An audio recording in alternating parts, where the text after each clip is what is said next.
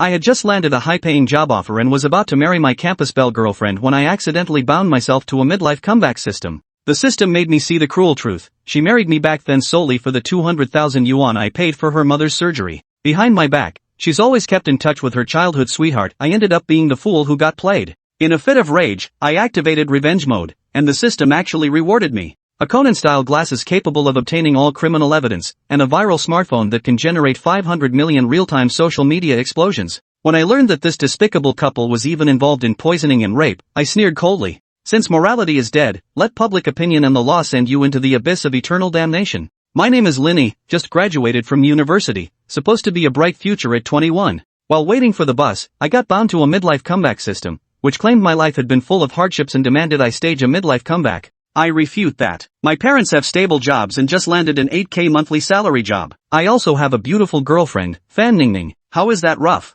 How is that middle-aged? The system, however, confirmed that I am 39 years old and listed my future life. At 18, I was admitted to the computer science department of Mingchen Kaiyun University and fell in love at first sight with Fan Ningning from the art department. At the age of 20, he paid 200,000 yuan for her seriously ill mother's surgery and won the beauty's heart. Graduated at 21 and landed a high-paying job. Marriage plans for the same year got delayed. Percent promoted and received a raise at 22, then successfully proposed. At 23, Fan Ningning became a full-time housewife after having a child, with her mother-in-law moving in to help care for the baby. The heavy burden of life rests entirely on my shoulders. At 35, with the company's business in decline, I narrowly avoided being laid off as part of management. At 37, I was laid off by the company. At 38, I discovered Fan Ningning was secretly transferring our marital assets. After repeated questioning, she admitted that she was only with me for the 200,000 yuan to save her life and had remained in close contact with her childhood sweetheart all along. Neither child is biologically related to me. After my divorce, I struggled for half a lifetime and ended up with nothing.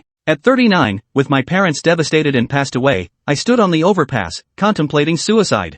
I stood frozen in place, unable to believe such a bleak future awaited me, but I'd rather believe it's true. I took out my phone and sent Fan Ningning a WeChat message to test the waters. She replied instantly with unflinching honesty. I hailed a taxi and staked out near the company where she was interviewing. 10 minutes later, my eyes nearly burst from their sockets. Fan Ningning was sweetly holding a man's arm as they walked into the Laofingshan gold store. Ding dong, a WeChat notification came through showing that 1,000 yuan had been spent using her family card. Shortly after, she sent a photo of the financial gold bead she had purchased along with a message saying, "When we grow old, we'll travel the world together." However, I saw with my own eyes that she handed the gold bead to the man beside her. Using my money to support your ex-boyfriend, what a slick move. I was trembling with anger and immediately chose, System, Bind. The midlife counterattack system has been successfully bound. Automatically triggered counterattack mission, make ex-wife Fan Ningning and adulterer Zhao Liwei pay the price. The system detected no deposits in my personal account. To prevent extreme measures, it automatically triggered a privilege, rock bottom rebound. Additional counterattack mission, middle-aged body management. For every 1 kilogram of weight lost, receive 20,000 yuan in counterattack funds. I clearly have an 8-pack and weigh 80 kilograms, but the system claims I'm 120 kilograms and need to lose 40 kilograms. Congratulations, host, you have received 1.6 million yuan in comeback funds, with an additional +1 one-time lucky star item. The text message for the 1.6 million yuan deposit immediately arrived. I immediately checked the obtained lucky star item, Conan's glasses. A one-time use item that allows you to designate or randomly select 3 individuals to obtain all their criminal evidence. The influencer's phone. A one-time use item that lets you specify an online event to receive 500 million genuine engagements, with the option to either blur or intensify the audience's impression of the featured person. I sneered, breaking someone's spirit is far more satisfying than killing them. With anticipation, I first put on Conan's glasses. The true colors of the despicable couple were instantly exposed. Fan Ningning. Frightened by stray cats and dogs, they purchased tetramine and scattered small amounts in areas frequented by stray animals. Constitutes the crime of endangering public safety by dangerous means. Zhao Liwei violated the mentally disturbed Ms. Liu under a bridge archway, filmed the video, uploaded it to foreign websites to earn money, and continues to do so to this day. Has committed crimes including rape, illegal confinement, and the production and dissemination of obscene materials. Truly childhood sweethearts, their rotten conscience stinks to high heaven. Furious beyond measure, I charged over and, spotting Zhao Liwei's back, leaped into a flying kick. Zhao Liwei slid to his knees and crashed to the ground. Fan Ningning panicked, Lin Yi, you, smack. I swung my arm and slapped her hard across the face. At the same time, I used the second lucky star item, the influencer's phone, to deepen Fan Ningning and Zhao Liwei's on-screen presence while diminishing my own. Fan Ningning covered her face and burst into tears, drawing a crowd, even attracting a few outdoor live streamers. Ha, I'm hitting you exactly because you deserve it. You should have thought about this day when you cheated. I cursed. A female live streamer with tens of millions of followers, sire, criticized me. Whether she cheated or not is beside the point, hitting someone is wrong in the first place. I ignored her, took out my wallet, retrieved the IOU, and openly displayed it to the onlookers and online audience. The IOU clearly stated in black and white that I had provided 200,000 yuan as emergency funds for Fan Ningning's critically ill mother. With the IOU and solid evidence of cheating, public opinion did a complete 180. What an ungrateful bitch. This kind of woman deserves to be drowned in a pig cage. The online comments overwhelmingly support me. With the influencer's phone amplifying the story, the incident exploded in popularity, skyrocketing to the top of the trending charts. Like mother, like daughter, no wonder the relatives refuse to help in times of need. So they're nothing but a pack of ungrateful wolves? Fan Ningning's face contorted as she screamed, her voice cracking. Wasn't he wrong at all? Why are you only blaming me? She hastily dialed the emergency number. I stood with my arms crossed, looking down at her coldly and letting out a smirk. Calling the police? Calling the police is good. It's time to settle the score. Chapter 3, Abandoned by All, Behind Bars. Woo-ah-woo, woo-ah-woo. When a public safety incident occurred and the caller was a woman, the police responded with lightning speed. Sirens blaring, the officers rushed to the scene. But the scene that greeted them made their hearts skip a beat. So many people? And a live streaming influencer? If handled poorly, this could easily become another highly damaging social incident. Who called the police? Me. Fan Ningning ran up behind the officer, her voice trembling with tears. She pointed at Lin Yi and said, "He slapped me and hurt my friend." Her finger shifted again, pointing at the crowd of onlookers and them. They egged me on, slandered me, hurled insults, and pressured me. They wanted me dead. Her words ignited the crowd's fury. The villain accuses first. Officer, don't believe her lies. She looks harmless, but she's rotten to the core. That's right, officer, this girl. Quiet, the officer shouted, cutting them off. Who hit her? Lin Yi tucked away the IOU and stepped forward, his voice firm and righteous. Officer, I hit her. In that case, the scene and the victim's account are largely consistent. You'll both come with me to the station for questioning. Lin Yi stood still, his tone calm and earnest. I didn't hit her out of personal grudge. I was acting in the public interest. The veteran officer handling the incident frowned and pointed to his chest. Young man, my body camera is recording. You'll be held accountable for your words. Absolutely true. Lin Yi declared loudly. I've been keeping a close eye on Fan Ningning these past few days because I suspected she was cheating on me. I planned to break up with her once I had proof, but instead I uncovered evidence of their criminal activity. Fan Ningning panicked. You're lying. You're making this up to avoid responsibility. She clutched the officer's arm pitifully. Officer, you have to stand up for me. Don't let him slander me and ruin my reputation. At this very moment, Lin Yi's words, the officer's handling of the situation, and Fan Ningning's reaction were being broadcast nationwide through various influencers' phones. Fan Ningning wept bitterly. If this happens, how will I ever marry or live my life? Wah!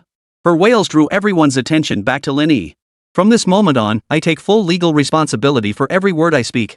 Lin Yi declared forcefully, pointing at Fan Ningning as he made his accusation. On July 1st, yesterday, Fan Ningning poisoned the area near Ningyuan community.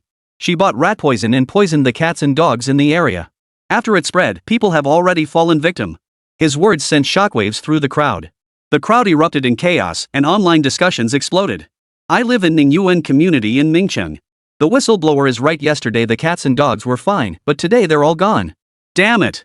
That explains why I saw videos today where several guys expose dog meat restaurants, saying they got poisoned and hospitalized after eating there. Damn it, you can't judge a book by its cover. This Fan Ningning isn't just morally corrupt, he's a criminal beyond redemption. The chorus of condemnation and outrage overwhelmed Fan Ningning. She really had done this. Officer, don't believe him. He's slandering me. He's trying to get back at me. The officer was skeptical, finding Fan Ningning's reaction highly suspicious. Lin Yi pressed on. Officer, we can check her phone right now. There are search records. This was premeditated and planned. She poisoned someone in a public place. Fan Ningning panicked, covering her phone as she stumbled back 2 steps. Steeling herself, she flung the phone violently to the ground, shattering it into pieces. You think that's the end of it? Lin Yi sneered coldly. Officer, there's rat poison left in her bag. She didn't have time to dispose of it. This time, Fan Ningning wouldn't be allowed to destroy evidence. The officer swiftly pinned her down. The onlookers around them began to murmur. Her reaction, she really is up to something. You never know what's inside a person. What kind of family could raise such an ungrateful child who seeks revenge on society? I just checked. Fan Ningning is guilty of endangering public safety by dangerous means. Amid the chaotic commotion, Lin Yi spotted Zhao Liwei trying to slip away.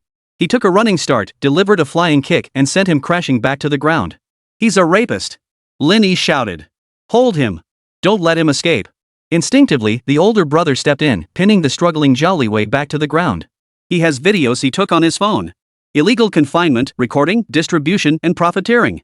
Lin Yi shouted again. Officers stepped forward, two of them pinning Zhao Liwei down while another grabbed his phone to inspect the gallery. After less than 2 minutes of viewing, they gritted their teeth, seething with rage, as if they could devour Zhao Liwei alive. A viral video clip had surfaced, and viewers watching the livestream were all outraged. That scumbag deserves to die. Damn it, if I'd been there, I'd have crushed his balls. I saw this video on foreign sites. The victim seems to have an intellectual disability. Bro, when the trial comes, bring this comment and your browsing history to testify in court. The online frenzy reached new heights, spreading nationwide. An elderly woman scrolling on her basic smartphone at the village entrance suddenly gasped. Hey! Isn't that Zhao Liwei, the son of old Zhao's family? Look again, isn't that Fan Ningning, the daughter from the Fan family next door?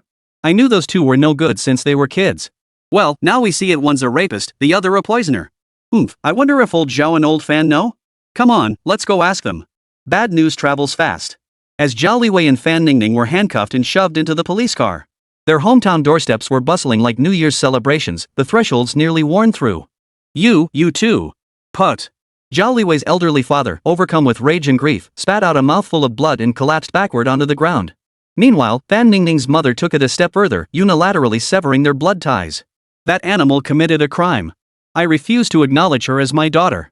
I'm going to court to sever our mother-daughter ties. But the elderly woman blocking the door knew exactly what was at stake. She jabbed her in the back with a pointed remark. You're afraid that if Fan Ningning goes to jail, she'll leave you with her 200,000 yuan debt to pay off, right? Nonsense. You're all talking nonsense. She borrowed that money herself. What does it have to do with me? Even if she goes to jail, she has to pay it back herself. While the village drama was just beginning, Lin Yi's side of the story was essentially over. He too had entered a police car, but he'd been invited in, sitting in the passenger seat looking quite relaxed. He scrolled through his phone, checking Douyin, Kuaishou, and every browser all filled with videos and news articles about Fan Ningning and Zhao Liwei. This hot topic had exploded. Online sentiment, and even public opinion, was overwhelmingly condemning Fan Ningning and Zhao Liwei, demanding severe punishment and a swift trial. Lin Yi spotted an intriguing comment. I exposed the scum bitch, only to discover she's a poisoner. New book uploaded, come check it out. Without hesitation, Lin Yi replied beneath the comment, bookstore smashed, got it? Closing his phone, he silently chanted the incantation and activated the midlife reversal system. You ignited online outrage and exposed Fan Ningning and Zhao Liwei. What awaits them is family ruin, eternal infamy, and irredeemable doom. Current revenge score, 95 points. Shall we conclude the revenge and settle the reversal funds based on the current score? Chapter 4, The Professional Smile, The Fiery Smile. End the revenge? Why end it? This isn't about the revenge score being only 95 points, nor is it about missing out on an extra reward, nor is it about failing to achieve 100 points. Fan Ningning and Zhao Liwei would later destroy Lin Yi's family, driving him to the brink of suicide by jumping off a bridge. Without the unexpected intervention of the midlife reversal system, Lin Yi would likely have fallen back into his old ways. Even though his predetermined future trajectory had shifted, Lin Yi refused to let them off the hook. Especially since they brought this upon themselves, why should Lin Yi show mercy? For endangering public safety through dangerous means, causing contamination and casualties, the sentence would likely exceed 10 years. By the time Fan Ningning was released, she would be at least 32 years old. By then, public outrage would have long subsided, and she'd likely find another man to settle down with. But what if she hadn't been properly rehabilitated and continued to harm others? Lin Yi's gaze turned icy. Some people are already rotten to the core, just covered in a veneer of gold that hasn't yet given off its stench. Now that their true colors are showing, if we don't bury them completely, we'd be doing a disservice to ourselves and society. As for that scum Zhao Liwei, Lin Yi was determined not to let him off the hook. Was he even human? Little Lin, are you furious? The veteran officer asked gently from the patrol car. Yeah. They should be shot, Lin Yi muttered. The veteran officer sighed. Legal matters aren't for me to discuss. All I can do is gather evidence as quickly as possible and file a public prosecution. Lin Yi understood perfectly well. He asked, when will the trial be held? Can I observe? Within 3 days. The veteran officer gripped the steering wheel tightly.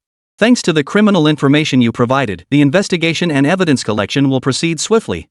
As for observing the trial, I'll do my best to arrange it for you.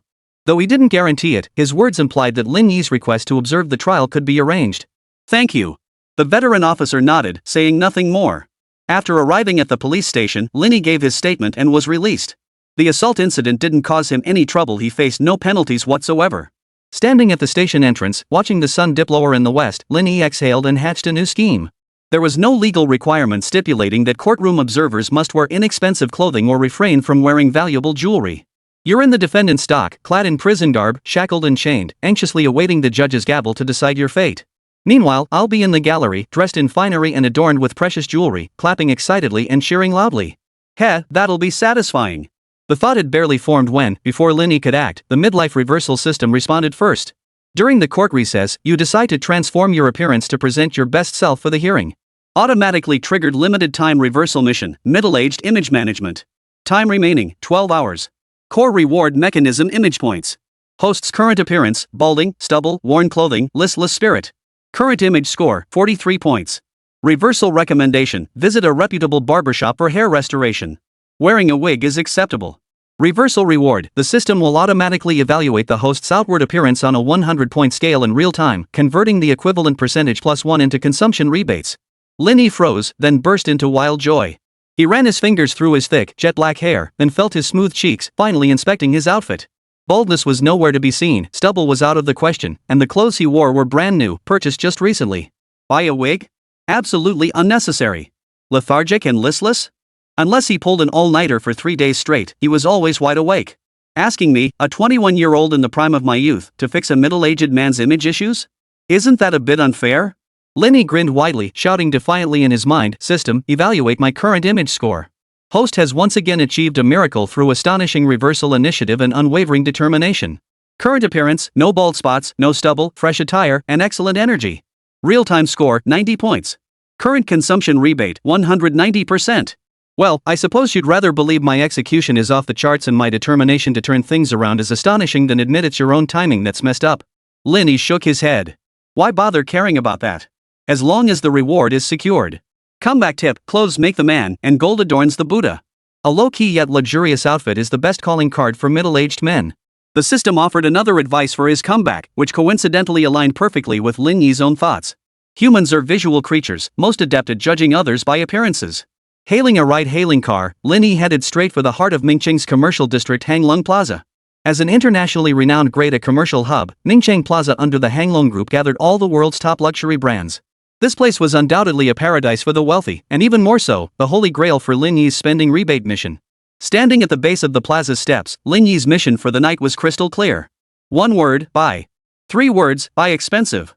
4 words, only buy the most expensive. Vulgar? How could this be vulgar? If earning money is vulgar, then what's the point of having money at all? A smile played at the corners of his mouth as Lin Yi made his way to the first floor of Plaza 66. Looking up, he saw nothing but English logos, all the iconic brands that defined this place. For example, Balenciaga, Dior, BV, Celine, Gucci, LV.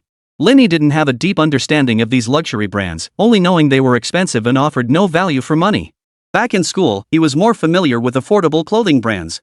Brands like Samir, Uniqlo, Jack Jones, Meters Bonwy, and so on.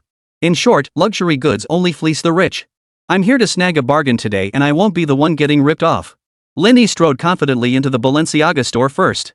The clothing style here was younger and suited him perfectly. Good afternoon, welcome to the Balenciaga store at Ningcheng Hanglong. What products would you like to see? I can give you a brief introduction.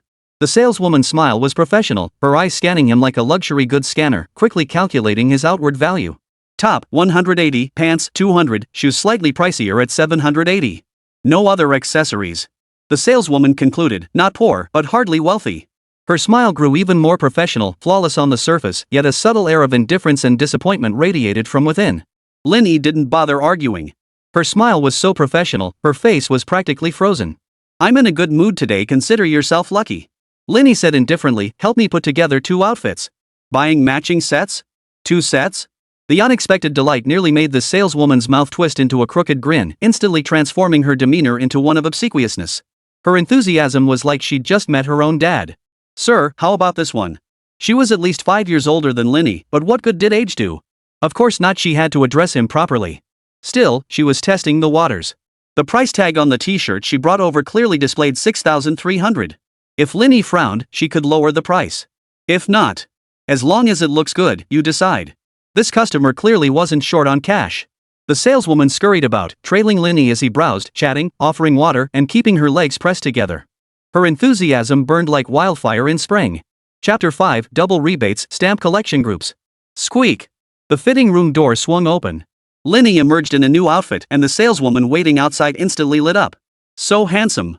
Lin Yi saw the sparkle in her eyes and knew without asking that this outfit suited him perfectly. Stepping before the mirror, Lin Yi examined himself closely. The saleswoman had impeccable taste. In the mirror, Lin Yi wore a light-colored denim jacket paired with straight leg pants in the same shade, his feet in a pair of white sneakers.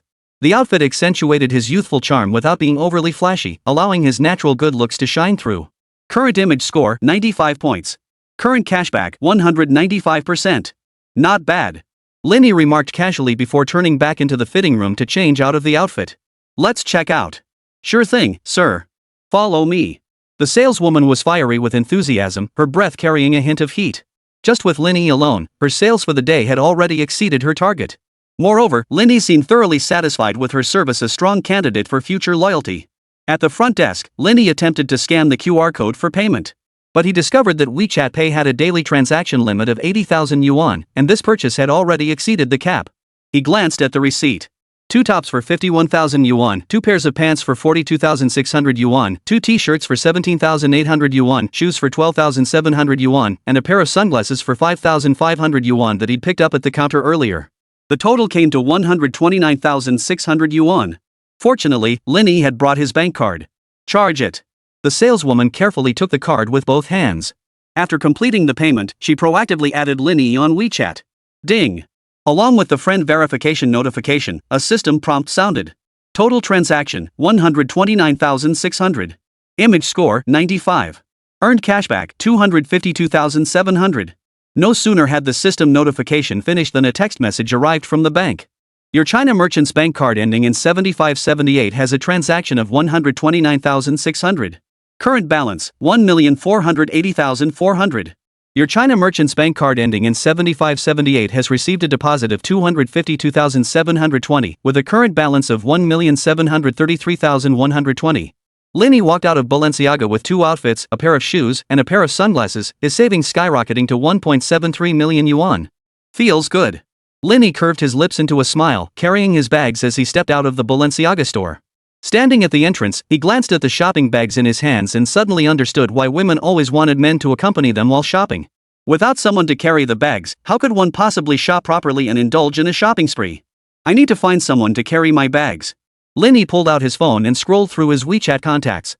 But after scrolling for ages, he realized he didn't have a single buddy or friend available to hang out with. After graduating from college, his dorm mates had long gone their separate ways. And because of Fan Ningning, Lin Yi had remained pure and upright throughout his 4 years of college, never getting involved with girls, despite his good looks. Now, looking through his WeChat contacts, he realized there were almost no girls left. Lin Yi slapped his forehead in frustration. Damn it, how much good stuff did I miss out on? But realizing this now wasn't too late. He immediately created a new contact group called Collectibles, accepted the friend request from Miao Yanhong, the Balenciaga saleswoman, and added her to the list. During your image upgrade, your mindset shifts. You grow more confident and seek to make up for the beauty you missed in your youth. Automatically triggered comeback quest, the middle-aged man stamp collection campaign. Core reward mechanism stamp collecting. The system automatically assigns a composite percentage score based on factors like the quality and loyalty of the collection target, granting different rewards according to the score. Current target, Miao Yanhong. Stamp collection score, 20 points, aged and withered. Stamp collection reward, none. Stamp collection comment, you must be starving, you're not picky at all. Lin Yi was speechless. Female teller Miao Hongyan was only 25 or 26 this year, right in the prime of a woman's life. Yet from the system's perspective 18 years later, she truly qualified as past her prime. If you were to rate her as young and beautiful, she probably wouldn't even be considered an adult yet. But now wasn't the time to dwell on stamp collecting. The double reward period lasted only 12 hours, and Lin Yi had to make the most of it. I still need to find someone to carry my bags. Otherwise, lugging around all these packages will seriously slow down my shopping.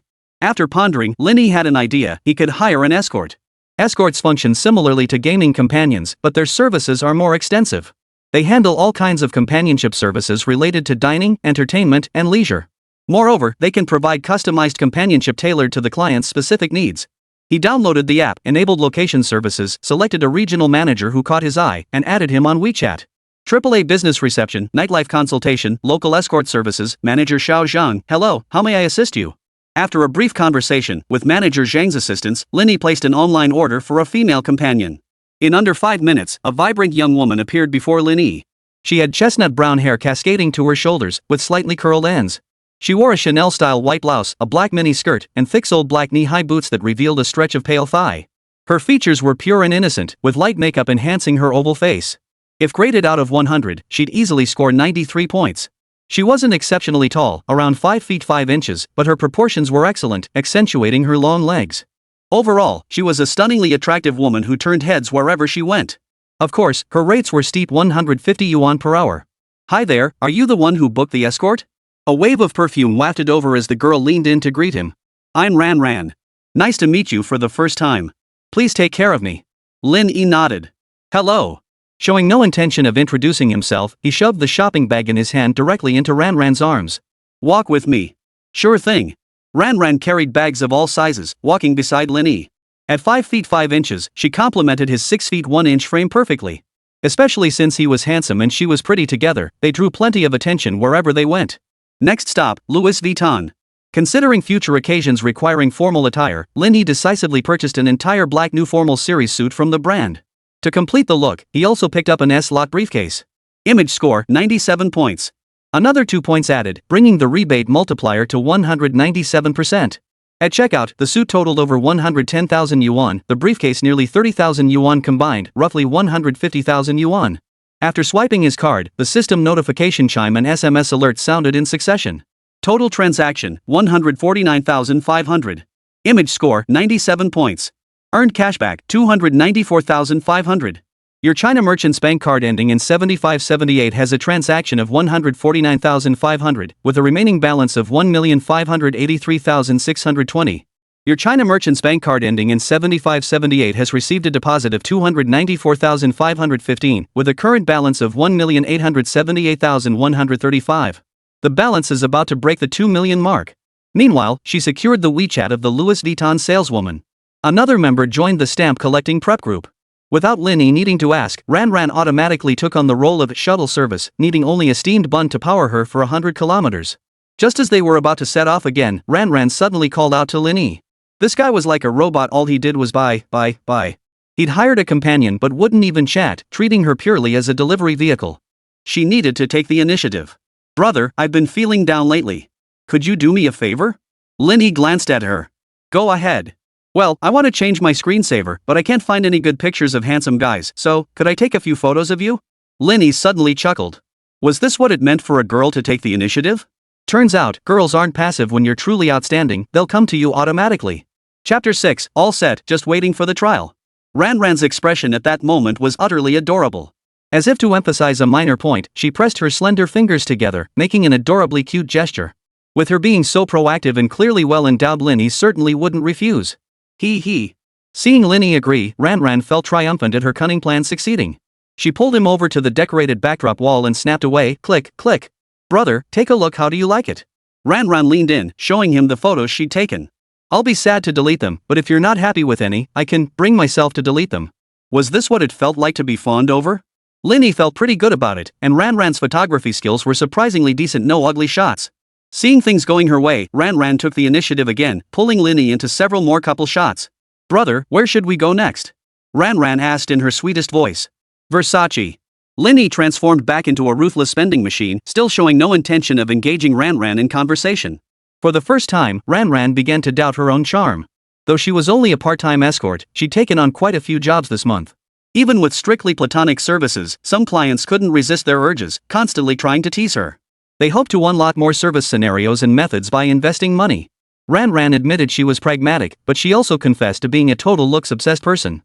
Unless they offered $1 million or $2 million, she flat-out rejected anyone unattractive. But today's client's looks genuinely caught her eye. Handsome and wealthy, what woman wouldn't be dazzled? Ran Ran certainly couldn't resist. But, he's way too aloof, she inwardly wailed. From the moment we met, he hasn't said more than 3 words to me. Keep playing dumb and dragging this out? No way. Ran Ran decided to take the initiative.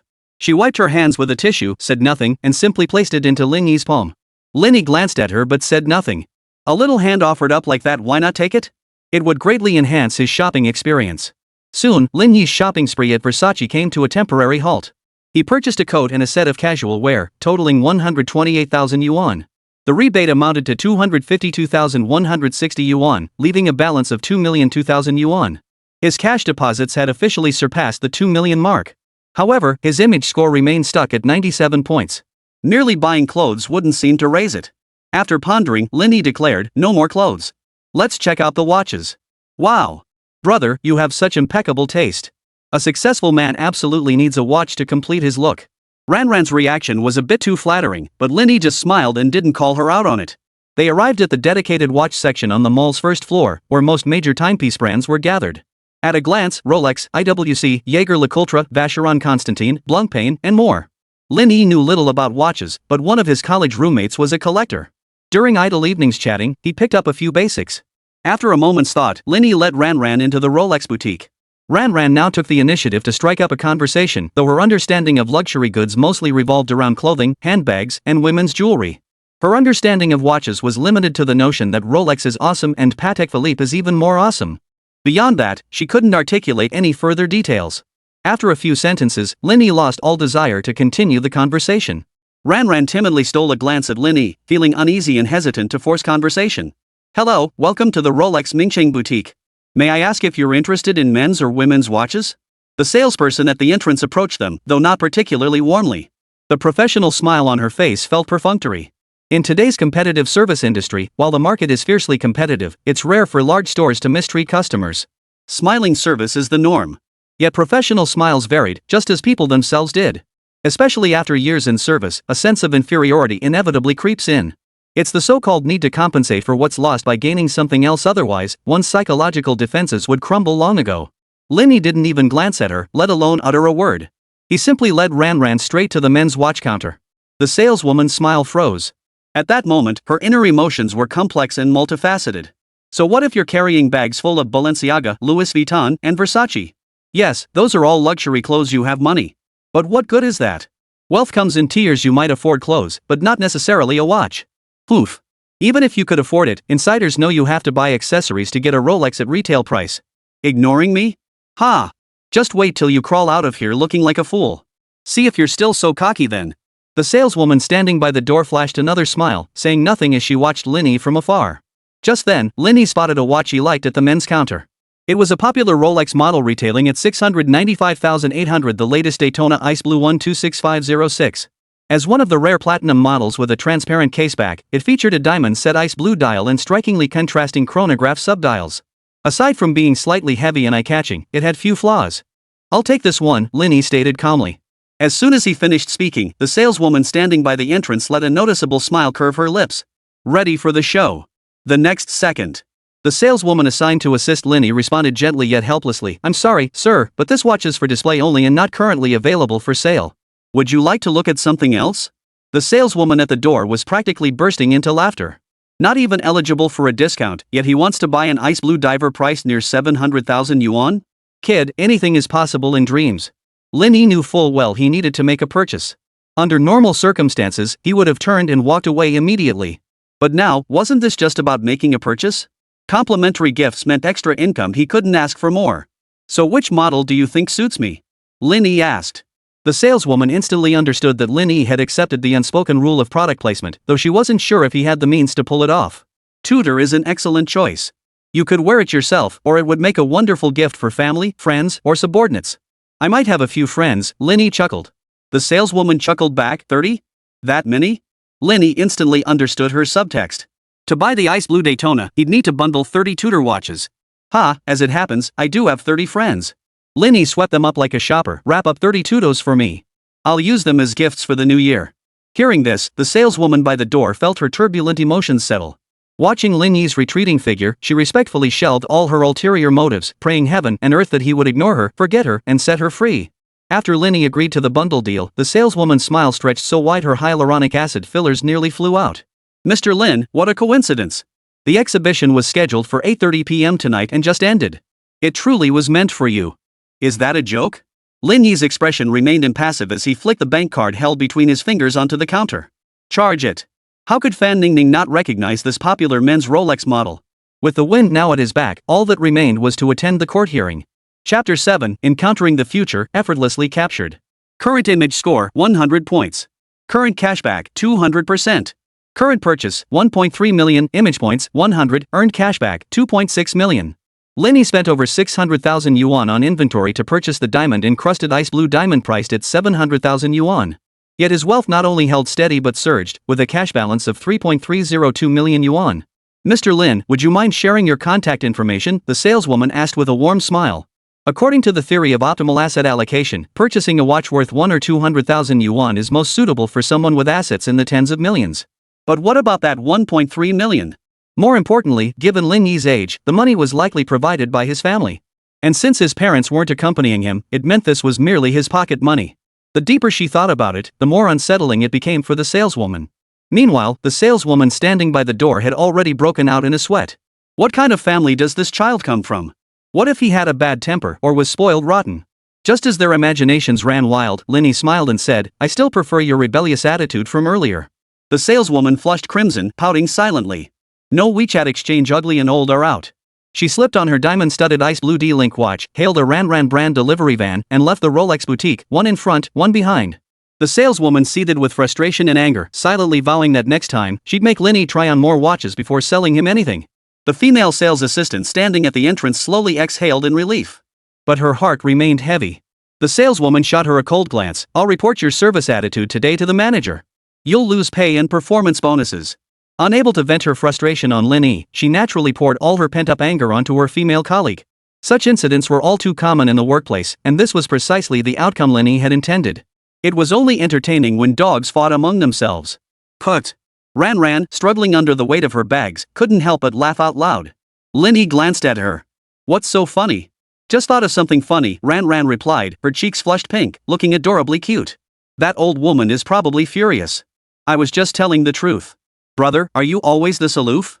Ran asked curiously. Only starting today. Ran tilted her head, looking at Lin Yi with confusion. Why only starting today? Lin Yi offered no explanation, taking several shopping bags from Ran's hands. 30 Tudor watches stacked together were surprisingly heavy, and the delivery truck was already overloaded. But soon, watch dealers came running, snapping up all the Tudor watches in Lin Yi's hands at 70% of the retail price. Tudors were also in high demand on the secondary market. With this single transaction, Lin Yi netted another 420,000 yuan, bringing his total balance to 3,722,000 yuan. He glanced at the time. It was already 9:15 p.m. Lin Yi glanced at Ran. Before he could speak, she waved her hand and said, Brother, I'm fine. I really enjoy shopping with you. Escort work had strict regulations, ending precisely at 9 p.m. Then I'll pay you overtime. Since Ran didn't want to leave yet, Lin Yi didn't intend to shortchange her. Brother, where should we go next? Dinner, of course. Lin Yi took Ran's small hand. Any recommendations? They'd already bought everything essential. Where could they possibly go at this hour to purchase something as expensive as a car or a house? Lin Yi didn't press the issue, and besides, he was genuinely hungry now. They arrived at a Cantonese restaurant and ordered a table full of dishes. Steamed Eastern Star Grouper, black truffle shrimp dumplings, XO sauce Canadian geoduck clam, crispy South African baby abalone, caviar cold platter assortment, lychee wood smoked duck rolls, and finally an old chicken and matsutake mushroom soup. Lin Yi didn't order any alcohol, much to Ran's disappointment. How could she get drunk without alcohol? Did he really have no interest in her? By 10:30 p.m., Lin Yi felt stuffed and ready to leave with his conquest. Let's call it a night. Ha! Ran's disappointment was written all over her face, but she wasn't ready to give up just yet. Big bro treated me to a feast, so how about I treat you to karaoke? Next time. I've got things to do. Lin Yi had no other thoughts on his mind right now. He just wanted to get to court quickly. Ran recovered quickly, nodding with a radiant smile. Alright then. I'll wait for your next time. Overtime pay, let me scan you. Ran batted her eyelashes. Brother, let's just connect on WeChat. Did you forget? I took so many photos of you. So that's why she was waiting here. Ran's playful attempts to add him on WeChat made Lin Yi chuckle. He opened the QR code and let her scan it. Everything settled, the two waved goodbye. Ding dong, ding dong. In the taxi, Lin Yi received 2 WeChat messages. Brother, let's get reacquainted. My name is Lin Yi. As if to prove her identity, a photo of her ID card was attached below the message. Lin Yi examined it closely. Her natural beauty score was quite high, at least 88 points. On a 100-point scale, an 88 for natural beauty was already quite high. Just as he was about to reply, a system notification suddenly chimed in his mind. You've encountered Lin Yi, the behind-the-scenes boss of Wanqing Media. After treating her to meals, covering shopping bills, and showering her with favors, you've finally obtained her contact information. She's a top-tier A8, and what's more, she's currently single. If you can win her over, your midlife comeback journey will become much smoother. Automatically triggered comeback mission, win over Li Muqin through personal charm. Core reward mechanism affinity points. The system will monitor Li Wanqing's affection for the host in real time. Rewards are granted upon reaching 60, 80, 100 affection points. Li Wanqing's current affection level, 30. Note, this comeback mission does not conflict with the Collector's Edition comeback mission rewards are calculated separately. Lin Yi frowned deeply. The midlife comeback system was acting up again. What did it mean that he had to treat her to meals, swipe his card to pay the bill, and go out of his way to please her just to get her contact info? Clearly, she was the one who went out of her way to strike up conversations and used every trick in the book to get his WeChat, okay? Considering she's pretty, has a great figure, and was so proactive, plus I get a reward, I won't hold your slander against me. Lin Yi scratched his nose, forgiving the system's unreliability. He casually added Li Muwen to his collectors group and replied with a message, Lin Yi. He immediately opened the transfer window and sent her 1,000 yuan. It was more than she asked for, but Li Muwen didn't accept it. She promptly sent it back. Too little? Lin Yi casually sent a question mark. Brother, you've already paid the fee. When? When we took that photo together, of course. A photo with you, brother, is worth a fortune. Was she flirting? Li Muwen's affection level, 40. And her affection level is rising this fast? Just from one sentence, it jumped 10 points? Lin Yi chuckled, not insisting on paying, nor letting the system level reward make him seem overly eager. A woman's heart is like a stubborn ox. The more you try to appease it, the harder it gets. As long as you don't indulge her, she'll be the one getting anxious. Chatting casually with Li Muwen, Lin Yi planned to make one final big push before time ran out. Driver, to the Wanda Wenhua Hotel. Card 8, Presidential Suite, court in session. Mingcheng boasts over a dozen 5-star hotels, but only a handful command significant renown. Take the Wanda Wenhua Hotel, for instance. The presidential suite at Wanda Wenhua Hotel wasn't as expensive as one might imagine, 26,888 yuan per night. Lin Yi stated bluntly, 6 months. The lobby manager paused in surprise. What? The presidential suite, for 6 months, that's 180 days. Lin Yi had calculated it clearly. The listed price for the presidential suite was 26,888 per night. Normally, the room rate for 180 days would be 4.8 million. But the presidential suite wouldn't be sold every single day. In fact, even if it sat idle for half a month out of every month, that would be considered decent occupancy. Typically, guests staying 3 days or longer in the presidential suite would receive complimentary perks, with additional discounts offered for extended stays. Moreover, anyone familiar with the hotel industry knew that long-term room bookers were the most valued customers. To encourage this, they offer substantial discounts. All right, certainly, sir. Please complete your registration first. Regarding the price, we can offer you a 30% discount. Would that be acceptable? The lobby manager was no stranger to the world, yet his words still came out stammering, lacking confidence. Even at a 30% discount, that was still over 3 million. With that kind of money, one could buy a small apartment outright in a decent neighborhood of Mingcheng. But how could he possibly understand the sheer joy of getting something for nothing? With one withdrawal and one deposit, the balance now stood at 7.62 million. Welcome home, Mr. Lin. Guided by Bella, the presidential suite's personal butler, Lin Yi rode the revolving elevator to the double-door entrance of his room. For attendants bowed in unison, their perfectly synchronized posture making Lin Yi's eyelids twitch. Mr. Lin, these are your dedicated service staff for your stay. Please feel free to inform them of any needs. Of course, you may also speak directly to me. Bella is delighted to serve you. Lin Yi glanced at her. Bella wore a professional suit, her legs straight and shapely in black heels, her figure above average. Her face, however, was only average at best, barely scraping by at 80 out of 100. She was attractive, but not strikingly so. But this also proved that her work skills were absolutely above average. Beep. Bella swiped her key card. Attendants flanking Lin Yi pushed open the door and ushered him inside. The suite spans 418 square meters and boasts the best natural lighting in the entire building. For your convenience, we've provided L'Occitane's premium skincare line. The shower area features a dedicated sauna room, along with. Bella's voice echoed through the living room, study, bedroom, and bathroom, providing Lin Yi with an incredibly detailed introduction. Truth be told, there was genuinely nothing to criticize. Expensive, and for good reason. Still, Lin Yi found something lacking. Bella, don't you think the desk is missing a computer? Bella was momentarily flustered. Was this request treating the presidential suite like an internet cafe? She quickly recovered, bowing respectfully, Mr. Lin, that was indeed an oversight on our part. If you require one, I can arrange it immediately. Of course I need one, Lin Yi affirmed decisively. Gaining in a 400-plus square meter presidential suite would feel absolutely amazing. Of course, watching movies would be perfectly fine too. Bella jotted down the request in her notepad, then asked Lin Yi if it was okay to have the clothes he brought sent out for dry cleaning. Mr. Lin, we won't disturb your rest. Should you require anything, our service is available 24 hours a day. Bella and her staff departed, leaving Lin Yi alone in the over 400 square meter suite. In less than half an hour, a brand new 4090 desktop computer was delivered by a staff member. The night stretched long ahead.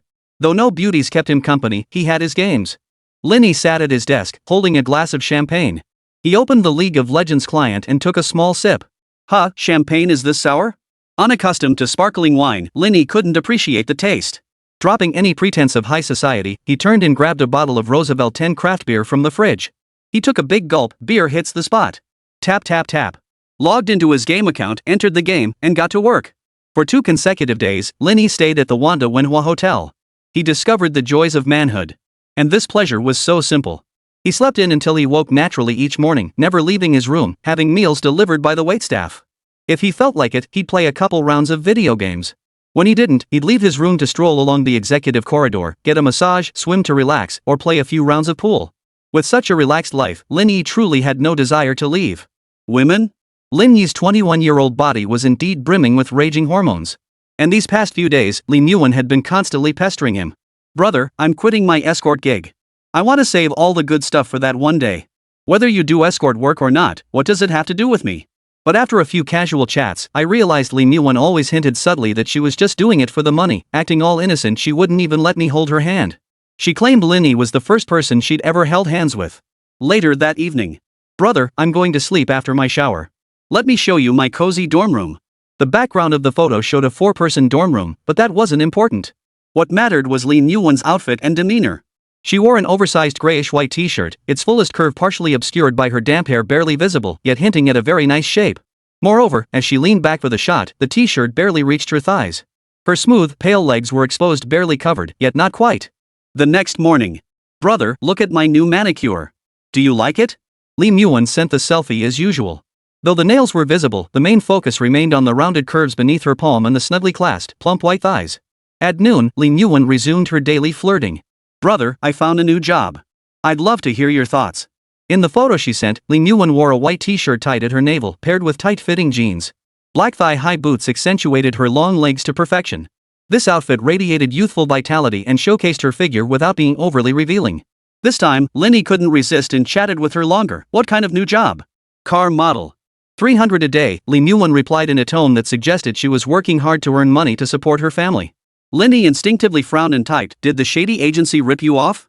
Given Lin Yi's looks and figure, 300 a day for car modeling was far too little. Brother, it's already plenty. I wouldn't dare ask for more. If you don't like me doing this kind of part-time work, I'll find a new side job. Lin Yi clicked his tongue. Was the hint that obvious? If you don't want to work part-time, you can focus on your studies. But he didn't take the bait. Then I'll keep working part-time to earn money. I'll support you in the future. Lin Yi smiled and relented at the right moment. Don't just focus on making money, safety matters too. Before heading out for a gig, send me a message to let me know. Got it, big bro. Thanks for caring. I'll stay safe and check in with you every day. After sending the message, Lin Yi hugged her phone and rolled around on her dorm bed, grinning from ear to ear. Lin Yi affection level, 50. Lin Yi promptly received the notification. Just as he was about to tease her a bit more to push her affection toward the 60% mark, his phone rang. Got it, uncle. I understand. Thank you. Hanging up, Lin Yi's expression instantly turned icy. This afternoon at 3 p.m., both the Fan Ningning poisoning case and the Zhao Liwei rape case would be heard simultaneously. Chapter 9, Karma Comes Full Circle, a New Comeback. During the days leading up to the trial, Lin Yi kept a close eye on the fermenting online discourse. Over the past 2 days, public outrage had reached a fever pitch. Revelations and exposés flooded the internet, with search volumes remaining consistently high.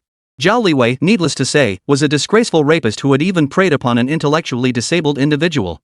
While he remained isolated in custody, shielded from the storm, his parents bore the full brunt of public fury, 200% of it. In this internet age, too many people crave fame. Over the past 2 days, countless individuals have gathered outside Zhao Liwei's home, live-streaming and hurling abuse with their phones. If his parents dared to step outside, they would inevitably be subjected to scathing verbal attacks. People need dignity, trees need bark. Who could endure that? How is this any different from digging up their ancestors' graves? Fan Ningning's doorstep was even more crowded, mostly with sharp-tongued, feisty middle-aged women. They may lack other skills, but they're masters at spreading rumors and stirring trouble. Any minor incident gets blown out of proportion until everyone within miles knows about it. It wasn't just in real life, online sentiment was escalating even more fiercely. The name Fan Ningning became a viral buzzword of the new era, a fresh trend in verbal abuse. A common insult, your whole family is Fan Ningning. Or, may you marry Fan Ningning someday. Or, you look exactly like Fan Ningning, has become a phrase capable of shattering the defenses of both men and women. The victim, Lin Yi, has since faded from memory, no longer the subject of gossip or pity among men and women. But he wasn't pitiful at all, he'd actually been reborn. Dressed in Versace casual wear, his wrist adorned with a diamond-studded ice blue watch, and riding in a Maybach limousine, Lin Yi arrived outside the courthouse. The veteran police officer waiting for him froze in surprise. Is this really the same boy from that day? The transformation was astonishing, every gesture radiated wealth and confidence. Uncle, Lin Yi greeted him with a smile. I almost didn't recognize you, the officer said, handing over the pass. You haven't gone on a revenge spending spree, have you? Of course not. Just treating myself a little better, Lin Yi replied candidly. She's not even worth provoking me. The veteran officer nodded. Alright, let's go. I'll escort you inside. And that 200,000 yuan Fan Ningning owes you? It doesn't constitute fraud. Lin Yi had already mentioned this during his previous statement, submitting the IOU as evidence to the police. Can you get it back? Fan Ningning's parents don't want to take responsibility for her debts. Getting repayment will be difficult. The veteran officer shared Lin Yi's frustration. That 200,000 yuan was most likely unrecoverable. You can only get a portion from her labor reform earnings, but it's a drop in the bucket. Lin Yi no longer cared about the 200,000 yuan itself, but he was deeply curious to see Fan Ningning's reaction to having to repay the debt while sewing in prison. The question was whether Fan Ningning could endure it. But if she can't, all the better. Upon entering the courtroom, they waited about 5 minutes before the judge took his seat and brought down the gavel with a resounding thud. Court is in session.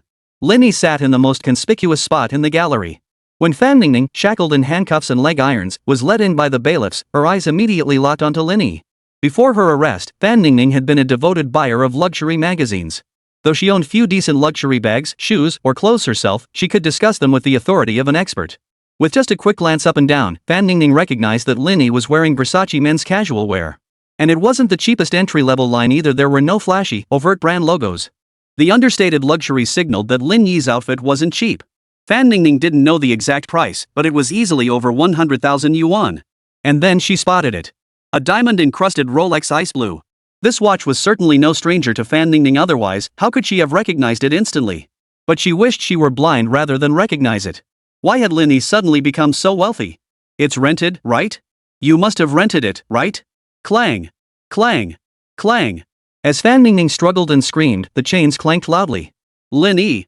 Don't think I don't know what you're up to. I'm telling you, I don't regret it. You deserve it. You deserve it. Seeing Fan Ningning suddenly go berserk, the two bailiffs frowned, glancing first at Lin Yi. Seeing no violation on his part, they sternly warned Fan Ningning before swiftly dragging her to the defendant's dock. His clothes. His watch.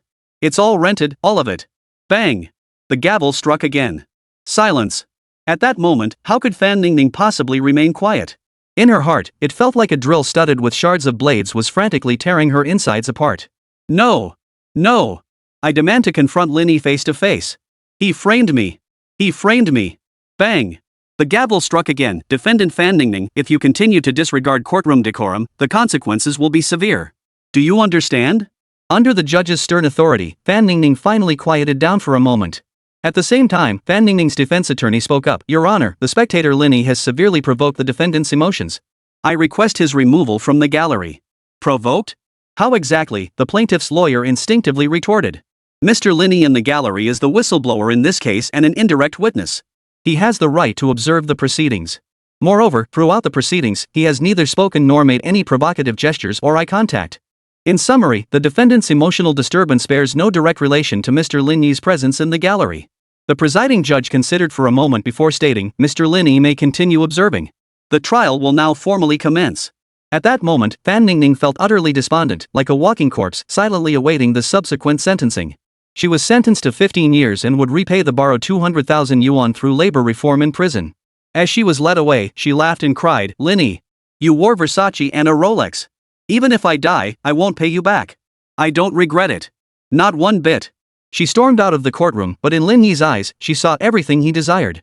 It was a look of regret, despair, and utter hopelessness. His future self, after enduring family tragedy, Fan Ningning's betrayal, and divorce left with nothing, would likely see the world through eyes like hers. When it was time for Zhao Liwei's trial, Lin Yi left the courtroom. Later, he learned Zhao Liwei had been sentenced to consecutive terms for multiple crimes. Due to the severe social impact, each charge received the maximum penalty, totaling 20 years behind bars. Though he would eventually be released, scum like him would learn in prison from the seasoned inmates what fate awaits rapists. Ha! Lin Yi exhaled a heavy breath, spreading his arms wide to embrace the sun. Revenge complete. Current revenge score, 100 points. Reversal funds settlement complete. Congratulations, host, on acquiring 1 million yuan in reversal funds. After settlement, the deposit notification arrived as expected. Balance, 8.62 million. Simultaneously, the system alert sounded promptly. New comeback mission unlocked, reclaim your youth. In middle age, the real failure isn't weight gain or receding hairline, it's losing that heart brimming with passion and drive. Reclaiming youth is a vast and systematic endeavor. The first step is to rediscover the mindset of your younger self. Core reward mechanism mindset. Current mindset, 40 points, listless and weary. Mission reward, for every 10-point increase in mindset, gain 1 free attribute point and 100,000 yuan in comeback funds. Note, this is part of a series of comeback quests with identical base rewards. Lin Yi? At 21, my mindset isn't youthful enough? Chapter 10, Youthful Mindset, Exclusive Customer Service. Sometimes, no, most of the time, Lin Yi couldn't help but laugh at the system. Especially when it delivered comeback missions with deadpan seriousness. Alright, you say my mindset score is 40 points, a gloomy and listless state of mind. Alright then, go ahead and scan me now. What's my current mindset score? The chuckle in his mind faded as the system dawdled for a moment before finally responding. Congratulations! Host, with your unwavering determination to turn things around, you've completed your mindset adjustment in record time. Current mentality score, 90 points, full of vitality. Congratulations! Host has earned 5 free attribute points and 5 million yuan in comeback funds. Within less than half a minute, Lin Yi gained 5 free attribute points and officially surpassed the 10 million yuan mark in cash deposits. Balance, 13.62 million yuan. Simultaneously, the presence of free attribute points activated the personal interface. Host, Lin Yi. Physical attributes, appearance 96, build 88. Physical attributes, strength 81, speed 74, stamina 66, agility 73, flexibility 60.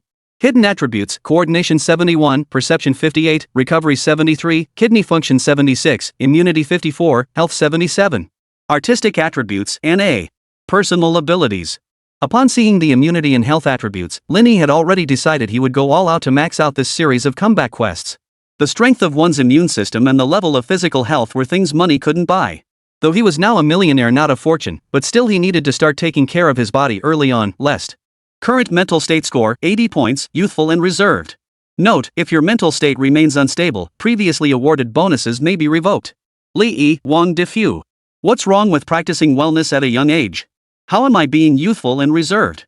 Indulging in sensual pleasures and romantic escapades, that's what middle-aged men do, that's the youthful mindset. Current score, 91 points, full of youthful vigor. Lin Yi was thoroughly impressed. Alright then, so middle-aged men can't admit they're not up to par, huh? When you steep goji berries in your thermos, you can only say it's too hot to drink, you can't admit it's for health reasons, right? Lin Yi finally understood, this middle-aged comeback system wasn't messing with time, it was getting old. Host, please note, mindset is not behavior. Health preservation is commendable, but when you consciously focus on it and deliberately practice it, it indicates your mindset has already aged. It wasn't exactly a revelation, but there was some truth to what the system said. Fine then. Let's add some points first. Lin Yi stared at the health attribute and growled, max it out. Health 77, health 82. A warm current surged through his body. Lin Yi shivered with pleasure, instantly feeling refreshed and invigorated. Time to let loose? He glanced at the time, 5:25 p.m. Nightlife hasn't even started yet. As he pondered, Lin Yi received a call. Glancing at the ID, it was from China Merchants Bank. Hello, is this Mr. Lin Yi? This is he. Mr. Lin, we've noticed recent deposits and expenditures in your account. Hearing this, Lin Yi's heart leapt to his throat. He'd already drawn his executioner's axe. If anything was amiss, he'd sever the system first and ask questions later. But by the end of the call, the system proved reliable. The bank wasn't calling about suspicious activity, they were upgrading his account to VIP status. It must be after hours now, right? Mr. Lin, as one of our esteemed clients, our bank is available 24/7 to attentively handle every transaction for you. With that kind of service, Lin Yi felt he had no choice but to go. He recalled his freshman year in college when he went to the bank for business. They closed promptly on the dot. If you arrived even a minute late, you'd have to wait until the next day. Now, it was the opposite. Whenever Lin Yi arrived, they would stay open for him. I'll be there around 6. Certainly, Mr. Lin. Our bank stands ready to serve you at any time. After hanging up, Lin Yi grabbed a quick bite to tide him over. Finding the right hailing service too slow, he hailed a cab and headed to China Merchants Bank. No sooner had he settled in than the driver activated his passive small talk skill. Young man, heading to China Merchants Bank now might not be the best timing, they closed half an hour ago. I have an appointment. The driver eyed Lin Yi skeptically. An appointment? Can the bank really schedule you for after hours? It really is an appointment. This kid's up to no good. The driver reached his conclusion and turned away, dropping the subject. He glanced at the watch on Lin Yi's wrist. Diamond-studded ice blue? Looks pretty legit. Where'd you get it on Taobao? How much did it cost? Lin Yi didn't bother explaining. He just smiled and said, looks like it, huh? Got it for 120 yuan. Can't remember the shop name. That's a steal. If my wife didn't keep such a tight leash on me, I'd buy one too, not for anything else, but to let people know my time is worth more than theirs. Ha ha. Lin Yi chuckled at the right moment. The driver was talkative and witty. After dropping them off, he kindly reminded them. I'll pull over for a quick smoke. Once you're done with your business, I'll take you on. His words spared Lin Yi's dignity, though of course, staying put meant he could earn another quick fare and maybe catch some excitement. That kid's money is mine for the taking. The driver thought to himself, smiling as he pulled out a cigarette. But before he could bring it to his lips, the tightly closed rolling gate swung open. The man who stepped out to greet them was someone the driver recognized even if he were turned to ash as the president of China Merchants Bank's Nanwang Road branch. Last time, when he tried to withdraw 100,000 yuan in cash, the man had made him schedule an appointment and wait in line for a week, nearly ruining his plans. But this time, she greeted him warmly, her smile revealing the fine lines at the corners of her eyes, clasping Lin Yi's hand as if reluctant to let go. Behind her, two tall, attractive female staff members followed, surrounding Lin Yi as they entered the bank together. Is this kid telling the truth? The taxi driver's thick lips trembled, and his cigarette accidentally fell to the ground. As he bent down to retrieve it, he watched Lin Yi walk straight through the VIP entrance and into the bank manager's office to conduct his business. Whoa! Holy! I was so busy watching him, I even lit my cigarette backwards. The driver's face burned like fire. He tossed the cigarette to the ground, crushed it underfoot, and sped off without another glance. Inside the bank, Lin Yi examined his new card with satisfaction.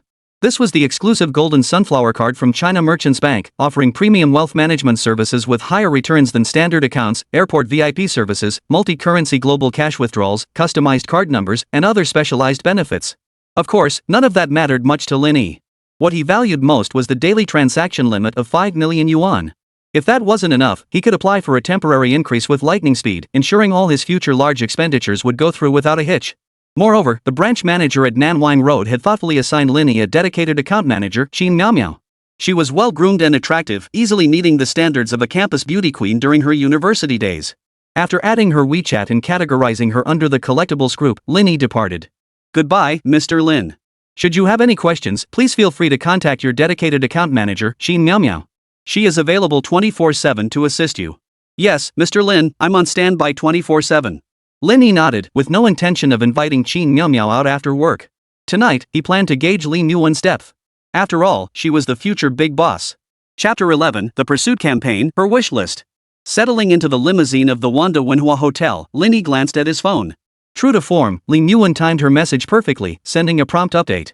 Bro, I'm so tired. My legs are killing me from standing. Selfie.jpg. The selfie she sent showed her still wearing the youthful outfit from this morning, but now there was another girl beside her. Her face was hidden, but her stunning figure was undeniable. She wore a sequined silver strapless miniskirt, her hips curvy, waist slim, 36D. Don't worry, big bro. I'm perfectly safe. I'm just about to head back with my roommate. Lin Yuan opened up, chattering away non-stop. Lin Yi was a changed man now, applying newly learned flirting techniques. He didn't rush to reply, appearing utterly unconcerned. On the other end, Lin Yuan grew impatient. Shanxian, brother's being so cold he barely responds to me. Lin Yuan pouted as she complained to her best friend and roommate beside her, maybe he's too busy and hasn't had time to check his phone yet. Her best friend Shanxian, whose full name was Chu Anxian, rolled her eyes as she clung to her arm. Brother, all you ever think about is your brother. You're practically starving, and you're still obsessing over him. But he's so handsome. Lin Yuan blinked her big, watery eyes. Didn't I show you his photo? Lin Yi was undeniably handsome. But that didn't stop Chu Anxian from rolling her eyes at her friend's superficiality. Can good looks put food on the table? Brother-S got money too. He is rich, but his actual worth is kinda meh. Brother Zhang has a Rolex too, and he even owns a sports car. Chu Anxian didn't think Lin Yi was anything special. She solemnly advised her friend, even if you like him, don't be too forward. Be careful he doesn't take advantage of you and then deny it. Keep him guessing, that's how you'll keep him hooked and make him spend on you. Lee Muon ignored her advice and instead turned the tables. I should have never listened to you. I took that car model gig and now brother's mad at me and won't talk to me. She waved her arms dramatically. Qian, you owe me a perfect match. Lee Muon, wake up. Do you even have money left? Without that side gig, you won't be able to afford clothes, makeup, or even food this month. I just didn't want brother to be upset. Lee Muon sighed. I wonder when I'll get to see him again. Even just once would be enough. Watching her friend in a daze, Chu Anxian tapped her forehead. Come on. No matter how pure you try to stay, you'll never resist temptation in the end. If you don't mingle with more second-generation rich kids and get into higher-end circles, how are you going to sell yourself for a good price? This car model gig is perfect. You meet tons of people. I just added a few today. They might not be the nicest folks, but they've got money and connections. I'll hook you up with a few. No way. Lee Muon shook her head frantically. Ugly? No thanks. All ugly? No thanks. I only want my brother. Chu Anxian, did someone cast a brain-dead love spell on you? She playfully pinched Lee Muon's pert little butt, teasing, all this brother nonsense, you're feverish. Mark my words, you'll end up giving yourself away for nothing. I'd gladly sleep with him for free. Lee Muon pouted stubbornly. You wouldn't understand that feeling. Yeah, I don't get it, Chu Anxian sighed. But you have to think about the future, right? If you lose your virtue and end up with the wrong guy, losing 80% of your capital, trying to climb higher and become a phoenix again would be as hard as climbing to the sky. Lee Muon felt a wave of disappointment wash over her. She and her best friend Chu Anxian were both clear-headed, pragmatic women. Love meant nothing to them. Their greatest dream was to entrust themselves to a wealthy man. Even if marriage wasn't the goal, they needed to secure enough resources to catapult themselves to success. But when love and reality didn't clash, both men and women would choose to have it all. Undoubtedly, Lin Yi perfectly met both Lee Muon's practical and romantic standards. I don't care. I'll pursue brother for a year first. If he doesn't fancy me, then. Mid-sentence, Lee Muon grabbed her best friend's arm, bouncing up and down while shrieking repeatedly. What's wrong? Chu Anxian jumped in surprise. My brother replied. He agreed to my invitation to dinner. Smack. Chu Anxian tapped her forehead. He agreed to your invitation? Is that really worth all this excitement? It's not like he asked you out first. You don't get it, this is what love is. Love my ass. Chu Anxian couldn't help but curse. She knew her bestie had lost her mind and didn't bother trying to talk sense into her anymore. But she couldn't help wondering just how charming was this Lin Yi to turn the usually level-headed Lee Muon into a love-struck fool? Lee Muon affection level, 65. Lin Yi stared at the system notification, stunned. I agreed to treat her to a meal, and that's 65 affection points already? On a percentage scale, 90-100 meant undying devotion, 80-90 signaled genuine love, 70-80 marked the honeymoon phase, and 60-70 indicated the dating stage. Being pursued one-sidedly, how to put it? It feels pretty good. Lin Yi was thoroughly enjoying this feeling. This Lee Muon had certainly made things easier for him. Of course, he hadn't forgotten about the reward for his comeback. Lee Muon's affection for the host has reached 65, unlocking the first stage reward, Lee Muon's wish list. Wish list, this item allows the host to discern her desires. Fulfilling them accelerates affection gain and grants a chance to receive special gifts from Lee Muon. Special gifts include but are not limited to monetary rewards, item rewards, attribute point rewards, skill rewards, etc. This is exactly what I need. Lin Yi's eyes lit up, but the system prompt wasn't finished. Collectible target, Lee Muon. Collectible rating, 93 points, Earthly Peach. Collection progress, in progress. Collectible reward, kidney function plus 10. Collection evaluation, middle-aged, you encountering a woman as fierce as a wolf? Beware of being drained dry. Though her beauty is tempting, remember to exercise restraint. Kidney function plus 10? Lin Yi immediately checked his kidney function stats. While not low, what man would ever complain about a high score? Even if 100 were the maximum, he'd find ways to push it to 110 or beyond. Even if Lu Buwei was despicable, his heroic feat of spinning the wheel remains immortalized throughout the ages. This earthly peach must be claimed. Lin Yi activated Lee Muon's wish list, and her first simple wish appeared on the paper. Lee Muon wants you to show off your strength. Expressing your affection would be even better. Use this to give your skeptical best friend, Chu Anxian, a little shock and make her envious. Upon completion, based on Lee Muon's level of surprise, you will receive a mysterious gift from her. A perfectly normal woman's mindset, Lin Yi understood. Aren't best friends meant for comparison and contrast? It's much like how men feel both afraid their brothers suffer hardship and envious when they drive Land Rovers. Bro, I've booked the place. I'll send you the location. Lee Muon messaged again on WeChat. Lin Yi replied instantly, okay, I'll be right over. Oh, and bro, I want to bring my bestie. Is that okay? You're treating, so you decide. Got it, bro. Zoxo. Lin Yi sent a kiss emoji, then hugged her phone and smiled dreamily. Can you stop being so hot-headed, you little firecracker? Shu Anxian rolled her eyes. But Lin Yi's mind worked differently. Shanshan, I might not be able to handle big bro on my own. Let's get all my girlfriends together and work on him as a team. Get lost. What's going on in your head?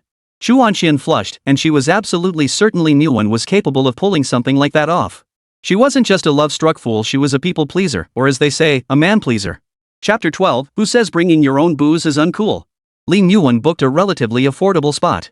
It was the He de Leo near Kaiyuan University. For 3 people, 800 yuan was the absolute maximum. Brother! Over here!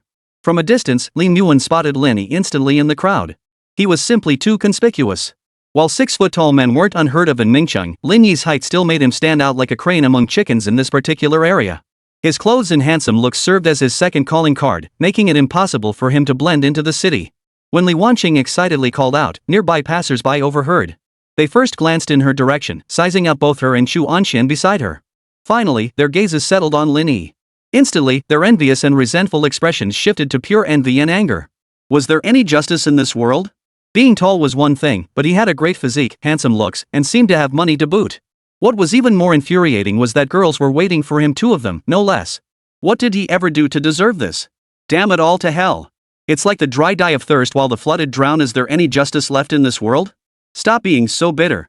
Those 2 women clearly aren't pushovers. He's not the type to let them get the better of him. Exactly. The prettier the woman, the more she plays around. She's definitely not the type to be frugal and settle down. But look at that watch on his wrist, looks just like a Rolex Ice Blue. Could be fake. If he were truly loaded, why would he be treating us to He de Leo? The sour grapes comments from the surrounding diners drifted into Lin Yi's ears, but he paid them no mind. Just the envy and resentment of passers-by, no need to overanalyze it. As they drew closer, Lin Yi eagerly wrapped her arm around Lin Yi's. Brother, I've missed you so much I could die. Her best friend, Shu Anxian, took a deep breath, inwardly speechless. Throwing herself at him like that, wasn't she just making herself look desperate? Where was her dignity? Hello, I'm Wanwan's best friend, Shu Anxian. She introduced herself proactively. Hello, Lin Yi. Lin Yi laughed. Ha, now that we've all met, let's go inside. Hold on a moment, Lin Yi stopped her. My drink hasn't arrived yet. Shu Anxian couldn't help but glance at Lin Yi, but she kept quiet, her expression carefully composed. Lin Yi was the big brother Lin Yi had been longing for. Though bringing his own alcohol to He de Leo seemed a bit tacky, she couldn't really say anything. Even though He de Leo permitted guests to bring their own alcohol, most patrons wouldn't stoop to taking such a petty advantage. When dining out, appearances matter. Lin Yi, however, didn't care about such niceties. She playfully tugged at Lin Yi's arm. Brother, we agreed I'd treat. Why did you bring your own wine? When you're the one treating, it wouldn't be right to show up empty-handed. Brother, you forgot? Last time you treated me to dinner too. Lin Yi's voice was sweet and melodious, her heart brimming with delight. Tit for tat. It seemed her brother had feelings for her, a mutual kind of affection. Didn't you give me a gift too? Lin Yi batted her eyelashes. What do you mean? Well, our photo together. Lin Yi's affection level, 70. A simple remark, hardly romantic by any measure, caused her affection to rise again. Brother, he. You're so kind to me, still remembering this after all this time. She smiled dreamily, rubbing her cheek against Lin Yi's arm repeatedly, clearly already smitten. Seeing Lin Yi's state, Shu Anxian turned her head and rolled her eyes subtly. This girl was hopeless. She admitted that upon first seeing Lin Yi, she too had been momentarily stunned by his looks. But she wasn't a superficial person. What she valued most were strength and character. So far, Lin Yi seemed like a decent person, but appearances could be deceiving. Who knew if he'd turn out to be a scumbag who'd forget all about her once he'd sweet-talked his way into her pants? Therefore, character was secondary, ability was paramount. While he was flirting with Lin Yi, the wine Lin Yi had ordered arrived. This was a 2002 Cheval Blanc Grand Cru dry white wine, chilled beforehand at the Wanda Mandarin Oriental Hotel and brought over by his butler Bella at his request. Back in 2018, a bottle of this vintage Cheval Blanc white wine cost around 40,000 renminbi. But over time, its price has quintupled, making it an exceptionally sound investment. There's no doubt about it, whether it's white wine, red wine, whiskey, baijiu, or anything else. Once it gains fame, it's treated as an investment product. This represents not only a mature profit chain but also a clear class signal. Otherwise, why spend so much money on the same wine? In short, the pricier it is, the less value for money it offers, but its consumers never prioritize value for money anyway. Squeak! A Toyota Alphard pulled to a stop by the roadside. Butler Bella carried a box filled with ice, followed by 4 attendants. Ignoring the curious and scrutinizing glances around them, they walked straight toward Lin Yi. They bowed in unison. "Good evening, Mr. Lin. The 2002 Cheval Blanc Grand Cru dry white wine you requested has been chilled for you. Considering the dining environment, we understand you might lack some necessary tools. We've prepared a corkscrew, decanter, wine glasses, and more for your convenience. Should you require any assistance, I would be delighted to serve you personally. We hope you enjoy a pleasant dining experience." Such meticulous and professional service left the surrounding passers-by utterly stunned. This, coming to Haidaleo and bringing your own butler service team? How pretentious. Now that's something new, bringing your own drinks and still managing to feel superior. I'm impressed. If you pull off that kind of spectacle, forget bringing your own drinks. Even if you were having hot pot on the street, people would just call you awesome. Either way, bringing your own booze is embarrassing. Dude, open your eyes and look. That's a 200,000 yuan bottle of Cheval Montrose dry white. You don't bring your own, are you gonna buy it at Haidaleo? The murmurs of passers-by began to seep in. Li Muwen covered her mouth with one hand, her gaze darting back and forth between Lin Yi's face and the pale yellow wine bottle. Bringing a 200,000 yuan bottle of wine to a hot pot meal costing less than 800 yuan? Her best friend, Xuanxian, reacted similarly, feeling Lin Yi was being way too flashy. Especially when the stares of those around them landed on her. If she had to describe the feeling, it was indescribably comfortable. She relished the vanity of being the center of attention, yet simultaneously felt a pang of disappointment. Lin Yi was her best friend Li Muwen's brother, not hers. "Bella, you don't need to stay here. Just bring me the wine."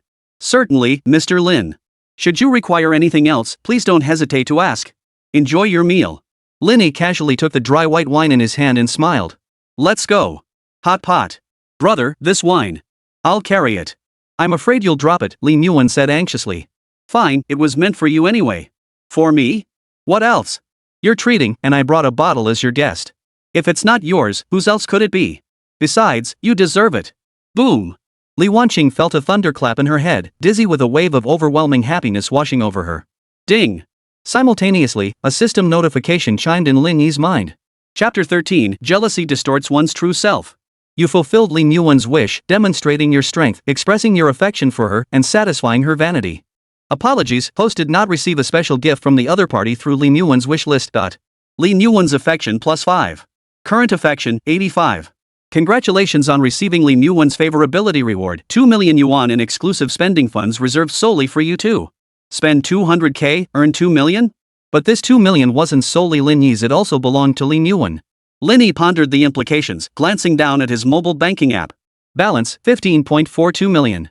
So this money is meant for building our love nest together, or what you might call romance funds. I can give it to her, or I can use it myself, but I can't spend it on another woman. Just as he pondered this, the system's notification chime sounded in his mind again. Current mental state score, 93 points, full of vitality. Congratulations, host, on acquiring 300,000 yuan in comeback funds. Ding!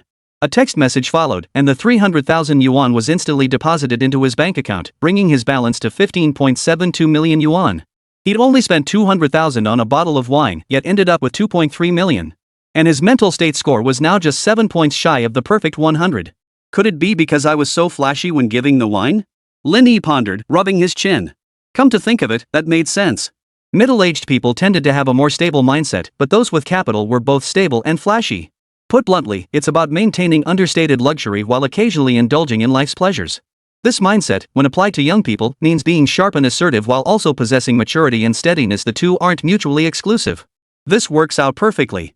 This comeback mission couldn't be simpler for me to pull off. Lin Yi felt quite satisfied. But the next second, the system alert sounded again. Collectible target, Li Muwen. Collection score, 93 points, Earthly Peach. Collection progress, nearing success. Collecting reward, kidney function +10. Collection commentary, can't figure it out. Why would a seasoned woman like old A8 be such a love-struck fool, letting you get away with it? Reading this, Lin Yi couldn't help but laugh. Old A8? How could Li Muwen be old? If Lin Yi hadn't misjudged, she was undoubtedly a factory fresh A8 with 0 miles on the odometer. In this situation, being love-struck is perfectly normal. Brother, come sit down. What flavor would you like? I'll mix it for you. Li Muwen held a tissue, carefully wiping down Lin Yi's seat before inviting him to sit. Her cheeks flushed as she asked about his dipping sauce preferences. I'm not too fond of oil-based dips. For dry dips or sauces, just go with whatever you think. Lin Yi didn't hesitate to take his seat, watching Li Muwen bustle about with eager enthusiasm. He didn't want to dampen her enthusiasm, especially since her whole demeanor seemed naturally geared toward pleasing others. Lin Yi found it quite flattering. Her best friend, Xuanxian, didn't join in to help, nor was she trying to steal him away, but instead played the supporting role. Brother Lin, Wanwan's been waiting for this day forever. I've never seen her this excited before. I've been pretty busy lately, but I came over as soon as I had a chance. You come over whenever you have time, but I'm the one suffering. I just finished my part-time job and got dragged here to be the third wheel. Xuanxian glanced at Lin Yi and tentatively asked, do you still have a grudge about Wanwan's previous part-time job? No, I don't think so. If you do, you do. If you don't, you don't. What do you mean no? Xuanxian crossed her arms, her 36D cleavage on full display, feigning displeasure. Lin Yi glanced at her and stated flatly, no. Pfft, don't lie to me. A young talent like you wouldn't care about a woman's background. Xuanxian unleashed her ultimate move. My Wanwan has always kept herself pure and never taken on side jobs. She probably couldn't even afford to treat you to a meal. This was all part of her strategy to build her best friend's image. Having suddenly awakened and armed with newfound confidence, Lin Yi now sat firmly in the driver's seat, naturally becoming a seasoned player in the theoretical realm.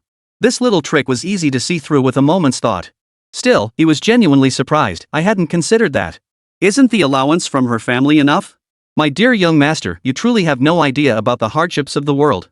Xuanxian poured out her grievances. The average monthly living expenses for a female college student were around 1,800 yuan. For normal eating, drinking, and buying clothes, it was definitely enough. But when it came to cosmetics, she could only pick the cheapest options. Cheap cosmetics damage the skin, and the prettier the girl, the more she cares about her appearance, naturally leading to higher expenses. If they weren't dating and didn't have a sucker to support them, wouldn't they have to take on part-time jobs?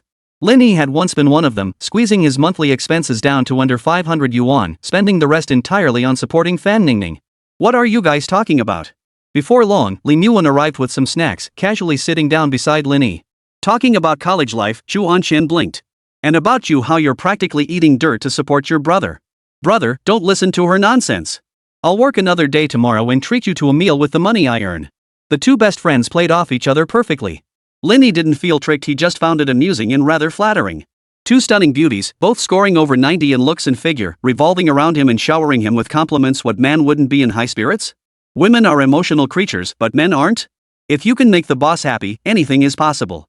But the problem was, some women just didn't get such a simple concept. They insisted on treating men like they were their servants. What use are they then? Part-time work is fine for gaining experience, but don't count on it to support me. Lin Yi chuckled, choosing not to delve deeper. Just then, a waiter who'd found a moment's respite from the hustle approached with a tablet. Sorry, I'm late. What would you like to order? Ordering was straightforward, hot pot options were limited, so it was done quickly. Alright, please wait a moment. Oh, and could you bring a corkscrew and some wine glasses? Lin Yi intended to be self-sufficient. The server glanced at the dry white wine on the table, shook her head, and smiled apologetically. I'm sorry, sir. We do have wine glasses, but not many. They're all being used for that gentleman celebrating his birthday. She gestured toward a nearby area. Never mind, regular glasses will do. Lin Yi didn't insist. Who says dry white wine must be served in stemmed glasses? Such pretentiousness. Though, it does feel a bit less elegant, that's for sure. A snort of derision came from the next table. Oomph, some people really have no class. Beer isn't enough for them, now they're bringing their own dry white wine. Lin Yi was surrounded by two beautiful women, and their conversation was so flattering it was infuriating to listen to. What gives him the right? Because you brought a bottle of dry white wine to show off in front of two girls? But seeing Lin Yi humiliated like this, muttering a few sarcastic remarks under her breath, felt satisfyingly cathartic. Li Muan turned her head and shot him a cold glance. Seeing his provocative, flippant raised eyebrow only made her fury boil over. What glass my brother chooses to drink from is his business. What right do you have to interfere? Jealous? If you were half as handsome as my brother, even drinking coke from a wine glass would get you compliments on your style. But hey, ugly people just make trouble. Lin Yi hadn't expected Li Muan to be so aggressive. True to her reputation as a superficial beauty-obsessed person, she targeted his appearance, a direct hit to his pride. Still, this version of her was rather refreshing. Damn it! I won't stoop to arguing with a woman. He wanted to curse, but he forced himself to hold back. After all, his almost girlfriend was sitting right beside him, and he had to put on a good show. He genuinely wanted to smooth things over, but the girl beside him grew increasingly uncomfortable the longer she watched Li Muan. Put. You man-pleasing. This time, he'd truly stirred up a hornet's nest. Chapter 14, Stir-Fried with Heat. Sometimes, arguments between men can erupt for the most inexplicable reasons. Like when you glance at him, he demands, "What are you looking at?" Then you stubbornly retort, "What's it to you?" And suddenly, a fight breaks out. Other times, disputes between men can also arise because of women. It's the instinct of male animals. The competition for mates is a law of nature. Clearly, Lin Yi had managed to upset someone this time. Bringing attractive women along was one thing, but bringing two at once?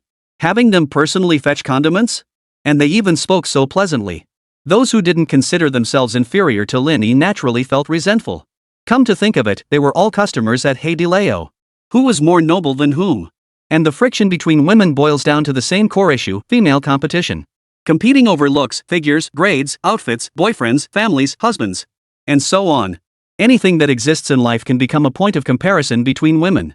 And the outcome always ends with one party winning and the other losing. There's no such thing as a draw. If a tie did occur, it would be the kind where holding back only makes you angrier, and backing down makes you lose your mind, the serious kind. But this time, though Lin Yi was making a big show of it, he wasn't parading around with a bottle of 200,000 yuan wine, shouting it from the rooftops. To him, it was just wine meant for drinking, or more broadly, a means to win over Lin Yi. As for Lin Yi, she certainly didn't see herself as in the wrong. Her table was enjoying pleasant conversation when someone rudely interrupted to ruin the mood. What else could such a lack of boundaries be but sheer idiocy? She'd merely retaliated in kind. But the woman at the next table, consumed by jealousy, had resorted to personal attacks that was unbearable. Don't you want to flirt with men? You want to, but you don't have what it takes. You're ugly. You don't want to charm men? You want to build your future through your own efforts? Then when someone treats you to a meal, you split the bill? When someone gives you a gift, you don't reciprocate? When you get married, you won't ask for a dowry? Can you handle that? No, you can't. You're just using the excuse of not playing the field to highlight your own superiority, crafting a persona and fueling female competition. Lin Yi's attacks were relentless, each word cutting deep. Lin Yi felt each word cut like a knife to his ears, let alone the target of the attack. You filthy, you must be a prostitute. Your mouth is so foul and disgusting. With your skills at flattering men, why bother aiming high? Why not go support migrant workers in the urban villages? Lin Yi's face turned cold, ready to explode, but Lin Yi grabbed his arm and gave him a leave-it-to-me look. She actually had some girlfriend power? With your limited perspective, that's the best you can come up with? Do you really think I'd get angry over this? No, why would I get angry? Because everyone knows that even if I misjudged someone, with how good I am to men, plenty of outstanding men would still want to marry me. Is it shameful to charm men? No. Men provide for the family, so they deserve respect, care, and help sharing the burden. When men are busy outside, you must stay true to your role, look after parents and children, keeping everything in perfect order. Right. If you don't flatter men, you exploit them, treating them like beasts of burden. When they can't take it anymore, you cry about how ungrateful they are. Is that how it goes? Pa. I say pa. It's because of you that a whole pot of good soup has a rotten apple in it. As Lin Yi finished speaking, some of the women around her wore displeased expressions, but several men were already cheering her on. Well said. If all women were like her, I'd gladly give my life. You don't meet many women this clear-headed. You're a lucky guy, bro. If you ever wrong her, I won't hesitate to take her home myself. Just a moment ago they were all envious and resentful, but after hearing you speak, suddenly it seems like that guy won't dare step outside tonight. The louder the men's cheers, the louder the gasps of pain the next second when their girlfriends or wives gave them a taste of their own medicine. Their defiance lasted but a second before their attitudes softened.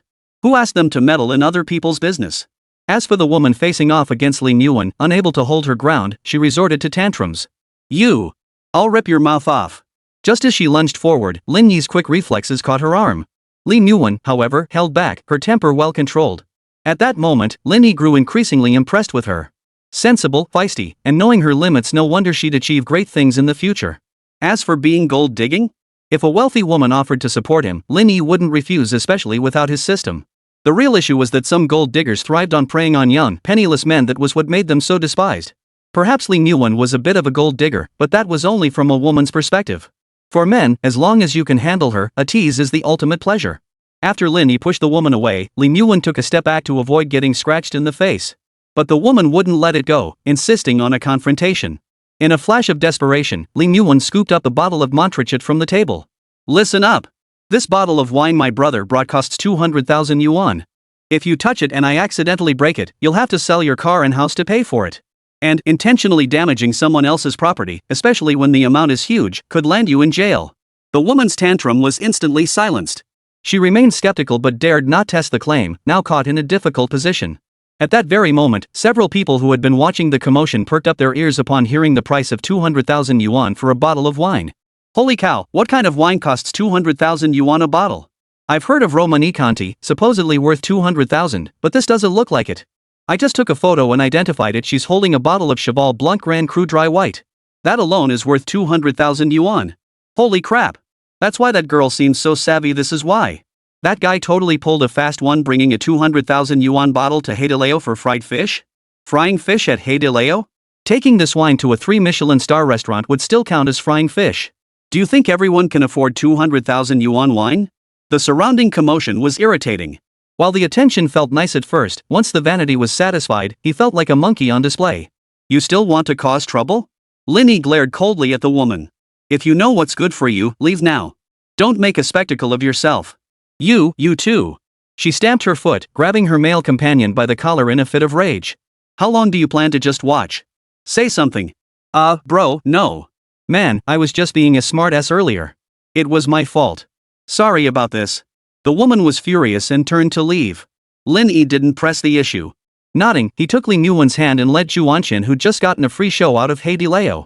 Only then did the branch manager rush over, bowing and scraping profusely in apology. Please come again next time. We'll let this one slide. Outside Haidileo, the Wanda Wenhua concierge shuttle was still parked by the roadside. Brother, It's not your fault. I tried to be approachable, but circumstances didn't allow it. Come on, this round's on me. Lin Yuan blinked innocently. Brother, what if I can't pay you back? This little minx. Lin Yi shot her a glance and murmured, then we'll just have to peel and stir-fry a dish out of you. Swish. Lin Yuan's cheeks flushed crimson as she clung tightly to Lin Yi's arm and climbed into the car. Chuanqian sighed softly, knowing her best friend had completely surrendered. Chapter 15, I'm really pissed right now. Welcome home, Mr. Lin. Bella led the way, flanked by waitstaff pushing food carts, all bowing in unison to greet him. Lin Yuan and Chuanqian, experiencing such a grand display for the first time, were visibly flustered, their hearts pounding like frightened deer. Brother, is this the legendary presidential suite? Lin Yuan murmured softly. Chuanqian, standing beside her, also wanted to cling to Lin Yi's arm, fearing she might lose her balance. But with her best friend watching, she held back. But her palms were already starting to sweat. If Lin Yi didn't let her leave, should she stay or? It's just a place to stay, only a happier one. Don't be nervous. Lin Yi smiled reassuringly, leading the two inside. Bella diligently pulled out the dining chairs, opened the dry white wine, and poured it into the decanter. The waitstaff then arranged the chef's exquisite dishes one by one on the table. Mr. Lin, ladies, please enjoy your meal. If you need anything, just ring the bell. Bella's butler displayed impeccable etiquette, hands resting on her lower abdomen as she bowed slightly and backed away. As the massive 3-meter double doors closed, Lin Yuan and Chuanqian's already racing hearts began to pound even faster. And, of course, they relaxed. It's so huge. Lin Yuan exclaimed, her wide eyes sparkling with wonder. Brother, do you live here all the time? Just a few days now. Lin Yuan tugged at Lin Yi's arm, swaying slightly. Tell me, is it satisfying? Let's eat first. After dinner, you'll find out for yourself. Lin Yi smiled faintly, gesturing for them to sit down quickly. It is said. The optimal decanting time for Cheval Mont Haut Blanc white wine, depending on temperature, is generally around 10 to 20 minutes. Though Lin Yi couldn't yet discern its quality, observing proper etiquette never hurt. Current mental state score, 96 points, vibrant and energetic. Congratulations, host, on acquiring 300,000 yuan in comeback funds. Lin Yi's mindset had indeed shifted, and the system's feedback proved timely. While it's true that the most vulgar can become the most refined, that refinement must come first before one can embrace the vulgarity. It's the principle of first entering the world before transcending it. If you don't understand the rules, how can you break them? Brother, you seem different from before. Is it just my imagination? Lin Yuan blinked her beautiful eyes, staring intently as she asked.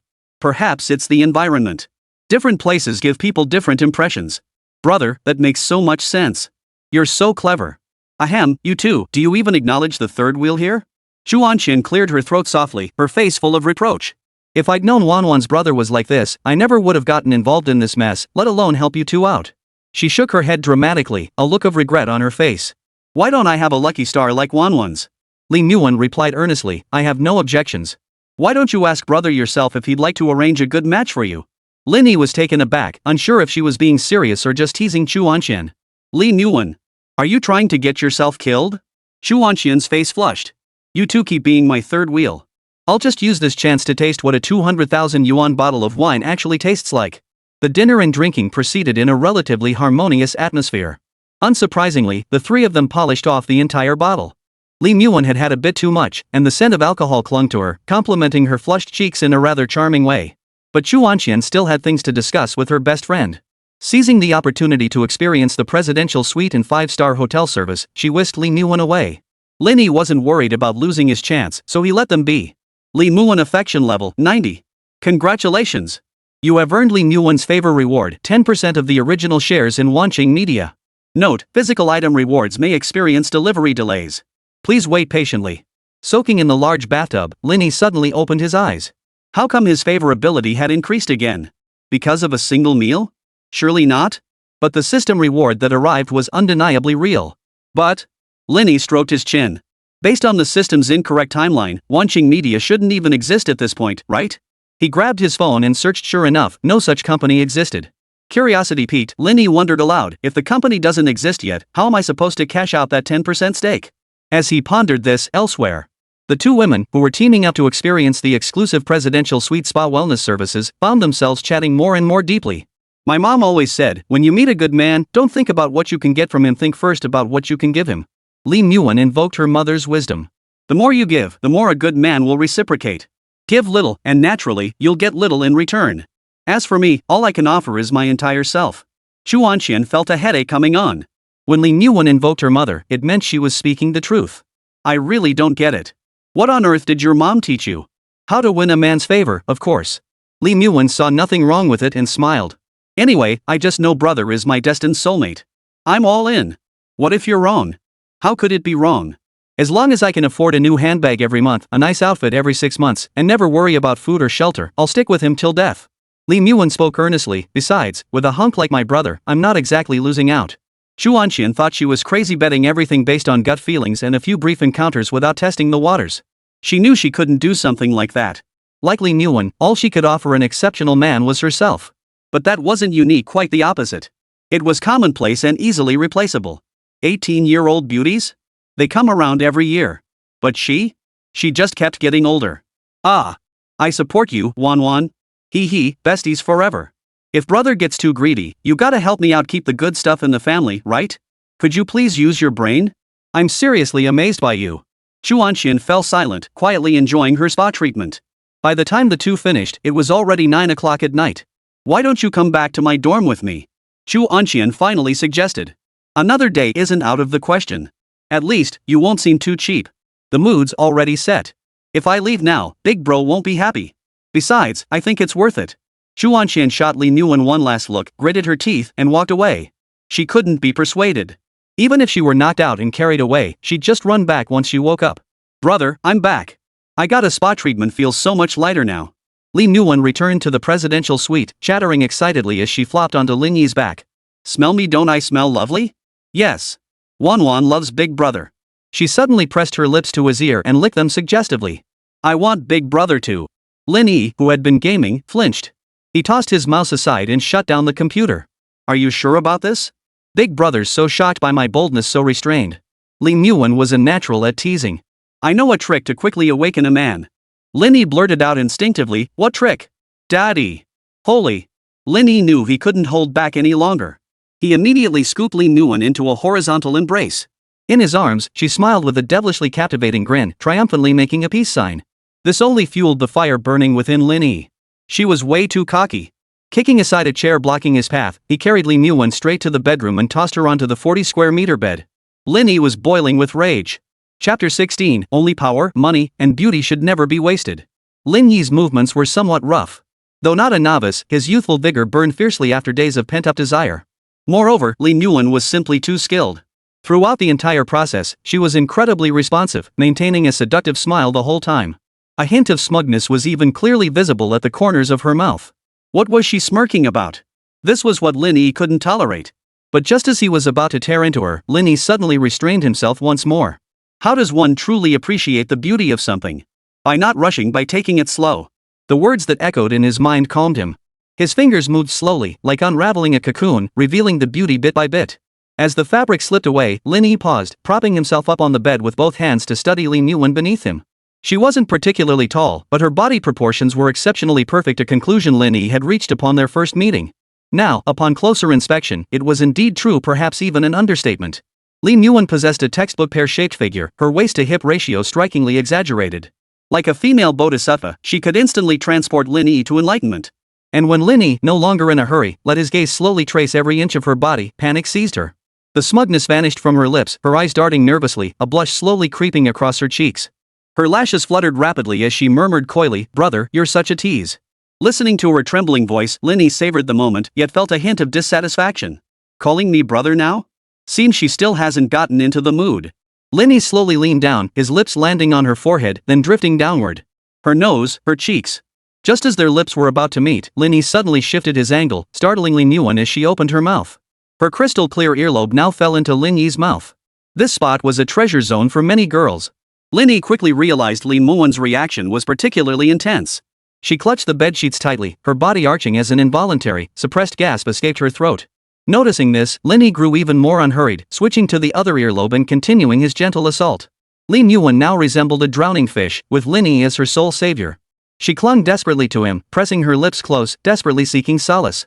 How could Lin Yi possibly be in a hurry? Like a steady fisherman, he slowly reeled in the mermaid on the verge of drowning. After about 5 minutes, Lin Yi suddenly stopped. Lin Yuan, now light as a feather, gazed at him with dreamy eyes, her crimson lips parting slightly. Lin Yi tilted his head. "What did you say?" "Daddy, me." When the dust settled, both Lin Yi and Lin Yuan had obtained what they desired. Just as her best friend Xuanxian had said, she had always kept herself pure. Lying on the bed, Lin Yi lit a cigarette, momentarily ignoring the system prompt that had suddenly popped up. Lin Yuan was clingy, snuggling up to him and pressing her ear against his chest to listen to his heartbeat, which had just calmed down from its frantic pace. "Brother, did you like it?" Her voice still carried traces of lingering emotion, perhaps even a hint of pain, as she spoke through tear-stained cheeks. "I did." Lin Yi nodded earnestly.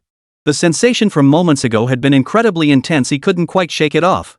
He felt like he was the drowning fish and Lin Yuan was the pond. And this wasn't even Lin Yuan at her best. After all, a new car only truly reaches its peak performance after breaking in. "Then will you marry me?" When Lin Yuan asked again, Lin Yi fell silent. Marriage? Marriage was impossible for him in this lifetime. The reasons were many, but regardless of the cause, the outcome was already predetermined. The silence lasted less than 2 seconds. Perhaps already anticipating the answer, Lin Yuan broke the quiet herself. "Then will you let me stay by your side forever?" "Yes." Lin Yi affirmed without hesitation. Setting aside Lin Yuan's little schemes and some of her inherent traits, she truly embodied many of the expectations deep within Lin Yi's heart. Studying Lin Yi's eyes intently, Lin Yuan smiled and asked, "Will you support me financially, brother?" "Of course. I'll give you lots and lots of money." But unexpectedly, Lin Yuan shook her head. "Brother, I don't want a lot of money. Just a little bit is enough." She spoke earnestly, her smile as bright as a flower as she pinched her thumb and index finger together. "Truly, just a little bit is enough." Lin Yi looked down at her, a flicker of emotion stirring in his eyes. Among the countless sweet messages Lin Yuan sent him daily, and her ever-changing ways, this one sentence alone. Whether it was her tactics or something else entirely, Lin Yi found it deeply satisfying. And besides, Lin Yuan's affection level, 97. One moment of candor had sent her affection soaring by 7 points. Just 3 points more, and they'd reached the point of mutual sacrifice. Meanwhile, the system prompts kept coming. Collectible target, Lin Yuan. Collection progress, quantity +1. Stamp collection reward, kidney function +10 reward dispersed. Collection evaluation, you might be the modern-day Lu Buwei. The legend of the spinning wheel will live on through you. Lin Yi was dissatisfied with the system's stamp collection evaluation. While he did possess genuine abilities, he certainly didn't rely on these underhanded methods. Charm, you know? Charm. He glanced at his personal panel. Kidney function 76, kidney function 86. All he could say was, damn impressive. He'd outperformed 86% of men worldwide, placing him at the pinnacle of the pyramid. Just as Lin Yi was lost in thought, checking the system rewards, Lin Yuan wrapped her arms around him from behind. "Daddy, keep going." "Again?" Lin Yi certainly wasn't done yet, but considering Lin Yuan. "Are you done already? What else could this be but trouble?" Lin Yuan's deliberate provocation naturally earned her the comeuppance she deserved. Lin Yi wasn't about to let her off the hook. With his 86% kidney function, he could easily go at it 8 times or more throughout the night. Of course, Lin Yi wouldn't push her to the brink. Lin Yuan was his prized possession, not someone else's. The next day. Early morning. Lin Yi was already awake. The curtains he hadn't drawn last night let sunlight spill across the bed. Looking at the girl's tangled body, Lin Yi gently brushed aside her disheveled long hair and saw faint tear stains on her face. She had cried more than once last night. Lin Yi felt a twinge of guilt, but more than that, he blamed Lin Yuan. She was clearly a noob, yet she insisted on picking fights. However, she seemed to have sensed the pent-up desire within Lin Yi, likely intending to guide its release only to become the one overwhelmed by it. Sensing Lin Yi's movement, Lin Yi wrapped her arms tighter around him. With a soft chuckle, Lin Yi abandoned his plan to get up. Instead, he held Lin Yi close, gently stroking her smooth back. Watching Lin Yi sleep soundly, Lin Yi couldn't help but wonder, how did she develop this contradictory personality, both pragmatic and hopelessly romantic, yet so eager to please? Finding no answer, he dismissed the thought and turned his attention to the system notification he'd missed earlier. Mutual affection, a night of passion. Congratulations, host, on obtaining your first blood. As you reach middle age, your regrets will be many and varied. Your first-time experience stands as one of the most inescapable and profound regrets. If only you hadn't fixated on one person in your youth, if only you'd played more games back then, if only you hadn't been so insecure in your prime. If only. Automatically triggered comeback mission, snatch the first blood. Core reward mechanism, first blood. The system categorizes rewards into 3 tiers based on the host's battle record, 5, 10, 15 tiers. Upon meeting conditions, comeback rewards are automatically distributed. Note, that is a maiden's heartfelt sentiment. Cherish it while you can. Though the reward is great, do not covet excessively. Lin Yi smiled faintly. He wasn't one to force things. After all, in this world, only power, money, and beautiful women should never be squandered. When Lin Yi looked down again, he saw that Lin Yi had awakened. Her bright, sparkling eyes were fixed intently on him. Chapter 17, Within books lie fair maidens, within books lie houses of gold. Brother, I'm hungry. Lin Yi's first words were about hunger, her expression deceptively ambiguous. It was hard to tell if she was genuinely hungry or just delirious from fever. Lin Yi shot her a stern look. Breakfast will be served shortly. Finish eating, then sleep a little longer. Lin Yi nodded happily. Yay! Brother is so good to me. She hopped up, but as soon as she moved, she frowned and collapsed into Lin Yi's arms, looking pitifully at him. Brother, I feel all puffy. I have no strength. Seeing her pouty expression, Lin Yi sighed and picked her up in his arms. I'll carry you. Knowing the consequences, Lin Yi dared not provoke Lin Yi, settling into his arms as docile as a kitten. By the time she finished washing up and changed into her silk nightgown, Lin Yi was already waiting for her at the dining table. Come eat. Lin Yi pecked at her food like a chick. Having breakfast with you, brother, makes me so happy. Her sweet words naturally tugged at the corners of Lin Yi's mouth. Instead of sitting across from him, she nestled into his embrace and gave him a little hip sway. Think you're up for it again? Lin Yi teased. Sensing his irritation, Lin Yi immediately froze, settling down to feed him obediently. Current mental state score, 100 points. Host has successfully completed the final piece of youthful mindset through an extraordinary 7-time performance in one night. Congratulations! Host has earned 1 free attribute point and 100,000 yuan in reversal funds. Lin Yi paused mid-bite, stunned that his mental state score had reached perfection in such an unexpected way. But upon reflection, it made sense. The nights of middle-aged men were often spent sighing and lamenting. Even those blessed with exceptional talent couldn't escape a creeping sense of insecurity by middle age. Youth truly is a blessing. Reclaiming Youth Series Comeback Quest, new chapter unlocked and completed. The crises faced in middle age stem from myriad causes, but the loss of motivation and ability to learn, coupled with forgetting what was once known, is the most crucial factor. Reversal mission, reclaim the knowledge forgotten due to work, trivial matters, and the passage of time. Core reward mechanism knowledge. The system evaluates the host's knowledge reserves on a 100-point scale. Achieving a score of 70 or higher unlocks special comeback rewards. Current knowledge score, 30 points. System evaluation, beyond what's required for your job, you've returned all your knowledge to your university professors. You're not even as knowledgeable as a high school student. Facing this comeback mission, Lin Yi felt a bit embarrassed. Forget middle age, his breadth of knowledge now fell short of a high school senior. Even as a recent college graduate, his knowledge base was narrower than that of a senior high student. It could be said that senior year was the pinnacle of one's entire academic journey. But I'm not middle-aged now. Even the knowledge I learned in high school has been returned to my high school teachers, but what about what I learned in college? How could Lin Yi possibly forget? System, come on, use your current perspective to see how much knowledge remains in my mind? Host's resolve to turn his middle-aged life around is as clear as day. 18 years later, he's managed to regain the knowledge reserves he had right after graduating from university. Current knowledge score, 71 points. Special comeback reward, books hold beauty like jade, books hold houses of gold. A middle-aged person's knowledge reserves remain crucial. Lifelong learning prevents being left behind by the times and enables a true comeback. Please utilize the special comeback reward to strive for a knowledge score of 100. Upon achieving full marks, the Reclaim Youth series of tasks will unlock the next phase of comeback missions. After receiving the reward, Lin Yi glanced at the requirements proposed by the comeback system and sighed inwardly. The difficulty was finally ramping up. Without sufficient knowledge to support it, it's like an aerial garden atop a crumbling tower ready to collapse at any moment. Lin Yi understood the importance of knowledge all too well. Throughout history, there had been countless tragic lessons of those whose virtue failed to match their position. This worthiness extended beyond mere virtue to encompass knowledge and insight. Lin Yi composed himself and first allocated a few free attribute points. Health 82, health 83. He then checked the system rewards. Books hold beauties like jade, books hold houses of gold. Upon use, the host gains a 14-day academic genius status buff. During study sessions, the system automatically converts acquired knowledge into proportional probabilities of encountering beauties in square footage of prime real estate. Specifically, 1 point equals 10% encounter probability, 1 point equals 100 square meters. Note, the encounter probability only increases the host's chance of meeting high-quality women and does not increase the other party's affection. Note, prime real estate locations are not restricted to any single city and involve significant randomness, though quality is guaranteed.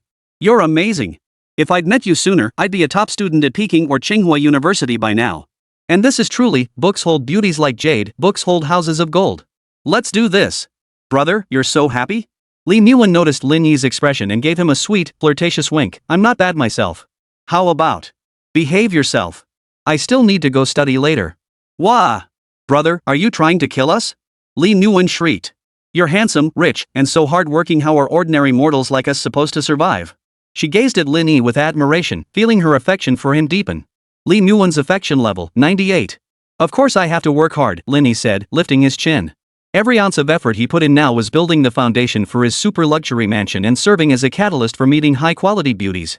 Eat up and rest well. Don't wear yourself out. Lin Yi patted her head affectionately with a doting smile. Last night, Li Yuan truly looked like she'd been worn out. Without proper rest, she'd likely be limping around for the next 3 days. Li Yuan pouted. I'm sorry, brother. I didn't satisfy you. It's my fault, it's all my fault. This little vixen. Lin Yi gave her a playful flick on the head just as he was about to speak, when the housekeeper Bella rang the bell. Mr. Lin, Miss Li's friend Chuanqian has arrived and is waiting in the executive lounge. What is she here for? Lin Yi shot Li Yuan a suspicious glance. She stuck out her delicate tongue. Brother, she probably just doesn't trust me. I'll change and go meet her. Lin Yi cut her off and instructed Bella directly, have her come right in. Yes, Mr. Lin. This Chuanqian, she genuinely worries about Li Yuan, and she genuinely worries about me too. Li Yuan's current wish, I really want to ease Qianqian's worries, prove that brother will treat me well, and prove that my choice was right. Lin Yi stroked her hair. You're not feeling well. Just meet your friend here. Don't wander off. Got it, big brother, Li Yuan replied sweetly. Soon, Chuanqian was ushered in. She glanced at Lin Yi, exchanged a brief greeting, then moved closer to Li Yuan, showering her with affectionate inquiries. If you need anything from the hotel, just tell Bella. I'll be stepping out for a bit. Okay. You go ahead, brother. I'll be good.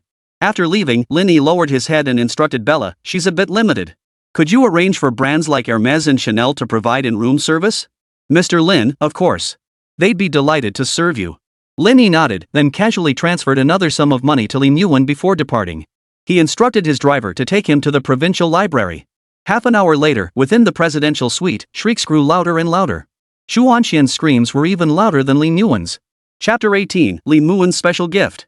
Half an hour earlier, as Lin Yi departed the presidential suite, Chuanqian grabbed Li Yuan's hand and whispered into her ear, Did you do it with Lin Yi? Of course I did. Didn't I tell you before? The mood was right. If I'd been coy about it, brother would have been upset. Seeing Li Yuan so candid, Chuanqian remained puzzled. All told, you and Lin Yi have only met twice? Just as she had said yesterday, if she gave herself away too easily, men would think she was cheap. It wasn't about demanding something in return, but at the very least, she wanted to feel important, to be treated with respect. This might be the mindset of most women, but Li Yuan didn't see it that way. She had her own perspective. I don't care about that. If it feels right and makes me happy, it's all worth it. Besides, a man like brother? Getting him is a win I'm not losing out at all. If it were any other man, I wouldn't be this foolish. Even if he offered more, I wouldn't invest myself like this. How could her once equally pragmatic best friend become so love-struck? Chuanqian was at a loss for words. After a moment, she changed the subject. So, has Lin Yi made any promises to you? He said he won't marry me, Li Yuan replied gloomily, clearly upset. Chuanqian's eyes widened in disbelief, convinced her friend had lost her mind. He just came out and said he's only playing with you, and you gave yourself to him? Was it really necessary? A woman's first time, whether it's truly precious, is debatable, but the difference between having it and not having it is worlds apart.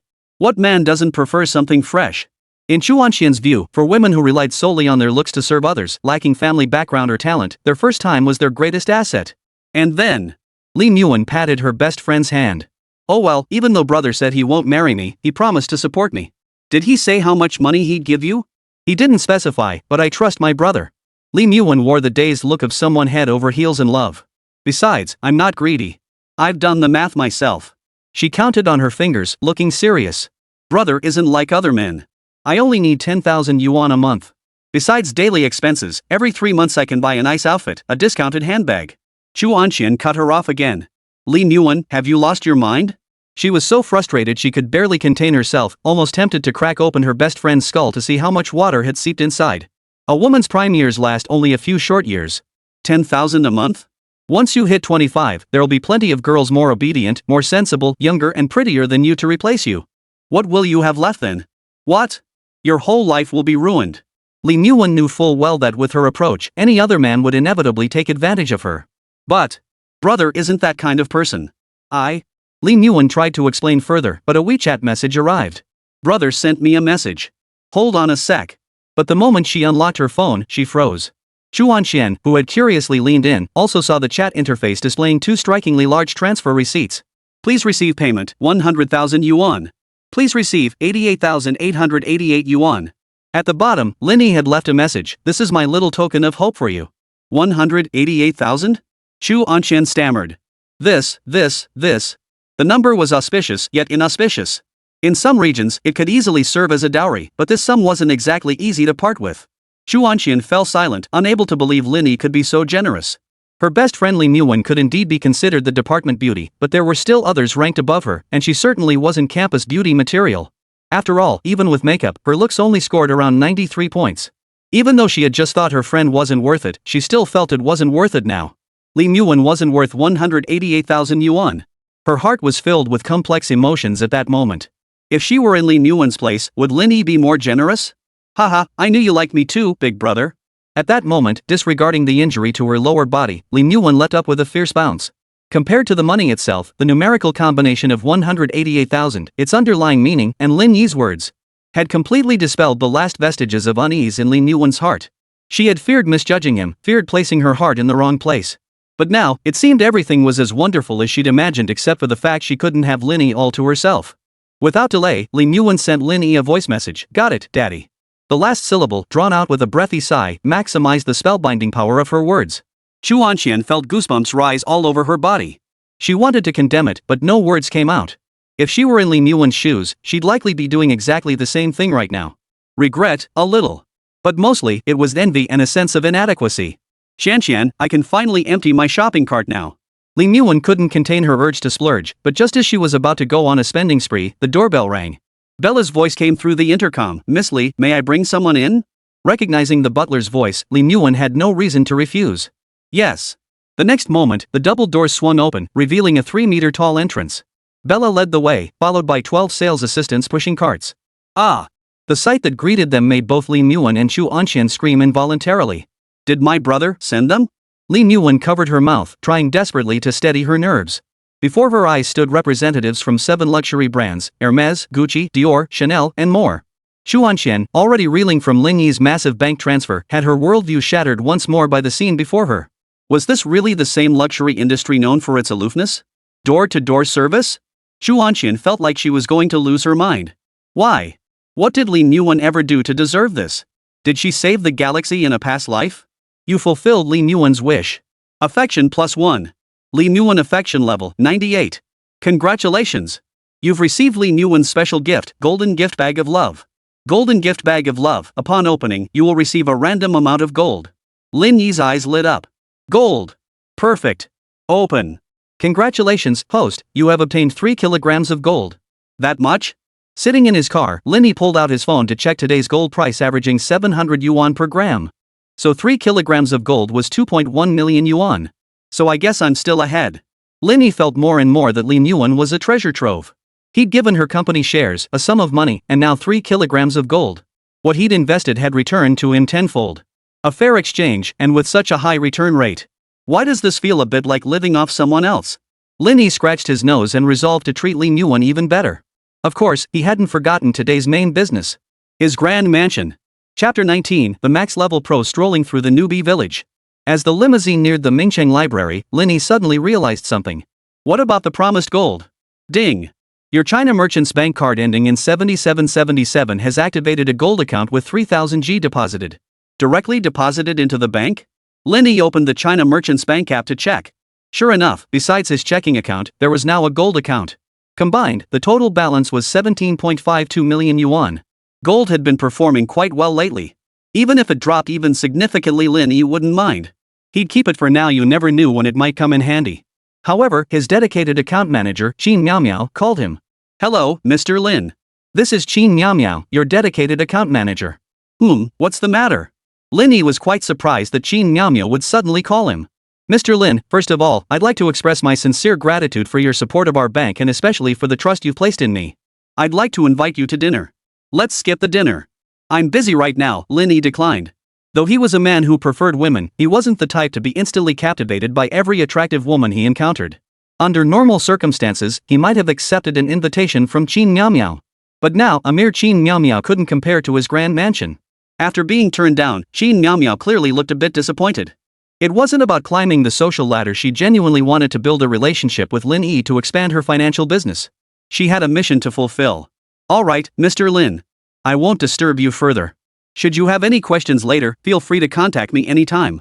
She paused, then added, beyond core financial services, I also have expertise in related areas like insurance, real estate, travel, and consumer finance. Truthfully, Qin Miao's primary goal was to encourage Lin Yi to invest more in wealth management. Of course, those financial derivative services could also count toward her own performance metrics, though they carried lower weight. Bank employees were subject to performance evaluations, and becoming Lin Yi's dedicated account manager meant her assessments had become even stricter. Lin Yi was unaware of these details, but the word property stirred something within him. Should he build a golden house to hide his mistress? A grand mansion sounded appealing, but its location was uncertain. It might not even be in Ningchang. Li Muan was only a sophomore now. It was still too early for her to leave campus. It would be better to buy her an apartment nearby. A 6-month presidential suite could also be vacated for someone else to stay in. Regarding the property matter, I really need your help. Go ahead, Mr. Lin. I happen to be looking to buy a property soon. Do you have any recommendations? Mr. Lin, what is your budget? What are your requirements for location and floor plan? Lin Yi thought for a moment. My budget is around 5 million. Location-wise, it shouldn't be too remote. Close to the city center would be ideal. I don't have strict requirements for the layout, but I'd prefer something cozy. If 5 million isn't enough, I can increase it. Since there was give and take, Lin Yi didn't dwell on spending money on Lin Yuan. He figured he was simply reinvesting the money she'd given him back into her. But regarding the shares in Wanqing Media, Lin Yi still didn't know their exact value or what form they took. Understood, Mr. Lin. I'll select suitable floor plans for you as soon as possible. As they spoke, the Maybach serving as their limousine came to a stop. No rush. We'll reconnect when the time is right. Lin Yi hung up the phone just as the driver circled around, opened the door for him, and respectfully ushered him out. Arriving at the library entrance, Lin Yi looked at the long queue and felt a headache coming on. There were still many who loved learning, and he had indeed arrived a bit late. While waiting in line, the system suddenly stirred again. Automatically triggered reversal mission, first impressions of middle-aged people. In middle age, the hardest thing to change and overcome is first impressions. They may seem insignificant, yet they determine success or failure. You must cultivate an instant impression that makes people recognize and believe you are a successful individual. Core reward mechanism impression. The system will randomly sample others' first impressions of you, assigning a percentage-based score. Rewards will be distributed according to this score. Current first impression, a somewhat old-fashioned but well-preserved middle-aged man. Impression score, 45 points. Lin Yi was speechless. Randomly sampling people's first impressions of him? The people sampled must be from 18 years in the future, right? Glancing around, he undoubtedly stood out like a sore thumb among the queuing students. His understated yet luxurious attire, his upright posture, his exceptionally striking good looks, and the confidence and air of nobility cultivated over the past few days. At this very moment, Lin Yi might as well have had the words extraordinary presence written across his forehead. Sure enough, even as he stood quietly in line, every single girl, whether bespectacled or not, tall or short, slim or curvy, beautiful or plain, couldn't help but keep glancing his way. And yes, plenty of male students too. But whenever their gazes met his, within 2 seconds, they looked slightly inferior or lacking in confidence, averting their eyes. Too lazy to complain about the system's time lag, Lin Yi silently asked, "So what about now?" "Host, you've completely transformed everyone's first impression of you in a very short time. Current first impression, a standout figure, a confident, wealthy, and remarkably youthful-looking handsome middle-aged man. Impression score, 88 points. I really dislike being called a handsome middle-aged man," Lin Yi sighed helplessly. The system's timing issues could be quite frustrating at times. But damn, the rewards sure were satisfying. Congratulations, host, on earning the underdog reward, Lan Ling Wang's mask. Lan Ling Wang's mask, a gentleman of peerless grace, unmatched in this world. This reversal item takes effect immediately upon use. Over a 30-day duration, it subtly corrects the host's posture and demeanor, enhancing first impressions. No cash reward this time, but the comeback item was incredibly powerful. Lin Yi loved it. While money is indeed essential, it remains an external possession. The first impression shaped by one's bearing and demeanor, however, belongs solely to Lin Yi. As the saying goes, 2 generations learn to eat, 3 generations learn to dress. To cultivate a peerless gentleman, first impression one that transcends generations requires lineage from a family of noble heritage spanning at least 5 generations. After using it, Lin Yi underwent a profound transformation from the inside out. His clothes remained unchanged, his queuing posture unchanged, and his appearance certainly unchanged. Yet, the impression he gave was truly different. Even while standing in line as casually as anyone else. Yet Lin Yi instinctively held his head high and chest out. When his gaze met a stranger's, he didn't flinch. His deep gaze held 3 parts scrutiny, 3 parts condescension, and 4 parts indifference. The remaining 90% radiated a calm, confident composure. How did he get so good at putting on airs? That was the unanimous first reaction of those around him. Yet after a second glance, they either backed away, felt ashamed of themselves, or silently turned their heads away, nervously tugging at their trouser seams. Alright, his aura was undeniably powerful. You couldn't match it, you couldn't provoke it, and you couldn't help but feel inferior. Lin Yi hadn't even spoken a word. Yet within 3 seconds, a vacuum formed around him no one dared approach. Even voices grew quieter. Those staring at their phones forced themselves to straighten their posture, unwilling to be crushed by his aura. But undoubtedly, this behavior was nothing but a poor imitation. As for Lin Yi himself, he gave off the vibe of a max-level veteran casually strolling through a newbie village. His mere presence alone crushed and overwhelmed everyone around him. Chapter 20, like a cedar in a hidden valley, the ascetic beauty. Upon entering the library, Lin Yi headed to the finance section and picked up a copy of The Wealth of Nations. As he chose a seat, several girls stole glances at him, eager to approach but ultimately holding back.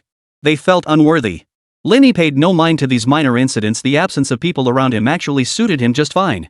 Reading, memorizing, comprehending, earning points to unlock treasures, exchange for beauty, and expand his knowledge reserves, that was what truly mattered. Time spent reading and studying always flew by. When Lin Yi looked up again, it was already noon. The Wealth of Nations had long been finished. Now, he held another finance book in his hands. Current knowledge score, 73 points. Golden house square footage, 200 square feet. Chance of meeting a beauty, 20%. After finishing 2 books, I gained 200 square meters of property and a 20% chance of meeting a beauty like Jade.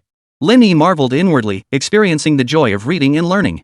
Gaining knowledge, improving his life, and even meeting high-quality beauties. His motivation to learn was instantly skyrocketing. Forgetting to eat, Lin Yi went to exchange another book. Today's modest goal: boost his knowledge score to 77 points. It was challenging, but if he didn't push himself now, how could he ever live in a free, super-luxury mansion? By afternoon, Lin Yi had finished his 3rd book. Current knowledge score, 74 points. Golden house square footage, 300 square feet. Chance of meeting Yen Ruyu, 30%. As Lin Yi reached for another book, an impossibly beautiful hand suddenly covered his. The faintly cool, soft, and delicate sensation startled him into turning his head. A faint, sweet fragrance wafted toward him first, and a phrase surfaced involuntarily in his mind: the delicate scent of a maiden. Lin Yi had always been skeptical about the so-called virgin's fragrance. Not that he disbelieved it, but he thought it sounded exaggerated. Could such a thing really be detected by smell? But today, he had truly smelled it. Lin Yi was utterly certain that this unique, subtle fragrance wasn't a blend of perfume, skincare products, cosmetics, shower gel, or anything else. It emanated directly from the body itself. The scent emanating from the woman before him, whose beauty rivaled Jade, was like a cedar tree in a distant snow valley, rich yet paradoxically delicate, a subtle woody fragrance. Savoring it slowly, it held an intoxicating quality akin to fine wine, compelling one to draw closer, to hold it in the mouth and savor it gradually. Lifting his gaze slightly, Lin Yi caught sight of the woman's face. A flash of astonishment flickered in his eyes. The scent alone confirmed that Yen Ruyu couldn't be anything less than stunning, yet she still surpassed Lin Yi's expectations. In her 20s, her makeup was light yet exuded refinement in every detail. Her classic, restrained features and sleek, up-styled hair accentuated her cool, aloof aura to perfection. Her outfit was equally refined: a white blouse paired with a black pencil skirt. Simple and elegant, it radiated a crisp, cool aura that perfectly complemented her presence. Her looks, figure, and aura are all off the charts. Lin Yi silently scored her in his mind, finding 100 too exaggerated and 99 too low. 99.9. The remaining 0.1 point wasn't out of fear she'd get cocky, but rather, "Are you doing this on purpose?" Yen Ruyu asked coldly, her brows furrowed. This was the essence of an aesthetic beauty, a walking iceberg. But Lin Yi didn't see this as a flaw, he believed this was precisely how she should be. The thrill of personally melting a distant iceberg, could any man resist? Lin Yi certainly couldn't. This wasn't masochism, it was conquest. Lin Yi smiled faintly. Didn't you grab me first? Yan Ruyu's face grew even colder with anger. Then could you kindly remove your hand? Oh, sure. Lin Yi withdrew his hand, and the book was simultaneously snatched away. That's the book I want, Yan Ruyu intercepted it. But it's in my hands now, isn't it? Lin Yi waved the book in his hand and turned to return to his seat, only to find a bag had appeared on the empty seat across from him. Yan Ruyu followed closely behind. Seeing Lin Yi sit down in the seat she had claimed, she felt even more certain of her suspicions. Do you realize how low that tactic is? Glancing at the bag on the empty seat, Lin Yi knew it belonged to Yan Ruyu. Beside it lay a folder with a name on the business card holder. Zhao Ningwei. Was that Yan Ruyu's name? But thinking he'd resorted to such a low-level approach to strike up a conversation was both underestimating himself and a bit arrogant. A guy like me doesn't need to go through all this trouble. Lin Yi snorted dismissively, refusing to give her the time of day. Isn't it? Zhao Ningwei grew even more irritated, gesturing toward the seat and then the book. Think whatever you want.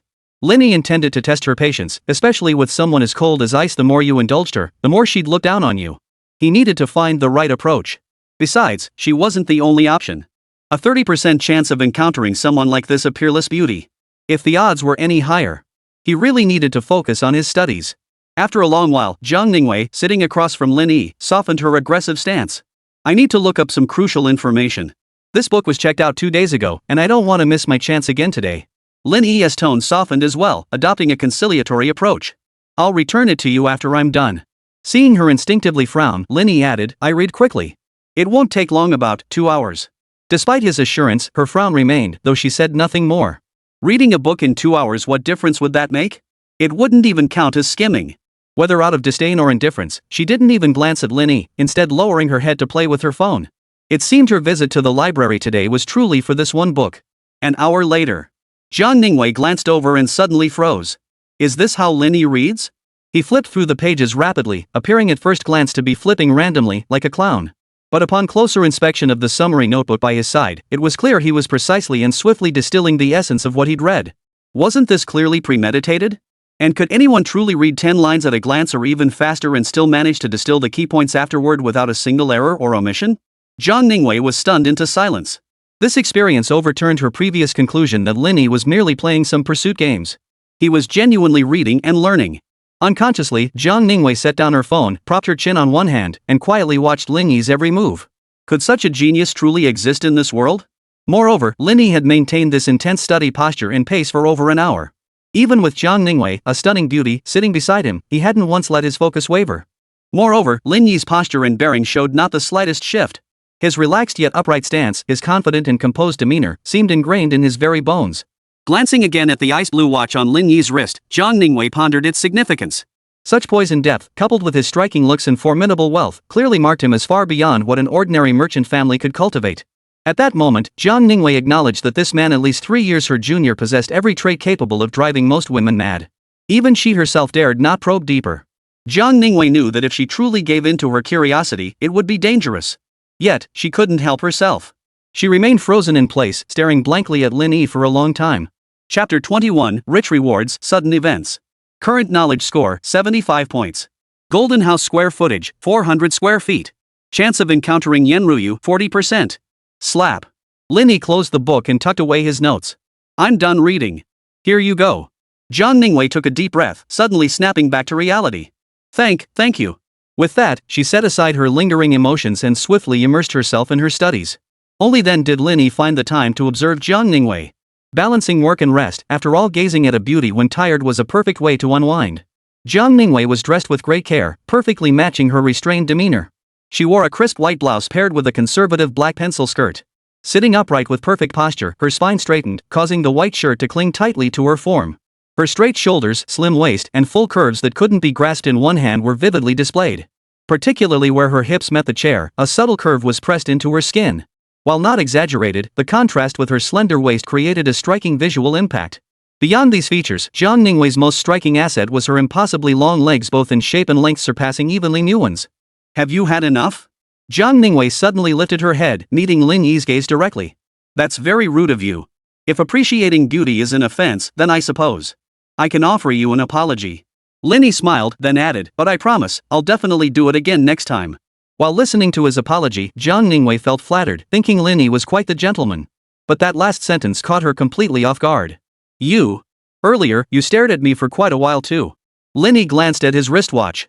Seems like an hour? Visibly, a blush spread across Zhao Ningwei's snow-white neck, the rosy flush against her pale skin strikingly noticeable. I was just curious. And when you were reading earlier, your state seemed unusual, so I.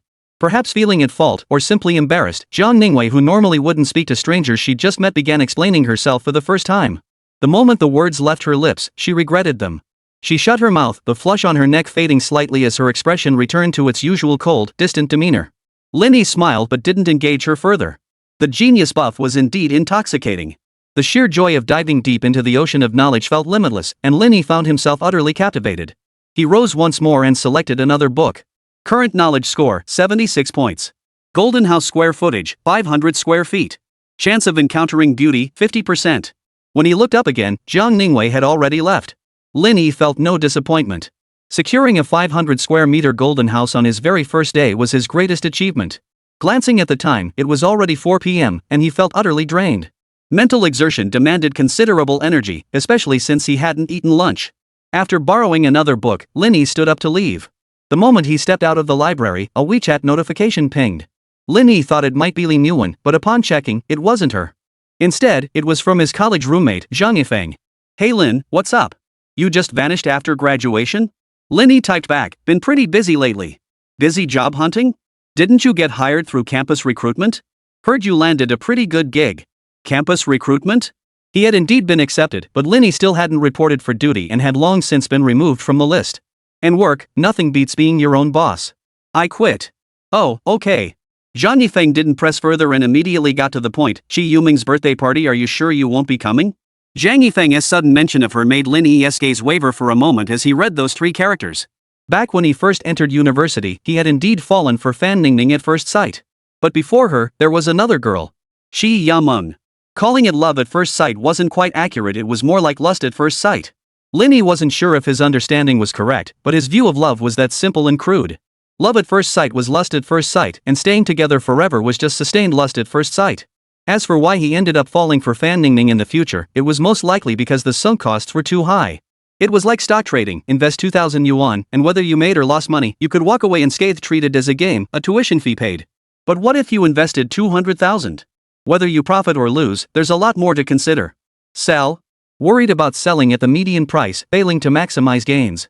Cut your losses and exit? It's not that simple. Won't you have to recoup those losses? Naturally, you get stuck holding the bag. And Qi Yuming was that very stock that made Lin Yi tremble with fear, that super stock. He had no capital left to chase it. This capital was real money. Qi Yuming came from an exceptionally wealthy family, the kind where everything she wore or used was top of the line. She was the epitome of a wealthy heiress. Though she might not value money or show interest in it, creating romance required spending. Love, it's just that add up. After realizing the gap, Lin Yi naturally gave up. I won't be going. She didn't invite me anyway, Lin Yi typed. Besides, I'm really busy lately. Zhang Yifeng replied immediately, who said she didn't invite you? Isn't this me telling you? He opened up, abandoning text altogether for voice messages. Old Lin, did you mute the graduation group? Qi Yuming announced it in the group ages ago. Her birthday banquet is at the Wanda Wenhua Hotel the day after tomorrow at noon. All the classmates still in Mingcheng who know about it have signed up, except you haven't made a peep. She saw you weren't responding, so she asked me to check in with you. Listening to the voice messages, Lin Yi froze for a moment, surprised by the coincidence. But he still typed back, forget it. I'm genuinely busy. Qi had no shortage of admirers. Anyone bold enough to pursue her was undoubtedly confident in their family background, convinced they were a perfect match. Lin Yi couldn't be bothered competing with those idiots. He'd rather spend his time deepening his connection with that little vixen Lin Yi, or reading and studying to build his golden house. Fine, I'll pass it on, Zhang Yifeng said regretfully. It's all free food and drinks anyway. Getting teased a bit by her suitors isn't a big deal. That's a 5-star hotel, you know? Who knows if you'll ever get another chance to step inside after this. Lin Yi smiled without replying, thinking it was just a coincidence. Was he afraid of a little teasing now? Are you kidding? No way. But just as he put his phone away, he heard Zhang Ningwei's voice, cold yet urgent. An argument?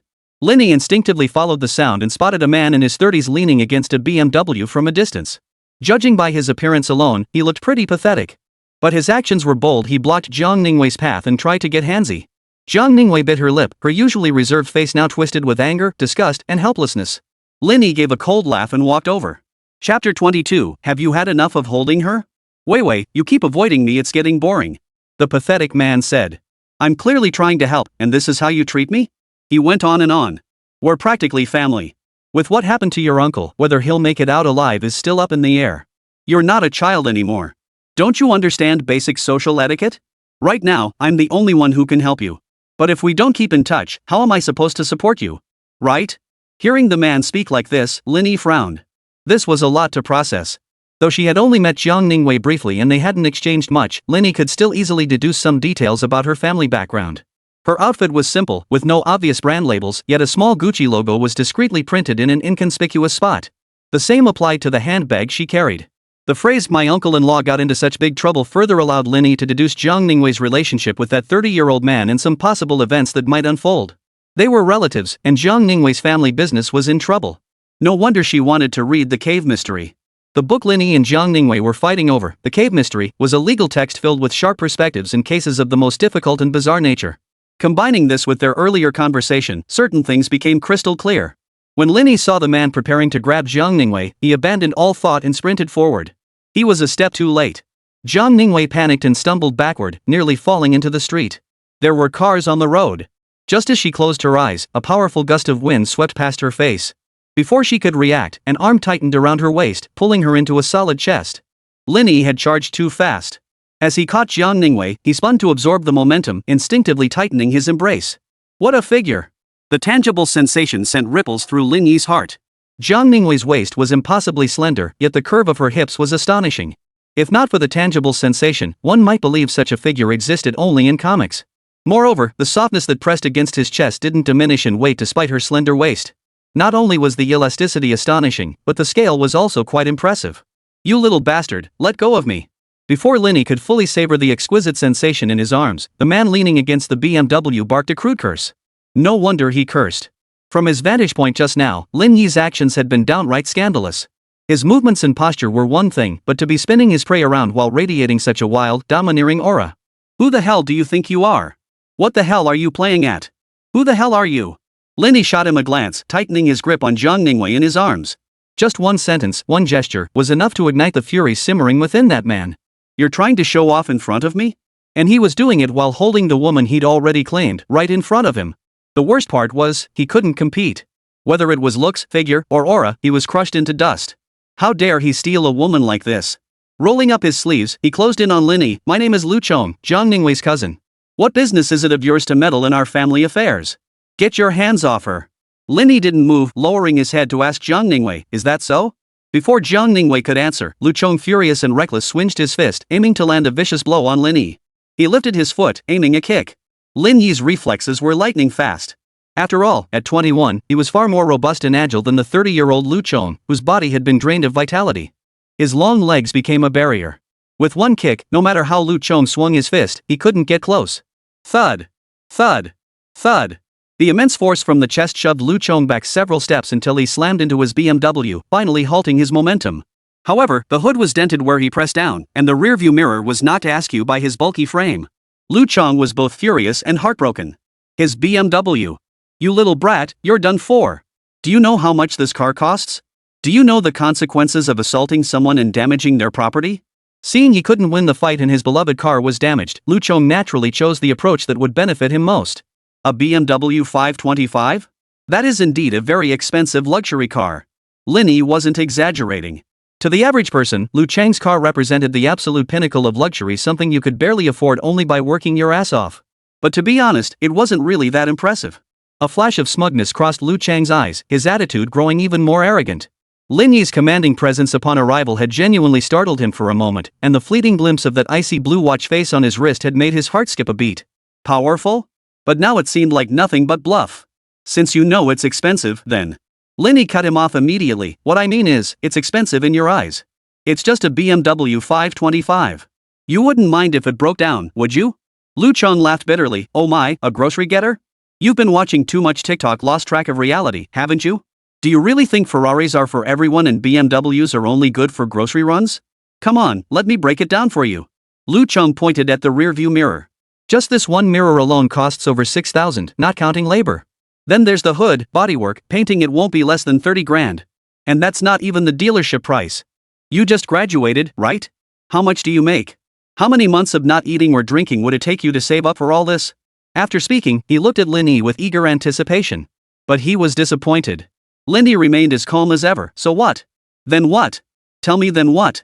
Lu Cheng stomped his foot in frustration. You can't afford it. You'll go to jail. Your life is over. Poof. Lin Yi gave a cold laugh. He'd sent 2 people to prison not long ago. This petty squabble was hardly worth his attention. Still, holding Zhang Ningwei felt so damn good. He needed to hold her a little longer. Ending it too soon would be a waste. Who knew when he'd get another chance like this? What else? Let go of Weiwei. Apologize. I'm generous. All I want is 10,000 yuan. Are you done yet? Zhang Ningwei suddenly spoke up. But her words weren't directed at Lu Cheng, they were for Lin Yi. Though she was down on her luck now, years of affluent upbringing had given her a worldly perspective far beyond Lu Cheng's. The ice blue diamond ring on Lin Yi's finger alone could buy several BMW 525s. He was just trying to take advantage of her. Not nearly enough, Lin Yi replied with a hint of flippancy, though he knew it was time to end this. Lu Cheng, some people you just can't mess with. Get the hell out of here. Lu Cheng gritted his teeth, panting with rage. You little. But before he could finish, the sun glinted off the diamond-encrusted ice blue dial and the striking dual-eye design, stabbing his eyes. A momentary daze washed over him. You're wearing a fake? And you actually believed it? As he spoke, beads of sweat formed on his forehead. Combined with Lin Yi's unshakable confidence and unique aura, that ice blue Rolex was most likely genuine. Fakes can't become real, and real can't become fake. Lin Yi gestured. Count to 10. You choose whether to leave or stay. Lu Cheng wiped his forehead, avoiding eye contact with Zhang Ningwei and Lin Yi as he scrambled into his car and sped away. Dare to bother Weiwei again, and I'll break your legs. Lin Yi's words, delivered with effortless ease and absolute confidence, struck Lu Cheng like a sledgehammer.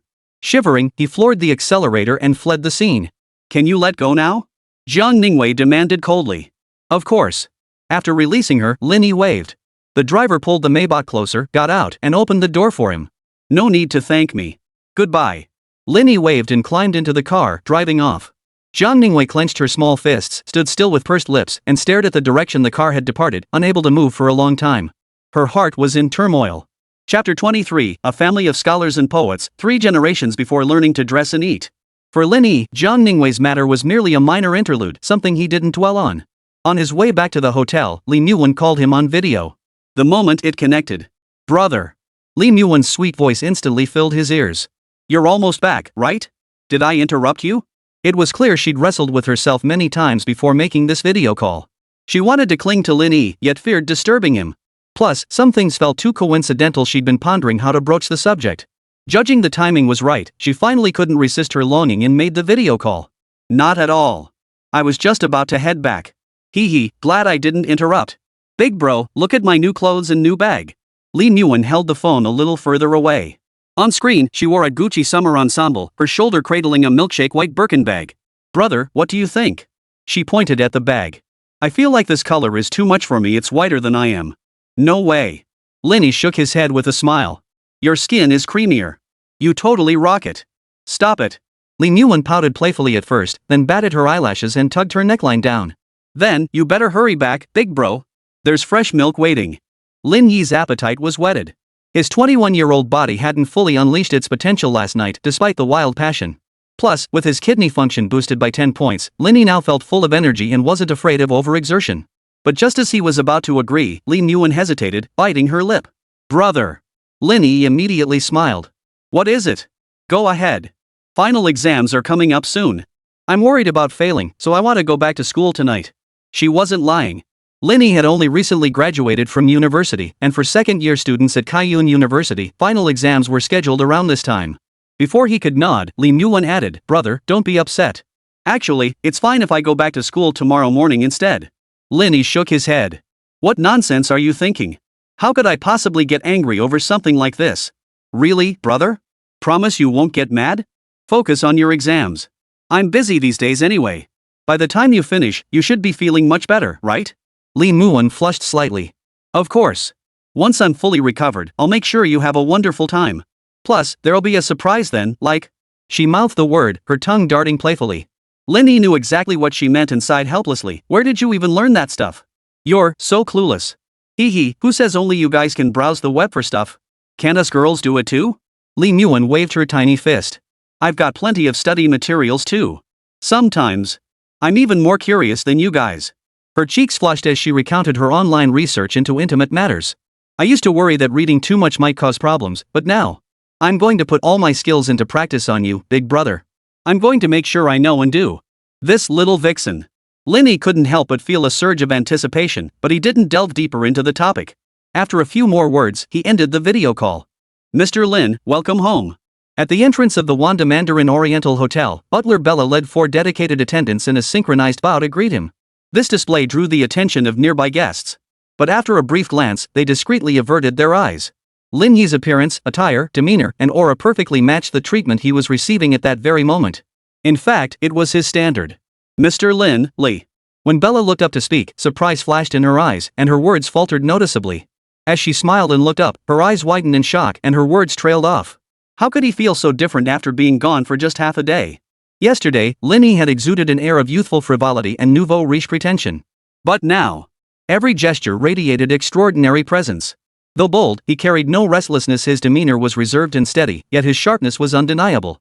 It seemed as though a single glance from him could make anyone automatically bow low and cry out, "Master, what are your orders?" Lin Yi glanced at Bella. What's wrong? Bella quickly composed herself and bowed slightly in apology. My apologies, Mr. Lin. My mind wandered just now. Miss Li and her friends left just 10 minutes ago. Shall we arrange dinner now? Lin Yi nodded lightly, unsurprised. Arrange it. Understood, Mr. Lin. Bella hurried to catch up, holding a bill in her hand. Here is Miss Li's consumption statement for your review. Calling those luxury brands for in-room service wasn't free, of course. But Lin Yi had been in a hurry when he left earlier, so this charge would be billed later. Other patrons wouldn't receive such treatment from these luxury brand sales assistants, but Lin Yi had the privilege. Sometimes, being able to pay the bill isn't the real skill, it's being able to run a tab or delay payment that signifies wealth and status. Clearly, Lin Yi now occupied that tier. Glancing at the bill, Lin Yi couldn't help but chuckle softly. Li Muan really knew how to save him money. With so many luxury brands offering in-home services, she'd only picked out a Gucci summer suit and a Birkin bag totaling around 80,000 yuan. After swiping his card to settle the bill, Lin Yi returned to the presidential suite. Mr. Lin, our Wanda Mandarin Hotel's head chef will be arriving in Ningqing the day after tomorrow. Would you like to make a reservation? Bella asked Lin Yi with a smile as she served the meal. He was entitled to the highest level of service at the Wanda Mandarin Oriental in Ningqiang. The head chef? Yes, Mr. Lin. Chef Lu Lin is the undisputed top chef within our group. He has received numerous domestic and international honors and is one of the chefs who has presided over state banquets. He enjoys an extremely high reputation in China's culinary world. He's served as a head chef for state banquets? That statement was the real reason Lin Yi couldn't resist trying the dish. Is a state banquet something an ordinary chef could participate in? And this Lu Lin was the head chef. As a self-proclaimed foodie, Lin Yi couldn't pass up this opportunity now that it was right in front of him. Of course. It would be my honor to sample Chef Lu's culinary artistry. No, Mr. Lin, it is our honor to serve you. Bella bowed and smiled. Then I've secured your reservation. May I ask if there are any particular dishes you'd especially like? Lin Yi had no idea what dishes a master chef of state banquets might prepare. Moreover, he knew next to nothing about the vast array of top-tier delicacies in the country. No, let him decide. Understood, Mr. Lin. Enjoy your meal.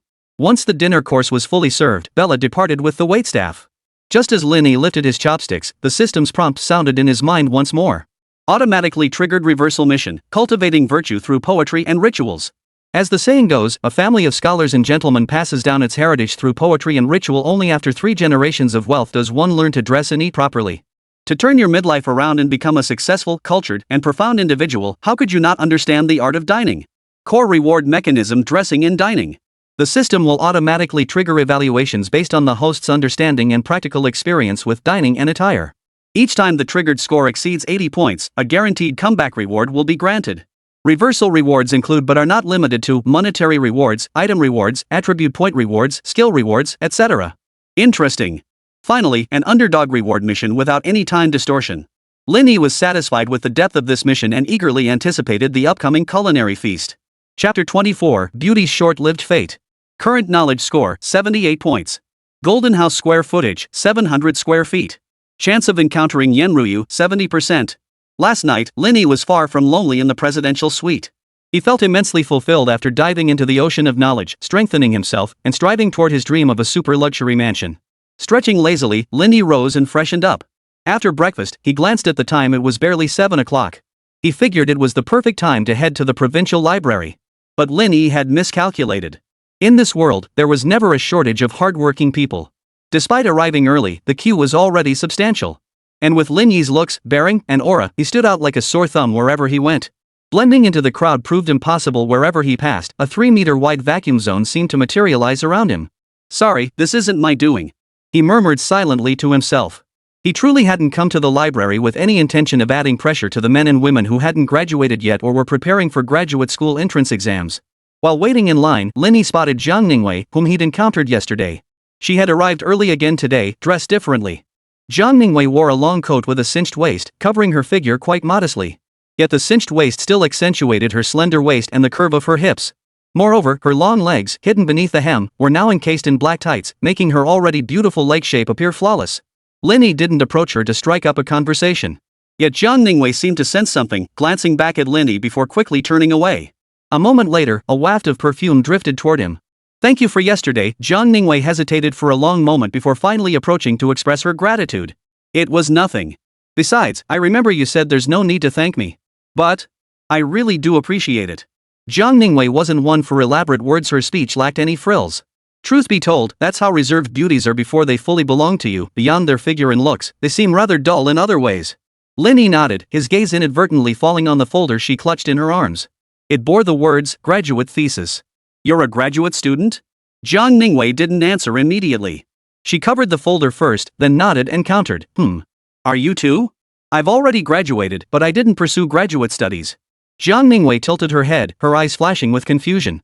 She'd witnessed Lin Yi's dedication to studying firsthand yesterday. Calling him a living genius wouldn't be an exaggeration. Moreover, he came from a very well-off family and preferred to spend his time in the library. So why didn't he apply for graduate school? Her curiosity got the better of her, and she asked, if you're not applying, why do you still come to the library every day? Lin Yi didn't answer immediately. He pointed to the crowd beginning to move ahead, gesturing to walk and talk. For the golden house, and for the jade-like beauty. Ha! Zhao Liwei froze in surprise. Seeing her expression, Lin Yi felt an urge to pinch her cheeks but managed to restrain himself. Knowledge is the key to both beauty and wealth, you know. Oh.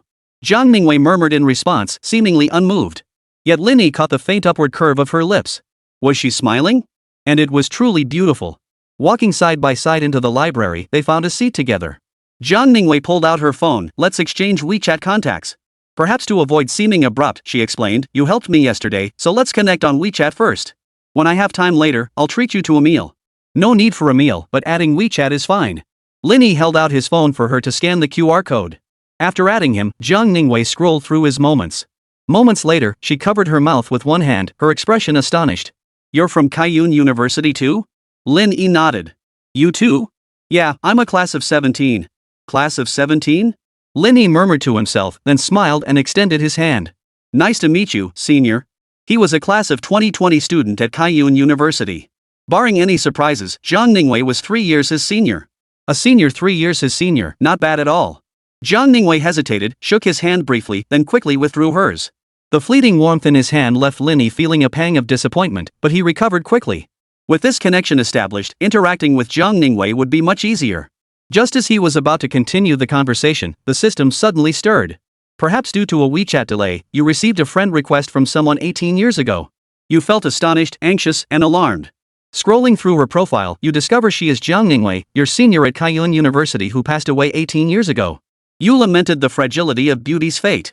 Had you received this message sooner, perhaps you could have altered her destiny? Or perhaps you could have shared a love so profound it would have lasted a lifetime. Automatically triggered mission, reclaiming the lost years. Zhao Liwei, sitting right before him, was dead? This system.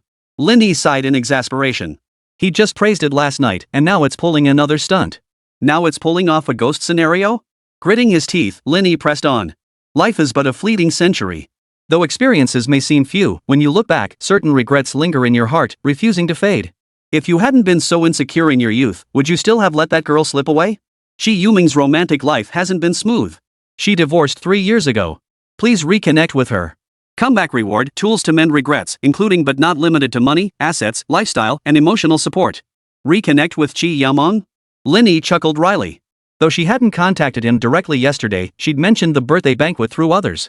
Reconnecting with Chi Yamong should be a piece of cake, right? But Lin Yi glanced at Zhao Liwei, his gaze flickering. Would she die this year? Why? An accident, or? After deep contemplation, Lin Yi recalled the words spoken yesterday by Zhao Ningwei's cousin, Lu Chong. Senior, are you and Lu Chong really related? I suppose so. Zhao Ningwei lowered her gaze. Distant relatives barely related by blood. Lin Yi continued using Lu Chong as his angle. Even so, he shouldn't act like that. It's sick having feelings for his cousin. He used to be fine, but lately, he's like a completely different person. At this point, Zhao Ningwei fell silent, and Lin Yi didn't press further. Their friendship wasn't close enough for him to pry into her personal affairs. Zhao Ningwei had shared this much with him only because Lin Yi had helped her resolve a problem yesterday. Still, Lin Yi had his suspicions. Lu Chong mentioned something happened at her home. Most likely, it's trouble with her parents' business or even worse. Otherwise, how could Lu Chong, who'd never dared harbor feelings for her before, now have the nerve to stalk and harass her? Zhao Ningwei's untimely demise must be connected to her family's upheaval? Lin Yi gave her a deep look, then pushed the thoughts aside. He planned to get to know her better first, then slowly unraveled the situation to see if he could save her. Read some psychology books. They should be helpful. Soon, Lin Yi was once again immersed in the ocean of knowledge. Meanwhile, Zhao Ningwei took advantage of Lin Yi's deep concentration on his studies. She would occasionally rest her chin on her hand to observe him closely, or steal glances with her beautiful eyes. She cherished this distant yet approachable dynamic, where he maintained boundaries without overstepping. But, thinking of the recent family upheaval, Zhao Ningwei's eyes dimmed. She even got up and moved to sit elsewhere. She was afraid. Chapter 25, Zhao Ningwei on the brink of collapse. Current knowledge score, 80 points. Golden House square footage, 900 square feet. Chance of meeting Yan Ruyu, 90%. By mid-morning, Lin Yi had finished 2 books, feeling quite satisfied. When he looked up again, Zhao Ningwei was already gone. Gone? Lin Yi scanned the room and spotted Zhao Ningwei in a corner.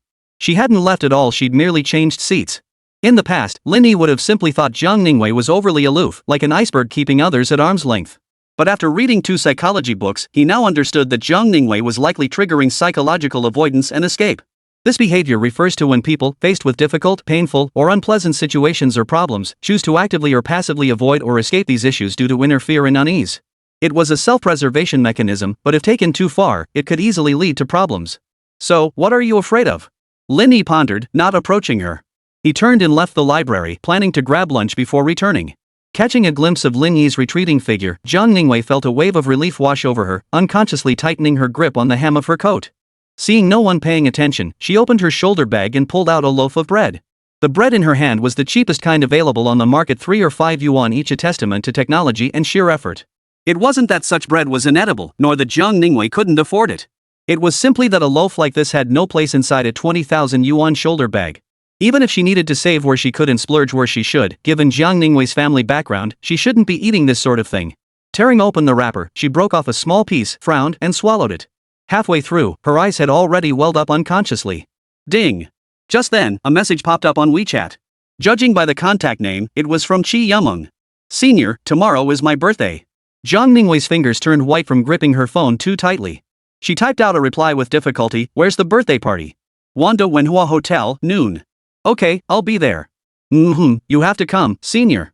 After ending the chat, Zhao Ningwei bit her lower lip. She'd need to bring a gift to the birthday party, right? She opened her WeChat wallet and checked her balance. Only 138.5 yuan. She opened her mobile banking app. The balance was substantial, a full 80,000 yuan. But following the balance were the 4 characters, judicially frozen. Taking a deep breath, Zhao Ningwei glanced at the handbag resting on the table, then snapped a photo with her phone. She immediately sent it to the contact for AAA gold, watches, handbags, high price recycling. Miss Jiang, are you looking to sell this handbag?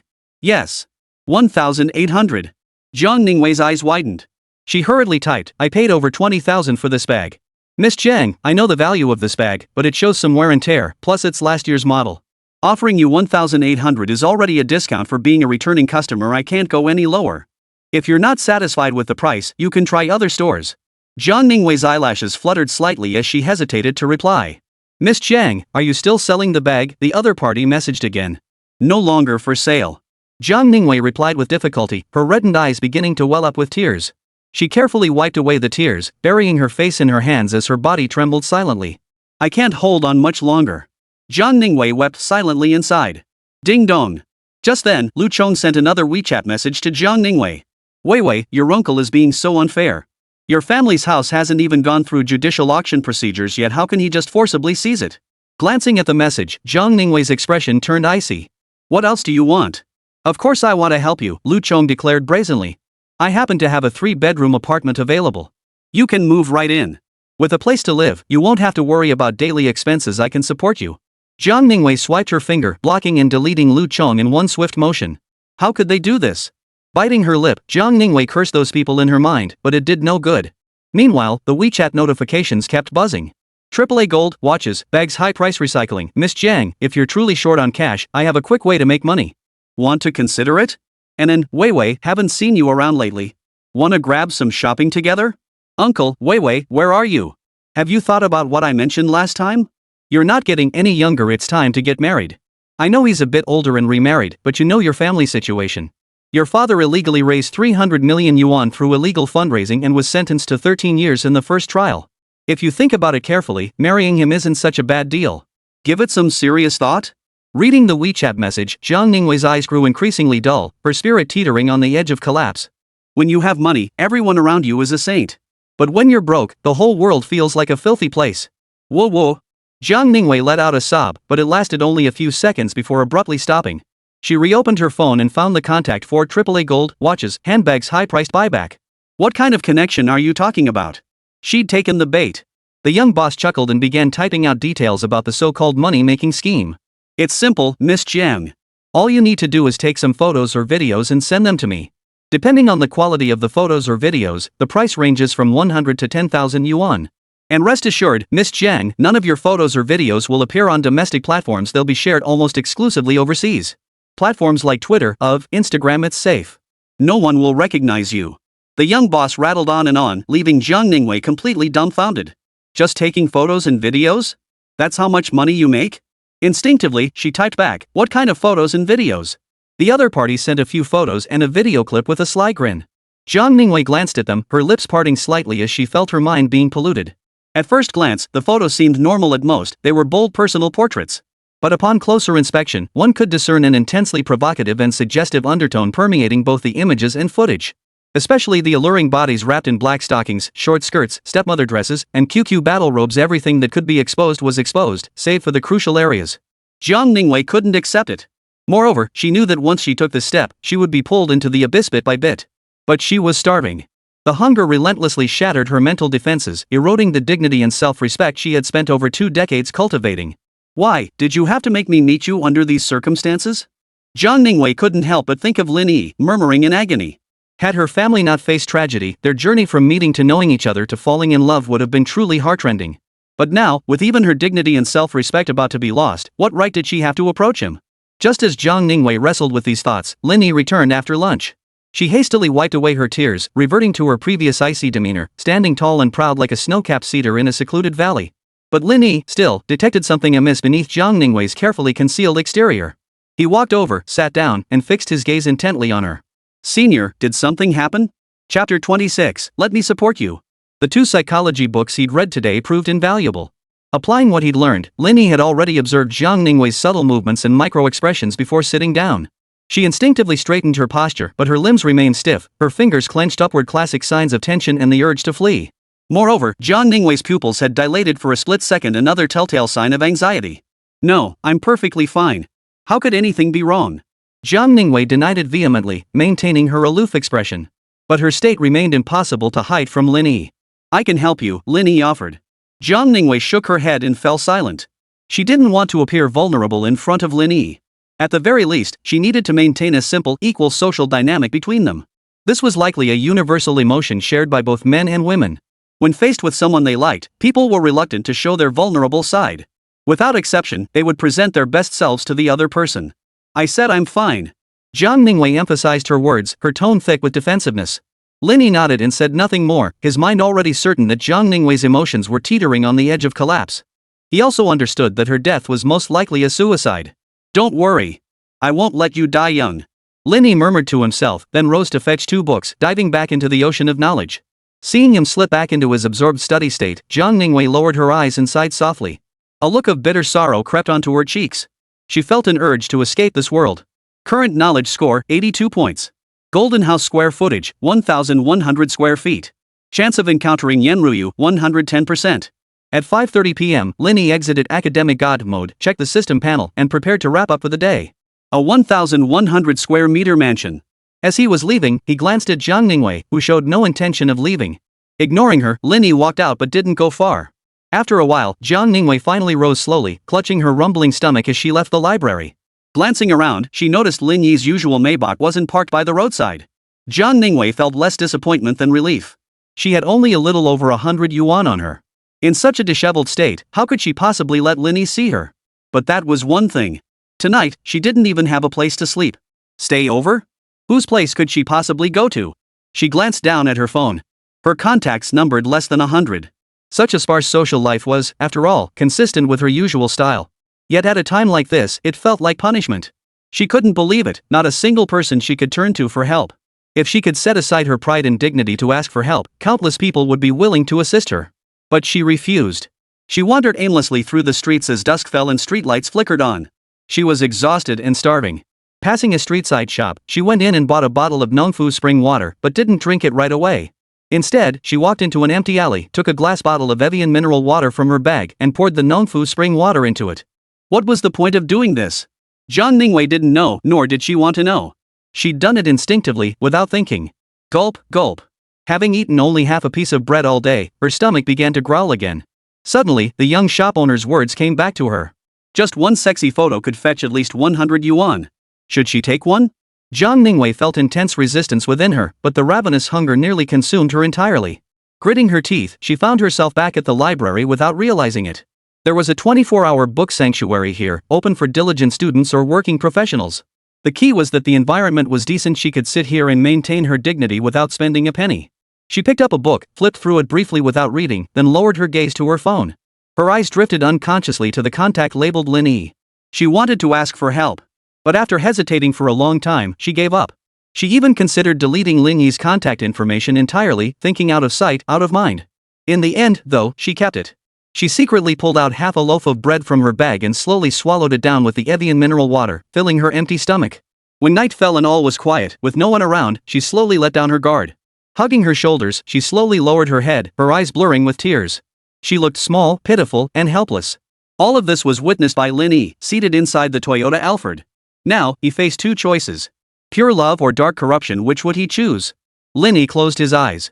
His deliberation lasted less than a second before he made his decision. He would no longer focus on a single person, nor would he marry any woman. He pulled out his phone and dialed Zhao Liwei's WeChat call. On the other end. The sudden ringing startled Zhao Liwei. She glanced up at her phone. Seeing it was Lin Yi calling, she frantically wiped away tears and scanned her surroundings, finding no trace of him. Relieved, she quickly composed herself and pressed the answer button. She had no idea why Lin Yi was calling her, but when she spoke, she reverted to her usual cool demeanor. Hello? Is this Lin Yi? What brings your call so late? Senior. I'll support you financially. For a moment, Zhao Liwei thought she'd misheard. She fell into a daze, utterly bewildered and at a loss. She stared blankly at her phone. When she finally snapped back to reality, she nervously scanned her surroundings once more. Still no sign of Lin Yi. What kind of joke is this? Support me? Her voice trembled noticeably as she spoke. I'm not joking. I'm serious. Lin Yi, you. Zhao Liwei wanted to curse him, wanted to rebuke him for being utterly ridiculous, wanted to express her fury, but in the end, she could only stammer, unable to utter a single word. Lin Yi cut off Zhao Liwei's incoherent rambling. Senior, I understand your current situation.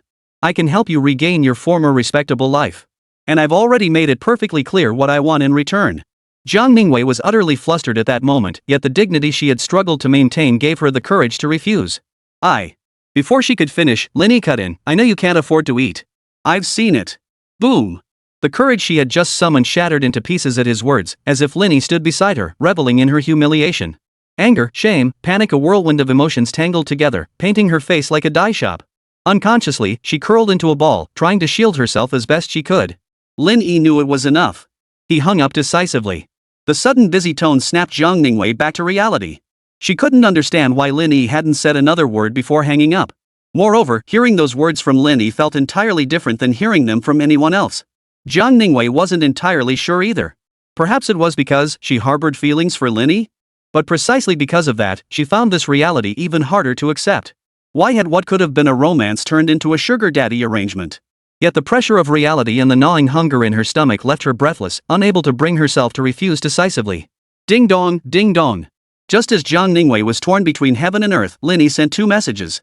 Please accept payment, 50,000 yuan. Senior, the car from Wanda Wenhua Hotel will arrive in 5 minutes. You can wait by the roadside. Chapter 27, A Mistake Turned Blessing, A Gift of the Soul. To spare Jiang Ningwei's frayed nerves, Lin Yi chose to leave first. 5 minutes later, a Rolls-Royce Ghost pulled up to the curb. Jiang Ningwei watched as the driver, smiling and impeccably courteous, opened the door. She hesitated briefly before settling into the back seat. She gazed up at the starlit ceiling, her eyes drifting into a distant place. For some reason, she smiled. Even before her father's accident, she had never ridden in such a luxury car. Now, in her current state of disgrace, she found herself riding in one and in this manner. Though she still hadn't accepted the 50,000 yuan Lin Yi had transferred to her. But the moment she stepped into this car, no matter how hard she tried to hide it, resist, or struggle, it proved she had taken that step. And the emotions that should have been a tangled mess of fear, unease, anger, and regret had somehow calmed. An inexplicable sense of ease and peace washed over her. With Lin Yi by her side, perhaps she wouldn't have to dwell on or bear the weight of so many things anymore? Lost in thought, she didn't notice the Rolls-Royce Ghost come to a stop. As she snapped back to reality and prepared to exit, she suddenly realized she didn't know how to open the door. She tugged at the handle. But the door wouldn't budge. Fortunately, the driver, ever the professional, opened the door for Jiang Ningwei from outside. Seeming to notice the confusion on Jiang Ningwei's face and the embarrassment in her eyes, the driver explained. Miss Jiang, for safety reasons, the doors on this model require 2 pulls to open. Oh. Jiang Ningwei nodded indifferently. After stepping out of the car, she gathered her courage to enter the lobby, where she was met by the butler, Bella. Good afternoon, Miss Jiang. I'm Bella, Mr. Lin's personal butler. Please follow me. This formal reception caught Jiang Ningwei off guard. She instinctively clenched her fists and nodded. Following Bella to the executive lounge, Bella smiled and added, Mr. Lin has reserved an executive suite for you. I'll proceed with your check-in now. Oh, okay. Thank you. Only after completing the check-in and stepping into the elevator did Jiang Ningwei, a moment slow to react, visibly tense up. So, she was staying at the hotel? Is Lin Yi here too? Yes, Miss Jiang. Hearing this, Jiang Ningwei's body trembled slightly involuntarily, and her breathing grew rapid. She felt both terrified and mortified. To put it bluntly, Jiang Ningwei craved help, but she didn't want it to be such a blatant transaction. The faint regard she'd held for Lin Yi was rapidly being eroded. As her mind raced with thoughts, the elevator doors slid open. Bella swiped her key card, stepped aside, and gestured for her to enter. Miss Jiang, this is your room. Please come in. Biting her lower lip, Jiang Ningwei stepped into the room with trepidation. The first thing that caught her eye was the spacious suite, decorated in a luxurious European classical style. Its opulence far surpassed the townhouse she had once lived in, by more than one level. But her attention quickly shifted away from the decor as she scanned the room, searching for Lin Yi's figure. After a moment, she asked in surprise, Lin Yi isn't here? Miss Jiang, Mr. Lin is resting in the presidential suite on the same floor as your room. If you wish, I can go fetch him. At that moment, Jiang Ningwei realized her misunderstanding and felt her heart settle. She shook her head. No, thank you. That won't be necessary. Simultaneously, her favorable impression of Lin Yi fully restored itself, even showing signs of improvement. Although Lin Yi had offered to support her financially, he had also shown her ample respect and given her sufficient freedom of choice. He actually liked her, not viewing her as merely a disposable commodity. As Jiang Ningwei felt reassured, Bella bowed slightly. Miss Jiang, please follow me this way. Bella led Jiang Ningwei to a private bathroom and pointed to the spacious bathtub inside, which was filled with rose petals. Mr. Lin specifically instructed me to prepare this for you. You may take a bath first to soothe your emotions. Bella bowed again. Miss Jiang, I'll now instruct the kitchen to prepare your meal. May I ask if there are any particular dishes you require? No, thank you. Jiang Ningwei hadn't expected Lin Yi to be so thoughtful. After Bella left, the corners of her lips curled upward by 10 degrees without her realizing it.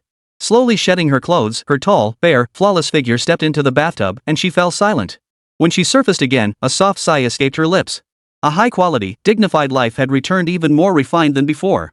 This was something she had longed for more than once after her misfortune. Now that it had come true, however, she also felt a sense of pride slipping away from her heart. In the presidential suite, Lin Yi judged the time was right and prepared to check on Jiang Ningwei. Ding! Suddenly, a system notification sounded in his mind. Reversal mission Middle-Aged Collector's Grand Campaign, unforeseen special circumstances have arisen. Collectible target, Jiang Ningwei. Collection score 99 points, an exceptionally rare earthly beauty. Collection progress complete. Stamp collection reward, immunity attribute plus 40, Zhao Ningwei's soul gift. Collection evaluation, ghostly affair? No judgment for now. Proceed with caution. Zhao Ningwei's soul gift, she currently exists in an exceptionally unique state. When her soul is satisfied, it provides real-time feedback to the host, including but not limited to monetary rewards. Immunity 54, immunity 94. You'd rather believe in supernatural phenomena than admit your own time perception is warped. Lin Yi felt utterly helpless this time. The jarring disconnect occasionally triggered by the middle-aged reversal system remained hard for him to accept. However, the system's reward this time was indeed generous, so Lin Yi naturally chose to forgive it. Immunity attributes were equally crucial, complementing health perfectly. With 94% immunity, cancer and genetic diseases can kiss my ass goodbye. Even contact-based diseases like syphilis or AIDS won't threaten me. At this thought, Lin Yi couldn't help but slap his thigh. Damn, what kind of filthy thoughts was I thinking? But compared to the immunity attribute, another reward intrigued Lin Yi even more. The system made a mistake. Did it actually reward me with my senior soul? Putting those thoughts aside, Lin Yi left the presidential suite and knocked on Zhao Ningwei's door. At that very moment, Zhao Ningwei was stuffing her face without a care for her appearance. She had assumed that even at a 5-star hotel, a late-night meal this late would be nothing more than a simple snack. But she never imagined it would be this lavish gourmet Western meal featuring all her favorite dishes. Even more astonishing, a bottle of red wine priced at over 30,000 yuan sat on the table. She was genuinely starving. Forgetting about wine appreciation or table manners, she wolfed down her food without restraint. To save money, she hadn't had a proper meal in over 2 months. Bread and bottled water were her daily sustenance. To keep her body from breaking down, she'd occasionally splurge on an extra boiled egg and some fruit. But no matter how carefully she budgeted, trying to maintain her dignity and appearance without any income, she ultimately reached a dead end. Now, with her taste buds satisfied and her stomach full, tears welled up in her eyes. Even so, this was the price she paid for her dignity. Knock knock. The sudden knock made Zhao Ningwei jerk her head toward the door, her heart racing. Was it finally coming? Chapter 28, I Will Punish You. Zhao Ningwei hesitated for over 10 minutes before finally opening the door. Their eyes met, and Lin Yi understood why it had taken her so long to open the door. Her long hair was pulled back in a bun, with a few strands damp. Clearly, Zhao Ningwei had used the time to wash her face and style her hair. Though she hadn't had time for makeup, her red lips still glistened with lip gloss. At a time like this, did she really need to be so meticulous? Lin Yi couldn't help but let his gaze drift downward. She was wearing a white lace spaghetti strap nightgown. This must have been prepared for her by Bella. Though it was a slightly conservative, longer style, Bella hadn't seen Zhao Ningwei before and didn't know she was taller than the average woman. Thus, the seemingly long hem barely covered half her thighs, while a small glimpse of alluring skin was exposed from her collarbone to her chest. Bathed in the room's soft lighting, Zhao Ningwei was breathtakingly sensual, exquisite, and beautiful. I'll go change into something else. Zhao Ningwei caught Lin Yi's gaze and instinctively tried to escape, arms wrapped around her shoulders. But Lin Yi was quick as lightning, grabbing her wrist firmly. Senior, I think we should talk first, don't you agree? Zhao Ningwei didn't turn around immediately. After taking several deep breaths, she slowly turned to face him. Unlike her earlier panic, her face had regained its composure, her expression turning cold and distant once more. Lin Yi, we can't do this. It's wrong, she said earnestly. I know you didn't think deeply about some of the things you said, and I don't blame you. But, let's be friends first. After we get to know each other better, can we talk about other things? Consider the money as a loan from me. I'll repay you as soon as possible, I promise I will.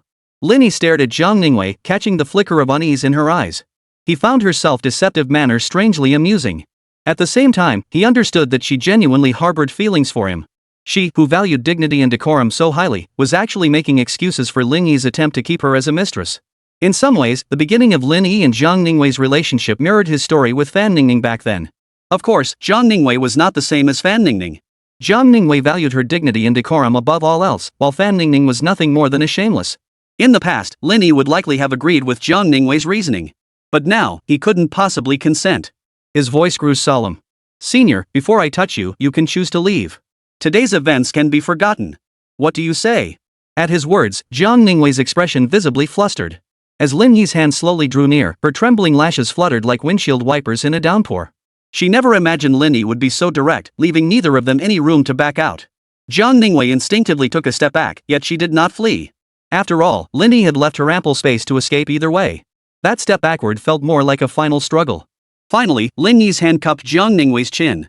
As his fingers lifted her chin, she tilted her head back slightly, allowing Lin Yi to see her more clearly. Senior, you're truly beautiful. At this moment, with no makeup on, every detail of Zhao Ningwei's face was laid bare before Lin Yi. Her skin was firm and elastic, with pores nearly invisible and not a hint of dullness. Her features, delicate as a porcelain doll, were flawless except for her slightly pale eyebrows. Unable to bear Lin Yi's burning gaze, Zhao Ningwei gently closed her eyes, her breathing becoming rapid. In front of this man, she felt utterly stripped of her dignity. Simultaneously, she turned her head slightly in a final struggle, unwilling to let Lin Yi continue pinching her chin. Lin Yi's response was even more direct. He drew closer, one hand gliding slowly down her cheek, brushing over Zhao Ningwei's snow-white neck before pausing briefly at her collarbone. Then, his palm swept downward and backward from her collarbone, tracing the perfect curve of her back before settling on her firm buttocks. Zhao Ningwei's body trembled violently, her hands clenched tightly, yet she showed no intention of fleeing. Suddenly, her eyes snapped open, staring at Lin Yi in shock. That hand had already slipped beneath the hem of her skirt. At that moment, Lin Yi savored the sensation in his hand while distractedly observing Zhao Ningwei's expression. Applying his psychological knowledge, he analyzed her micro-expressions to gauge her breaking point. As he approached the forbidden line, Zhao Ningwei was already on the verge of exploding. Lin Yi decisively withdrew his hand. Zhao Ningwei, her emotions already simmering, opened her mouth to unleash a furious rebuke, but not a single word escaped her lips. You could have run away, but you didn't, did you? With just one sentence, Lin Yi shattered Zhao Ningwei's pent-up emotions, plunging her back into panic and disarray. Perhaps you felt we weren't equals. Perhaps the term maintained sounded too harsh. Or maybe you felt you'd lost your dignity and self-respect. Lin Yi embraced her, whispering softly into her ear. But senior, in this lifetime, you only need to please me. Except at home, wherever you go, you can have everything you desire. Zhao Ningwei's mind was a whirlwind of chaos, yet her heart felt an unexpected calm. Lin Yi finally asked in a measured tone, Senior, what will it be? Zhao Ningwei hesitated for a moment, then found herself nodding as if compelled by some unseen force. Yet the next moment, she struggled to shake her head in refusal. But Lin Yi didn't give her that chance. Yeah! Amid her startled cry, Lin Yi swept her up in his arms, heading not toward the bedroom but toward the living room sofa. Now then, we can have a proper talk. Zhao Ningwei sat uneasily. Just moments ago, she had thought it would just be a talk.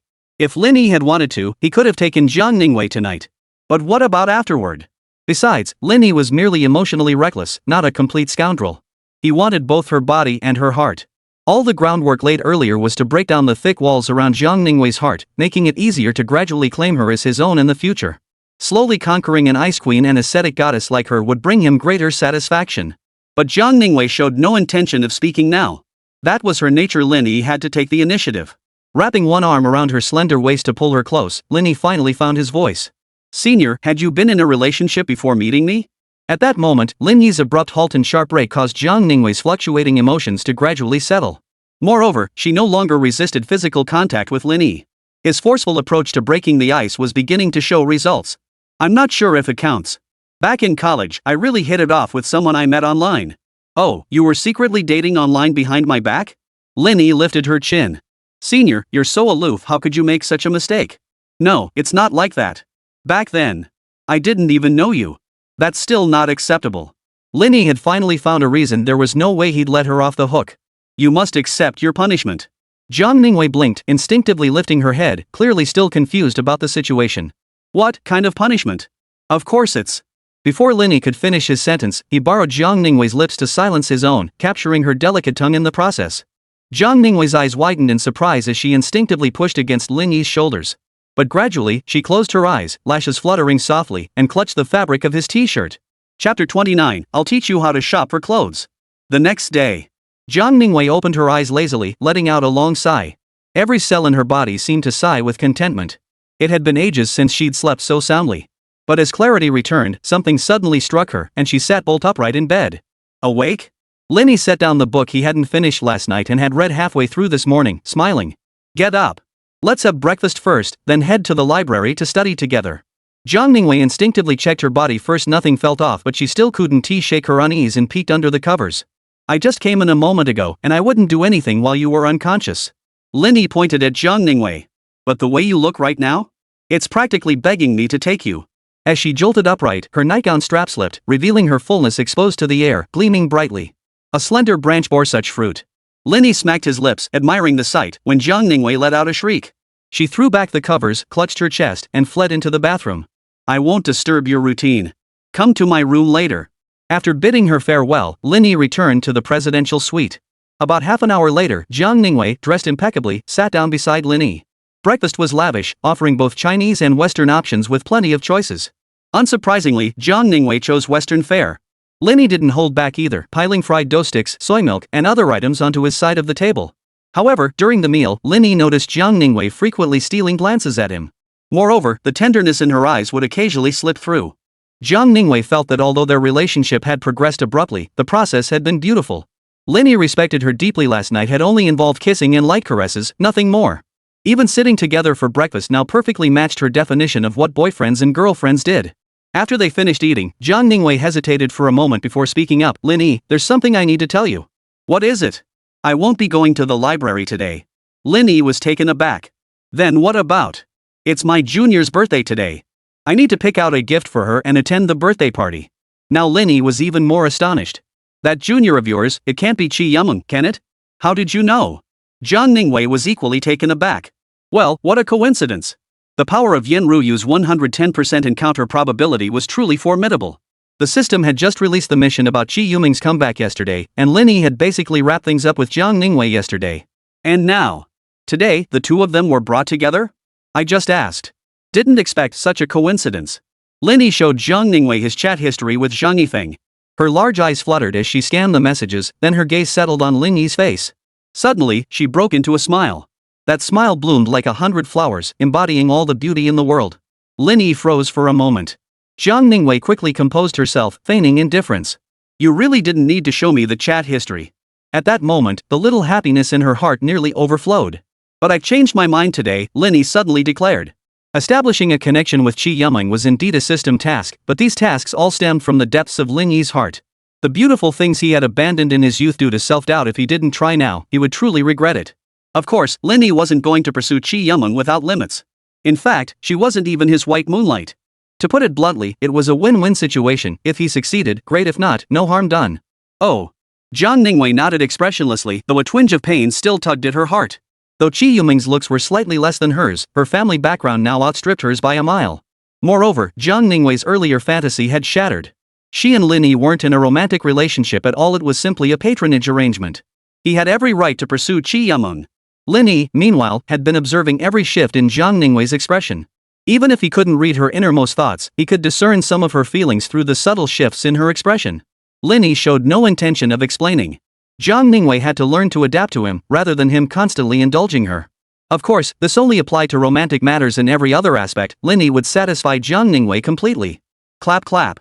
Lin Yi clapped his hands. Bella, his personal butler who had been waiting outside for quite some time, led a long line of female sales assistants in, one after another. Zhao Liwei watched the scene unfold, her gaze growing vacant. Each saleswoman pushed a rack of clothes bearing instantly recognizable brand names. Balenciaga, Louis Vuitton, Hermes, Gucci, Prada, and more. The racks held nothing but women's clothing, and not far away stood another rack filled entirely with handbags and other accessories. Lin Yi, this is. Zhao Liwei had heard about luxury brands offering in-home shopping services, but today was her first time witnessing it firsthand. Your clothes, bags, accessories, they're all outdated. For a birthday banquet, you shouldn't upstage the host, but you can't look like a fool either, right? Lin Yi's words swept away Zhao Liwei's earlier pout, and a wave of happiness washed over her once more. Amidst these emotional swings, when she looked at Lin Yi expressionless, the light in her eyes shone unusually bright. You pick first.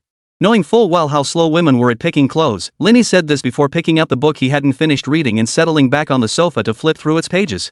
Yet within half an hour, Zhao Liwei had made her selection. Lin Yi watched her in surprise, his brow slightly furrowed. The clothes Zhao Liwei chose were merely the relatively affordable Balenciaga line, paired with a Gucci bag. She passed on the pricier, higher quality Louis Vuitton bag. Moreover, her selection consisted of only one outfit plus an additional long dress. Clearly, the rack still held coats, jackets, undergarments, boots, high heels, and more. Is this all you picked out? Zhao Liwei felt a pang of anxiety at his question, thinking she might have taken too much. When she was selecting, she had intended to buy just one set. But having gone too long without buying new clothes, she couldn't resist and picked up an extra long dress. I can return this long skirt.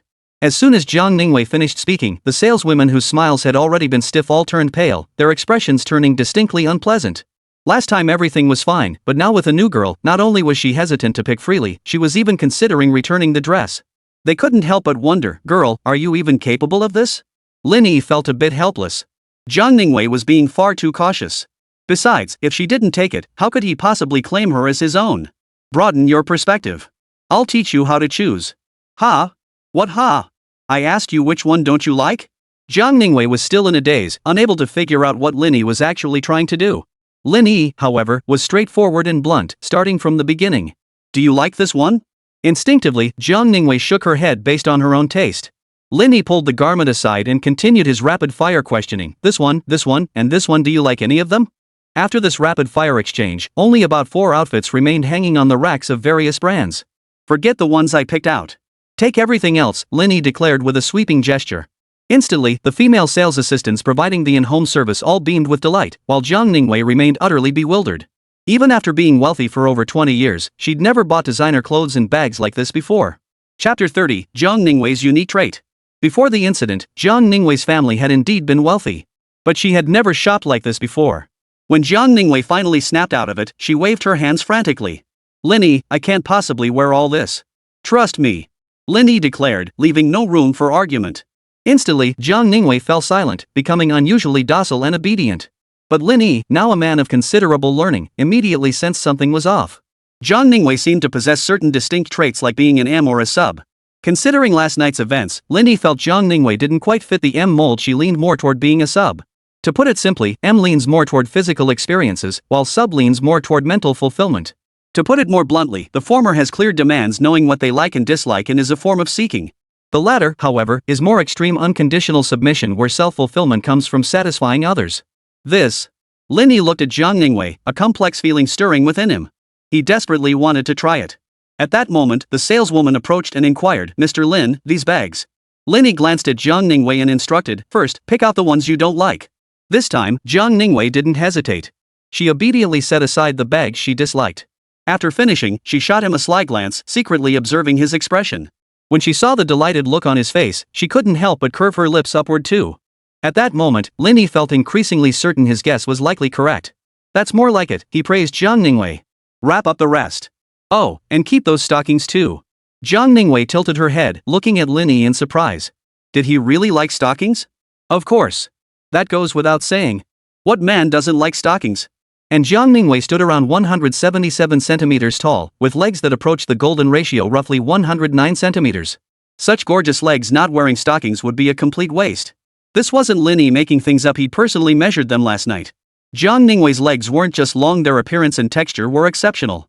Snow white and tender, supple yet smooth, with a perfectly balanced warmth that cooled you in summer and warmed your hands in winter. This isn't just top tier, it's divine. Alright, we'll wrap them up right away. The saleswomen beamed so brightly it felt like the sun was rising in the west, their energy surging as they bustled about. Zhao Ningwei watched the rows of stockings being wrapped, her eyes flickering with conflict. But before she could speak, Lin Yi shot her a glare that silenced her. Mr. Lin, the total comes to 988,000. Bella handled the final settlement. As before, Lin Yi only needed to settle with the hotel, the rest would be settled between the hotel and the brand store. Though Zhao Ningwei had braced herself, her heart still skipped a beat when she heard the figure. To be honest, yesterday's 50,000 yuan transfer, the Rolls-Royce Ghost transportation, the executive suite accommodation, and the lavish Western-style meals had indeed made an impression on Zhao Ningwei, but that was about it. If not for the complex feelings she still harbored toward Lin Yi, she would have slapped him across the face last night. After all, Zhao Ningwei was well aware of her looks and figure. If she wanted to, men willing to offer her such treatment were a dime a dozen. Yet at this very moment, facing Lin Yi, who had just spent nearly 7 figures on her heart was still profoundly shaken. No matter how confident Zhao Ningwei was, she wasn't arrogant enough to believe she could casually find a man who'd casually drop 7 figures on her.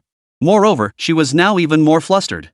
She had assumed that Lin Yi, taking advantage of her vulnerability and forcing a crude transaction onto what could have blossomed into genuine affection, would strip away whatever shred of goodwill she still harbored toward him. But last night's events in the presidential suite, coupled with his current extravagant gesture, left her helplessly realizing she wasn't resisting this arrangement with Lin Yi at all. In fact, she was beginning to sink into it. At that moment, Zhao Ningwei bit her lower lip, her gaze toward Lin Yi growing more complex. In her eyes, there was dependence, resistance, excitement, and a hint of submission. Miss Jiang, would you like me to put this away for you? The butler Bella's inquiry interrupted Zhao Ningwei's thoughts. She quickly regained her cool composure and murmured, "Thank you, but no need. I can manage on my own." Bella nodded, turned, and left the presidential suite, closing the door behind her. As Zhao Ningwei gathered her clothes, Lin Yi considered offering assistance, but the persistent notification chime echoing in his mind halted him in his tracks. Zhang Ningwei's soul is satisfied. You receive 80,000 yuan in feedback. Zhang Ningwei's soul is satisfied. You receive 50,000 yuan in feedback. Zhang Ningwei's soul is satisfied. You receive 1 point of free attribute points as feedback. With each item she packed, a notification sounded in Lin Yi's mind, followed by a vibration from his phone. All of them were deposit notifications. When the system alerts finally ceased, Lin Yi did a quick calculation. The monetary rewards alone totaled 5 million yuan. Beyond the money, there were also 6 precious free attribute points. He glanced at his mobile banking app balance, 20.4 million. He was spending money on Zhang Ningwei, yet his funds kept increasing? Lin Yi. At that moment, Zhang Ningwei called out, pointing at the overly sexy clothes and stockings beside her, her cheeks flushed. She was blushing. Keep all these. Wear them for me at home. Zhang Ningwei desperately wanted to refuse, but when she met Lin Yi's eyes, she cast aside her shyness and silently agreed. In fact, satisfying Lin Yi made her feel happy too. Noticing this, Lin Yi immediately considered testing further whether Zhang Ningwei truly possessed submissive tendencies. Don't hang them in the closet yet. Put that dress on for me. Zhang Ningwei bit her lower lip, reluctant to move. The dress Lin Yi pointed to was a strapless backless dress. From behind, it even revealed a hint of her buttocks. Before she could find an excuse to refuse, Lin Yi wrapped his arms around her from behind, his tone leaving no room for argument. Do as I say. Zhang Ningwei shuddered, her body tingling as if electrified, her mind going blank. Right there in front of Lin Yi, she slipped off her clothes and changed into the strappy backless dress he'd chosen for her. Seeing this, Lin Yi's gaze grew even more intense, and he used that same commanding tone again. That one doesn't look good. Take it off. Zhang Ningwei's eyelashes fluttered. Unable to meet Lin Yi's gaze, she hesitated awkwardly but obeyed nonetheless. Once the dress was gone, Zhang Ningwei stood in just her undergarments, her arms clutching her chest as she instinctively wanted to crouch down. Stand up straight. Hands down. Lin Yi's low voice echoed again, sending a shiver through Zhang Ningwei as the strange sensation within her intensified. Unconsciously, she closed her eyes, her slender frame standing perfectly straight as a flush slowly crept up her cheeks. Open your eyes. Zhang Ningwei's lashes fluttered, her body trembling slightly before she slowly opened her eyes. She gazed hazily at Lin Yi as he approached her. For some reason, she couldn't refuse Lin Yi. In fact, her compliance made her heart leap with joy. At this moment, Lin Yi's gaze burned with an unusual intensity. He was now 100% certain Zhang Ningwei possessed sub-attributes. So, the next step was... Chapter 31, Life's Regrets, Pinduoduos/and-save. Zhang Ningwei's unfocused eyes couldn't make out the man before her, but she knew her lips were being captured. She raised her arms, curling them in front of her chest to create a small space for herself to breathe. However, Lin Yi's large hand seized her wrist, slowly lowering it to her sides. As their lips parted, Lin Yi saw Zhang Ningwei still trying to shield her chest and commanded in a deep voice, "Don't move." Zhang Ningwei's lashes fluttered wildly as shyness and nervousness tangled within her. She wanted to resist, but it was futile. She obediently lowered her hands, giving Lin Yi all the space he needed. Seizing the moment, Lin Yi pulled her close, one arm around her neck and the other encircling her waist, as he pressed his lips against hers once more. As they kissed, Lin Yi distinctly felt Zhang Ningwei's body temperature steadily rise, her body unconsciously beginning to respond. This only fueled his excitement further, and he no longer found satisfaction in mere kissing. His hand, clasped around her waist, slid upward along her spine, single-handedly undoing the buttons. Click! Zhang Ningwei felt a sudden chill on her back and instinctively tried to pull away. Don't move! Lin Yi's command silenced her once more. Suppressing her blushing embarrassment, she closed her eyes again. But her rapidly fluttering eyelashes made her breathing grow ragged, her legs weak. Suddenly, Zhang Ningwei stumbled backward several steps, pushed onto the sofa by Lin Yi. Unable to resist, she opened her dazed eyes and vaguely made out the object in Lin Yi's hand. It was hers. Instinctively glancing down at her chest, her hazy consciousness gradually cleared. Lin Yi, we can't do this now. I said we can. Lin Yi's dominance was on full display at that moment, while a blush spread across Zhang Ningwei's delicate frame. She trembled slightly, but before she could react, Lin Yi embraced her once more. This time, he didn't press his lips to hers. Instead, he demonstrated his physical prowess. Zhang Ningwei shivered, arching her snow-white neck as her mind went completely blank. She parted her lips slightly, gasping for breath. An unprecedented sense of shame enveloped her, leaving her feeling as if she were lost in a haze. This extraordinary sensation was a first in her life, one that felt profoundly etched into her soul. Ring ring, ring ring. The abrupt ring of her phone snapped Zhang Ningwei back to reality, like clutching at a lifeline. Lin Yi. Today is my junior's birthday. I still need to prepare a gift for her. Zhang Ningwei's husky voice carried a hint of spring breeze, strangely reminiscent of a lazy midnight cat. And if you listen closely, you could detect a hint of pleading in her tone. She knew she couldn't refuse Lin Yi. If Lin Yi dismissed her again with that commanding tone, then she'd have no choice but to submit. So, she could only beg. Lin Yi paused his movements, showing no sign of anger. Today's progress had already been swift, and he rather liked the tone in Zhao Ningwei's voice. He reached out, took her phone, and handed it to her. But the moment Zhao Ningwei answered the call, mischief began to bubble up inside Lin Yi. He laid directly across Zhao Ningwei's lap, wrapping his arms around her neck and pulling her down. Unable to resist, Zhao Ningwei leaned forward. Lin Yi simply lay there, the jade-like beauty within easy reach. Zhao Ningwei couldn't help but let out a trembling moan. "Senior, what's wrong? Are you feeling unwell?" Shi Yuming's concerned voice came through the phone. No, it's just that my throat felt a bit dry earlier. Zhao Ningwei clearly had no experience lying, her words stumbling out as her body burned hot as an electric blanket. "Okay, I got it. Don't worry, I'll be there on time." Soon after Zhao Ningwei hung up, Lin Yi finally let her go. Her eyelashes fluttered lightly as Zhao Ningwei leaned back on the sofa, taking several shallow breaths to regain some strength. She no longer resisted Lin Yi's admiring gaze. Before Lin Yi could ask, Zhao Ningwei, having regained her strength, spoke up. "Lin Yi, my junior said she's waiting for someone, so we should push it back half an hour." 12 o'clock? Yes, 12 o'clock. Lin Yi glanced at his watch. It was already past 10:30. Earlier, he and Zhao Ningwei had shared nearly 15 minutes of pleasant conversation. "I need to go take a shower," Zhao Ningwei said, lowering her head slightly. Lin Yi froze for a moment, realizing she was showing him the door. He raised an eyebrow. "Senior, you've got me all worked up, and now you're kicking me out? It's clearly you who's got me all." Zhao Ningwei instinctively retorted, but mid-sentence, her face flushed crimson and she pressed her slender legs together. As she fell silent, Lin Yi, his mischievous plan succeeding, grinned wickedly and asked, "What exactly did I get you all worked up about?" He emphasized the word "God" as he spoke. Don't ask." Zhao Ningwei couldn't take it anymore. Her cheeks were so flushed they could drip water. She braced herself on the sofa with both hands, ready to flee in embarrassment. Lin Yi let her go, stretching lazily as he stood up. "You take a shower. I'll have Bella prepare your gift." Zhao Ningwei breathed a sigh of relief, but just as she thought she could escape, Lin Yi leaned in again. "Even if it was a coincidence, you still made a mistake this time. You must accept my punishment."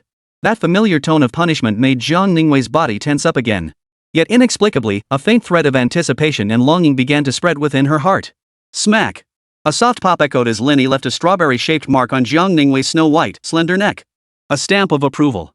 Covering her neck, Zhao Ningwei shot Lin Yi a seductive glance before darting into the separate bathroom as if fleeing. Splash!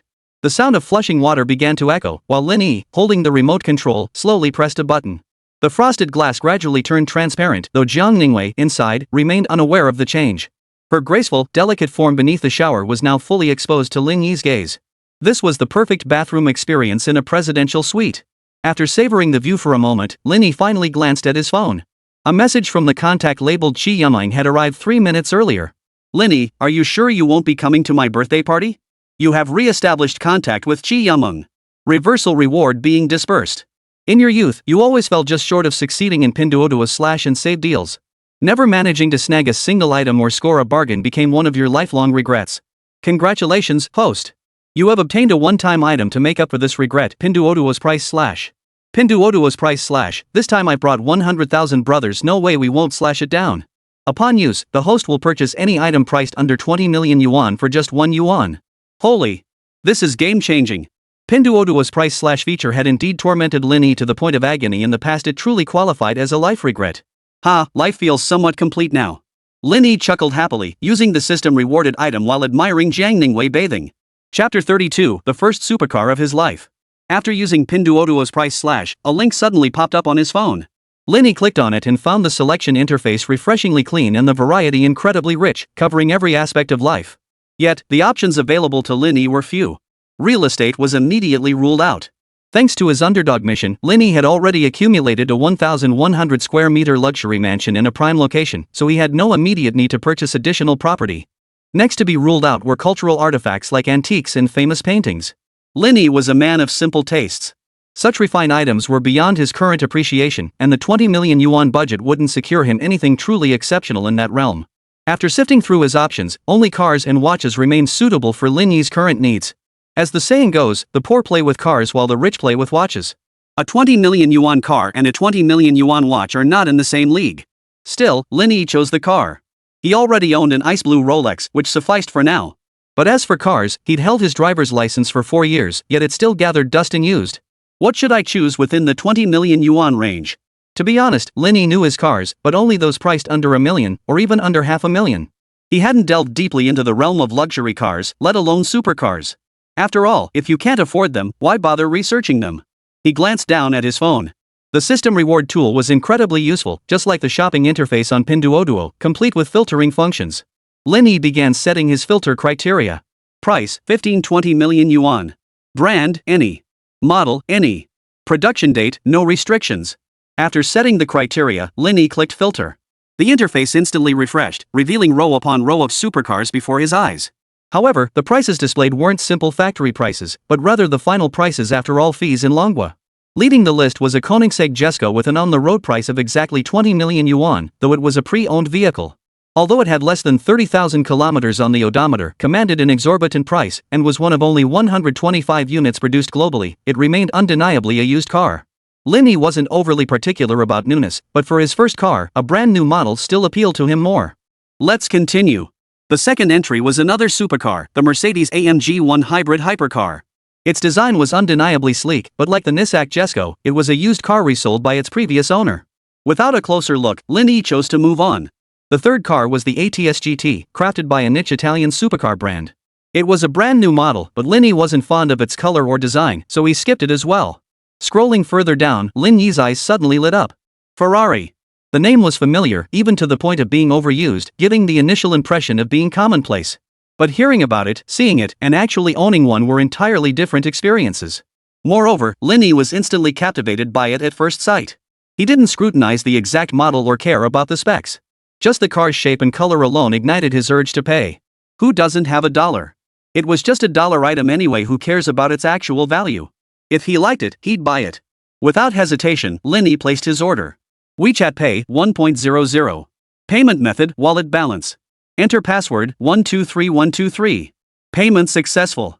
After spending a single yuan to buy his first car, Lin Yi's racing heart finally calmed down. Leaning back on the sofa, he suddenly remembered something. I've picked the car and paid for it, but where do I go to pick it up? Lin Yi realized belatedly and instinctively glanced at his phone. He discovered the shopping page had vanished, signaling that Pinduoduo's price/feature had officially completed its task.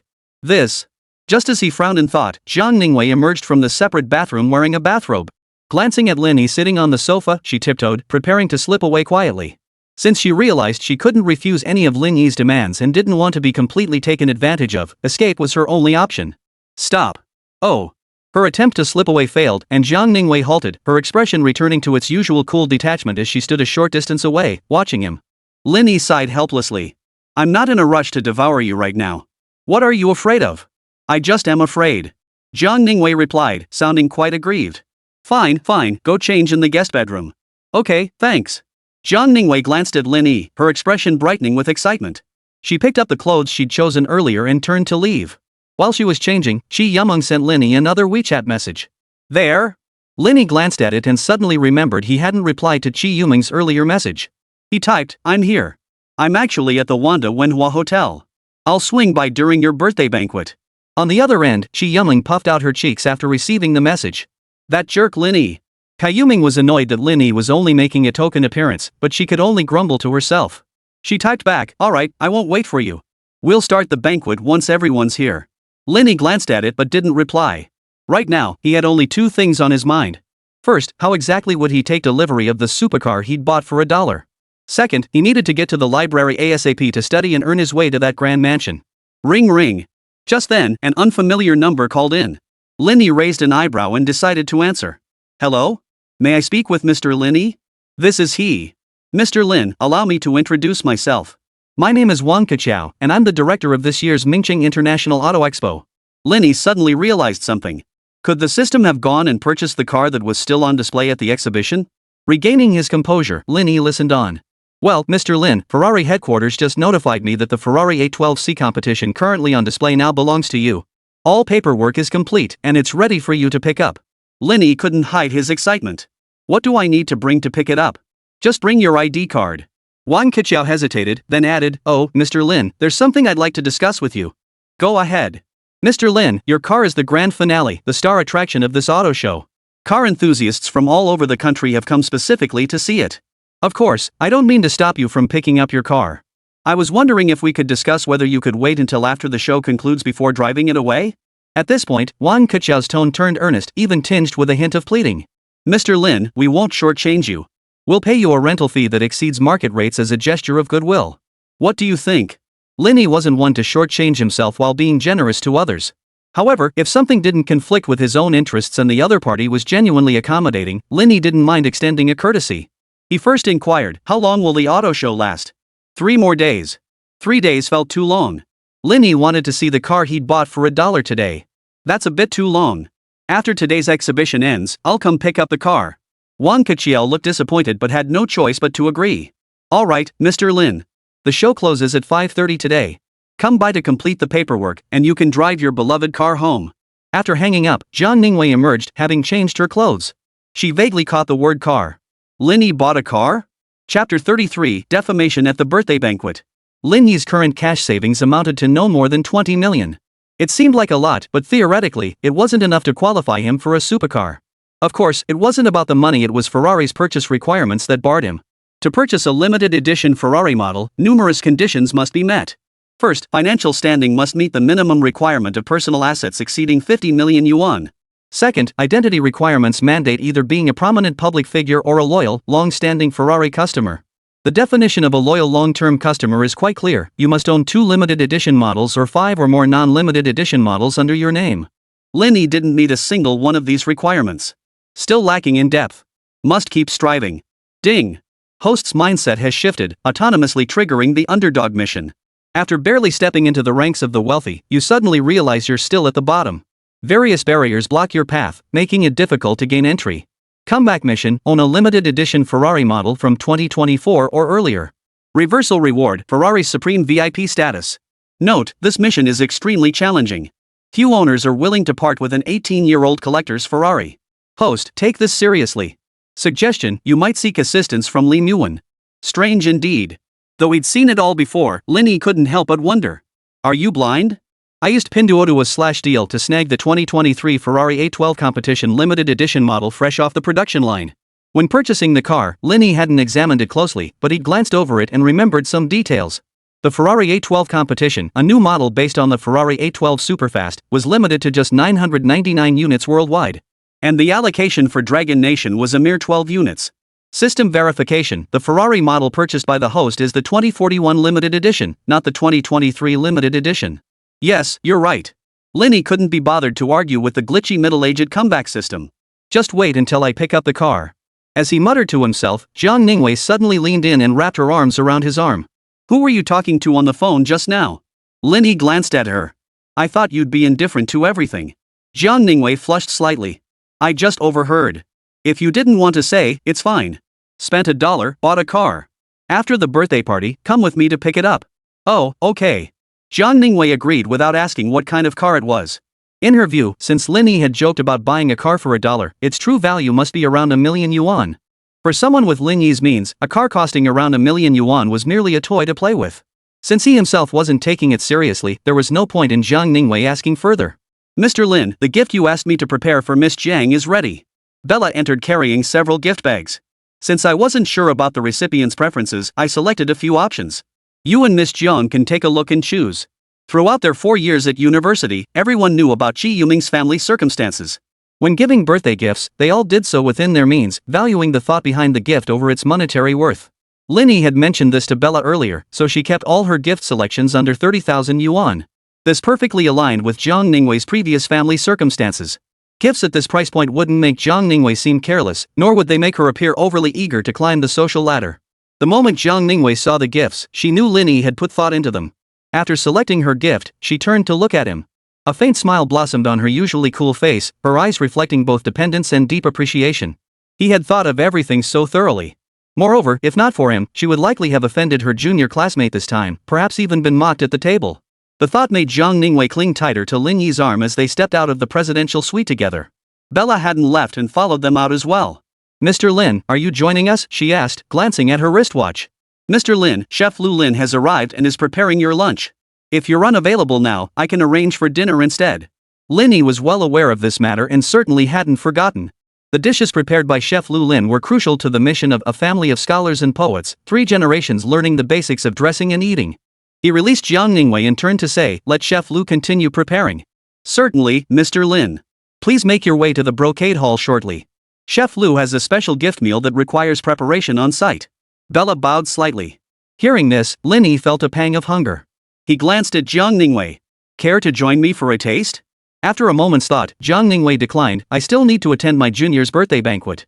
As the words left her lips, an unfamiliar sensation stirred within her, a faint hope that Lin Yi might issue a commanding order. But she was disappointed Lin Yi didn't order her. First, with others present, the intimacy between him and Zhang Ningwei was not something to display publicly. Second, though Zhang Ningwei had submissive tendencies, she wasn't a puppet. Lin Yi used this dynamic to spice things up, not to control her personal freedom. Alright, then. We'll savor it together next time. Lin Yi said gently.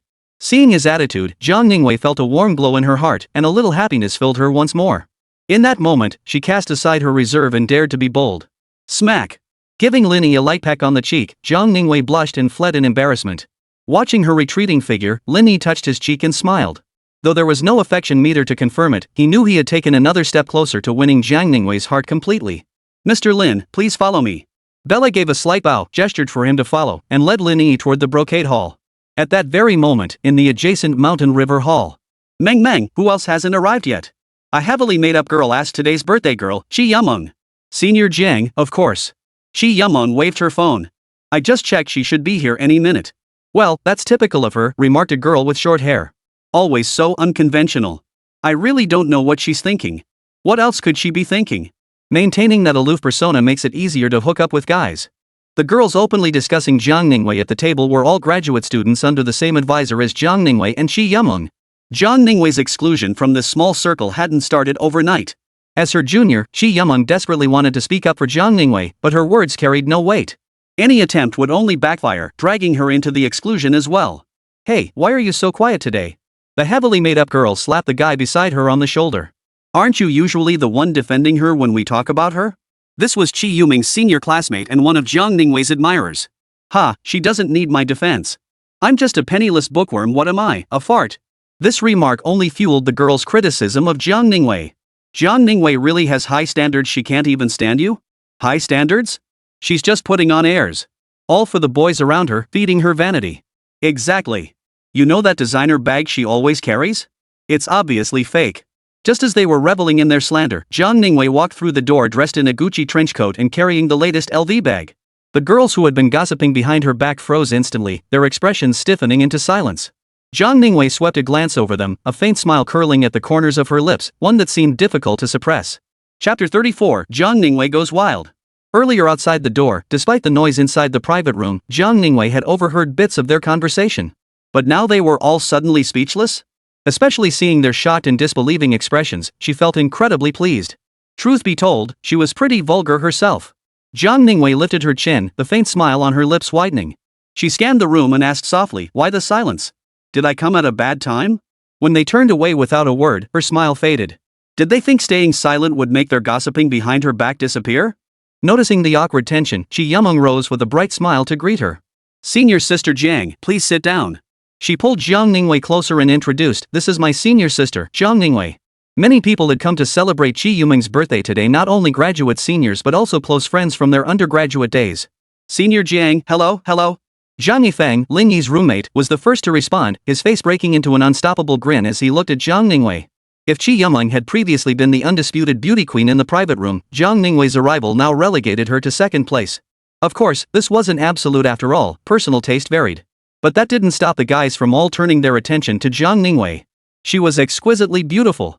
Her figure was stunning too, and that aloof, icy aura of hers was a total hit with some of the guys.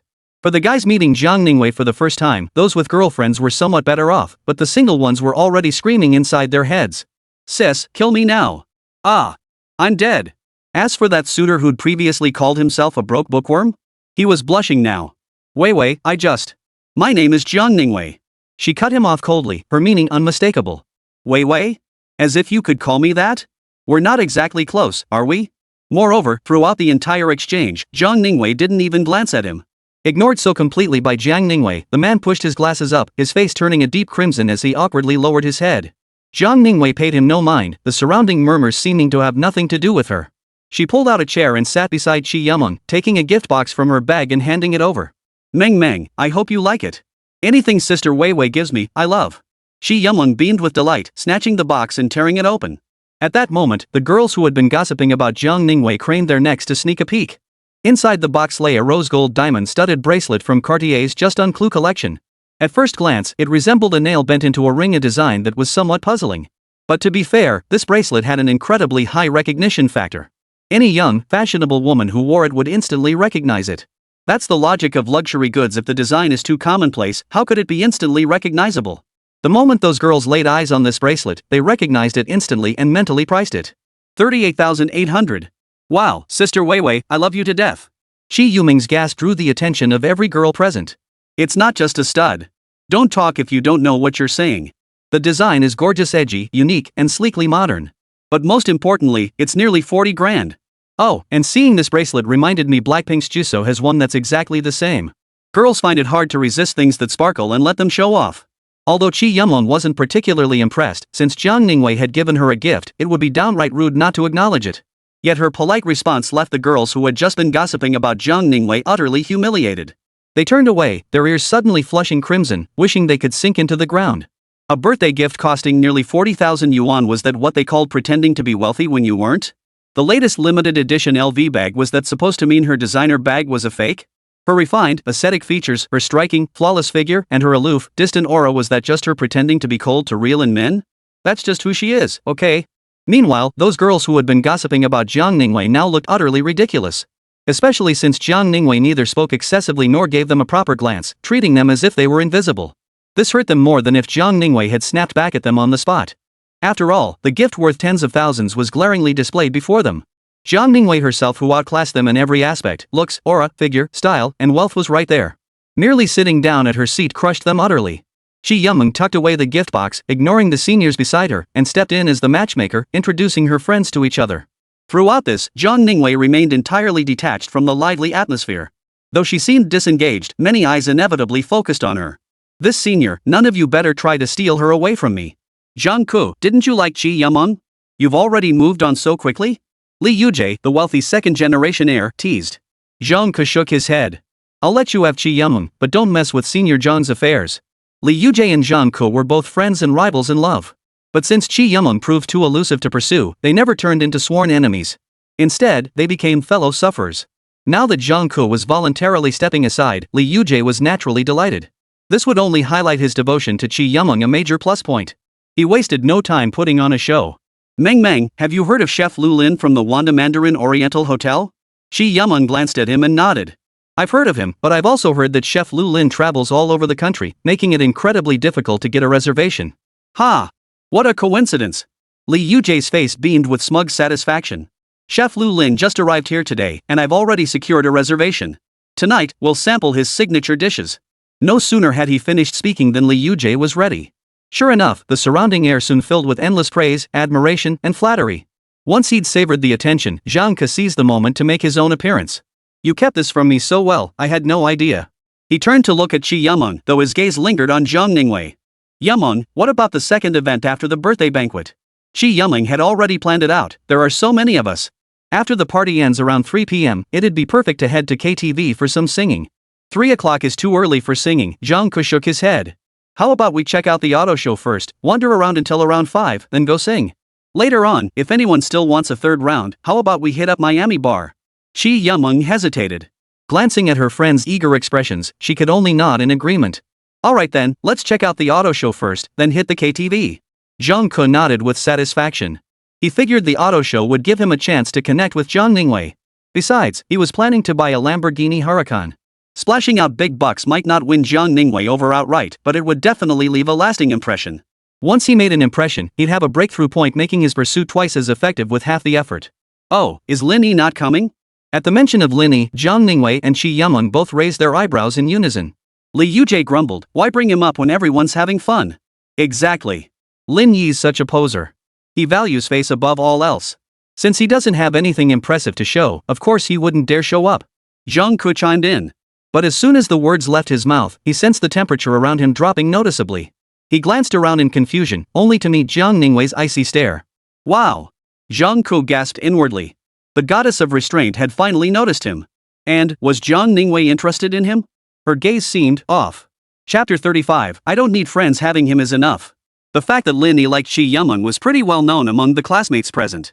The reason Li Yujie and Zhang Ke reacted so strongly was partly because of Chi Yumeng, and partly because of Lin Yi himself. As for Chi Yumeng, it goes without saying she couldn't exactly say she liked Lin Yi, but she didn't dislike him either. Even when Lin Yi turned his attention to pursuing Fan Ningning, Chi Yumeng's feelings toward him hadn't diminished much. She might not realize it herself, but as her suitors, Li Yujie and Zhang Ke were painfully aware. Her attitude toward Lin Yi was simply different from how she treated others. She might exchange a couple of words with others, but when she ran into Lin Yi, she'd smile and chat for 3 to 5 sentences. This alone was enough for Li Yujie and Zhang Ke to regard Lin Yi as a thorn in their side. Another crucial point was equally significant.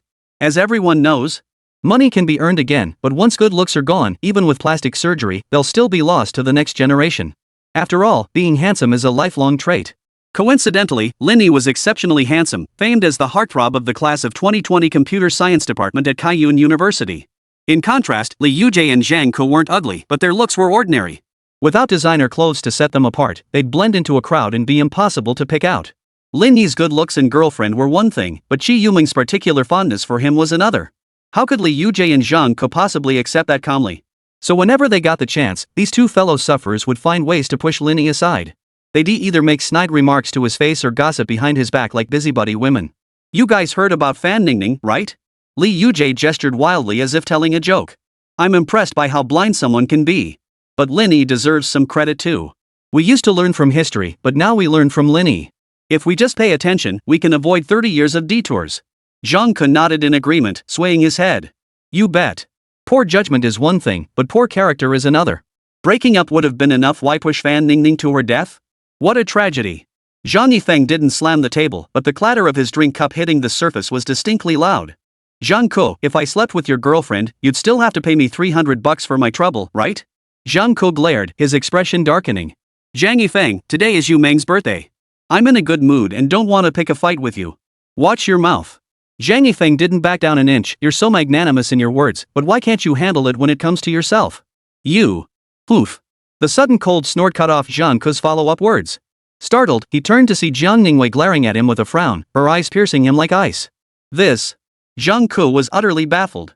He'd only mentioned Lin Yi. How had that suddenly upset Jiang Ningwei? Enough. Chi Yumeng spoke up. Lin Yi has something to do and will be late. Let's eat without waiting for him. He's always good at making excuses. If he doesn't want to come, he just doesn't want to come. What business could he possibly have? Busy writing code to earn his boss Ferrari wheels? Li Yujie muttered under his breath. The moment the words left his mouth, Jiang Ningwei's eyes shot over. She even stood up abruptly, pointing at Li Yujie. If you can't speak properly, you can leave. Li Yujie fell silent. Zhang Ke quickly stood up to smooth things over. Let's not talk about him. No need to ruin the mood over someone like that. Who are you? Jiang Ningwei's tone grew colder. Apologize. Hey, I've put up with you long enough. Li Yujie liked Chi Yumeng, not Jiang Ningwei, so naturally he'd snap. Is Lin Yi your dad? You know him? That's how much you suck up? Li Yujie sneered coldly, dragging out the girls who had earlier mocked Jiang Ningwei behind her back. Jiang Ningwei, those seniors were absolutely right. Your whole ascetic ice queen persona? It looks totally fake to me. Before Jiang Ningwei could respond, Chi Yumeng pulled her back, forcing her to sit down again. Li Yujie, you'd better stop now. Don't make me lose my temper when I'm having the best time. After Chi Yumeng emphasized her tone, Li Yujie immediately fell silent, offering a forced smile as he changed the subject. Just kidding, just kidding. I'll contact them right now and have Chef Lu Lin come over to cook. With that, he made a call. Manager 1, our birthday banquet is about to begin. Chef Lu can head over to the Mountain River Hall now. On the other end, Manager 1 sounded conciliatory. Young Master Li, could you hold on a moment? Li Yujie frowned in annoyance. What do you mean? Well, Chef Lu is currently booked with an important client at the Brocade Hall. Next door? Yes. Li Yujie, a frequent guest at the Wanda Wenhua Hotel, knew the adjacent Jinsho Hall was rarely open to the public. Only for VIP clients, specifically the hotel's top-tier platinum VIPs or genuine social luminaries, would the Jinsho Hall be open to the public. Understanding the implications, he didn't press the matter. How long will it take? An hour, or longer? Li Yujie's frown deepened. After a pause, he added, I see. After they finish, it should be our Shanha Hall, right? Of course it'll be your turn, young Master Li. Hanging up the phone, Li Yujie casually waved his phone. Executive Chef Lu was very attentive, personally selecting ingredients right now. It might run a bit late. Let's eat first. Once everything's ready, Chef Lu will. This time, Jiang Ningwei wasn't indulging him. Chef Lu is at the Brocade Hall. He's not preparing ingredients as you said. He's been booked by someone else. With just one sentence, Li Yujie froze in place, utterly humiliated. After 3 seconds of silence, his face darkened like ink. Zhang Ningwei, I booked Chef Lu long ago. If you don't know how to speak properly, just shut up. Zhang Ningwei said nothing more. She lowered her head to her phone, her fingers tapping away at the keys. Li Yujie's anger flared further. Zhang Ningwei, there are limits to how far you can pretend. What? Are you going to contact Chef Lu yourself? At that moment, the girls who had disliked Zhang Ningwei seized their chance. Wei, acting like this will make you lose friends. No one can stand you. Yeah. Junior Li was just being nice, but somehow he's become your enemy? You haven't even picked up your bowl yet, and you're already turning your back on people? Zhang Ningwei shot them a glance, her voice icy. I don't need friends. With that, she tucked away her phone and sat down, waiting in silence. But in her heart, she added silently, he alone is enough for this lifetime. Next door, in the brocade hall, Lin Yi was now enjoying a hot meal. And honestly, Chef Lu's culinary skills were truly exceptional. And it wasn't just one dish, more were on the way. While savoring the feast, he received WeChat messages from both Zhang Yifeng and Zhang Ningwei. First, Zhang Ningwei's. Lin Yi, someone slandering you here, a guy named Li Yujie and another named Zhang Ku. Even through the text, Lin Yi could tell Zhang Ningwei was furious. But what comforted Lin Yi more was Zhang Ningwei's defense of him. To be defended by Zhang Ningwei, someone who was usually slow to react and indifferent to everything around her, wasn't just an honor. It meant he held significant weight in her heart. Lin Yi felt deeply gratified. He typed back, Senior, no one's picking on you, right? Those who gossiped behind my back have all quieted down now. From this exchange, Lin Yi could sense Zhang Ningwei's excitement and satisfaction.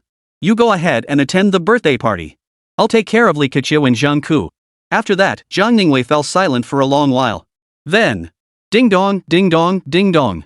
The urgent WeChat notification chimes rang out in rapid succession. Lin Yi glanced at them, his gaze turning icy. Chapter 36, The Big Shot Mr. Lin? It's actually him? Zhang Ningwei's reaction was so intense it wasn't like her usual demeanor. But her entire display was solely for Lin Yi. This flattered him immensely. At the same time, Lin Yi had no intention of delaying the matter of dealing with Li Yujie and Zhang Ku. After all, they had walked right into his trap. Chef Lu, could you kindly deliver your signature dish 100 birds paying homage to the phoenix to the next table? Lu Lin, who was cooking, looked up. Mr. Lin, you're too kind. Just call me Lu Lin. After exchanging pleasantries, Lu Lin looked troubled. Mr. Lin, 100 birds paying homage to the phoenix is my signature dish.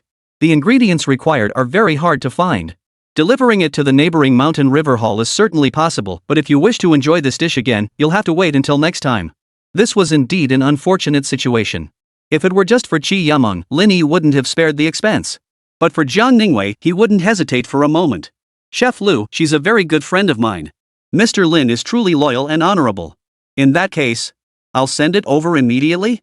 Thank you for your trouble. My friend's name is Zhang Ningwei. She's celebrating a friend's birthday and needs a favor to save face. So that's how it was. Lu Lin nodded. Rest assured, Mr. Lin. I know exactly what to do. Plating the freshly prepared dishes, he turned and left with the waitstaff, knocking on the door of the adjacent mountain river hall. Lu Lin appeared wearing his chef's hat and crisp white uniform, carrying the dishes with a server in tow. Li Yujie's furrowed brow immediately relaxed. Earlier, despite his confident demeanor, he had lacked conviction. After all, Zhang Ningwei had spoken the truth. Although he had secured an appointment with Chef Lu Lin through connections, the manager of the Wanda Wenhua Hotel had made it abundantly clear. To save face, Li Yujie had resorted to fabricating a story. Unexpectedly, Zhang Ningwei had exposed his lie outright. As the saying goes, seeing through it but not calling it out. Such a blatant lack of courtesy naturally provoked Li Yujie to retaliate. What a complete lack of tact. But now, Chef Lu Lin entered carrying the dishes, clearly because of him. The dignity Li Yujie had lost moments ago, along with his inner lack of confidence, returned instantly. He rose with a broad smile, adopting a familiar tone. Chef Lu, it's good to see you again. The dish you're holding is our signature 100 birds paying homage to the phoenix, isn't it? Indeed, Chef Lu nodded with a smile. This dish is my signature creation, having earned me numerous culinary awards both domestically and internationally. Moreover, for every state banquet, this dish must be prepared by me personally. No one else can replicate my signature flavor. Lu Lin spoke with grace, recounting his accolades and the rarity of the ingredients required for the dish. Each time he reached a key point, gasps of astonishment followed. Li Yujie's posture would straighten slightly with each revelation, and the look he shot at Zhang Ningwei grew increasingly hostile. He had already planned how he would mock Zhang Ningwei later. You've made me lose face. See that? Chef Lu Lin's signature dish, 100 Birds paying homage to the phoenix, uses so many rare ingredients that he couldn't wait for the VIPs in the brocade hall. He sent it over to me the moment it was cooked. What is this? This is what connections do. This is what face looks like. Li Yujie's smile broadened as he rose from his seat and stepped closer. Chef Lu, thank you for your trouble and your generosity. This dish is for me. He reached out to take it. But Chef Lu Lin deftly twisted his wrist, skillfully dodging the grasp. Li Yujie's hands grasped at thin air, his expression abruptly darkening. Chef Lu, what is this? My apologies, sir, but I don't recognize you. Chef Lu Lin delivered the harshest refusal in the most polite manner. The moment the words left his mouth, Li Yujie's face flushed crimson. His hands fell awkwardly at his sides as he suffered an instant social death. Ha ha! Zhang Yifeng couldn't help but laugh out loud, completely lacking in tact. Several girls at the table followed suit, covering their mouths to stifle their giggles. This Li Yujie was quite something. His earlier act had genuinely intimidated people, making them believe he held such influence. But then, he pulled out a big-shot head chef Lu Lin who didn't even recognize him. Excuse me, who is Miss Zhang Ningwei? At Lu Lin's question, Li Yujie whipped his head around in shock. Shi Yumon, seated beside Zhang Ningwei, gaped in astonishment, her red lips parted. Zhang Ko, Zhang Yifeng, and the rest of the table all turned their attention to Zhang Ningwei in unison. Before Lu Lin introduced himself, they hadn't given this so-called executive chef of the Wanda Cultural Hotel a second thought. He's just a cook, what's there to brag about? But after the introduction, holy crap! This was the former head chef of state banquets, the absolute elite of the culinary world. So just how impressive must Zhang Ningwei be to command such respect from Chef Lu Lin? The girls who had earlier ridden Li Yujie's coattails, eagerly trying to be sarcastic, now flushed crimson and were left speechless. What made it even more infuriating was that Zhang Ningwei once again ignored them completely, as if they were mere ants. After all, she could crush them with just a casual display of her skills. It's me. Miss Zhang, Mr. Lin heard it was your friend's birthday today and specially requested this dish as a gift. We hope you and your friends enjoy it. Lu Lin bowed slightly as he placed the dish on the table. Happy birthday to Miss Zhang's friend. Wishing Miss Zhang and her friends a pleasant meal. With that, he made no further delay, turning and walking away without so much as a glance at Li Yujie, who stood beside him looking like a clown. The private room door closed, and Zhang Yifeng couldn't wait any longer. Well, young Master Li, you've certainly pulled out all the stops today. He cleared his throat, mimicking Li Yujie's earlier tone and phrasing. I reserve Chef Lu. Preparing the ingredients takes time. Let's start eating. He'll bring the dishes over shortly. Zhang Yifeng. Li Yujie spun around, roaring furiously. You think I won't touch you? Calm down, both of you. Shi Yumon finally exploded. This is my birthday party. If you want to stay, stay. If not, get out. She rarely lost her temper like this, but when she did, it worked like a charm. Li Yujie and Zhang Yifeng fell silent, each settling back into their seats. The silence lingered briefly before the table's centerpiece, the 100 Birds paying homage to the phoenix dish, captured everyone's attention once more, reigniting the lively atmosphere. Wow, is this the kind of dish you only get to taste at state banquets? Yeah. Thanks to you Meng and Senior Jiang, I'm not just at a 5-star hotel today, I'm getting the full state banquet treatment. Senior Jiang is quite the enigma. She keeps a low profile, but some people just mistake that for weakness. Amidst the lively chatter, voices emerged defending Zhang Ningwei. As the saying goes, when I enter the pass, great scholars will defend my scriptures. Zhang Ningwei didn't need to worry about a thing. Those girls who had been gossiping and slandering her would naturally be attacked by the crowd. Meng, my teacher just called. There's an urgent project I need to get back for. Meng, my teacher notified me too. Wei, I admit I didn't recognize your worth before, my apologies. But today is Meng's birthday. What you're doing, isn't it stealing the spotlight? Two of them couldn't sit through it any longer. Midway through the meal, they made excuses to leave, hoping to avoid further embarrassment. But one girl remained, determined to see this through. She tried to divert attention by dragging Shi Yumon into the fray to gang up on Zhang Ningwei. Before Zhang Ningwei could speak, Shi Yumon interjected. How could it be stealing the spotlight? I also know Mr. Lin, who brought the dishes for senior sister Wei. Shi Yumon smiled faintly. And you know what? A lot of people here know him too. She then turned to Zhang Ningwei. What do you say, senior sister? Though Shi Yumon was speaking on Zhang Ningwei's behalf, Zhang Ningwei still detected a different emotion in her eyes. There was distance, there was irritation, and there was a hint of reluctance. Because of Lin Yi? I'm not sure. Zhang Ningwei shook her head. Seeing her feigned ignorance, Shi Yumon immediately declared, then let me tell you, Mr. Lin of the Brocade Hall is none other than Lin Yi. Boom! As Shi Yumon finished speaking, the minds of everyone in the private room buzzed. The person dining in the Brocade Hall is Lin Yi? This. They exchanged bewildered glances, momentarily speechless. They were all stunned. Chapter 37, Guess Who I Just Saw? Zhang Ningwei didn't want to answer that question. She keenly sensed that Chi Yumeng harbored a special fondness for Lin Yi. She hadn't noticed it before, but now, Zhang Ningwei not only sensed it because of her own actions, Chi Yumeng's special affection had actually intensified. That was the peculiar thing about women. Without a rival who was equally or even more exceptional, the guy pursuing her would have to work incredibly hard. But the moment a rival appeared in a girl's life, especially one with close ties to the suitor, more often than not, the guy doesn't even have to make a move. The girl who seemed hard to get will start drawing closer on her own. At its core, this phenomenon stems from women's competitive nature. Put simply, why are you pursuing her and not me? What makes her better than me? Or, how dare you lay claim to my admirer? Or, if I snatch him away, it proves I'm prettier, better, and more popular than you. Senior sister Weiwei, how did you and Lin Yi meet? Zhang Ningwei glanced at Chi Yumeng and whispered, the library. The library? Chi Yumeng felt a twinge of doubt, but she didn't press further. She knew Zhang Ningwei wouldn't lie about something like this. Did you two start dating? No. Zhang Ningwei's expression darkened as she answered truthfully. Hearing this, Chi Yumeng breathed a sigh of relief. Since they weren't dating yet, things would be easier. She just needed to be more proactive that haughty Lin Yi wouldn't get away. After a brief exchange, Chi Yumeng stopped chatting with Zhang Ningwei. While tending to others, she found a moment to send Lin Yi several messages on her phone. Lin Yi, thank you for the birthday gift.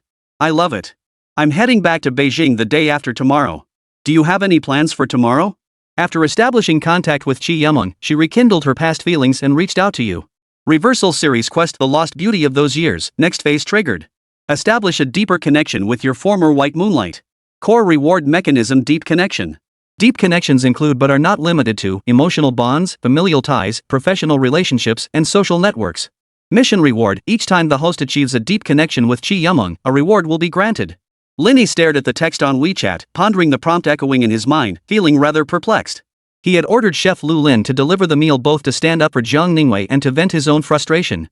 In fact, his actions bordered on upstaging the host, easily inviting resentment. Yet the system indicated Chi Yumeng had developed feelings for him? What kind of logic was this? Moreover, Chi Yumeng had been certified by the system as his white moonlight? What on earth was that about? The white moonlight phase ended at most during freshman year. It was just my inferiority complex playing tricks on me, something I've been dwelling on ever since. Lin Yi muttered under his breath, confronting his past head-on and admitting it with calm acceptance. He wasn't born with a silver spoon in his mouth, just an ordinary small-town scholar from a regular family. Coming to the big city and seeing what true prosperity looked like, it was only natural for him to feel inferior. Lin Yi thought for a moment before typing his reply to Chi Yumeng. I have to go to the library again tomorrow. On a date with senior sister Weiwei? Unexpectedly, Chi Yumeng replied instantly. She typed again immediately. You suddenly got smart, huh? Senior sister Weiwei is so cold, and you're daring enough to ask her out? Ha ha ha ha. Also, who goes on a date to the library? Need me to help you plan something? Reading Chi Yumeng's reply, Lin Yi grew even more puzzled. Why wasn't she playing by the usual rules? Your connection with Chi Yumeng has deepened, but it hasn't reached the threshold for claiming rewards.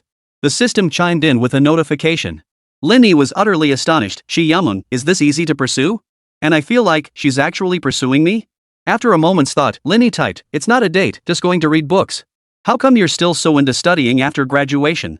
You learn something new every day, Lin Yi replied, then ended the conversation. Happy birthday. I'm heading to the library. His phone screen went dark. Lin Yi stood up and thanked Lu Lin. Master Lu, this was the most delicious meal I've ever had. Ding. Congratulations, host, on enjoying a delicious meal. Your understanding of fine cuisine has deepened. Host has successfully triggered the reward for the cultivating virtue through poetry and etiquette, 3 generations before understanding clothing and food reversal quest. Host gains culinary critical hit bonus, 10x return on current gourmet spending. This was precisely what Lin Yi had anticipated, and his expression remained unchanged. Mr. Lin, your enjoyment is the greatest compliment I could receive. You're too kind. Lu Lin smiled. I look forward to serving you again on your next visit. Lin Yi nodded and accepted the bill handed to him by the server. One glance revealed the staggering total, 83,900. 8,000 for a single meal, something Lin Yi had never understood. Now that he'd experienced it firsthand, he finally grasped the reason. The fundamental reason for the exorbitant price was the rarity of the ingredients. Craftsmanship came second, ambience third, and service last. Especially when top-tier ingredients met masterful cooking, paired with an exquisite dining environment and impeccable service, the price naturally soared. After final calculations, Lin Yi's total bill came to 109,000 yuan. This included a 15% service charge and a 15% private room fee. In short, the pricier the meal, the higher the final bill. Otherwise, why would the brocade hall be reserved for only a select few? Lin Yi didn't bat an eyelid, swiping his card to settle the bill with ease. Lu Lin, witnessing this, grew even more deferential. He vowed to serve Lin Yi again if given the chance. Host's culinary expenditure, 109,000. Rebate, 1,090,000. Note, the difficulty for triggering the next reward in the cultivating virtue through poetry and etiquette, 3 generations before understanding clothing and food reversal quest will increase. Note, the next reward will also see a significant increase in magnitude, including but not limited to currency, items, attribute points, skills, etc. In other words, experiencing higher tier cuisine was now required to unlock the next reward tier, and the bounty itself would grow substantially richer. Lin Yi understood. Glancing at the time, it was exactly 1:30 p.m. I can still spend 4 more hours reading at the library. Though his schedule was packed, Lin Yi hadn't forgotten his treasure trove. Stepping out of the brocade hall, his personal butler Bella immediately approached him. Mr. Lin, are you heading out? Your vehicle is ready. Which car would you like today? MHM. Lin Yi nodded indifferently. The Maybach. Never mind. Let's take the Rolls-Royce Ghost this time. Understood, Mr. Lin. I'll have the driver bring the car out immediately. Lin Yi? While waiting for the elevator at the archway of the executive lounge, a startled exclamation suddenly rang out from behind him. I thought the person coming out of the brocade hall looked like you earlier, but I didn't dare say anything. Now I see it really is you. Zhang Yifeng hurried over and playfully punched Lin Yi's shoulder. I didn't believe Qi Yumeng when she mentioned it, but you've been keeping a low profile, haven't you? You even kept this from me. Lin Yi offered no explanation, merely smiling and making a phone gesture. I still need to head to the library. Call me if anything comes up. Whenever you want to meet up, just give me a shout. Zhang Yifeng didn't press him further, knowing Lin Yi wasn't dismissing him, he genuinely had business to attend to. Alright, but you're getting treated to a feast when we meet up. Waving goodbye, Zhang Yifeng strode into the Mountain River Hall with his head held high. His first words inside were, "Guess who I just saw?" Lin Yi. Chapter 38, another foolish interloper, ready for a clash. Zhang Yifeng became the eyewitness. According to his description, Lin Yi had now become a big shot with a personal butler providing attentive service, traveling exclusively in Rolls-Royces. First, Fan Ningning made a public appearance, then Mr. Lin from Jinsho Hall sent a signature dish as congratulations, and now, with dual confirmation from Qi Yumeng and Zhang Yifeng, everyone who knew Lin Yi finally believed it. Exclamations of astonishment filled the air. Is this real? Lin Yi is that big now? Of course it's true. If you don't trust the madman, would you trust Yumeng? This is surreal. While others struggle to find jobs after graduation, Lin Yi just goes home to inherit his fortune? Envious murmurs filled the air, but to Li Yujie and Zhang Ke, these words felt like needles piercing their ears, painful and unbearable. Poof. After 4 years in college, who doesn't know who? Zhang Ke was the first to speak up in protest. He never liked Lin Yi to begin with. Today, he finally met his dream girl, but before he could make his move, Lin Yi had casually outshone him. What was even more infuriating was that not only did Qi Yumeng treat Lin Yi differently, but even the goddess of restraint seemed to favor him. What gives Lin Yi the right? Regardless, Zhang Ke refused to accept it. As he said, after 4 years of college, no one knew Lin Yi's family background better than Zhang Ke and Li Weijia. The saying that your enemies know you best, not yourself or your friends, was proving truer than ever. Zhang Ke was absolutely right. Lin Yi really did come from an ordinary family. Need I say more? Zhang Ke continued his tirade. Back in school, Lin Yi's everyday clothes and essentials were all budget brands. You don't seriously think someone wearing Samir, Meters Banhui, or Uniqlo comes from a wealthy family, do you? Li Yujie followed his fellow underdog Zhang Ke's lead, cheering him on as they joined forces to criticize Lin Yi. Exactly. And I'm not trying to put down people who wear Samir or Uniqlo, just stating the facts. He pulled the keys from his waistband and tossed them onto the table, the gleaming Porsche emblem on display. Back in college, I was pretty low-key and wore brands like Samir and Uniqlo too. Clothes don't define you, but after working so hard to get into university, if a family is truly wealthy, shouldn't they prepare a graduation gift for their child? Li Yujie was absolutely right. Before their children go to college, parents usually prepare quite a few things for them. Typically, these include a new computer, a new phone, and new clothes. For families with more affluent backgrounds, the digital electronics purchased can be quite expensive. But for families in the next higher income bracket, they'll buy their child who got into a top university a brand new car. It wasn't necessarily a matter of having to buy one, but rather that young men who had just come of age would strongly demand it. After all, they've obtained their driver's licenses, and their families can afford it. Why wouldn't they buy a car? That's why second-generation students like Zhang Ke and Li Yujie, who got into top universities, almost all have their own cars. Li Yujie pointed at his car keys. This Porsche 718 isn't that expensive. With all the options, it only cost about 750,000 yuan. What about Lin Yi?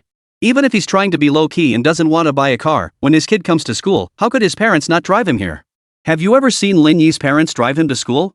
At this point, Li Yujie perked up, folding his arms confidently. Don't be fooled by Lin Yi's pretentious act of putting on airs. A poor guy is a poor guy.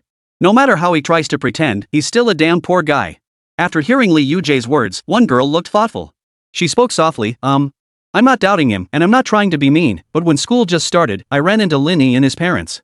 She recounted the day's events in detail, including the car Lin Yi's parents had driven when dropping him off. I recognize the Volkswagen emblem, we have one at home, but the exact model. I couldn't tell, and I've forgotten the specifics. Zhang Ke sneered, It's just a Volkswagen. At most, it's worth over 200,000 yuan. Zhang Ningwei shot him a cold glance. Are you ruling out the Phaeton? Zhang Ningwei wasn't particularly knowledgeable about cars, but her father drove a Phaeton. Back then, she'd always thought their family car was a Passat. After all, the Phaeton looked remarkably similar to the Volkswagen Passat. After being called out by the goddess, Zhang Ke's confidence faltered. He suddenly didn't know how to respond. But Li Zongzhe wasn't about to indulge Zhang Ningwei. He sneered coldly. What if it's a Passat that looks just like a Phaeton? That's only around 200,000 yuan. Zhang Ningwei's expression grew even colder. She couldn't stand these people talking behind Lin Yi's back. The usually quiet woman suddenly spoke up. Lin Yi has a car. What kind of car? A sports car or something? Li Zongzhe retorted immediately. Zhang Ningwei frowned, momentarily unsure how to respond. When they tried clothes earlier today, she only knew Lin Yi had spent $1 million on a car and told her to come with him to pick it up at the auto show this afternoon. She hadn't asked for specifics about the model at the time. I don't know, but it cost over $1 million too. Zhang Ke perked up at Zhang Ningwei's words. Senior, you girls don't know much about cars. To the average person, a car costing over $1 million might seem like the absolute top of the line. But if you ask me, Zhang Ke drawled with a pretentious air, a car costing over $1 million? If you put that thing on Douyin, it'd be hated by everyone. The Lamborghini Huracan I'm picking up today? That'll set you back at least 4 million. Even if I posted that online, it'd just be I've got some money. People would still flood the comments with B50 to prove your worth. With that, Zhang Ke gave a self-deprecating chuckle. He'd just taken a dig at Lin Yi, highlighted his own wealth, and added a touch of humor. Typically, this kind of speech rarely drew backlash. Even if someone disliked it, they wouldn't say so directly but would instead go along with it, sharing some amusing online comments. But Zhang Ningwei defied convention. That was her nature. She cared only about herself and those she valued. Everything else was fleeting and insignificant. I just love cars worth over $1 million. The unspoken message, no matter how rich you are, Zhang Ke, even if you drive a Lamborghini Huracan, I couldn't care less about riding in it. Zhang Ke took another slap in the face, his expression sheepish as he retreated into his shell once more. But inwardly, he added another grievance to his list against Lin Yi, his resentment boiling over. That works out perfectly. Our group activity after dinner will be checking out the cars at the auto show. Li Zongzhe chimed in again, we're just hanging around anyway. Let's go see what kind of $1 million luxury car Lin Yi's talking about. His words piqued the interest of those who had planned to leave after the first round. Or rather, their bloodlust had been awakened. Who in Longwood doesn't love a good spectacle? If a fight broke out, that would be even better. After all, spectators never mind the scale of the spectacle. As long as they didn't go stirring up trouble for no reason, it wouldn't affect them. I still need to go to the library to study. Zhang Ningwei stood up to take her leave. Junior, I'll be heading out now. Shi Yumeng rose to see her off, and Zhang Ke followed suit. Whether Zhang Ningwei appreciated it or not, they were determined to escort her. But Li Yujie wasn't about to let this chance slip by. TSK, the ascetic goddess is preparing to make a hasty retreat? Zhang Ke grimaced, shooting his fellow sufferer a knowing glance. Bro, stop provoking my goddess. You're not a wingman, you're clearly a spy sent by Lin Yi. Li Yujie paid no heed. After being humiliated so badly by Zhang Ningwei today, he had to redeem himself. Lin Yi and I will attend the auto show. Zhang Ningwei halted in her tracks and turned with a cold tone. That's perfect timing. What a coincidence. Li Yujie waved his hand eagerly, as if he couldn't ask for more. Don't miss it. You absolutely have to come. Don't get cold feet and run away after getting a heads up.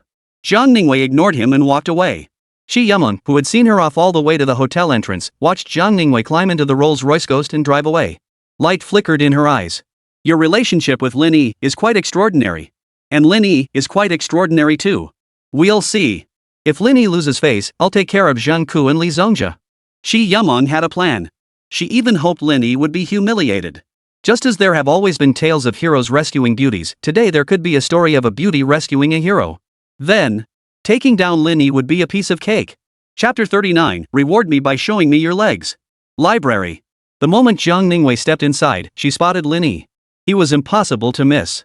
His looks and aura were already striking, and now that he'd entered genius mode, he stood out like a crane among chickens.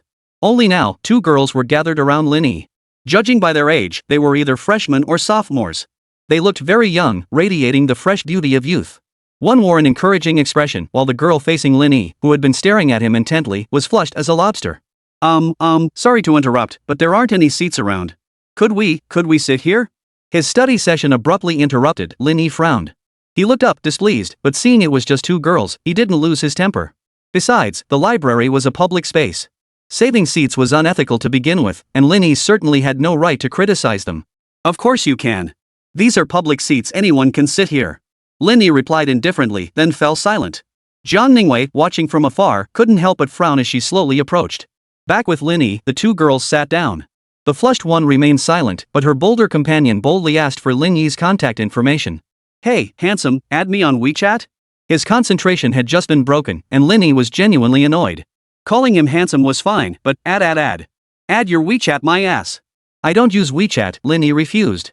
Besides, talking is prohibited in the library. Her request rejected, the girl who'd asked for his contact felt humiliated. You. Let's go, the flushed girl tugged at her arm. No way. I absolutely have to get his WeChat today. She was deeply resentful. Besides, what's wrong with me? Countless guys chase after me. All I want is his WeChat, nothing more. Why is he acting so high and mighty? The two whispered to each other, their voices barely audible, yet they still caught Lin Yi's attention. He looked up for the third time, his gaze cold and sweeping over them. The blushing girl was somewhat better, but her friend was downright ungrateful. While she had decent looks and a nice figure, she fell far short compared to either Lin Yi or Zhao Liwei. At best, she was upper middle tier attractive, merely banking on her youthful charm for extra points to barely qualify as a beauty. If you're not here to study, you can leave. Hey, how can you be like this? The girl grumbled indignantly. You're just a penniless scholar. Asking for your WeChat is actually giving you face. Lin Yi's mind was filled with question marks. I'm wearing Versace casual wear, worth over 100,000 yuan. Sure, there aren't obvious brand logos, but just looking at the craftsmanship, fabric, and style, you should be able to tell, right? And that dazzling ice blue Dior on my wrist, you seriously can't see it? Don't look at me like that. Is that ice watch on your wrist fake? And your clothes? Nice style, but they're not Balenciaga, not LV, definitely not Versace. Maybe $7 or $8 at most. The girl spoke with deliberate grace. Rich kids with money who'd come to the library to study? Only small-town bookworms dream of changing their fate through education, only to end up working for others anyway. As she spoke, she placed her shoulder bag on the table. Lin Yi recognized it. The style of this woman's shoulder bag was almost identical to the LV bag Lin Yi had bought for Zhao Liwei that morning. But the more he looked, the more off it seemed. Blown away, the girl smirked triumphantly. This year's new twist series from LV, rare python skin. 113,900. Lin Yi was genuinely stunned. The bag looked authentic, it was genuine leather, but it wasn't python skin. It was one of those super high-quality fakes that looked real at first glance but revealed its counterfeit nature upon closer inspection. You spotted the fake at a glance, completing another branch of the 3 generations of cultured family, first understanding clothing and food reversal quest. Clothing, food, shelter, and transportation have always been a profound subject. Sometimes, you must keep your eyes wide open to avoid being deceived. Congratulations, host, you have earned 1 free attribute point. Note, the difficulty for triggering the next reward in the 3 generations of literary and ethical heritage before knowing how to dress and eat reversal quest will increase. Please note, the next reward will also be significantly increased, including but not limited to money, items, attribute points, skills, etc. So even if you spot a fake bag, you still get rewards? Lin Yi thought about it and realized it made sense. 3 generations before knowing how to clothe and feed oneself referred to the basics of life: food, clothing, shelter, and transportation. With fine cuisine, proper attire naturally followed. After that, there should be housing and transportation. Miss, I bought one just like this bag for my wife this morning. Lin Yi smiled faintly. The price might be the same, but the leather, yours might not be genuine. The girl's expression darkened.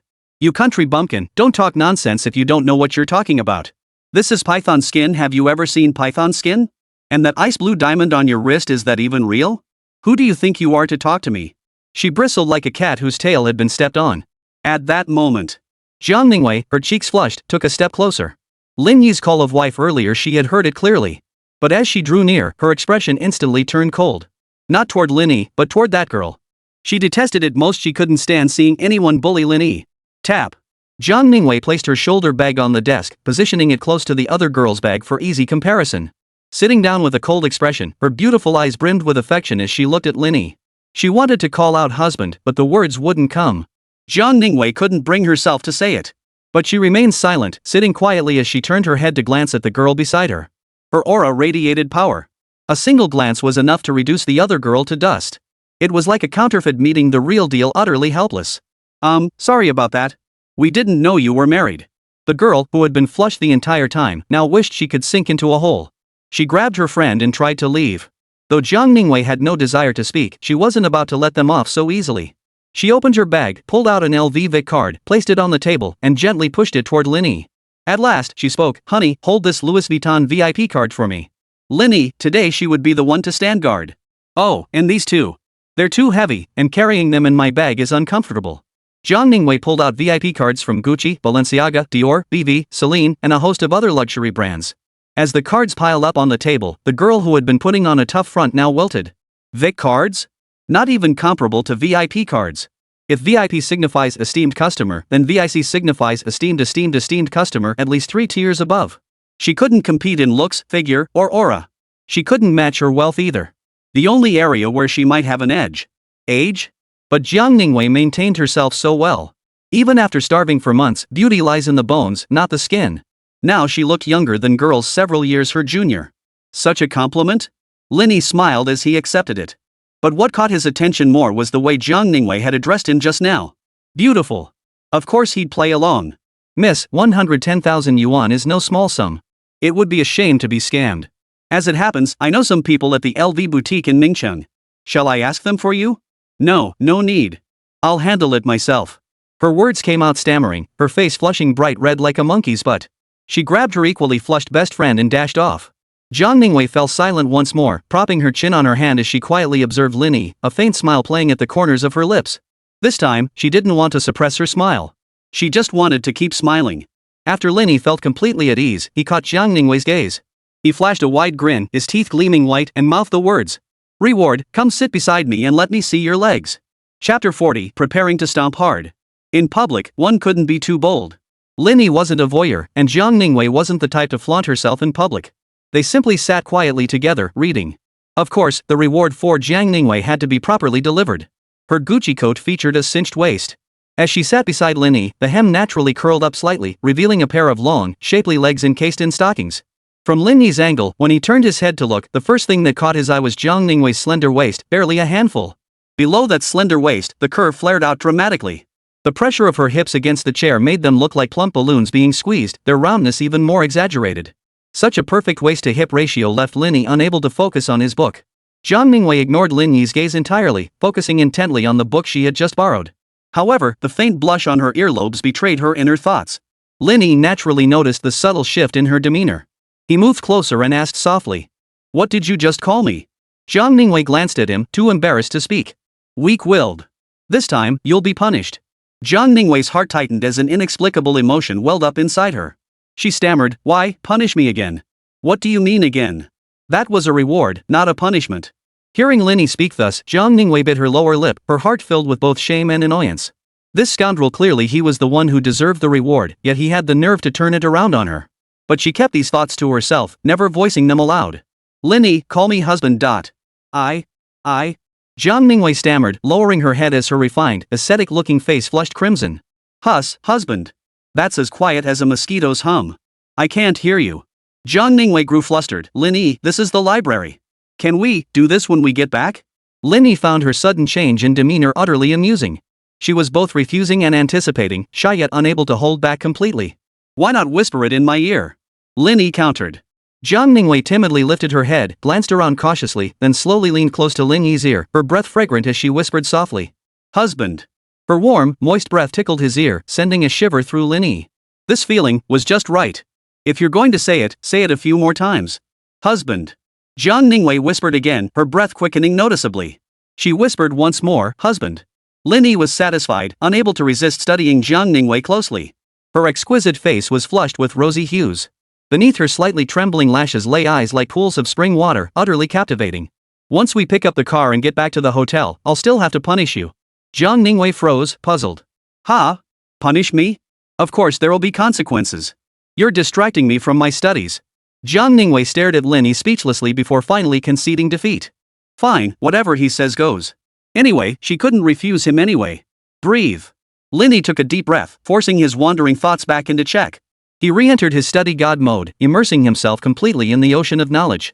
Zhao Ningwei beside him, however, had no intention of studying. Though her eyes were fixed on the book, every few seconds she would cautiously glance at Lin Yi. After a moment, she'd withdraw her gaze, only to find herself unable to resist lifting the corners of her mouth into a faint smile. This cycle repeated endlessly, and she found it utterly delightful. She relished the current atmosphere, quiet, focused, free from outside distractions, allowing her to quietly accompany Lin Yi. With him by her side, even rainy days held warmth. A Toyota Alphard slowly pulled into the Mingqing International Convention and Exhibition Center. The doors opened, and Li Yujie jumped out first, followed by Zhang Ke, Qi Yameng, Zhang Yifeng, and others. Quite a crowd. Glancing around, Qi Yameng realized this auto show was larger in scale than she had imagined. Not everyone's here for the cars, Li Yujie chuckled. Some folks are just here for the spectacle. Zhang Ke nodded in agreement, flashing a knowing smile that every man would understand. The auto show featured cars, models, and dazzling headlights. Qi Yameng didn't respond, walking straight ahead. The first exhibition area showcased domestic vehicles. In recent years, domestic car development had accelerated rapidly, drawing a substantial crowd to this section. The most crowded and eye-catching exhibit was undoubtedly the supercar occupying the center stage of the domestic car hall, the Yangwan U9. With its sleek body and dazzling rear wing, its appearance alone made it a pure electric sports car that could rival Lamborghinis and Ferraris. Its specs are equally impressive. It accelerates from 0 to 100 km/h in 2.3 seconds and reaches a top speed of 310 km/h. Even with some design flaws still present in many areas, its 1.68 million yuan price tag makes it the undisputed value champion among supercars. This car costs over $1 million too. Do you think Lin Yi is buying this one? Li Yujie, looking down on the Chinese-made supercar, pointed at the Aspire U9 and mocked Lin Yi. Spending 1.68 million on a theoretical supercar? That's putting your money where it counts. It'll fool clueless girls pretty easily. Zhang Ke chimed in, sure, it looks flashy, outsiders will gush over it. But anyone in the know just scoffs. Qi Yameng didn't join in, nor did she even hear the exchange. She was busy whispering secrets with her college roommate. As for the male classmates like Zhang Yifeng, who served as window dressing, aside from those desperately trying to suck up to Li Zongjia and Zhang Ke, the rest had enough sense not to hang around those two rich kids. Fresh out of school, their youthful fervor still burning, few were willing to play the cheerleader or grovel like lackeys. Besides, they weren't bored. Gathering to watch the car models strut their stuff was quite an enjoyable experience in itself. Thus, three distinct cliques began to take shape. Li Zongjia and Zhang Ke, surrounded by their sycophants, admired cars, discussed cars, and took every opportunity to disparage Lin Yi. Qi Yameng dragged her friends along, chatting about the model's skin, accessories, outfits, and so on, occasionally mentioning Lin Yi. Zhang Yifeng and his crew snapped photos with their phones. The scantily clad, stunningly fit models might just become their next screensavers. As the group slowly wandered through the domestic car exhibition hall, preparing to move deeper inside, Li Zongjia spotted Lin Yi entering the convention center with Zhang Ningwei. Enemies meeting only intensified their hostility. He immediately halted his steps, waving with a forced smile. Well, if it isn't young Master Lin. What a coincidence. Zhang Ke also paused to watch, her blood boiling with rage as she saw Zhang Ningwei affectionately draped her arm around Lin Yi's. What was it about him that made him better than Lin Yi? Sure, he was a bit more handsome, a bit taller, and had a slightly better physique. In every other way, he was leagues ahead of Lin Yi. That blind. Zhang Ningwei, sooner or later, I'll make you my personal plaything. Zhang Ke thought maliciously, flashing a smile and winking at Zhang Ningwei. But Zhang Ningwei had eyes only for Lin Yi. The commotion around her failed to capture her attention. Lin Yi glanced at Li Zongjia, then at Zhang Ke, ignoring them both with a blank expression. But Li Zongjia, having finally seized his chance, wasn't about to let it slip away. Yameng, look, Lin Yi is coming over. He addressed Qi Yameng directly, determined to humiliate Lin Yi in front of his goddess. Qi Yameng happily looked in the direction Li Zongjia pointed, but her smile quickly faded when she recognized them. Sure enough, Lin Yi and Zhang Ningwei were clearly more than just friends, they were strolling hand in hand through the auto show. Still, Qi Yameng quickly composed herself. She waved cutely and greeted Lin Yi. Lin Yi, long time no see. Long time no see. Lin Yi, you really kept us in the dark for all 4 years of college, Li Yujie chimed in. You can afford $1 million luxury car now? So all that poverty-stricken act before was just for show? Lin Yi shot Li Zongjia a cold stare. Whether I buy a car or what kind I buy, what business is that of yours? Well, it's none of my business, but I'm just curious, what kind of car are you planning to buy? Li Zongjia pointed at the Yangwan U9 on display. It can't be that one, can it? As he finished speaking, he grinned widely. If Lin Yi nodded, Li Zongjia would definitely stomp on him hard.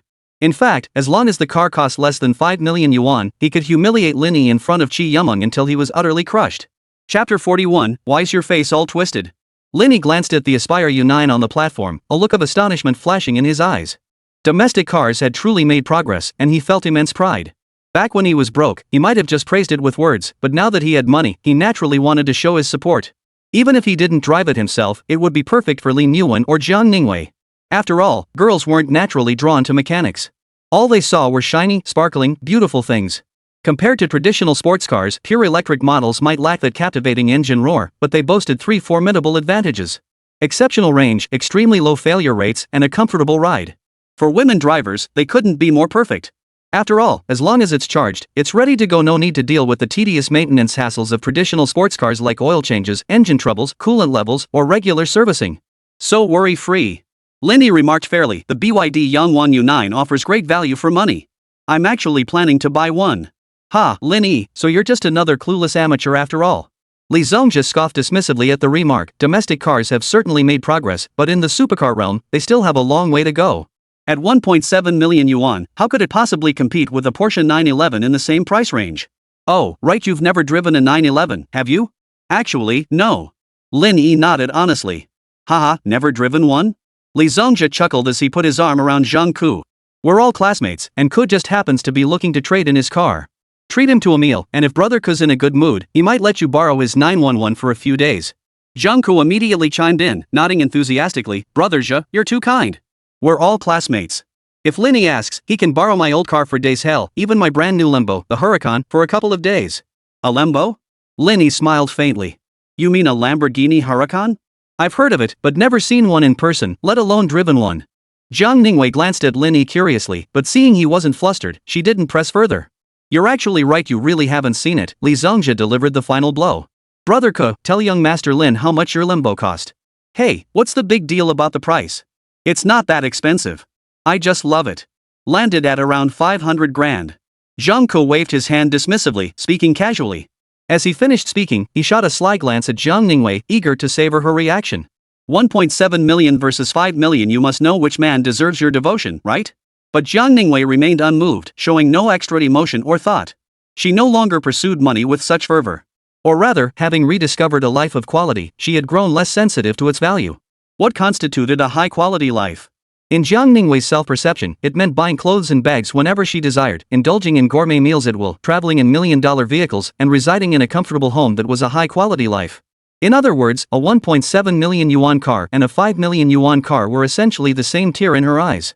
Most crucially, she only wanted things given to her by Lin Yi. Wow, that much money could buy a decent house. A girl who disliked Zhang Ningwei approached, glanced at her, then exclaimed in astonishment. What's that? Zhang Ke waved his hand arrogantly. Wait a minute.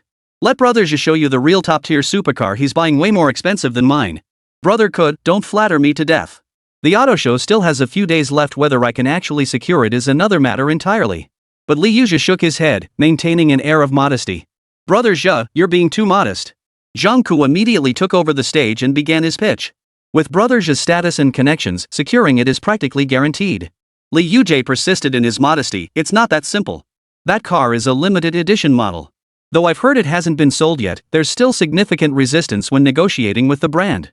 Brother Zhe, you're a Ferrari VIP, got 5 of them parked at home, right? Zhang Ke glanced at Lin Yi as he spoke, his meaning crystal clear. Hey, those are my dad's, not mine, Li Zhongzhi replied with a relaxed air. It's only because of my dad's connections that there's even a slight chance. Mr. Li, what kind of car is it exactly? The girl chimed in at just the right moment. Let's go see the actual car first. It'll be clearer when I show it to you in person. Just talking about it is boring. Li Zhongzhi waved his hand and led the group forward. Lin Yi trailed behind the entire time, blending into the background like an invisible presence. Shi Yumeng couldn't help glancing back repeatedly, wanting to offer him some comfort. But seeing Lin Yi so calm and composed, even finding time to play childish finger-crossing games with Zhang Ningwei, she decided it wasn't her place to worry. Still, a sense of disappointment lingered within her. Wait a little longer, Shi Yumeng mused. Li Yuzhe hasn't gone too far yet, and if I just bought the car outright and gave it to Lin Yi, he wouldn't be able to save face.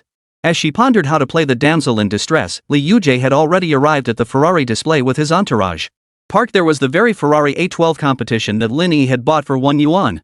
He'd seen photos before, but observing the real thing up close felt entirely different. Lin Yi was stunned all over again. He couldn't help but exclaim, the Tiffany blue color is damn flashy. Hey, Lin Yi, you know your cars? You even recognize the color as Tiffany blue? Li Zhongzhi turned to look at Lin Yi and asked with a smile. I fell in love with it the moment I saw the picture. I wouldn't call it research, Lin Yi shrugged. Just from online pictures? Zhang Ke seamlessly followed up. In that case, you might not know the true significance of this car. Let me put it this way, only 999 of these were made worldwide, and China got just 15 of them.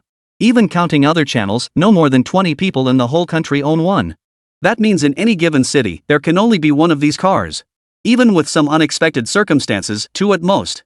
After all that, Zhang Ke's meaning was crystal clear. This car is incredibly rare. To own it, one must not only have money, but also connections and status. Barring any surprises, Li Zongzhe is out of the running.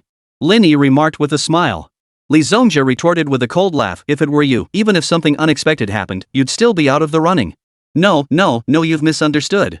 Lin Yi waved his hand. What I meant was, this car is mine. If you and Zheng could treat me to a meal, who knows? I might be in a good mood and let you touch it, snap some pics, and post them on WeChat moments. But before some could react, Zhang Ke burst out laughing. Lin Yi, weren't you planning to buy a Yuan U9? This car isn't even worth a fraction of that. Snap out of it. Go check out the Porsche booth instead. Stop daydreaming here, it's embarrassing. Qi Yumeng paused for a moment, then offered him a way out. Lin Yi, you're joking, right? I'm dead serious. Before Li Zongzhe and Zhang Ke could say another word, Lin Yi dialed a number. I'm here, at the booth. Almost the instant he hung up, a balding, blonde-haired, blue-eyed foreigner, a folder tucked under his arm, came jogging over. Li Zongzhe recognized the foreigner immediately. It was her, Ferrari's sales director for the Greater Southwest region. He'd interacted with her frequently during his childhood trips with his father to broaden his horizons. They'd even met privately several times before this car viewing. But when had Li Zongzhe ever seen her so eager, even seemingly impatient? Could it be? Impossible. Li Zongzhe dismissed the thought, quickening his pace to catch up. He had to get to the bottom of this. Meanwhile, Zhang Ke, Qi Yumeng, and the others all turned their gaze toward Lin Yi, searching his face for any sign of deception. Unfortunately, there were none. Lin Yi, did you really buy this car? Holy crap. I just checked my phone. This car's actual price is over 15 million, maybe even more. This can't be real, right? Stammered the girl who'd always clashed with Fan Ningning. Didn't you all say Lin Yi was broke in college? Lin Yi glanced at her and countered calmly, is it impossible that I didn't have money back then, but I have it now? Zhang Ke looked at the car on display, then at Fan Ningning, her gaze finally settling on Lin Yi's face. Slowly, his expression twisted. Chapter 42, Ferrari Super VIP, number 666. Her had no intention of engaging in further conversation with Li Zongzhe. He could afford to offend the other man, but he absolutely could not afford to neglect Lin Yi. Mr. Li, I apologize. If you have business, could we schedule a time after I've attended to Mr. Lin? Her spoke politely, but Li Zongzhe's face flushed crimson. He wanted to curse at him but forced himself to hold back. Li Zongzhe was only able to use the VIP and submit his purchase request because of his father's connections. Offending her could mean he'd never get his hands on a Ferrari in the future. With great effort, he stepped aside, watching as her approached Lin Yi with a beaming smile, eagerly and obsequiously extending his hand. In flawless Mandarin, he said, Mr. Lin, it's a pleasure to meet you. I'm the sales manager for Ferrari's Southwest China region. We're honored you've chosen Ferrari. Lin Yi showed little reaction, shaking hands with him in a matter-of-fact manner. The only surprise was how fluent this blonde-haired, blue-eyed Italian was in Chinese. Standing beside Lin Yi, Zhang Ke and Qi Yumeng were stunned once more. Didn't you two always say it wasn't people choosing Ferrari, but Ferrari choosing them? Why are you suddenly fawning over him, using words like honored? Where's your pride? Where's your aloofness? Where's your resolve? Zhang Ke no longer wanted to stay here. His face ached, and his heart was heavy. The fact that Ferrari's regional manager was adopting such a low-key stance could only mean one thing. In his mind, Lin Yi's standing was equal to or even surpassed that of the Ferrari brand itself. What had Lin Yi ever done to deserve this? Throughout his 4 years of university, Lin Yi had been utterly unremarkable. Though he came from a decent background, both Zhang Ke and Li Zongzhe could easily outspend him financially. But now, in looks, wealth, status, and even female companionship, he had been crushed into dust by Lin Yi. Yumeng, I need to go pick up my car. Gotta run. Zhang Ke made up an excuse and fled the scene. He dared not mention that his Lamborghini Huracan cost over 5 million yuan, nor that the car Lin Yi was about to buy was worth less than a fraction of his own. The tables had turned. The Ferrari A12C Lin Yi was about to drive away was worth more than 3 of Zhang Ke's cars combined. Lin Yi, you really are quite the hidden gem. Qi Yumeng marveled, then gave a wry smile, a hint of resentment lingering in her heart. If he came from such a wealthy family, why hadn't he pursued her after winning her favor? Instead, she turned around and pursued Fan Ningning for 2 whole years. After finally graduating from university and learning about Lin Yi and Fan Ningning's farce, she'd hoped to use his birthday as an opportunity to test his feelings once more. But now, Lin Yi was accompanied by Fan Ningning, a woman whose looks, figure, and aura were no less impressive than hers, if not surpassing them. Their relationship seemed undeniably close, probably just a heartbeat away from becoming an official couple. After all, Shi Yumeng wasn't blind. How could she not discern the dependence, trust, and affection hidden in Zhang Ningwei's gaze toward Lin Yi? What made her any less than them? Noticing the subtle expression on Shi Yumeng's face, Lin Yi offered a brief explanation. I don't have any real power. This car was just a gift from someone else. It was practically free, like getting it for free, right? Hearing Lin Yi's explanation, Shi Yumeng felt a pang of doubt. Her heart suddenly stirred. He might as well not have explained at all. Getting a car gifted is even more absurd than buying one yourself. Mr. Lin, I received notice from headquarters at such short notice. Please forgive me for not visiting in advance to complete the formalities in person. He bowed slightly at this point, his respectful demeanor unmistakable. The classmates who knew Lin Yi finally caught on. Their gazes toward their former classmate shifted completely. Lin Yi, this car is really yours? Holy crap. Old Lin, you're awesome. Mr. Lin, no, brother Lin, wait, no, that's not right either, godfather. After you pick up the car, take me for a spin.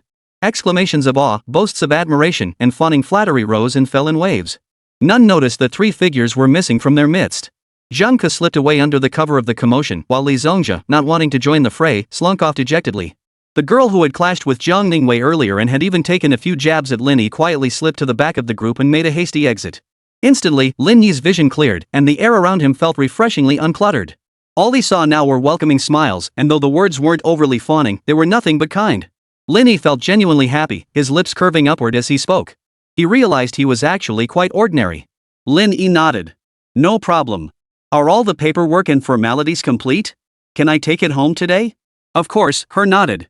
No one can stop you from driving it away. It's yours, and it can only be yours. He stepped aside and gestured invitingly.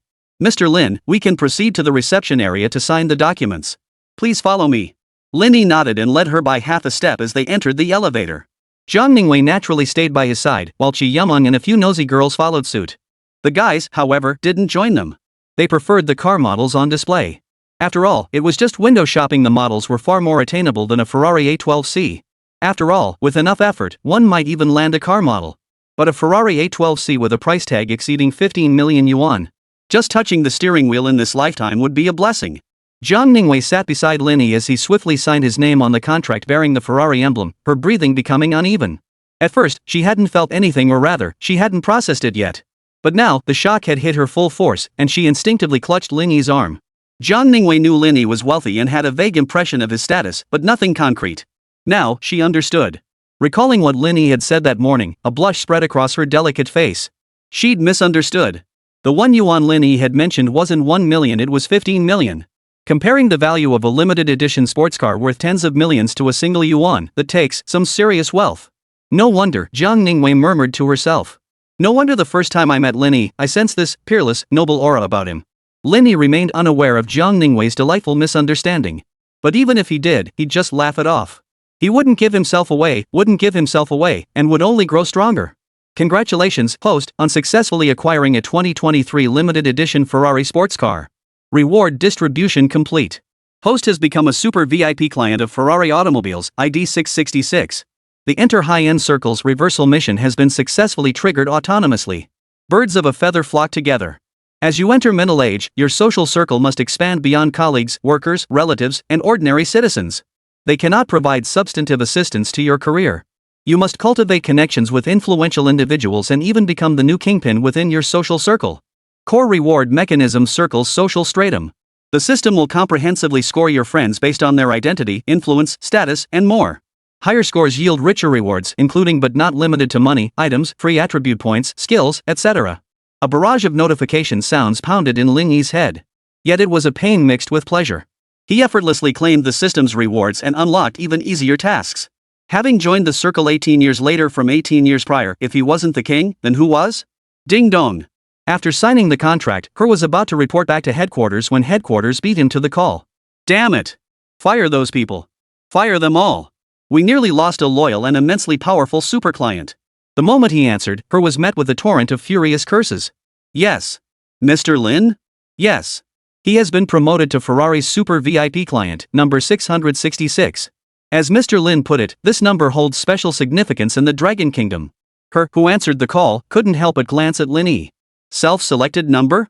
Just what kind of family heir possesses such immense influence? Understood, sir. He straightened his posture involuntarily. Rest assured, I will serve Mr. Lin Yi impeccably. After hanging up, the deference vanished from Hare's movements and expression, replaced entirely by sycophancy. Mr. Lin, I sincerely apologize. Those incompetent employees at headquarters have already been dismissed by the president. Lin Yi looked puzzled. Why? Because you are a Ferrari Super VIP client. Their inefficiency caused you a very poor customer experience. Shi Yumeng was utterly speechless. Ferrari Super VIP? Chapter 43, Driving a Ferrari with one hand? I can do that too. Given Shi Yumeng's family background, she knew exactly what being a Ferrari Super VIP entailed. Ferrari VIPs sounded prestigious, and indeed, they were. These clients were Ferrari's most loyal customers, possessing both the means and the connections. Not only do they enjoy priority access to non-limited edition Ferrari models, but they also qualify to purchase limited edition vehicles. However, even Ferrari VIP clients still had to wait in line. Having purchase eligibility didn't guarantee a 100% chance of acquiring the car. Super VIP status, however, is different. While enjoying all VIP privileges, they possess absolute priority in purchasing limited edition models and also enjoy exceptionally exclusive customization rights. Yet, Shi Yumeng still underestimated the situation. Yes, ma'am. Mr. Lin is our most esteemed Super VIP client at Ferrari, holding the exclusive number 666. Self-selected number? 666? Shi Yumeng's lips parted slightly as she sucked in a sharp breath. Even among Ferrari Super VIPs, there are distinctions. The most tangible distinction lies in their lifetime identification numbers. Those who could choose their own held higher priority than those assigned numbers by Ferrari. Clearly, Lin Yi was the undisputed kingpin among Ferrari's clientele. Otherwise, given Ferrari's arrogance, how could a regional director possibly grovel so obsequiously? In fact, if Lin Yi were displeased, Ferrari headquarters could replace her at any moment. And send someone directly from headquarters to personally apologize in person. In that instant, a trace of inferiority flickered in Shi Yumeng's gaze as she looked at Lin Yi. Yes, after over 20 years of confidence, she felt inferior. The mere facade Lin Yi displayed had already crushed the family background she had always prided herself on. A playboy experiencing real life? Or perhaps, a future heir groomed through special family methods like the poverty-raising approach? Highly possible. Lin Yi had no interest in speculating about the storm raging within Shi Yumeng's mind. He took the card her handed him and gave it a cursory glance. The card was simple, devoid of flashy embellishments. It bore only the Ferrari emblem, the number 666, and Lin Yi's name. Mr. Lin, would it be possible for me to have the honor of adding your contact information? Hare's demeanor was uncharacteristically humble, bordering on supplication. One doesn't bite the hand that feeds, so Lin Yi naturally wouldn't refuse. Certainly. Thank you, Mr. Lin. He was a China expert, speaking fluent Mandarin and proficient in Chinese characters. Mr. Lin, should you have any questions during subsequent use or encounter any issues, please contact me directly. If I can't handle it myself, I'll immediately connect with headquarters to ensure there's no delay in your vehicle usage. After adding him on WeChat, he continued with a lengthy explanation. Lin Yi was very pleased with such attentive service. But what delighted him even more was that the system had responded again. Underdog mission enter high-end circles completed. Real-time update. Connection 1, Horichi, Vice President of Ferrari. He possesses extensive connections and significant influence within the automotive industry in Western nations, while also maintaining ties with other major figures in the field. System rating, 78 points. System evaluation, a highly influential yet somewhat limited industry heavyweight who holds you in deep respect and admiration. System reward, Ferrari Driving School Certified Class C Racing License. Class C Racing License, upon acquisition, the host gains corresponding driving skills, vehicle control expertise, and competitive experience aligned with the license. Lin Yi froze for a moment. He knew little about racing licenses. He decided to ask her directly. What races can I enter with a Ferrari Driving School Certified Class C license? He was puzzled by Lin Yi's sudden question but answered truthfully. Mr. Lin, racing licenses are categorized into 4 tiers, G, E, C, and BA. Without natural talent, many spend their entire lives only reaching an E-class racing license. The C-class racing license you mentioned earlier is reserved for the absolute elite drivers within a sovereign nation. With it, one can participate in regional, national, and international competitions. The higher B and A licenses, however, require proven racing achievements to qualify. For instance, an A-class license is only granted to drivers who finish first in circuit racing competitions for an entire season. Beyond Formula 1, holders of an A-class license can compete in every international circuit race. That's pretty awesome. Listening to Hare's explanation, Lin Yi grasped the true value of his Class C racing license. He was now a nationally recognized racing driver. Thank you, Her. I understand. It's my honor to serve you, Mr. Lin. We'll chat more another time, Lin Yi said, picking up the keys from the table. I can't wait to drive my beloved car away. Her nodded with a smile, accompanying Lin Yi all the way to the Ferrari A12C's parking spot. Glancing at his wristwatch, her noted there was still a quarter hour before closing time. Her tentatively asked, "Mr. Lin, would you like me to contact the organizers?" "No rush. Let's wait a bit." Lin Yi had already made an agreement with the organizers to drive off only after the exhibition closed that day. Naturally, he intended to honor his promise. Trust is the foundation of all relationships. "I'll go check out the booths up front." Lin Yi led Zhao Ningwei to the domestic car exhibition area. Shi Yumlong gritted her teeth, wanting to follow, but hesitated. She took 2 steps before stopping. She still had her pride, and her feelings were more reserved. She wasn't quite ready to become a lapdog. Still, after pausing briefly, Shi Yumlong turned and hurried after them. "Lin Yi, can I borrow someone?" She smiled at Zhang Ningwei. "My senior still has to attend the 3rd session. You can't take her away and ruin my chance to bond with her." Zhang Ningwei remained silent, glancing at Lin Yi with an obedient look that silently conveyed she left everything up to him. Lin Yi saw reluctance in her eyes but didn't spare Shi Yumlong any consideration. "Yumlong, I just picked up my new car. I need someone to test drive it." This custom was optional at best, but right now, it served as a perfectly convenient excuse. Lin Yi gestured toward the display booth, joking, "I can't just abandon a beauty like my senior and drag some random car model away, can I? You could bring Senior Jam along. That way, you'd have someone to hold the car, and you could have a 3rd round." Since Chi Yumlong couldn't take Zhang Ningwei away and disrupt their alone time, she had to settle for the next best option. Lin Yi hesitated to refuse, but considering the system's reversal mission, he nodded. Seeing his agreement, Chi Yumling smiled. "You two go ahead and browse. I'll take the other students over first and send you the location later." "Got it." Lin Yi gave a hand gesture and continued walking forward with Zhang Ningwei. Arriving at the BYD Yangwang U9 display, he asked Zhang Ningwei, "Senior, what do you think of this car?" "As long as you like it, I don't mind." Lin Yi frowned, feigning annoyance. "Senior, you only need to say whether you like it or not. There's no third option." That feeling was back again. Ripple rippled through Zhang Ningwei's heart, reigniting her submissive side. She obediently replied, "I like it. If you like it, we'll buy it." Lin Yi led Zhang Ningwei to the booth manager, expressing their intent to purchase. After requesting Zhang Ningwei's ID and phone number, they paid a deposit via the app and signed a paper contract. With everything settled, the day's auto show drew to a close. "Senior, come on, let me take you for a spin." At the Ferrari booth, Lin Yi meticulously inspected the vehicle according to the pickup procedure. After confirming everything was in order, he got in and started the engine. Roar! The dragon's roar echoed through the air, and Lin Yi's expression was one of pure ecstasy. Especially when Zhang Ningwei sat in the passenger seat, her flawless legs wrapped in stockings no longer concealed, Lin Yi radiated youthful vigor. A beautiful car and a beautiful woman, that's how it should be. And with his Class C racing license, Lin Yi handled this powerhouse beast with effortless ease. As they exited the venue and merged into the traffic, he couldn't help but hum a tune, his expression relaxed as he gripped the steering wheel with one hand. His other hand, naturally, rested on Zhang Ningwei's thigh. He knew how to drive a Ferrari with one hand. Chapter 44, Battlefield of Love. 2 women competing for one man? It was rush hour, and the wide asphalt road was packed with traffic. Yet when the Ferrari 812C, gleaming with its mirror-like blue paintwork, merged into the flow, every driver reined in their impatience. Vehicles behind maintained a safe distance of over 5 meters, while both adjacent lanes opened up long stretches of empty space. No one attempted to overtake, and no one dared to cut in. In this situation, the blue lightning-like 812C seemed right at home, subtly unleashing its powerful performance.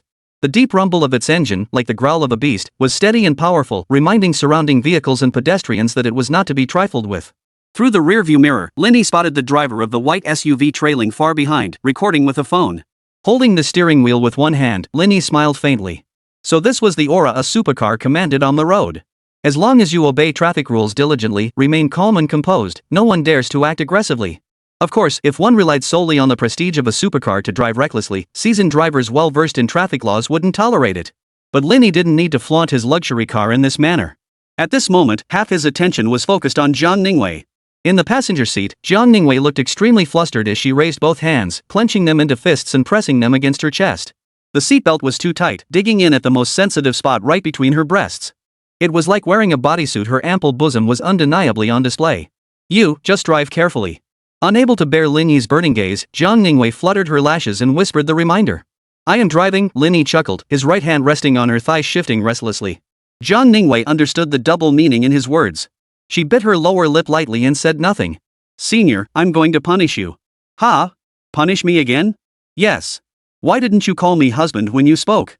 Zhang Ningwei parted her red lips slightly, speaking before Lin Yi could demand it. "Husband. Too late. You still get punished." Lin Yi smirked wickedly. Your punishment is to cooperate with me. Got it? Zhao Liwei shivered, her cheeks flushing as she closed her eyes and slightly parted her legs, offering a perfectly accessible angle for caressing. Lin Yi certainly didn't hold back. And he couldn't help but marvel inwardly. Parisian stockings were legendary for a reason. The feel was truly unbeatable. 1 word, slippery. 2 words, silky smooth. 4 words, smooth as jade. 10 minutes later, Zhao Liwei, her cheeks flushed crimson, couldn't take it anymore. Honey, stop touching me. I can't take it. The KTV Chi Yumon chose wasn't a high-end place. It was located near Mingcheng University town. When the sky blue Ferrari A12C appeared, students and passers-by alike stopped in their tracks to stare. The flurry of phone cameras capturing the moment showed no sign of stopping. Once the car was parked, an observant waiter approached. His greeting was slightly trembling. When had a lowly waiter like him ever witnessed such a scene? Sir, welcome to Crazy Mike's. Yeah, I'm here to meet a friend. Lin Yi nodded and gave the waiter the private room number. The moment they entered the main hall, the manager approached with a broad smile, leading the way. Honey, I need to use the restroom. Standing before the private room corridor, Zhao Liwei said shyly. Lin Yi glanced at her with a smile. Just one glance, and her watery eyes darted away. Need some wipes? I brought my own. Zhao Liwei stammered before turning and running away. Watching her retreating figure, Lin Yi smirked triumphantly before pushing open the private room door. The faint hum of singing suddenly grew clear, though the mood lighting inside remained dim. As Lin Yi entered, his former classmates all turned to look at him in unison, instinctively standing up. Old Lin's here. Lin Yi, you finally made it. Goodness, you kept us in the dark. The familiar clamor erupted once more. Lin Yi greeted his classmates with a smile, his words and demeanor warm and approachable. This only made the classmates even more enthusiastic. Lin Yi, what song do you want to sing? I'll pick it for you. Old Lin, no booze when you're driving. Should I get you a soda instead? Lin Yi, come sit over here with me. Surrounded by warmth from all sides, Lin Yi remained unfazed. He calmly found a seat near the corner and sat down. Chi Yumei looked slightly disappointed. She had expected Lin Yi to sit right beside her. Moreover, the reason Lin Yi chose the corner was entirely because of Zhao Liwei. Shortly after, Zhao Liwei returned from the restroom. The moment she entered the private room, she scanned the area for Lin Yi. When she found him, she approached expressionlessly, though the sparkle in her eyes was impossible to hide. He understood her, cared for her, and looked out for her. Seeing this, Chi Yumon felt even more bitter inside. Reversal mission: enter high-end social circles completed. Real-time update. Connection 2, Chi Yumon, member of the party leadership group and deputy chief prosecutor of the People's Procuratorate of Beijing, Dragon Nation. She holds considerable authority within Longgua's judicial system, with implied connections elsewhere.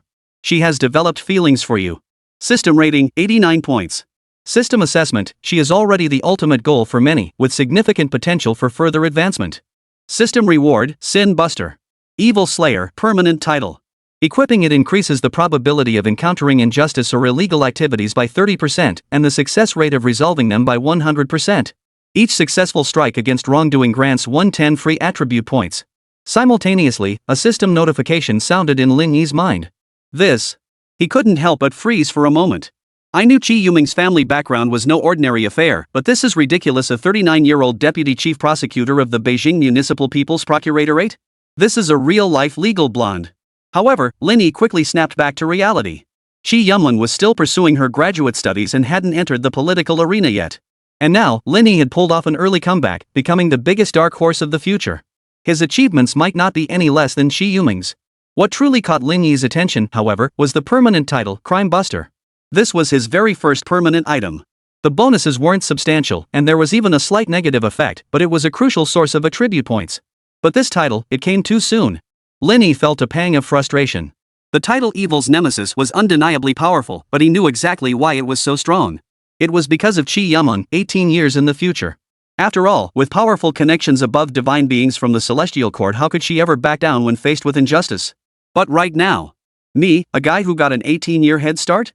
I'm not gonna let some pee hold me back. Lin Yi steadied himself. Just do it. Equip. Equipping the title Sin's Nemesis, Lin Yi's demeanor underwent another subtle shift. Amidst the refined elegance of a scholarly lineage, an unflappable righteousness now shone through. But soon, that new aura faded back into obscurity. Chi Yumlin, who had been observing Lin Yi from the shadows, caught a fleeting glimpse of it. Just as she leaned in for a closer look, it vanished. How peculiar. Was Lin Yi's change just an illusion? Why does it feel so similar to grandfather and father? Having grown up immersed in the values of her elders, Chi Yumlin was no stranger to such righteous presence. Spotting the fleeting shift in Lin Yi was hardly difficult. She blinked her beautiful eyes, scrutinizing him once more, convinced she must have misperceived. Lin Yi, come sing. Chi Yumeng handed him the microphone. I remember you know Wang Sulong's a bit sweet. Before Lin Yi could respond, Zhang Ningwei shot Chi Yumeng a disapproving look. However, her sub-attribute was fully activated, making her completely centered around Lin Yi. She wouldn't interfere with his choices but would accept them, either actively or passively. You remember that? Lin Yi chuckled as he took the mic. Before standing up, he whispered to Zhang Ningwei. Just be good, senior. Your husband's just singing a song, nothing else. Zhang Ningwei nodded, her beautiful eyes brimming with affection. Regardless of the truth, as long as Lin Yi was willing to explain, it made her happy. However, while Lin Yi was singing, Zhang Ningwei did indeed stay quiet and still. But he hadn't said she had to stay quiet after the song ended. Rising, Zhang Ningwei selected 2 songs on her own, Confession Balloon and Encounter. Husband, sing for me, she whispered softly into his ear as she returned to his side. After speaking, she shot a sly glance at Chi Yumeng and took the microphone from her hand. The classmates in the private room were stunned. If they couldn't figure out what was going on, they might as well have lived in vain for over 20 years. This? 2 women fighting over 1 man? How outrageous. Chapter 45, Trouble Knocks. Sing if you must. Lin Yi wasn't backing down. After all, he was the one sitting pretty, and competition meant better service. Whether it's romantic relationships or anything else, this simple truth applies universally.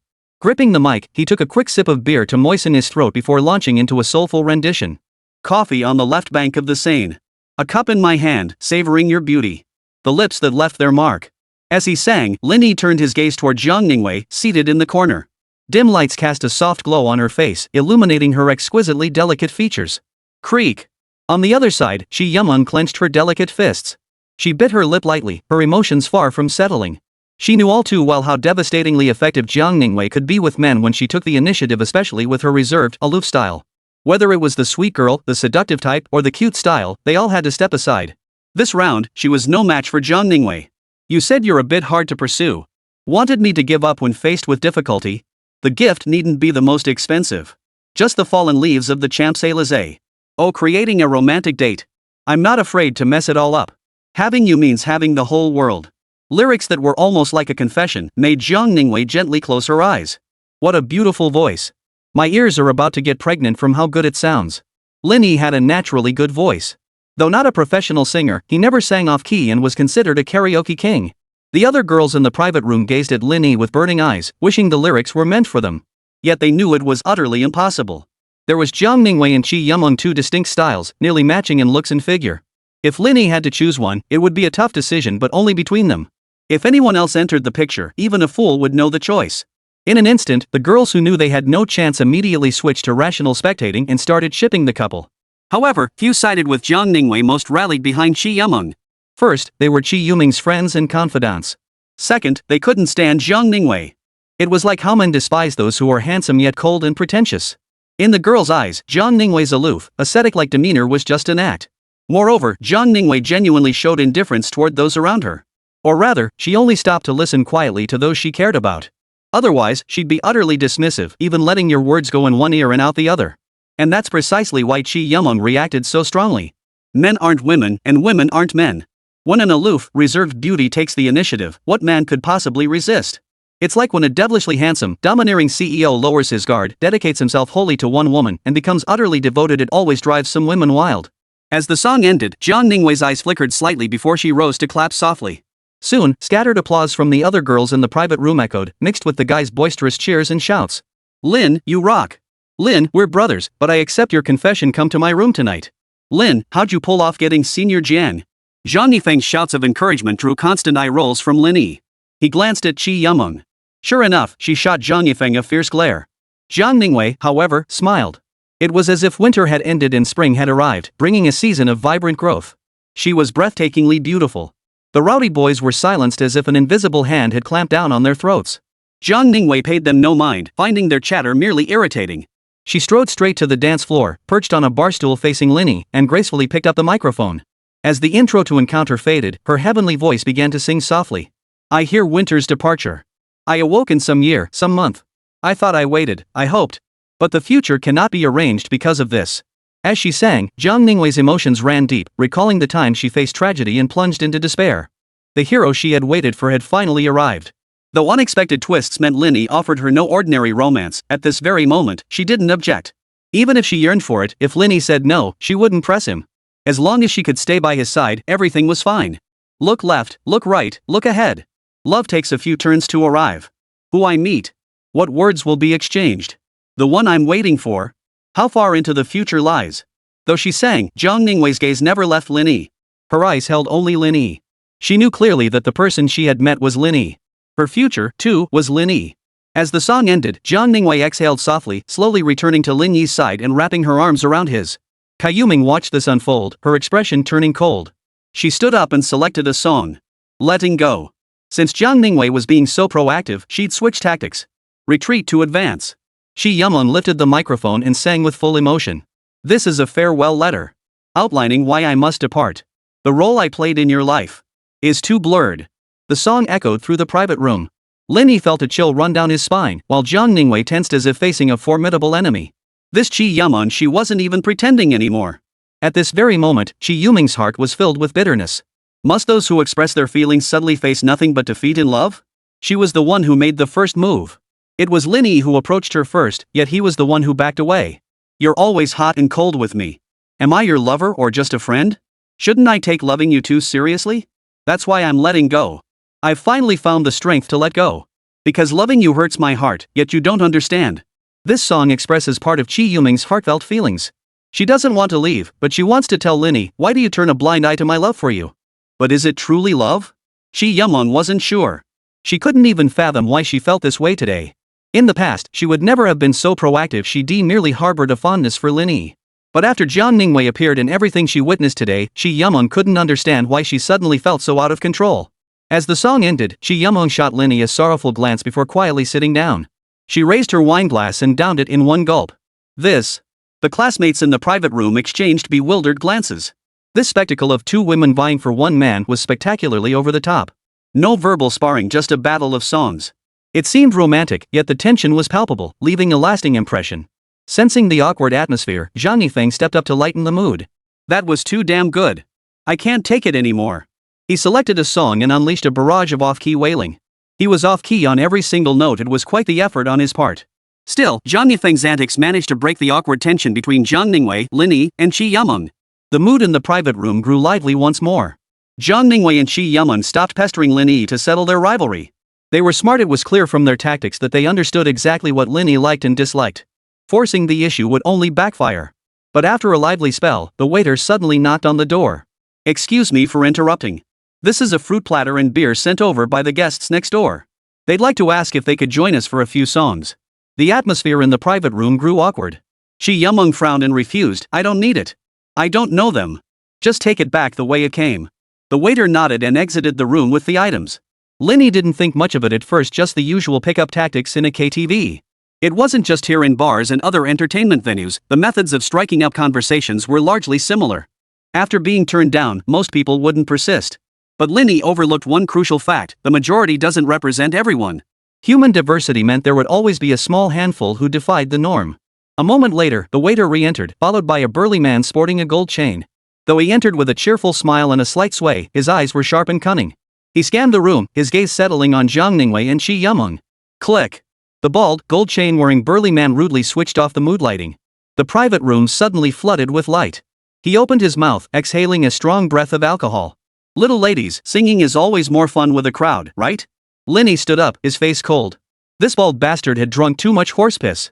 Chapter 46, The Younger Brother Questioning Life. Flirting isn't inherently annoying. After all, socializing is human nature. But when it's done without any sense of boundaries, arrogant and rude, 9 out of 10 people find it annoying. The remaining one must have the most patient temperament imaginable. Lin Yi stood up coldly and said, the private room is full. There's no room for extra people. The bald, muscular man with the gold chain, though drunk as a skunk and lacking manners, still knew to offer courtesy before force. He gave Lin Yi a fake smile. Young man, are you the owner here? I am. Having stepped forward, Lin Yi couldn't possibly push Yumon, the young lady, to the front. That would be utterly unmanly. I doubt it, the man said, rubbing his shaved head. I heard today is a young lady's birthday. The bald man with the gold chain ignored Lin Yi, fixing his gaze on Yumon seated at the center of the sofa. Little sister, allow me to introduce myself. I'm Wang Hu, the head of an MCN company. We have partnerships with Douyin, Kuaishou, and various live streaming platforms. After introducing himself, Wang Hu forced a friendly smile. Beyond these partnerships, our company also manages several million follower influencers. Earlier, when you were singing, I happened to overhear your technique rivals that of professional singers. It sparked my desire to nurture talent. You and that girl have perfect looks. If you sign with us, you could become top-tier influencers with millions of followers within a year. Think about it? As he finished speaking, Wang Hu's smile grew even broader. Most people who come here to sing are students. College students are so easy to manipulate. Their eyes held no awareness of society's dangers, only clear-eyed naivety. Wang Hu came here every few days to hunt for prey. First, he'd establish his identity, then show off a little skill. After 2 days of contact, he could make his move. At least half of them fall for it: free sex and a little extra cash on the side. When he spotted Qi Yumeng and Zhang Ningwei, Wang Hu couldn't contain himself. Beauties of this caliber? Even if it meant becoming a notorious womanizer, it would be worth it. I have no plans to become an internet celebrity, Qi Yumeng said coldly. Mr. Wang Hu, please leave. We have a gathering to attend. Don't go. Wang Hu persisted. You may not have plans, but this young lady hasn't had a say yet. His gaze shifted to Zhang Ningwei, sitting quietly on the sofa, his eyes burning with desire. Compared to Qi Yumeng, who had the refined elegance of a lady from a distinguished family, Zhang Ningwei's restrained, aloof aura made her far more tempting to him. With the right cultivation, she wouldn't just become a cash cow. The contrast at night. That would be the beginning of something truly delightful. I'm not interested, Zhang Ningwei refused without even glancing at Wang Hu. After 2 consecutive rejections, Wang Hu couldn't keep up the act anymore and dropped his smile. It's just a chat. You don't want people waiting for you at the school gate every day, do you? You dare. Qi Yumeng shot to her feet. Do you really think you can act like you're above the law? Talking to someone, waiting at the school gate, that's hardly illegal, is it? Wang Hu was completely unfazed. You probably don't know the power of my company, nor do you understand my influence. How about this? Buy me a drink, then come to my private room and sing a few songs with me. This whole thing will be forgotten. What do you say? Zhang Ningwei glared at him, and Qi Yumeng wasn't far behind. Lin Yi raised his glass with a cold smile. I can hold my liquor and sing pretty well too. How about I go with you? I really don't want to deal with you. Wang Hu tapped Lin Yi's shoulder. What are you, anyway? In my eyes, you're not even fit to polish my shoes. Get lost. Don't make me slap you. Wang Hu believed he was at his most intimidating. In the past, this approach always worked to scare people off. But today, it seemed to fall flat. Clatter. Lin Yi held up his wine glass and splashed it right in Wang Hu's face. And what are you? The drenching sent a fuse igniting in Wang Hu's mind. You little bastard. I'll show you. If I, Wang Hu, dared to come to your door, I have the power to wipe you out. He kicked out with a snarl, panting like a bull. Lin Yi wasn't about to stand there and take it. He fought back with no hesitation. With the enemy practically shoving his face in the door, not putting him down would be an insult to Wang Hu's arrogance. He sidestepped the blow, drew his arm back to gather power, and swung a roundhouse punch straight at Wang Hu's face. Though Wang Hu was physically imposing, his speed and reflexes were dulled by alcohol. Lin Yi's punch landed squarely on his right cheek. Thud. A dull thud echoed as Wang Hu spun halfway around on his heel. Stars danced before his eyes as he staggered backward, stumbling unsteadily out the doorway and plopping his butt onto the floor.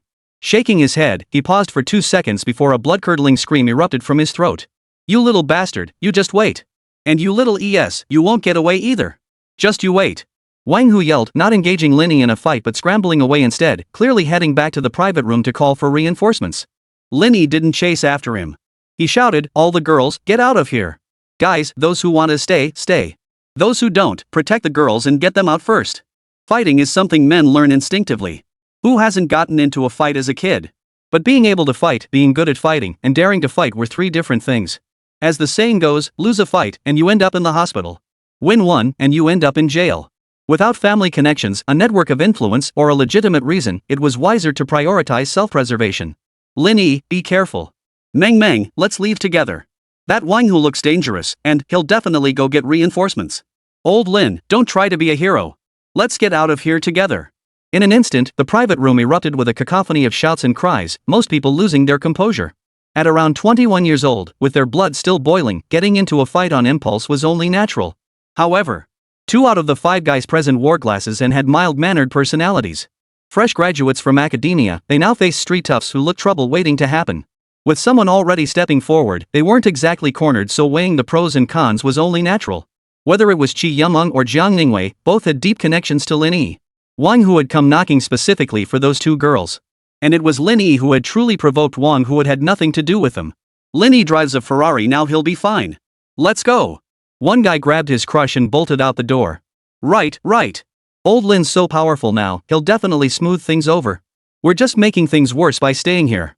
Echoes of agreement rippled through the room. Within 5 seconds, the private room emptied, leaving only Lin Yi, Zhang Ningwei, Qi Yameng, and Zhang Yifeng behind. Lin Yi didn't feel particularly bothered. Seeking benefit and avoiding harm was human nature, and since they were merely acquaintances, it was only natural they wouldn't help. That Zhang Yifeng stayed was enough to make Lin Yi feel gratified. He was indeed a true buddy who'd shared a dorm for 4 years. Wang Hu moved swiftly too. Within half a minute, he returned with his crew in tow. Brother Hu, some of them got away. Should we chase them?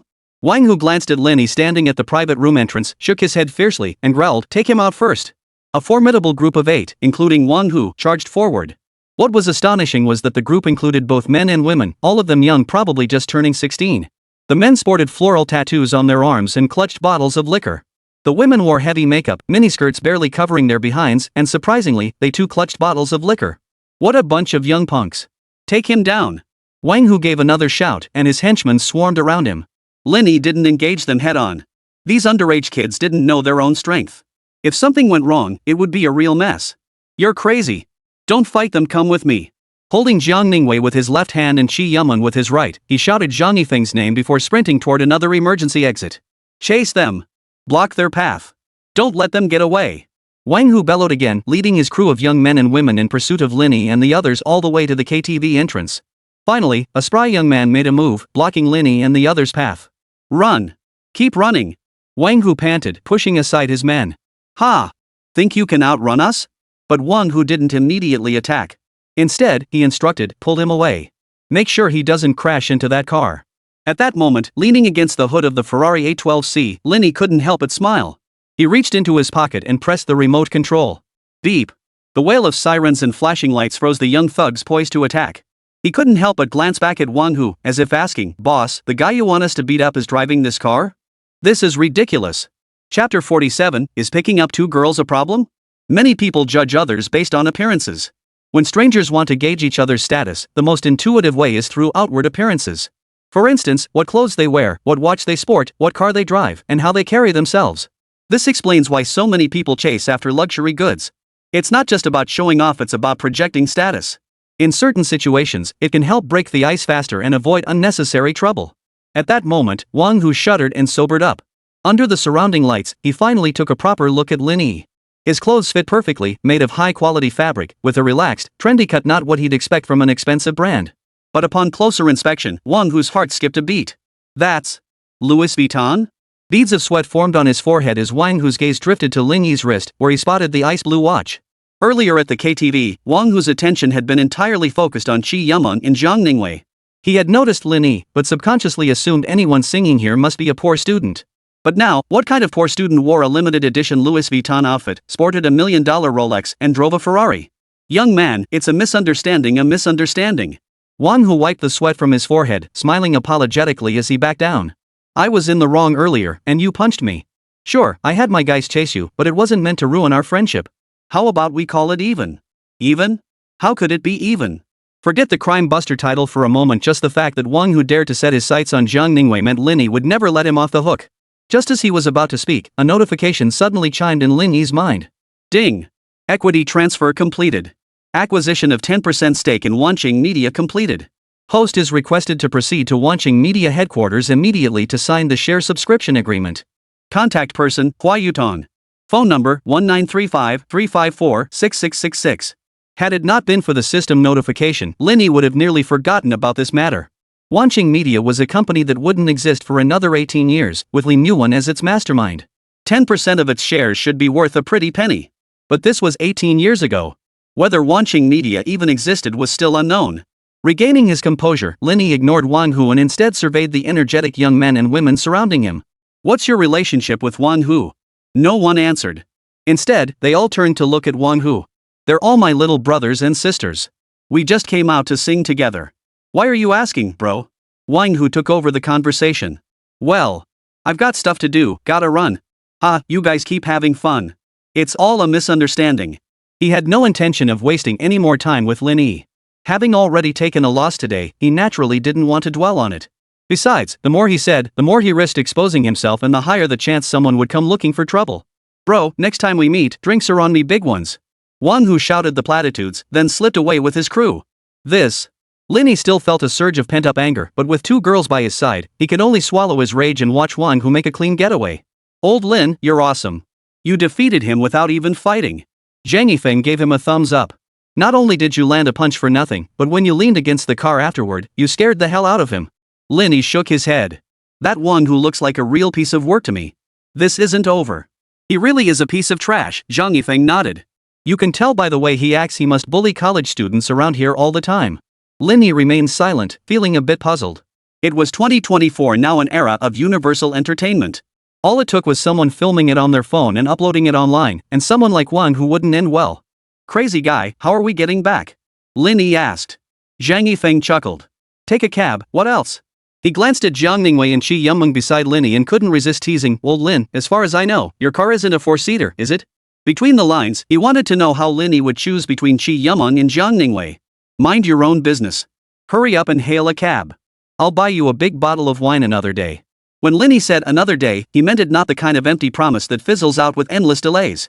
Zhang Yifeng was someone worth having as a friend. He knew Lin Yi genuinely intended to catch up properly, so he waved his hand with a smile. Actually, it's getting late. I have work tomorrow. I should head out now. Zhang Yifeng didn't insist, hailed a cab, and left. The third birthday gathering ended on a sour note. Once the outsiders were gone, Qi Yumeng finally let her frustration boil over. This is infuriating, she stamped her foot. How can someone be like that? Bullies who pick on the weak are everywhere, but don't worry, he won't get away with this. Qi Yumeng asked curiously, you have a way? Of course. Lin Yi spoke with confidence. Though he wasn't entirely sure how the system worked, it had acquired shares in Wanqing Media, a company that likely didn't even exist. But since the system had prompted him and provided a contact person and phone number, it meant the acquisition was complete. Wang Hu had previously introduced himself as an executive at an MCN media company. And Lin Yi, once he signed the share subscription agreement tomorrow, would become a shareholder in an MCN company. Even if they weren't in the same company, they were still in the same industry. Taking down Wang Hu would be far easier than it was now. Alright, you go first. Qi Yumeng showed no intention of rushing ahead. Men value their pride, it never hurts to give them a boost of confidence first, regardless of whether it's warranted. If it truly didn't work out, Qi Yumeng could always leverage her family connections to provide some behind-the-scenes support. With Wang Hu's matter temporarily put aside, a very real problem immediately presented itself to Lin Yi. Zhang Yifeng was right, the Ferrari A12C was a 2-door, 2-seater model. Normally, Lin Yi would definitely give Jiang Ningwei a ride home, but Qi Yumeng spoke up first. Lin Yi, I'm so annoyed today. Qi Yumeng looked thoroughly unhappy. Everything was going fine. I was planning to rest after the 3rd session and then travel with my teacher and senior sister Jiang tomorrow, but then... Business trip? Lin Yi glanced at Qi Yumeng, his gaze settling on Jiang Ningwei's face. Yes, that's right. Jiang Ningwei lowered her head and whispered, I didn't get a chance to tell you yet. Seeing this, Qi Yumeng pressed her point. Lin Yi, why don't you head back first? I'll go with Senior Jiang to meet the teacher. It'll be more convenient when we leave tomorrow. That's out of the question. Qi Yumeng, are you trying to kidnap my senior away? Qi Yumeng stuck out her tongue. Lin Yi, I didn't mean to. Just ask Senior Jiang yourself. Senior, is that right? Jiang Ningwei bit her lower lip and gave a slight nod. This was strange. Lin Yi was puzzled. Jiang Ningwei had been competing with Qi Yumeng earlier, so why were they suddenly teaming up now? Can't we all meet up tomorrow? Lin Yi asked, sounding less than thrilled. Why does it have to be tonight? It's not that we absolutely have to go tonight, Qi Yumeng said, looking at Jiang Ningwei. It's mainly about Uncle John's matter. I wanted to discuss it with Wei Wei. Jiang Ningwei's expression turned slightly cold. Did the teacher tell you? Yeah, I asked about it today. Jiang Ningwei paused. Yumeng, what did the teacher say? It's difficult. She doesn't want to get involved. With just a few words, Lin Yi pieced together the gist of the situation. Jiang Ningwei was a law graduate student, and she and Qi Yumeng shared the same mentor. Given Qi Yumeng's family background, the advisor assigned to her was naturally a heavyweight in the field. With her family's troubles, before meeting Lin Yi, her advisor was the only person she could truly rely on. As for Qi Yumeng, naturally sharp-witted and blessed with both exceptional family connections and a top-tier education, she could intuitively grasp certain matters. She might not have cared before, but because of Lin Yi, Qi Yumeng was willing to inquire. Lin Yi, I want to go, Jiang Ningwei stated her intention proactively. Lin Yi understood priorities, but he refused to be led by Qi Yumeng. You two come back to the hotel with me first. I'll take you there tomorrow and introduce you properly. Qi Yumeng tilted her head. There are 3 of us, but only 2 seats in the car. How are we supposed to all go back together? I'll just take the 2 of you, Lin Yi declared without further discussion, pointing to the passenger seat. Get in. Today, you listen to me. What's the big deal about giving two girls a ride? Besides, Shi Yumeng was dreaming too big. Did she think he was hers to have all to herself? Today, I teach her a lesson she wouldn't forget. Chapter 48. As long as we don't get married, what's wrong with dating a few? That said, Lin Yi wouldn't actually do it. Don't drink and drive, don't drive after drinking. At the KTV, he downed at least 3 bottles of beer. That was enough to qualify as drunk driving. And having 2 girls piled in the passenger seat might be eye-catching, but it was a bit too tacky. Lin Yi made a call, and shortly after, a courtesy car from the Wanda Wenhua Hotel arrived complete with an extra driver. This time, it was a Rolls-Royce Ghost driven by Old Wang, the hotel's ace driver. The other driver Old Wang brought along was his apprentice, Zhao Liwei. As the vehicle pulled up, Old Wang's eyes immediately locked onto the flashy Ferrari A12C. Zhao Lu's eyes lit up even brighter, but both remained focused on the task at hand. Once the vehicle came to a complete stop, Old Wang opened the rear door while Zhao Lu bowed slightly and inquired, "Mr. Lin, which car would you like to take back to the hotel?" Lin Yi let Jiang Ningwei and Shi Yumeng enter first, then pointed to his own car. Old Wang and Zhao Lu never imagined that Lin Yi's ride would be the very Ferrari they'd noticed upon arriving. Instantly, Old Wang's expression turned stern as he pushed past his apprentice, Zhao Lu. "Mr. Lin, Zhao Lu lacks my driving experience. Let him drive you back to the hotel while I take your Ferrari to avoid damaging your prized vehicle." Though his apprentice, Zhao Lu grumbled in displeasure, "Master, your scheming is practically splattering in my face." Old Wang shot an awkward glance at Lin Yi before giving his apprentice a subtle glare. Lin Yi watched the two men, torn between laughter and exasperation, as he handed the Ferrari keys to Old Wang. "Go ahead and drive it boldly. Take a few extra laps before heading back. If you crash it, it's on me." Overcome with excitement, Old Wang forgot all about driver etiquette and immediately climbed into the Ferrari, revving the engine. Listening to the low growl of his beloved car, Lin Yi crouched low and slipped into the back seat of the Ghost. Back at the hotel, Private Butler Bella greeted them. "Mr. Lin, welcome home. Check her in." "An executive suite will do," Lin Yi said, gesturing toward Shi Yumeng. "Am I sharing a room with Senior Jiang?" Lin Yi glared at Shi Yumeng. "You each get your own room. But that's such a waste of money. And if we're separated, how am I supposed to talk to Senior Jiang?" Shi Yumeng clung to Jiang Ningwei's arm, refusing to give her and Lin Yi any chance to be alone. At the very least, she couldn't let them get anything done under her nose. She knew it was futile, but she'd stall for as long as she could. Lin Yi ignored Shi Yumeng, first observing Jiang Ningwei's expression. She didn't seem opposed. "Fine, you two can share a room." Seeing Lin Yi agree, Shi Yumeng stuck out her tongue and fell silent. Guided by Bella, Shi Yumeng completed the check-in process. Without a word, she pulled Jiang Ningwei into the room and slammed the door shut. Lin Yi sighed helplessly, rubbing his nose as he returned alone to the empty presidential suite. Sleeping alone in such a vast space felt strangely unfamiliar at that moment. "Mr. Lin, would you like us to prepare dinner?" Bella inquired with a bow. "Yes, please prepare it." Dinner was naturally shared by the 3 of them, but afterward, Shi Yumeng took Jiang Ningwei and left. But Lin Yi wasn't about to be bored. He still had Lin Yuan. "Brother, I missed you so much. I counted and counted again, only 3 more days until exams end, and then we can be together forever. Brother, do you miss me?" "Anyway. I miss you so much I'm practically parched." He. "Brother, I've learned so much more knowledge. Did I get it right? You have to guide me." Lin Yuan was still the same Lin Yuan. In terms of looks, she fell short of Jiang Ningwei and Shi Yumeng. But when it came to figure and personality, she held her own against them. "Little fox, study hard. If you fail, you'll get a spanking," Lin Yi typed. Lin Yuan replied instantly, "Bro, saying that makes me wide awake now. I'll fail tomorrow on purpose. I want my bottom spanked." This little vixen Lin Yi couldn't contain the primal force surging within him. He longed to pull her close right then and there and take her right on the spot. And Lin Yuan wasn't just teasing him with words. She'd even crawled under her air-conditioned blanket and initiated a video call with Lin Yi.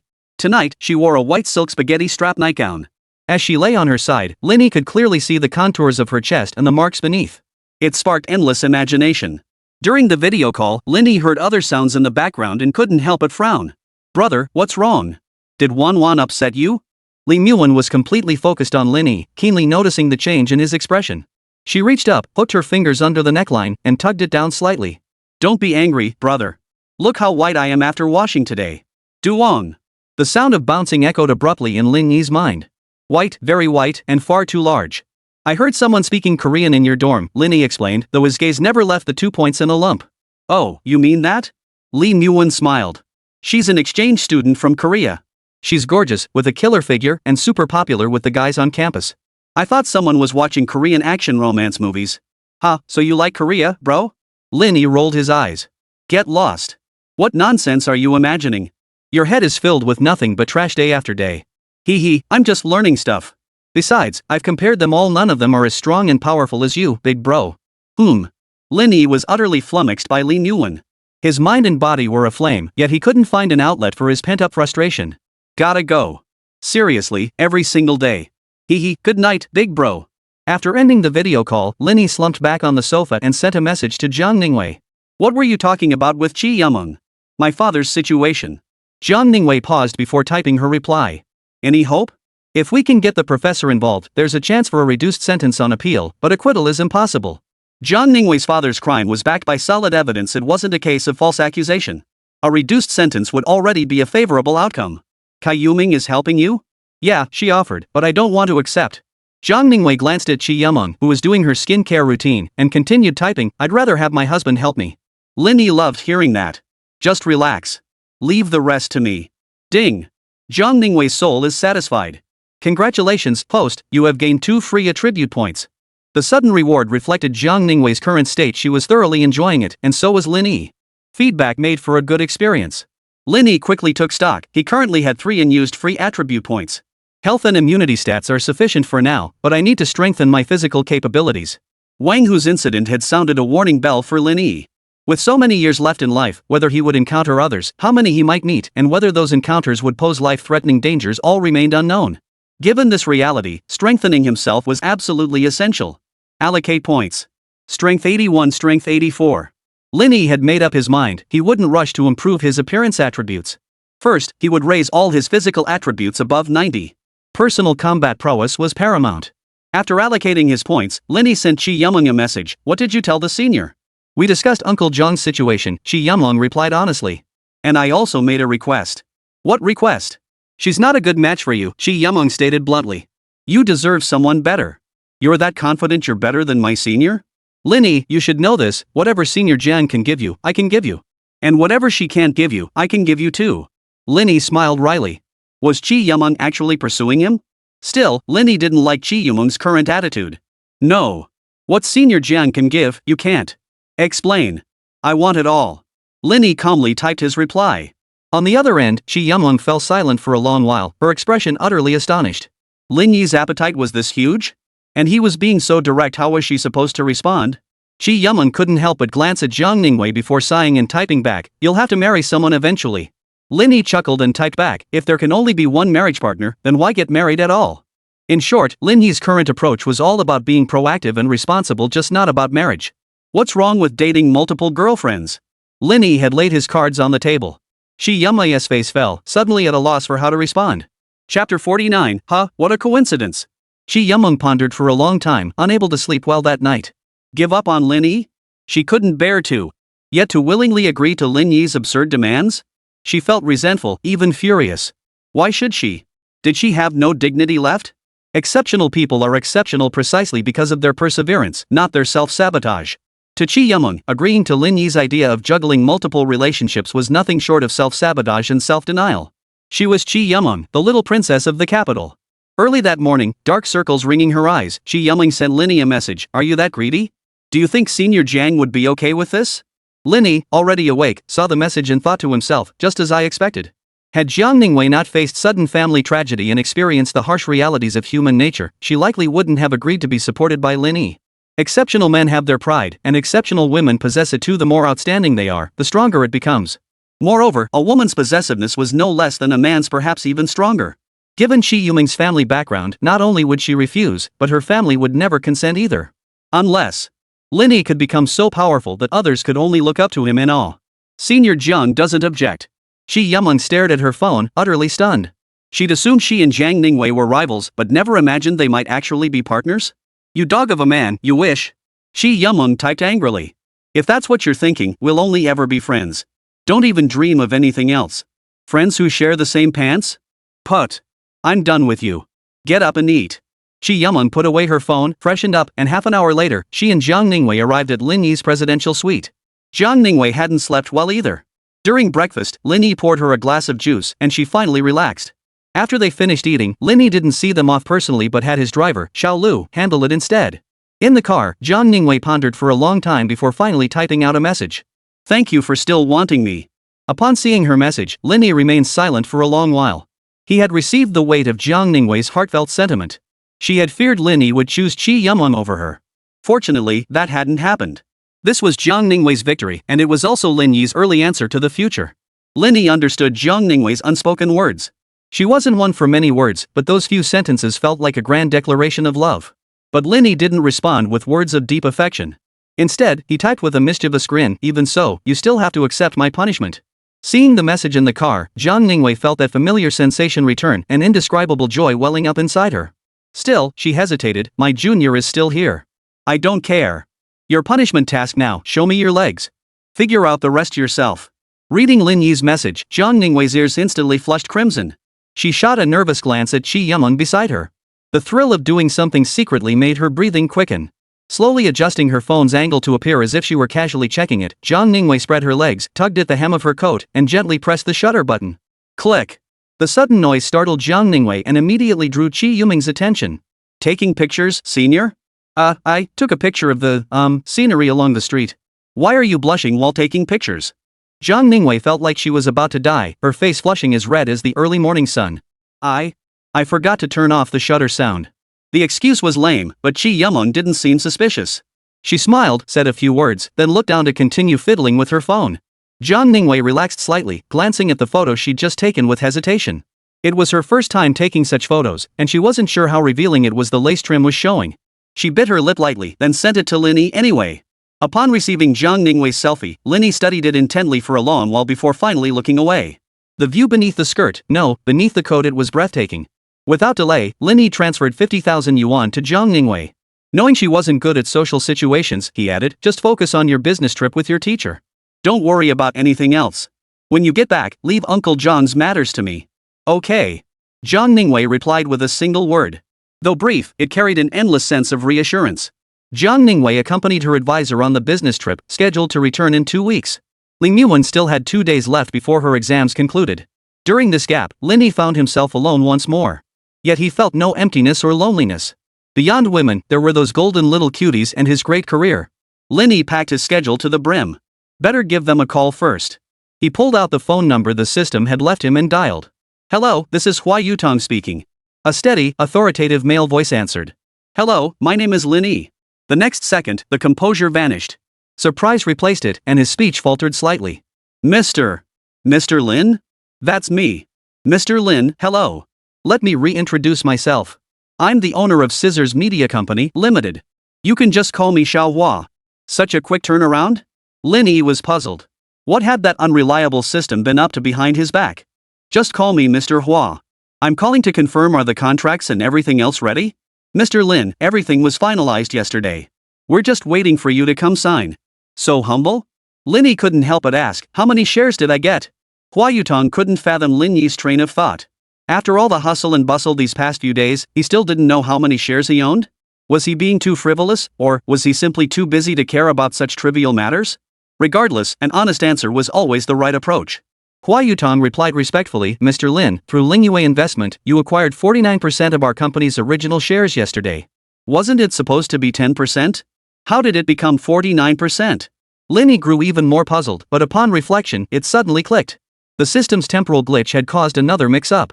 As everyone knows, for any company that survives and thrives, its value 18 years ago is fundamentally different from its value 18 years later. Take Apple, for instance. When it was first founded, it was just a small tech company with assets worth tens of millions. But 18 years later? It had ballooned into a colossus with a market value in the trillions. In other words, if you took the money intended to buy a 10% stake in Apple and used it to acquire shares in Apple 18 years later, you could likely have bought the entire company. The same principle applies. Scissors Media Company, Limited is the predecessor of Wanqing Media Company, Ltd.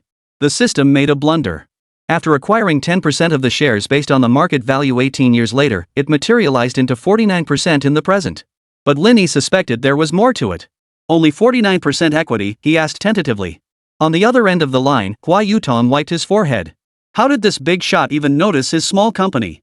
Beyond a handful of influencers with millions of followers and decent monetization potential, he had nothing else to offer. To outsiders, he was a flashy big boss, but compared to the colossus that was Lin Yi Investment, he was nothing. Lin Yi Investment in Longwo wielded terrifying amounts of capital and possessed connections beyond belief. When they came knocking, Hua Yutong was nearly scared out of his wits. Fortunately, they were conducting legitimate business, merely exchanging money for a 49% stake. Still, fear not at Hua Yutong. Before the visitors even spoke, he proactively handed over partial control of the company. This meant that although Hua Yutong held a 51% stake and retained absolute controlling interest in the company, he had lost his veto power. Mr. Lin, you're not only the second largest shareholder, but you also hold veto power over company decisions. That ruthless? Is the system just taking advantage? But Lin Yi was quite pleased. Send me the location. I'll come over and sign the contract. Sure, Mr. Lin. I'll add you on WeChat, please approve my request. Ding. After hanging up, Lin Yi accepted the friend request and immediately received a location share. Driving his beloved car, Lin Yi enjoyed a smooth journey without encountering any tailgating or road rage drivers. Guided by the navigation, he arrived at his destination. As soon as he stepped out of the car, he heard two delighted gasps. Wow! So cool! Fatini Blue. It's a limited edition Ferrari A12C. Lin Yi looked in the direction of the voices and saw two girls dressed in light summer attire.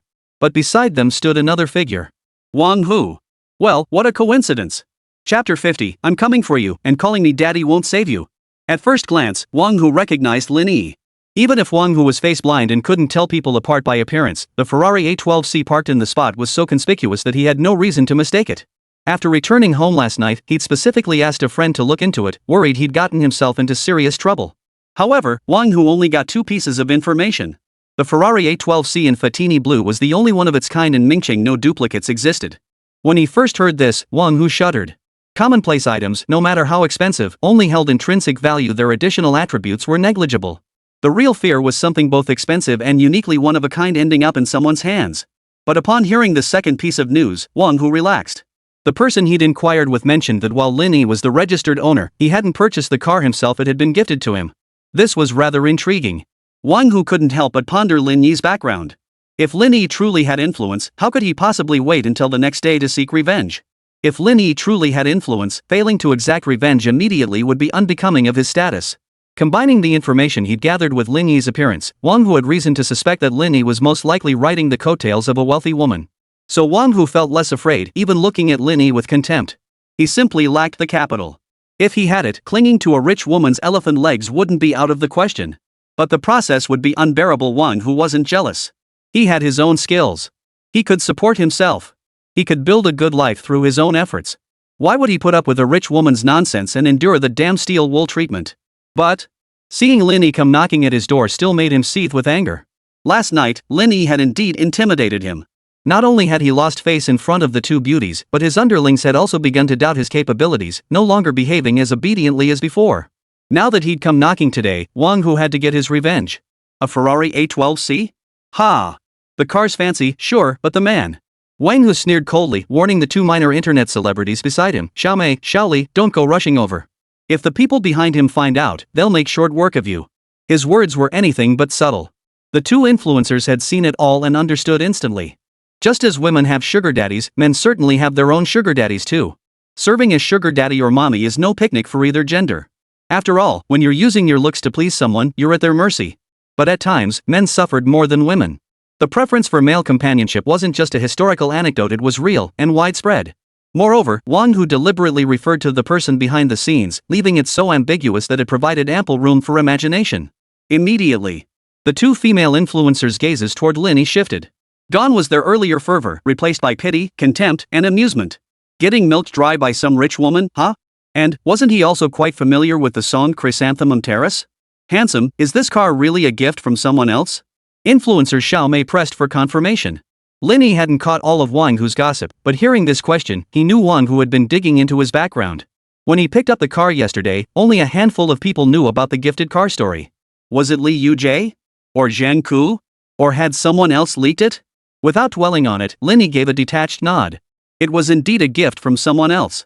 Getting a luxury car worth over 15 million yuan for just 1 yuan couldn't even be called a gift, it was practically free money. After all, who doesn't have a dollar in their pocket? But if he claimed it was a freebie, regardless of whether it raised suspicions, people would definitely think he was showing off. Lin Yi preferred to keep a low profile. Over the past few hundred or even thousand years, countless historical figures had demonstrated that arrogance inevitably invites disaster. Moreover, in Lin Yi's view, receiving a car as a gift struck the perfect balance, both understated and remarkably classy. The difference between buying something yourself and having it gifted is obvious at a glance. It was like how those who drink Mao Tai never buy it themselves, and those who buy Mao Tai never drink it themselves. Ha, you actually admit it so openly? Don't you feel embarrassed? Wang Hu sneered. What did he mean? Lin Yi paused, his face darkening like the bottom of a pot. With Wang Hu speaking in such a sarcastic tone, how could Lin Yi not understand what he was implying? Before Lin Yi could respond, Wang Hu pressed on, feeling good being a kept man? This car isn't at the bone you scraped together after days of grueling work? As he spoke, he deliberately emphasized certain words, delivering a scathing insult without resorting to profanity. And you know, I'm not into that sort myself, but if I ever hit the big time and got bored of women, I might just give your type a try. Ha ha. Put. Brother Hu, stop teasing him. This handsome guy earned it through his own skills. How can you slander him like that? The two internet celebrities, Xiao Mei and Xiao Li, chimed in. One laughed, the other made a double entendre. They relentlessly teased Lin Yi. The hardships they endured finally found their mirror image in a fellow sufferer. Ha ha ha. Absolutely, you really need the skills, otherwise, you wouldn't be able to handle the steel wool. Wang Hu laughed heartily. Xiao Mei, Xiao Li, ignore this guy. Come on, I'll take you back to the company. Even as he spoke, Wang Hu didn't forget about Lin Yi. Young man, I won't hold last night's incident against you. Since you're so capable, why not consider joining my crew? After all, this line of work takes a toll on your body. If you ruin your health, you'll end up begging for scraps. I can put in a good word for you with the boss. We can package you as a male internet celebrity. It's a pretty solid fallback plan. Wang Hu tried to play mind games, but it only made Lin Yi laugh in anger. Wang Hu, you're blind. Ha! Blind? If the entertainment director at Scissors Media is blind, then wouldn't every influencer signed to the company starve to death? Wang Hu sensed the moment was ripe. He sauntered over and slapped Lin Yi's shoulder hard. I'm a big-hearted guy who loves making friends. Call me Brother Tiger, and I'll feed you, okay? Patting my shoulder? Generous? Give me a meal? You've got it all backwards, you bastard. Lin Yi swung his arm wide and smashed a fist into Wang Hu's face. With his enhanced strength, this punch carried far more force than the one from last night. And the anger still simmering inside him hadn't dissipated. Old grudges and new grievances combined. This wasn't something a single punch could settle. Seeing Wang Hu stagger from the blow, Lin Yi grabbed his collar and unleashed a flurry of punches. Thud. Thud. Thud. You're in big trouble. The pain jolted Wang Hu back to his senses. As he struggled, he still managed to shout a warning, reminding Lin Yi that assaulting someone could land him in jail. In trouble? You're not even worthy of that. Lin Yi showed no sign of stopping, landing blows with brutal force. Brother, I'm sorry, please let me go. Bro. Stop hitting me. If you keep this up, I'll really die right here. Bro, stop hitting me. I feel like I'm dying. Dad, please stop. Wang Hu begged for mercy without any limits, but Lin Yi's fists only landed more relentlessly. He needed to learn a lesson to understand the difference between keeping a low profile in life and making a bold impact in action. Chapter 51, Kneeling Apology, Self-Inflicted Slaps. This time, Lin Yi really got carried away beating Wang Hu. He handled him like a chicken, twisting and turning him at will, all while listening to his endless pleas for mercy. But this was a society governed by law. Lin Yi judged it was enough and finally stopped. Wang Hu was now in a pitiful state. His nose was crooked, his front teeth were knocked out, and his eye sockets were swollen like buns. After stopping, Lin Yi casually tossed Wang Hu onto the ground. The two minor internet celebrities backed away in terror, shrieking and pointing at Lin Yi. You, don't come any closer.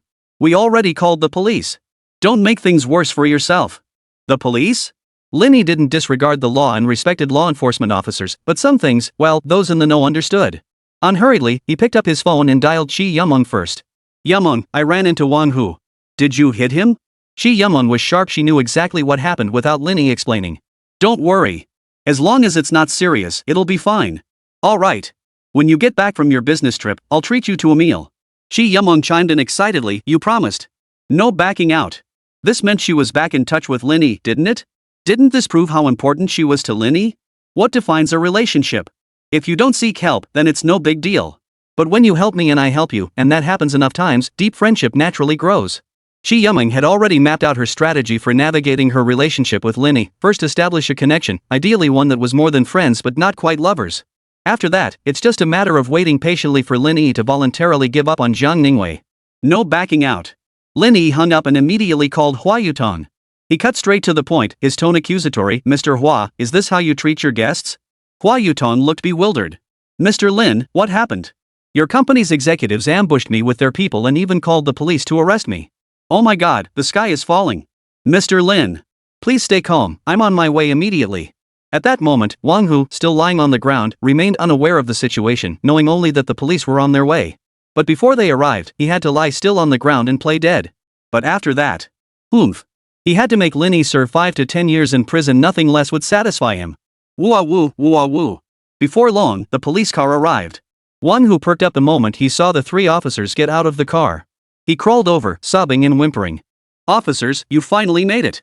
If you'd been any later, I would have been beaten to death. Wah? My head's spinning, my teeth are gone, and my chest feels tight. I need an ambulance. Wang Hu wailed and complained, making no mention of his earlier taunts, insults, and provocations toward Lin Yi. The 3 officers looked grave as they glanced at Lin Yi. Did you beat him? No, he fell on his own. Lin Yi flatly denied it. At this point, admitting guilt would be sheer stupidity. After all, the adult world was complicated. Some things were better left unsaid. Wang Hu pointed at Lin Yi, blood-spattered and wailing, "Officer, he's lying.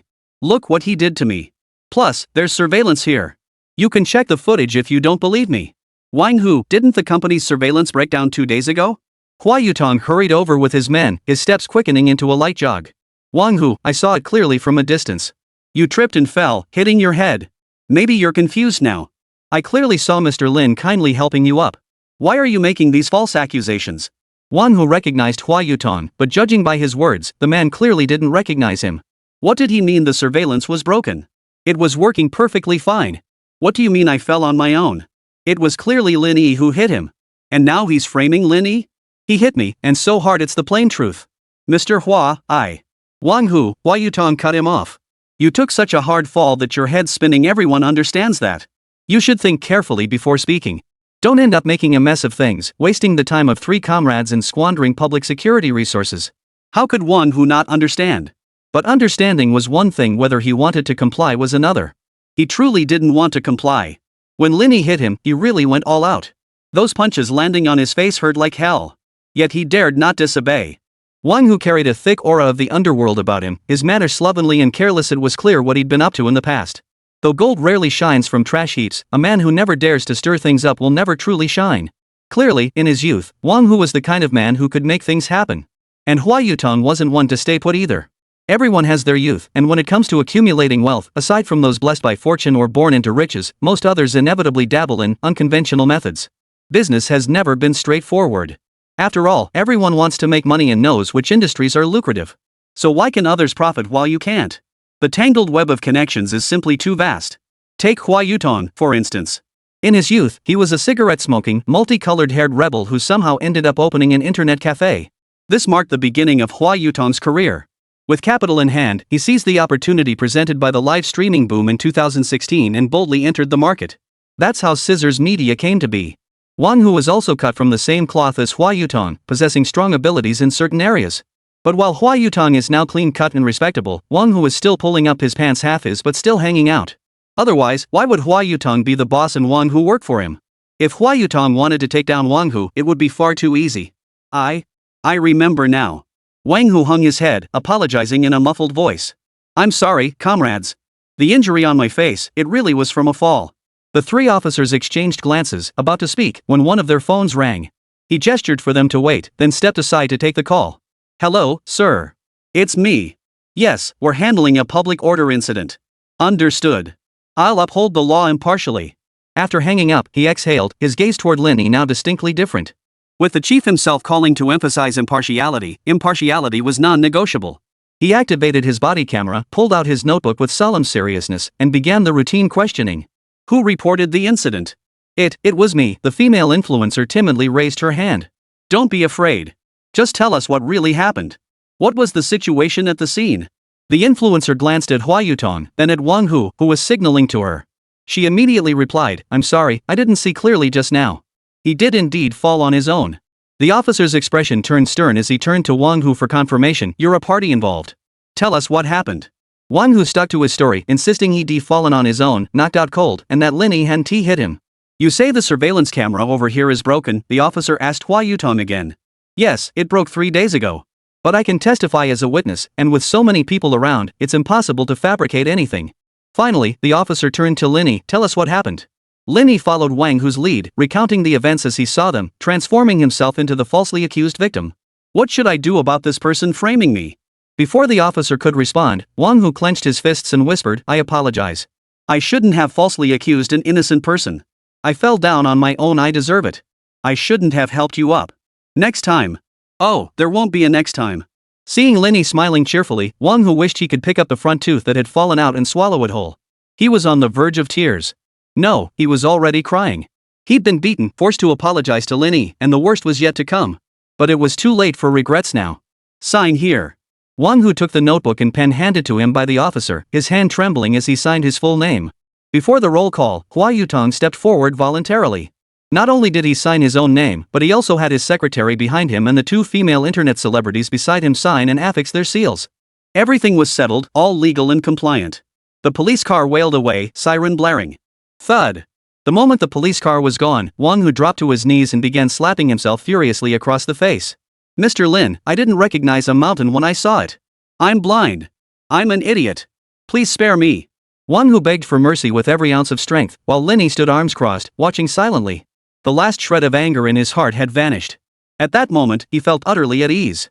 Lin Yi didn't let Wang Hu stop. Smiling, he countered, "That guy you asked for information, he did it on purpose, didn't he?" Wang Hu, who was slapping himself, froze for a moment, then gritted his teeth in anger. Oh right, he was missing his front teeth now. All he could manage was a bitter growl. "Mr. Lin, I truly didn't know. I was deceived. That's why I did such a foolish thing. Please, in your magnanimity. I'm not unreasonable either." Lin Yi waved his hand. "Enough. Stop the slapping. I never intended to hold this against you. Think carefully about why this happened." As he left, Hua Yutong shot Wang Hu a fierce glare before beaming and ushering Lin Yi into the company. As for Wang Hu, he dared not harbor resentment toward Lin Yi now, nor could he. After all, someone with such immense power had shown magnanimity last night by not retaliating. Today's events were entirely his own doing. "You bastard who fed me false intel. I'll smash every tooth out of your mouth. Damn it all." Wang Hu rose with vicious fury. Though his speech was slurred, those who had been slandering Lin Yi behind his back were about to get their comeuppance. Chapter 52, Contract signed, invitation from the lady. Reversal mission enter high-end circles completed. Real-time update. Connection number 3, retired elder Hua Yutong. He has deep roots in Longhua's media industry. Though retired from the spotlight, he retains significant connections and influence. System rating, 50 points. System evaluation, barely qualifies as a viable connection. With his assistance, you can gain access to numerous key figures across the media industry. System reward, blue grade comeback gift bag.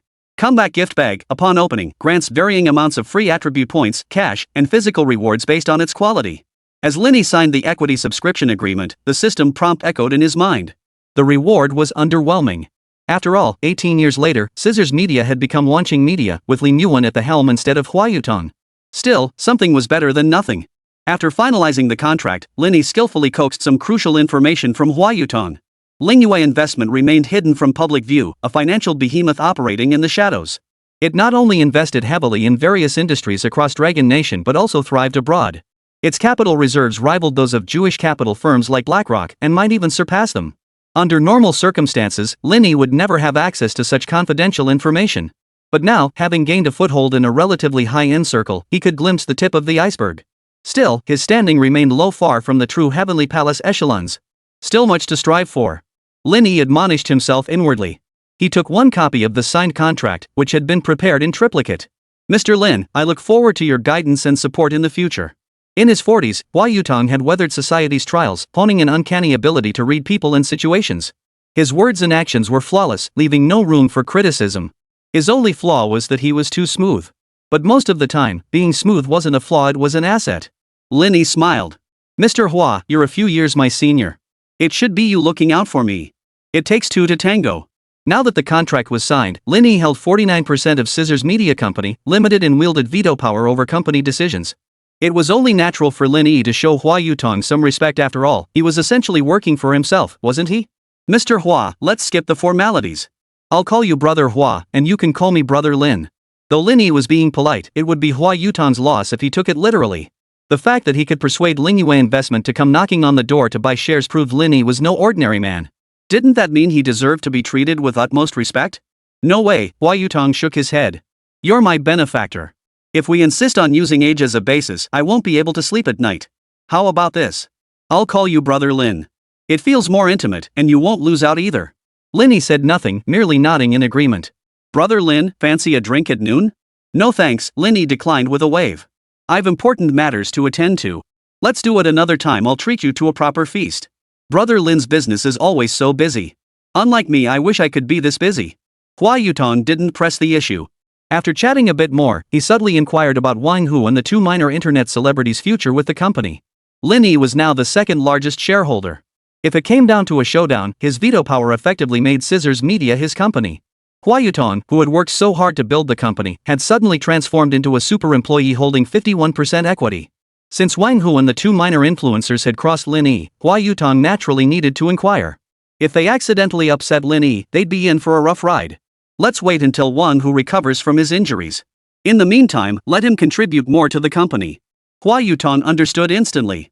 Lin Yi feared that crushing Wang Hu now might push him to the brink, causing him to expose the assault. After all, as a senior executive at Scissors Media, he controlled the communication channels with news outlets. If he spoke out, it could easily bring unnecessary trouble. Brother Lin is so magnanimous. If it were me, I'd have Wang Hu locked up today. Hua Yutong responded with a smile, implying that once Wang Hu recovered, he'd be sent straight to jail. Lin Yi nodded and added another instruction. But Wang Hu is no longer fit to be director. His methods are shady. If his dirty laundry gets aired, it'll tarnish the company's reputation and hurt our bottom line. Seeing one part reveals the whole picture. Last night, Wang Hu was so brazen, and the young men and women following him weren't even adults. It was obvious he'd been abusing his authority behind the scenes, pulling off all sorts of shady deals. Lin Yi didn't believe someone like Wang Hu would spare those young girls. In fact, even younger girls were likely victims of his predatory behavior. After all, some girls born in the 2000s and 2010s were incredibly reckless when it came to partying. Brother Lin, rest assured. Anyone in the company who gets in the way of our profits will be dealt with. After leaving Scissors Media, Lin Yi revved his beloved car, relishing the thrill of speeding away. During dinner, he opened the blue quality comeback gift bag. Congratulations, host, you have obtained 1 million reversal funds. Ding dong. The text notification chimed. Lin Yi glanced at it. Not a wasted effort after all, he chuckled. It wasn't just not in vain he'd given Wang Hu a thorough beating, secured 49% of Scissors Media's shares, and to top it off, 1 million yuan in cash had just landed in his account. Balance, 21.4 million. Not only am I rolling in it, but I've also secured a ladder for upward mobility. Feels good. Lin Yi leaned back comfortably on the sofa, lit a post-dinner cigarette to savor the moment, and only then prepared to head to the library. Golden House square footage, 1,100 square feet. Chance of meeting Yenryu, 110%. Having skipped the library yesterday and wasted another morning today, Lin Yi resolved to make up for lost study time with a vengeance. The chance of meeting a beauty was secondary, his main focus was his massive mansion. After all, owning a supercar without a home to match it felt rather disappointing. But before he even reached the library, Lin Yi's phone rang. It was Qin Miao Miao, his financial assistant from China Merchants Bank. Mr. Lin, I've selected 3 properties based on your requirements. Are you available now? Send me the location via WeChat. I'll come over. Certainly, Mr. Lin. Lin Yi felt a bit helpless. It seemed his plan to recharge today would have to be put on hold again. But there was nothing he could do about it. Qin Miao Miao was so efficient, running around to arrange everything. He couldn't stand her up. Before heading over, he first called his personal butler, Bella. Prepare some small gifts for me. Certainly, Mr. Lin. May I ask if the gifts are for a lady or a gentleman? For a lady. Understood, Mr. Lin. I'll arrange it immediately. Money truly unlocks the ultimate in service. With just a word and sufficient payment, most matters of daily life can be handled flawlessly by others. In less than 10 minutes, Lin Yi arrived at the Wanda Wenhua Hotel, where Bella was already waiting at the entrance with several gift bags in hand. Her efficiency was truly remarkable. Mr. Lin, since these are small gifts, I didn't consider anything too extravagant. Bella showed him the logo printed on the gift bags, Bulgari. She explained, Mr. Lin, Bulgari is a top Italian luxury brand. This fragrance gift set contains 4 of their latest perfumes. It's reasonably priced at only 6,000 yuan, making it quite suitable as a small gift for ladies. But I didn't know how many people you'd be giving them to, so I prepared 6. If that's not enough, I can contact them right now to rush a few more over. Bella had thought of everything, and Lin Yi was satisfied. Perfect. These will be enough. This fragrance gift set strikes the perfect balance, stylish yet not overly expensive, making it just right as a small gift. Stowing the 6 identical gift bags in the trunk, Lin Yi drove his Ferrari to where Qin Miao Miao was waiting, Mingqing's Emerald Lake. This spot was a hotspot for influencers to snap photos. No sooner had Lin Yi parked than a girl approached. Hey, handsome, wanna add me on WeChat? Lin Yi didn't want to get entangled, this is a rental car. I have a girlfriend, and I'm not interested in ugly girls. Ignoring the girl's flushed face after his refusal, Lin Yi locked the car and walked straight ahead. Outside a coffee shop, Qin Miao Miao stood waiting with another unfamiliar, pretty girl, both holding cups of coffee. Seeing Lin Yi approach, the girl who had asked for his WeChat stomped her foot in frustration. Helpless, she could only slink away. Xin Miao Miao, having spotted Lin Yi, hurried over in her high heels. Mr. Lin. Her voice was sweet and melodious. Chapter 53, Double the Fun, Black Stockings Beneath the Bodycon Skirt. The woman beside Xin Miao Miao was her college classmate and best friend, Tao Jingxian. After graduation, they both took the banking qualification exam together. Unfortunately, Tao Jingxian didn't pass and ended up working in the real estate industry. This time, when Xin Miao Miao was busy helping Lin Yi with the house purchase, she naturally turned to Tao Jingxian for assistance. Hello, Mr. Lin. Tao Jingxian quickly chimed in with her own greeting. When Lin Yi first arrived, she had noticed that eye-catching Ferrari A12C. She'd been wondering about it, but never imagined the owner would be Lin Yi himself. And not only was he wealthy, but he was also young, handsome, and possessed an outstanding aura. This was just unfair. As she greeted him, she couldn't help stealing glances at Xin Miao Miao, her eyes constantly questioning. You didn't steal a bite from such a handsome CEO? Xin Miao Miao understood the meaning behind her best friend's eyes, rolled her eyes at her, and immediately denied it. Tao Jingxian didn't doubt Xin Miao Miao. Her bestie was a bit love-struck, sure she valued money but wasn't materialistic. She'd always stuck to her principles, staying true to her traditional values. Mr. Lin, let me introduce you. This is my college classmate and best friend, Tao Jingxian, who also happens to be a property consultant at Yalong Real Estate. The property we're about to view was recommended to me by her. Rest assured, I've inspected it beforehand, it's absolutely flawless. Lin Yi nodded and shook hands with both of them. At the same time, he took a quick look at both of them. Xin Miao Miao and Tao Jingxian both wore professional office dresses, though Xin Miao Miao wore flesh-colored stockings while Tao Jingxian wore black ones, each exuding her own distinct charm. In terms of looks, Tao Jingxian couldn't quite match Xin Miao Miao's beauty. Hers was more ordinary, and standing next to Tao Jingxian, she seemed to fade into the background. After brief introductions and small talk, Lin Yi hit a snag when the conversation turned to business. It was the same issue from the previous night. The supercar could only see 2 people, yet now there were 2 girls. Manager Qin, I truly didn't expect 2 people when I came. My car can only take 1 person. It's fine, Mr. Lin. A housing complex we're viewing is nearby. You go ahead. Xian and I will just take a taxi. Xin Miao Miao waved her hands hurriedly. Lin Yi thought for a moment, then decided to indulge himself. You both look pretty slim. How about squeezing in? Ha? Xin Miao Miao hesitated, but Xin Miao Miao was surprisingly proactive. She stepped forward, opened the door, and beckoned to her best friend with a smile. Miao Miao, I've never ridden in a Ferrari before, and honestly, I think we can totally squeeze in. Just before climbing in, Tao Jingxian gave her friend a knowing wink. Such a great opportunity, it would be a shame to miss it. Unable to resist her friend's persistence, Xin Miao Miao reluctantly bent down and squeezed inside. Mr. Lin, this car must be worth millions, right? Inside the car, Tao Jingxian felt no discomfort from the tight space at all. She looked around excitedly, left and right. Seeing Lin Yi's calm expression, she plucked up the courage to ask. Over 15 million after all the fees, Lin Yi replied casually. Holy cow! 15 million? That price stunned not only Tao Jingxian but even Xin Miao Miao, who wasn't materialistic. They'd heard of Ferrari's reputation and knew such luxury cars weren't cheap. But women, well, they naturally overlook certain details. They recognized the brand name, but delved deeper into the specifics? Not something they'd bother researching. They'd assumed a few million was the absolute ceiling, but 15 million? It truly exceeded the limits of their imagination. Xin Miao Miao couldn't help but glance at Lin Yi, gaining a new appreciation for this important client she was serving. Her financial knowledge was solid. She understood perfectly well what constituted a reasonable asset allocation. A car costing over 15 million yuan, just how much net worth would one need to afford it? No wonder the bank president had been so eager back then, personally selecting her to become Lin Yi's dedicated financial manager. Likely, the assets Lin Yi held at China Merchants Bank represented only a tiny fraction of his total wealth. Xin Miao Miao was busy filling in the blanks in her mind, and her best friend Tao Jingxian was doing the same. She never imagined her best friend could bring in such a major client. This deal was sealed. At that moment, Lin Yi glanced at them, his gaze lingering. Xin Miao Miao and Tao Jingxian were sitting stacked, with Tao Jingxian in the passenger seat holding Xin Miao Miao. They were both wearing professional skirt suits, with pencil skirts paired with high heels. And pencil skirts like these, when seated, they tended to ride up. Xin Miao Miao, sitting on top, was still somewhat covered, revealing only a section of her thigh wrapped in sheer stockings. But below her, Tao Jingxian's skirt had ridden up quite aggressively, revealing a substantial portion of her thigh encased in black stockings. Lin Yi realized he'd underestimated Tao Jingxian's boldness. She wasn't wearing black tights, but black stockings. What a sight to behold! While waiting at the red light, Lin Yi began to openly admire the view. Tao Jingxian caught his gaze, her cheeks flushing slightly. Yet instead of anger, she feigned ignorance. In fact, she even subtly adjusted her posture, slightly parting her legs. The suspenders pulled tighter, leaving distinct marks on her thighs. Holy! What the hell did I just see? The driver in the next lane, also waiting at the red light, nearly popped his eyes out of his head. Damn it, so what if you drive a Ferrari? This double dose of happiness is unfair. So that's why I can't find a girlfriend even though I drive a car worth hundreds of thousands. You bastards hogging all the resources. Lin Yi didn't catch the driver's mutterings, but he noticed their stares. As soon as the light turned green, he didn't hesitate. He slammed the gas pedal, and the insane acceleration sent a rush of adrenaline through Lin Yi. The two girls in the passenger seat screamed in terror.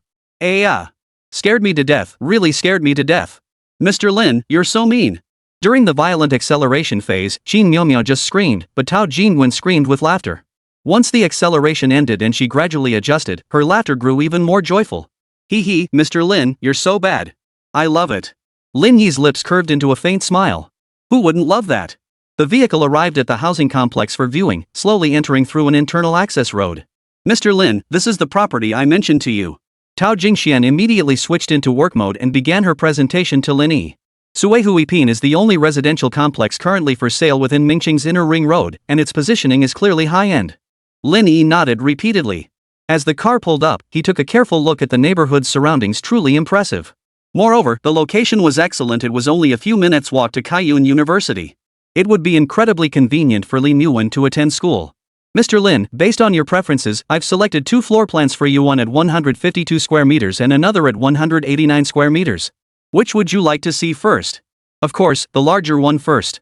The 189 square meter one. Price wasn't even on Lin Yi's mind, though he had a rough idea. The average price at Suihuipin was around 27,000 yuan per square meter, meaning the 189 square meter unit would cost over 5,100,000 yuan. Expensive? It certainly was. But the money Lin Yi was using to buy the apartment for Lin Yuan was money she herself had made. Moreover, Lin Yuan would help Lin Yi earn that money back. In the end, Lin Yi would profit twice over from a single property.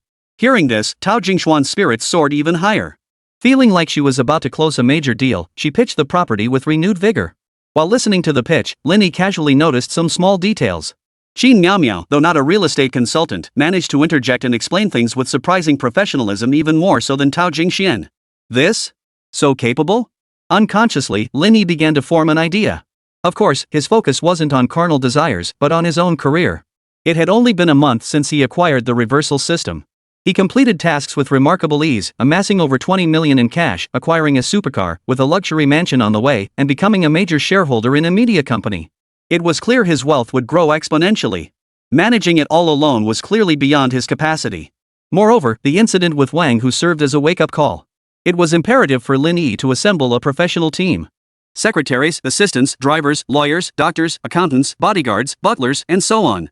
Self-initiated comeback mission, a hero needs 3 allies. In middle age, doing everything yourself only makes others think you lack capability in class.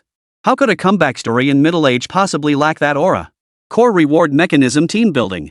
The system automatically evaluates team members based on personal qualities, abilities, and growth potential using a percentage-based scoring system. Based on the score, the host receives various rewards, including but not limited to monetary bonuses, item rewards, attribute point bonuses, and skill upgrades. The self-triggered comeback quest arrived at the perfect moment. It was like the system handed Lin Yi chopsticks just as he was about to eat. Qin Miao's major aligns perfectly. I should try reaching out to her and make her my accountant. Just as he was pondering this, the system's notification chime sounded again. It announced that Lin Yi had completed the mission. He hadn't even taken any action yet. How could the mission be complete? Chapter 54, The World of the Wealthy. Different People, Different Fates. Team Member 1, Lin Yuan. Personal details compiled. Age, 37. Loyalty, 99. Major, acting. Specialty, management. Overall personal capability score, 93 points. System evaluation. Host, your ability to persuade a formidable woman to willingly support your career demonstrates your exceptional personal charm and capabilities. Comeback reward, Career Development Guide. Career Development Guide, a permanent cultivation item. Upon use, the host can exert intangible influence over individuals within their team. Additionally, it enables the creation of personalized growth paths for team members, accelerating their skill development to better serve the host. Simultaneously, the host can use this item to monitor team members' loyalty in real time, preventing betrayal. Wan truly is my lucky star. Lin Yi never imagined this comeback mission would be posted and completed in an instant. He never imagined that Lin Yuan, 18 years later, would achieve such heights. But what truly thrilled Lin Yi was that permanent item. This is practically a divine artifact. The career development guide truly lived up to Lin Yi's praise. It could cultivate abilities in a targeted manner and even monitor loyalty to prevent betrayal. How powerful would a team built on this foundation be? This was far superior to simply handing out money. I knew Wan would repay me tenfold, 100-fold, for every penny I spent on her by helping me earn it back in other ways. Eagerly, Lin Yi opened the Career Development Guide. Career Development Guide, limited to 15 training slots. Currently 15 slots available. Host, would you like to add Lin Yi from your team to the cultivation slots? Yes. Career Development Guide, 14 slots currently available. Please plan Lin Yi's career development path and selectively apply potential influences. After selection, the Career Development Guide presented Lin Yi with two primary paths. One was the cultivation path, the other the influence path. The cultivation path was straightforward, designate a specific professional skill and enable the trainee to rapidly develop into an elite within that field. Take Lin Yi as an example. The system rated her overall ability at 93 points, meaning her most outstanding management skill scored 93 points. Questions immediately arose. The system's timeline is distorted. The Lin Yi with 93 points in management ability is the formidable woman from 18 years in the future. She has no connection to the present. Wan is only a sophomore now. There's a significant gap between her actual abilities and the system's evaluation. Lin Yi pondered for a moment but ultimately decided to leverage Lin Yi's strengths. After all, since the system had already spoiled the plot, Lin Yi naturally wouldn't abandon cultivating Lin Yi's strengths. Set Lin Yi's career development path to management, target score 94. Setting successful. Career Development Guide real-world interaction completed. Estimated cultivation time, 60 days. 60 days? Lin Yi wasn't surprised. A 94 rating was exceptionally high, surpassing 93% of the global population.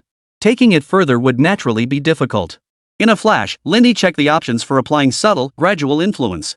Lin Yi's personal details. Measurements, 88, 60, 91. XP, appearance, figure, props, bondage. Host may apply influence independently. Special notes, extremely sensitive earlobes. Host may apply influence independently. Note, based on current loyalty, the host can currently exert influence on Lin Yi a total of 4 times, with a maximum limit of 5 times. Holy, this is insane? Lin Yi nearly gasped aloud. This is hypnosis. Now Lin Yi was completely baffled. So this was what they meant by subtle influence? Then what about him? If any guys from my team get affected, it might be useful, but this subtle influence thing is kinda weird. Lin Yi was straightforward. He only liked women. He had zero interest in subtly altering men's XP or special matters. Even the thought of it felt wrong. Even if Lin Yi could appreciate and value talent, why not utilize one of the powerful abilities of the Professional Development Guide? Why on earth wouldn't he use it? System, you're getting a bit twisted here, rewarding me with such an item. Lin Yi felt an urge to change things. Who the hell wouldn't love customizing their own preferences? Just as he was pondering adding some influence to Lin Yi's XP, or rather, her special matters, Qin Miao gently tugged at Lin Yi's sleeve. Mr. Lin, are you listening? Are you dissatisfied? I'm perfectly satisfied. This is the one. Lin Yi snapped back to reality and replied directly. Hearing his words, both Qin Miao and Tao Jingxian froze in surprise. They'd only asked cautiously because he seemed distracted. There were still so many details left to cover, and he was already giving his approval? Mr. Lin, do you mean? Tao Jingxian, finally catching up, gasped, her voice trembling with disbelief. This was a property worth over 5 million yuan. Exactly what you're thinking. I'm very satisfied with this property. Can we sign the contract now? Yes. Yes. We can sign. Tao Jingxian nodded urgently. And she knew she'd lost her composure. In all her years as a real estate agent, she'd never encountered a buyer so decisive, one who made no additional demands. No questions about the details, no haggling over the price. It was like buying vegetables at the market. If you like it, you take it. Mr. Lin, would you be paying in full or? Forcing herself to steady her nerves, Tao Jingxian quickly asked again. Cash. All right, Mr. Lin. I'll contact them immediately to bring the contract over for processing. Tao Jingxian excitedly pulled out her phone and walked aside to make the call. Qin Miao finally snapped out of her daze. The pace felt too fast, leaving her uneasy. She leaned closer to Lin Yi and whispered tentatively, Mr. Lin, you might want to look at other properties too. It would be wise to consider all options carefully. Qin Miao believed buying a home was a monumental life decision that demanded careful consideration, not something to be taken lightly. Even if Lin Yi had money, he shouldn't spend it like this. You're actually quite nice, you know. Lin Yi glanced at her. Qin Miao caught the signal, her cheeks flushing slightly as she hurriedly clarified. Mr. Lin, I didn't mean to question your financial standing. I just thought. No need to apologize. I understand your point. But I have many commitments, and this amount isn't significant. I trust your judgment completely. Hearing Lin Yi's words, Qin Miao fell silent, yet the astonishment in her eyes only deepened. Was this the world of the wealthy? She couldn't comprehend it, yet she was profoundly shaken. She recalled how she and her boyfriend had spent months back and forth viewing apartments for their wedding home, still unable to make a decision. Qin Miao's already shaken emotions grew even more complex. She envied Lin Yi's lifestyle, his background, and his carefree attitude, things she could never achieve in this lifetime. Still, it was merely envy, nothing more. She had her own life, one she cherished deeply. Only what she earned through her own efforts could give her true peace of mind. Noticing the subtle shifts in Qin Miao's gaze and micro-expressions, the well-read Lin Yi keenly discerned some of her inner thoughts. She was talented. And a good woman. I'd love to bring you on board as my chief financial officer. Lin Yi thought to himself. If he could bring Qin Miao into the team, he wouldn't use the professional development guide to exert influence over her. His conscience wouldn't allow it. Li Muan was different. She was his woman. Making her more pleasing to him was his desire, and it was also Li Muan's wish. Soon, the sales office staff arrived. The process of swiping cards and signing contracts moved swiftly. If Lin Yi was in a hurry, he could head to the housing bureau for registration right now. Ha! Tao Jingxian knew she shouldn't ask, but her mouth slipped out before she could stop it. The name and ID number Mr. Lin wrote. It's a gift. Lin Yi replied indifferently. When Li Muan pursued him, she had voluntarily shown her ID card to prove her identity, with nothing obscuring it. So this time, it was a surprise. Tao Jingxian realized what was happening, her eyes widening in shock. Coincidentally, Qin Miao had done the same. A house worth over 5 million yuan, it had been given away as a gift. Li Muan. The two women murmured inwardly. The name sounded distinctly feminine. Lin Yi's girlfriend? Such extravagance? Their perceptions were overturned once more, and they were certain this was merely the surprise Lin Yi had prepared for the girl named Li Muan. Otherwise, the recipient should be here. I just saw her ID number. Ms. Li is 19 years old. Tao Jingxian whispered to her best friend. Qin Miao sighed, nodded silently, and said nothing. Different people, different fates, what can one do? Miao, could you help me out and grab 2 bottles of water? Tao Jingxian suddenly added, even though we signed the contract, I haven't clarified some details about the apartment with Mr. Lin yet. My professional instincts kicked and I feel itchy all over if I don't explain things properly. You see. Qin Miao didn't think much of it. She asked about Lin Yi's preferences and went downstairs to buy water. Once the room was left with just the two of them, Tao Jingxian quietly closed the door behind her, her face flushing crimson. Chapter 55, Just a Casual Cigarette. When Tao Jingxian sent Qin Miao away, Lin Yi had already begun to suspect something. Now, seeing Tao Jingxian flush as she closed the door, his suspicions solidified. I was just describing the room's details. Why are you blushing? With the arrow already on the string, Tao Jingxian murmured seductively, actually. I wanted to tell Mr. Lin about the details of my body. She wasn't the type to act recklessly. This move had been carefully considered. The apartment Lin Yi had bought with a wave of his hand meant she'd pocketed over 70,000 yuan, based on the 1.5% commission rate. That was no small sum. Moreover, she had earned it in less than an hour. Factoring out waiting time, small talk, and travel, Tao Jingxian had essentially earned over 70,000 yuan in just half an hour. Though it was a business transaction, Tao Jingxian understood clearly. Lin Yi might be the most powerful connection she'd ever have access to in her life, aside from her university professors. She wanted to seize this opportunity. But how? She had nothing besides her meager looks. What else could she offer? Tao Jingxian threw caution to the wind. She walked slowly toward Lin Yi, undoing her small necktie as she moved, then unbuttoning the top buttons of her blouse. Her eyes glistened with moisture. In terms of looks alone, Tao Jingxian wasn't outstanding, but she had a great figure. Especially in her outfit of black stockings, white blouse, and bodycon skirt, which now added an extra layer of uniform-inspired allure. Just as her shoulders were exposed, Lin Yi stepped forward. Under her startled gaze, he seized her wrist. Enough. Stop undressing. I'm not dirty. Tao Jingxian clearly misunderstood, her face flushing with embarrassment. It was as if she'd stripped naked and offered herself, only to be rejected. This is truly my first time doing something like this. I didn't mean anything by it. I just wanted, if Mr. Lin ever buys another house in the future, he could still find me. Tao Jingxian stammered out her explanation, flustered yet sincere and remarkably clever. She knew that playing clever tricks in front of someone like Lin Yi would only make him dislike her. Lin Yi felt a stir within him. When Tao Jingxian first made her move, he'd felt a strong resistance. In the past, he wouldn't have refused. But things were different now. He had Li Muan, his senior Jiang Ningwei, and the reserve Qi Yumeng. With 3 high-caliber beauties in his life, ordinary girls simply couldn't catch his eye anymore. With his standards and tastes becoming more discerning, Tao Jingxuan's actions failed to spark Lin Yi's interest. Even if she threw herself at him, Lin Yi remained unmoved. But Tao Jingxuan's final candid words and exceptionally astute judgment moved him. Indeed, Lin Yi would buy more houses in the future. Not just for Lin Yuan, but also for Zhang Ningwei and countless others. So, since he'd be buying houses anyway, why not use someone he knew?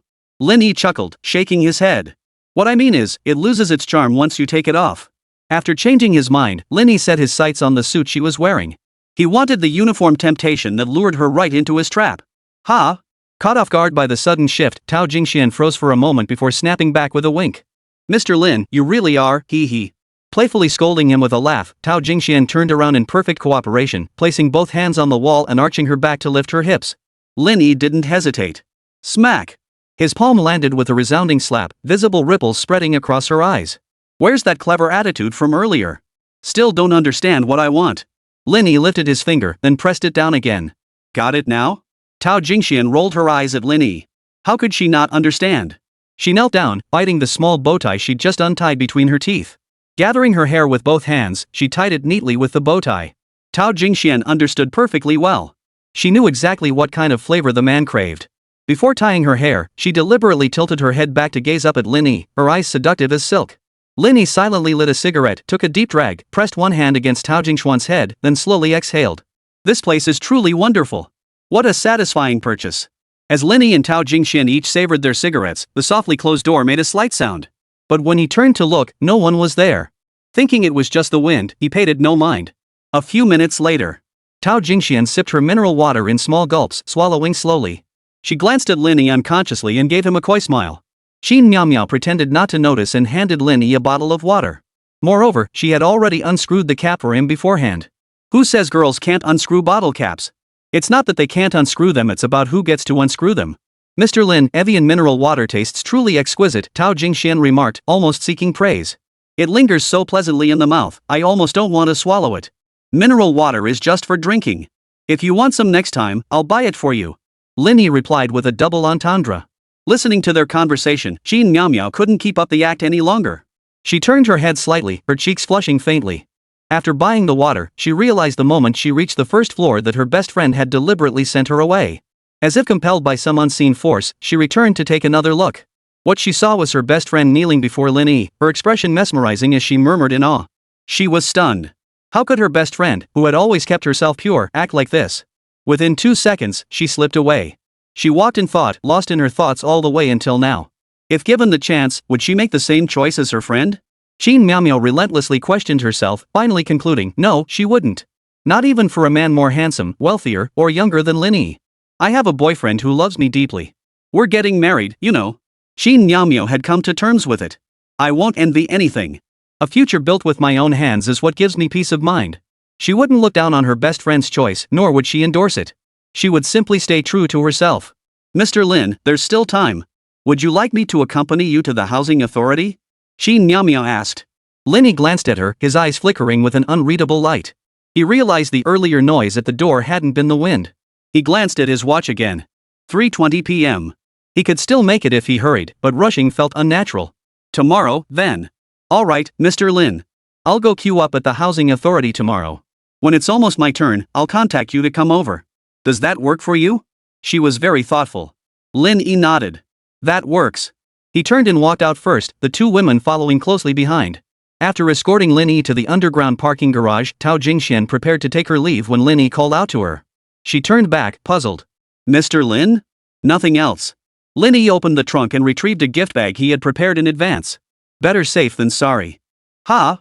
I thought sports cars all had front trunks, Tao Jingxian remarked. Most sports cars do have front trunks because the engine is rear-mounted, but mine is different. Lin Yi explained, showing her the gift bag before handing it over. Tao Jingxian gasped, waving her hands as she stepped back. Mr. Lin, this is far too valuable. I can't accept it. She recognized what was inside the gift bag. Mr. Lin, I was only doing my job for you. This gift is too valuable. Besides, I still want to treat you to dinner. How could I possibly accept a gift from you? It was Bulgari. Luxury goods. I know this might sound harsh, but this gift is like tipping a moving crew after they finish their job, just a cigarette to show appreciation. Lin Yi was speaking the truth.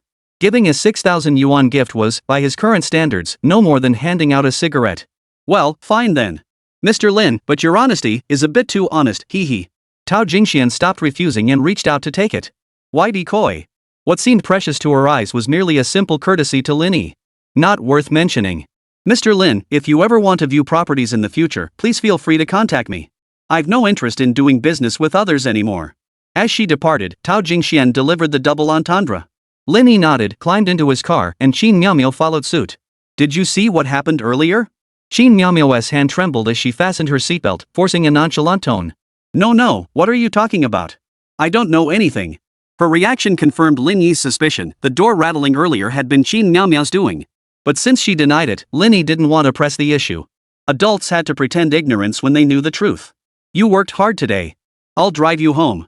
Qin Miaomiao's eyes flickered, tempted to refuse. But Lin Yi was a major client, casually turning him down could easily offend someone. She didn't object. Yet throughout the car ride, she clutched her phone tightly, lost in her own thoughts. Chapter 56, An Unintended Misunderstanding. The Ferrari A12C glided smoothly along the road. Lin Yi watched Qin Miaomiao, who was visibly tense, and couldn't help but shake his head and chuckle. Why are you so nervous? I'm not nervous at all. If you're not nervous, then hurry up and give directions. I'm as lost as a headless fly. How am I supposed to know where you live? Ha! Oh, sorry, Mr. Lin. Just turn left at the next intersection. Qin Miaomiao guided the way, and under Lin Yi's deliberate yet casual chatting, she gradually became more talkative. Their conversation steered clear of topics like daily life or relationships, focusing instead on finance, investments, and securities, areas where Qin Miaomiao excelled. Lin Yi was very purposeful. He wasn't about to let minor distractions overshadow his main goal. His interactions with Qin Miaomiao were all about bringing her under his wing. As their casual conversation unfolded, Lin Yi's understanding of Qin Miaomiao's capabilities deepened, and his satisfaction grew. She was truly suited to be his financial assistant. As for anything else, Lin Yi hadn't given it a second thought. Meanwhile, Qin Miaomiao, conversing with Lin Yi, found herself quite surprised. She discovered Lin Yi was no financial novice. He possessed surprisingly professional insights. Occasionally, he did toss out specialized terms that required her to pause and think before offering the correct response. Unable to resist, Qin Miaomiao found herself glancing at Lin Yi several times. He was truly exceptional. Women naturally admire strength, and Qin Miaomiao was no exception. Suppressing her inner urge, she interrupted Lin Yi. Mr. Lin, let's stop here. Lin Yi tapped the brakes and couldn't help but frown. This is just an intersection. Aren't we going further? No, that's fine, thank you, Mr. Lin. Qin Miaomiao unbuckled her seatbelt, preparing to exit the car. Lin Yi didn't insist. After getting out, he understood the reason behind Qin Miaomiao's actions. She had a boyfriend. Right now, it was rush hour.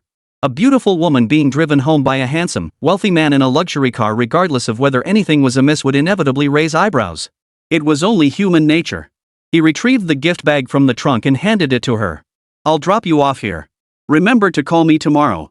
Rest assured, Mr. Lin, I won't interfere with your important matters. With her friend Tao Jingxuan's cautionary tale fresh in her mind, Qin Miaomiao didn't refuse Lin Yi's gift, casually accepting it as she spoke. See you tomorrow. See you tomorrow, Mr. Lin. After their farewell, Lin Yi climbed into his beloved car and drove off. Qin Miaomiao stood watching the fading taillights until they disappeared, exhaled, and carried the gift bag back to her rented apartment complex. The complex was showing its age. It wouldn't be an exaggeration to call it old, run down, and cramped. The location was remote, and the surrounding amenities were lacking, but it was cheap.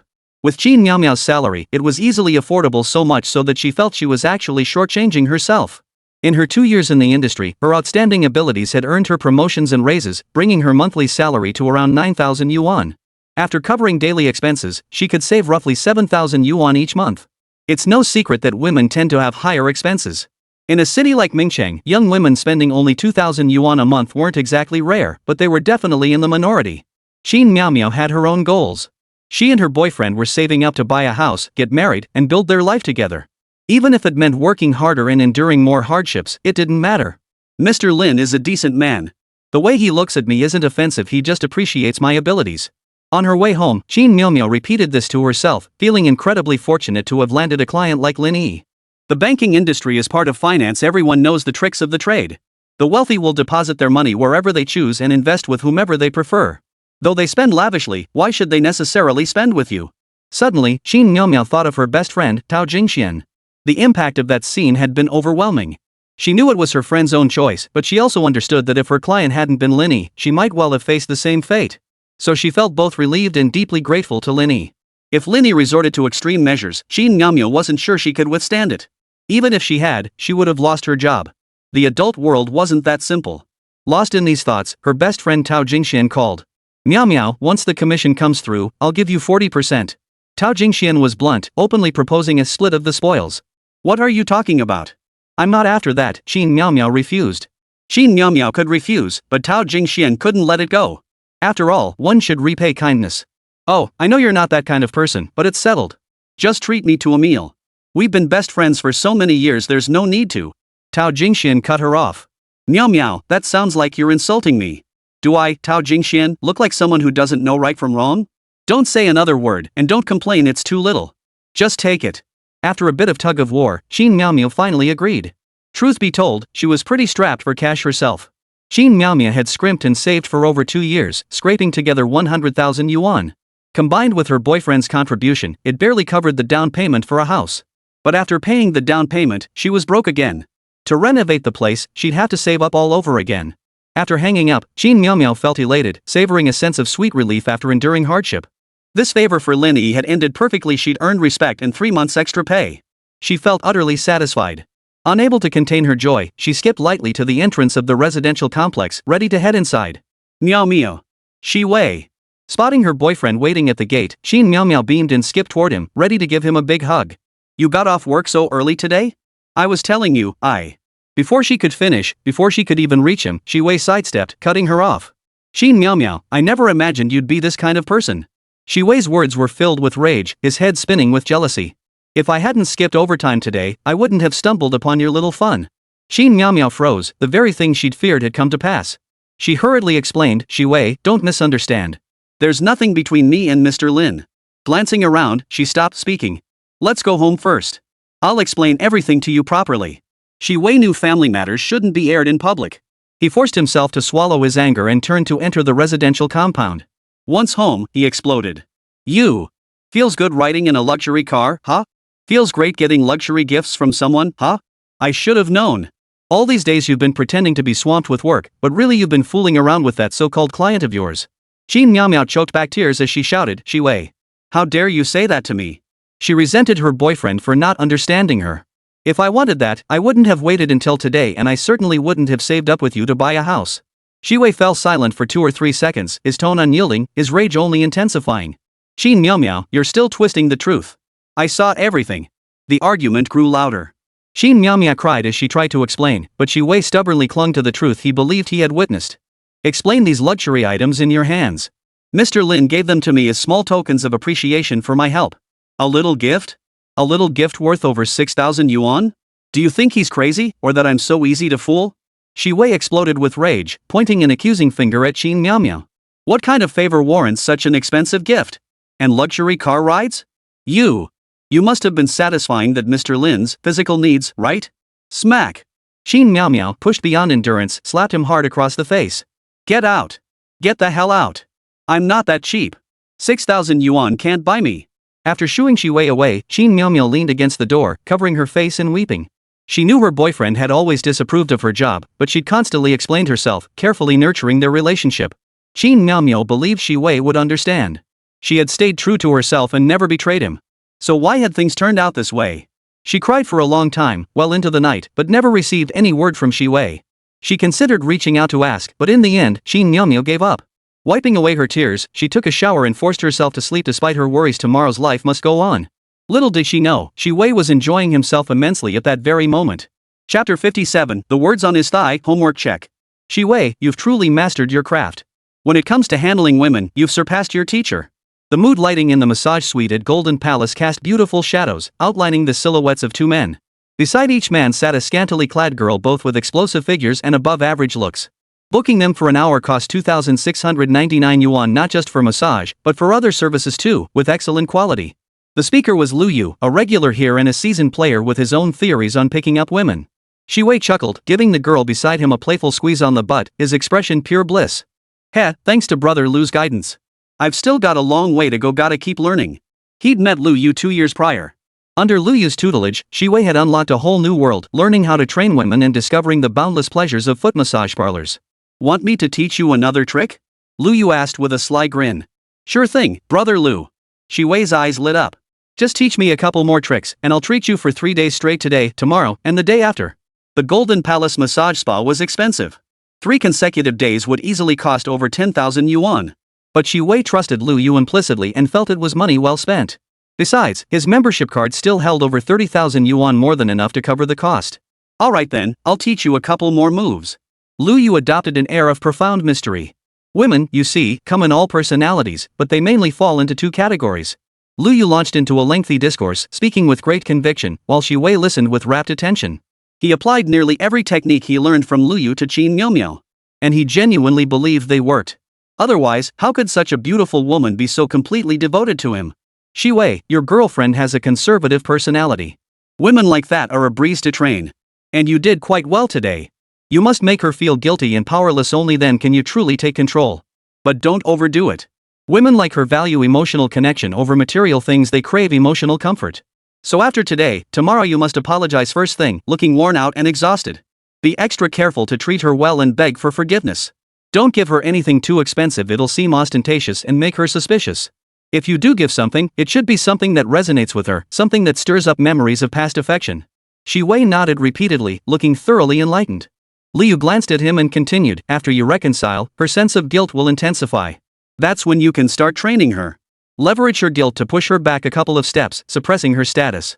That's how you make her more compliant. Over time, well, she'll turn into a little puppy dog. And you? You'll be just like me, keeping the home front stable while enjoying the excitement on the outside. Shi Wei's eyes lit up as he gave a thumbs up. Brother Lu, you're brilliant. He then waved his hand decisively. Add another hour. He'd made up his mind he'd follow Lu Yu's methods. An extra hour is fine, but if it's just one, how will you look exhausted tomorrow? Lu Yu said with a sly grin. Shi Wei instantly got it. Unfazed by the cost, he picked two more girls and joined Lu Yu in a night of reckless indulgence. The next morning, as Qin Miao opened the door to leave, she jumped in surprise. Shi Wei stood at the doorway looking utterly exhausted, as if he hadn't slept all night, holding breakfast in his hands. Miao, I'm sorry. I acted impulsively yesterday. I shouldn't have doubted you. Shi Wei apologized sincerely. Haven't eaten yet? Eat while it's still warm. Qin Miao hadn't intended to forgive Shi Wei so quickly, but seeing the breakfast in his hands nearly melted her heart. It was from that place in the university district, her favorite spot back then, where she and Shi Wei often went during college. After starting work, she hadn't eaten there again. Seeing Qin Miao's touched expression, Shi Wei felt an overwhelming surge of joy. Brother Lu was nothing short of a genius. At the Wanda Wenhua Hotel, Lin Yi awoke on the spacious 40-square-meter bed. He glanced at the time, got up, and told Bella he was leaving. By the time he finished washing up, breakfast was already prepared. While eating, Lin Yi glanced at the system interface. Golden House square footage, 1,300 square feet. Chance of encountering Yenryu, 130%. This was the result of his overtime work yesterday. The mansion had expanded by another 200 square meters. Brother! I'll finish my exams today. Li Muan sent a text message on WeChat, her words brimming with excitement. Lin Yi smiled slightly as he typed his reply, I'm counting down the days for you. I'll give you a surprise when the time comes. Brother, what kind of surprise? Would it still be a surprise if I told you? True. As she typed her reply, Li Muan sent a selfie. Brother, I have a surprise for you too. Lin Yi didn't ask, but he was looking forward to it. Brother, gotta go now, exam time. Love you. Alright, I gotta head to the library too. Roar. Go for it, bro. Keep getting better and better. I'm gonna drag you out and make Park Hya green with envy. Who's Park Hya? Lin Yi couldn't help asking. She's that exchange student from Korea. She's always raving about how amazing her appa is in the dorm. Whenever I mention you, she never believes me and gets all defensive. Mentioning this made Li Muan furious, her fingers flying across the keyboard. But before she could finish venting to Lin Yi, she was forced to stop. Lin Yi knew she had an exam and didn't ask any more questions. He glanced at the time, 8:10 a.m. I could definitely make it to the library at this hour, but I still need to head to the housing authority after 10. After a moment's thought, Lin Yi abandoned his plan to go to the library and sent a message to Zhang Ningwei. Hey, what's up? Preparing materials, Zhang Ningwei replied instantly. I need to punish you. Huh? Why? Didn't you punish me last night? Reading Zhang Ningwei's message, even though they were separated by an entire city, Lin Yi could almost picture her adorably stunned expression. You didn't call me husband, and you didn't initiate any conversation with me today. Tell me, don't you deserve a punishment? Zhang Ningwei bit her lower lip, typing out an explanation, but deleted it before sending. In the end, she only sent 2 words, deserved. First punishment, let me see your undergarments. Seeing Lin Yi's message, Zhang Ningwei bit her lower lip, glanced around furtively, and felt her ears flush crimson. Her advisor was present, along with her senior classmates, and Qi Yunlun was there too. Just as she was about to type a reply, Lin Yi sent another message, don't sneak away. I want to see it now. Zhang Ningwei's eyes suddenly welled up with tears, glistening wetly as her body temperature rose uncontrollably. This was utterly humiliating. Yet she couldn't resist Lin Yi's command. In fact, the order itself, combined with her surroundings, sent a surge of excitement through her. She grabbed a document to cover herself, adjusted the camera angle, quickly pulled her collar down, and snapped a photo. She didn't dare look at it herself, sending it to Lin Yi with rapid breaths. Looking at the photo, Lin Yi's mind wandered. Those white, round curves were dazzling. "You're amazing, senior," Lin Yi typed his praise. "Check last night's assignment again, how's your progress?" Seeing the message, Zhang Ningwei's lingering blush and surging excitement erupted like a volcano, growing ever more intense. Her hands trembling, she lifted her skirt, nervously scanned her surroundings, then shifted the camera downward to snap a quick photo. On Lin Yi's end, the moment he received the photo, his gaze was instantly transfixed. In the photo, two neat, elegant lines of text written in permanent marker adorned each side of her fair, shapely thigh. The left read Lin Yi, the right exclusive. At that very moment, Zhang Ningwei, far away in another city, closed her eyes tightly, trembling all over as she buried her face in the desk, overcome with shame. Ding dong. Lin Yi sent another message, "Not bad. I'm satisfied. Now, here's today's assignment. Senior, you must complete it diligently. No slacking off, or else, you'll face consequences." Zhang Ningwei blinked her watery eyes and replied with a single then sprang to her feet. She touched the damp wipe in her pocket, her cheeks flushing crimson as she fled into the restroom. She actually had a shameful reaction because of Lin Yi's punishment and homework check. Chapter 58, Driving $1,000,000 Sports Cars, Living in $1,000,000,000 Mansions. Lin Yi found endless amusement in his playful interactions with Zhang Ningwei. But he didn't overstep, she still had her own affairs to attend to. After assigning the evening homework, Lin Yi glanced at the time. It was almost the hour he'd agreed upon with Qin Miao Miao. He didn't wait long before Qin Miao Miao called. "Mr. Lin, would you be available to come to the housing authority right now?" "I'm available. I'll be right over." After hanging up, Lin Yi drove his car to the housing authority. As soon as he got out, he spotted Qin Miao Miao, beaming with joy. "You seem very happy today?" "MHM." Qin Miao Miao nodded without elaborating. "Mr. Lin, we can proceed with the paperwork now." Since she didn't elaborate, Lin Yi didn't press further. They swiftly completed the paperwork and secured the red property deed. The matter of buying a house for Lin Yuan was finally settled, and Lin Yi was essentially done with it. "Goodbye, Mr. Lin. If you need anything, please call anytime. I'm on call 24/7. Qin Miao was genuinely overjoyed. As she waved goodbye, every cell in her body was buzzing with excitement. She believed she had achieved both romantic and professional success. The long-distance relationship that had spanned from high school to the present would surely culminate in a perfect ending. Lin Yi sat in his car, rolled down the window, and extended an olive branch. "Miao Miao, I really admire your professional skills. Have you ever considered quitting your job to work with me?" Caught off guard, Qin Miao Miao paused before responding, neither refusing nor accepting outright. She replied, "Thank you for your consideration, Mr. Lin. I'll give it serious thought." "Alright, give me a call when you've made up your mind." Lin Yi waved goodbye and drove off. In his view, her response suggested she was unlikely to join him. But Lin Yi wasn't one to force the issue. If Qin Miao Miao wasn't available, there were others. The difference was that the former was already familiar, while the latter would require time to get acquainted. Fundamentally, with the professional development guide in hand, Lin Yi felt quite unconcerned. Even starting from scratch, nothing would hinder his progress. Driving to the library, Lin Yi rediscovered his drive to succeed. He threw himself into absorbing knowledge while working tirelessly toward his dream of a grand mansion. Free from distractions, he immersed himself completely, achieving remarkable efficiency in his studies. By evening, he had already finished 3 books. Golden House Square Footage, 1,600 square feet. Chance of meeting Yenryu, 160%. A 1,600 square meter mansion in prime location. Lin Yi couldn't help but marvel, his anticipation mingling with growing greed. How could 1,600 square meters be enough? He wanted 2,000 square meters. Calculating the duration of the books hold golden houses, books hold beauties like Jade Buff, he grew especially urgent. Only 3 days left, no more slacking off. Work hard. Work harder. Work even harder. Pumping himself up, Lin Yi threw himself into his studies, completely oblivious to the outside world for days on end.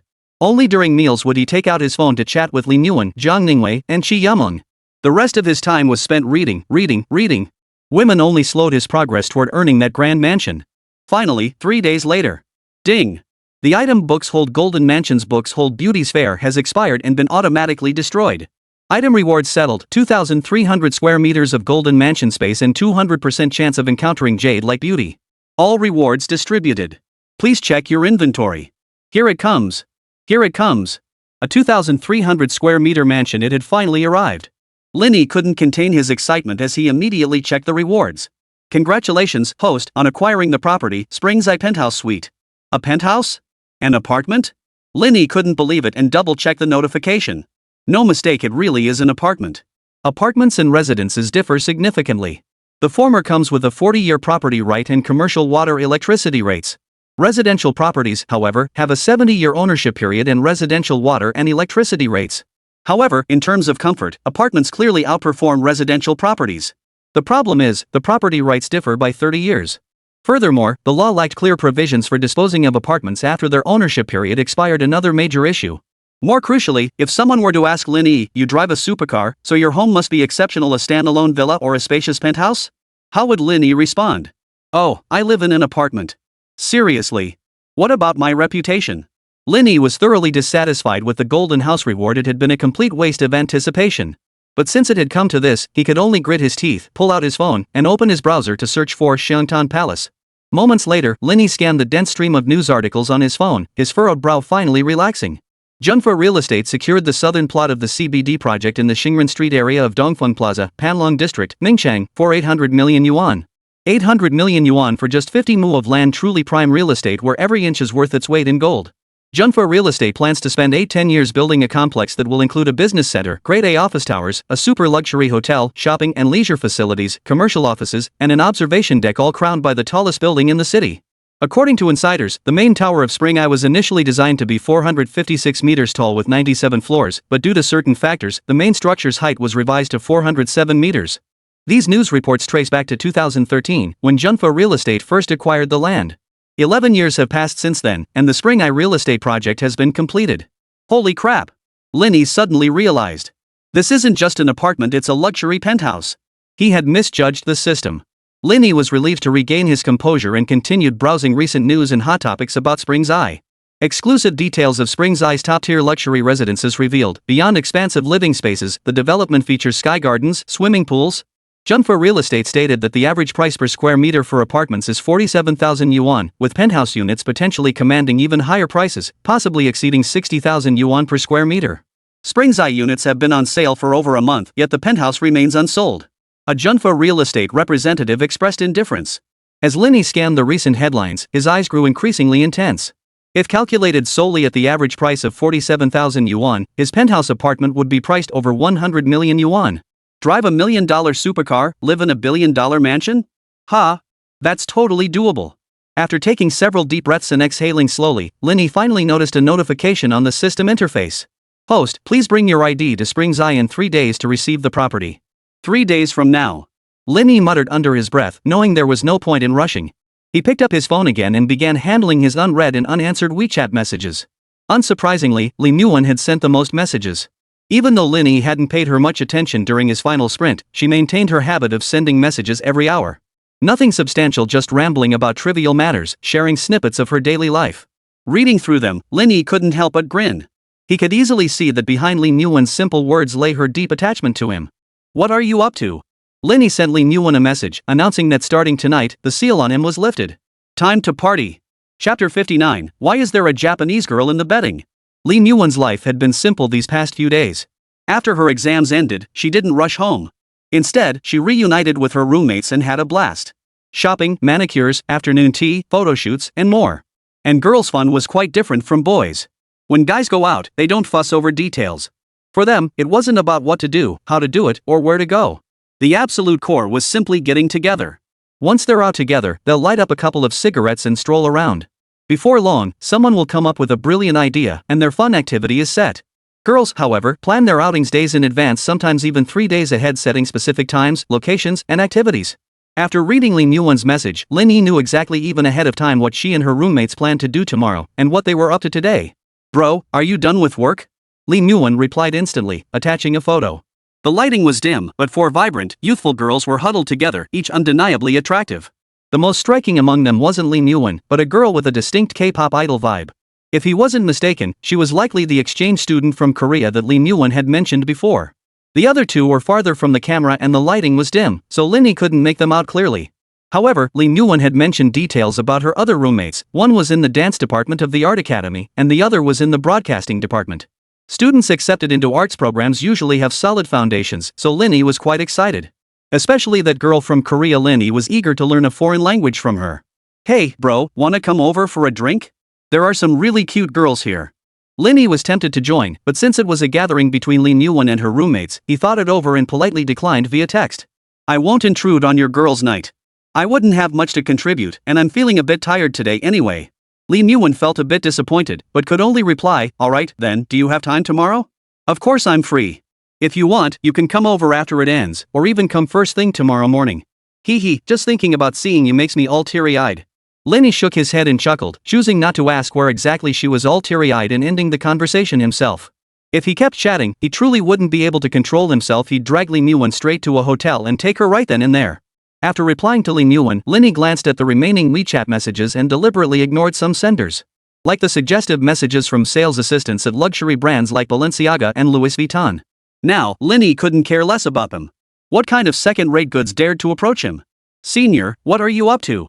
Lin Yi sent a message to Zhao Liwei. "Organizing documents." Zhao Ningwei's reply remained concise. To those unfamiliar with her temperament, it might seem dismissive.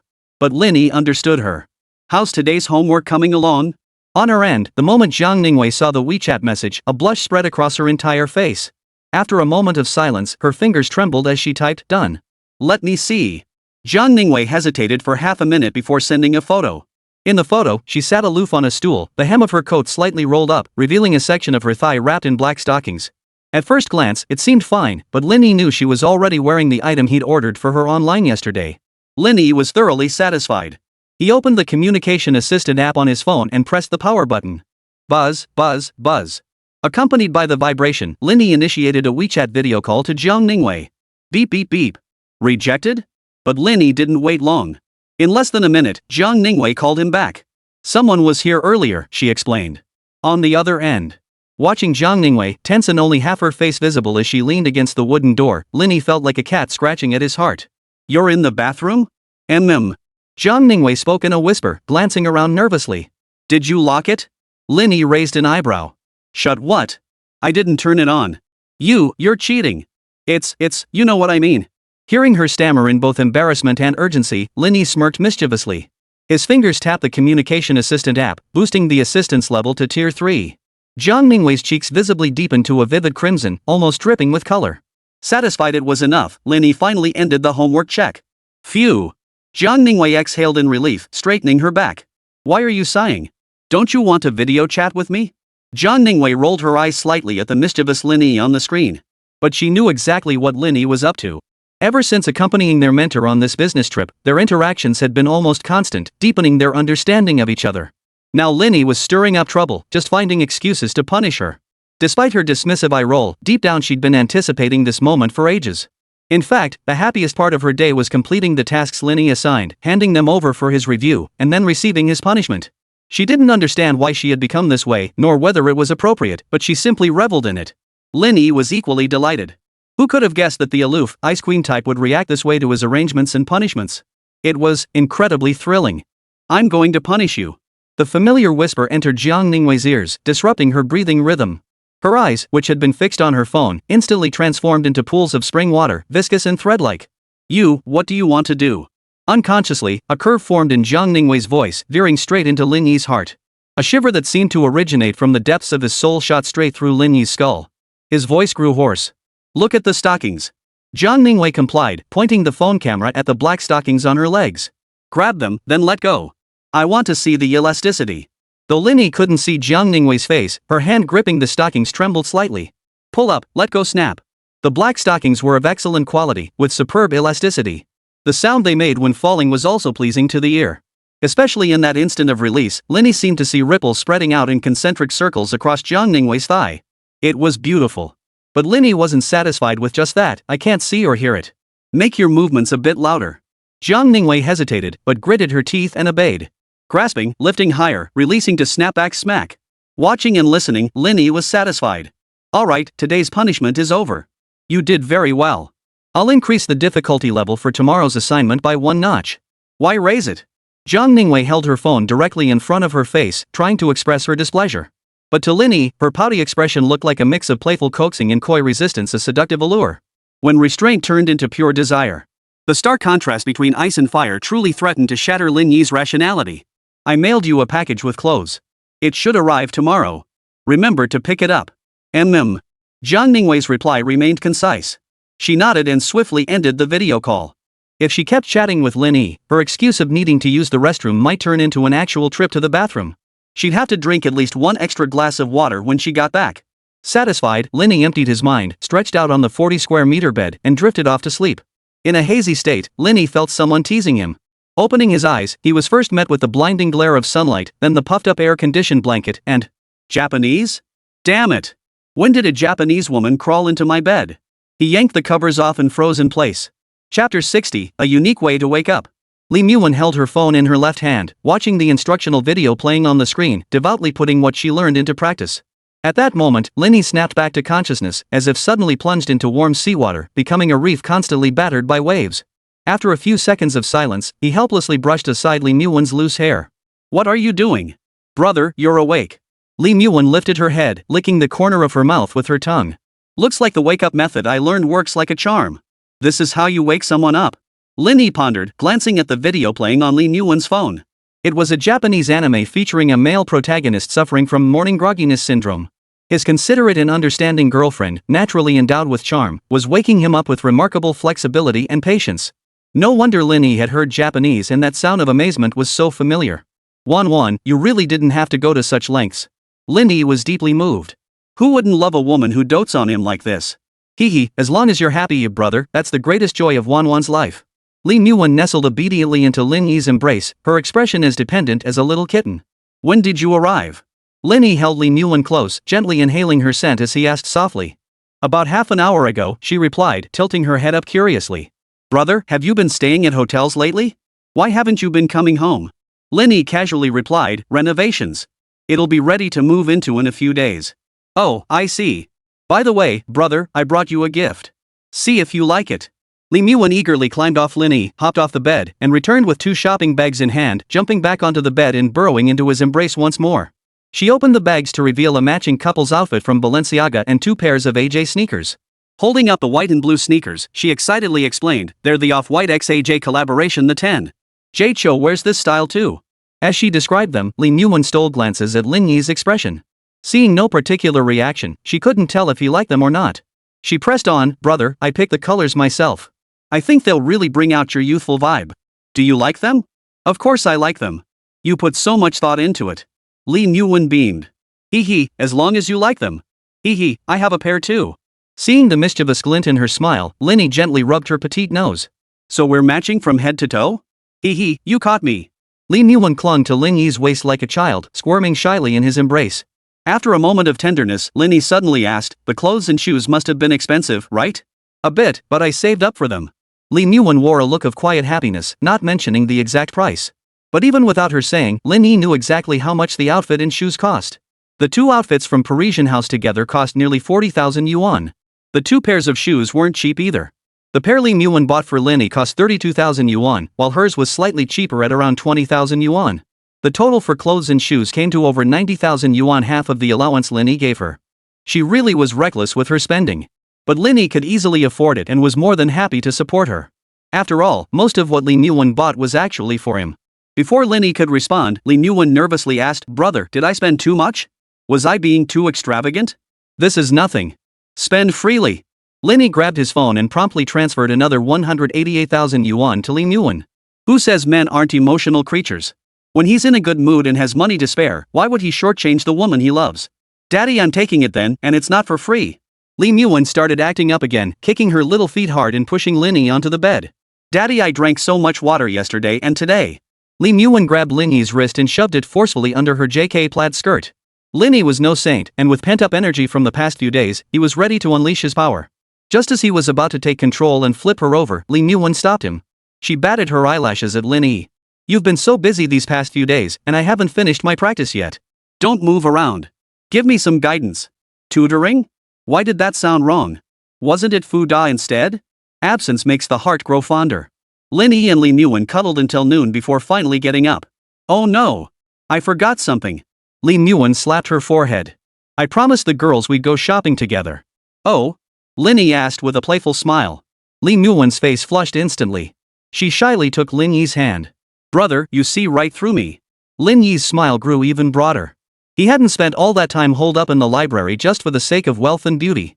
Self-improvement was paramount. He had read his share of psychology books and they hadn't been wasted. By observing Lin Yuan's micro-expressions and combining them with the actual situation, he could guess her thoughts with near certainty. She wanted to take him to meet her roommates. Women, after all, possessed an innate urge to show off, commonly known as keeping up appearances. Women love to compare every aspect of their lives, and boyfriends were certainly included in that.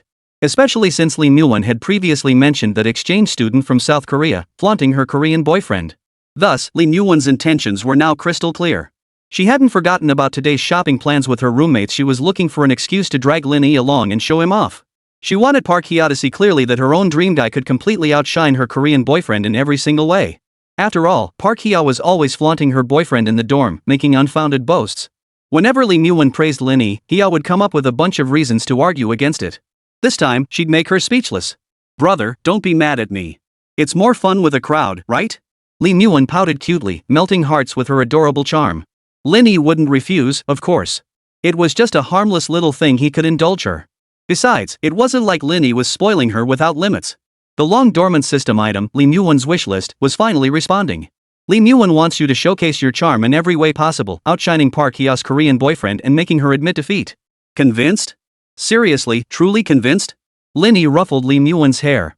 "Alright, how about I let you call the shots today?" "Really? Of course it is. Daddy, you're the best. Park Hye, just you wait. I'll show you how I'll get my revenge."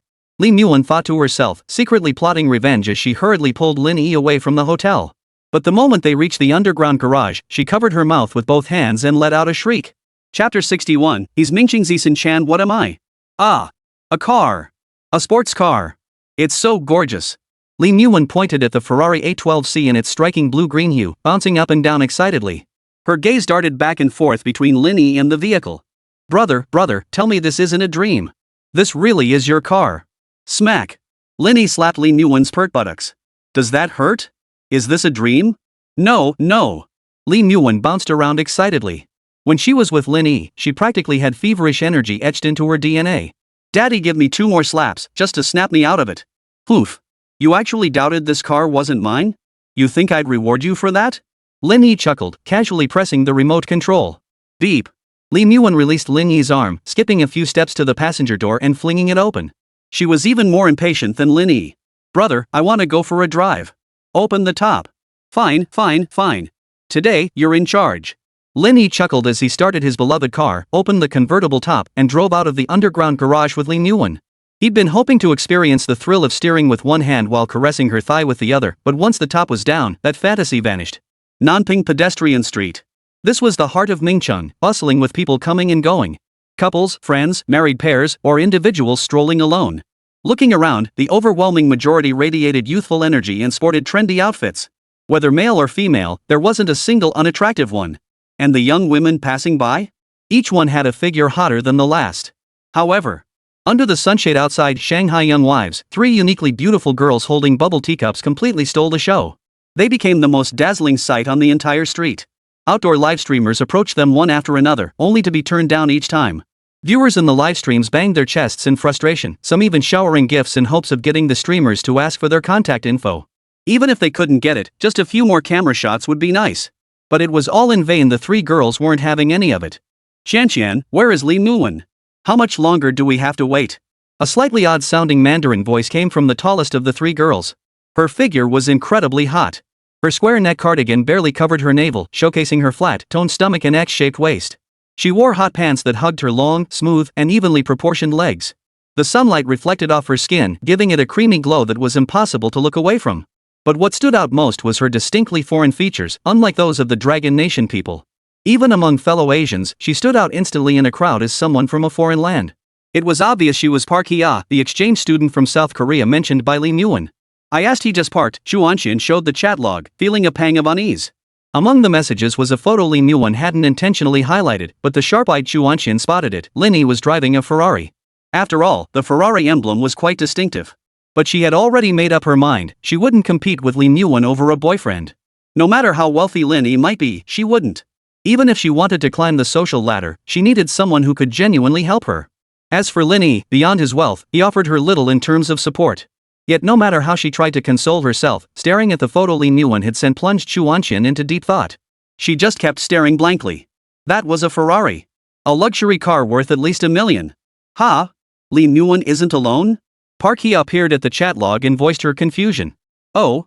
Is she riding in her boyfriend's car? Park Hye saw the photo too. A Ferrari? Oh my, Wan finally decided to bring her boyfriend out to meet the parents? A petite girl with a youthful face, one who looked indistinguishable from the front or back at night, leaned in, blinking her big eyes curiously. Her name was Wan Xiaoxiao, Lin Yi's other roommate, the one studying broadcasting and hosting. True to her name, Wan Xiaoxiao was indeed a bit underdeveloped, like Neza. But her youthful looks were undeniably charming, making her quite popular on campus. After all, a legal age Lolita is still a kind of beauty. But when Wan Xiaoxiao leaned in, her big eyes gleamed mischievously. Taking advantage of Chu Wanqian's dazed state, she quietly took the milk tea straw from her hand and sucked hard on it. Slurp slurp. The milk tea level dropped sharply, forcing Chu Wanqian back to her senses. Wan Xiaoxiao, you're dead to me. Ah. This is infuriating. Spit it out right now. Wan Xiaoxiao, her cheeks puffed out, immediately bolted away. Perhaps in her haste, a bit of bubble tea spilled from the corner of her mouth. She clamped her hand over her mouth and gulped it down. I finished mine anyway, and I've never tried your flavor before. I wanted to taste it. Wan Xiaoxiao blinked her big, playful eyes, her expression utterly innocent. Seriously, you're going to? Before Chu Wanqian could finish, the corner of her eye caught sight of two familiar figures. She hurried over, waving at them. Wan. Lin Yi. Over here. Lin Yi, holding hands with Lin Yi, spotted them from a distance. Three girls, each uniquely beautiful, gathered together like that was simply too eye-catching. It was impossible not to notice them in the crowd. Is he Lin Yi's boyfriend? Park Hye asked Wan Xiaoxiao beside her. I haven't met him either. Not sure if it's him, but probably? Lin Yi kept things tightly under wraps, telling only Park Hye and Wan Xiaoxiao that her boyfriend was named Lin Yi, handsome, wealthy, and incredibly kind. Beyond that, Lin Yi wouldn't reveal a single extra detail. As Lin Yi approached, the two girls who had been discussing her moments ago were struck by a tangible sense of awe. So handsome. Purely based on looks alone, he easily scored at least 96 points. Factor in his outfit, and any girl who hadn't seen much of the world would undoubtedly give Lin Yi a perfect 100. Lin Yi understood Lin Yi well. Even when picking matching couples' outfits, the men's clothing she chose for him was the kind of casual wear that radiated understated luxury. Those in the know could tell at a glance that every piece of his outfit was expensive. Moreover, Lin Yi's own aura was exceptionally striking, making him look like a privileged young master who lived life to the fullest. As they watched, both Park Hye and Wan Xiaoxiao found themselves unable to look away. Wow! So you're the Wu Yinzu of Mingchang! Wan Xiaoxiao exclaimed. Her voice was loud enough to draw the attention of passers-by, who couldn't help but turn their heads. Mingchang's Daniel Wu? This is pure comedy, right? If he's Mingchang's Daniel Wu, then When their eyes fell upon Lin Yi, it was truly a case of men speechless and women laughing. The guys all felt inadequate, while the girls were all starstruck. Make no mistake, men judge by looks, and women certainly do too, perhaps even more so. Women are pure visual creatures, after all. Lin Yi, standing beside Lin Yi, felt incredibly awkward and hurriedly introduced, this is Wan Xiaoxiao, who studies broadcasting and hosting. Usually, well, she's just like this. She'd almost called Wan Xiaoxiao naive, but at the last moment, she spared her friend the embarrassment. And this is our department's heartthrob, exchange student Park Hye from South Korea. Lin Yi introduced another roommate. She wasn't exaggerating with Park Hye's looks, she truly deserved the title of heartthrob. Park Hye's exquisite features were only a hair's breadth behind Zhang Ningwei's and on par with Chi Yuming's. Especially her fiery figure, which was even more impressive than Chu Wanqian's, despite the latter being a trained dancer. She was too big. Still, Lin Yi held back on his judgment, unsure whether Park Hye's beauty was innate or cultivated over time. He smiled faintly and introduced himself. Hello, I'm Wan's boyfriend, Lin Yi. Lin Yi beamed at Lin Yi, delighted that he had acknowledged their relationship so readily and without hesitation. She felt reassured and even happier. Hi, Lin Yi, I'm Wan Xiaoxiao. Annyeonghaseyo Korean, I'm Park Hye. Wan Xiaoxiao and Park Hye responded in turn. Park Hye was even bolder, reaching out to shake Lin Yi's hand. Her eyes couldn't tear themselves away. Lin Yi watched the scene unfold, feeling utterly thrilled inside. Didn't Park Hye doubt her brother's abilities? Now she's speechless, isn't she?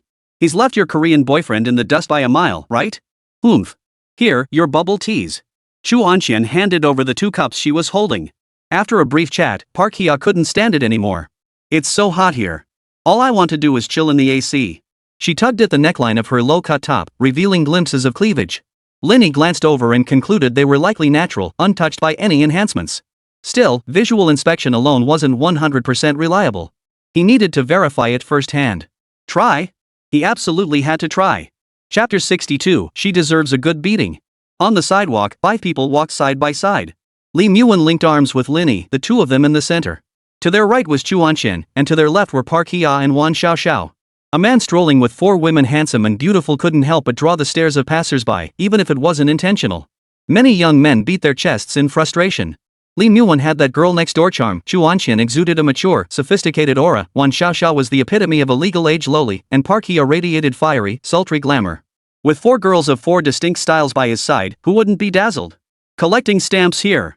It was truly a case of the haves having too much while the have-nots had too little. Weren't they afraid of being struck by lightning for hogging such prime public resources? Ignoring the envious stares around him, Lin Yi calmly chatted with them. Shopping done, heading back? Wan Xiaoxiao, ever the social butterfly, wanted more fun. Since Wan brought her boyfriend this time, we could go explore a nightclub. Wan, what do you say? In all her years, Wan Xiaoxiao had only been to KTVs and quiet bars. She longed to try other nightlife spots but never dared. With Lin Yi around this time, she could use him as a cover. I'm all for it. What about you guys? Li Muwen asked with a smile. Chu Anqian and Park Sierra didn't voice their opinions, both turning to look at Lin Yi in unison. He scratched his nose. Why are you all looking at me? Based on Wan's suggestion, I'm here to accompany her today. Wherever she goes, I go. Lin Yi's words effectively elevated Li Muwen to a position of considerable prominence. When out in public, men care about saving face, and women care about it just as much. Hearing Lin Yi's words, Li Muwen's heart melted. Her eyes brimmed with affection. Brother, I love you. You're so good to me. Lost in the moment, Li Muwen disregarded their public setting, tiptoeing to plant a kiss on his lips, a wet one at that. Isn't it natural for a boyfriend to accompany his girlfriend? After the kiss ended, Park Hia remarked matter-of-factly. In Korea, it's nothing unusual for a boyfriend to accompany his girlfriend. It's perfectly normal. You're overreacting, Wan. Park Hia invoked her homeland, the Republic of Korea, both to counter the criticism and to flaunt her sense of superiority. The inexplicable confidence Koreans possessed, along with their tendency to put on airs, was perfectly embodied in her. Chu Anqian and Wan Xiaoxiao exchanged glances, unsure how to respond. Li Muwen narrowed her eyes, not feeling angry at all. In fact, she was delighted. Oh no, she was getting flustered. Different national circumstances, I suppose. Li Muwen changed the subject. By the way, what are we all going to buy later? First, we'll accompany Sheer to look at the Cartier bracelets, Chu Anqian said. She's been pestering us about it since her exams ended. Then let's go. The 4 girls reached a consensus, the earlier minor incident automatically forgotten, though who knew when they might bring it up again. Meanwhile, Lin Yi, lurking nearby, merely smiled faintly, listening without speaking. Li Muwen certainly hadn't forgotten Lin Yi, or rather, her entire focus was on him. Even while chatting with her best friends and roommates, she kept glancing at his expressions. To keep him from getting bored, she'd occasionally steer the conversation toward him and whisper things in his ear. Gradually, Lin Yi came to understand the dynamics between the 4 girls. They got along quite well, their daily interactions filled with cheerful camaraderie. Yet beneath the surface, they had quietly divided into several factions. Yes, several factions. Usually, Li Muwen and Chu Anqian were closest, while Wan Xiaoxiao and Park Sierra were the most intimate.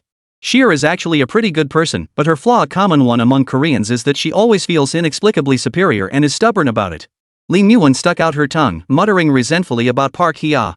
Her boyfriend is just the first heir to a company, and they're not even married yet. I just don't get why she always looks down on others and criticizes them so casually. Listening to Li Muwen's complaints, Lin Yi found it perfectly normal. Koreans really are like that, they respect force but not virtue. You have to teach them a lesson with a stick to make them remember. After Li Muwen finished venting about Park Hia, Lin Yi asked curiously. So, out of the 4 of you in your dorm, how many group chats do you have? I only have 5 groups. Li Muwen stuck out her tongue as she explained the origin of the 5 groups. 1 large group with all 4 roommates, 3 smaller pairs formed by Li Muwen with each of her roommates, and finally a trio group consisting of Li Muwen, Wan Xiaoxiao, and Chu Anqian. It was obvious without saying, the main group was all sunshine and rainbows, the 2-person groups were for private complaints, and the 3-person group was for collective criticism. That's quite the mess, Lin Yi chuckled. Girls really are. Wan. Coming. Before Lin Yi could finish his sentence, Li Muwen heard Park Hia calling her name and instantly switched expressions. Just moments ago she'd been speaking ill of him, yet now her face lit up with a smile. She abandoned her embrace with Lin Yi and instead threw her arms around Park Hia. This was truly beyond judgment. I wonder if your Dragon Country's Mingcheng has that bracelet I've been wanting to buy. Park Hia looked worried. Dragon Country's economy has grown a lot these past few years, but it still lags behind our Republic of Korea. That bracelet is so popular, I'm worried Cartier's shipment volume in Longwa might be lower than in Korea. I'm not sure if I'll be able to get it. After saying this, she sighed. Lin Yi was stunned by her words. She was truly a proper Korean woman blabbering nonsense without restraint. How could she say China's economy was inferior to Korea's? The whole of Korea depends on China to eat, okay? Doesn't she know that over 70% of the kimchi Korea eats comes from China? But on the flip side, it's not entirely hopeless. Park Hye smiled again. China has a relatively low proportion of high-end consumers. Even if that bracelet has limited stock in China, it should still be easy to get. What do you mean by that, young lady? Lin Yi stared at her, his gaze sharp. How dare she try to scam him? China is the world's largest luxury goods consumer, accounting for 30% of global luxury sales. That tiny little place called Korea is the one with the lowest allocation and the smallest high-end consumer base, right? If something can't be bought in China, it's even harder to find in Korea. Otherwise, why would so many Koreans fly all the way here just to resell rice back home? You can barely afford rice yourselves, yet you still dream of getting rich. Yet Lin Yi felt furious inside, though he showed no intention of arguing. Koreans, whether men or women, are notorious for stubbornly refusing to admit defeat. Moreover, Lin Yi could tell Park Hye wasn't being deliberately provocative, she genuinely believed what she was saying. With such a fundamental cognitive gap, arguing or reasoning was useless. Only by presenting hard facts could he truly knock the wind out of her sails. She needed to understand who truly reigned supreme across 5,000 years of history. Strolling leisurely, the group arrived at the Cartier boutique. Lin Yi had no intention of accompanying them. He wasn't particularly fond of Cartier. It wasn't that the brand was inferior otherwise, he wouldn't have bought Zhang Ningwei a just unclue bracelet. It was mainly that Cartier's design aesthetic leaned heavily toward the feminine. As a man, Lin Yi naturally found it less appealing. I'm stepping outside for a smoke. Lin Yi casually announced before leaving the mall. Li Muwen smiled and nodded. Xu Wanqian and Wan Xiaoxiao didn't seem to think much of it, but Park Hye frowned. Wan, your boyfriend is really not up to par. Huh? What's wrong with him? Li Muwen was surprised and inwardly displeased. He's just stepping out for a smoke, I didn't say a word. What's with all your nagging? He doesn't want to pay for you, does he? Park Hye declared with certainty. A man who doesn't want to spend money on you doesn't necessarily mean he doesn't love you, but his behavior is avoidance. It's very ungentlemanly. Ha ha ha ha ha. Li Muwen suddenly clutched her stomach and burst into laughter, forgetting her earlier annoyance. Her brother didn't want to pay for her? Are you kidding me? This morning, he just transferred me 18,800. I'm just here with Qianqian and Xiao to accompany you shopping. I'm not buying anything myself. Besides, if I wanted to buy something, I wouldn't need my brother to pay for it. I have my own money. Park Hye still shook her head. Whether you have money is your business, and whether he has money is his business. But his attitude toward this matter is a very bad start, showing he lacks the romance he should have for you. Romance? My brother is romantic, okay? Li Muwen didn't want to argue with Park Hye. Differences in perception meant even a fight wouldn't bring them to an agreement. Alright, you're right. You wanted to buy a bracelet, didn't you? Go pick one out. Park Hye didn't press the argument further either, feeling considerably better inside. So what if Lin Yi was more handsome than her fiancé? He was far too stingy, clearly not a man she could rely on. Her fiancé was far superior. Having already prepared her plan, Park Hye confirmed the Cartier boutique in Mingcheng had the bracelet in stock. She then made an international call to her fiancé, demanding money to buy it. Li Muwen and Xu Wanqian exchanged glances, having not eavesdropped. They left Wan Xiaoxiao, who was closest to Li Muwen, to accompany her. The two headed to the lounge area to wait patiently. Shortly after, Lin Yi finished his cigarette and entered. Seeing Park Hye on the phone, he looked surprised. Didn't you already decide what to buy? Haven't you finished shopping yet?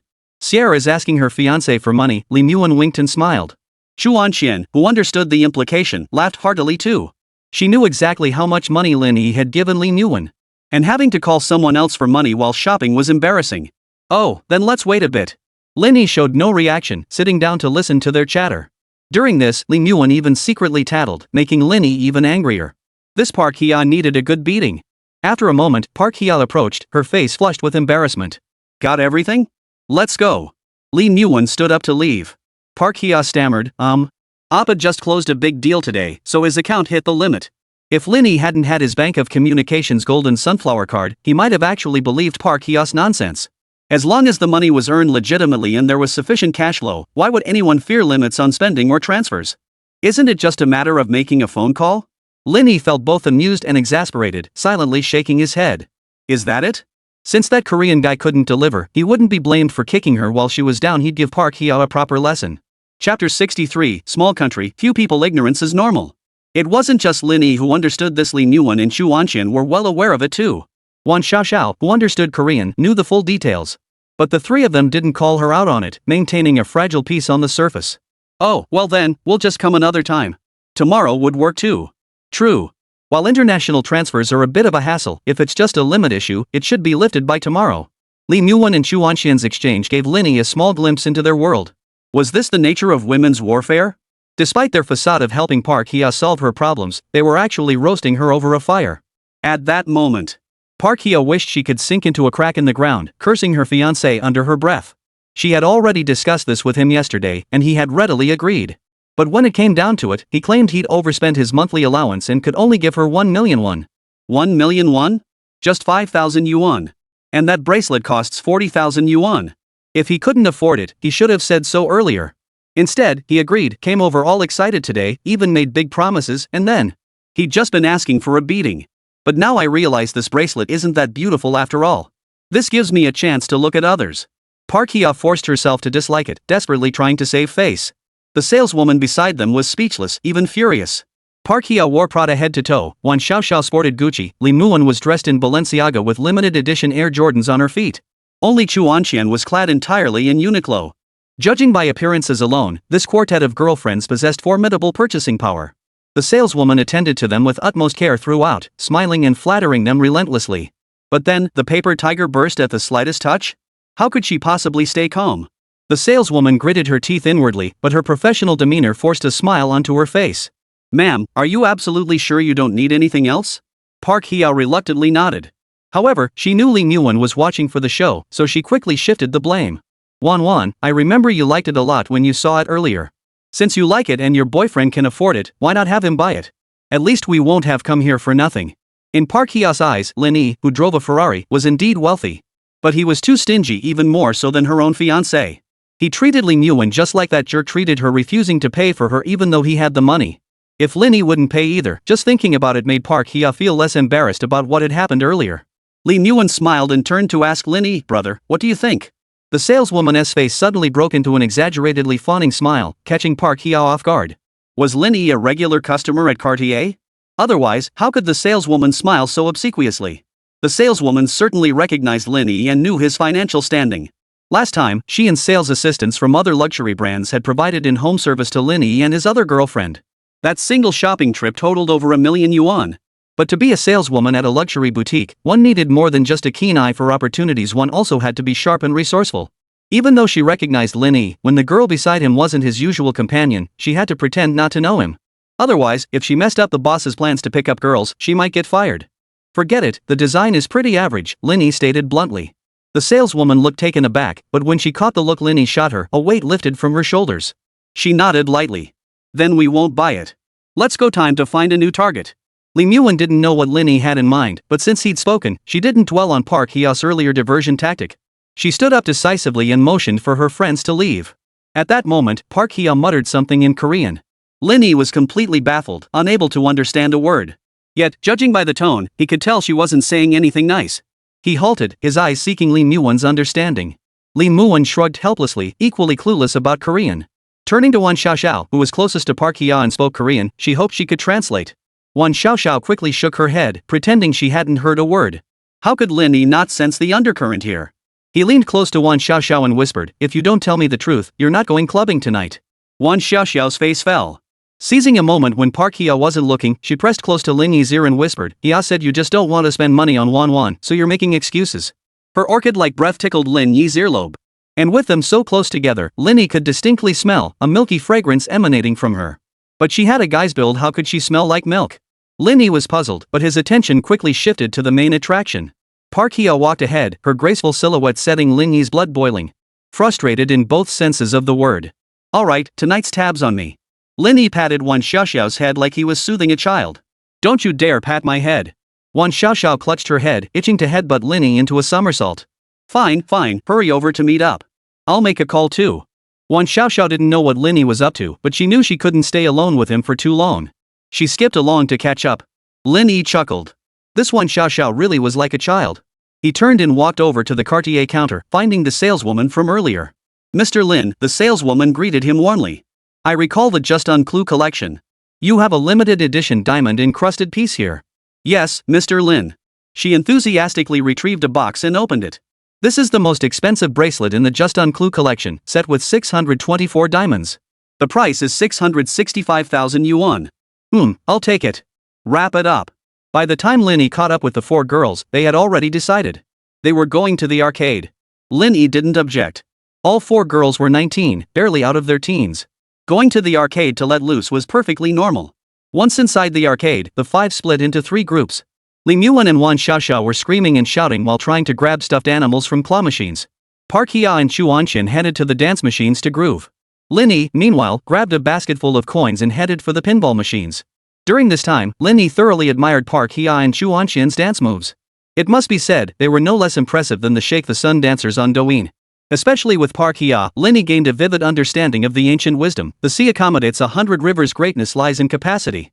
Park Hia noticed Lin Yi's gaze. For reasons unknown, her dancing grew increasingly intense, showcasing her sultry figure to the fullest. But she was purely showing off, purely fishing for attention. And you want to be a hunter? Lin Yi found it amusing. Fine. Just wait until you fall into the pit. You'll be crying your eyes out.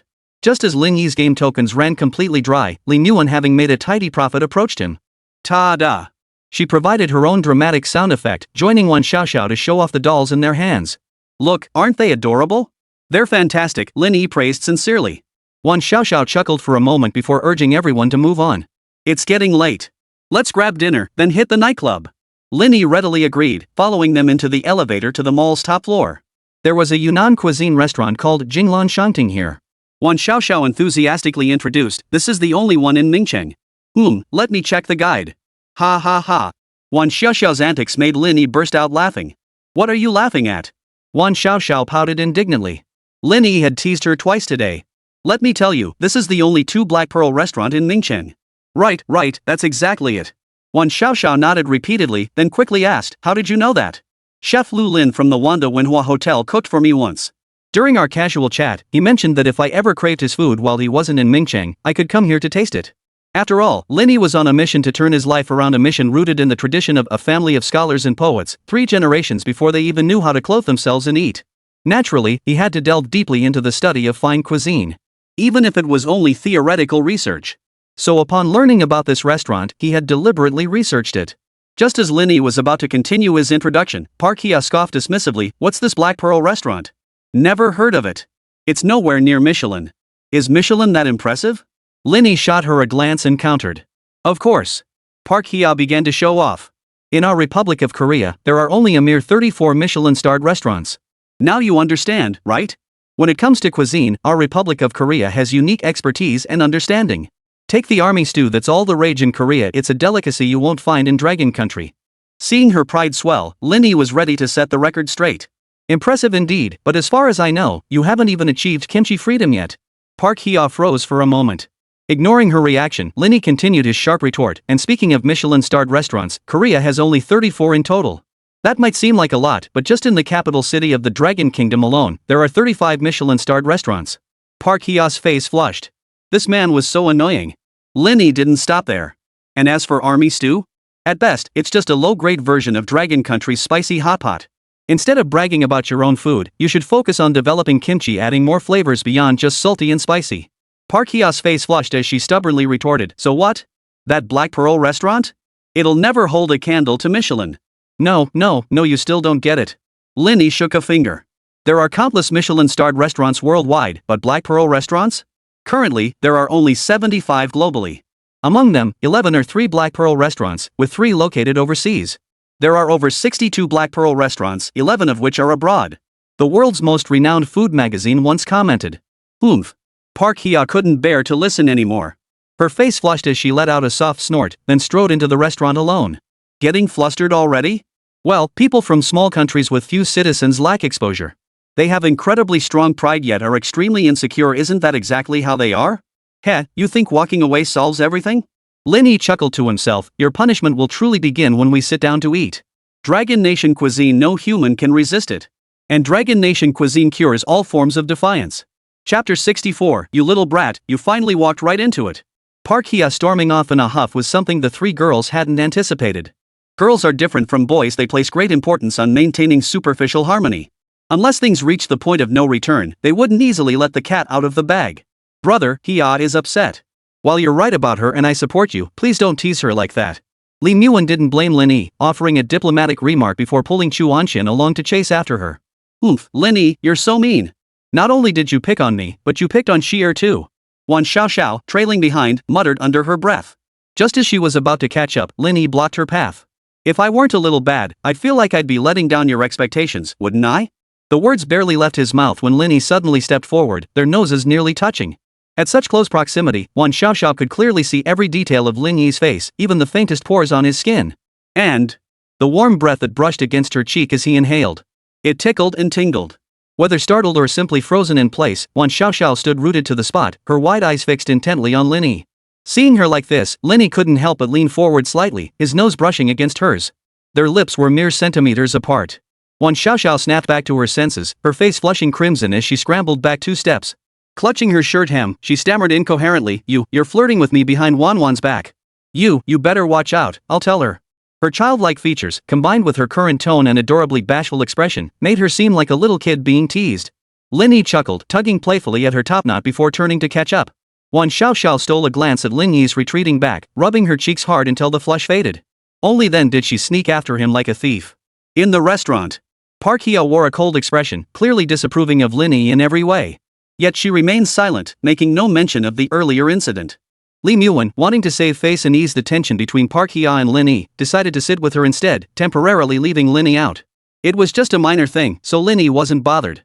Besides, seeing Park Hye get her comeuppance was satisfying enough. He had no time to dwell on anything else. In fact, he secretly hoped Li Muan and Chu Anxian would step up their efforts. Once they'd successfully appeased Park Hye, he'd be free to deliver another round of criticism. Korean girls? They needed a proper lesson. Shall we order? Wan Xiaoxiao, seated beside Lin Yi, asked cautiously. I'll have anything, Chu Anxian replied. Li Muan inquired, Sierra, what would you like to eat? I don't know much about Dragon Country cuisine. You guys decide. As Park Hye spoke, she shot Lin Yi a glare. She didn't want to embarrass herself again. With the 4 girls unable to decide, Lin Yi, being the man of the group, naturally stepped up to take charge. Of course, he didn't order anything extravagantly expensive. After all, this was a group outing, not his treat. With 5 people splitting the bill, he had to consider everyone's financial situation. As for Lin Yi taking charge? Even if he had money, he couldn't be expected to foot every bill, right? Spicy maple lobster, Yunnan guizhou bean curd with tempura matsuba crab, hawthorn-infused slow-cooked foie gras. After placing the order, Lin Yi waited, drawing on knowledge from books and Chef Lu Lin's stories to discuss the dishes with authority. Li Muan looked at him with admiration, Chu Anxian was equally impressed, and Park Hye kept stealing glances at Lin Yi. He knew so much his daily life must be incredibly rich and varied. Except, Park Hye still harbored a quiet resentment. Lin Yi wasn't the least bit gentlemanly. He didn't even know to let the beautiful lady go first. You bad boy, you really know a lot. Wan Xiaoxiao muttered under her breath. Though her voice was faint, sitting right next to Lin Yi, her complaint was easily overheard. Lin Yi shot her a glance, then nonchalantly slid his left hand under the table. He pinched the stocking on Wan Xiaoxiao's slender leg, pulled it up, and abruptly let go. Smack! Wan Xiaoxiao instantly fell silent, not daring to make a sound or look at Lin Yi. She turned her head away, her face flushing red once more. Li Muan was chatting with Park Hye at that moment and hadn't noticed Lin Yi's action. But Chu Anxian saw it. Though she didn't know what Lin Yi had done, Wan Xiaoxiao's blush was undeniable. Oh no! Chu Anxian's heart skipped a beat. Ever since Lin Yi appeared, Wan Xiaoxiao had been acting strangely. Could it be? It was entirely possible. Chu Anxian knew full well that besides Li Muan, Wan Xiaoxiao was also a total sucker for good looks. She had almost no resistance to a top-tier hottie like Lin Yi. She tugged discreetly at Li Muan's sleeve. Wan, something's off with Xiaoxiao. Chu Anxian didn't dare mention Lin Yi by name, but speaking about Wan Xiaoxiao felt less burdensome. Li Muan chuckled playfully, having fun today? It's nothing to worry about. Seeing her so unconcerned, Chu Anxian felt her anger rising. Aren't you afraid he'll steal you away? Not at all, Li Muan replied, genuinely unconcerned. My brother would never abandon me. With the main party speaking so decisively, Chu Anxian dropped her attempts to persuade, not wanting to seem overly meddlesome. As the 4 women each harbored their own thoughts, the meal arrived. The spread was lavish, the flavors exquisite, and the presentation even more appealing, making it hard to resist digging in. Park Hye sat with a stern expression, saying nothing as she ate steadily, forkful after forkful. Seeing her devour food like a starving ghost reincarnated, Lin Yi couldn't help but laugh. Park Hye, if you like it, eat more. Don't be shy. Park Hye gritted her teeth in frustration. Lin Yi had underestimated her again. She shot him a withering glare before reclaiming her cosmic-level confidence as a citizen of the Republic of Korea. But It really was delicious. Forget it, just eat first. Park Hye lasted less than 5 seconds before giving in. She stopped caring about appearances and just buried her head in the food, shoveling it in. Lin Yi smiled at the sight and refrained from teasing Park Hye further. He tasted the caviar served as a side. Ha! This is pretty good. Lin Yi's eyes lit up. But looking at the mere 10g of caviar, the portion was far too small, just a few spoonfuls and it was gone. Want a few more servings? Lin Yi asked the women. Sure. It's truly delicious. I have no objections. Seconded. When it came to Park Hye, she remarked with a hint of sarcasm, don't you eat caviar often? Even though the Republic of Korea produces the world's finest caviar, we only order one portion during gatherings. First, caviar is incredibly precious. Second, ordering multiple portions would be seen as rude and lacking in sophistication. Lin Yi understood. This gathering was split evenly, and caviar was the most notorious seafood price gouger. The 10g portion on the table carried a hefty price tag of 2,399 yuan. Ordering more portions, even split evenly, would strain many wallets. Park Hye was afraid of spending money, yet she couldn't save face, so she had to bring up her Republic of Korea again. Lin Yi smiled at her. Oh, I see. I thought someone was worried about the cost. But no worries. Our Dragon Nation exports over 45% of the world's caviar annually. We're not short on the stuff.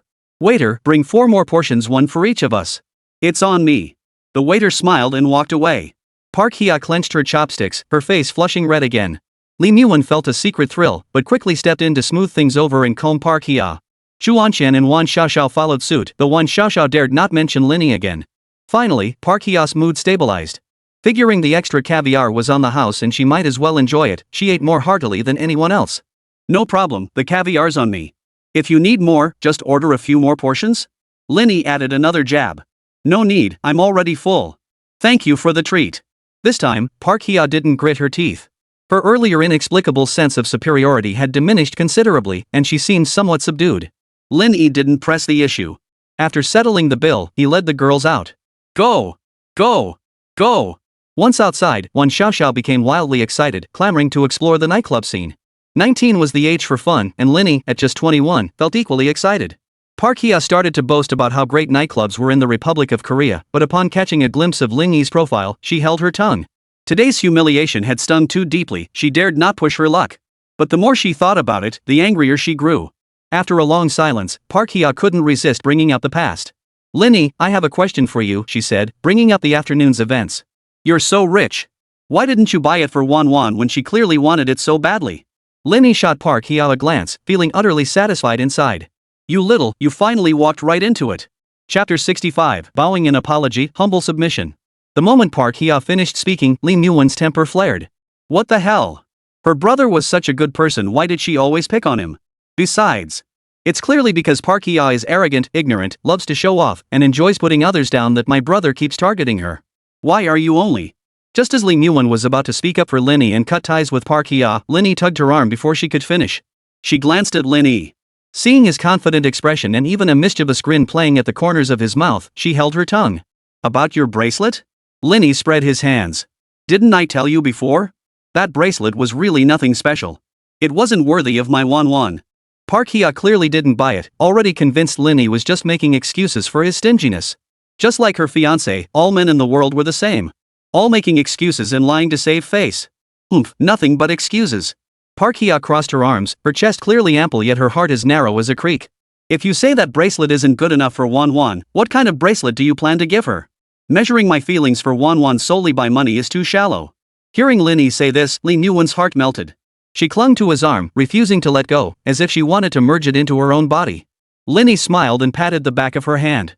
Park Hye persisted relentlessly. Love is indeed one of humanity's greatest emotions, yet it's also one of the most elusive. To express your love for someone, you must adopt the attitude of loving them. Like caring for her, protecting her, giving her a sense of security, and indulging her little moods. Wan clearly showed she liked it, yet you still rejected it unilaterally from your own perspective. That's pure chauvinism. Besides, with your net worth, buying that bracelet would be a breeze, yet you simply refuse to do it. It's painfully obvious you're not sincere about Wan. Park Hye made a compelling case, leaving Lin Yi frowning deeply. This is how Korean women's baseball is. Their rivalry with Korean male baseball fans has reached an irreconcilable level, with their fistfights evolving into full-blown magical battles. It's pretty ridiculous. I am indeed a chauvinist. If I don't like something, I won't let Wan buy it. Seeing Lin Yi admit it, Park Hye lifted her chin haughtily.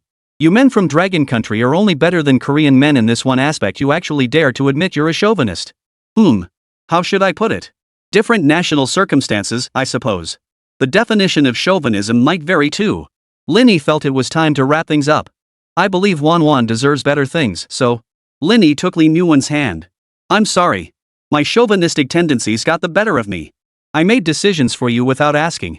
A beautifully crafted red jewelry box appeared in Lin Yuan's hands. She recognized it instantly. It was a box used by Cartier Jewelry to present their pieces. So did Park Hia, Chuanshen, and Wan Xiaoxiao. Open it and see. I hope you won't blame me. How could I blame you? Ah. The moment Lin Yuan opened the jewelry box, a blissful smile exploded across her face like a bomb. She gasped, her words tumbling out in a rush. Brother, when did you buy this? Inside the box lay the most expensive piece from Cartier's Just Un Clou collection, a stunning bracelet. Even in the evening light, its dazzling brilliance was impossible to hide. Under the streetlights and surrounding illumination, 624 diamonds reflected light in every direction, creating a dazzling, sparkling glow. Ah! It's this one.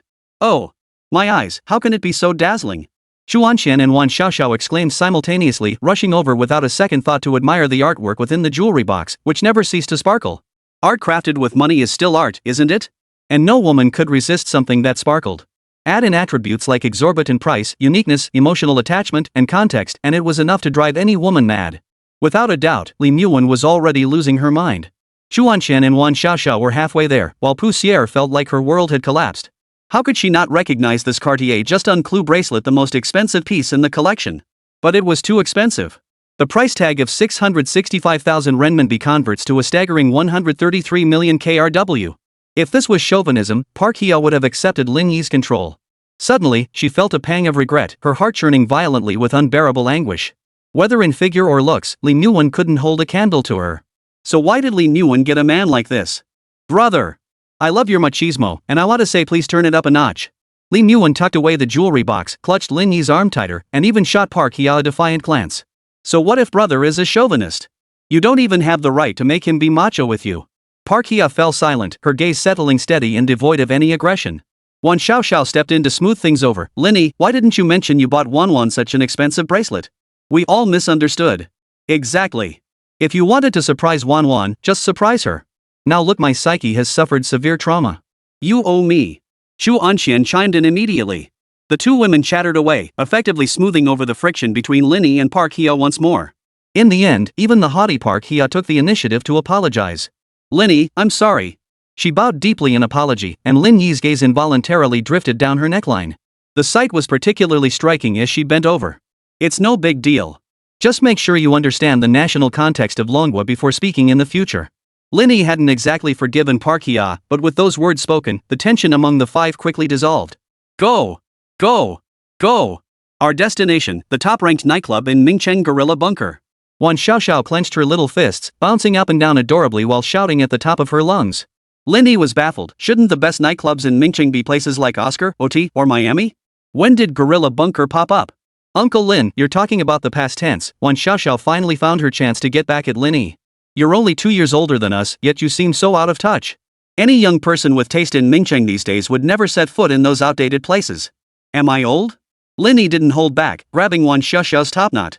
Don't get cocky. Ever heard the saying, your old man will always be your old man?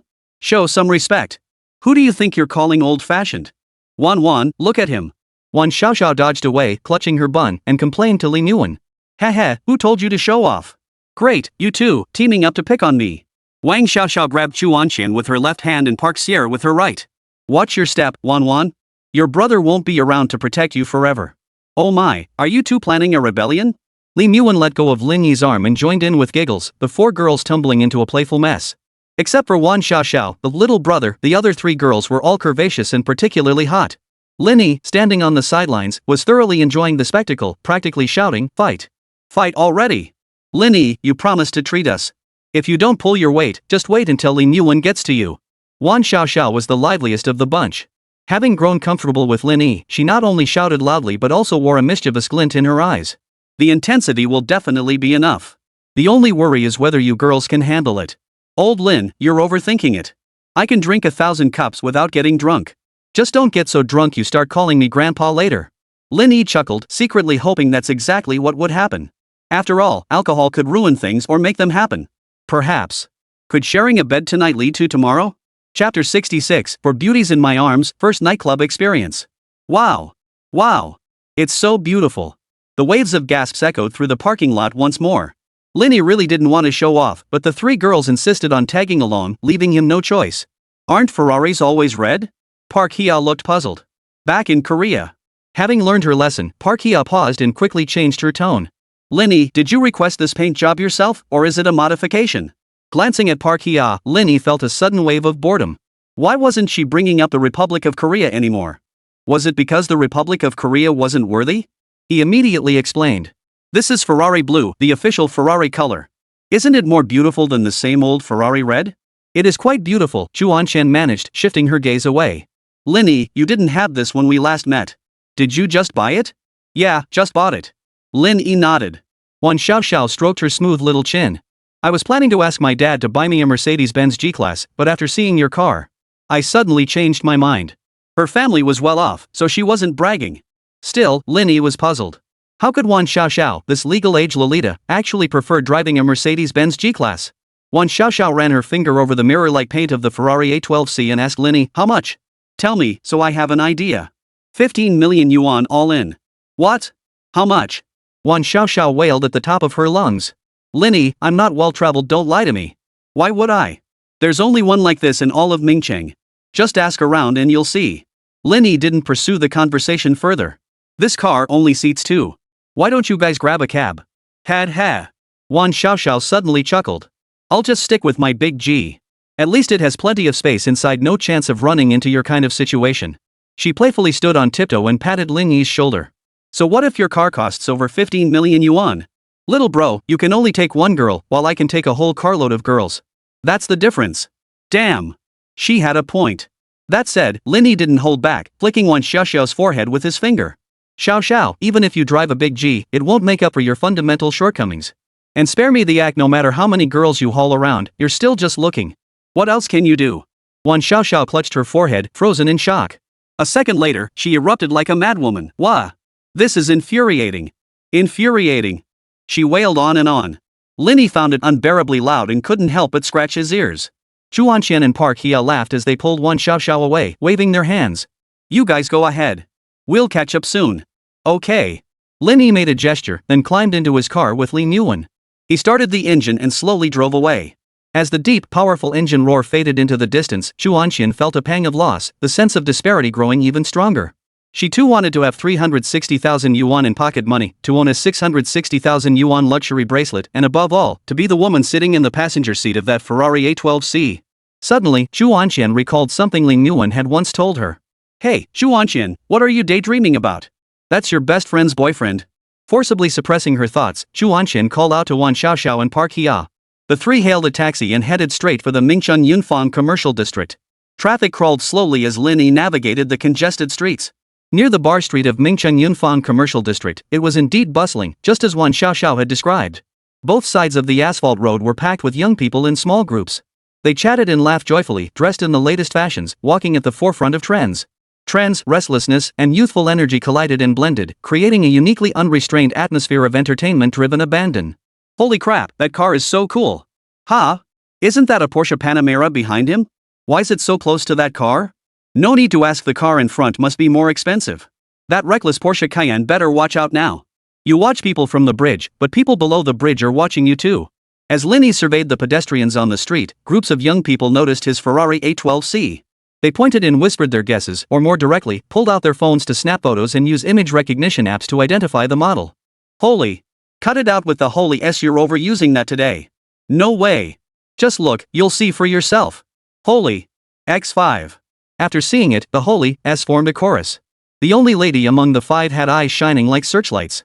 A Ferrari A12C, limited to just 999 units worldwide, and this is the only one in our city? You bet. Wonder who the lucky bastard is. Damn, that's awesome. If I could just sit inside it, I'd do anything he asked. No wonder that Porsche was parked so far back, you could trade it for at least 7 of those. The young men and women chattered excitedly, snapping photos with their phones. One guy edited his photos and posted them online. You ask me what it's like to drive in a 6L at 21? All I can say is, kid, you've got some practicing to do. The young man chuckled as he left a comment on Douyin, attaching a photo of Lin Yi's Ferrari A12C. Mental victory. He felt great. But inside the car, Lin Yi felt even better. Outside the car, vehicles all around Mercedes, BMWs, Porsches, and other luxury cars were keeping their distance. They knew a thing or two about class. Inside the car, Lin Yi chattered incessantly, her words flowing like a lotus blossom as she poured out her excitement and admiration to her little brother Lin Yi. She was putting in the effort. Only when her throat grew parched did she take a bottle of Evian mineral water and sip it cautiously. Ah! Lin Yi opened her mouth wide, displaying her palate to Lin Yi. She had finished every last drop. Evian mineral water is delicious, huh? Lin Yi said with a smile. Li Muwen nodded coquettishly. Of course it's delicious. It has a milky flavor. After another leisurely 10-minute drive, Lin Yi finally parked the car. Chuanxian, Wan Xiaoxiao, and Park Hia had left later, yet they arrived slightly earlier than Lin Yi and Li Muwen. This place is getting a bit too crowded, Lin Yi sighed, rubbing his forehead. It's only 9:40 now. By midnight, this place will be at its peak, no car will be able to get through. Wan Xiaoxiao, who had clearly done her homework, instinctively took on the role of guide. Lin Yi was genuinely unfamiliar with this area, so he let Wan Xiaoxiao take center stage while he listened quietly. We're here. This is the place. Let's go in. No matter how trendy a nightclub claims to be, it's all the same old story. It all boils down to glitz and glamour. Lin Yi reserved a booth in Section A with a minimum spend of 23,999 yuan. Led by a salesperson past security, they navigated a cramped passageway. When the thick soundproof curtain parted, the deafening music hit Lin Yi like a sledgehammer. ING loud. But after a few seconds of adjustment, it was ING awesome. Looking around, countless young women were bouncing and dancing in the dimly lit space. The scene was pure ecstasy. But with so many people, a minor issue arose: it was packed. Add to that the dim lighting and the thumping music, and without someone to watch their backs, girls could easily get taken advantage of. That's exactly why Wan Xiaoxiao had always wanted to come but never dared to. As the only man among the five, Lin Yi naturally took on the responsibility of protecting the ladies. He took charge, holding Li Muwen in his left arm and wrapping his right arm around Wan Xiaoxiao, his arms full to bursting. At that moment, he wished his chest could be just a little broader. But it wasn't a big problem. Though Chu Anqian and Park Hia weren't being held, they took the initiative to cling to him. The two pressed tightly against Lin Yi's back, with the male salesperson a step behind them.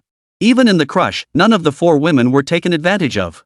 Yet, with four distinct yet equally delightful soft bodies, some held, some tightly pressed against him. It felt like ear cleaning, foot massage, hydrotherapy, and back rub all rolled into one, so blissful it made his heart bloom. What bliss! Chapter 67, serves him right to have four beauties at his fingertips. Host autonomously triggered the reversal mission, the hedonistic pursuits of a middle-aged man. You've reached middle age knowing only how to earn money, yet unaware of how to spend it on yourself. You've never tasted the pleasures of a life of luxury and excess. If you don't indulge now, you'll be too old soon. Core reward mechanism: indulgence in sensual pleasures. Host, employ appropriate methods and means to spend 5 million yuan within 2 hours. The system will evaluate based on spending speed and generated pleasure value. 60 points is pass, earning 2x spending rebate. 80 points, excellent. Receive 5x spending rebate. 100 points, perfect. Receive 5x spending rebate plus an additional comeback reward. No sooner had Lin Yi sat down at the booth than the system's prompt sounded in his mind. This comeback mission was simple: who didn't know how to spend money? The Midlife Comeback System had finally triggered a normal mission. Moreover, this mission would not only help him better fulfill Li Muwen's wish but also push her affection rating straight to 100. While 99 would suffice, Lin Yi felt uneasy unless it was a perfect round number. Lin Yi, what do you think of this place I recommended? I spent ages researching it. Wan Xiaoxiao shouted loudly. Otherwise, the deafening music would have drowned out her voice completely. Not bad, pretty decent.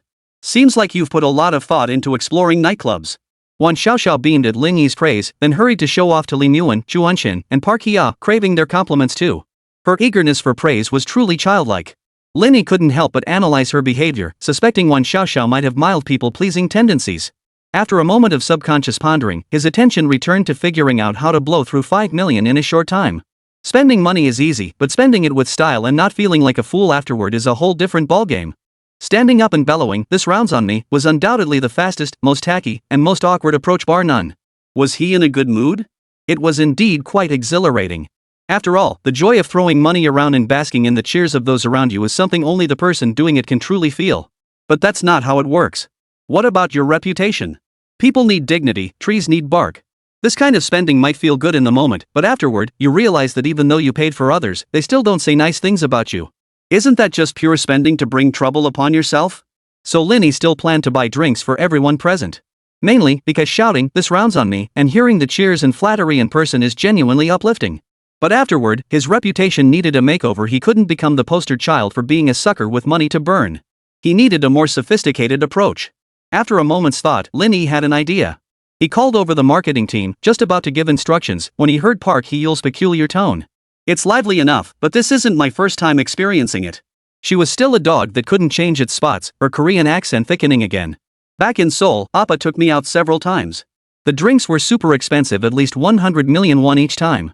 Lee Myung-won listened nearby, unable to suppress her inner mutterings. 100 million?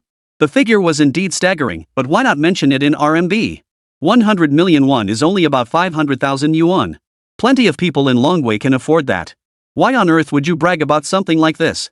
If Koreans should be applying for UNESCO heritage status, it shouldn't be for dragon country culture, it should be for their big mouths. Wow, 100 million won? That's quite a sum. Your Appa really treats you well, Li Mu said insincerely.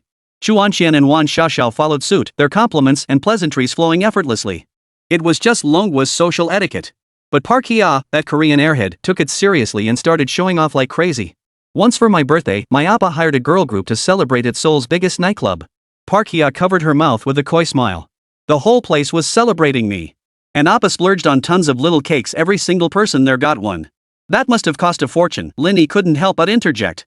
Having been put in her place too many times by Lin Yi today, Park Hye hesitated for a moment, unsure how to respond. But after a moment's thought, her chin lifted again. Of course. For that birthday party, Appa spent at least 150 million won. Lin Yi couldn't be bothered to convert the currency, knowing full well Park Hye was playing mind games. Koreans are all like that. World maps make Korea look twice as big as Russia. Does that really make it a global superpower? After adjusting the exchange rate, spending 150 million won on a birthday party? That's ing rich? Lin Yi smiled without comment, adding another item to his original plan. The male marketer listened, first startled, then ecstatic, followed by a peculiar expression, a veritable Sichuan opera face-changing act. Young Master Lin, are you serious? No need for young Master Lin. I run a business, and I mean business. Lin Yi disliked being called young Master Lin, as it made him sound like a spoiled rich kid. All right, Mr. Lin. Please elaborate. I was looking at the drinks menu earlier. Your most expensive beer is 1664, correct? That's correct, Mr. Lin. Lin Yi quickly calculated in his head, unconcerned about exceeding the budget. He immediately declared, everyone here minimum 1 case per person, no upper limit. Keep serving until everyone is thoroughly satisfied. The male salesman nodded, quickly running the numbers in his head. A case of 1664 costs 380 yuan. With at least 500 people present, just one round would run 96,000 yuan. But who was he to look down on anyone?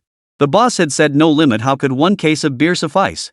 Drinking, dancing, partying all night. If they could save any alcohol in their bodies, they'd be the losers. Let the party go wild. So just for drinks alone, the minimum spend is 1 million yuan. But that still leaves 4 million short of 5 million. Anyone with talent who's willing to perform gets at least a bottle of Black Ace.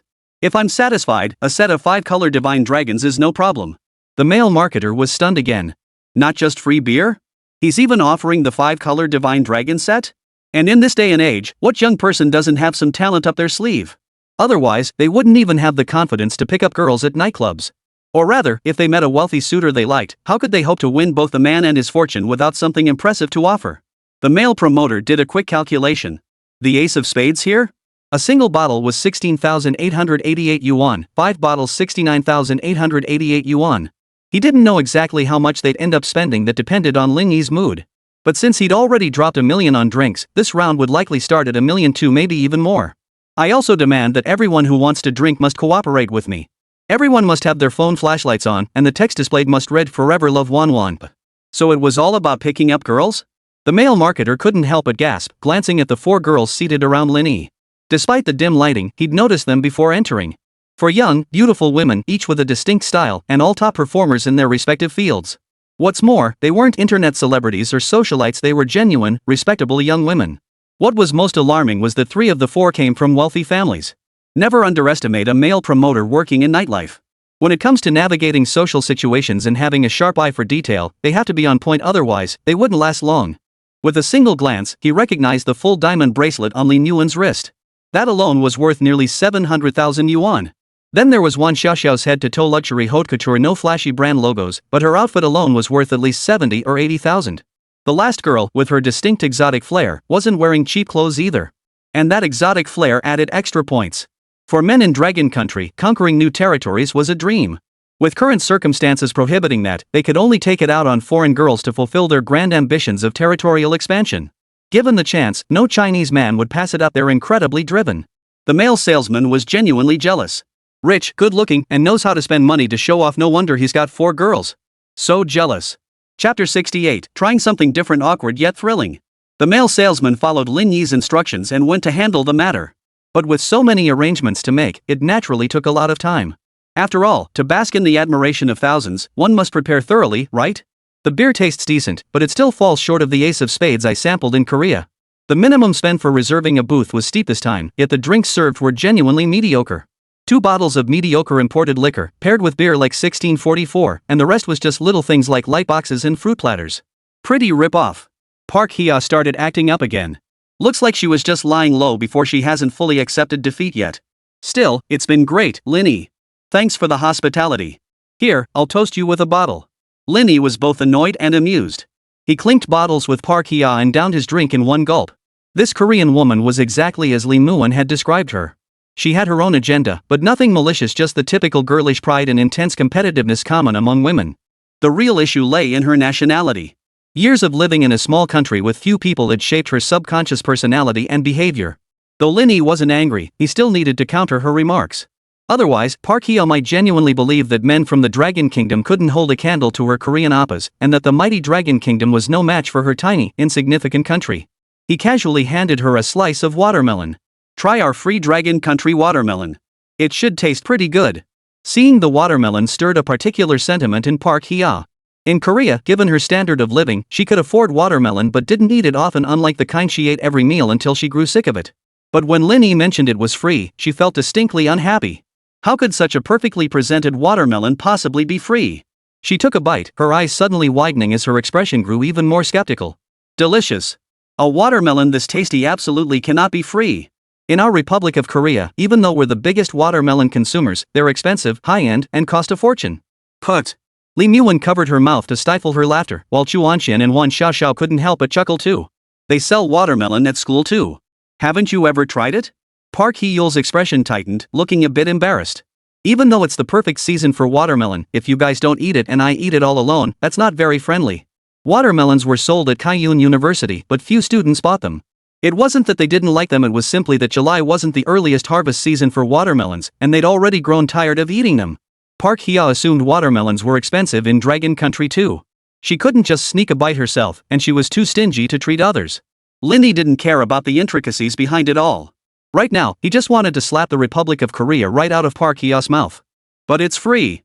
Every year, the watermelons that can't be consumed get fed to pigs. Feeding pigs? Park Hye was utterly horrified. Lin Yi, you're too much. You can't. Lin Yi pulled out his phone, opened a video of pigs being fed watermelon, and played it for Park Hye. In the video, feeding watermelon to pigs was merely dessert. It was when they cooked for the free-range pigs that Park Hye's defenses finally crumbled. Oh my god. He actually put cabbage in the pig feed. Ah, this wasteful guy, he even added millet. He's lost his mind. Look at what he's putting in there. Every time the blogger treading on the large stove poured feed into the trough, Park Hye's defenses crumbled anew. When the cooked feed poured into the stone trough, her frustration peaked. Unforgivable. He's trying to shock people, he's wasting food, he's desecrating cuisine. Lin Yi laughed until his scalp tingled. And there's dessert yet to come. In the video, after the free-range pigs devoured the feed, the blogger hauled over 5 huge bags of watermelon, tossing them carelessly for the pigs to feast on. What the hell? Park Hye cursed again. If pigs got meals like this, what did that make Koreans? Worse than pigs and dogs. Brother, stop teasing Hye. Lee Muon felt secretly amused, but still had to save face. She tugged at Lin Yi's arm and stopped him in a coquettish tone. Girls were so annoying with their constant fussing. Lin Yi nodded, temporarily sparing the now subdued Park Hye. Their first nightclub experience officially began. Come on, let's play some games. Sure. What do you want to play, big bro? Lee Muon was all excited, and Wan Xiaoxiao and Chu Anxian weren't far behind. Let's play liar's poker. 1 bottle per round. Ha? Chu Anxian froze. We're drinking like that? Lin Yi's heart skipped a beat. Had he been too hasty? Then half a bottle per round. Ha ha ha. Wan Xiaoxiao suddenly burst out laughing. Lin Yi, you're so proper, ha. Her laughter left Lin Yi utterly baffled. He was the one forcing drinks on her, how was he being proper? Lin Yi understood the issue and explained with a smile. Brother, if it were any other guy drinking with us, it wouldn't just be drinking. The games they'd play would probably be things like finger grabbing or passing notes. The games Lin Yi mentioned were classic nightclub games involving suggestive physical contact. Without flirting, how could alcohol-fueled moments lead to intimate physical contact beyond friendship? Lin Yi's approach truly made him a gentleman who stuck to drinking alone, free from any impure thoughts. No, not a gentleman, a saint who could resist temptation. So putting on grandma's clothes unexpectedly gives you this kind of effect? Lin Yi, no, Lin brother. Seeing how proper you are, Wan Xiao, will keep you company for one bottle. The childishly mature Wan Xiao was the loudest cheerleader, immediately grabbing the dice cup and clumsily shaking it. It took only half an hour for a dozen beers to vanish from the table. Chu Anxian held her liquor well and remained lively. But Wan Xiao, the loudest of them all, was already looking dazed and clearly drunk. Lin Yuan's tolerance was also pretty weak, only slightly better than Wan Xiao's. What surprised Lin Yi most was Park Hia. She seemed completely unaffected. And she started showing off again. Lin Yi, beer is weak. It's nowhere near as good as our Korean soju. Her words made Lin Yi want to argue back, but just then, the male marketing manager approached. He whispered into his ear, Mr. Lin, everything's ready. When should we start? Wait for my signal. Understood, Mr. Lin. After the salesman left, Lin Yi wrapped his arm around the tipsy Lin Yuan. Rest a bit before drinking more. I'll show you a magic trick first. What kind of magic? Lin Yuan's curiosity was instantly piqued. Wan Xiao, Chu Anshen, and Park Hia were equally intrigued. Brother Lin, you know magic tricks too? Whoa, Lin Yi, I never knew you had this hidden talent. Lin Yi, what kind of magic trick are you going to do? Cards? Facing the girl's questions, Lin Yi shook his head. What he was about to perform wasn't magic, it was cash power. Watch closely. Snap. Lin Yi snapped his fingers. The DJ booth, which had been watching from afar, and the male promoter who'd received Lin Yi's message, immediately alerted the nightclub manager, who was already on high alert. Boom! The music abruptly stopped, the lights simultaneously dimmed, and the once noisy venue fell into an eerie silence. The four girls beside Lin Yi, unaware of what was happening, jumped in fright. Before they could react, patches of light flared up in the darkness, screens glowing like a galaxy formed by stars. Each point of light displayed the same words, Forever Love Wan. Lin Yuan whirled toward Lin Yi, covering her mouth with both hands. Overwhelming joy engulfed her, and she burst into tears of happiness. Wan Xiao, Chu Anxian, and Park Hsia were all dumbfounded. This romance was enough to kill someone. But it wasn't over yet. To thank everyone for their help tonight. All expenses for the entire venue will be covered by Mr. Lin. All you need is a blessing, a guaranteed case of 1664. If you have a talent that impresses Mr. Lin, he'll even gift you the Shenlong set. Come on. Let's hear it. Come on. Send your blessings. Come on. Make it loud enough for Mr. Lin and his girlfriend, Miss Wan, to hear. Woo! The screams pierced the roof. Lin Yi felt awkward, but it was undeniably exhilarating. Mr. Lin rocks. Mr. Lin, I love you. A cacophony of well wishes followed, but in the end, they all merged into one unified voice. Wishing Mr. Lin and Miss Wan a lifetime of happiness. United for beer. Of course, the most important thing of all is the dragon costume. Mr. Lin, let me show you a twist. Mr. Lin, let me do a twist for you. Mr. Lin, Mr. Lin. Lin Yi scratched his nose. We're all men here, why are you guys butting in? Call the girls over. Wan, Xiao, Qian, Sierra, you'll be the judges. Whoever performs best gets a full set of 5-colored divine dragon outfits. In an instant, the passionate, suggestive nightclub transformed into a massive scene of flattery. Chapter 69, A Bountiful Harvest. A truly bountiful harvest. Lin Yi wore a faint smile as he leaned back leisurely on the booth sofa, cradling Lin Yuan like a kitten in his arms while savoring the sight of the girls flocking to him. They truly possess talents. As the saying goes, skills learned are meant to be offered to royalty. Though Lin Yi wasn't royalty, he was better than royalty. At this very moment, he was the king of the nightclub. Wow! Lin, do you have to be this awesome? Wan Xiao seemed to have sobered up, shouting loudly and crudely. But Lin Yi loved such straightforward, uncomplicated praise. That's how awesome I am. Nice moves. Mark your spot, let's do the 5-colored dragon routine. Thanks, Mr. Lin. The girl who just danced the sun-shaking routine left with a satisfied smile, and the next in line stepped up. This time, 4 girls approached. They were decent looking with passable figures, but they couldn't hold a candle to the 4 girls by Lin Yi's side. Wan, what do you think? Lin Yuan's mood now felt like reaching the peak of a roller coaster, excited, thrilling, and trembling. Just okay, I guess. After offering her critique, Lin Yuan felt like an empress at a beauty pageant, helping her emperor select the most stunning women in the land. The feeling of commanding the world came over her instantly. Moreover, Lin Yuan outshone every other woman in the nightclub. She was now the most beautiful, happiest, and most secure woman in the entire nightclub. Then I'll take a bottle of Ace of Spades. Hee, my brother treats me the best. Li Muan wanted to melt into Lin Yi's body right then and there, but the time wasn't right. For now, a hug would have to suffice. Shanshan, Xiao, Sierra, you guys help me out too. There are too many people, I can't keep track of them all. Could she finally enjoy being the big boss herself, savoring the pleasure of being fawned over? Shu Anqian was so delighted she could have jumped for joy. For a woman, the quickest path to fulfillment was to win the affection of a powerful man, followed by outshining the women around her. Her choice had cost her Lin Yi, but this situation fulfilled her next best desire. Even if she still couldn't match Li Muan, borrowing the tiger's might was quite satisfying. Well then, I won't hold back. Shu Anqian rubbed her hands together eagerly, admiring and critiquing the girls who came to perform for drinks. Wan Xiao, even more playful, blended in faster than Shu Anqian. Only Park Hia remained completely subdued, sitting alone with a stern face, drinking her sorrows away. This gathering had made her the biggest loser. Her pride had been torn to shreds time and again by Lin Yi. Just when she'd managed to pull herself together, within an hour, she was knocked down hard once more. Each time was more brutal than the last. Park Hia did the math in her head. Lin Yi's spending today must have easily hit 1.1 billion won. 11 billion. That's 11 billion won. Appa, no, that bastard man couldn't possibly spend that much on her in a year, no, not even in 3 years. My 3 years don't hold a candle to Li Mu one single day. Park Hia's emotions spiraled out of control. The seething mix of envy, jealousy, and resentment nearly drove her mad. She downed bottle after bottle of beer, her gaze toward Lin Yi shifting subtly with each sip. How wonderful it would be if this powerful, handsome, and generous man were hers. Once that thought took root, it refused to leave her mind. Park Hia was torn between conflicting desires. She watched Li Muan, now a drunken mess, Shu Anqian and Wan Xiao completely lost in their revelry, and Park Hia, seemingly invisible in the corner. Lin Yi felt better than ever. It felt far more satisfying than starting with a Divine Dragon set, and even more exhilarating than beginning with a cash giveaway. This was a whole different level of pleasure. Pleasure rating, 100 points. Congratulations, host, on receiving a 5x rebate on this transaction. Congratulations, host, on receiving an additional comeback reward, 10 free attribute points. 5 times the rebate. 10 free attribute points. All good stuff. Money and a healthy body. The deafening music and waves of men and women coming over to toast and flatter him left Lin Yi no time to check his bank balance. But a quick calculation revealed his current wealth.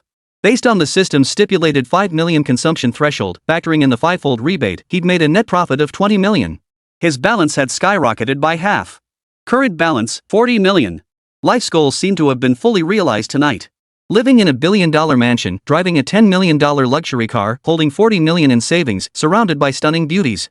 Yet after this fleeting satisfaction, what followed wasn't complacency, only greater appetite and ambition. Indeed, human desire knows no bounds, but I relish it. Without desire, how could there be motivation to move forward? People aren't afraid of having desires, they're afraid of not being able to fulfill them. Open the character panel. Host, Lin Yi. Physical attributes, appearance 96, build 88. Physical attributes, strength 84, speed 74, stamina 66, agility 73, flexibility 60. Hidden attributes, coordination 71, perception 58, recovery 73, kidney function 86, immunity 94, health 83. Artistic attributes, slightly. Personal abilities, Class C racing license. The additional reward of 10 free attribute points was no small windfall. Lin Yi could accomplish many things with them. Moreover, he found a more tangible goal to strive for. As a Dragon Nation native with a lifelong obsession for round numbers, life felt incomplete unless every attribute hit 100. After some thought, Lin Yi distributed the 10 free attribute points evenly. Kidney function 86, kidney function 91. Health 83, health 88. For a man, true health lies in robust kidney function. Otherwise, what's the point of being healthy if you can only gaze at the sky and shed tears? After boosting his stats, Lin Yi felt confident he could take on 4 opponents without breaking a sweat. Of course, it was exhausting but satisfying exhaustion. Exhaustion that felt worthwhile. Ding! Li Muan's wish to subdue Park Hia has been fulfilled. Immediately, the system notifications sounded again. This time, Li Muan was truly satisfied and then some. Lin Yi hadn't just subdued Park Hia, avenging her bitterly, he'd also restored her pride, transforming her into the envy of the entire internet. Even if asked to die for Lin Yi now, she'd gladly do it. Lin Yi, however, was not surprised. It was simply Li Muan's nature. She possessed every trait typical of a woman. The kind of romance bought with money was something she truly couldn't resist. But what woman or man could truly resist the lure of money? Loving money wasn't a flaw, but having no boundaries for it was the greatest original sin. Clearly, Li Muan loved money, yet she still had her limits. That was precisely why Lin Yi treated her well. To put it dramatically, Lin Yi had the merit of riding the dragon to success.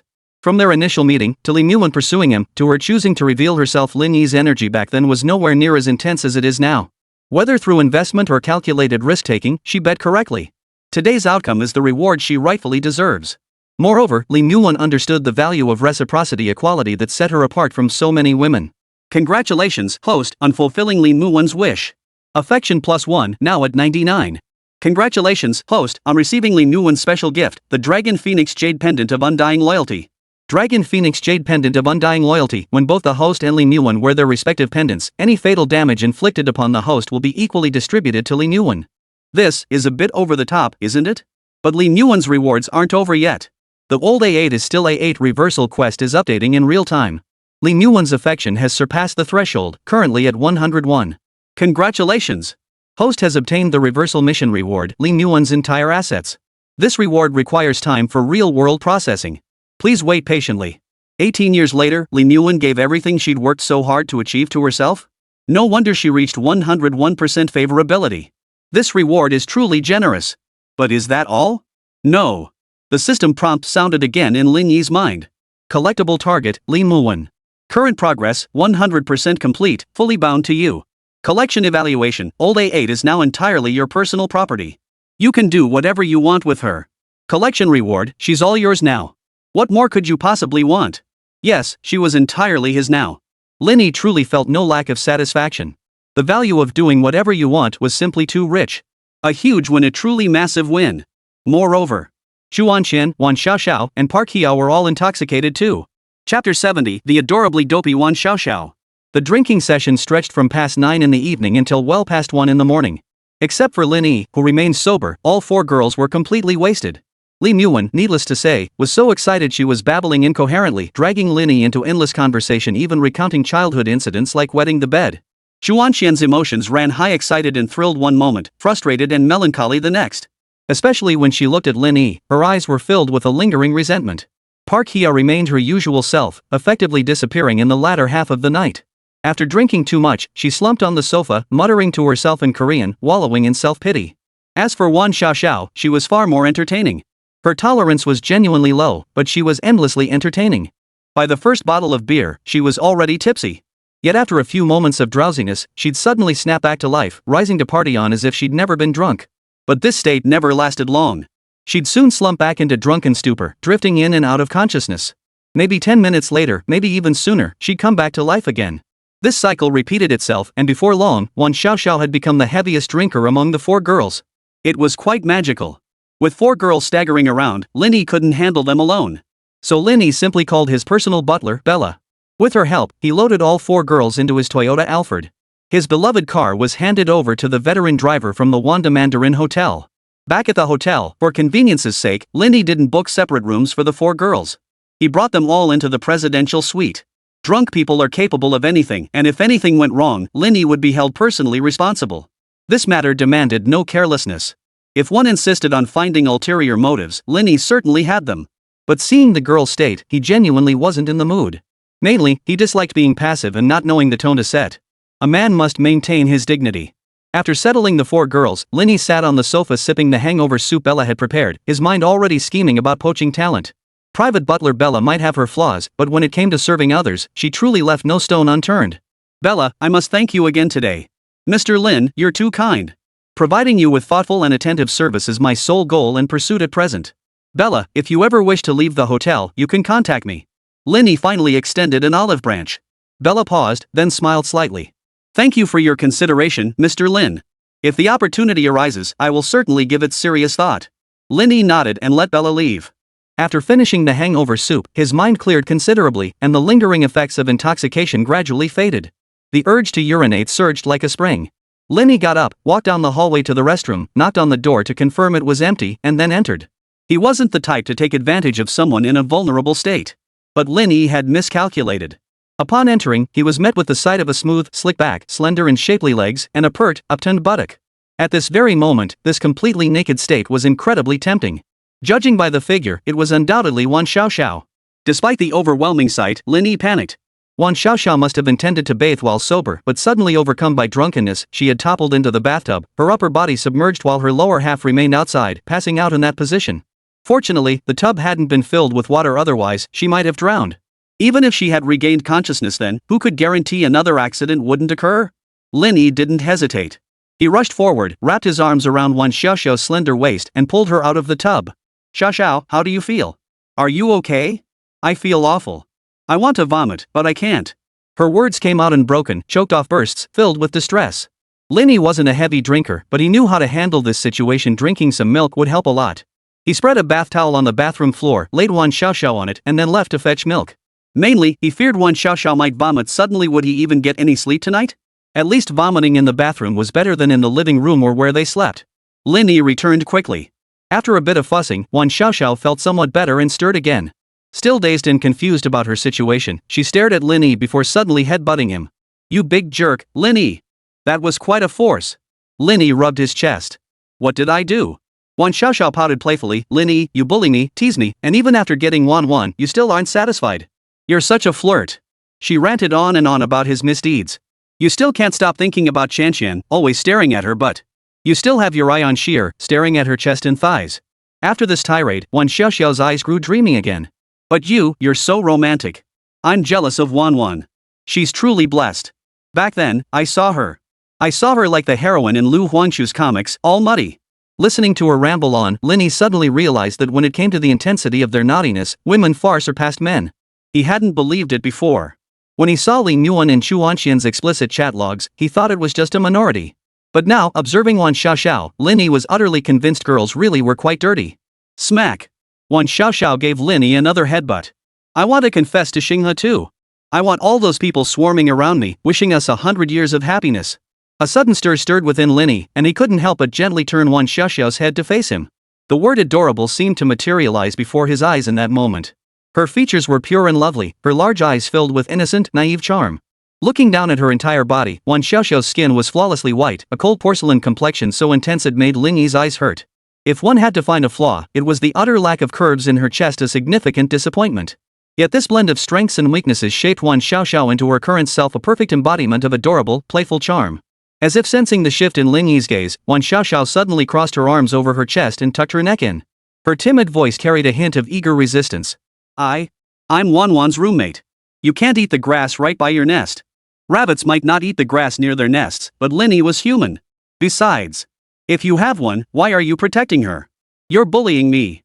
Wan Xiaoxiao pouted, her drunken state plunging her into a strange liminal space where illusion and reality intertwined, half asleep yet half awake. What are you doing barging into my dreams? Dreaming?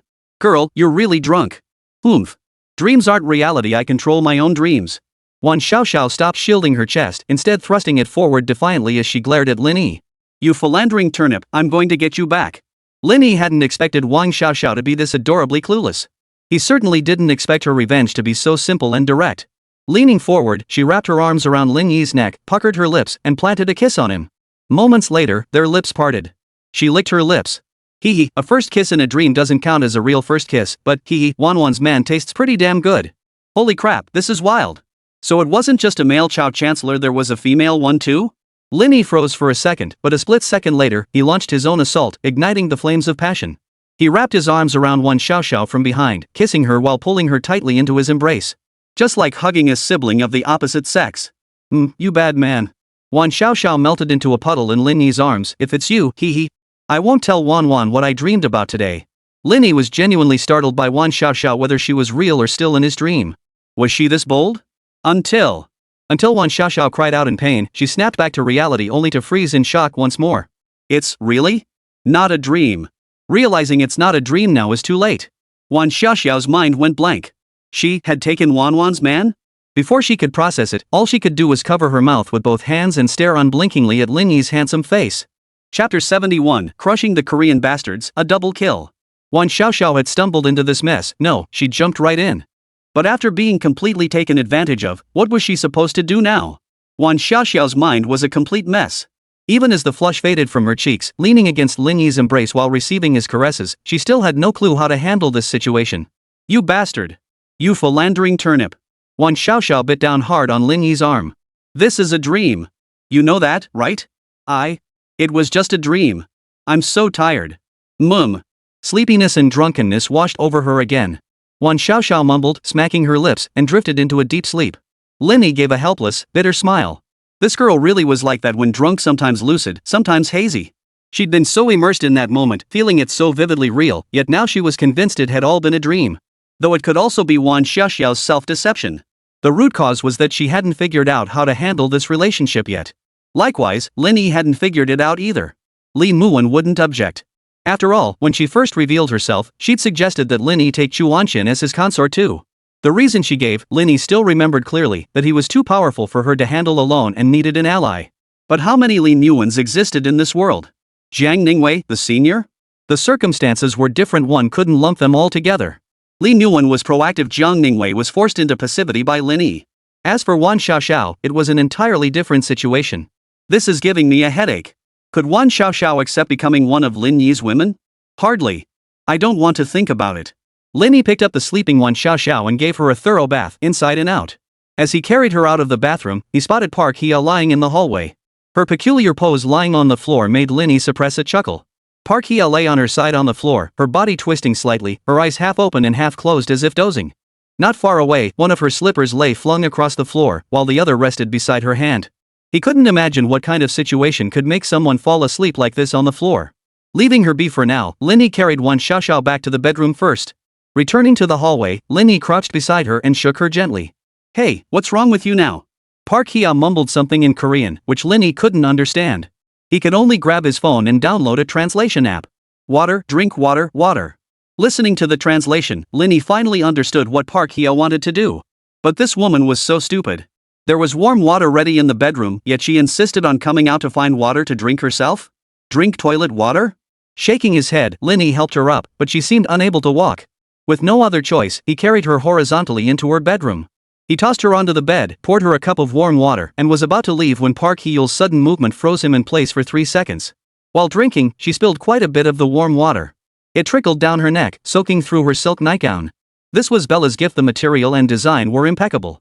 Wearing only the nightgown, Park Hya's stunning figure was on full display. In one phrase, ample breasts, curvaceous hips, and a tiny waist beautiful beyond compare. Damn it! Park Hya tugged at her collar. The dampness felt unbearable. She ripped it off. Holy! Lin Yi got a clear view, every detail of that stunning figure laid bare. Absolutely stunning. Especially her skin, so incredibly taut, perhaps extending to other areas as well. Just as Lin Yi was lost in thought, Park Hya's half-closed eyes snapped wide open, locking gazes with his. In that split second, Lin Yi braced himself for the inevitable scream. But unexpectedly, Park Hya didn't scream or flinch. Instead, she faced him directly and stretched lazily. Appa, am I beautiful? Ha? What kind of development was this? Tonight accounted for the vast majority of the times Lin Yi had ever been dumbfounded in his entire life. Wan Xiaoxiao was drunk, acting out in her dream, but this Park Hya seemed relatively sober. What was she up to now? Park Hya glanced down at her own body and murmured to herself, I'm so perfect. Lifting her head, she added, Appa, why are you still standing there like that? Don't you like it? To be honest, Lin Yi was thoroughly enjoying it. Wan Xiaoxiao was also inexperienced. Though Lin Yi had taken full advantage, he hadn't been fully satisfied. His 91% kidney function wasn't just for show. But when faced with Park Hya, Lin Yi felt an impulse, though his rationality held sway. Compared to Wan Xiaoxiao, Park Hya was far more difficult to handle.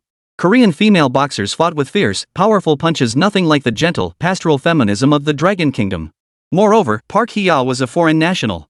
Any incident involving her would escalate into an international affair, making resolution exponentially more difficult. Though unlikely, better safe than sorry. Park Hya smiled triumphantly, grabbing Lin Yi's hand and pulling it onto her body. You've been staring all this time. Now I'm practically offering myself to you. You wouldn't be incapable, would you? Rage plus 50. Park Hya knew exactly how to provoke Lin Yi, and her touch felt truly exquisite. Heh, so men from Dragon Country are this timid? Can't perform and cowardly. What good is all your money then? Anger level plus 50. As a Dragon Country man who prided himself on being strong-willed, Lin Yi was pushed to the brink of his patience. Not as good as Korean men? Woman, who the hell do you think you're insulting? You stingy, cowardly man. Come on, enjoy me. Don't make me look down on you. Lin Yi glared at Park Hya, his grip tightening. Are you insane? I am crazy. Park Hya grabbed Lin Yi's other hand. How am I inferior to Li Muwen? How am I not as good as Wan Xiaoxiao? Park Hya had her pride. She genuinely looked down on Li Muwen. Her figure was decent, but her looks couldn't hold a candle to Park Hye-a's, nor could her talents match hers. As for Wan Xiaoxiao and Chu Wanxian, Park Hye looked down on them too. Before Lin Yi carried her back to the room, she had been foolish enough not to realize there was warm water inside. But if she hadn't gone out to find water, she wouldn't have discovered Lin Yi and Wan Xiaoxiao's little affair. How ridiculous. Wan Xiaoxiao had neither height nor figure, and her face couldn't hold a candle to hers. How could Lin Yi possibly go for her? Remember, cuteness is worthless when pitted against sex appeal. Yet here she was, defeated, beaten by two women she'd looked down on. If Lin Yi were in Korea, with his wealth, looks, and charisma, he'd be the heir apparent to a top-tier conglomerate.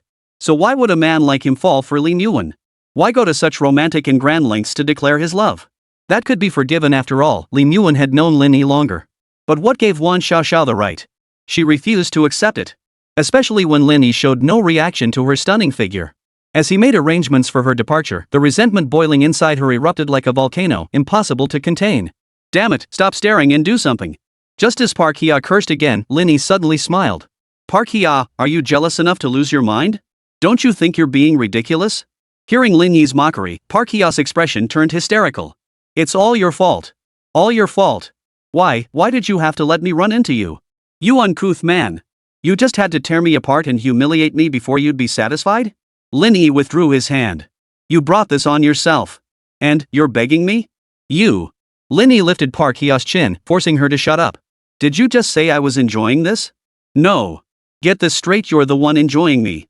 I'm the one getting screwed. Park Hye's expression shattered. Am I really that pathetic in your eyes? Not that pathetic. At the very least, Park Hye's use of her charms far exceeded the pass mark. But facts were one thing, how they were presented was another. Beg me. Lin Yi repeated with a playful tone. Park Hye fell silent. Just as Lin Yi lost patience and prepared to leave, her voice cracked as she spoke. I beg you. Lin Yi halted his steps. Beg me for what? Please, take me. What else? What else? Park Hye bit her lower lip. I have nothing left to offer you. Aren't you satisfied? I don't like sharing things with others. Lin Yi pointed at Park Hye's phone on the nightstand. Make an international call. Let me see how sincere you are. Park Hye tugged at her hair. She was losing her mind, completely losing her mind. Yet for some reason, a twisted sense of revenge surged through her. It's all your fault, you useless man. Compared to Oppa Lin Yi, you're nothing. Seeing Park Hye pick up the phone and dial the international number, Lin Yi's blood boiled. This was the perfect chance to strike back at those Korean jerks. He had to seize it. And a double kill at that. Chapter 72, Keeping a Pet Isn't Troublesome. The notion that Koreans never sleep isn't just a meme, it's a fact. It was already 3 a.m., yet Park Hye's call connected before the second ring. Park Hye fluttered her eyelashes at Lin Yi and cooed, Appa. Hearing this phrase from the mouth of a genuine Korean girl sounded entirely different from someone awkwardly imitating it. What's this call about? Ha, you're so hot. Two male voices sounded almost simultaneously, one in Korean, the other in Mandarin. One distant, the other right before his eyes. The speakerphone paused for a second before erupting with a furious shout. Damn it! You, who's that man next to you? Who is he? What the hell is he yelling about? Lin Yi asked, tilting his head. That wimp is asking who you are. Tell him I'm his dragon country father and you're my Scylla slave. It's time for him to fulfill his filial duty. By this point, Park Hye had completely let go. She giggled softly and translated Lin Yi's words in a sweet, coquettish voice. Damn it! Damn it! Park Hye, I'll kill you, you. I'll make sure your whole family rots in hell. Park Hye-ul's expression tightened. Appa, he said he'll take revenge on me and my family. Her fiancé. Oh no, not anymore. He held some influence in South Korea. His family business couldn't compete with top-tier conglomerates like Samsung, but it ranked solidly in the mid-tier. Not quite a top-tier chaebol, but still connected to the elite. Taking down Park Hye and Longhwa? No matter how far his claws reached, they could be chopped to pieces. But if he dared to touch Park Hye's family? That would be easy. Tell him this, if he dares to make a move, I'll hunt him down in Korea and destroy him. Seeing Lin Yi's resolute stance, Park Hye's face lit up with delight. She immediately began exaggerating how incredibly powerful Lin Yi was in the Dragon Kingdom. For instance, he drove a globally limited edition Ferrari supercar and was a super VIP of the Ferrari Motor Group. Or how he once spent 1.1 billion won in a single night, and how incredibly wealthy his family was. Blending facts with her vivid imagination, she managed to intimidate that Korean guy. Damn it, you worthless piece of trash. Park Hye snapped back fiercely. Listen up, you piece of Korean trash. This is how a dragon countryman crushes scum like you. Damn it, Korean men have inferior bloodlines. I'm thinking about my future generations. I'm going to bear a dragon countryman's child. Damn it. Park Hya's speech was peppered with, which Lin Yi couldn't understand. But judging by her expression, he could tell she was cursing up a storm and loving every bit of it. Appa, he hung up. Park Hya said pitifully. Do I need to tell you? Call him back. Just as Park Hya dialed again, Lin Yi lunged forward and pulled her into a tight embrace. Simply judging by the firmness and texture of her skin, it was a completely different sensation from Wan Xiaoxiao's silky smoothness, two distinct yet equally exquisite top-tier pleasures. Appa, please conquer me. Expanding territory was an obsession ingrained in the bones of Dragon Nation men, and Lin Yi was no exception. Moreover, studies revealed that Dragon Nation men possessed 78% combat gene fragments, while foreigners maxed out at a mere 24%. When activated, the combat gene grants Dragon Nation warriors explosive enhancements in strength, endurance, speed, and combat prowess far beyond imagination. During the Korean War, the Chinese people's volunteers fought so fiercely that the South Korean bastards were crying for their mothers, abandoning their armor and running wildly through the mountains. Having inherited the iron will of his forebears, Lin Yi could certainly leave Park Hya utterly bewildered. Moreover, a man's achievements aren't limited to the battlefield. Conquering Korean women could arguably count as one too. Lin Yi was fighting for national glory. He was no traitor like Cao Cao. An hour passed quickly. Leaning back against the headboard, Lin Yi lit a post-coital cigarette. He took a deep drag and exhaled slowly. One word summed it up: bliss. That nameless Korean stud took at least 7 or 8 calls, and Park Hya was thoroughly engrossed. It was both a pledge of loyalty and an unusual thrill of transgression and ambition. Clearly, Park Hya had pinned all responsibility for today's events squarely on her fiancé. A tangled web of reasons wove her into a full-fledged succubus. As for Lin Yi, he felt not a shred of guilt. If it were a fellow countryman from the Dragon Nation, even if playing the role of Cao Cao felt exhilarating, one would still feel guilt. Even if not, it wouldn't stand up morally. But when it came to Korean men, Lin Yi felt no guilt whatsoever, only motivation. Over the past hour, his stamina had skyrocketed. He kept thrusting relentlessly, completely unafraid of any mishap. Appa, you're so strong. Park Hya's eyes glazed over as she nestled into Lin Yi's embrace, staring at him intently. Truly, he was the Dragon Nation man who could crush her completely, making her willingly submit as his concubine. Oof. Not so cocky now, are you? I wouldn't dare. Master. Park Hya had accepted her place after all. She had nowhere left to retreat. Moreover, she harbored an innate fascination with strength, willingly becoming Lin Yi's Scylla concubine. Degrading herself? No way. A glance back at Korean history reveals that during the Tang dynasty, every Scylla woman took pride in becoming a Scylla concubine. With such historical precedents set by her ancestors, what could possibly be unacceptable to Park Hya? She couldn't ask for more. Master, your servant doesn't want to leave you, nor return to that despicable country of Korea. Lin Yi patted her firm, pert buttocks. Know your place. I'll help you apply for a 5-star citizen ID of the Dragon Kingdom. Obtaining Long Kingdom citizenship was clearly beyond Park Hya's qualifications. But obtaining permanent residency was relatively straightforward. Thank you, Master. Park Hya planted a kiss on Lin Yi's cheek, then looked worried. Master, what about my family? That was indeed a problem. Lin Yi pondered for a moment before replying. If he dares lay a finger on your family, tell me. Even if he's in Korea, I'll still take him down. This was merely a temporary measure. At the very least, that Korean bastard wouldn't dare make a move until he figured out Lin Yi's true identity. It wasn't Lin Yi's prowess, but the might of the Dragon Nation. It was 2024. The dragon's ascent was undeniable, and the corresponding benefits followed in quick succession. South Korea's dependence on the Dragon Nation goes without saying. Even top conglomerates like Samsung had to bow to its will. Don't doubt it, just look at the trade deficit between the Dragon Nation and South Korea, along with the specific trade items, and you'll see the hidden truth. If even the Samsung conglomerate operates this way, what chance does a mere upstart Korean tycoon have? Even if he's seething with rage, he dares not make a reckless move. Given time, Lin Yi's achievements will only grow more formidable. The arrival of a transnational powerhouse in South Korea is no longer unimaginable. Appa, you're the strongest, most outstanding, and most responsible man in the entire world. Oh ho, so now I'm not stingy, ungentlemanly, despicable, and vulgar anymore? Though she detected the sarcasm in Lin Yi's words, Park Hya didn't flare up again. She tilted her cheek close to Lin Yi's ear. Appa, I was wrong before. If you're still angry, go ahead and slap me hard. Smack. Lin Yi actually slapped her across the face. Park Hya hadn't expected him to actually hit her, yet inexplicably, she felt elated, her expression turning ingratiating.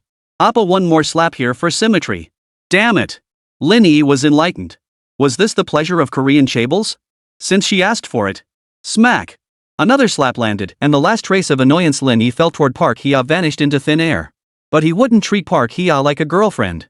She'd be nothing more than a pet to him. Just like a little dog, obedient and affectionate if she played nice, beaten mercilessly if she dared to bare her teeth. Of course, Lin Yi's pets were never neglected. They received the finest food, clothing, and care. Reaching for his phone, Lin Yi transferred a sum of money to Park Hya. Please accept 100,000 yuan. Park Hya accepted it instantly. This was no small sum. Thank you, Appa. With the bracelet secured, she could now afford a comparable handbag. Lin Yi glanced at her, well aware of Park Hya's spending habits. Even combined, Lin Yuan and Zhao Liwei couldn't match her. But it didn't matter. Anything money could solve wasn't really a problem. What truly troubled Lin Yi, however, was matters of the heart. A good girl like her couldn't be let down. After a tender moment with Park Hya, Lin Yi returned to the master bedroom. Lin Yuan was sprawled out like a piglet. He smiled gently, slipped under the air-conditioned blanket and pulled her close. Now, Lin Yi finally had time to check the system notification that had popped up in his mind during the friendly matches with Wan Xiaoxiao and Park Hya. Chapter 73, Conquer. Conquer. Conquer. Reversal Mission Stamp Collection Real-Time Update. Stamp Collection Target, Wan Xiaoxiao. Collection Score, 95 points, Ageless Goddess. Stamp Collection Progress, in progress. Stamp Collection Reward, Life Skill Selection Gift Box. Stamp Collection Review, a frozen age goddess worth nearly 10 billion. Getting lucky with her after she got drunk might just be a blessing in disguise. A blessing in disguise? Lin Yi shook his head and smiled it off. The system's timeline was set 18 years in the future, rendering its commentary largely useless.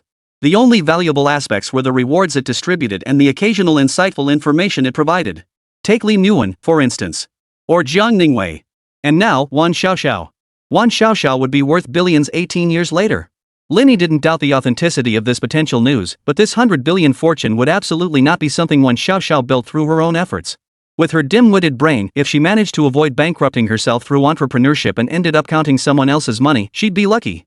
Therefore, there was only one possible way Wan Xiaoxiao could have amassed 100 billion fortune. Her family background is that impressive? Lin Yi clicked his tongue. Kaiyun University really is a place where hidden talents abound. First Qi Yamun, now Wan Xiaoxiao. Upon reflection, Lin Yi realized the system's assessment held some truth. He also understood why sleeping with Wan Xiaoxiao didn't count as completing his collection.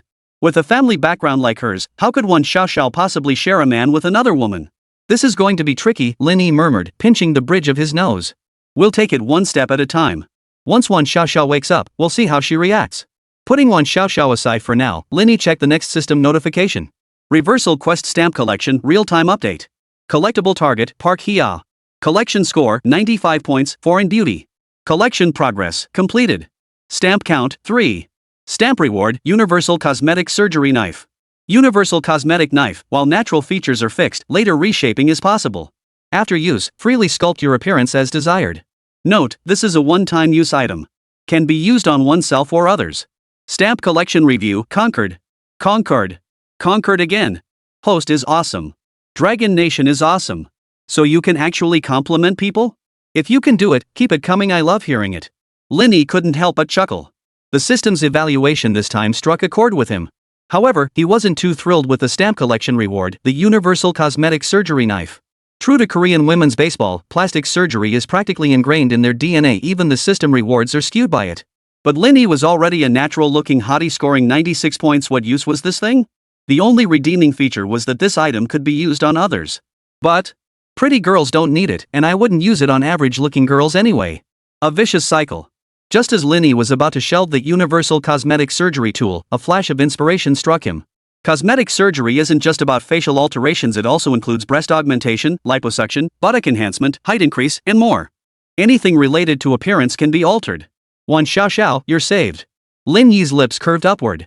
It was perfectly understandable to enjoy yo-yoing as a child, but as one grew up, interests inevitably changed. After all, you're an adult now. This might just be the chance to win Wan Xiaoxiao over. Lin Yi had a plan in mind.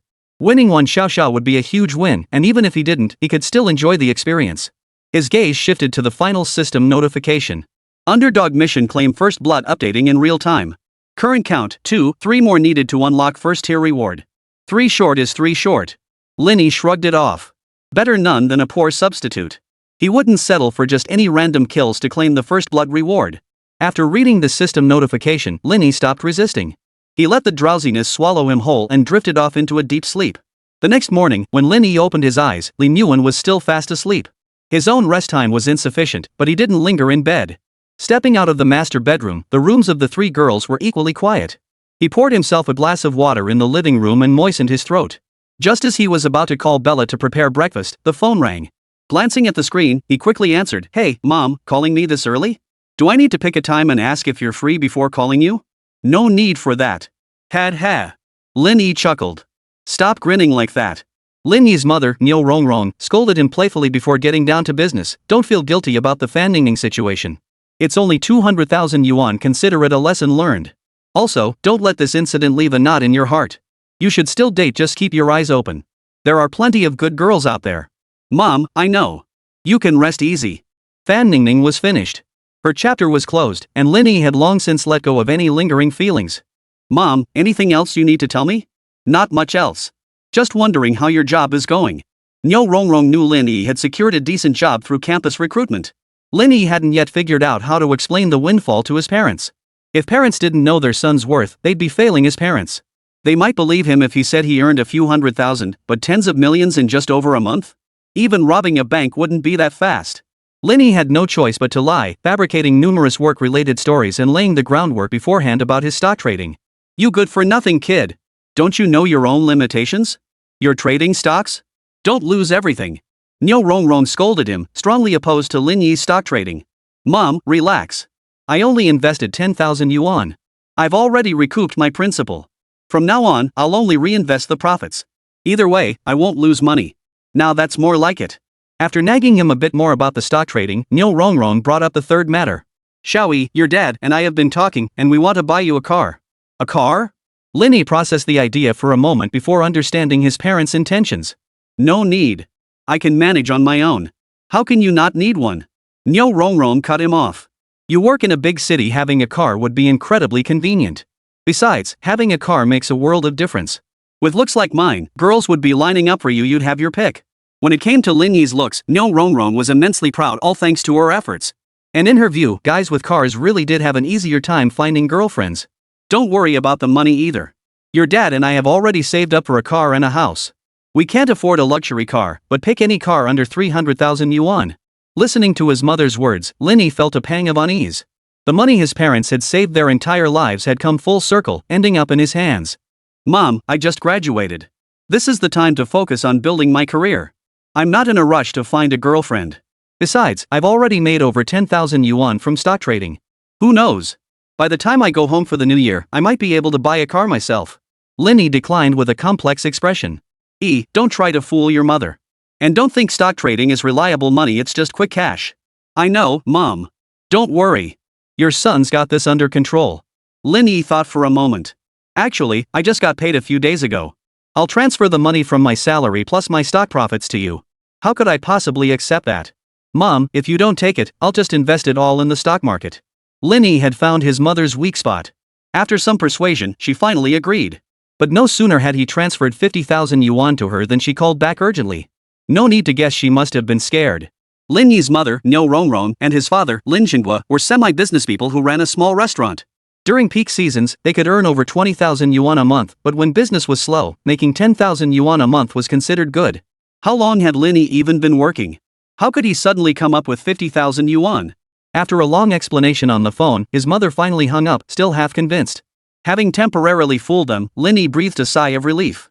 Next month, I'll transfer another 80,000 yuan to my parents under the guise of stock trading. Step by step, by year end, it should be manageable. After handling the family matters, the four girls in the presidential suite were still asleep. Lin Yi decided to head down to the hotel restaurant for breakfast on his own. But no sooner had he left than Wan Xiaoxiao peeked out cautiously from the room. Stinky man. Bad man.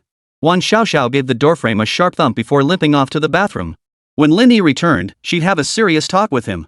Her first time absolutely couldn't be lost so carelessly. Chapter 74, Mastering the Art of Foot Washing. After breakfast, Lin Yi didn't head back immediately. After instructing Bella to prepare meals for the four women, he planned to indulge in the hotel's massage services. Many services at the Wanda Wenhua Hotel were outsourced to external partners.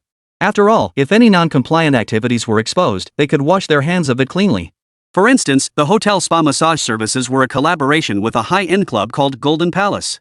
Lin Yi didn't care whether the spa massage services had any other connotations, he was simply there to relax his body. After all, for stunning beauties were waiting for him in the presidential suite, no need to seek pleasure elsewhere. Of course, a bit of curiosity was always there. Back in college, Lin Yi had befriended a senior in the student union who was famously known as the Bath Emperor at Kaiyun University. As they became closer friends, during their casual chats and bragging sessions, Lin Yi often heard fascinating stories about the bathhouse scene from him. But the stories were so vividly detailed that Lin Yi always assumed he was exaggerating.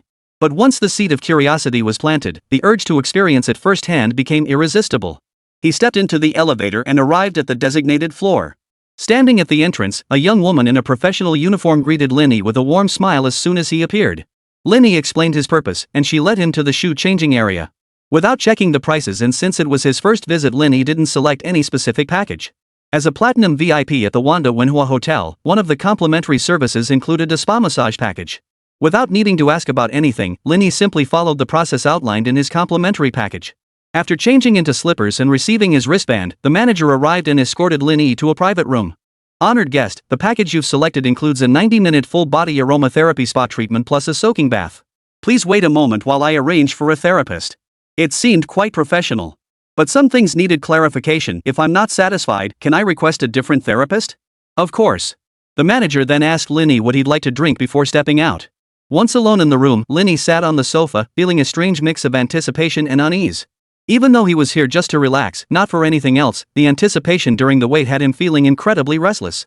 Deep down, he even harbored a faint hope, could there be some special service coming up? As he pondered this, the rhythmic clacking of high heels echoed outside the door. When the knock sounded, Lin Yi's heart suddenly tightened. It felt like opening a blind box, both nerve-wracking and thrilling. Come in.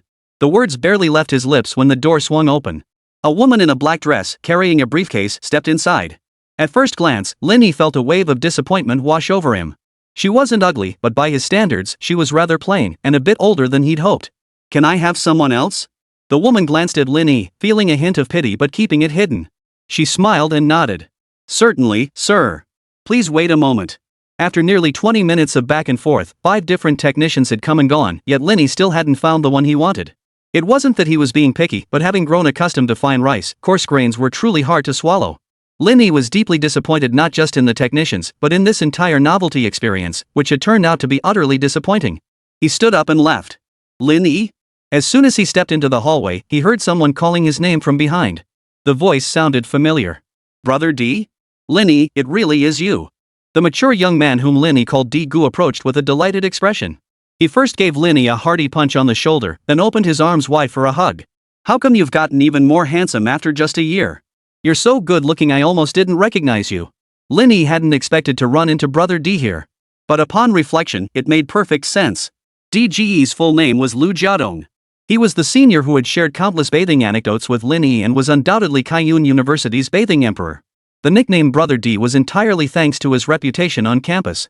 Lin Yi chuckled as he patted Lu Jiadong on the back. Ha, running into Brother D here doesn't surprise me at all.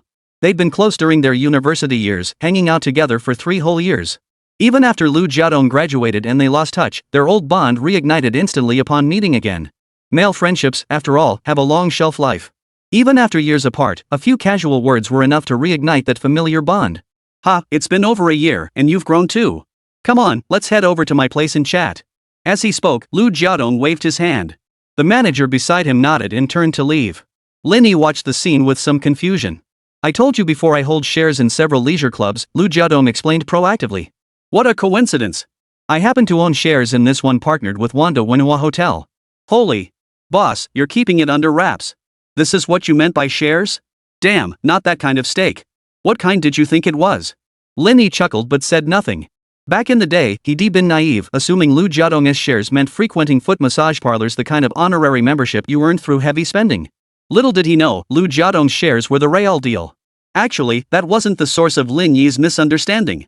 He'd seen rich kids before, types like Zhang Ku and Li Yujie, who flaunted their wealth as much as possible back in school. Lu Jiadong was different. He carried himself with quiet restraint, giving off an air of privilege without ever screaming rich kid. Brother D, back then when you kept talking about all this stuff with us, you weren't just trying to drum up business, were you? After settling into the private room, Lin Yi accepted the cigarette Lu Jiadong offered and asked with a smile. Lu Jiadong neither confirmed nor denied it. There was a bit of that. But you were way too low-key. You really kept me in the dark. Lin Yi, are you calling me out, or yourself? Lu Jiadong took a drag, smiling at Lin Yi. If Manager Joe hadn't told me a super picky VIP was coming today, I wouldn't have run into you. He recounted the sequence of events. Due to their partnership with the Wanda Cultural Hotel, the service here was as formal as it could possibly be. Of course, it wasn't particularly profitable, but making money wasn't the focus of Lu Jiadong's family. After all, clients who could afford to dine at Wanda Wenhua and receive complimentary vouchers weren't exactly strapped for cash. When using vouchers for complimentary services, technicians prioritized professionalism over appearance or physique. You couldn't have your cake and eat it too. Moreover, clients enjoying professional spa massages at a 5-star hotel often had female companions. Pushing boundaries would only alienate them. Therefore, the business here only needed to break even. Its purpose was purely to drive traffic. After the manager briefed Lu Jiadong on Lin Yi's situation, he knew the opportunity to court a major client had arrived. This didn't conflict with the positioning of the Wanda Wenhua Hotel, and Lu Jiadong's actions weren't taboo. But when he went to recruit the client, he unexpectedly ran into an acquaintance. Hey, only clients who spend over 2 million yuan within a year qualify for platinum VIP status at Wanda Wenhua Hotel. Lu Jiadong sighed dramatically, slapping his own cheek. I pride myself on having discerning taste, but when it comes to you, my face is swollen. Lin Yi offered no explanation. He had indeed prospered, now let others fill in the blanks about his past. You don't fancy any of my technicians? Lu Jiadong asked with a laugh. It's not that I look down on them. It's just that after experiencing their services, I feel they don't quite match your description. Lu Jiadong slapped his thigh. I should call you brother now.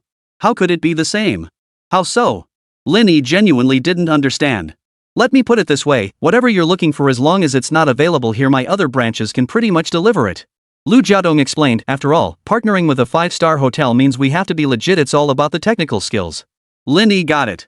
Haha, if you want something different, you'll have to visit one of our other locations, Lu Jiadong chuckled. We just opened a new branch specializing in exclusive membership and high-end cosplay themes. Whatever character you desire, we've got it. That impressive? Lin Yi's eyes widened. Are clubs this trendy now? We have no choice, Lu Jiadong shrugged. Our main clientele are the 80s and 90s generations. If we don't keep up with trends, we'll go out of business. Once he started talking about this, Lu Jiadong began pouring out his grievances. He was another casualty of the live streaming era. You have no idea how tough business is now. All these streaming platforms are inflating prices, and all the top-tier girls have gone to become internet celebrities. Lin Yi chuckled heartily, nodding in agreement. After a bit of small talk, Lu Jiadong fiddled with his phone. I'll transfer one over from my new shop. Guaranteed to satisfy you. Lin Yi glanced at his wristwatch and politely declined.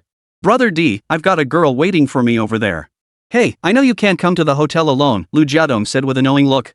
Don't worry, the one I found for you has a killer body and looks. Plus, she's just doing this part-time, no messy complications.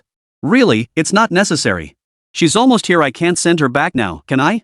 Lu Jiadong pressed on. It's just a regular spa service, nothing else. If you want something different, this place really can't accommodate that. You'd have to go to one of my other shops. With him putting it that way, Lin Yi had no choice but to agree. After chatting a bit longer, Lu Jiadong got up to leave. She's here now, changing clothes. We've got WeChat and phone numbers, right? Let's grab a meal sometime. No problem. Lin Yi rose to see him out. When he returned, he finally sensed that Kaiyun University truly harbored hidden talents. Who would have thought that the former Bath Emperor had become the true master of the bathing industry after graduation? Lin Yi finally grasped the truth. Once someone had money, connections seemed to appear everywhere. Relying solely on old ties, Lu Jiadong wouldn't have initiated this dinner invitation. After waiting another 10 minutes or so, a young woman pushed open the door. Welcome, honored guest. Her soft voice instantly captured Lin Yi's attention. Perhaps having seen too many plain-looking women before, Lin Yi felt a sudden sense of awe at her first glance. Her oval face featured delicate, graceful features. She wore a pure white strapless gown cinched at the waist with a golden sash. The gown featured a high slit on one side, revealing long legs adorned with high heels. A golden bracelet encircled the arm resting on her abdomen. Even her headpiece shimmered in gleaming gold. The entire ensemble evoked the image of a figure from Greek mythology. Athena, goddess of wisdom? Holy! Lin Yi's eyes widened. Was this the kind of cosplay Lu Jiadong had mentioned? But honestly, you know what? Getting a massage spa treatment from Athena was actually quite unique. Chapter 75, Get a membership card, top up 100,000 first. Honored guest, do you like it? The girl smiled, spread her arms wide, and twirled around in place. It's quite nice. Lin Yi said sincerely. The compliment made her smile even brighter. She set down her toolbox and crouched down in front of Lin Yi. Since this is just a part-time gig, I don't have an employee ID here. You can just call me Xiaoya. As she introduced herself, she began helping Lin Yi undress. When it came to removing his pants, Lin Yi felt a bit uncomfortable. After all, it was his first time, and the sense of embarrassment was quite strong. I can manage that myself. Then I'll go run your bath water, Xiaoya said cheerfully, rising to head toward the bathtub in the back. A few minutes later, Lin Yi changed into a bathrobe. Xiaoya pulled over a screen, tested the water temperature for him, and signaled it was ready. Watching her leave, Lin Yi slipped off the robe and sank into the tub, quietly savoring the relaxation brought by the warm water. However, Xiaoya soon returned. She had removed her high heels and held a washcloth in her hand. "Let me scrub your back for you." Lin Yi was puzzled. "This service isn't included in the package, is it?" "Well, it's mainly because you're so handsome. I took the liberty of deciding on my own. You won't mind, will you?" Xiaoya smiled, pursing her lips, her words coming from the heart. Lin Yi knew this girl wasn't some love-struck romantic idealist, but he believed her words without a doubt. Being handsome was an objective fact. If Lin Yi worked in this industry and encountered a pretty girl, he'd want to offer some extra service too. Women would do the same. As her soft hands glided over his back, Lin Yi closed his eyes in bliss. This was exactly what a spa treatment was all about. After bathing, they moved to the massage bed. It must be said that Lu Jiadong had truly mastered this trade. Otherwise, he wouldn't have been able to take over the family business just over a year after graduating from university. Xiaoya wasn't just beautiful, her technique was remarkably professional. She knew exactly how much pressure to apply and when to adjust the intensity. Even as a first-timer, Lin Yi could sense her expertise. His fatigue gradually dissolved into a sense of clarity and comfort under Xiaoya's hands, which alternated between light and firm pressure, fast and slow rhythms. Of course, physical contact was inevitable during the massage. For instance, when Xiaoya massaged Lin Yi's head, he naturally rested his head on her thigh. Similarly, when adjusting his spine, their bodies inevitably pressed against each other, separated only by a layer of fabric, making the sensation of her back incredibly vivid. Lin Yi gradually became immersed in the experience. He also began to understand why so many people were hooked on spa treatments at these clubs. The tantalizing beauty of that elusive closeness was truly exquisite. Lin Yi suddenly felt curious. What would you do if a client took advantage of the situation at a time like this?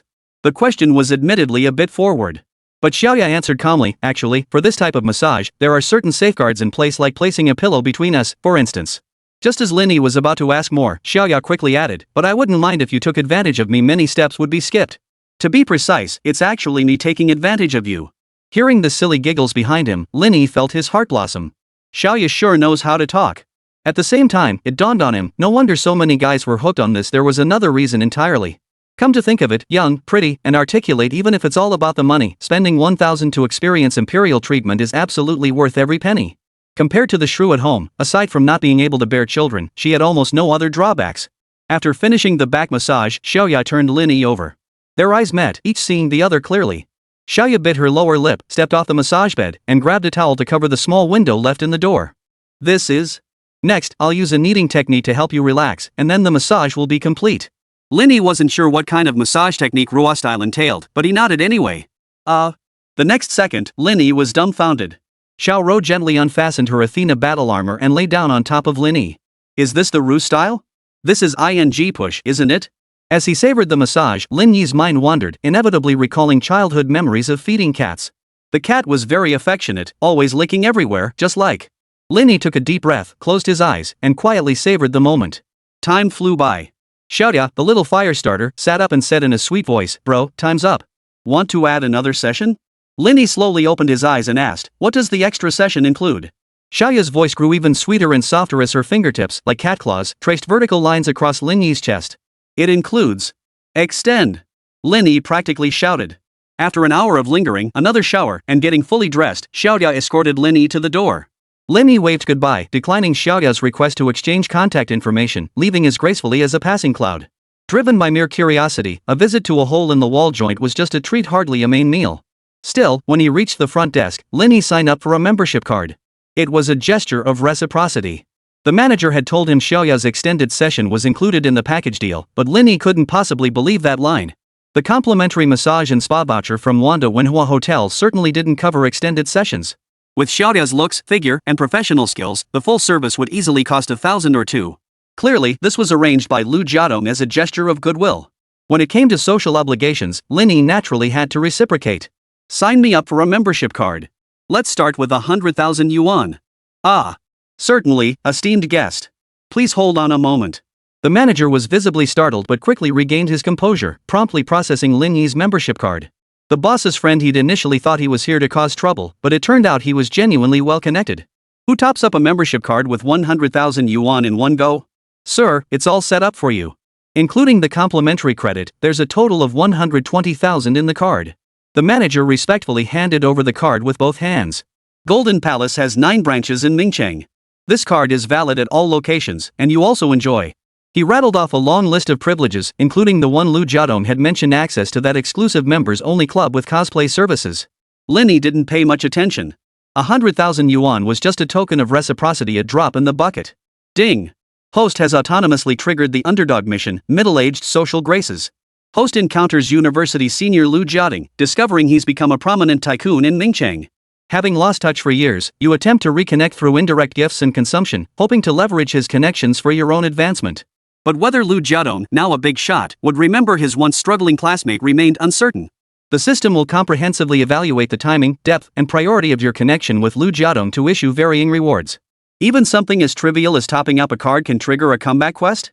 Besides, the system is way too slow. Lin Yi stroked his chin. He was the one who initiated the dinner invitation. How could he possibly forget his old classmate? He shook his head and chuckled. What kind of down and out am I now? I didn't reach out to him, he'll be the one contacting me soon. Sure enough, within 5 minutes, Lu Jiadong called Lin Yi. This was Lu Jiadong begging Lin Yi to reconnect, not the other way around. Chapter 76, Drunk words don't count, but what about sober ones? The Wanda Wenhua Hotel never casually disclosed guest information. Even with Lu Jiadong's business ties, that was impossible. But Lu Jiadong had his own channels, like Zhang Yifeng. After inquiring, he finally grasped just how formidable Lin Yi truly was. The sole Ferrari A12C in Mingcheng was registered under Lin Yi's name. This single fact alone offered a glimpse into the bigger picture. Given Lu Jiadong's influence, he couldn't have pulled it off anyway. Thank goodness, Lu Jiadong patted his chest, feeling profound relief. Thank goodness I listened to Dad. Back in college, despite being a second-generation rich kid, Lu Jiadong never acted like Zhang Ku or Li Yujie. Instead, he kept a low profile and made friends widely. This stemmed from his upbringing. His father had always told him that to thrive in business, especially in the bathhouse industry, building a wide network of friends was the real key. Lu Jiadong took this advice to heart. Growing up immersed in this mindset shaped his easygoing, talkative, and sociable personality. To be honest, back in college, Lu Jiadong looked down on Lin Yi. The reason lay with Fan Ningning. A man who wants to achieve great things certainly can't devote himself entirely to romantic pursuits. Once you achieve success in your career, all kinds of women will line up for you to choose from. Especially with Lu Jiadong's family business, he had long since seen through the life trap of romantic entanglements. Nevertheless, Lu Jiadong still befriended Lin Yi, and they got along quite well. He considered it cultivating a good connection. But Lu Jiadong never imagined that Lin Yi would rise to prominence, accept his overtures of friendship, and respond promptly. He dialed Lin Yi's number. "We're brothers, why are you being so formal with me?" Lu Jiadong said reproachfully, "When you first came to my shop, I treated you with genuine hospitality. But this is like slapping me in the face." On the other end, Lin Yi chuckled. "Brother D, you're putting it that way. I got the card because I plan to shop at your place from now on. I'm a customer, not giving you money for free." "Well, fine. Since you're giving me face, I should reciprocate. Got time tomorrow?" "Of course I do," Lin Yi nodded. "All right then. I'll organize a gathering tomorrow and invite some friends. Let's have a proper get-together." Lu Jiadong brought up the dinner plans again, but this time the timing was earlier and more specific, revealing his eagerness. Lin Yi naturally had no objections. They reminisced about old times for a bit before hanging up. Ding dong. Lu Jiadong proactively proposed establishing contact with the host. The host's response was flawless. "Keep up the excellent work." Done. Though he didn't receive immediate rewards, Lin Yi knew he'd earn system bonuses tomorrow. Being the one asking for favors versus being asked, it feels completely different. Lin Yi tucked his phone away and glanced at the time. It was nearly noon. It was time to head back and see if Li Muan and the others had woken up. Back in the presidential suite, only Li Muan and Chu Wanxian sat at the dining table. "Brother, you're back." Wearing only a t-shirt and hot pants, Li Muan immediately ran over to greet him, her small feet skipping as she bounced into Lin Yi's arms. Her bare legs wrapped around his waist as their eyes met. Lifting her up, Lin Yi feigned ignorance. "Where are Xiao Xiao and Sierre? Still asleep?" Li Muan wrapped her arms around Lin Yi's neck and explained. "Sierre said she had something to take care of and left first. As for Xiao Xiao, she drank too much and isn't feeling well. She's still lying down." Lin Yi wasn't surprised. Park Shear was sensible enough to know that after their clash yesterday, suddenly acting all lovey-dovey today would be suspicious. Putting on a show was exhausting, and besides, Park Shear had become a pet. Even without Lin Yi saying anything, she wouldn't dare bare her teeth at him again. Better to just slip away. As for Wan Xiao Xiao, Lin Yi couldn't help but chuckle inwardly. She must be worried that her walk would give her away, and she hadn't figured out how to face Li Muan yet, so she was faking illness. "You two eat first. I'll go see what's really wrong with Xiao Xiao." Lin Yi set Li Muan down. If it's serious, I'll have Bella call a doctor or take her straight to the hospital. Shu Anqian looked suspicious. She quietly tugged at her best friend and mouthed silently, something's wrong. Lin Yi paid no heed. Only after Lin Yi disappeared down the hallway did she speak, my life belongs to my brother. Whatever he does, I support him. You. Though Chu Anqian knew Lin Yi's temperament, she still felt stunned. He did it right in front of you. So what? As long as I can stay by my brother's side forever, he can do whatever he wants. She's gone mad, absolutely mad.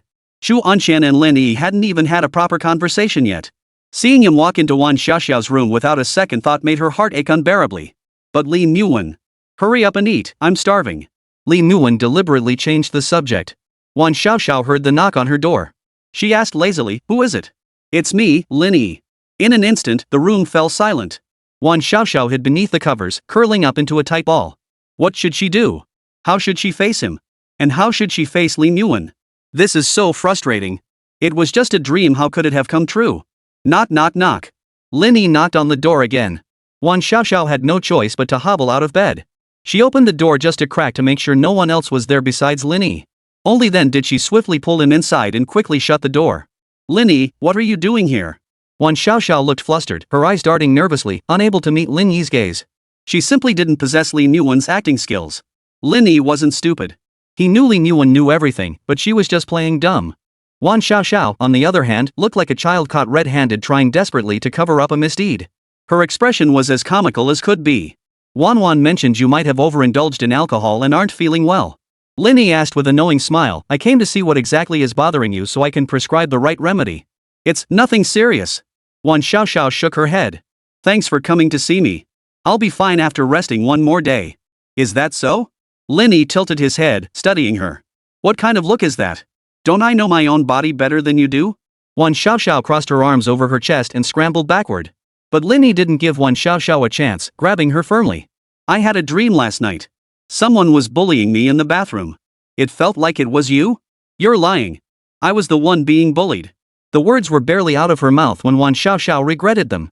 I mean, how could anything in a dream be real? Her cheeks flushed crimson as she stammered, Lin Yi, we were both drunk last night. We can't take everything seriously. Nothing happened between us. Is that so? Wan Xiaoxiao's mind was in turmoil. They had already done it, how could she pretend nothing had happened? But she had stolen another woman's man after all. She was the third wheel, the intruder. It was utterly immoral. Yes. Lin Yi released Wan Xiaoxiao and asked her earnestly, are you sober now? Wan Xiaoxiao replied hazily, yes, I am. Why? Lin Yi smiled, took a step forward, and grabbed Wan Xiaoxiao again. With one hand, he pulled her forcefully into his embrace. Leaning close to her ear, Lin Yi whispered softly, since you say what happened when you were drunk doesn't count, then surely what happens when you're sober counts, right? In that instant, Wan Xiaoxiao's mind went completely blank. Could it be like this? No, why does it have to be like this? She wanted to refuse, yet she didn't want to refuse. Without a doubt, Lin Yi perfectly matched her criteria for a life partner. He was handsome, had a great physique, was witty and humorous, incredibly romantic, and was even her best friend's boyfriend. He had nearly every desirable trait. His only flaw was being too flirtatious. But deep down, Wan Xiaoxiao harbored a strange confidence that if she dated Lin Yi, he would be completely devoted to her. More crucially, she had already stolen Lin Yi's man. This meant that once the grip loosened, tightening it back up would become exponentially harder. At first, she put up a token struggle, but when Lin Yi pushed her onto the bed, Wan Xiaoxiao entered a peculiar state of mental blankness. The sensation was entirely different from being drunk.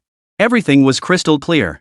A soul-shaking tingle spread through her, like she'd ingested the bitter-sweet breeze skill-dissolving powder. Her bones felt utterly limp. Ah! Wan Xiaoxiao covered her mouth, feeling like she was going mad. Chapter 77, must be a time management master. On the bed. By the window. At the desk. In. Every corner of the bedroom bore traces of the two of them. Wan Xiaoxiao felt light as a feather, as if floating on a cloud, completely numb. This man was so skilled. This was only because Lin Yi was being considerate, opting for a quick finish. Otherwise, he would have had to employ several more techniques. Finally, Lin Yi carried Wan Xiaoxiao to the bathroom.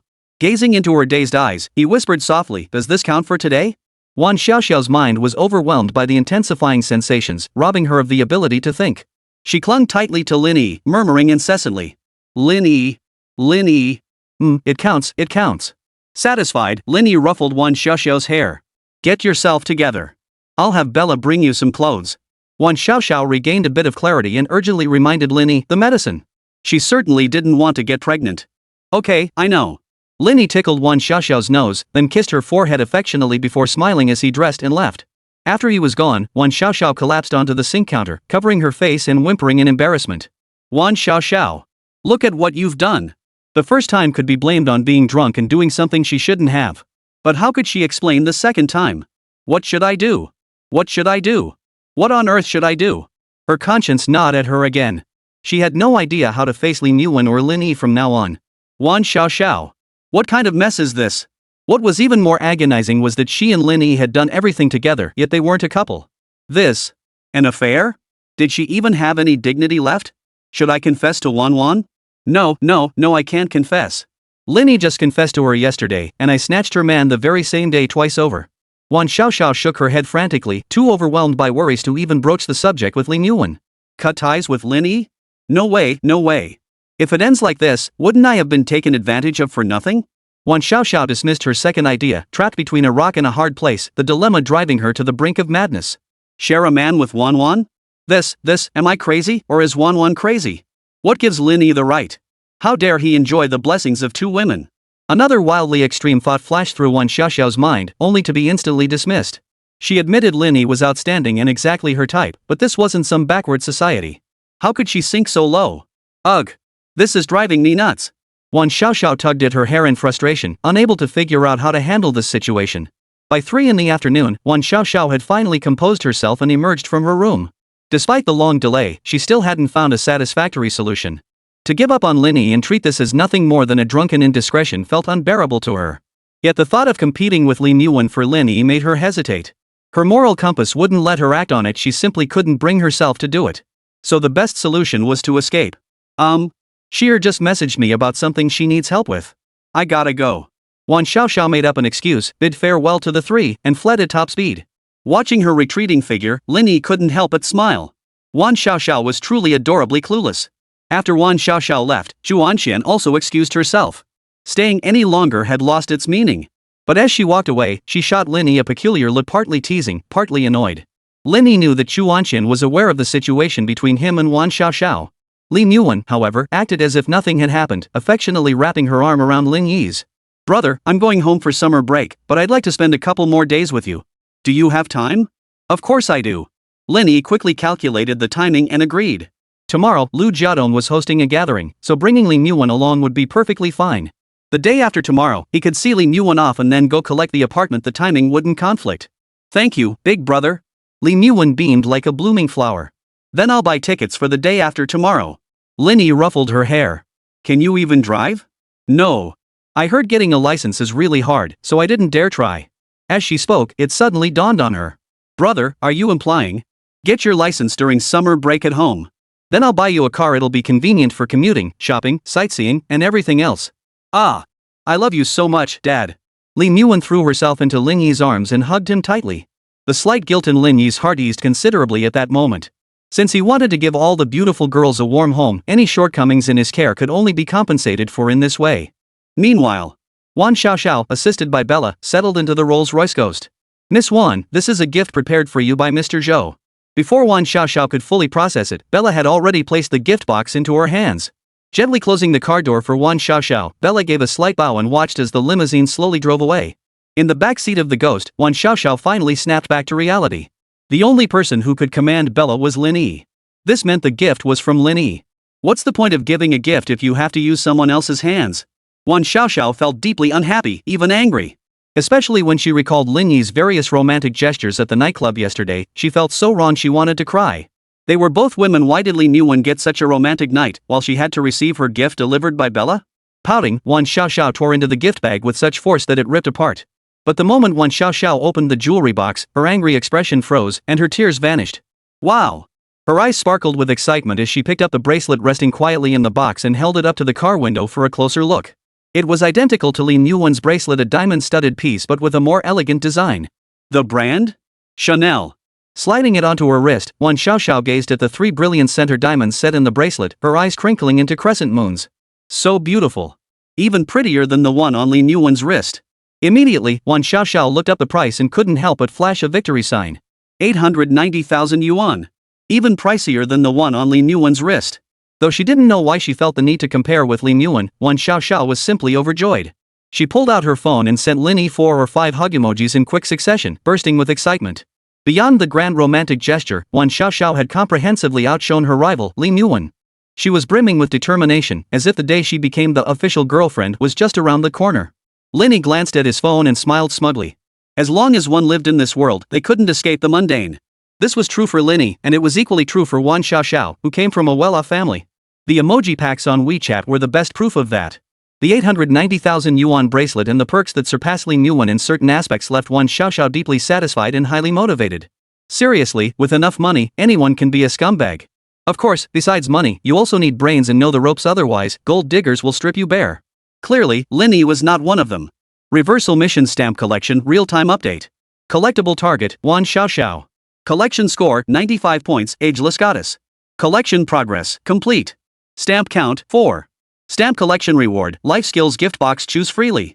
Collection Commentary, a timeless goddess worth nearly 10 billion actually staged a love triangle between two women. The host has truly grown.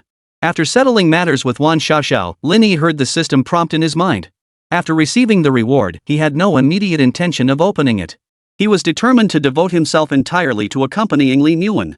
However, Lin Yi had another plan brewing. Mastering time management must be prioritized. Chapter 78, on the verge of entering a new circle. Lin Yi and Lin Yi spent an intensely intimate night together. He was thoroughly satisfied, while Lin Yi was utterly exhausted. When Lin Yi rose refreshed, Lin Yi was still fast asleep. Ring ring. It was a call from Lu Jiadong. Hello, brother D. Hope I didn't disturb your rest? It takes two to tango. Though Lu Jiadong was a year older than Lin Yi, their statuses were equal and Lin Yi's latent potential even surpassed his own. Lu Jiadong naturally addressed Lin Yi as Brother E too. What time is it? How could someone so young sleep at this hour? True. Lu Jiadong laughed heartily. Brother E, it's settled then. 7 o'clock tonight at clouds above. I'll be waiting for your arrival. Holy crap, Brother D, you're totally trolling me here. Lin Yi's tone was exaggerated. Don't worry, I'll definitely be there. Brother E, I'm organizing this gathering. There are a few friends I should introduce to you. Lu Jiadong was a straightforward guy, and to avoid unnecessary trouble, it was wise to lay the groundwork beforehand. Lin Yi perked up. He knew he was about to enter a whole new circle. In other words, his social circle was about to reach a whole new level. Counting you and me, there'll be 6 people at this dinner. Everyone will bring a date. From Lu Jiadong's introduction, his 4 friends were all prominent second-generation figures in Mingcheng, wealthy and well-connected. All in their early 30s, their influence surpassed Lu Jiadong's. One came from a mining family, another from a road construction dynasty, a third from a tourism empire, and the last was a quintessential playboy whose investments centered on supercar clubs, bars, and horse racing tracks. Without a doubt, all 4 were quintessential second-generation figures with extensive family connections. Whether in mining, construction, or tourism, you couldn't get by without connections. Moreover, these connections weren't purely black and white, they inevitably involved some gray areas in the middle. When introducing the last playboy, Lu Jiadong was unusually serious, clearly signaling to Lin Yi that this playboy wielded greater influence than the previous 3.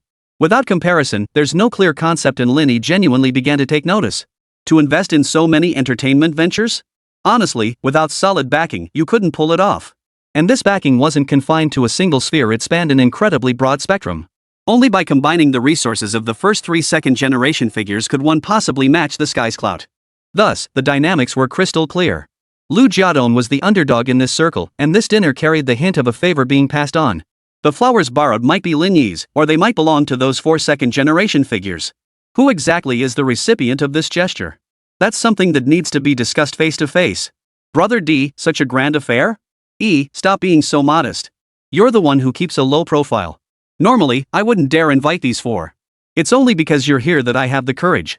Lu Jiadong fawned over Lin Yi, his words dripping with flattery. Lin Yi smiled. Alright, see you tonight. After hanging up, Lin Yi's breathing became slightly erratic. It wasn't fear, pure, unadulterated excitement. Finally, he'd get to properly test his skills against these so-called elite second-generation heirs. All his hard work over the past period was finally about to be put to the test. It was like a top student in a regular class, just beginning to feel that lonely sense of invincibility, only to be transferred to the elite experimental class. Only by facing opponents of equal caliber or even those a notch above can life avoid becoming stagnant. Lin Yi clenched his fists. Now, I can ascend to greater heights and glimpse the scenery halfway up the mountain. After breakfast, the fervor in Lin Yi's heart had already faded.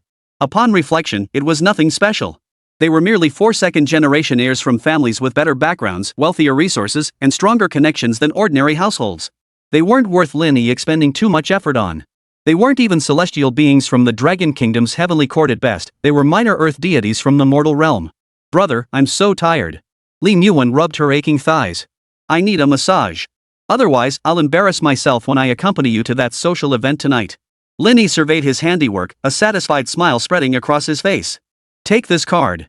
The hotel offers spa massage services. Enjoy yourself. Lin Yi accepted the Golden Palace membership card Lin Yi handed her without question, sweetly replying, "Thank you, brother." Her clever yet uncomplicated nature was exactly what Lin Yi adored. He affectionately stroked her small hand. You're relaxed enough now. I'll accompany you shopping this afternoon. After breakfast, Lin Yi and Lin Yi parted ways. Lin Yi headed for a spa massage to unwind, while Lin Yi followed Bella to the 6th floor. This was the Wanda Wenhua Hotel's in-house swimming and fitness center. Surprisingly, it was still quite busy at this hour. Coming here was actually Lin Yi's spur-of-the-moment idea. After all, the fitness and swimming center offered chances to encounter not only men but also plenty of attractive women in yoga pants or bikinis. Of course, Lin Yi wasn't there for the men, he had no interest in that. His true purpose was to admire the lovely ladies' stunning figures. After all, taking in more beauty is good for one's health.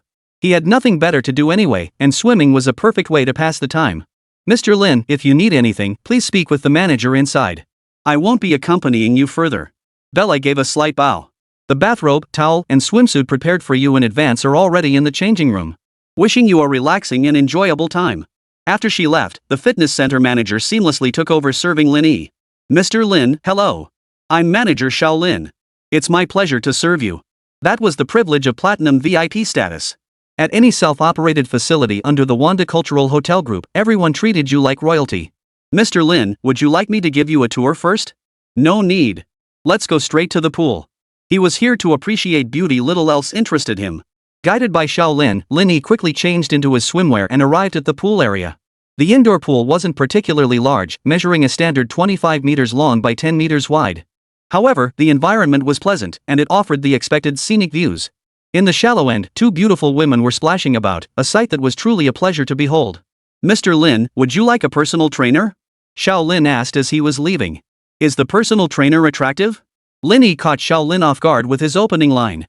He chuckled awkwardly, "She should be decent." Seeing this, Lin Yi waved his hand dismissively. Wasn't this a rhetorical question? A 5-star hotel wouldn't risk its reputation for such petty gains. While personal trainers naturally had to be presentable in appearance and physique, their expertise in their field remained the paramount consideration. Take Bella, for instance. Forget it. I'll swim on my own." Lin Yi was reasonably competent in the water, not exactly a landlubber. But that meant he could get by in the water, it had nothing to do with looking good. Of course, Lin Yi wasn't just a doggy paddler, he could also do the breaststroke. When he swam, he didn't exactly make people laugh. After getting in the water, Lin Yi first tried to get a feel for it. Cough cough. Perhaps it had been too long since he'd been in the water, because Lin Yi accidentally choked on a mouthful of water. He. Not far away, the distinctive giggles of girls reached his ears, leaving Lin Yi flushed with embarrassment. Since acquiring the system, he'd grown accustomed to being awesome. To suddenly be caught off guard and made a laughingstock? Where was the pride of a god-tier player supposed to go? You like to laugh, huh? Fine, I'll make you laugh your hearts out. Activating the life skills custom treasure chest. Lin Yi immediately decided to pull out all the stops, showing those 2 girls what a swimming champion was all about. Chapter 79, 2 multi-million follower internet celebrities. Life skills encompass every aspect of daily living. Cooking, driving, billiards, swimming, even combat, all included. Lin Yi suddenly felt reluctant to use it. But not using them would be like not having them at all. And did Lin Yi really need to worry about cost-effectiveness now? No need. Select Swimming Mastery. Host has selected the lifestyle skill, Swimming Mastery. Congratulations, host. Your swimming skills have reached professional level. Lin Yi didn't need to understand what professional level meant. All he knew was that nearly all knowledge about swimming flooded into his mind. Simultaneously, his body instantly adapted to the change, acquiring muscle memory without any discomfort whatsoever. Now, Lin Yi was terrifyingly powerful. Like to laugh? Eager to show off, Lin Yi demonstrated his swimming skills. He started with a freestyle dash to the pool's far end, then returned using butterfly. Then came backstroke, sidestroke, and underwater swimming, alternating through each style. Wow! His swimming skills are so good, he's almost catching up to professional swimmers. But earlier, he clearly choked on water. Maybe he was just messing with us? Look, his physique is seriously impressive. Lin Yi seemed like a fish in water, thoroughly enjoying himself and temporarily forgetting about the two girls. However, Lin Yi's graceful and powerful swimming form drew the girls' attention. They first discussed the earlier incident of him choking on water, then moved on to analyzing his swimming technique. Finally, their conversation circled back to Lin Yi's looks and physique. He doesn't seem to recognize us. The girl with long hair complained to the one with short hair. The long-haired girl was Meng Zihan, and the short-haired one was Yao Duo. Both were famous million-follower influencers on Douyin. Well, not everyone recognizes us. Yao Duo, the girl with short hair, took it in stride. We're just influencers with millions of followers, not real celebrities. Besides, even big stars aren't recognized by everyone. Compared to Yao Duo's easygoing attitude, Meng Zihan, the girl with long hair, still felt resentful. I admit he's handsome, but there are only 3 people here. We're gorgeous, right? He pretends not to see us and doesn't even come over to chat. He just looks down on us. What kind of logic is that? If Lin Yi heard this, he'd scoff at it. What? Just because you're pretty, you have to go strike up a conversation to prove your charm? Is it rude not to approach him? But if we did approach him, who knows what he'd really be thinking? Zihan, forget it, Yao Duo hugged her. If he won't come over, we'll just go to him. No way, Meng Zihan snapped, her temper flaring. It makes it seem like we're the ones eager to pay him attention, like we're throwing ourselves at him. That's not what I meant. Yao Duo held up her phone in a waterproof case. Don't forget why we're here. He's perfect material, right? Reminded by Yao Duo, Meng Zihan snapped out of it. Right. She slapped the water. If a hottie like this gets hooked on us, he'd go viral for sure. Meng Zihan knew exactly what her online followers, both same-sex and opposite-sex, loved to see. For the same-sex crowd, it was all about the domineering CEO falling for me. And 9 times out of 10, they were either into looks, voice, or physique. Undoubtedly, Lin Yi ticked all the boxes. As for the male fans, they were drawn to Meng Zihan and Yao Duo's looks, figures, and the sizzling chemistry when they flirted with men. A video that appeals to both male and female fans simultaneously, how could it not go viral? Hee, I've already planned the ending. We'll tease him first, then make a decisive exit when he's hooked. Guaranteed drama. Meng Zihan suggested with a mischievous grin. Whether online or in real life, this was her nature, earning her the nickname Queen from many. This so-called queen thrived on challenge and conquest. Once she achieved her goal, she grew bored and sought out her next victim. Put simply, she thrived on the thrill of flirting, proving her allure, and feeding her psychological need for accomplishment. Sis Zihan, I'm afraid he'll be a tough nut to crack. Yao Duo pointed at Lin Yi. His aura is truly impeccable, like a nobleman from a distinguished family. That's all just superficial nonsense, Meng Zihan retorted with a haughty expression. Does my aura seem weak to you? Of course yours isn't weak, Sis Zihan. But the key issue is his age. Yao Duo had the classic innocent, sweet girl look, radiating a strong youthful vibe. But she wasn't actually the naive, easily fooled, slow-witted girl her online persona made her out to be. She was sharp as a tack. Lin Yi looked like he'd just graduated from college, or might even still be a student. To be so composed and possess such poise at around 21 years old, it didn't quite fit the mold of someone raised in an ordinary family. Isn't that even more exciting? Meng Zihan licked her lips. A cute puppy with both looks and class, just think of the satisfaction if we could land him. Alright, let's go. With Meng Zihan so eager, Yao Duo immediately decided to make her move. The key was she wouldn't have to lead the charge, she'd let Meng Zihan test the waters first. Splash, splash. Ripples spread across the water as the 2 girls slowly swam toward Lin Yi. Ha! Seeing the 2 girls swimming toward him, Lin Yi furrowed his brow in confusion. Fine, they could come over, but why were they holding their phones? He didn't try to block their view or anything, but it just felt uncomfortable. Are you guys filming a video? Yep, handsome, Meng Zihan nodded. We're filming a collab video and wanted to ask if you'd be willing to make an appearance? Are you guys influencers? Lin Yi asked. These days, it wasn't uncommon to see influencers filming all kinds of wet look videos in or around swimming pools. Lin Yi's liked page still had quite a few videos of this type. Nothing else, just visually pleasing and relaxing. But the internet is a big scam. Beauty filters, leg lengthening, waist slimming effects, it's all become rampant. It was fine to watch them, but if you believed what you saw without seeing it in real life, that was your choice. Lin Yi certainly didn't buy into it. But after seeing Meng Zihan and Yao Duo, Lin Yi held them in high regard. At the very least, they were genuine female influencers with real substance, not beauties transformed by plastic surgery or video editing technology. With their credentials, it was obvious they weren't minor influencers. But Lin Yi wasn't one to daydream. He admired online beauties but never followed them. Wow! You really don't recognize us? Meng Zihan switched to a sultry voice. Handsome guy, you really don't know me? Damn, that's so damn hot. Lin Yi's heart skipped a beat upon hearing her. A girl who combined looks, a killer body, and that sultry voice, the ultimate plaything. I don't really follow that stuff, Lin Yi replied candidly. Well then let's reintroduce ourselves. I'm Meng Zihan. And you, handsome? Lin Yi. You don't look that old. Just graduated from college? Meng Zihan leaned closer to Lin Yi. With looks like yours, why not consider modeling? Who knows, you might go viral. Not really thinking about that right now, Lin Yi shook his head. Become an internet celebrity? Who are you trying to insult? Yao Duo tilted her head cutely. She went for the youthful, innocent girl next door look with a touch of innocent silliness. Her voice was sweet and naturally flirtatious, like a girl next door. So, what do you do for a living, handsome? Just graduated. Haven't found a job yet. Unemployed for now.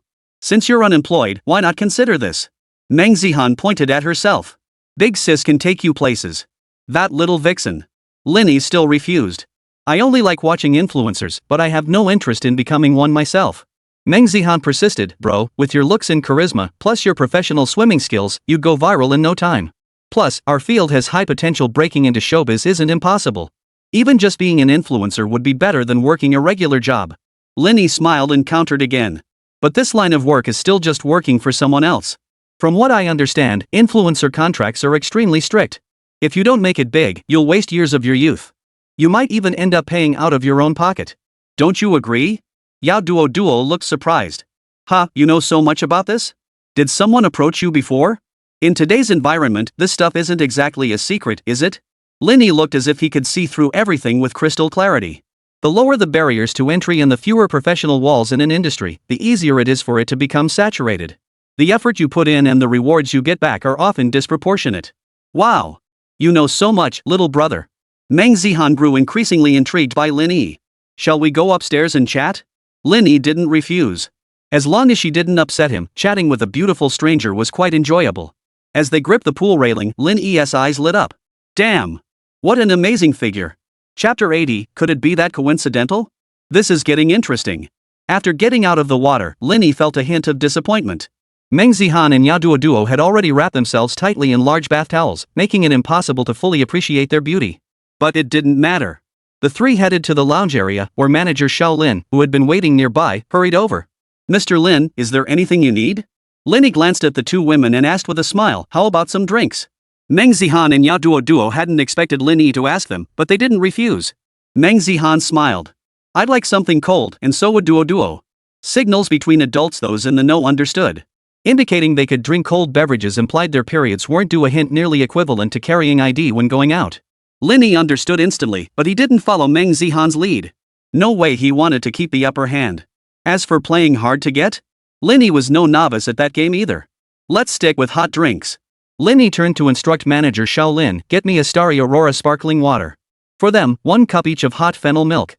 Certainly, Mr. Lin. I'll have the lounge prepare it immediately. Please wait a moment. After manager Zhao Lin left, the two women, still looking puzzled, huddled together and whispered. Sis Zihan, you've been in this industry longer than me. You've seen the world. What's the deal with this hot fennel milk? Yao Duo, though also a million-follower influencer, had only recently reached that milestone by exhausting every possible method. Meng Zihan was different. She had surpassed 10 million followers 2 years ago and was now charging toward 100 million. Undoubtedly, Meng Zihan ranked among the top female influencers with millions of followers, a status Yao Duo couldn't match. I don't know either. Meng Zihan's fingers, painted with red nail polish, tapped lightly against her full lips. Her troubled expression somehow managed to radiate 7 parts of allure. I've been to many places, but I rarely stay in 5-star hotels. Lin Yi pulled out a chair and sat down. He hadn't overheard their private conversation and didn't ask about it, instead keeping his own pace in the conversation. Are you staying here too? Yes, Dodo and I are here for an event. The organizers booked the hotel for us. Meng Zihan had intended to keep it secret, but seeing manager Zhao Lin's obsequious demeanor earlier, she found herself unable to resist and blurted it out. Yao Duo blinked her eyes. Lin Yi, you seem pretty familiar with that manager Lin from earlier? He was really enthusiastic toward you. Yao Duo had seen it clearly. The moment Lin Yi emerged from the pool, manager Lin had already been waiting to greet him. When she and Meng Zihan had arrived, manager Lin had greeted them too, but not with the same warmth and meticulous attention he showed Lin Yi. Not particularly close, Lin Yi chuckled. It's my first time on the 6th floor too. As for the warmth, maybe it's because I'm staying in the presidential suite. Yao Duo froze for a moment. Before she could respond, Meng Zihan covered her mouth and giggled softly. No wonder you don't care for internet celebrities, or remember us. So that's it, you're a man born with silver spoons in his mouth. Lin Yi chuckled at her enchanting, seductive tone. He quickly waved his hands. I'm no rich kid, just a little money to my name. The two girls laughed at Lin Yi's joke. Yao Duo asked excitedly, are you here to visit Mingcheng? No, I've already settled down here. Though he hadn't taken possession yet, the property was his, so technically he was settled in Mingcheng. Ha? Then why are you staying in a hotel? Meng Zihan looked puzzled at first, then suddenly understood, her tone oddly suggestive. Oh, is it what I think it is? Lin Yi shook his head and explained simply, of course not. The place is still being renovated and isn't ready for people to live in yet. Yao Duo nodded, but immediately spotted the problem. Renovating a house wasn't something that happened overnight. So that meant, how long have you been staying here? Not that long. If I had to pinpoint it, about a month. A month? Yao Duo and Meng Zihan exchanged a glance, both quickly stashing away the phones they'd been secretly recording with. Someone who could afford to stay in a presidential suite for a whole month was just a little money? They actually wanted to film this person and post it online? They must be out of their minds. Goodness gracious, a month in the presidential suite? Yao Duo gasped. Yeah, 34 days to be exact. Oh my. Meng Zihan immediately broke character, belatedly covering her mouth as she shot Lin Yi a look that was both innocent and seductive. That wasn't me just now. You heard wrong. But Lin Yi had heard it. Such a transparent attempt to cover it up was actually kind of amusing. What's wrong with girls from Sichuan and Chongqing? They're just human-shaped dinosaurs, what's the big deal? Over 34 days? That'd be over 2 million yuan? Yao Duo gasped again. Lin Yi remained unruffled. It's not that expensive. The presidential suites in Mingcheng are relatively affordable, and they offer significant discounts for long-term stays. Yao Duo and Meng Zihan exchanged glances, seeing the helplessness in each other's eyes. Is this guy even speaking human language? What did he mean by extending long-term? Compared to staying in the presidential suite for 34 days, the long-term extension was far more terrifying, right? Young man, just tell us straight, how long did you extend it for? Half a year. The moment Lin Yi finished speaking, Meng Zihan and Yao Duo nearly choked on their own spit, clutching their chests and coughing violently. Oh my goodness, that's ridiculous. Meng Zihan completely lost her composure, abandoning her cool, mature voice and even her queenly demeanor.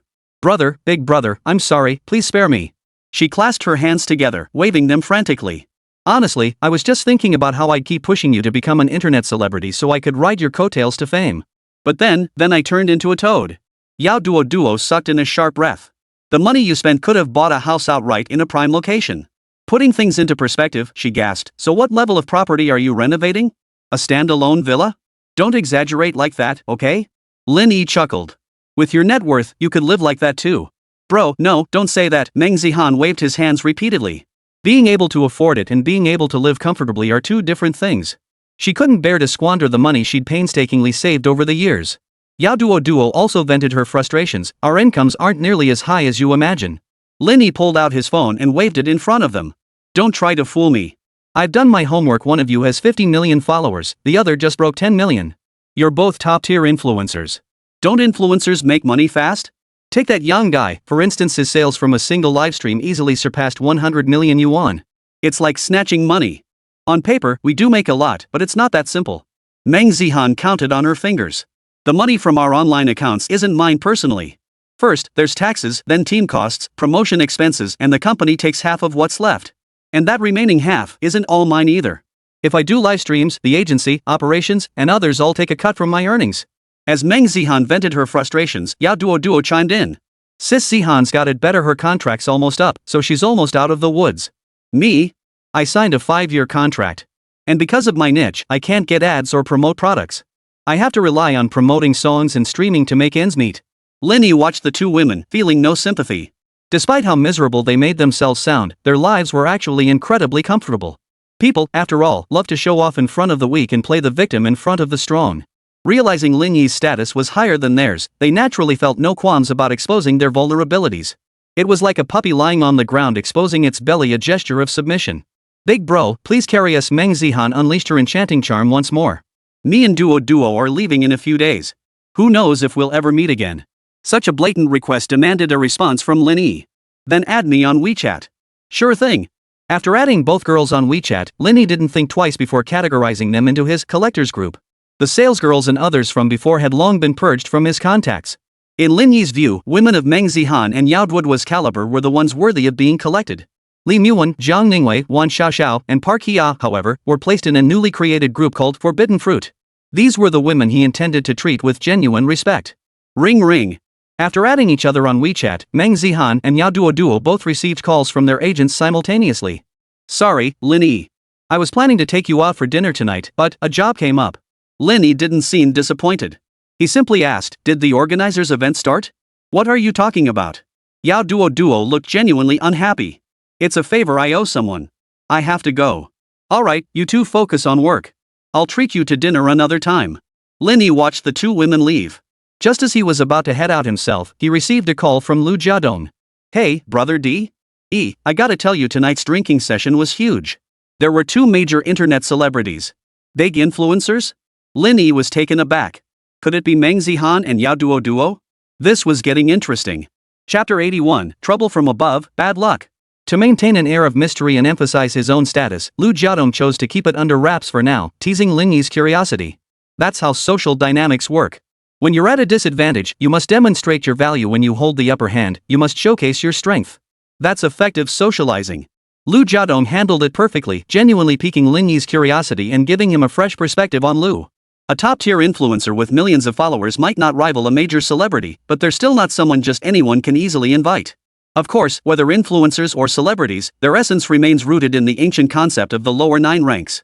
To ordinary folk, they're celebrated celebrities, but to the powerful elite, they're merely tools for entertaining guests, exchanging favors, or even mere entertainment. Even in today's internet-connected society, where news spreads nationwide in an instant, certain things are meant to remain unknown and they will stay that way. Undoubtedly, Lu Jiadong had proven his worth. Brother, that felt amazing. My whole body feels refreshed, all the fatigue gone. When Lin Yi finished showering, changed clothes, and left the fitness and swimming center, Lin Yuan approached him. She linked her arm through his. Brother, wanna give it a try? I saw they have a couples package too. Sure, we'll try the couples package another time. Lin Yi agreed with a smile, leading Lin Yuan out of the hotel and down to the underground garage. Driving his beloved car, the two headed straight for Plaza 66. At Lin Yi's level, the women by his side served as his second calling card. Truth be told, men, just like women, engage in mutual comparison, and the areas they compete over are largely the same. And the things they compare, naturally, are the things visible on the surface. For instance, the car they drive, the watch they wear, the clothes they put on, and the attire and demeanor of the woman by their side. In short, the key to determining how others perceive you lies in that first impression. This explains why many businesspeople, even when deeply in debt, still splurge on luxury cars. They do it for the first impression it creates, paving the way for subsequent social interactions. The success of luxury goods largely stems from fulfilling this very need. To engage in effective networking, one must first demonstrate their capabilities outwardly, and that's where luxury goods come into play. As for Lin Yi himself, he didn't need to spruce up, it was mainly for Lin Yuan. Lin Yuan has an easily satisfied personality, and most of the money Lin Yi gives her ends up being spent on him. She rarely bought much for herself. Take clothes, for instance, she still wore the same ones from before. Which store's clothes do you like? Lin Yi pointed to the luxury boutiques on the first floor as he asked Lin Yuan. Let's start with Balenciaga. Lin Yuan rested her head on Lin Yi's shoulder, smiling sweetly. The memory of our first shopping trip together feels like it was just yesterday, like a dream. She recalled the moment she first met Lin Yi. The flutter she'd felt back then stirred again. Combined with the present moment, Lin Yuan felt inexplicably moved. It all seemed profoundly meaningful and incredibly romantic. Lin Yi was a bit baffled. It was just shopping for clothes. Was all this rapture and excitement really necessary? After a moment's thought, he began to understand. Lin Yuan's behavior was classic self-indulgence. Put simply, when someone likes you, even if you give her a stone, she'll see it as romantic, a vow as enduring as the sea drying up and rocks crumbling. But when someone doesn't like you, even if you give her an expensive gift, she'll take it for granted and won't even bother to pretend. Mr. Lin, welcome to Balenciaga in Mingcheng. As soon as Lin Yi and Lin Yuan entered the store, the saleswoman recognized them instantly. She abandoned the customer she was assisting and hurried over to offer enthusiastic service. This is the real deal. After greeting them, she retrieved 2 bottles of Perrier mineral water from the mini fridge. Is Mr. Lin shopping for himself, or? I'm accompanying her. Understood, Mr. Lin. This lady, please follow me. Lin Yi had no intention of making do with mediocrity. He was solely responsible for paying the bill. The rest of the details were not his concern. Hey, what kind of customer service is this? The couple left behind by the saleswoman finally erupted. Their frustration boiled over. Why was it that when they came to buy clothes, the complimentary bottled water was Evian, but when it came to Lin Yi, it became Pocari Sweat? Did we just browse without buying? Or did we buy clothes and not pay? Is this kind of discrimination necessary? The woman's voice was sharp as she pointed her manicured finger at Lin Yi. We're all customers here. Why does he get Perrier while we get Prosecco? Are we not worthy, or is he just extra precious? Lin Yi paused mid-sip, utterly exasperated. He came to buy clothes, said nothing else, and in the time it took to take a sip of water, disaster struck being berated and pointed at? Damn it! The saleswoman, seeing this, immediately grew flustered. Ma'am, Mr. Lin is one of our prestigious VIC clients at Balenciaga. This is the treatment he deserves. Vic? We're VIPs. What? Are we lower than him? Lin Yi couldn't help but chuckle at the girl's remark. What are you laughing at? Do you think you're better than us? As soon as the woman finished speaking, her boyfriend beside her couldn't help but tug at her arm. Yuan, cut it out. We can shop somewhere else. The girl called Yuan felt even angrier now. What do you mean? Are you taking their side, huh? The boy's expression shifted, though he didn't lose his temper. He explained quietly. Yuan, Parisians' VIP clients are those who spend over 600,000 annually, and that's every single year. Yuan's mouth fell slightly open, but she refused to concede. So what if they do? So what if they spend no less than 600,000 yuan annually? Can't we afford that? She pointed at the saleswoman's nose. You snob! Open your eyes and see how I'm spending 600,000 yuan today. Lin Yi heard this and instantly lost his temper, choosing instead to watch the whole thing as entertainment. Now they were even dragging him into their wealth competition. Was this really necessary? And you? What are you laughing at? The girl named Yuan turned her attention to Li Yi. So what if you have a little money? What are you so smug about? After venting at Lin Yi, Yuan wrapped her arms around her boyfriend's arm. Honey, they're bullying me like this. Say something. Lin Yi hadn't intended to stoop to her level, but after being pointed at twice, even a clay statue would lose its temper. Hey buddy, Lin Yi asked with a smile, are you two married? The guy was annoyed. Really annoyed. What business is it of yours? I certainly don't need to meddle in your family affairs. I just wanted to remind you, a man's foolishness affects only one generation, but a woman's foolishness can ruin three. Lin Yi didn't curse, but his words stung like a sharp jab to the young man's spine. You seem pretty capable. Surely you don't lack for women? But this? Hey, having fun is one thing, but you'd be wise to steer clear of women who'll only bring you trouble. What do you mean? Calling me stupid? You're not just stupid, you're evil. The guy stayed silent, but Yuan exploded first, pointing at Lin Yi's nose for the third time and yelling at the top of her lungs. Lin Yi's face darkened completely. Ignoring Yuan, he coldly asked the boy, family business? Or did you start your own venture? He was about to interrogate him. Truthfully, Lin Yi didn't have much of a background, but his extraordinary bearing, impeccable composure, and habit of assessing situations before acting gave him major points. Especially the Balenciaga saleswoman, who fawned over him like he was her own father, further cementing the impression that Lin Yi came from somewhere important. Instantly, the guy backed down. Mind your own business. He didn't reveal his identity, instead pulling the plump girl away. But here's the thing, her chest might be big, but her brain seemed to have shrunk. I'm not leaving. She must apologize to me first. Ma'am, I sincerely apologize. My inadequate service has severely disrupted your shopping experience. My deepest apologies. The saleswoman was the first to step forward and apologize, since she had started the whole thing. Still, she'd never encountered such a clueless customer before. In luxury boutiques, everything revolves around money and status. If you're a Balenciaga VIP, you'd get the royal treatment too. But if you don't have the credentials, don't know your place, and still throw a fit in the store, that's just ridiculous. Seeing the saleswoman apologize only made Yuan more arrogant. She pointed at Lin Yi, then at Lin Yi. You two apologize too. Apologize my ass.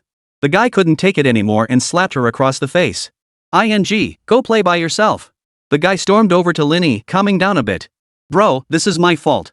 Sorry about that. You deal with that yourself. With that, he turned and stormed out.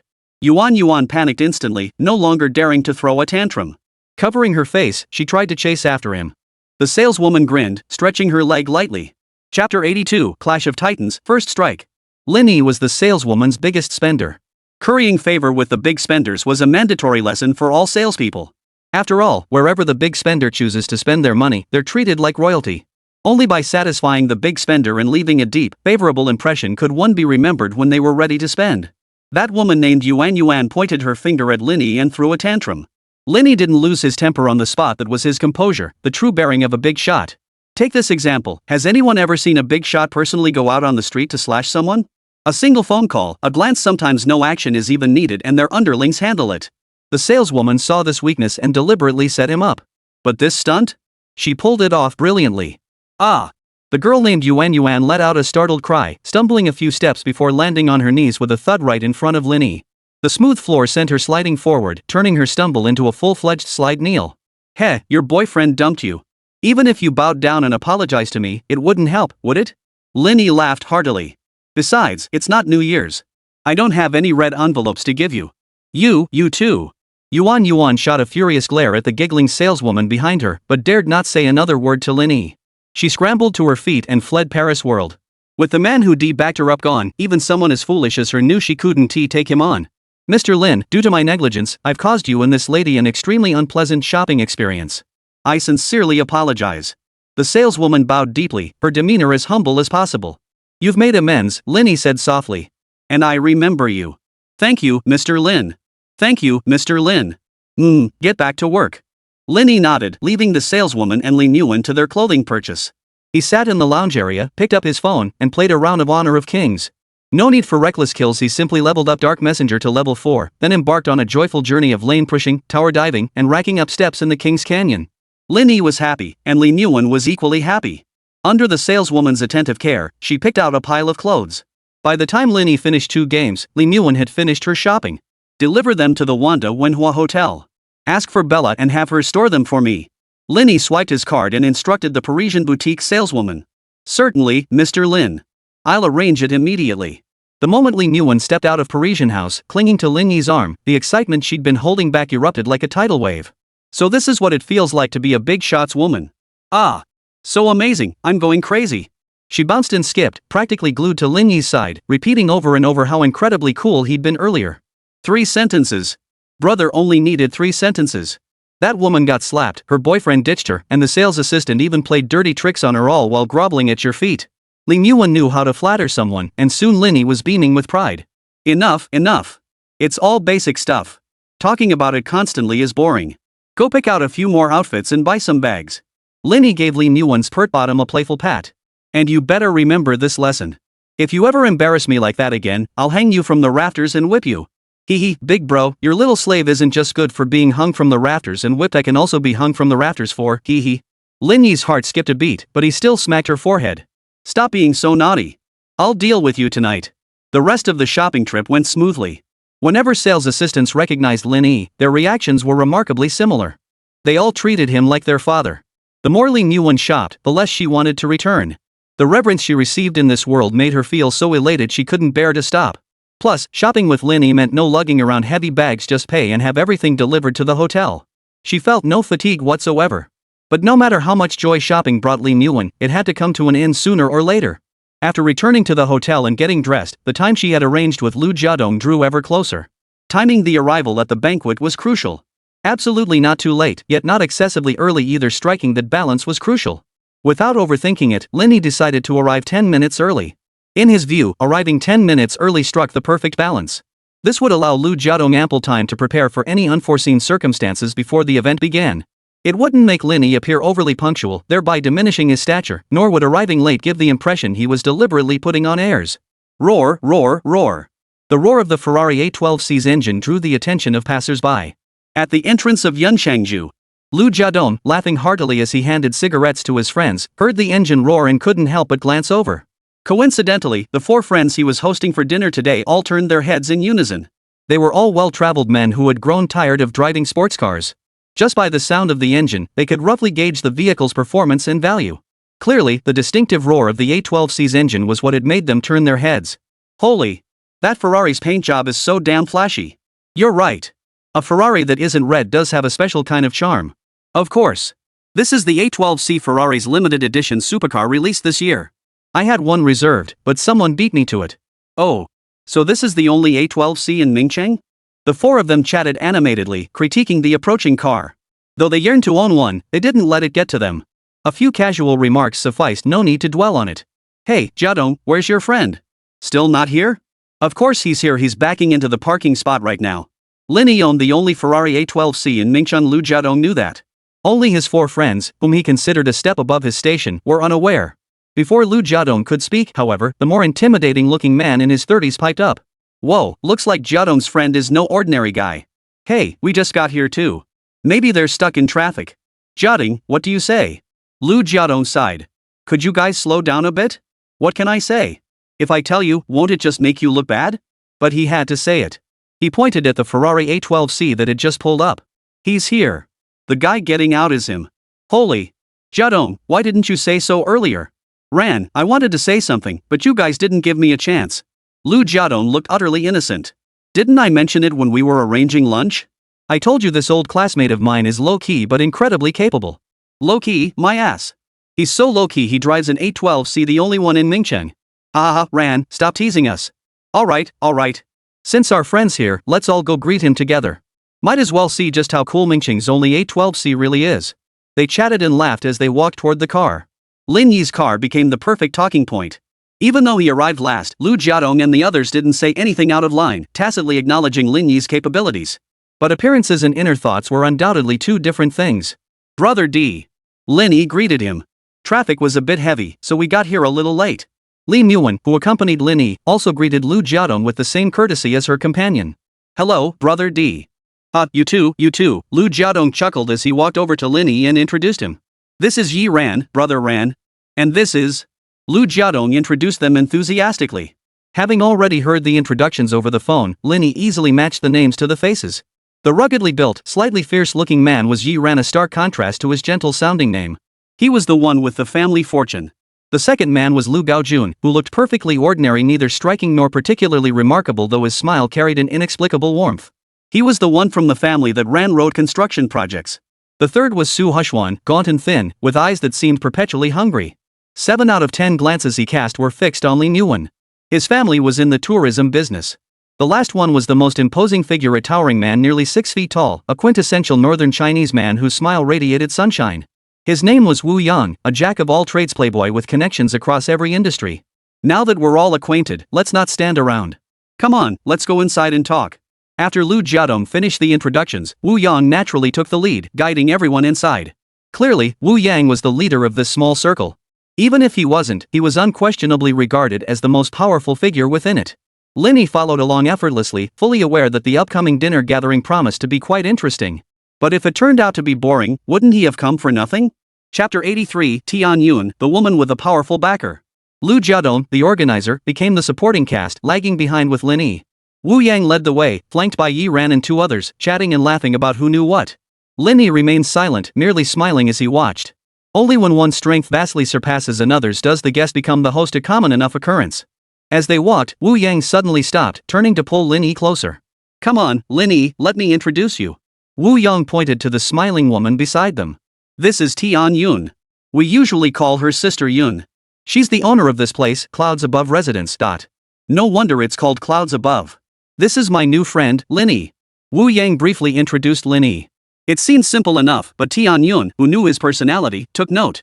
Wu Yang had dined at Clouds Above at least 80 times, mostly bringing friends along, yet he'd never once made a point of introducing someone to her like this.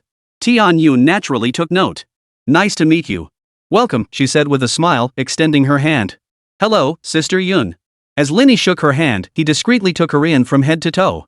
Tian Yun appeared to be in her 30s, dressed in a black knit top paired with a white high-waisted maxi skirt. Her slender ankles, encased in nude stockings, were adorned with a pair of red high heels. Her mature aura, combined with her well-preserved, beautiful features, created a strange chemistry within Lin Yi, a type he had never experienced before. Lin Yi, whenever you have time, come support Sister Yun's business more often. Wu Yang patted Lin Yi's shoulder, then suddenly remembered something.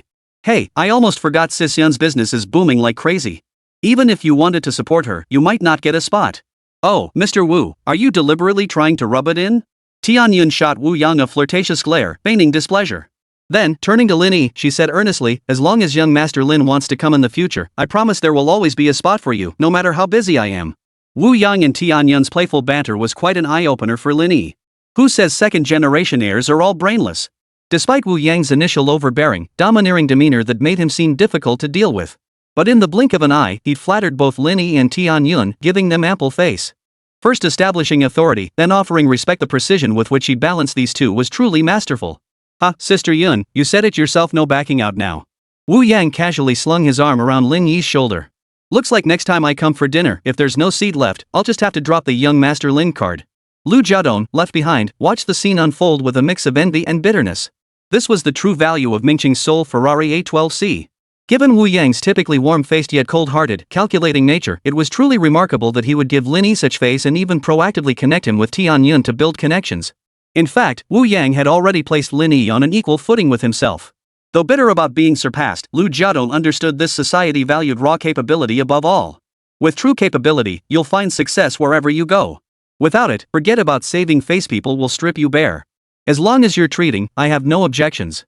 When traveling, it's acceptable to call women sister, but men should avoid calling each other brother whenever possible. Though young and perhaps lacking experience, Lin Yi's 2 weeks of intensive reading in the library thanks to the midlife reversal system had not been wasted. His current demeanor carried a hint of premature maturity. As for the reason? Simple. A woman capable of running such a large operation, you have no idea who the man behind her is or just how much power he wields. And women hold grudges like no one else. Once you cross her, you have no idea how many powerful men she could rally against you.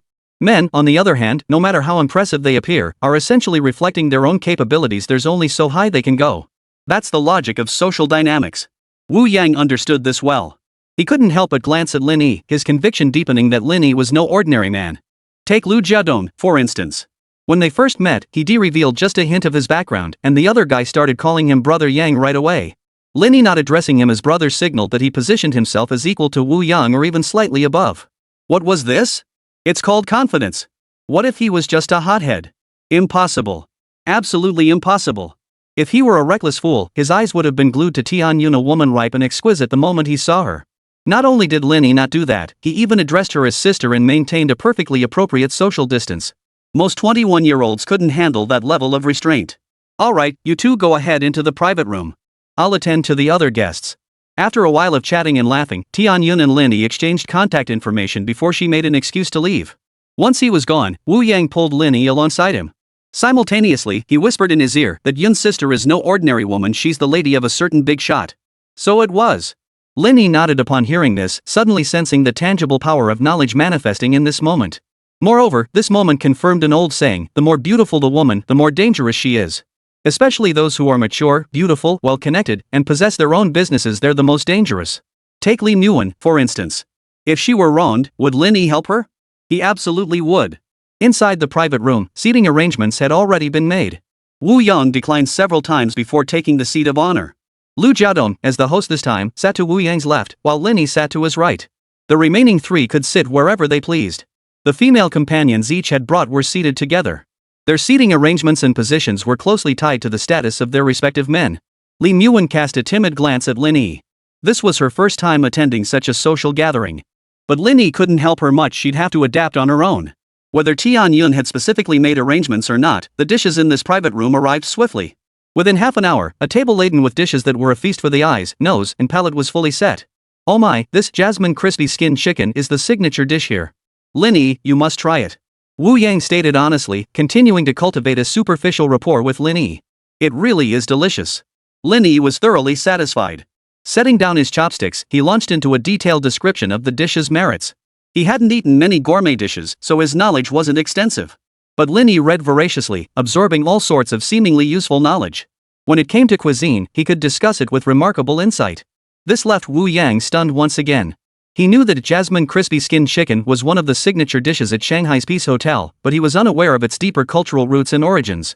Lin Yi, however, could explain it with such authority, clearly a legacy passed down through generations. There was no other explanation. Who among ordinary people even knew this dish existed? Even a party animal from a wealthy background like Wu Yang only knew the surface details. So someone like Lin Yi, who could rattle off the history like it was second nature, must be even more impressive, right? Whoa, the more Brother Yang probes, the more that kid seems to be pulling something shady. Yi Ran, the rugged-looking second-generation miner, whispered to Lu Gaojun, the second-generation road administrator beside him. He's not acting weird, he's got real stuff. His family's got deep roots in this.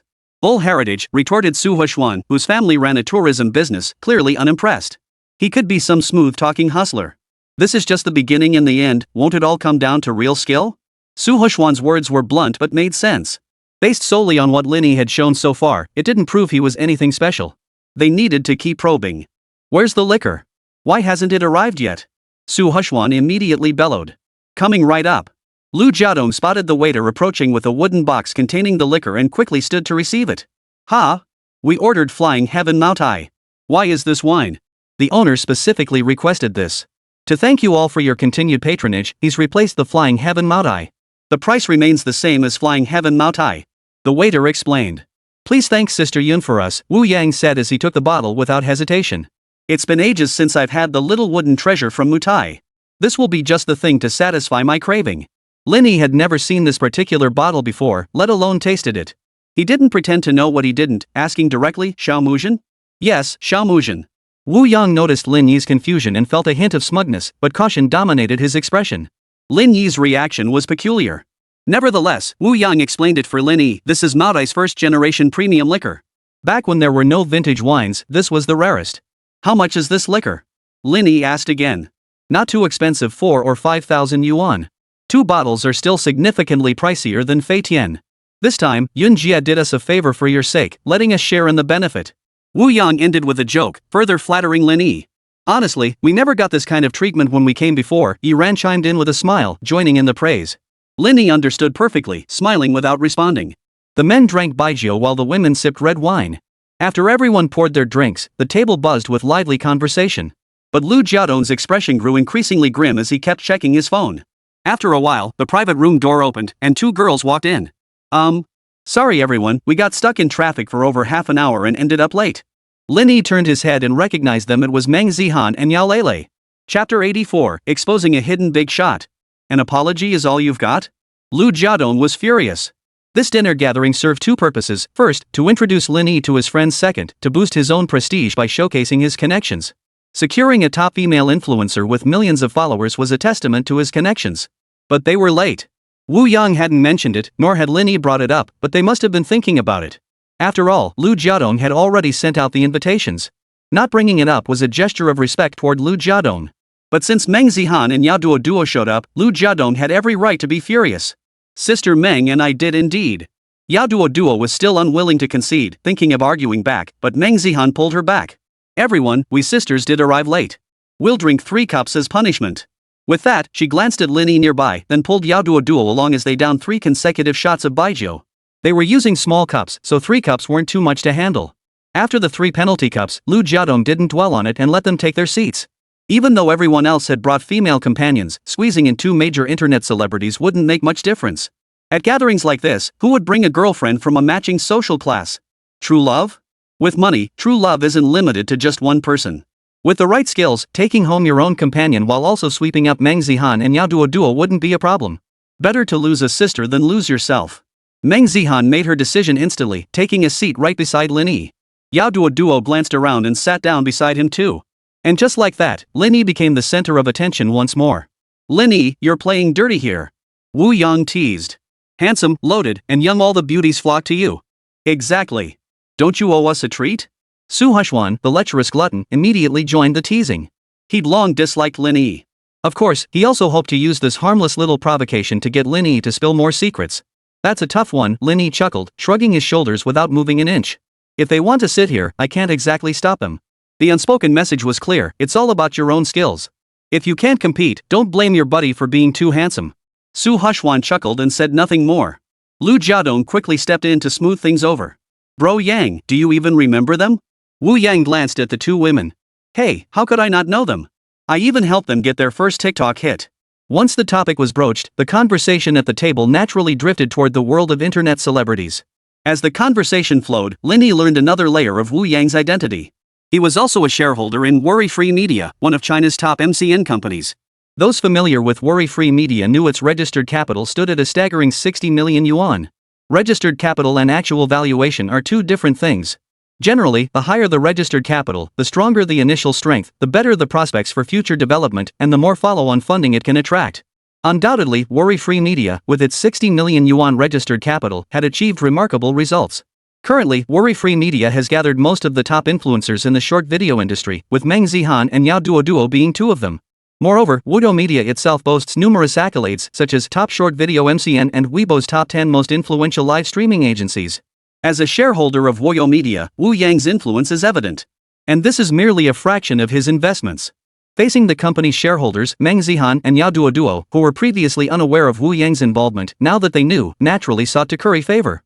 Even as they sat around Lin Yi, their focus shifted toward Wu Yang. Gradually, they began to ignore Lin Yi, even feeling the urge to switch seats. After all, local officials hold more sway than distant authorities. A single word from shareholder Wu Yang carried far more weight than anything Lin Yi could muster. As he accepted their toasts, Wu Yang glanced at Lin Yi with a smile, subtly flaunting his influence once more before finally getting down to business. Lin Yi, are you from Mingqing like Ran and Xian? What business does your family run? Jingcheng, Lin Yi shook his head. My family doesn't run a business. Wu Yang couldn't help but frown. Where was Jingcheng? If I've never heard of it, it must be a small town. If they don't run a business, does that mean they're on the government payroll? But even if someone in Lin Yi's family did work for the government, their background wasn't in Mingcheng. In Wu Yang's eyes, that was practically the same as having no background at all. Besides, Lin Yi was decked out in clothes worth hundreds of thousands, wore $1 million Rolex, and drove Mingcheng's only 812C. If someone in his family really did live off the public purse, how could he possibly be so flashy? Are they out of their minds? Weird, really weird. Holy, don't scare me like that. Yi Ran knew exactly where Jingcheng was. He feigned surprise. Stop messing with Yanga. You've been hiding this from us? Lin Yi shook his head again, his tone calm. Ran, I'm not teasing Yang. There really isn't anyone in my family in business. It's just that I had some free time recently and invested in Mingcheng's Scissors Media. Scissors Media? Wu Yang hadn't heard of it. He muttered under his breath, his eyes seeking answers from Lu Jiadong, Yi Ran, Su Huashuan, and Lu Gaojun. Lu Jiadong looked utterly clueless, completely unaware. Yi Ran and Su Huashuan looked thoughtful, feeling like they'd heard the name before but couldn't quite place it. Only Lu Gaojun had a sudden flash of insight. He asked Lin Yi, "Brothery, this Scissors Media you mentioned, isn't the boss named Hua Yutong?" Lin Yi nodded. Holy crap, Gu, so it was you? Yi Ran started fussing again. Uncle Hua was talking about you with my dad just the other day. I only caught a few words and didn't pay much attention, but now we've actually run into him?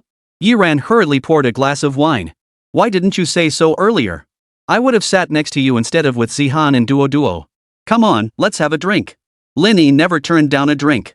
He raised his glass, clinked it with Yi Ran's, and downed it in one gulp.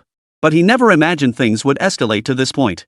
He'd intended to keep playing it mysterious, but did the Scissors Media brand, or rather, the name Hua Yutong, carry that much weight? In truth, Lin Yi had fallen into a trap of his own thinking. Hua Yutong was merely a catalyst. The real reason Yi Ran had proactively offered the toast was the manner in which Lin Yi had acquired his stake in Scissors Media. After careful consideration, Lin Yi finally grasped the meaning. Because of Ling Yue investment, he wondered inwardly. Due to the system's time discrepancy, when he acquired the Wanqing Media of 18 years later, it had become its predecessor, Scissors Media. Lin Yi had suddenly become Scissors Media's second largest shareholder with real control. And the entity orchestrating the acquisition was none other than Ling Yue Investment. Now that he understood, Lin Yi naturally intended to leverage the situation.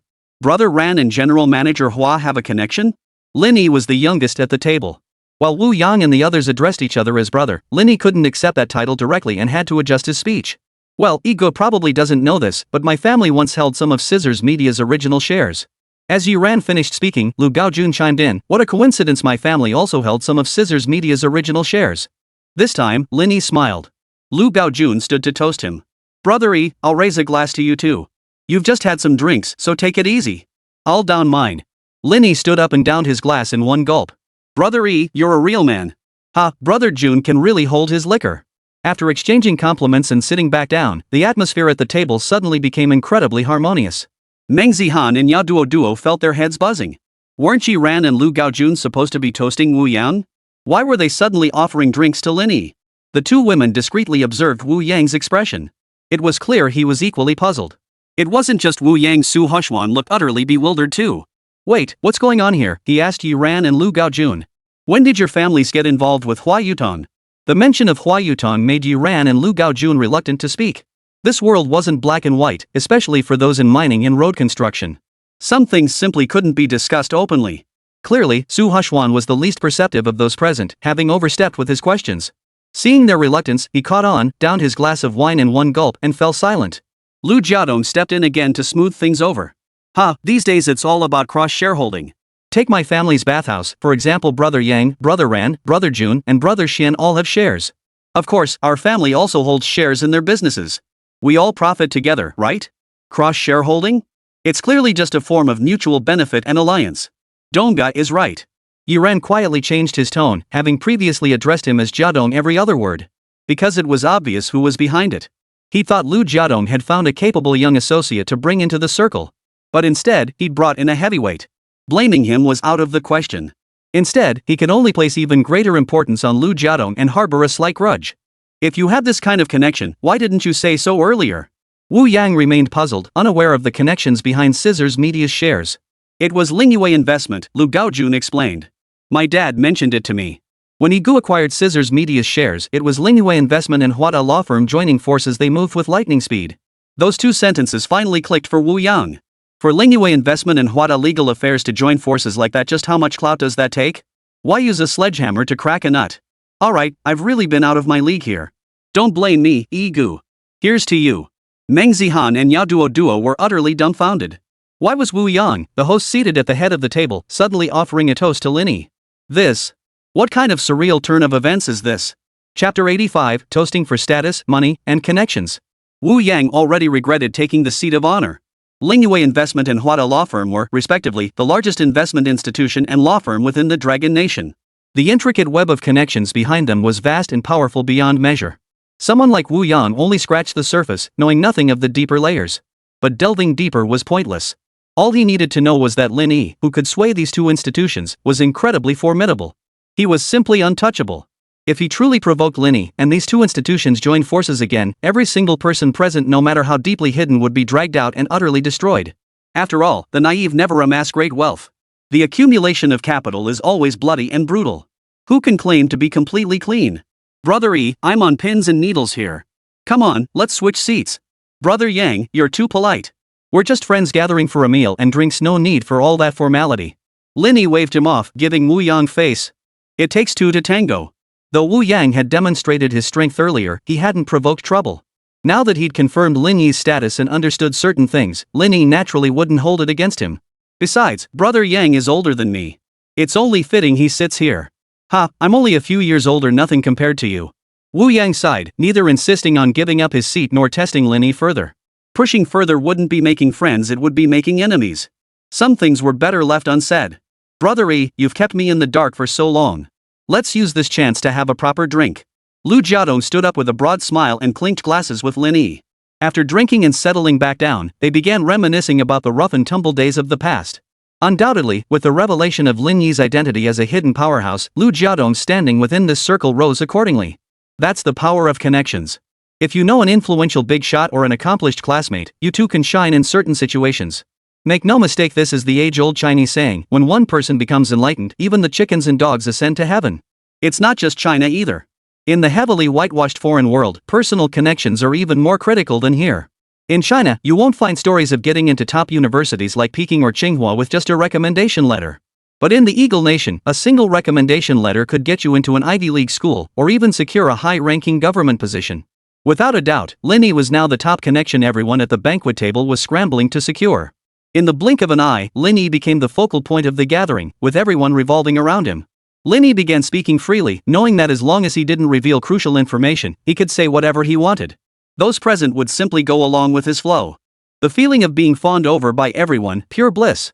As Lin Yi basked in the delight, Meng Zihan and Yao Duo grew restless. Initially, they'd hoped that their brief encounter with Lin Yi would make things easier for them at the table.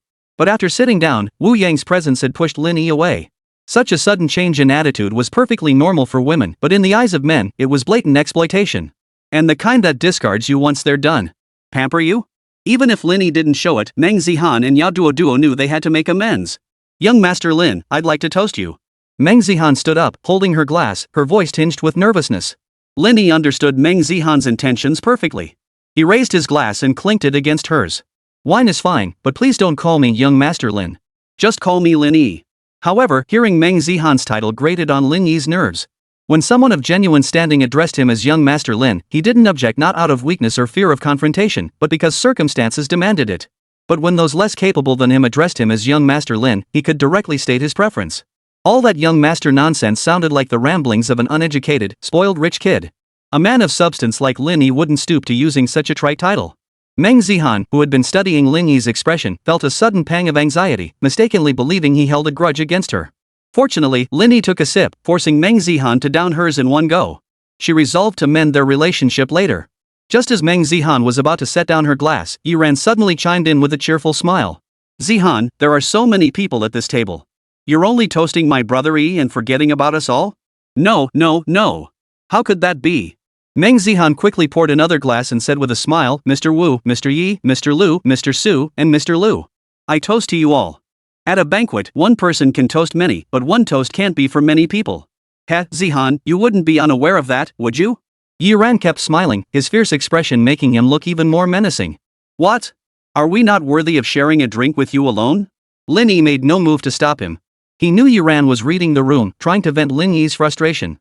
Women chasing wealth wasn't wrong, but chasing the wrong person and failing to earn the big shot's forgiveness was where the problem lay. At the table, it's not just the liquor being toasted, it's status, money, and connections. This is precisely why many despise banquet culture, because they aren't seated at the head of the table. If you can't sit at the top, you become the dish served up to satisfy the big shot's emotional needs. Lu Jiadong wanted to say something more, but ultimately chose to play dumb. Meng Zihan saw this and forced a strained smile, but she still proceeded to toast each person in turn. Not even Lin Yuan or the other girls brought along were spared. Status was laid bare in all its starkness at that moment. Meanwhile, the slightly reserved Li Muan also rose in status by association with Lin Yi. Even without joining the men's conversation, she was well taken care of by the other girls. They found new topics to chat about, trying to cheer her up. Who cares about male privilege or female empowerment at a time like this? Only those lacking would loudly proclaim such things. Lin Yuan was now reaping the benefits Lin Yi brought her. All she needed to do was bask in the flattery and envy, staying true to herself. After a full round of attention, Meng Zihan's cheeks were flushed with color, her gaze toward Lin Yuan brimming with envy. So what if she was a top-tier influencer with millions of followers? At a gathering of this caliber, she was merely window dressing, there to be casually entertained. But before Meng Zihan could catch her breath, Yi Ran stood up, glass in hand. Zihan, I've been watching your live streams on Douyin all along. Even though this is our first meeting, we're already close friends. Come, let me toast to you. Meng Zihan's face instantly drained of color. Yi Ran's attitude was crystal clear. Lin Yi watched the scene unfold beside them, sighing inwardly. He understood that times change. A simple gesture or a casual remark could be overanalyzed. That was the perk of being a big shot and also the exhausting part. Brother Ran, let's save the drinks for later. Eat first. Lin Yi remarked without lifting his head. Yi Ran smiled and nodded. Brother E is right. You need to eat something with your drinks to settle your stomach, or else it'll feel awful. Meng Zihan, having dodged a bullet, sat down with a sigh of relief. She dared not complain to Lin Yi, instead shooting him a grateful look. But Lin Yi paid her no mind, leisurely picking at his food. Meng Zihan gave a wry smile, stealing a glance at Lin Yuan, who sat not far away, chatting and laughing with a group of glamorous girls. So far, Lin Yuan's wineglass had only lost a small amount of red wine, while the girls beside her were already on their third or even fourth glasses. The stark contrast between women was laid bare in that moment. All of this was because of the man beside her. Yao Duo knew it was time for her to step up. Although Meng Zihan had been force-fed, Lin Yi had spoken up for her, so the grudge they thought they held was settled. But Yao Duo hadn't. Mr. Lin, I'd like to toast you. Lin Yi lifted his glass, took a sip, and without looking up, continued eating. After downing her shot of baijiu, Yao Duo didn't sit back down. Instead, she followed Meng Zihan's lead, making the rounds before finally stopping. Fortunately, Yi Ran and the others didn't cause any more trouble. After one round, no one paid them any mind anymore, and the men began to speak freely. They discussed cars, watches, amusing anecdotes from daily life, and eventually drifted into international affairs. By the time 2 bottles of Maotai were finished, no one suggested refilling. But Lin Yi still wanted to change the subject, not because they were good drinkers, but because the next round was coming up. Brother E must not have had enough. The private booth is already booked, and we've called a few girls over. Let's go? Wu Yang extended the invitation. The girls he brought along were the type you just play around with as docile as could be. Even when he said this outright, they showed no resistance. In fact, they started chattering excitedly about teaming up with their new girlfriends to head somewhere else for more fun. Only Lin Yi was the honest one. The girl he brought, Li Muan, was his official girlfriend. No thanks. I've got plans with my girlfriend tomorrow. Lin Yi could only play the killjoy and decline the invitation for the second half of the night. Of course, no one dared say a word. Alright then, we'll make it up another time when Brother E isn't busy. Waving goodbye, Lin Yi took Li Muan by the arm. Their personal butler, Bella, had been waiting outside all along. Meng Zihan and Yao Duo watched their retreating figures, their hearts filled with profound disappointment. They had been dealt a winning hand, yet they'd played it to utter ruin. Chapter 86, a true ace up the sleeve. Brother, I love you so much. Back at the hotel, Li Muan threw herself into Lin Yi's arms. How much? Lin Yi lifted her chin with a smile. And how will you prove it? Brother, I have nothing to prove it with. If you want, I'll give you my life. Li Muan squirmed in Lin Yi's arms, her words seemingly exaggerated yet spoken with utmost sincerity. With the mood set, Lin Yi retrieved the Dragon Phoenix jade pendants from the system's reward vault. Like a magician, he presented them before Li Muan. You said it yourself. Wear these, and half your life becomes mine. No backing out. I won't back out. Lin Yi took the jade pendant, cradling it in her palm as she examined it closely. It's truly beautiful. I declare this to be the token of our love, mine and my brother's. With that, she stood on tiptoe and planted a kiss on Lin Yi's cheek. Using the jade pendant which only benefited himself on Lin Yi stirred a pang of guilt within Lin Yi. But if one doesn't look out for themselves, heaven and earth will destroy them. Lin Yi wasn't some benevolent bodhisattva saint. Why not use it? As long as you stay by my side, though I can't offer you marriage, I'll cherish you for the rest of my life. Lin Yi held Lin Yi close, uttering the most heartless words. He might be a scoundrel, but he was far from being a scum of the earth. It was time to give her everything he'd prepared for her. Brother, don't just talk, hurry up and show me some affection. Lin Yi immediately got into the mood, wrapping her arms around Lin Yi's neck and wrapping her legs around his waist. Lin Yi wasted no time, cupping her buttocks as he kicked open the master bedroom door. A night of wild passion slipped away in a whirlwind of passion and pleasure. The next day, sunlight filtered through the curtains of the floor-to-ceiling windows, landing on Lin Yi. He withdrew his arm, numb from being pinned beneath Lin Yi's weight, and with a smile, gently turned her face as she slept on her side, planting a kiss on her red lips. Daddy, I can't take it anymore, let me rest for a bit, just a little while. Lin Yi murmured, utterly exhausted by Lin Yi's stamina. Her body felt like it was falling apart, her fingers too weary to move, her eyelids too heavy to lift. Seeing her pleading expression and utterly exhausted state, Lin Yi felt immense satisfaction and a surge of pride. This was yet another testament to his strength. No man could resist it. At least Lin Yi couldn't. He held Lin Yi close, savoring her warmth, before finally getting up to wash and dress. By the time Lin Yi was fully dressed, Lin Yi was still lingering in bed. She was utterly exhausted. Lin Yi smiled fondly, letting her sleep. He first instructed Bella to prepare a meal for Lin Yi before heading downstairs for breakfast. After eating his fill, Lin Yi skipped the gym and swimming center. He couldn't be bothered to wonder how Meng Zihan and Yaduo had fared last night. When it came to women, Lin Yi held absolute autonomy. How he chose to proceed depended entirely on his mood. Arriving at the executive lounge, Lin Yi basked in the attentive service while glancing at yesterday's multiple system notifications. All were related to the reversal quest, middle-aged man's social graces. Of course, alongside the prompts came rewards. Host has completed phase 1 of the mission. Lu Jiadong has been thoroughly impressed by the host's impeccable conduct and now follows the host's lead without question. Congratulations, host, on acquiring the permanent item, phone memo. Phone memo. For any number recorded in the host's phone book, the host may view the owner's identity and corresponding social relationship information. Note, each information or network inquiry consumes 5 million cash deposits per person. For more detailed information, the cost increases proportionally to the value of the data. All charges are subject to the system prompts displayed during actual use. Holy, this is awesome. As long as he obtains someone's phone number, no detail about them could escape Lin Yi's scrutiny. This is way more powerful than any corporate spy. Although it requires knowing the target's phone number beforehand and costs 5 million cash deposits each time. But for Lin Yi, this minor flaw was entirely acceptable. As long as he could see through certain people's hidden connections and cards, whether for making friends or enemies, Lin Yi could handle it all with ease. Used in the right place, this tool could grant me the power to turn rotten wood into magic. What's most precious in the 21st century? Connections, of course. With connections, why worry about money? In fact, with Lin Yi's current standing, he could earn money effortlessly just by leveraging his connections alone. Lin Yi tucked away the system reward with satisfaction, planning to test it out later.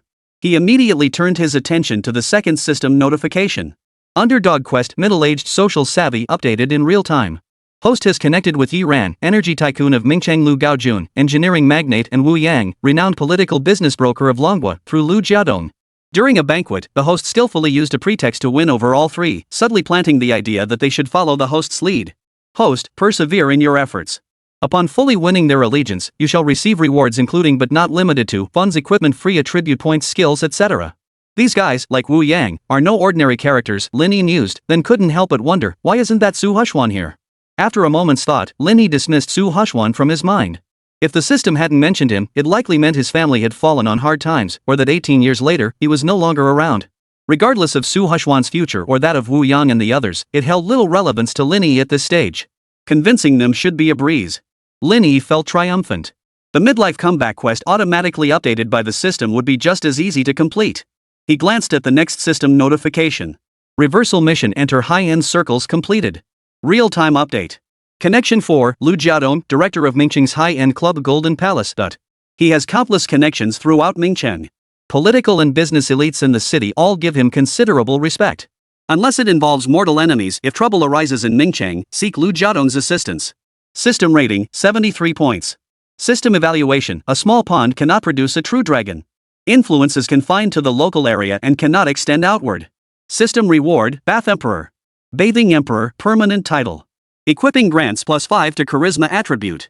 Entering clubs grants +10 to charisma attribute. When spending, receive 2 10x cashback based on host's mood.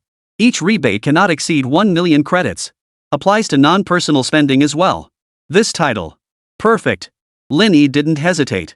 He immediately discarded the Sin Slayer title and equipped the Bathing Emperor. He could skip the club's extravagance, but free 5 points of charm? Why pass it up? After all, aspiring to be a heartthrob meant the higher his charm, the greater his success. After reading the system notification, Lin Yi happily reviewed yesterday's gains once more. Then, excitedly, he tested the newly acquired permanent item, phone memo. During yesterday's drinking session, Lin Yi had exchanged contact details with Wu Yang and the others' WeChat, phone numbers, the works. First, he checked Wu Yang's contact list. After selecting his target, Lin Yi's bank account balance was instantly debited by 5 million. Balance, 35 million. As the text message alert chimed, a system notification echoed in Lin Yi's mind. Target, Wu Yang. Personal information, male, Han ethnicity, 31 years old, unmarried, ID number. Connections, Deputy Editor-in-Chief of the State Administration of Radio, Film, and Television, Standing Committee Member of Harbin Municipal Party Committee, Standing Committee Member of Mingqing Municipal Party Committee, Director of Harbin Culture and Tourism Bureau, Beijing. Staring at Wu Yang's connections, Lin Yi was utterly speechless. Wow, no wonder he could thrive in every industry and even become a renowned political business broker in Dragon Nation in the future. With such formidable connections, if he couldn't succeed, who could? He had to succeed. Dig deeper? Pay 25 million cash deposit to select one individual and obtain detailed information, including but not limited to all data across the overt, covert, and gray tiers. Holy! Lin Yi froze in place for 3 seconds. This was expensive, but every penny was money well spent. As long as you live in this world, as long as you're human, there's no one who isn't afraid of being investigated. Paying 25 million in cash deposits would grant Lin Yi concrete information powerful enough to bring down a political or business titan. This. Unstoppable. But this mustn't be used recklessly. Lin Yi couldn't help but shudder. Unless it was a sworn enemy, spending 25 million yuan for no reason was utterly pointless. When building connections, you couldn't very well say to someone, you don't want your secrets exposed, do you? It can be used, but only at the right moment, Lin Yi cautioned gravely. And once you use it, you're choosing sides. It could make you rich beyond your wildest dreams or cost you your life. Wasn't this just creating a dilemma? How had his connections somehow spanned both political and business circles? Better to have it than not. If I ever cross paths with some second-generation heir, at least I won't be caught off guard. He solemnly stored the phone memo item in his system inventory, tucking away this trump card for future use. When the time came to use it, he would slay any god who stood in his way. But Lin Yi hoped that day would never come. Chapter 87, This is the Real Life. After reviewing yesterday's system notifications and testing the super awesome permanent item phone memo, with nothing else to do, Lin Yi made a video call to Zhao Liwei. With so much going on these past few days, he'd been surrounded by one woman after another, neglecting her in the process. He opened Zhao Ningwei's WeChat. Almost every day during her waking hours, she sent him 2 to 3 messages per hour, documenting the minutiae of her daily life. For instance, upon waking, she'd snap a photo of her bedroom and say good morning. While brushing her teeth, she'd snap a photo of her face wash or toothbrush, mentioning whether she'd had dreams the night before or what she planned to eat for breakfast. After finishing her routine and changing clothes, she'd take a selfie of her outfit, muttering to herself about why she chose that particular look. On her commute to work, Zhao Liwei would snap pictures of beautiful scenery along the way, sometimes adding commentary, sometimes not. At work, from morning until night, right up until Zhao Liwei goes to sleep, every detail of her life is freely shared with Lin Yi through words and pictures. Every minute detail, seemingly mundane and ordinary, yet behind each image and word lay Zhao Ningwei's subtle longing. True to her nature, she would never openly admit she missed Lin Yi, a stark contrast to Li Muwen, who was like ice to her fire. Zhao Ningwei would only use her own methods, waiting patiently for Lin Yi to notice, for him to seek her out, or for him to assign her all sorts of strange and unusual tasks. When she sends me messages, does she wonder, does she hope that I'll reply? Lin Yi pondered this, closing his eyes slightly. During those busy days, Lin Yi reviewed her messages like an emperor perusing memorials, checking them when he had time before replying to Zhao Ningwei in bulk or making a video call. But what had he been doing when Zhao Ningwei sent those messages? He was truly despicable. Couldn't he spare even a moment? The belatedly aware Lin Yi felt guilt welling up inside him, and his longing for Zhao Ningwei grew even stronger. What are you doing? Lin Yi typed. Zhao Ningwei replied almost instantly, organizing materials with my professor. Want to video call? Zhao Ningwei suddenly grew flustered, firing off a long string of messages in quick succession, riddled with typos. We're in the archives room, Lin Yi, no, husband. Could you wait until I get home tonight, or when work breaks up at noon, to buy ice pops and have you check my homework? Lin Yi suddenly smiled, but his heart twinged. This homework assignment had been given to Zhao Liwei by Lin Yi the day before yesterday. Eating popsicles not only beat the heat but also practiced her articulation, a win-win. Zhao Liwei had diligently completed the assignment, but Lin Yi had left her hanging for 2.5 days straight. Since she was inconvenienced now and her words were practically dripping with tears, Lin Yi wouldn't force her. Miss me? Zhao Liwei typed back a single character. Her face was flushed now. Even typing, some words she just couldn't bring herself to say. Lin Yi teased her deliberately, sending a single character back in feigned reproach. I did. Zhao Liwei glanced at her mentor beside her. Seeing she hadn't been noticed, she continued typing. Missing my husband. I miss him every day, even before bed at night. I want my husband. I want. Typing that line drained nearly all of Zhao Liwei's strength, leaving her flushed like a ripe tomato. Her breathing grew heavy, her body temperature rising unconsciously like a heating system. Lin Yi could sense it, but he couldn't see it. So he typed back, send a photo to prove it. Zhao Liwei hesitated for a moment before a photo silently appeared in the chat window. In the photo, her usually cool features betrayed a faint struggle, her brow and eyes tinged with a blush like powdered rouge. Deep within her eyes, desire and pain mingled together. Her slightly parted red lips seemed to emit low breaths that traveled through the screen and into Lin Yi's ears. Lin Yi was utterly captivated. This photo was a world-class masterpiece. After savoring it for a while, Lin Yi typed, did you really finish the assignment I gave you? Whenever I have a moment these days, I buy ice pops to eat. A flutter stirred in Lin Yi's heart. Then, feigning reproach, he questioned her, then why didn't you send me any photos of you eating ice pops in your messages? In another city, Zhao Liwei fidgeted restlessly. After a long moment, she finally sent a single line. You said, you wanted to check it yourself. Oh my. So obedient? Lin Yi felt like his heart was being tickled, wishing he could fast forward time to nightfall. But distant water couldn't quench an immediate thirst. Lin Yi wanted Zhao Liwei by his side right now. By the way, you're coming back the day after tomorrow, right? On the other end, Zhao Liwei's eyes lit up as she hurriedly typed her reply. Yeah, I'll be arriving in Mingcheng at 4:30 the day after tomorrow. Will you pick me up? No, I'm busy. Lin Yi steeled his resolve and outwardly refused Zhao Liwei. Truthfully, he wanted to surprise her. Zhao Liwei's eyes dimmed, but she didn't blame Lin Yi. She simply replied with one word, oh. Yet the disappointment welling up inside her was impossible to contain. After all, she wasn't Lin Yi's girlfriend, she was merely kept. Lin Yi transferred 88,888 yuan to Zhao Liwei. Pocket money. Spend it if you need to. I've got work to do. Okay, bye, honey. Zhao Liwei set her phone down, propped her chin on one hand, and sighed softly. Besides Zhao Liwei, Lin Yi had accumulated a mountain of unread messages from yesterday to today. There were messages from Park Hia, Wan Xiaoxiao, the ever-eager Chuanqin, and even Meng Zihan and Yao Duoduo, both seeking apologies. Park Hia was the easiest to handle. Her messages mostly read, Appa, this bag is so pretty, Appa, I miss you, Appa, look at this necklace, doesn't it match me perfectly? Messages like these were basically about satisfying Park Hia's own shopping desires, hoping Lin Yi would transfer her money. Money? No shortage of it. But as the old saying goes, you shouldn't overfeed a dog. This principle applied to Park Hia as well. She was merely Lin Yi's pet, far less important than Lin Yuan, Zhao Liwei, or Wan Xiaoxiao. Without hesitation, Lin Yi transferred 50,000 yuan to her. Come with me to look at apartments tomorrow. Sure, Appa. Park Hia agreed readily, even sending a few extra photos as if to thank Lin Yi. They were from Louis Vuitton's pet collection collars, custom tags, leashes, and more. Lin Yi instantly understood Park Hia's thoughtful gesture. These days, pets had to know how to buy their own collars, tags, and leashes. To indulge his own preferences, he transferred another 50,000 won to Park Hia. Buy it all. Woof woof woof. Park Hia sent a voice message, and Lin Yi listened with pure delight. Korean girls sure know how to have fun. After handling Park Hia's message, Lin Yi opened Wan Xiaoxiao's chat window. Instantly, cuteness flooded the entire screen. Most of what she sent him were all sorts of quirky and adorable memes. Whether it was text or voice messages, they were all cute and a bit silly. You bastard, Lin Yi.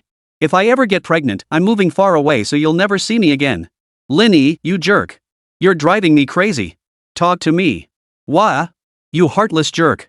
I've decided to ignore you from now on. I've changed my mind. I'm going to talk to you and annoy you. Come bite me, you idiot. Wan Xiaoxiao had Lin Yi laughing outright. This girl, if you didn't see her ID and she dressed a bit younger, looked every inch a middle schooler, whether in speech or behavior. So cute. But Lin Yi was a law-abiding citizen, he wouldn't stoop to such dirty tricks. Still, this legal lowly Wan Xiaoxiao deserved a proper response. Bro, check out the tank top. Lin Yi typed. Arg. This is infuriating, Lin Yi. You're done for. Wan Xiaoxiao sent a voice message, her rage palpable in her tone. I have a plan. Oomph, you bad guy. I'm not stupid. Don't think I don't know what you're up to. I really do have a way. Really? Wan Xiaoxiao replied skeptically. What if it's fake? Even if it's fake, you won't lose anything. Lin Yi replied with a laugh. You big bully, picking on me again. Lin Yi ignored her. After a moment, Wan Xiaoxiao came back clinging to him. You really have a way? I really do. Lin Yi had already decided, he wouldn't just make Wan Xiaoxiao a legal loli, he'd make her a broad-minded, top-tier legal loli. Wan Xiaoxiao fell silent for a long while before finally replying, just so we're clear, I only want to try it out. I'm not going to do that thing with you. Which one? Lin Yi teased Wan Xiaoxiao for a while longer before finally setting a meeting time the day after tomorrow, the day after Zhang Ningwei returned. Now that's a true time management master. Lin Yi chuckled, ignoring the eager to jump in Chuanqin and paying no mind to Meng Zihan and Yao Duo. Instead, he accepted a group invitation. It was Wu Yang who added him. At Mumu Lin Mukan, meet my new buddy Lin Yi, pretty awesome guy. He owns one of the world's 999 limited edition Ferrari A12 CS. Give him a warm welcome, everyone. The moment Lin Yi joined the group, he received a high-profile welcome. Thanks to both group owner Wu Yang's influence and the prestige of the Ferrari A12C, Lin Yi instantly became the revered big shot among the members. Watching the messages flood the chat, Lin Yi couldn't help but curve his lips upward. This is the life. Chapter 88, Something's Fishy. The group Lin Yi had joined was a supercar club founded by Wu Yang, serving as the gathering place for all its members. The minimum requirement for club membership was owning at least one track-ready supercar. It wasn't that these members were required to take their sports cars to the track, but rather a threshold. Take the Porsche 718, for instance. Is it a sports car? Of course it is, but it's an entry-level sports car. In normal circles, it's fine to show off with it, no big deal. If you don't like cilantro, you can join freely. But in Wu Yang's hypercar club? Drive a Porsche 718 and you won't even get through the door. You need to start with a Porsche 911 series. This threshold isn't about showing off or proving how awesome you are, it's about filtering out the idiots. Lin Yi's Ferrari A12 supercar might not be the most impressive ride in the group, but snagging one right after its release speaks volumes about his clout. At Mumulin Musan, bro, where are you in Mingcheng? Let me get my hands on that steering wheel. At Mumulin Musan, you're the man. Let's hit up the track in Shanghai sometime? Thanks for the love, guys. I'll definitely make time for it. Lin Yi replied coolly in the group chat, first changing his nickname, then immediately muting the group. He had zero interest in typing away online, chatting and bragging. What he loved most was delivering heavy blows in real life. Putting away his phone, Lin Yi returned to the presidential suite. As noon approached, Li Muan finally awoke with a leisurely ease. Brother, I suddenly feel like I've been reborn. What's going on? Clinging to Lin Yi like a koala, Li Muan gushed, brother, you're so amazing. Enough. Your sweet talk won't work on me. Hurry up and eat. I'll take you out for a stroll this afternoon. You're the best brother ever. After successfully calming the feverish Li Muan, Lin Yi took her out after dinner. Accompanying a girl was just a simple routine, and Lin Yi handled it with ease. Li Muan, meanwhile, was fully immersed, cherishing every second alone with Lin Yi. She was heading home first thing tomorrow morning. So that night, she racked her brain and poured every technique she'd learned from her Japanese teacher into a single, all-out effort. Chrysanthemums withered, strewn with wounds. Your smile has faded to yellow. Fallen petals break my heart. My heart lies still and quiet. Humming Jay Chow's song, Lin Yi and Li Muan unlocked a new coordinated combat tactic, nearly staying up all night. The next day, Li Muan dragged her suitcase, glancing back at Lin Yi every few steps as she bid farewell. Brother, when summer break comes and you're done with work, you must come see me. Just wait at home, okay? Okay, if you're too busy, it's fine if you can't come. Li Muan desperately wanted to bring Lin Yi home to meet her parents. Even if he wouldn't give her any official status, she'd still be willing. Her family would object? Li Muan was supremely confident. Aside from her aunt being a bit difficult, she knew her brother could handle the rest with ease. Watching Li Muan enter the station, Lin Yi didn't linger at the east exit. He slipped on his sunglasses and drove away. It was only a brief separation, not a life or death farewell, no need for such deep emotion. Besides, Lin Yi had important business to attend to today. He was going to take possession of a property. He was going to embrace the true meaning of a billion-dollar luxury apartment building in his life. Ring ring. The phone rang. Lin Yi glanced at the screen and saw a completely unfamiliar number. Not many people had his number. Hello? Hello, is this Mr. Lin? Yes, it's me. Mr. Lin, I'm Feng Song, the property manager at Springs Eye. You can call me Xiao Feng. Oh, what's this about? Well, Mr. Lin, didn't we arrange for you to come by around 10 a.m. today to take possession of the property? However, due to a conflict with a group event, I won't be available to meet you this morning. Would it be possible for you to come by after 1 p.m. instead? Hearing Feng Song's explanation, Lin Yi immediately grew suspicious. Though he had only recently made his fortune and couldn't claim to be worldly. But he had read extensively, and his mindset had evolved rapidly. He was no longer the naive young graduate he once was. Because of a scheduling conflict, the property manager of the Springside development actually had no time to meet with Lin Yi. It was true that big companies often bullied customers, and Junfa Real Estate certainly had the clout to do so in Ningcheng. For ordinary clients, Feng Song wouldn't need to go out of his way. But was Lin Yi just any ordinary customer? No. He was the owner of the penthouse super luxury apartment in the Springside project, having spent a small fortune on it. Even if it was a system reward, in reality, Lin Yi had shelled out that money in cold, hard cash to purchase the property. Junfa Real Estate was indeed formidable in Ningcheng, but no matter how powerful a company was, it wouldn't dare neglect an ancestor who'd shelled out 100 million in cold, hard cash. Even if we concede that Junfa's CEO might be clueless enough to prioritize posturing over business deals in front of Lin Yi. But for a mere property manager to dare keep Lin Yi waiting? What nerve! Does he even grasp the weight of a billionaire mansion owner? This is nothing short of turning the world upside down. But where there's smoke, there's fire. Lin Yi pondered for a moment, then feigned agreeableness and accepted Feng Song's proposal. After hanging up, Feng Song breathed a sigh of relief. Thankfully, he'd managed to fool him. After hanging up, Lin Yi let out a cold laugh twice. He was preparing to go undercover to investigate the matter. He was determined to see what tricks this property manager, Feng Song, had up his sleeve. Returning to the hotel first, Lin Yi changed his clothes and called Tao Jingxian. Mr. Lin, hello. Tao Jingxuan's voice brimmed with unmistakable delight. Since that incident, Lin Yi had never contacted her again.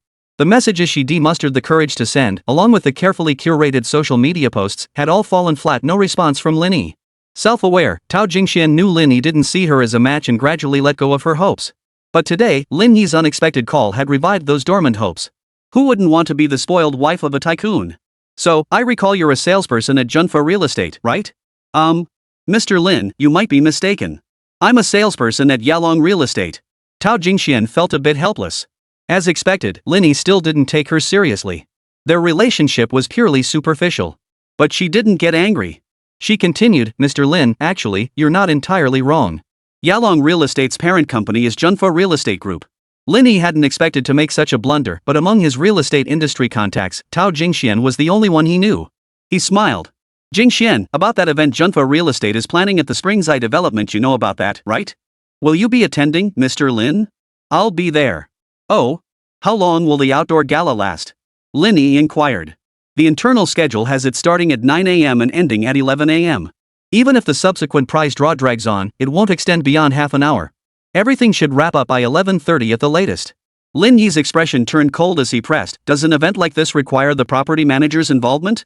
Property management? Tao Jingxian looked puzzled. This is an event organized by the headquarters marketing department. Sales and property teams like ours at the branch offices are only assigned to assist. I see.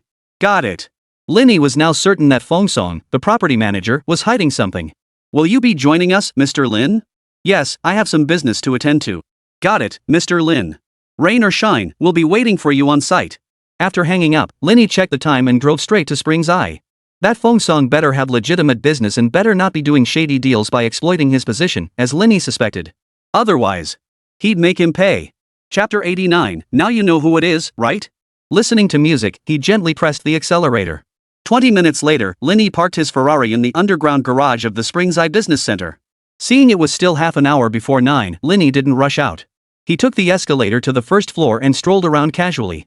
After all, this was right near his home, he'd need to get familiar with the surroundings sooner or later. After a brief orientation, Lin Yi was thoroughly satisfied. Springside Plaza was a notch above Hanglong Plaza in class.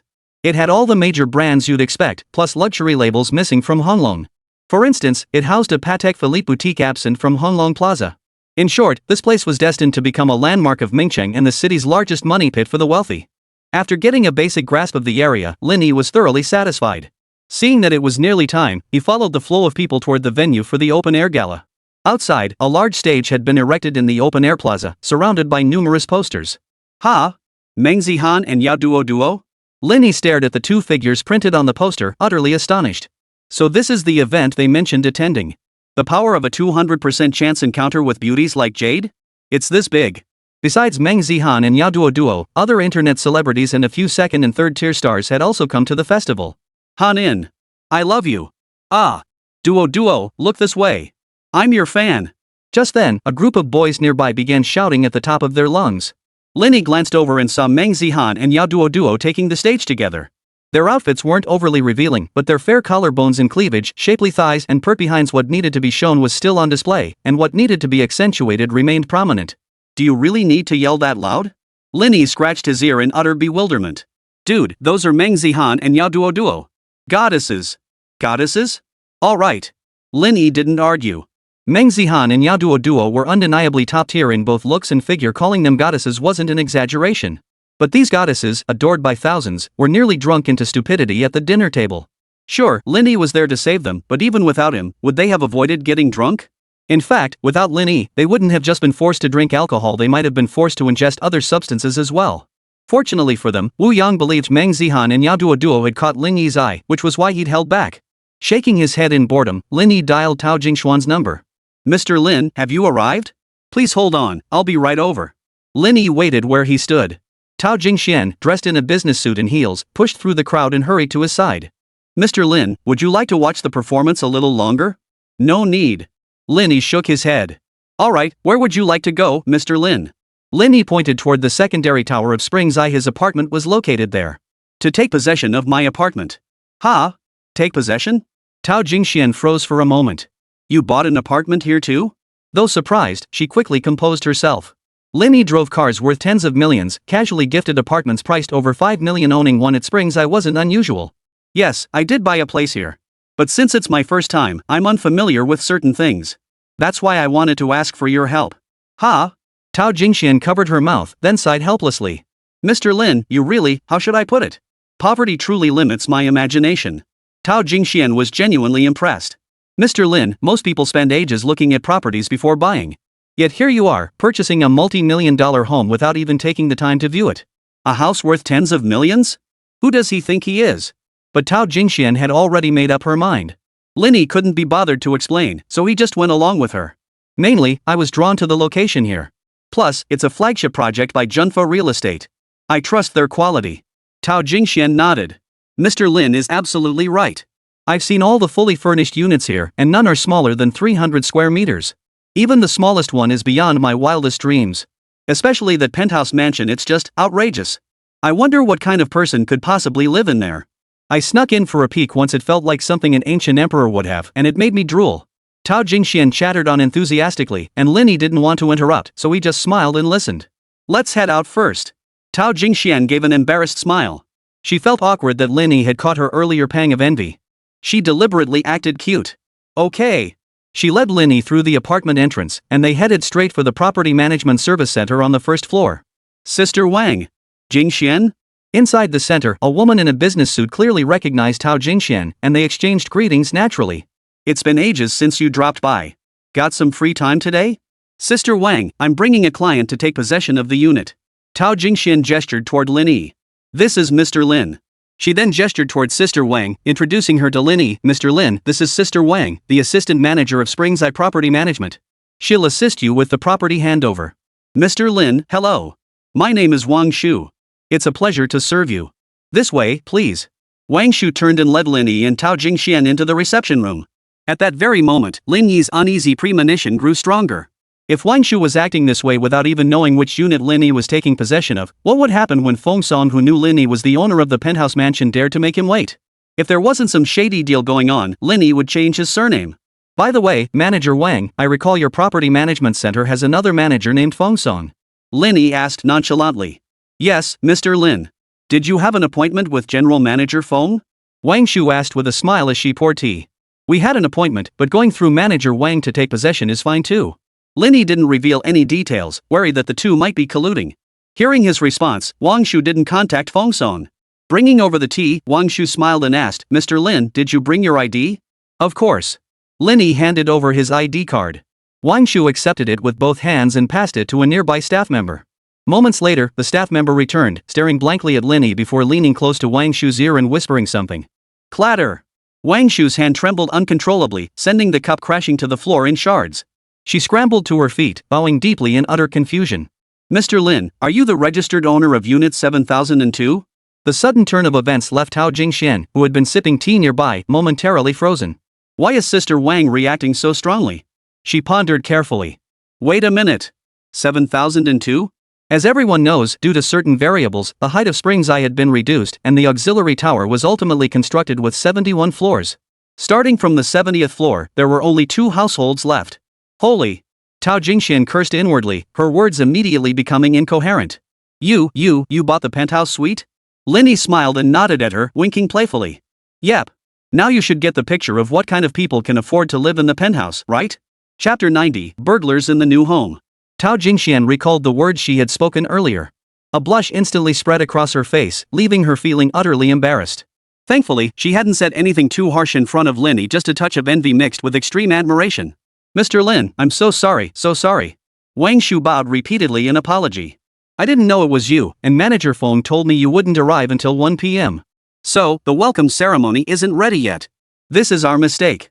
Please wait a moment, I'll go right now. No need. Lin Yi raised his hand to interrupt her. Manager Feng called me this morning, saying he wasn't available until 1 p.m. I was curious, so I came by unannounced to take a look. This. Tao Jingxian stared blankly at Wang Shu. Wang Shu's face turned ashen. She felt Feng Song had lost his mind. If you don't want your job anymore, don't drag her into it. A client of this caliber? Even if they want to take possession at midnight, you'd have to drop everything even if you're in the middle of rolling around with your wife and rush over immediately to handle it. No time? Make Lin Yi accommodate your schedule? As a veteran in this industry, Wang Shu recovered from her shock and immediately suspected something fishy was going on. Lin Yi glanced at her, took a sip of tea, and asked calmly, Manager Wang, I arrived early. Does that mean I have to wait until this afternoon? Wang Shu bowed again. Of course not, Mr. Lin. You may take possession whenever you wish. Then what are we waiting for? Lin Yi's voice was soft, yet carried an innate authority that commanded respect without a trace of anger. Beads of sweat formed on Wang Shu's forehead as her breathing became labored. In an instant, every staff member at the property center sprang into action, orchestrating an elaborate display of efficiency. Soon, the property handover process commenced formally, and Wang Shu had already slipped into her role. Holding all the property documents in her left hand and a safe containing the security system keys in her right, she stood respectfully before Lin Yi. As she presented the items, she explained the details to Lin Yi. The property management fee here was a staggering 27.89 yuan per square meter. Based on the size of Lin Yi's apartment, without factoring in other daily expenses, the monthly property fee alone would exceed 60,000 yuan. Damn it, nearly 800,000 yuan in annual property fees. Living here for a year, the property fees alone could buy a house outright in a small county town. What's worse, the system only covered the purchase price, every other expense was out of Lin Yi's own pocket. Pay 3 years' worth of property fees up front. Swiping his card, 2.3 million yuan vanished in an instant. And that doesn't even include commercial water and electricity charges. The commercial electricity rate here was somewhat reasonable at 1.2 yuan per kilowatt hour. But commercial water charges were calculated at the bathing industry rate 60 yuan per cubic meter. A single swimming pool requires at least 440 cubic meters of water, costing 26,000 yuan per refill. Changing the water weekly meant Lin Yi spent at least 100,000 yuan monthly on water alone. That's 1.2 million yuan annually. This meant that if Lin Yi were just an ordinary person, even if he got this apartment for free, he couldn't afford to live in it or maintain it. Knowing something was fishy, Lin Yi hadn't paid the electricity or water bills yet, intending to inspect the briefcase Wang Shu was carrying. As she opened the case, Wang Shu continued her explanation.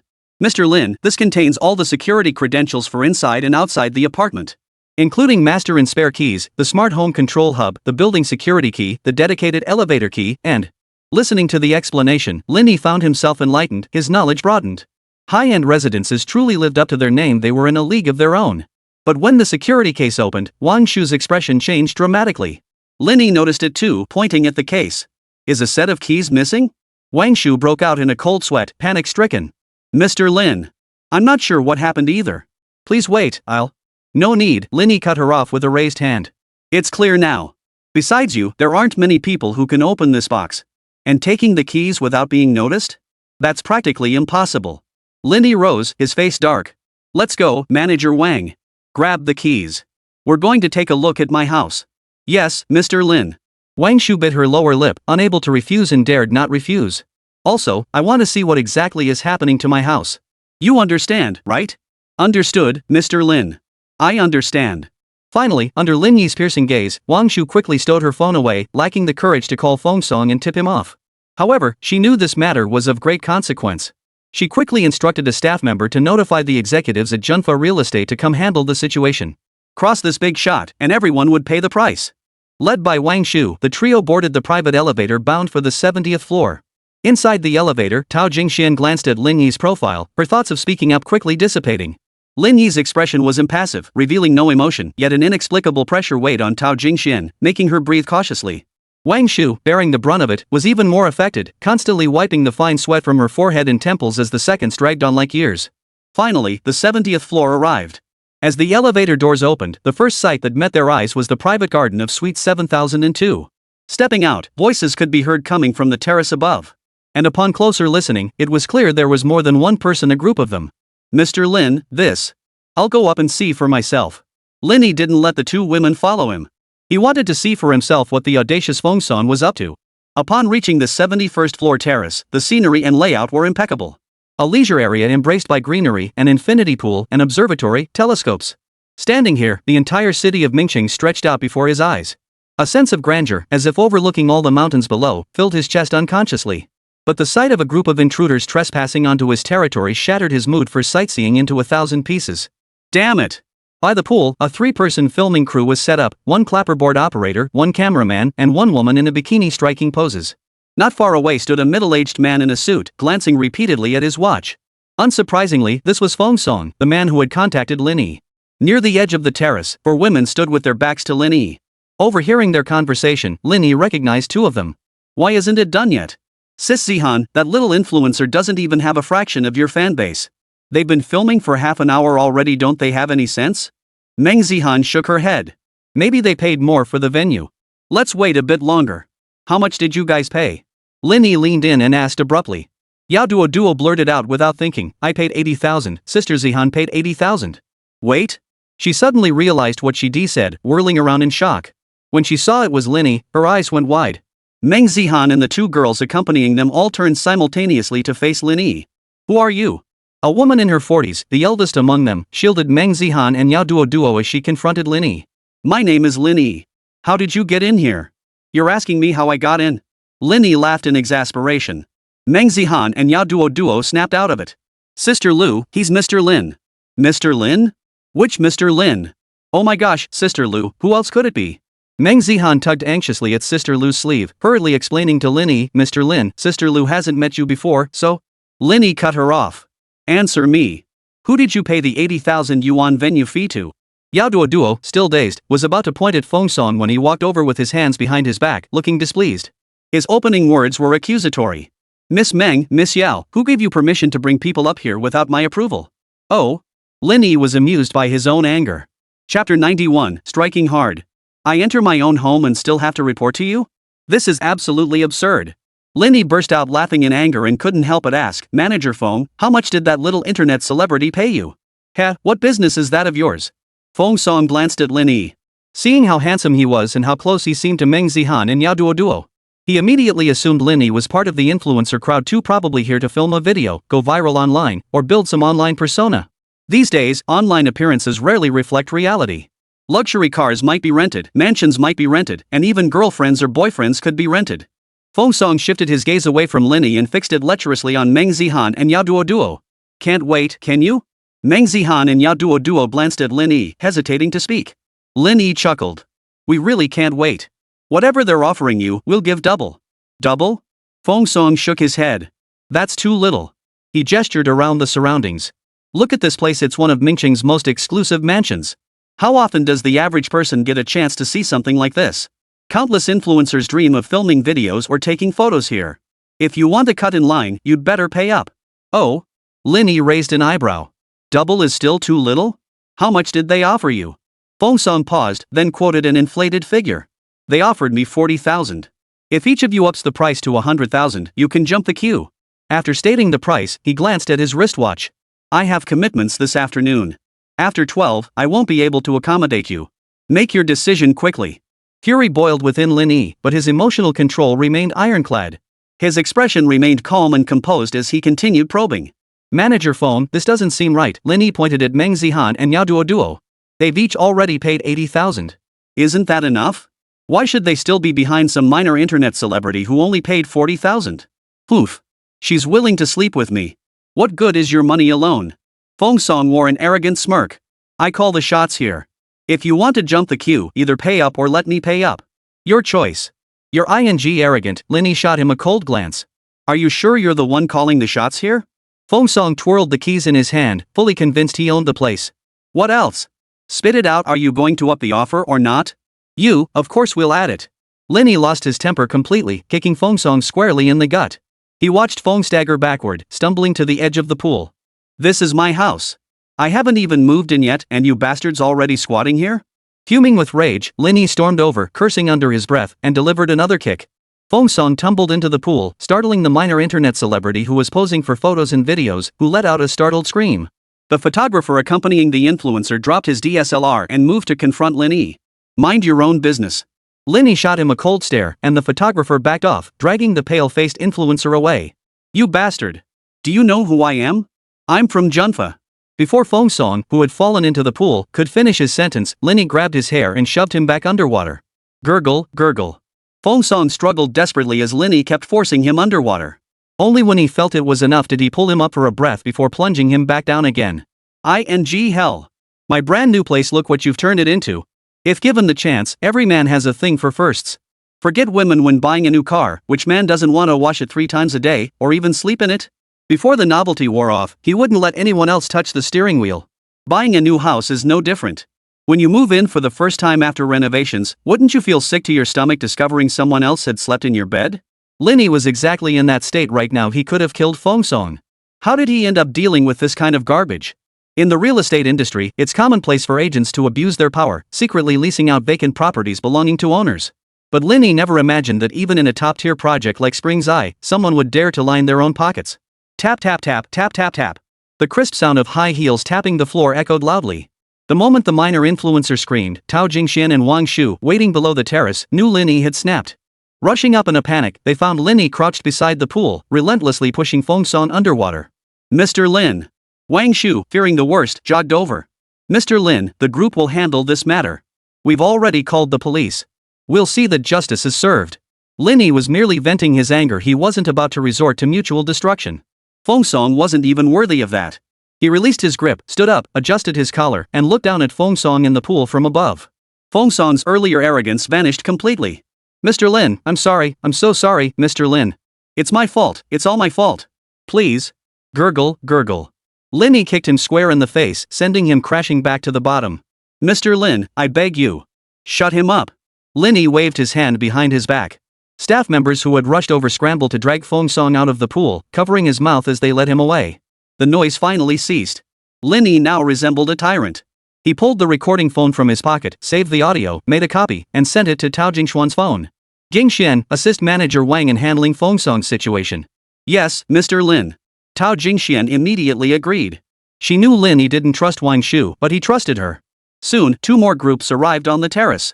One group comprised executives from Junfa Real Estate, while the other consisted of police officers handling the case. The minor influencer, Meng Zihan, Yao Duo, and the others were taken away for questioning, with Tao Jingxian accompanying them. Only when the terrace was left with just Lin Yi and the Junfa Real Estate executives did the resolution of the matter truly reach a critical juncture. Mr. Lin, I'm Lu Lin, Deputy General Manager of the Spring's Eye Project. Regarding Feng Song's embezzlement, our company will assign a dedicated team to handle it. We will provide you with a satisfactory resolution. What kind of answer? Lin Yi asked. What kind of answer are you looking for, Mr. Lin? Lu Lin asked cautiously. 10 years or more. Mr. Lin, we cannot guarantee legal outcomes, but regarding all matters concerning Feng Song, we will truthfully report them to the relevant authorities and cooperate fully. Lu Lin's words were polished, but the subtext was clear to anyone who understood. Feng Song was finished. Even so, Lin Yi felt uneasy. He no longer wanted this house. Right. Also, I'm returning this property. I won't be living here. What? Mr. Lin, we can discuss this further. There's no rush to decide right now. Visibly, Lu Lin was flustered. Was this gentleman being this capricious? But whether genuine or not, Lin Yi's words dealt a devastating blow to Junfa Real Estate. $1 million mansions in cities like Shenzhen, Hangzhou, Shanghai, and Beijing weren't hard to sell. But in Mingchun, they'd be incredibly difficult to sell. And that was the lesser concern. The real fear lies in the massive negative repercussions if Lin Yi were to cancel his purchase. If Feng Song dared to scheme against the penthouse owners, how could other buyers who hadn't even moved in yet feel secure? Beyond that, once such a scandal erupts, Junfa Real Estate's market value could evaporate by half overnight. This isn't just a simple property dispute, it's a public relations crisis severe enough to cripple Junfa Real Estate. There's nothing to discuss.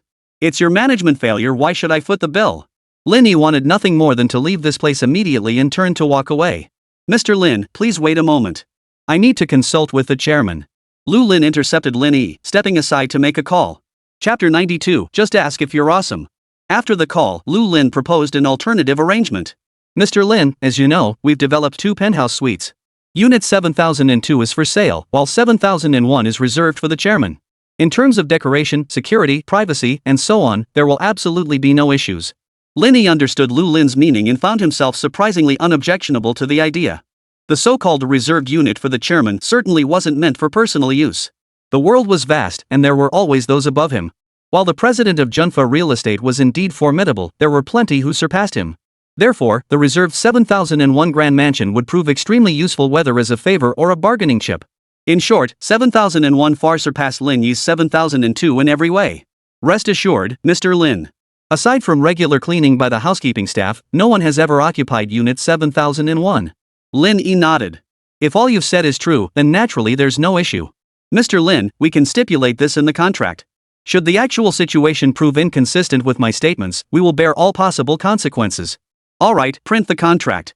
But before signing, I need to inspect the property first. Certainly, no problem. Lu Lin finally breathed a sigh of relief and called back the president of Junfa Real Estate. Shortly after, someone arrived carrying a briefcase. The rest of the process was relatively straightforward. After inspecting the property, Lin Yi signed a new contract. Compared to 7002, 7001 featured higher-end finishes, many of which were unique custom-made pieces, significantly driving up the renovation costs. Lin Yi naturally took advantage of this small perk, refusing to pay any difference in price. After Lin Yi agreed, Junfa Real Estate made a gesture of goodwill by waiving his property management fees for 3 years. Of course, the property fees Lin Yi had already paid wouldn't be refunded, but the coverage period was extended from 3 years to 6. Later, Lin Yi calculated that he had paid a total of 1 million yuan in utility fees, with water charges making up the bulk. Between property fees and utilities, Lin Yi had spent 3.3 million yuan, leaving his bank cash balance at 31.7 million yuan. By the time everything was settled, it was nearly noon. During this time, Lu Lin grew increasingly curious about Lin Yi's background, occasionally testing the waters through casual conversation. Facing these probes, Lin Yi responded calmly. Seeing he couldn't elicit anything, Lu Lin abandoned that line of inquiry and instead enthusiastically tried to build rapport with Lin Yi. Lin Yi's composure and lack of pretentiousness were telling enough. These 2 traits alone convinced Lu Lin that Lin Yi's background was far from ordinary, and it was best to keep prying questions to himself. Mr. Lin, everything is ready. Shall we begin the house-taking ceremony? Lu Lin glanced at the time and reminded him. The handover wasn't complete just by signing the contract. There were many coordination points, such as Wang Shu, who had been taken away by the police for questioning, being a key factor. Although Junfa Real Estate and Yalong Real Estate were both subsidiaries of the same group, business was business and personal matters were personal. The matters being coordinated still required Wang Shu's presence. The interrogation proceeded swiftly with both witnesses and evidence readily available, and Wang Shu and her team returned early. Now, they were only waiting for Lin Yi. Welcome to your new home, Mr. Lin. As Lin Yi descended to the underground parking garage via the dedicated elevator, 2 rows of neatly arranged property management staff and security personnel bowed in unison to greet him. The scene was quite impressive, complete with banners and celebratory cannons, creating a grand spectacle. Standing amidst it all, Lin Yi felt quite pleased. After all, so many people were revolving around him. Not far from the procession, Meng Zihan and Yao Duo were also present. After completing their statements, they didn't rush to leave. Instead, they seized the opportunity to build connections with Lin Yi. Driving a luxury car worth tens of millions, living in a mansion worth hundreds of millions, having the power to make the president of Junfa Real Estate change his residence with a single word, and possessing an extensive network, this 21-year-old tycoon was someone they would regret not cozying up to for the rest of their lives. Lin Yi naturally noticed the 2 women, but he gave no indication of acknowledgement. He understood his place in the world. Women like Meng Zihan and Yao Duo were only fit to fawn over him. There was no reason for Lin Yi to seek their favor. Men build wealth and power for one reason: to have beauties throw themselves at them. Mr. Lin, this way please. Wang Shu bowed respectfully, leading Lin Yi to a specially designated parking garage. At a glance, there were about 15 empty parking spaces. Mr. Lin, this is the private garage we've reserved exclusively for you. In the entire apartment complex, only you and the future owner of Unit 7002 receive this privilege. Awesome. Lin Yi was thoroughly satisfied. This was exactly the privilege and special treatment he sought. If he were treated like any ordinary owner, wouldn't all that money be wasted? Wouldn't living in a billion-dollar mansion be pointless? It had to be classy. Seeing Lin Yi's composed expression, Wang Shu's heart settled, and she continued her introduction. Mr. Lin, property management staff will be stationed here 24/7. At any time, you can contact them through the in-home intercom system to fulfill your requests. As Wang Shu finished speaking, she gave a subtle wave of her hand. The security guards, clearly professionally trained, immediately stood tall and recited their oath in unison. The security department pledges to Mr. Lin, tasks we can accomplish, we will complete at the fastest possible speed. Tasks we cannot accomplish, we will strive with all our might to fulfill. Lin Yi couldn't help but glance sideways, his lips involuntarily twitching twice. This probably wasn't just empty rhetoric, they should be quite professional. Wang Shu continued leading Lin Yi forward. Mr. Lin, this is your exclusive guest waiting and reception area. Should you be away from home or unavailable, this space will handle your reception needs. Surveying the decor of the waiting and reception areas, Lin Yi felt transported back to the Wanda Mandarin Hotel. The waiting area resembled an executive corridor, while the reception area felt like an executive suite. Of course, the combined area of both zones wasn't that large, but it still spanned over 90 square meters. This is seriously impressive. Yao Duo couldn't help but pull Meng Zihan close and whisper, this reception and waiting area is more luxurious than my own home's decor. It has to be luxurious, Meng Zihan mused. Not just luxurious, the service must match or even surpass that of a luxury hotel. Otherwise, do you think Mr. Lin and those wealthy individuals are fools? Why would they pass up residential properties with 70-year leases to buy commercial apartments with only 40-year leases? At Lin's level, money and cost effectiveness don't matter anymore. What they pursue is quality and attention to detail. As the two whispered to each other, their eyes sparkled with excitement. They too dreamed of living in such a mansion. But after crunching the numbers, even pooling their resources, they'd have to live frugally for 20 years to afford it. Sis Zihan, I really want to live there. Me too, Meng Zihan murmured, watching Lin Yi's retreating figure. But it seems like Mr. Lin isn't particularly fond of me. Yao Duo's mood plummeted instantly. She pouted, does Mr. Lin look down on us because of our background? Meng Zihan nodded bitterly. Maybe. After all, how pathetic we looked at that dinner party. Unaware of the girl's mutterings behind him, Lin Yi followed Wang Shu to the elevator lobby.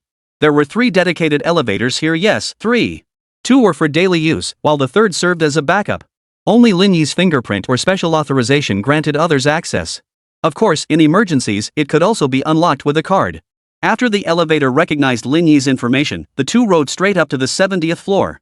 Stepping out, Wang Shu pulled out a thick instruction manual with a hint of embarrassment. Mr. Lin, I'm terribly sorry. There are simply too many details regarding the decor, smart features, and layout here. I can't recall them all. Lin Yi was somewhat surprised. Given Wang Shu's level of expertise, how could she possibly forget? But upon seeing the manual as thick as a book and recalling the apartment's staggering 2,300 square meters, Lin Yi understood. My place? Just documenting the renovation details and smart features alone could fill a damn book. Damn. Talk about being awesome. Chapter 93, Am I a big shot now? Tao Jingxian, Meng Zihan, and Yao Duo, the 3 girls, had followed along too. Lin Yi didn't refuse. He led the way while Wang Shu walked beside him, explaining the room layout in various details. Tao Jingxian and the other 2 girls trailed behind, chattering away. After touring the entire place, Lin Yi felt like he'd walked through a shopping mall. His legs were killing him. A 2,300 square meter home was truly enormous. Though tired, Lin Yi was thoroughly satisfied with his new home. It had everything one could want, but what surprised Lin Yi most was the indoor infinity pool. Combined with the one on the terrace, how many bikini-clad girls would it take to make full use of them? Mr. Lin, I have a few final details that need your confirmation. Wang Shu wiped the sweat from her forehead. After walking around the entire place, she was exhausted too. Lin Yi knew this marked the final stretch. He smiled and nodded. Go ahead, Manager Wang. Mr. Lin, please take a look. Wang Shu handed him a tablet. This is? Lin Yi took the tablet, looking puzzled. Well, Mr. Lin, after you've confirmed the benefits you'll enjoy, we'll need to ask you one last favor. From the personnel profiles I provided, please select the dedicated staff members you're satisfied with. This includes 1 property steward, 2 rotating drivers, 2 rotating concierge staff, and 4 domestic workers. As Lin Yi listened, he idly tapped the tablet while reviewing the staff resumes, inwardly marveling. Top-tier apartments were essentially replicas of 5-star hotels, offering services and comfort that rivaled presidential suites. And now, looking at it again, the annual property fee of nearly 800,000 yuan seemed well worth it. Mr. Lin, the property steward is the most crucial role. They require certain additional authorizations from you to serve you effectively, so please choose carefully. Wang Shu continued. Lin Yi understood perfectly well that the property concierge here was equivalent to Bella, the private butler at the Wanda Wenhua Hotel. But speaking of Bella, Lin Yi had an idea. Manager Wang, must the property concierge be selected exclusively from these candidates? Wang Shu visibly paused. Mr. Lin, are you suggesting you have your own butler? That is indeed the idea. Mr. Lin, I need to consult with my superiors. Lin Yi nodded. Go ahead and ask. I'll make a call. Soon, Lin Yi dialed Bella's number. Mr. Lin, hello. How may I assist you? Bella's demeanor remained impeccable. Well, about that matter I mentioned last time, have you had a chance to consider it? Lin Yi got straight to the point. Bella paused in surprise. Mr. Lin, are you referring to the matter of resigning from my current position to work for you? Yes, that's exactly it, Lin Yi affirmed solemnly. Don't worry about compensation. I know your capabilities. Whatever the Wanda Mandarin Hotel can offer you, I can match and exceed. Mr. Lin, I'd like to ask, where would you need me to provide my services? Bella didn't outright refuse, but explained her considerations. Well, Mr. Lin, due to the nature of my work, it's difficult to manage family matters, so I won't be leaving Mingcheng. Stay in Mingcheng. Lin Yi felt his chances of recruiting Bella grew stronger. You know the Springs Eye project in Mingcheng, right? The penthouse mansion at the top is my property. Mr. Lin, you mean? Bella could no longer maintain her composure, her speech stumbling noticeably. $1 billion mansion. $1 billion mansion. During her years as a private butler at the Wanda Mandarin Hotel, Bella had encountered countless wealthy individuals of every kind.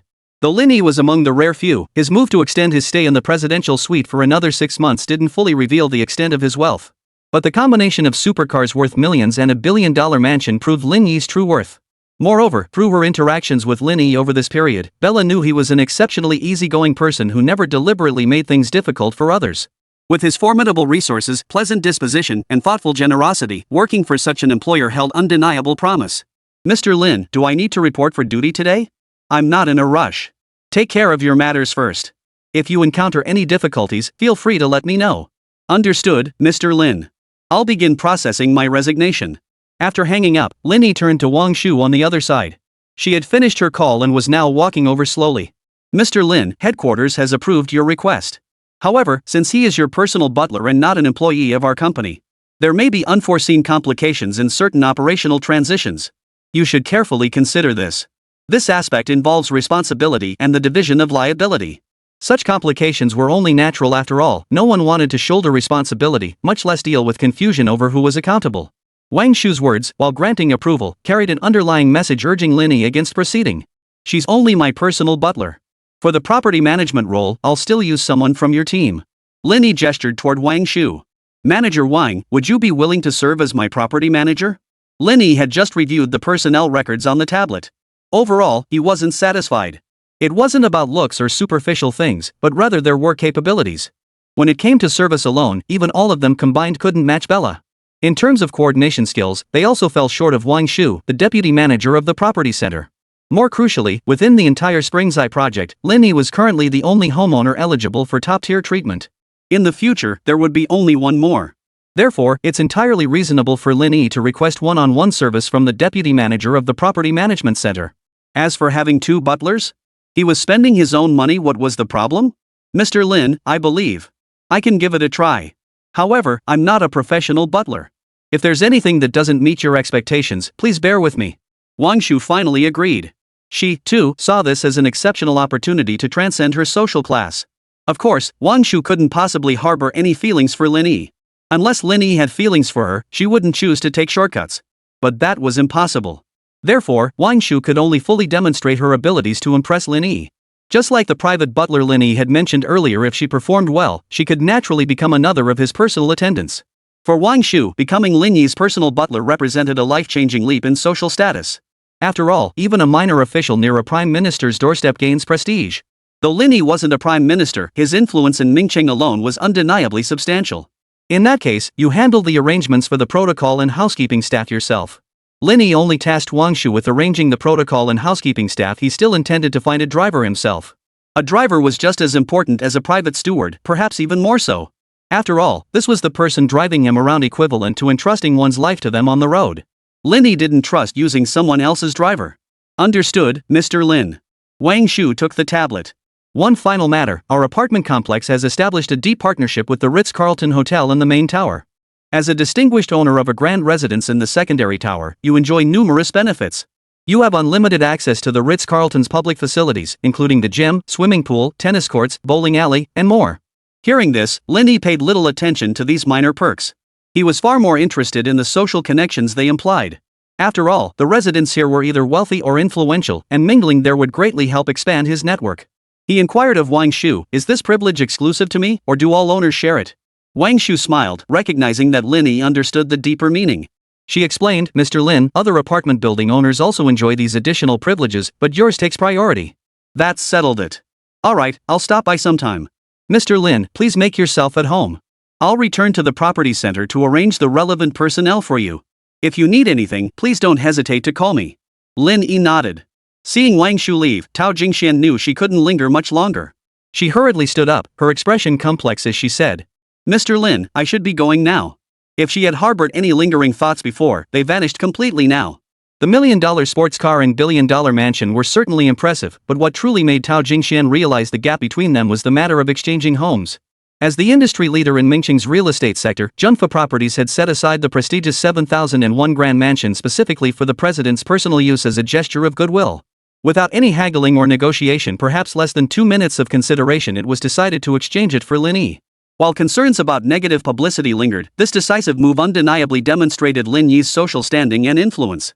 An unattainable big shot falling for me, a real estate consultant? Come on, that's impossible. Even when Tao Jingxian threw herself at Lin Yi last time, he only cleared the top lane, the bottom lane remained untouched.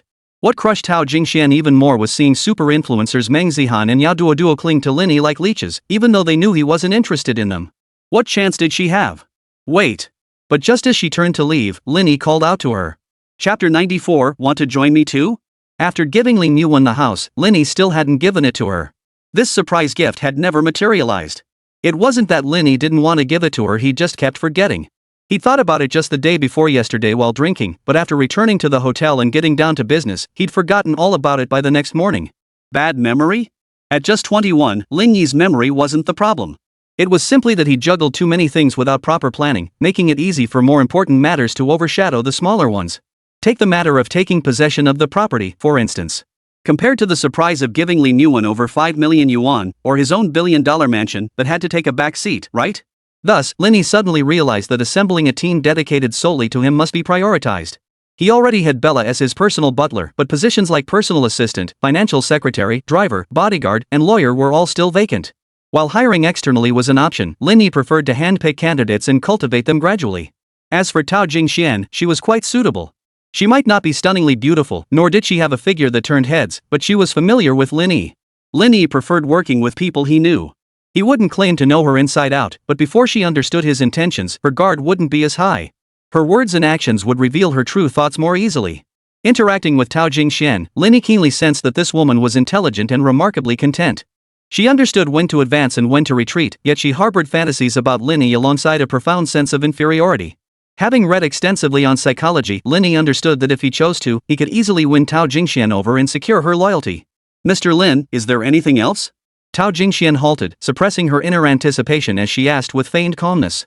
Lin Yi had long been Tao Jingxuan's idol. How could she so easily abandon her fantasies about her idol? Her current infatuation bordered on obsession. Lin Yi was well aware of this, which was precisely why he was so confident he could completely win Tao Jingxuan's heart. Lin Yi smiled. "We're practically half friends now, and you helped me out today. Why not grab a bite before you go?" Tao Jingxian batted her eyelashes and leaned close to Lin Yi's ear.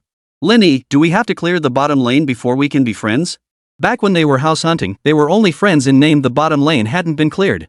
"If you insist on framing it that way, I can't argue," Lin Yi shrugged. "Let's grab a bite before you go." "Poof. Since you're making such a sincere invitation, I'll reluctantly agree." "Ha, you really don't have to force yourself." "Ugh, you know exactly what I'm talking about." Tao Jingxian hugged Lin Yi, her eyes reddening. "My idol invited me to stay for dinner, how could I possibly leave? I'd already decided to forget about you, but then you've bewitched me again. How am I supposed to find a boyfriend now?" "You don't have to find one." Lin Yi hugged her back. "Besides, you're not the only woman who can't have me." "Put." Tao Jingxian wiped away her tears, laughing and crying at the same time. "Ugh, you're so annoying. How can you be so good at pretending?" Alright, no more crying. Besides dinner, there's actually something else I need to discuss with you." Tao Jingxian was a bit confused. "What is it? Want to work with me?" At those words, Tao Jingxian flushed instantly, lowering her head and stammering. "Lin Yi, I know this is sudden, but if you want to, I'm ready anytime. I'm not the prettiest, and my figure isn't the absolute best, but for you, I'd be willing to."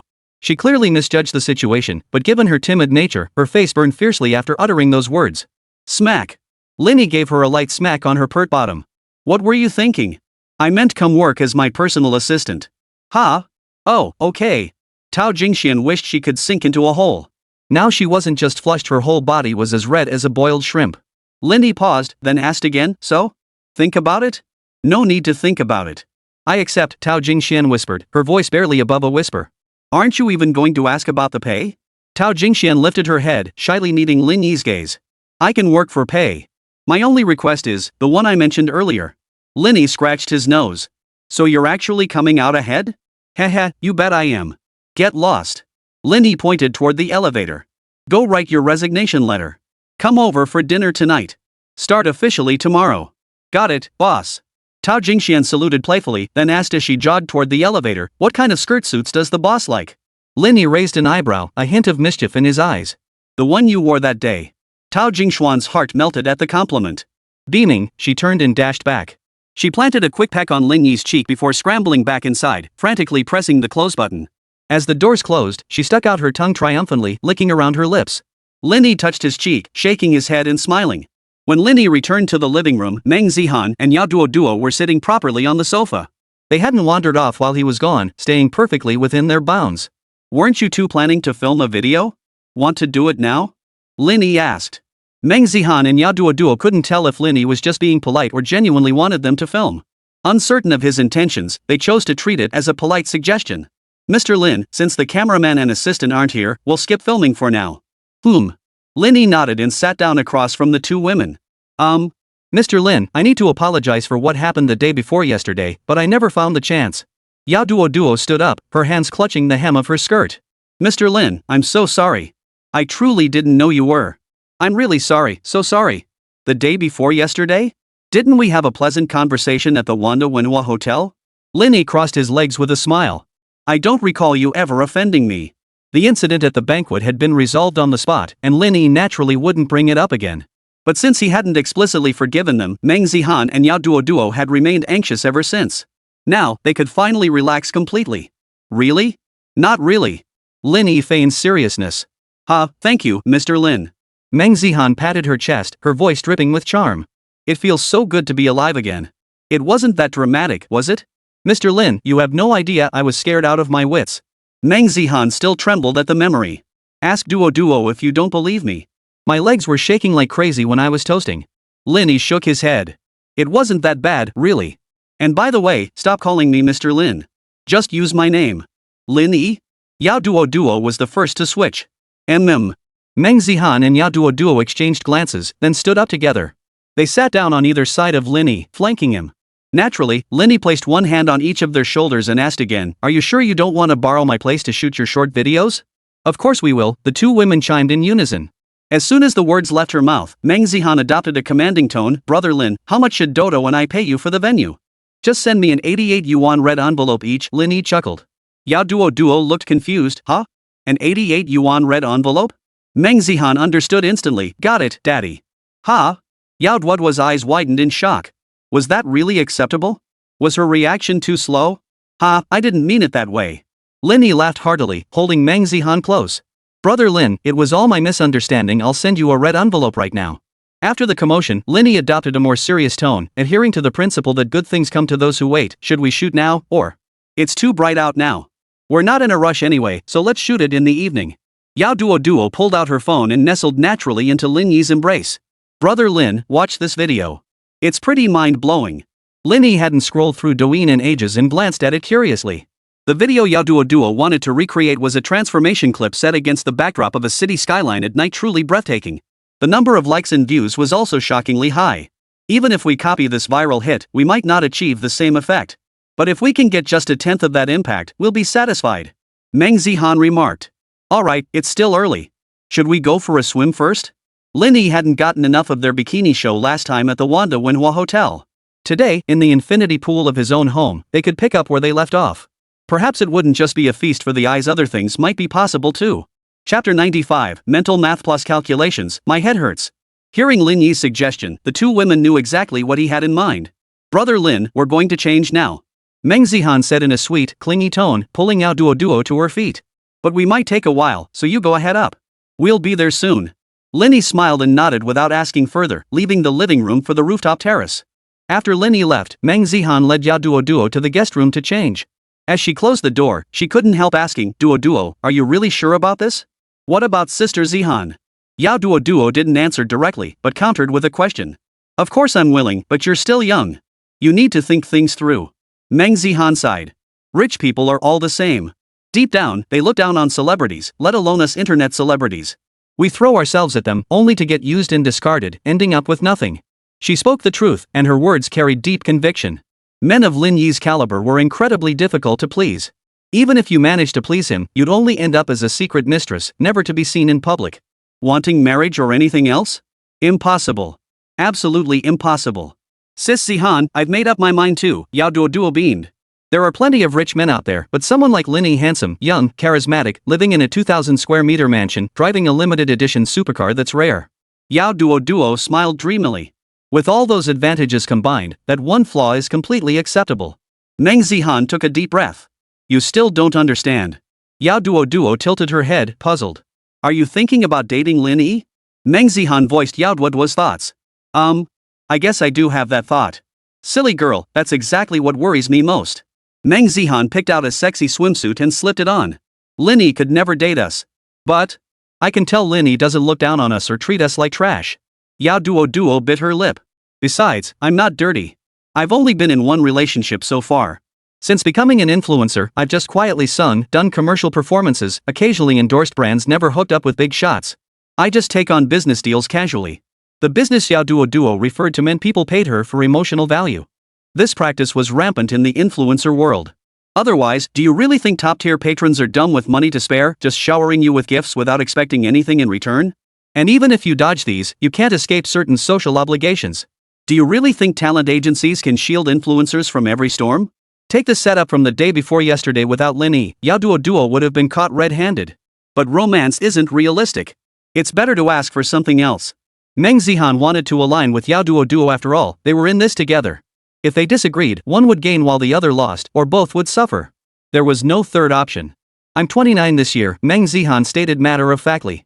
Money can sustain you, but the costs of maintaining my appearance. I'm about to hit my limit.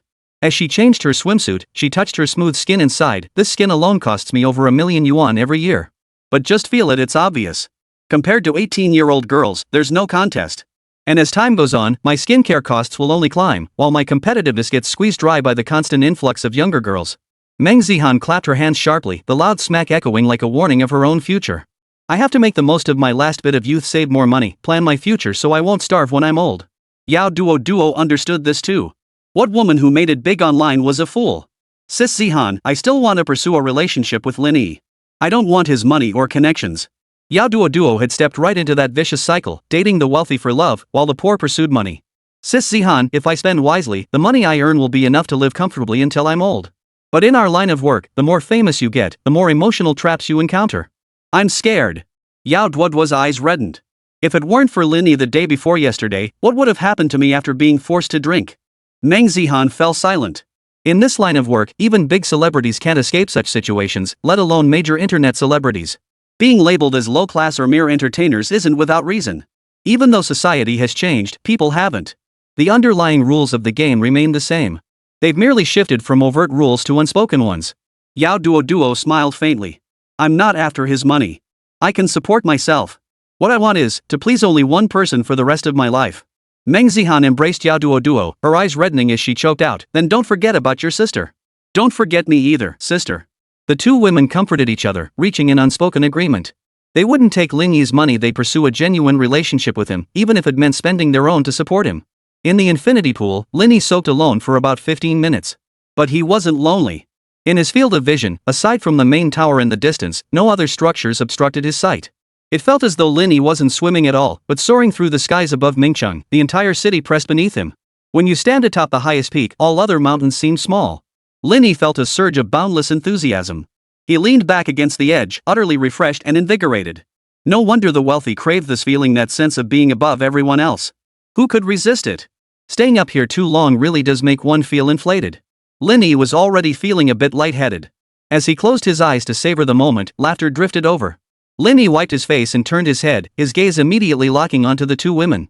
Meng Zihan, needless to say, radiated a mature, dominant aura. Her long, straight, powerful legs moved with seamless precision and taut tension. Moreover, she wore a bikini that accentuated the curves of her chest. The shell-shaped fabric panels were a stroke of genius, barely there yet not quite, striking that perfect balance. This woman was a thoroughbred ready to gallop freely. Yao Duo beside Meng Zihan had a decent figure, but in comparison, she seemed ordinary and even more inexperienced. Still, Yao Duo's main strengths lay in her youthful radiance, her smooth, supple skin, and the way her waist swayed with every step, radiating energy. When it comes to full auto mode, the rhythm is bound to be intense. Noticing Lin Yi's gaze, Meng Zihan proudly lifted her chest and head, playfully teasing him. Ha, who knew an old lady like me still had some market appeal? Not just marketable, your competition is absurdly fierce. Lin Yi took it in stride, even raising an eyebrow as his gaze toward Meng Zihan grew even more unabashed. At this moment, thanks to Lin Yi's high emotional intelligence, Meng Zihan didn't resent his gaze. At the very least, she didn't sense any sleaziness or creepiness from him, only wit, ease, and undeniable charm. Meng Zihan covered her mouth and giggled. I'm just riding on the design's coattails. Duo is the one with hidden depths. Oh? Lin Yi feigned surprise. Could it be that my visual estimation was off? Visual estimates aren't that accurate, you have to make educated guesses. True to her reputation as a seasoned player, Meng Zihan's witty retort earned her an admiring thumbs up from Lin Yi. Listening to their exchange, Yao Duo couldn't help but blush. At just 23 years old and having only been in one relationship, she'd never encountered such a scene before. Yet in this situation, the inexperienced Yao Duo was clearly at a disadvantage. Lin Yi's attention was entirely focused on Meng Zihan. How could Lin Yi lose to Meng Zihan on the road to becoming a seasoned player? Did he have any pride left? He immediately laughed heartily. Wrong. Guessing is unreliable. Calculating by hand and mentally is far more accurate. Oh, stop it, you two. Yao Duo nudged Meng Zihan. Sis, don't gang up on me with him. Alright. Look how big you've gotten. Let's get in the water to cool off. Meng Zihan pulled Yao Duo into the water, and Lin Yi casually caught her. Once in the water, Meng Zihan became more proactive, naturally swimming behind Lin Yi. Whoosh!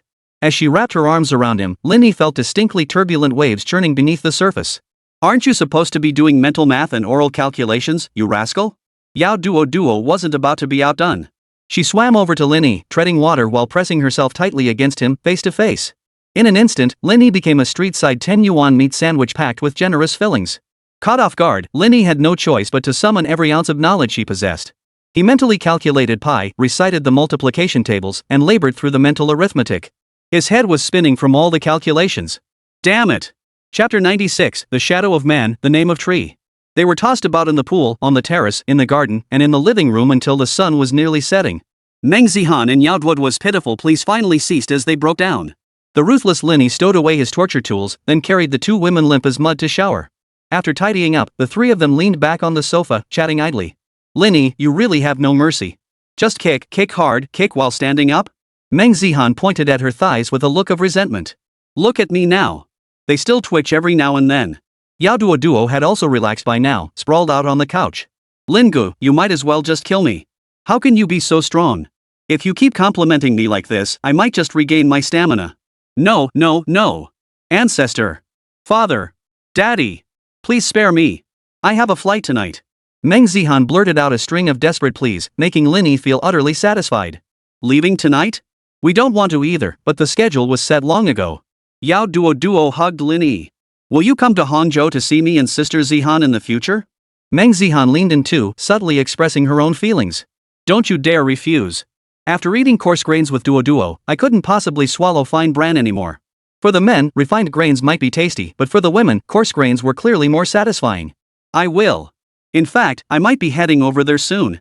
In Mingqiang, Lin Yi wouldn't claim to be at the top of the food chain, but that didn't stop him from wanting to explore bigger cities and see what the view looked like from higher up. Hangzhou was one excellent option. Really? The two women's eyes lit up instantly. They weren't afraid of becoming Lin Yi's secret pets. What terrified them was being discarded after he'd finished playing with them. Judging by Lin Yi's current attitude, he seemed intent on maintaining some connection with them. Moreover, during the fierce battle earlier, the combat prowess and physical strength Lin Yi displayed meant there was no need to worry he couldn't handle things. After all, more women weren't necessarily better. Having the strength to collect them didn't mean he had the strength to handle them. Once you exceed your physical limits, it could cost you your life. So, while beautiful women are desirable, one mustn't be greedy. Moderation is key. I don't need to lie to you. Then, does that mean Sister Zihan and I are now your women too? Yao Duo asked playfully. Lin Yi caught the implication in her words. Before he could answer, Meng Zihan interjected, Lin Yi, Duo and I aren't trying to blackmail you. It's just. I understand. It's just a matter of saying the words. Lin Yi raised his hand to interrupt Meng Zihan. And don't overthink it, I respect your choices. There were some things Lin Yi had come to terms with. Trading a single sentence for the pleasure of two women? He'd come out ahead. If he could keep things light with both women, he'd gain even more. Now, he held absolute initiative. He didn't need to tell the women, I'll give you this, but rather ask them, what will you give me? When it came to emotional value without competition, Lin Yi, as the sole buyer, undoubtedly held the final say in pricing and unlimited choice. Manipulating Meng Zihan and Yao Duo was incredibly easy. You have my contact info. Call me if you need anything. Lin Yi carried himself with the air of a big shot. For company matters, you can also reach out to Wu Yang. He'll give me face and help coordinate things. This time, it was undoubtedly free riding, yet Meng Zihan and Yao Duo were more than willing to accept it. They nodded vigorously, afraid Lin Yi might change his mind. Then Yao Duo quickly added, Brother Lin, could you spare me a storage room in this mansion? Trying to pull a fast one, huh? Lin Yi flicked Yao Duo's forehead playfully. No way you're staying in a storage room. Pick any room you like on the first floor. Once you've tidied it up, it's yours. The sprawling mansion, over 2,000 square meters, was currently occupied only by Lin Yi. Truthfully, such a vast space felt eerily empty at night, sorely lacking in human warmth. Having Meng Zihan and Yao Duo move in to liven things up wasn't a bad idea. Then I want one too, Meng Zihan chimed in, raising her hand. Whenever I have time, I'll fly right over to enjoy this grand mansion. Lin Yi didn't refuse, but he wouldn't let them stay for free either. You'll have to pay rent, though. It's not cheap around here. Broke. Meng Zihan giggled mischievously. Young Master Lin, this humble servant has no money. The only thing I can offer to pay my debt is this body of mine. You want to eat and take things for free? Lin Yi gave Meng Zihan a playful flick on the head. Not only do you want to stay in my house for free, but you also covet my body? Stop it. Ha ha ha. After more playful banter, Lin Yi saw the two women off. He had no intention of spending the night at the mansion. He got into his car, ready to head back to the hotel. Driving his Ferrari back to the hotel, Lin Yi suddenly heard the system's notification chime in his mind. Reversal mission old A8 is still A8 completed. Host has acquired reversal reward all assets of Lin Yi. Real-world transaction finalized. Congratulations, host, on acquiring a 15% stake in worry-free media. Lin Yi slowed his car. He remembered this reversal reward. It was the reward he received after that night at the bar, when he pulled off a grand romantic gesture and Lin Yi's affection rating broke 100. All of Wanwan's future assets have been converted into a 15% stake in Carefree Media? This was what Lin Yi couldn't understand. The system could have simply given him money. Why go through such a roundabout process? However, the system offered no explanation, and Lin Yi didn't ask. After all, the reward had taken so long to arrive. If it were just cash, it clearly wouldn't make sense. Actually, I still prefer. Ring ring. The phone rang abruptly. Lin Yi glanced down to see it was Wu Yang calling. He connected via the car's Bluetooth and asked with a smile, Bro Yang, calling me at this hour, got any orders? Wu Yang didn't speak right away, letting out a long, drawn-out sigh first. You're my real brother. How long do you plan to keep this from me? Lin Yi was taken aback. Hold on, can we change the tone here? You're making me sound like some cheating jerk. You're the one who bought 15% of worry-free media, right? Had the chain reaction started this quickly? Lin Yi pondered for a moment and realized it wasn't entirely unexpected. When the system redeemed the reward, the preparation time for real-world interactions took nearly a week. During that period, they must have gone through the standard acquisition procedures. As a shareholder of worry-free media, Wu Yang would naturally catch wind of it and start digging around. I honestly had no idea about that, Lin Yi flatly denied. I don't usually get involved in these matters. Brother you're seriously impressive. Wu Yang's teeth ached. My third uncle called me directly. That's how I found out just how well connected you really are. Lin Yi detected the odd undertone in Wu Yang's voice, a mix of frustration, amusement, and deep resignation. If I hadn't known the acquisition process started before we even met, I'd have thought I'd upset Brothery during one of our drinking sessions. Lin Yi was taken aback. No, don't say that. I genuinely had no idea about that connection. Besides, the shares in Wuyo Media were gifted to me by someone else. I just got the call, and then you called me. If I'd known it was your family's business, I wouldn't have accepted it even as a gift. On the other end of the line, Wu Yang breathed a sigh of relief, relieved. Brothery, I'm just glad you're not mad at your little brother. Forget about 15% equity. If you want any of my family's shares, just say the word and I'll deliver them to you that very night. After the banquet that day, Wu Yang and the others privately discussed and analyzed Lin Yi. The process was quite remarkable. Apart from Wu Yang, Yi Ran, Lu Gaojun, Su Huishuan, and Lu Jiadong were all second-generation locals born and raised in Mingcheng. Logically, they should have known about any prominent figure in Mingcheng, yet Lin Yi seemed to have appeared out of nowhere. Ultimately, Wu Yang and the others reached a conclusion: either a divine being had descended from heaven, or someone in heaven was involved. Wu Yang knew all too well the weight behind that conclusion. While his family connections weren't powerful enough to let him walk all over people everywhere. But in Ha City, Mingcheng, and certain specialized fields, as long as he didn't cause a colossal disaster, he could smooth over any situation. Pretty impressive, huh? Damn impressive. But in the eyes of those at the Heavenly Palace, the formidable connections his family wielded could be decided with a single word. During their call, Lin Yi's casual remark, "It was a gift from someone else," only solidified all of Wu Yang's suspicions. Unaware of Wu Yang's wild imaginings, Lin Yi laughed off the offer. "What would I want with your family's shares? It's not like I'm bored out of my mind." "Ah, you're always so straightforward, E. How about I host a gathering? You pick the place, you set the time. Let's get together again?" Wu Yang quickly added, as if the entire call had been orchestrated just to extend this invitation. "No problem." Lin Yi hung up, just as he was about to press the accelerator to pick up speed, when a sudden notification sounded in his mind. "Congratulations, host, on autonomously triggering the underdog mission, A Man's Shadow, A Tree's Name." Chapter 97, Reputation Shop. Core Reward Mechanism. Reputation. Reputation is the ultimate means to highlight one's value, enhance social influence, and expand one's reach. Hosts may simply understand reputation as influence. Whether through industrial growth, expanded interpersonal networks, or positive public perception, all generate varying reputation points. Reputation points can be used to purchase various items in the reputation store. Current reputation points, 333 fresh off the boat. Reputation points? Lin Yi slowed his vehicle once more, pulling over to the roadside as his attention shifted to a newly appeared section within the system interface. On the virtual panel, a golden energy bar displayed 333 at its end, clearly representing Lin Yi's current reputation points. Below the golden energy bar was a small shop resembling a convenience store, its interior pitch black and indistinguishable. What was inside? Why all the mystery? As Lin Yi focused his mind, the contents of the shop came into view, instantly energizing him. There were far too many items inside. To measure their value solely in gold would be an insult to the preciousness of these items. For instance, one item was called the 7-star lamp. Its effect was astonishing: when lit, it could preserve a person's life. If it burned for 7 days and 7 nights without extinguishing, it could restore the health of someone on the brink of death. Though usable only once, its value was undeniably immense. Of course, the more powerful the item, the more reputation points required to exchange it, and they were all single-use items. Less powerful items cost fewer reputation points to exchange and are mostly permanent. For instance, when Lin Yi first obtained the system, the one-time items he acquired by completing the comeback quest were Conan's glasses and the influencer's phone. Exchanging them required 1,000 reputation points. However, even though the items themselves are permanent, each use still requires exchanging reputation points, 100 points per use. I can't afford that right now. Lin Yi glanced at his meager 333 reputation points and settled for the cheapest potion-type items instead. Life Potion lasts 24 hours after consumption. During this period, it heals non-fatal internal and external injuries, inflammation, acute illnesses, and alleviates chronic disease pain.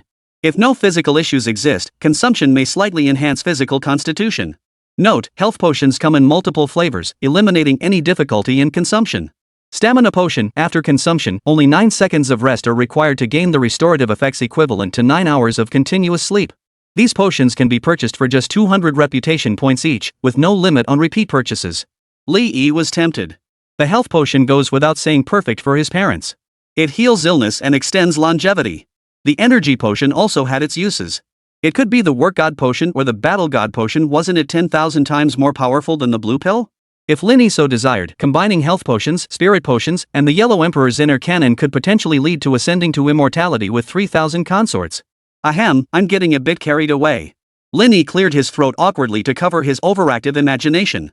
With only 333 reputation points, he could afford just one potion.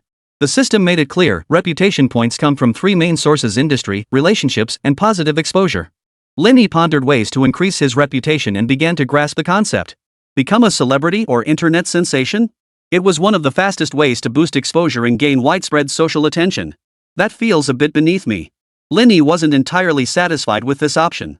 But expanding industries and strengthening relationships would take considerable time. Forget it. Let's head back to the hotel and figure out a compromise later. He started the engine and sped back to the hotel. Mr. Lin, welcome home. Butler Bella was waiting at the entrance as always, offering her meticulous service the moment Lin Yi stepped out of the car. Mr. Lin, today is my final day serving you. She smiled faintly. Lin Yi understood instantly. I'll make sure to enjoy this final day to the fullest. Bella had already resigned. By this time tomorrow, a new private butler would arrive to take her place. To the general manager of the Wanda Cultural Hotel in Mingchang, Bella had clearly lost her mind. Quitting a job where she was almost at the top to become someone else's private servant was utterly unwise. Bella couldn't be bothered to explain. She believed that by following Lin Yi, she would have a future even more dazzling than her present one. Back in the presidential suite, Tao Jingxian called Lin Yi. I might have to cancel our plans today, Tao Jingxian said nervously. Lin Yi felt a twinge of displeasure but didn't show it. If not this time, then next time. Are you still coming in tomorrow for your first day? Of course I'll come tomorrow, Tao Jingxian hastily explained. It's just that Miao Miao isn't feeling well today, Brother Yi. I need to go check on her. I didn't mean to cancel. Qin Miao Miao? Tao Jingshuan's mention reminded Lin Yi of this junior employee at China Merchants Bank. He asked instinctively, what's wrong with her? Tao Jingxian paused. I'm not entirely sure. She suddenly called me today asking if all men like going to clubs and prefer promiscuous women. What on earth was that about? Lin Yi replayed Tao Jingshuan's words in his mind, recalling Qin Miaomiao's various behaviors during their interactions. Qin Miaomiao had made an excellent impression on Lin Yi. She was beautiful, had a great figure, was ambitious, willing to work hard, loyal in relationships, and exceptionally kind-hearted. She was a woman who was traditional to her core, the kind who could make a household thrive. Such women weren't exactly non-existent, but they were extremely rare. Most had already been snapped up by some lucky men. Only a fool would abandon a devoted wife like Qin Miaomiao, one who stood by him through hardship and would share in his prosperity. Lin Yi had briefly considered pursuing a relationship with Qin Miaomiao. After all, a woman like her was too good to pass up. But the moment the thought surfaced, Lin Yi squashed it. Qin Miaomiao was deeply traditional. She wouldn't tolerate sharing Lin Yi with other women. For her, dating meant pursuing marriage, children, and a lifetime together. Moreover, faced with the lavish material temptations Lin Yi displayed, Qin Miaomiao remained steadfast in her convictions, significantly increasing the difficulty of pursuing her. What's more, Park Hyeo's arrival had already fulfilled Lin Yi's pursuit of the Chancellor Chao spirit. There was no need to cause trouble for Qin Miaomiao. Is there trouble in her relationship with her boyfriend? I think so.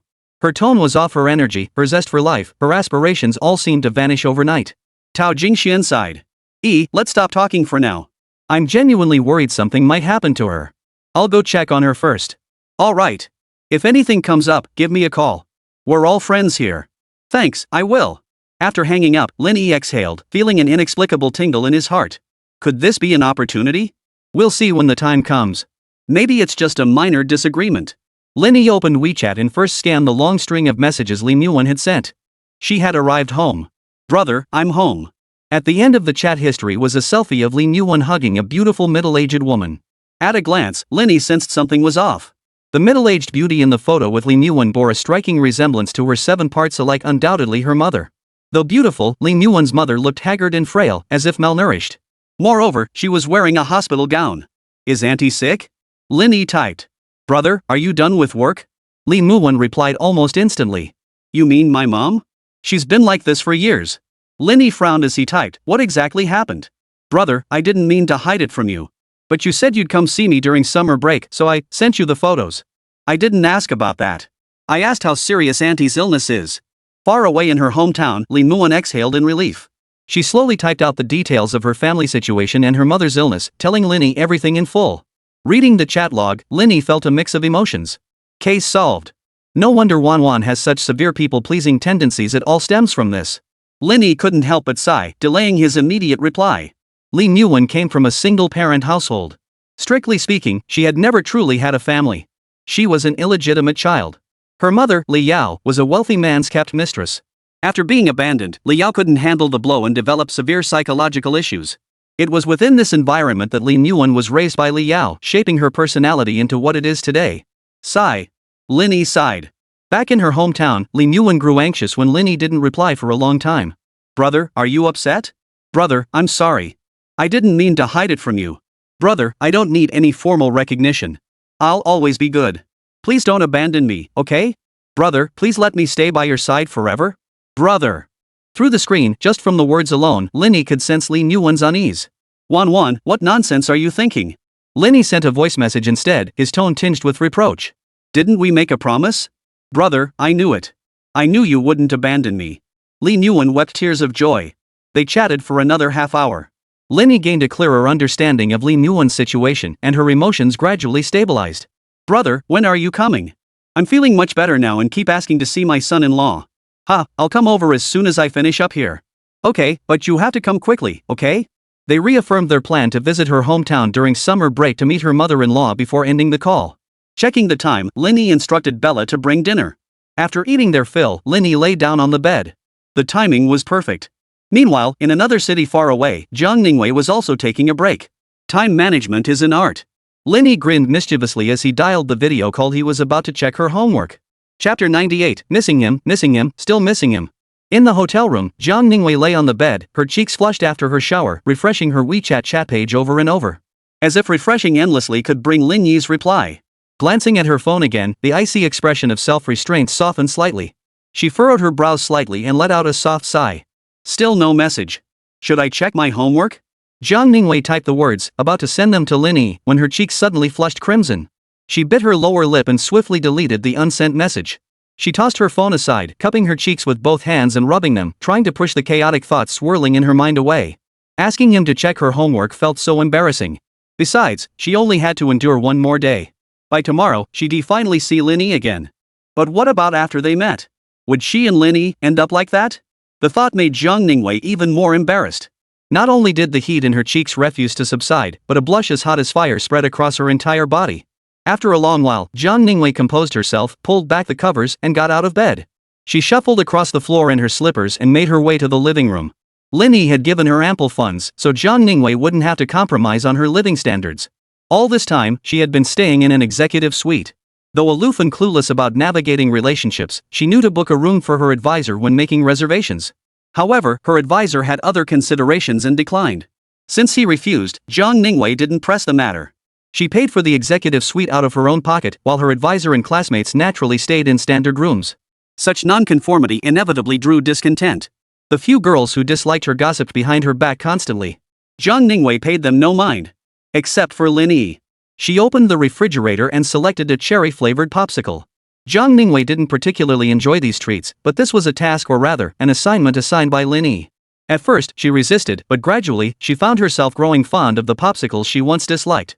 This was something she found surprising and hard to accept, yet deep down, it brought her immense joy.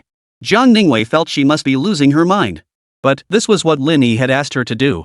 Slowly peeling off the wrapper, Zhao Liwei opened her little mouth to take a bite when her phone suddenly rang. Coffee from the left bank of the Seine. 1 cup in hand, savoring your beauty. The lips that left a mark. It was Jay Chou's Confession Balloon, the same song Lin Yi had sung for Zhao Liwei at the KTV that day. This was Lin Yi's exclusive ringtone. Thump, thump, thump. Zhao Liwei hurried to the bedroom. Every second delayed felt like a sin to her.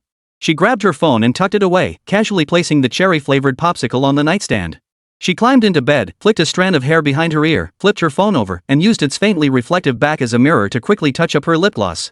When facing Lin Yi, she had to be flawless and polished. After 3 seconds of ringing, she answered the video call. Even though she longed for it, her voice remained as cool and detached as ever during the video call. Lin Yi. Seeing Zhao Liwei on the screen, so exquisitely made up it seemed unreal, Lin Yi took a deep breath, forcing down the emotions stirring within him. "Were you tired today?" he asked with a smile. Zhao Liwei felt a sweet warmth in her heart, and a faint smile flickered across her usually stern face. "Not tired." Her words were sparse, devoid of sweet talk, almost sounding dismissive. Yet, Lin Yi still detected a flicker of excitement beneath her usually reserved expression. "Why are your hands shaking?" I'm not shaking. It's just, I'll hold it steady." Lin Yi chuckled. Zhao Liwei's stammering and bashful demeanor truly stirred his appetite. When an ascetic type indulges in pure desire, that contrast. Utterly irresistible. Not checking homework all this time, that was my negligence as a teacher. Zhao Liwei nodded solemnly. "Ha? Did you say hmm?" Her cheeks flushed instantly, and her watery eyes darted away, unable to meet the screen. "Speak up." Lin Yi deliberately teased her, raising his voice slightly in a feigned stern tone. You just didn't check." Zhao Liwei stammered. "Senior, you're actually admitting it?" Lin Yi raised an eyebrow, grinning mischievously. "Today, I'm not just checking your homework, I'm also punishing you." At the word punishment, Zhao Liwei shuddered. An inexplicable thrill, coupled with an innate sense of duty, made her straighten her back involuntarily. "Husband, I'm leaving the day after tomorrow. Could we?" "No." Lin Yi shook his head firmly. "You're just now calling me husband? Too late." Watching Zhao Ningwei in the video, her head slightly bowed and breathing becoming rapid, Lin Yi felt a surge of playful mischief. Today's punishment is, I say, you do. Zhao Ningwei felt a wave of shame wash over her, yet she instinctively nodded in rapid succession. Turn off the lights. Leave only the bedside lamp on, Lin Yi commanded. Zhao Ningwei obeyed, lifting the covers and stepping out of bed once more. Perhaps in her haste, the straps of her silk spaghetti strap nightdress began to slip. Lin Yi was quick to notice and retort, don't fix the straps. Zhao Ningwei's left hand froze mid-air, trembled slightly, then reluctantly obeyed. On the other end of the video call, Lin Yi blew gently, as if his breath had magically caused the strap to slip. Hold the phone higher, tilt the camera down at an angle, Lin Yi continued directing. Zhao Ningwei stiffened slightly, biting her lower lip as she obeyed. The phone slowly rose, the front camera gradually tilting downward. In the video call, Zhao Ningwei's face vanished, replaced by the fate line of her career. Lin Yi saw it all clearly. Snow white, smooth, with deep valleys. Click. Unable to withstand Lin Yi's burning gaze, Zhao Ningwei quickly turned off the light, plunging the room into dimness. But the hazy sensation held a different kind of charm, and Lin Yi didn't mind. I need to check your homework. It's on the nightstand, Zhao Ningwei whispered. There is? Lin Yi smirked, his expression slightly mischievous. Zhao Ningwei couldn't take it anymore and hurriedly explained, it's hot in the room. I wanted to eat an ice pop to cool off, but I didn't expect you to call. Is that so? Ha? Lin Yi snorted softly. It was me, wanting my husband to check my homework. As soon as she finished speaking, Zhao Ningwei instantly turned as red as a freshly steamed shrimp, blushing fiercely like the fiery sunset clouds. Lin Yi was satisfied and urged Zhao Ningwei to hurry back to bed. Oh, okay. Grabbing the ice pop from the nightstand, Zhao Ningwei leaned back against the headboard, waiting for Lin Yi's next instruction. Check your homework. Lin Yi was finally going to check her homework.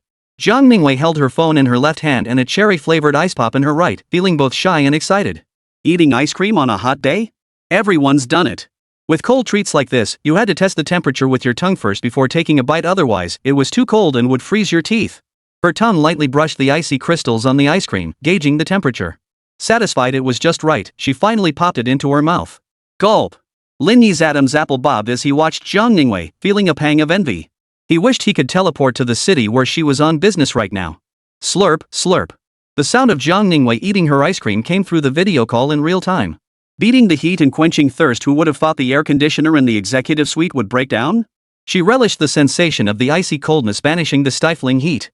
Lin Yi's eyes and ears were equally delighted. Except the room's AC had been forgotten, and Lin Yi was sweltering. He couldn't resist loosening his collar with one hand. Keep going, he said, his mouth parched. Distracted, he opened Douyin, scrolled through his saved videos, and found some dance clips by female influencers. He forwarded them to Zhao Ningwei. After a while, the ice pop was half gone. Worried she might get a stomachache from eating too much, Lin Yi quickly called a halt. Throw away the popsicle. Eating too much isn't good for you. When you get back, I'll take you out for something nice. Zhao Ningwei nodded, her face flushed. Just as she started to move, Lin Yi frowned again. Say you understand, and say thank you. Thanks, honey. I know. Good girl. Lin Yi instructed, I sent you 2 dance videos. Learn them. Zhao Ningwei complied. But the moment she saw the videos, she bit her lower lip involuntarily. The poses these women struck, the way they moved, it was way too hot. What? You're going to refuse? No. I'm watching, learning. She genuinely began practicing, her expression earnest, though her movements were awkward and stiff as an untouched Siberian plain. Lin Yi was incredibly patient, though not a professional dance instructor, he'd seen plenty of it. Beautiful. I love watching. Lin Yi felt he couldn't quit watching. Chapter 99, Don't Miss Out on a Good Woman. While Lin Yi was remotely teaching Zhao Ningwei how to dance, how to sway her waist, lift her hips, and shake her chest, Tao Jingxian, who had stood him up, was having a heart-to-heart with her best friend Qin Miaomia. They reminisced about college life at Final Ivory Tower, the last bastion of pure joy in their lives. Midway through their chat, they inevitably touched upon Qin Miaomiao's painful past. Miao Miao, we've known each other for so many years. Just tell me. Tao Jingxian genuinely wasn't trying to rub salt in the wound. Though she sometimes felt uneasy, after all, Qin Miaomia was prettier, had a better figure, and a better job than her. But her jealousy was fleeting, it never reached the point of becoming a malicious villainess. Tao Jingxian genuinely wanted to help Qin Miaomia resolve her emotional turmoil. I'm not entirely sure. Maybe I misunderstood him. After all, we've known each other for so long. Qin Miaomia blinked her slightly swollen eyes. I asked Shi Wei about it. He explained that the membership card was entrusted to him by his manager, who was afraid his wife would discover it. A membership card for a massage parlor? Compared to Qin Miaomiao's traditional upbringing, Tao Jingxian was bolder and more worldly, familiar with many things. I don't know for sure.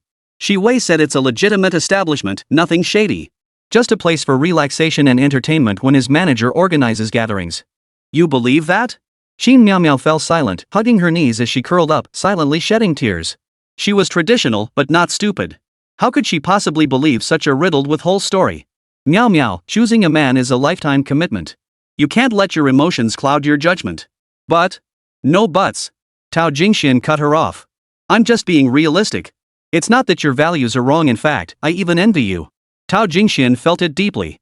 She could sense that Lin Yi preferred Qin Miao Miao. If she were a man, she'd like Qin Miao Miao too.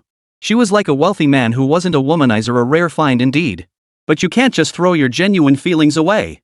Tao Jingxian hugged Qin Miao Miao. You asked me on the phone, do all men like promiscuous women? What did you mean by that? Qin Miao Miao found it hard to speak, but she finally said it. Shi Wei hasn't been intimate with me in a long time. Ha? Tao Jingxian was baffled. Is he not up to it? Is he sick? No, After stammering for a while, Qin Miao Miao finally blurted it out. She was very traditional. Not only did she insist on turning off the lights, but she lay there like a dead pig. Tao Jingxian was speechless. Seriously, what era are we in? Why are you still binding your feet? I'm just not used to it. Honestly, you're something else. Tao Jingxian waved her hand dismissively. Back to the point, did you go through Shi Wei's phone? Yeah. I saw him chatting with some woman, talking about really explicit stuff. It was so hot. At this point, Qin Miao Miao started tearing up again. I found that SIM card because I saw the chat history. When we argued, he called me a dead pig, said I was like a corpse, with zero emotional connection. Sniffle. That bastard. Tao Jingxian cursed angrily. He must be cheating. But he said, I'll ask He Go for you. Tao Jingxian pulled out her phone. With EGE's connections, tracking someone down is a breeze. This won't do. Qin Miao Miao refused. Why not? I feel guilty. It's an act of distrust that would damage our relationship. Tao Jingxian was genuinely exasperated. Qin Miao Miao, have you been brainwashed by some manipulative jerk? If it's true, get away from that bastard ASAP. With your looks, you can pick any decent guy you want. If we've wronged Shi Wei, I'll personally apologize to him. You just treat him twice as well, problem solved. After much deliberation, Qin Miao Miao finally nodded. If someone truly has nothing to hide, whether man or woman, they shouldn't fear scrutiny. Wanda Vista Hotel, Presidential Suite. Lin Yi took a cold shower to cool down, finally suppressing the burning desire within him. When the normally reserved Zhang Ningwei shed her restraint and embraced pure desire, her allure became overwhelmingly potent, so much so that Lin Yi found himself tempted to reach for his own relief. Without that cold shower, he wouldn't have made it through the night. It's not like I don't have women around me. Unlocking the fifth girl, that's embarrassing enough. Lin Yi muttered self-deprecatingly as he dried his hair. Ring ring. Just as he finished drying his hair, his phone rang. Lin Yi reached over to answer it. Jingxian, what's up? Why aren't you asleep yet? Gu, do me a favor. Go ahead. Look up someone for me. Lin Yi instinctively furrowed his brow. Look up someone? Who? Well, it's like this. Tao Jingxian recounted the situation involving Qin Miao Miao to Lin Yi.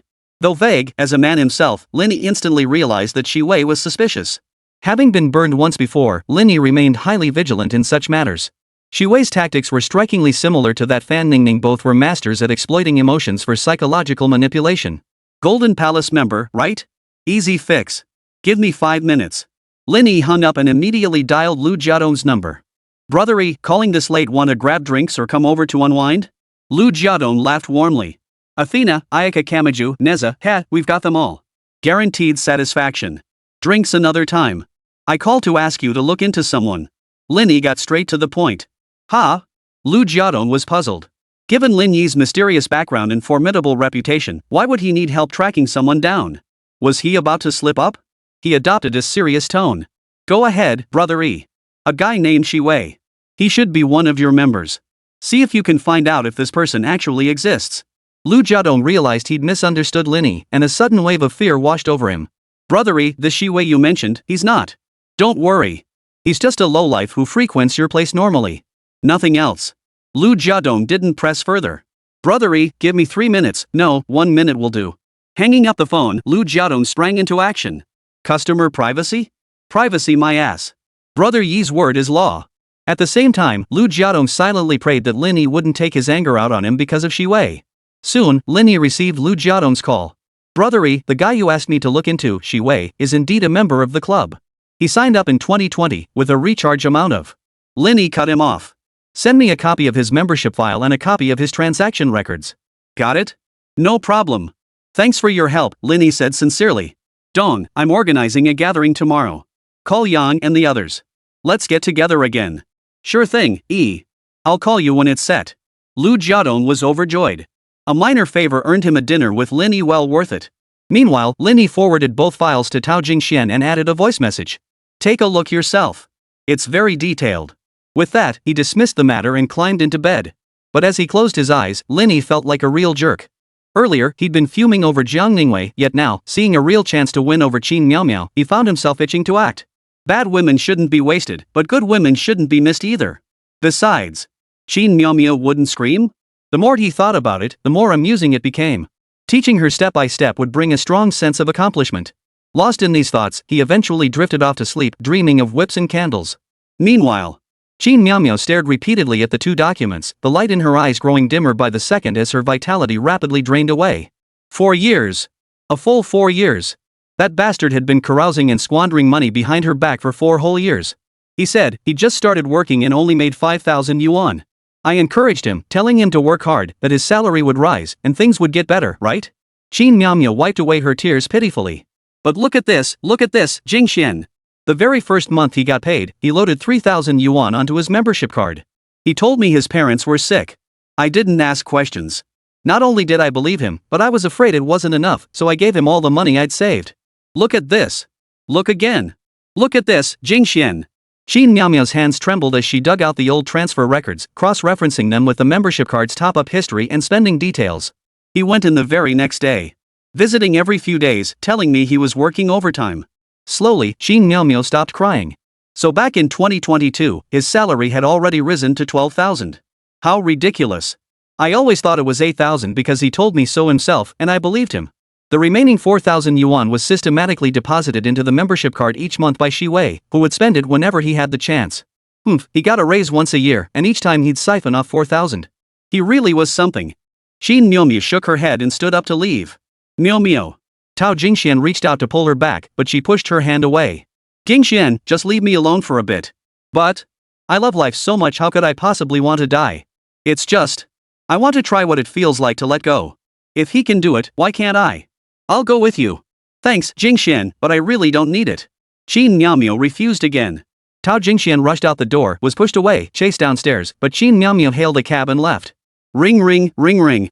Lin Yi groggily reached for his phone, boiling with rage. Can't a person get any sleep? Tao Jingxian. I've put up with you long enough. Damn it. Brother E, Miao Miao's gone. Chapter 100, just do it, don't overthink it. Qin Miao Miao is missing? Lin Yi's morning grogginess vanished instantly. Qin Miao Miao must be devastated. Put yourself in her shoes, no one could accept something like this. Did you call her? Brother E, I tried, but it's not going through. What did she say before you two broke up? Miao Miao said she wanted to taste what it feels like to let loose. Lin Yi sighed. That fool. Why ruin herself over someone else's mistake? This wasn't the time for long talks. Lin Yi added, don't call her for now. Go visit some places you used to frequent together. Don't worry, I'll help look for her. After hanging up, Lin Yi immediately called Qin Miao Miao. Men indulging themselves and women indulging themselves are two entirely different matters.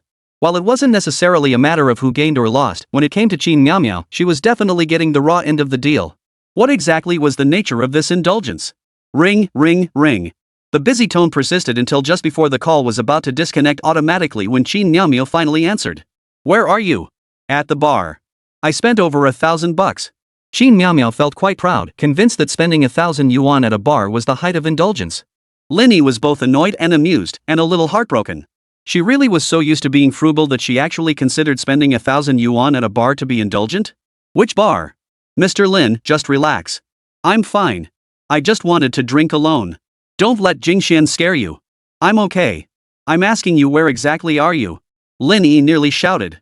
Qin Miao Miao fell silent for a moment before replying in an extremely flippant tone, would Mr. Lin like to join me? This idiot. Lin Yi pressed on, stop playing dumb. Tell me where you are. Qin Miao Miao hesitated, her mind in turmoil. If she decided to let loose, why not find Lin Yi? In Miami. Wait for me. Lin Yi hung up the phone, hurriedly dressed, and rushed out the door. As he climbed into his Ferrari, he didn't forget to call Tao Jingxian. On the other end, Tao Jingxian exhaled sharply in relief, yet a peculiar thought took root in her mind. Lin Yi might be a womanizer and a jerk, but he was definitely not scum. He belonged to no woman, but as long as they didn't crave exclusivity, Lin Yi could give women whatever they desired. Good looks, romance, money, and a sense of security.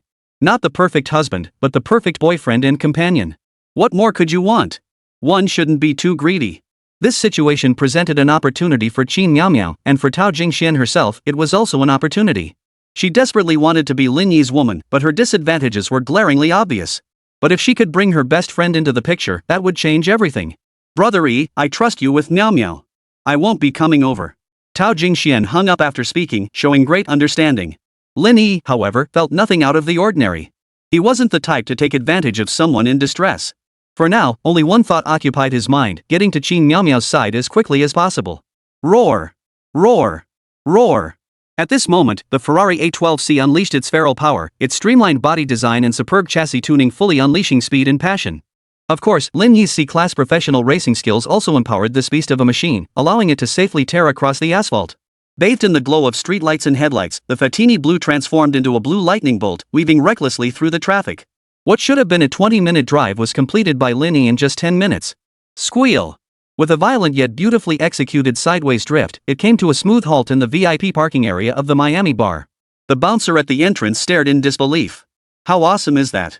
Not only driving a luxury car, but with skills this insane?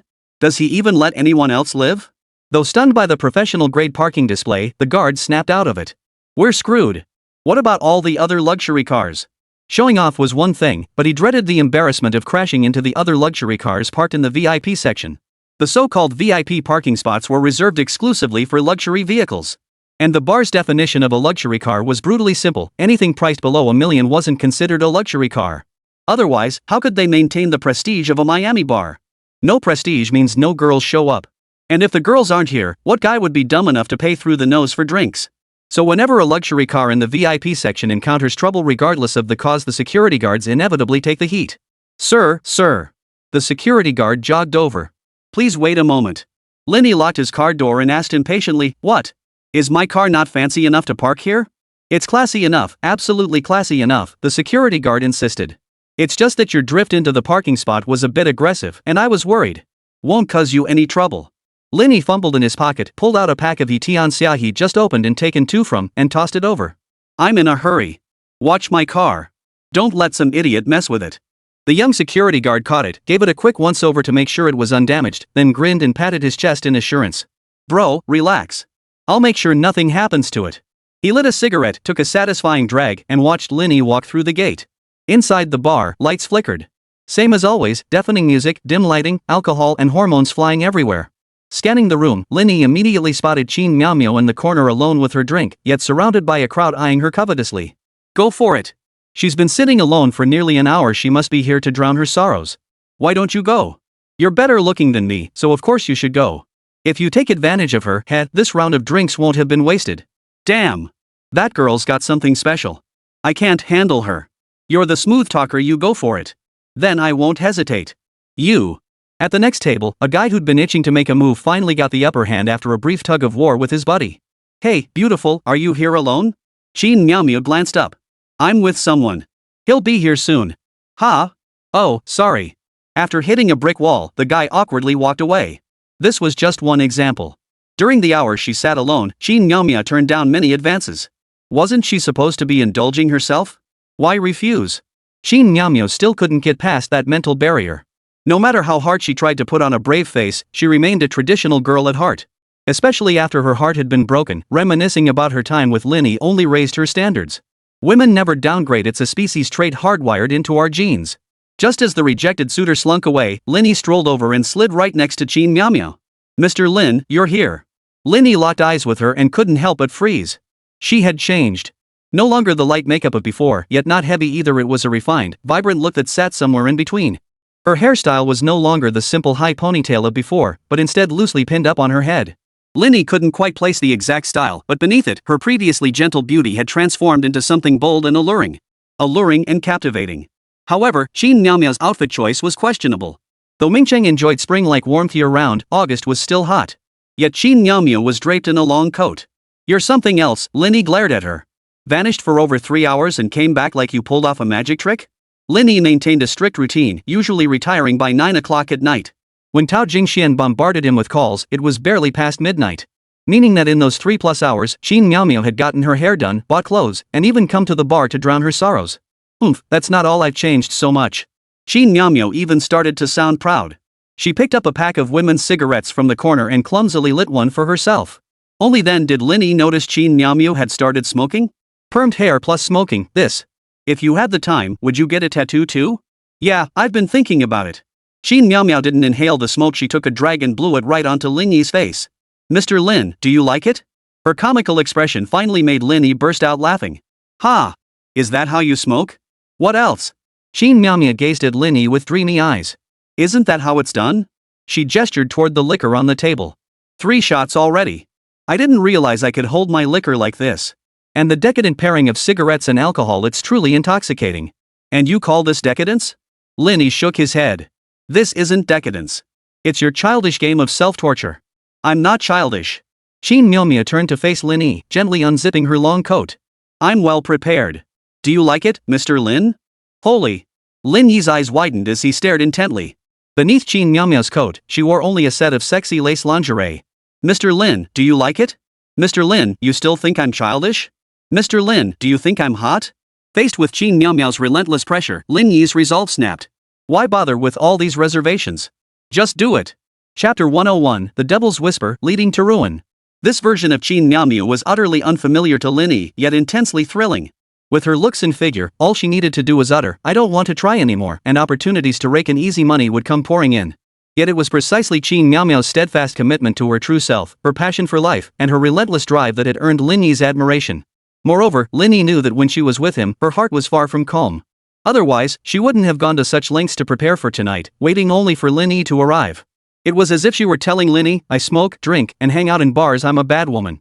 Don't feel guilty about having fun with me." This idiot.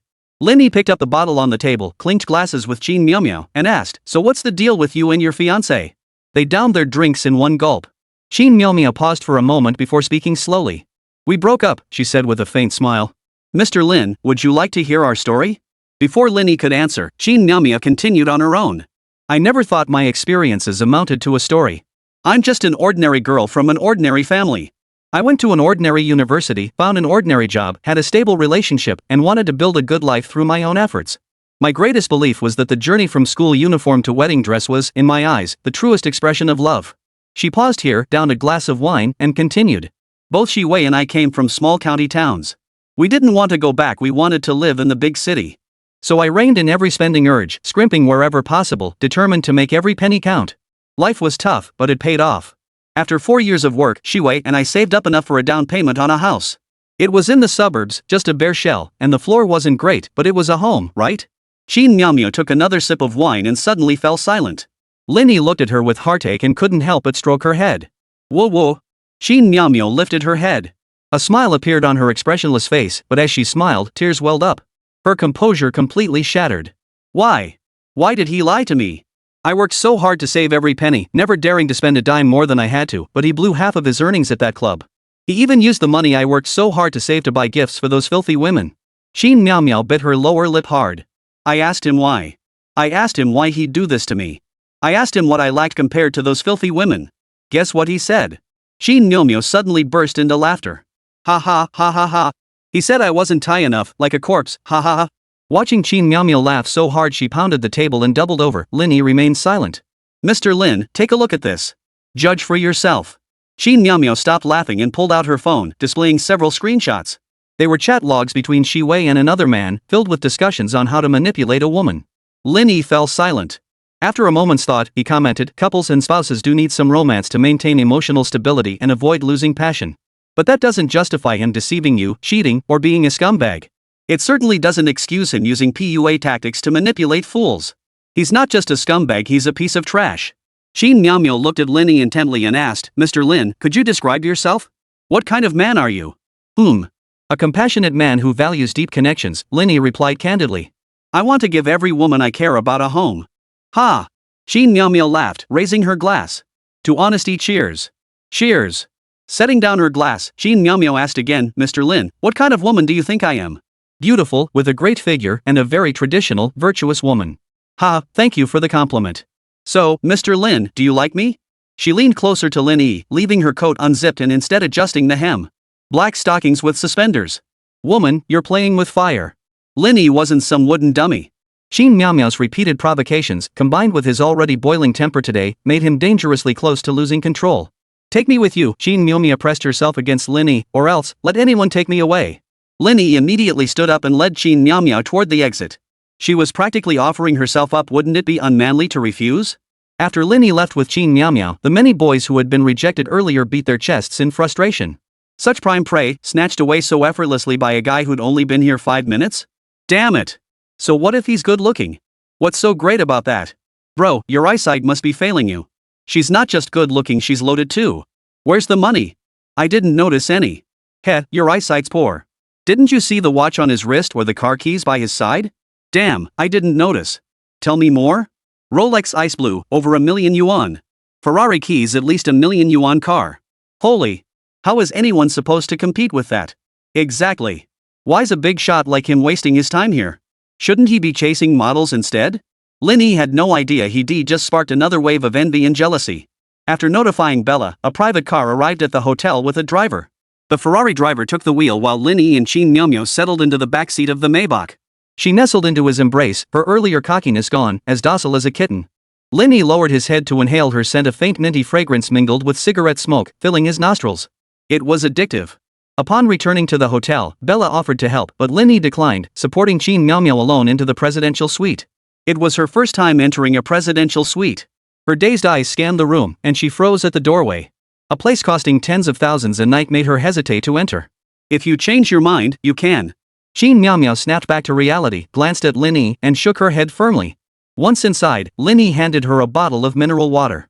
After taking a few sips to steady her nerves, she placed it on the coffee table and stood before Lin Yi, locking eyes with him deeply. In her eyes, Lin Yi saw confusion, shame, desire, struggle, and an inexplicable eagerness.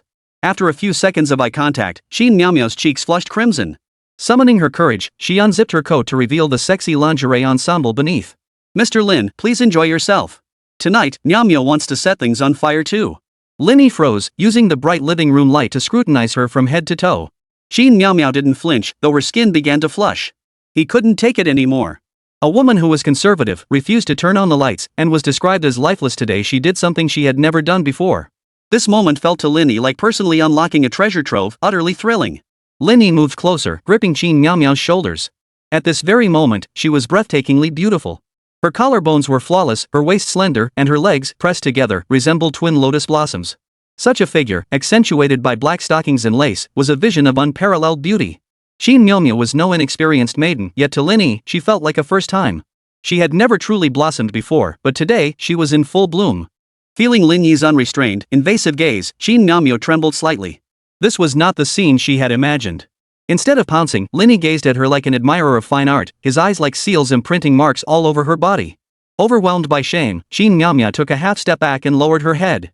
Why are you backing down? Do you want to know why years of affection couldn't hold a candle to a single word burn? Lin Yi pressed. These words ignited the hatred and resentment within Qin Miao. She wanted revenge. She wanted to prove herself. I do. Then do you want to know what kind of women men truly desire? Yes. Very well. Lin Yi's low murmur sounded like a demon's seduction. Today, you are the club technician I requested. Yes, I'm your assigned club technician, she murmured, her voice haunted. As the words fell, a dangerous, decadent yet pleasurable desire surged from the depths of Qin Miao's heart. As her body trembled again, Lin Yi drew closer and closer. Chapter 102, Professional Training Guide, Position 2. How utterly mad would Qin Miao become once she unleashed her desires? Even the battle-hardened Lin Yi could only marvel at how utterly beyond imagination it was. That madness, pent up for years and unleashed all at once, proved overwhelming even for Lin Yi, whose stamina exceeded 90 points. If that scumbag Shiwei knew about this, he'd probably regret it so much his guts would turn green. Lin Yi couldn't help but mutter. That scumbag was the classic example of throwing away the watermelon for a sesame seed. He deserved to have Lin Yi enjoy this today.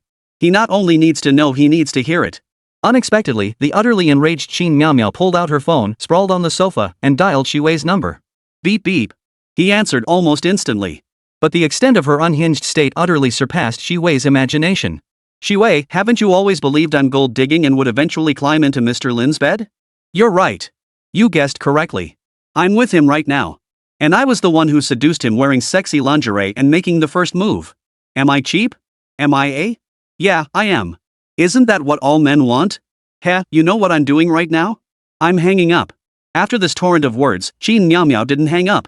She tossed the phone onto the sofa and turned back, gesturing for Lin Yi to continue working. Lin Yi couldn't imagine what kind of thoughts were running through that scumbag Shui's head right now, but his own feelings were overwhelming. He couldn't help but shudder. A woman's vengeance is truly insane. Especially when it comes to quiet, unassuming women. When pushed to the edge, they're capable of anything. Even though Lin Yi was on the receiving end of the pleasure, he felt compelled to condemn it. Besides, making that call hadn't been his idea in the first place. It was all Qin Miao Miao's fault for being so proactive. The next morning, Lin Yi felt his breathing grow labored, forcing him awake. Seeing Qin Miao Miao sprawled across his chest, her arms tightly wrapped around him, Lin Yi couldn't help but sigh. Carefully moving her arm aside and pushing away her smooth thigh, Lin Yi got out of bed and headed to the bathroom for a shower. While showering, Lin Yi checked the system notifications he'd missed in the heat of the moment the night before. Reversal Mission Stamp Collection Real-Time Update. Collection Target Qin Miao Miao. Collection Score 77 points, Stunning Beauty. Collection Progress Completed. Stamp Collection Reward 5 free attribute points. Collection Review: a woman at 30 is like a tiger, at 40 like a wolf. She may be older, but the experience is no less intense. Take care of yourself. A completely unexpected delight. Lin Yi never expected that neither Meng Zihan nor Yao Duo would trigger the stamp collection comeback quest. Qin Miao Miao, who had gone wild all night, was actually recognized by the time-displaced middle-aged comeback system. However, the system's timeline ultimately reset 18 years later, causing Qin Miao Miao's rating to plummet drastically and the rewards to fall short of expectations. 5 free attribute points, not bad at all. Lin Yi was content with this windfall, accepting the 5 points and immediately allocating them to strength. Strength 84, Strength 89. Another day of getting stronger. Lin Yi clenched his fist, feeling the tangible surge in strength. One punch from me, and most ordinary thugs wouldn't stand a chance. They'd go down cold. Killing someone with one punch was excessive, but landing a blow that would cost him 70 or 80,000 yuan was a certainty. Another system notification? Lin Yi's heart skipped a beat. He hurriedly checked. Qin Miao Miao Affinity 83. Note: she possesses significant potential and can be added to the Professional Development Guide roster. Cultivate her diligently for the host's benefit. Ha! Lin Yi remembered this permanent item reward from the system, but since he hadn't formed a team yet, he'd only used it on Lin Yuan. However, the modified attributes required 60 days of interaction time and hadn't yet manifested in Lin Yuan. Moreover, the Career Development Guide wasn't just for honing professional skills, it could also cultivate XP. But since Lin Yuan perfectly matched Lin Yi's vision, he had no intention of making arbitrary changes or additions. Lin Yi couldn't help but stroke his chin. If it were Qin Miao Miao, maybe give it a try? Once the thought entered his mind, it was impossible to suppress. Lin Yi immediately opened the system interface, navigated to the Career Development Guide panel, and located Qin Miao Miao's ID photo. She occupied the second position, with Lin Yuan in the first. However, next to Qin Miao Miao's position, a red stamp bearing the words pending hire was clearly visible. Once Qin Miao Miao officially joined the team, she should appear in the cultivation section. Of course, if he didn't wish to cultivate her, Lin Yi could remove her at any time without affecting Qin Miao Miao's actual work status. The only drawback was that Lin Yi couldn't monitor her loyalty in real time. Name: Qin Miao Miao. Age: 25. Position: Undetermined. Recommended development path: Financial Assistant. Ability score: 70. Loyalty: 83. Seeing this, Lin Yi noticed a hint of something. Are affinity and loyalty part of the same rating system?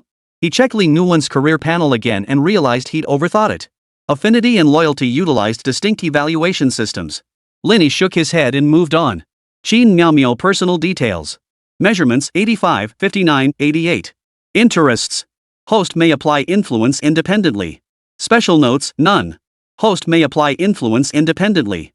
Note: based on current loyalty, the host may currently exert influence on Qin Miao Miao a total of 4 times, with a maximum limit of 5 times. Note: Qin Miao Miao is currently unemployed. Career development and influence progression are temporarily unavailable. Note: certain hobby details are too high-end and, due to special circumstances, are not displayed. Qin Miao Miao's hobbies are quite unique. She really is a complex woman. Lin Yi shook his head, surprised that someone as conservative as Qin Miao Miao harbored so many hidden interests deep within. But, the blank entry for special circumstances also points to the root of Qin Miao Miao's tendency to lie around doing nothing. Once she wakes up and loses her desire to take revenge on scum, she'll probably turn into a block of wood again. This was precisely what Lin Yi didn't want to see. After all, with that phone call last night, Qin Miao Miao had already avenged herself. Without that obsession, she naturally lost the motivation to break free from her shackles. Hobbies and interests meant little to Qin Miao once she slipped back into her sealed state. In that case, I'll poach her from the bank and make her my financial assistant. Once she signed the employment contract, the career development guide would come into play. Lin Yi could then exert influence over Qin Miao, freely adding special conditions. Moreover, with Tao Jingxian as her personal assistant and Qin Miao as her financial assistant, pairing these two best friends together would be perfect. Too bad they're not twins. Lin Yi muttered absent-mindedly. Twin sisters, especially beautiful ones, were rare finds. At least Lin Yi hadn't encountered any yet. Shaking his head to clear his mind, Lin Yi put away the career development guide. By the time he emerged from the bathroom, Qin Miao had already woken up. She was wearing Lin Yi's shirt, her fair thighs exposed. The shirt was clearly a size too big, hanging loosely on her frame and sparking imagination. Their eyes met. Qin Miao seemed to recall something, her cheeks flushing crimson as she lowered her head. Her body shifted awkwardly, her words stumbling out. Mr. Lin. I don't have any suitable clothes to wear. What on earth had she done last night? Qin Miao screamed inwardly, her mind flooded with a barrage of wild images. Destroy me. Is that even me anymore? Go take a shower first. Someone will bring clothes over shortly. Lin Yi could tell from Qin Miao's state that she couldn't handle any teasing right now. He simply said that in a flat tone before heading to the living room. Qin Miao breathed a sigh of relief and practically fled into the bathroom. She needed cold water to cool down. Chapter 103, A Man Should Prioritize His Career. While Qin Miao showered, Lin Yi gave instructions to Bella. Shortly after, Bella arrived at the presidential suite carrying 2 sets of women's clothing. Lin Yi delivered the clothes directly to the bathroom before heading to the living room to wait. About 20 minutes later, Qin Miao emerged, freshly washed and dressed in the casual outfit Bella had selected for her. Seeing Lin Yi, she instinctively grew tense. Hesitantly sitting down beside him, Qin Miao said with concern, "Mr. Lin, the money for the clothes. I'll repay you." Lin Yi could tell she genuinely didn't intend to keep them for free. He frowned. "It's not that serious, is it?" He slid closer to her and wrapped an arm around her waist. Qin Miao instantly stiffened, her usual flirtatiousness from last night gone. She fidgeted nervously, unsure where to place her hands. Lin Yi couldn't help but laugh. "We know each other inside out now. Why are you so uptight? Besides, it's just 2 outfits. Do you really think I'd care? Consider it a gift. Who asks for money when giving presents?" Since Bella wasn't entirely sure about Lin Yi and Qin Miao's relationship, she chose a compromise price when buying the clothes. Both sets together cost just over 40,000 yuan. To Lin Yi, this amount was as insignificant as a drop in the bucket. But for Qin Miao, it was a huge burden. Earlier while changing, she had deliberately checked the price of this outfit by looking up the logo on the label. One outfit cost over 20,000 yuan, 2 outfits totaled nearly 50,000 yuan. Accustomed to frugality, she desperately wanted Lin Yi to return them. After all, clothes costing 100 or 2 were perfectly wearable. But Qin Miao also knew that for someone of Lin Yi's wealth and status, this amount of money was practically nothing. She decided not to bring it up and stammered, "Mr. Lin. I drank too much last night. Please, don't take it to heart." Lin Yi feigned deep thought for a moment. "We'll discuss that later. First, let's talk about your job." "Oh, okay, Mr. Lin, please go ahead." Qin Miao struggled slightly in Lin Yi's embrace, but seeing he wouldn't let go, she naturally gave up. "Do you think you can still work steadily at the bank?" Qin Miao froze for a moment, her face turning pale. That phone call last night. Qin Miao knew Shi Wei all too well.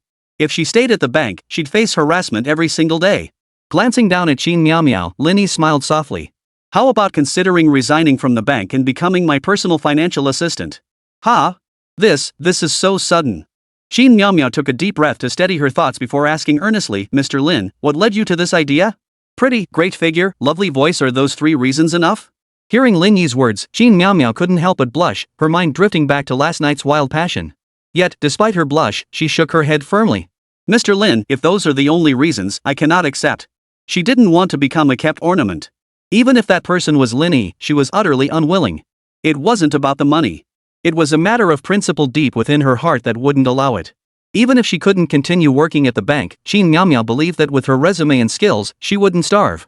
On the contrary, she believed she could live freely and unburdened on her own. In the blink of an eye, Lin Yi had read Qin Miao's thoughts. This woman really was. Lin Yi shook his head. "Qin Miao, let me put it this way, if I were only after looks, I could have a dozen at my beck and call. So my standard is to have both, better to be without than to settle for less. Clearly, I'm satisfied with your looks, figure, and work capabilities." Qin Miao instinctively pressed, "Mr. Lin, is it truly a financial assistant position?" Of course, Lin Yi nodded. "This is an excellent opportunity for you to gain valuable experience. Once she ruled out the possibility of being kept as a trophy, Qin Miao genuinely began to consider the offer. Setting aside whether Shi Wei would come bother her at work, her current position at the bank offered limited future advancement prospects. The ceiling was painfully obvious. Without connections, she'd need to grind for a decade or two just to transition from senior account manager to branch manager at a Tier 3 branch. A Tier 3 branch was essentially a rural township bank, a place to coast into retirement. But then again, that path was merely a possibility. The more likely outcome was that Qin Miao would remain a senior account manager until retirement. Qin Miao wasn't a materialistic woman, but she possessed ambition and a relentless drive. Mr. Lin, I'm worried I won't be able to handle it. Haha, you're an ambitious person with strong self-discipline. As long as you're willing to work hard, you'll definitely be able to handle this job. Lin Yi offered encouragement tailored to her concerns. He then asked, what's your salary at the bank? With social insurance and housing fund included, it's just over 9,000, not quite 10,000. Lin Yi paused, then decided not to offer Qin Miao a high salary. Keeping work and personal life separate is a trait every successful man must possess. Ding! Lin Yi paused, momentarily ignoring the system notification echoing in his mind. He said, here's the deal, you work for me. Base monthly salary starts at 20,000, with annual raises. Bonuses and such are separate. What do you think? In Mingcheng, a monthly salary of 20,000 yuan placed one among the rare few in the high-income bracket. Qin Miao couldn't refuse. Moreover, she understood that serving as Lin Yi's financial assistant was her only chance to realize her self-worth, enhance her value, and pursue greater achievements. Qin Miao replied earnestly, Mr. Lin, I'm willing to give it a try. If I fail to meet your expectations, I'll voluntarily take a pay cut or resign. Lin Yi shook his head and smiled. Alright then, let's go. I'll accompany you to the bank to complete your resignation procedures. Qin Miao finally had a chance to break free from Lin Yi's embrace. She hurriedly stood up and smoothed her clothes. Yes, Mr. Lin. She immediately switched her tone, slipping into the professional mode of a financial assistant. Seeing Qin Miao adjust so swiftly, adopting a strictly professional demeanor, what else could Lin Yi do? Can you drive? Yes. In the underground parking garage, Lin Yi tossed the keys to Qin Miao. You drive. Mr. Lin. I wouldn't dare drive your car. I'm afraid. I said drive, so drive. Stop talking nonsense.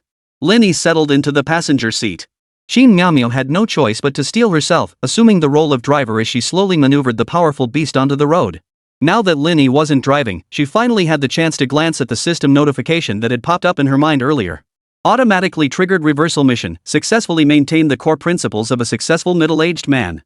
Now in middle age, you finally understand that only your career can accompany you through life. The triggers for career collapse are manifold. Beyond macro-level factors, micro-level details demand equal attention. Blurring the lines between work and personal life is the most lethal of these subtle triggers. Core reward mechanism maintaining clear boundaries between work and personal life. Each time the host successfully recruits a desired talent while upholding the principle of separating work and personal life, they will receive a new employee welcome package reward. Once the primary-secondary relationship between the host and the desired talent is clearly defined and confirmed by the system, ensuring no personal matters interfere with professional duties, the new employee welcome package reward will be converted into 10 times its value as comeback funds. Note, this reward can only be used for that specific employee. Note, the system will monitor the host's behavior in real time. Any subsequent violation of the public-private separation baseline will result in a penalty equal to 10 times the reward value. New employee welcome package Qin Miao, full set of Huawei electronic office products, branded professional attire, branded commuter bag, haute couture evening gown, Cartier Ballon Blue watch, and 500,000 yuan special fund for commuting vehicle. Note, upon career advancement through the professional development guide, this employee will additionally receive an intermediate onboarding package. Note, hosts who continue to uphold the boundary between public and private affairs may continue to receive reversal funds worth 10 times the actual value. Holy, that's insane. Lin Yi took a deep breath. He never imagined the Midlife Comeback System would suddenly activate, covering all his employees' soft expenses. Though with Lin Yi's capabilities, maintaining his team at this level of treatment wasn't beyond his means. But it was completely unnecessary. What kind of CEO runs their company like a charity? The stuff in this new employee welcome package is seriously high-end. The whole set must be worth over 600,000 yuan. Lin Yi couldn't help but marvel. But since this portion was covered by the system, he didn't mind at all. He was actually delighted. If the employees were this impressive, wouldn't Lin Yi, as their boss, be absolutely incredible? Moreover, Lin Yi could receive a 10x reward on the actual value. Before Qin Miao had even officially started, she'd already earned him 6 million yuan. Unable to resist, Lin Yi glanced over, his gaze burning with intensity. If the newbie welcome package was this impressive, what about the intermediate level? As Lin Yi indulged in his fantasies, he noticed Qin Miao Miao blushing under his gaze. Chapter 104, No Seduction During the Day. Mr. Lin. Qin Miao Miao whispered softly to Lin Yi, is there something you need? Lin Yi snapped back to reality, glancing at her flushed cheeks and couldn't help but smile. I was just lost in thought. Oh, right, how long does the standard resignation process take at the bank? Qin Miao Miao considered it. For a standard resignation, it takes about a month. But if you could put in a good word, Mr. Lin, it could be expedited. She paused to consider, then added, once the paperwork is submitted, we could sign the contract this afternoon and start work immediately. As the words left her lips, Qin Miao Miao's cheeks flushed even redder. Was rushing into work like this making Lin Yi think she was? Lin Yi paid no heed to Qin Miao Miao's thoughts. His sole focus now was getting her on board as quickly as possible to secure the bonus at the earliest opportunity. Who would turn down extra money? Alright then. Starting today, you're officially on board. We'll sign the contract this afternoon. After finalizing the arrangement, Lin Yi turned his attention away from Qin Miao Miao and called Tao Jingxian, Bella, and Wang Shu one after another. Driving, Qin Miao Miao couldn't help but grip the steering wheel tighter. Her best friends were working for Lin Yi too? And as his personal assistant? Qin Miao Miao stole a glance at Lin Yi and couldn't help but sigh inwardly. This man was perfect in every way except he was too wealthy, too powerful. His heart could never be fixed on just one woman. And her relationship with Lin Yi. Sighing inwardly once more, Qin Miao Miao forced herself to relax and focus on driving. After about 10 minutes, they arrived at China Merchants Bank. Lin Yi mentioned a few words to the bank president. With a knowing smile, the president promptly processed Qin Miao Miao's resignation paperwork. Simultaneously, the bank assigned Lin Yi a new account manager and upgraded him to a private banking client. Private banking was a completely different concept from the golden sunflower card Lin Yi had used before. The golden sunflower card had certain requirements for application, though they weren't particularly high. Private banking, however, required clients to maintain at least 10 million yuan in long-term, liquid funds. This means that while maintaining normal spending, the cash balance in the account must never fall below 10 million yuan. Beyond these thresholds, private banking clients enjoy significantly greater conveniences and implicit benefits compared to golden sunflower card holders. Only upon becoming a private banking client does one truly gain access to a dedicated private client manager at the bank level. Their expertise, scope of services, and seniority far surpass those of Qin Miao Miao. Beyond the private client manager, Lin Yi's privileges expanded significantly, including Global Connect, Global Airport VIP Access, Global Hotel Reservations, Private Jet Booking Services, and more. Very high-end. Beyond these tangible perks lies the intangible advantage of access to an exclusive network. Private banking clients belong to an exclusive club where members share the same tier or even higher status. Expanding one's network through such channels would be considerably more convenient. Absolutely. At the entrance of China Merchants Bank, Lin Yi waved cheerfully goodbye to President Zheng. Back in the car, Qin Miao Miao patted her chest in relief. Thankfully, Shi Wei hadn't come over to cause trouble. Otherwise, things would have gotten very ugly. The Ferrari roared to life, with Qin Miao Miao still behind the wheel. Lin Yi sat in the passenger seat, busy with his own affairs. His free time was tightly scheduled, requiring careful coordination. He needed to chat with Li Muwen back home, comfort the resentful Wan Xiaoxiao, deal with the Korean girl Park Hia, and keep up the sweet talk with Zhang Ningwei in another city. Beyond these four women requiring Lin Yi's special attention, he also occasionally exchanged words with Meng Zihan and Yao Duo. This was mentally draining.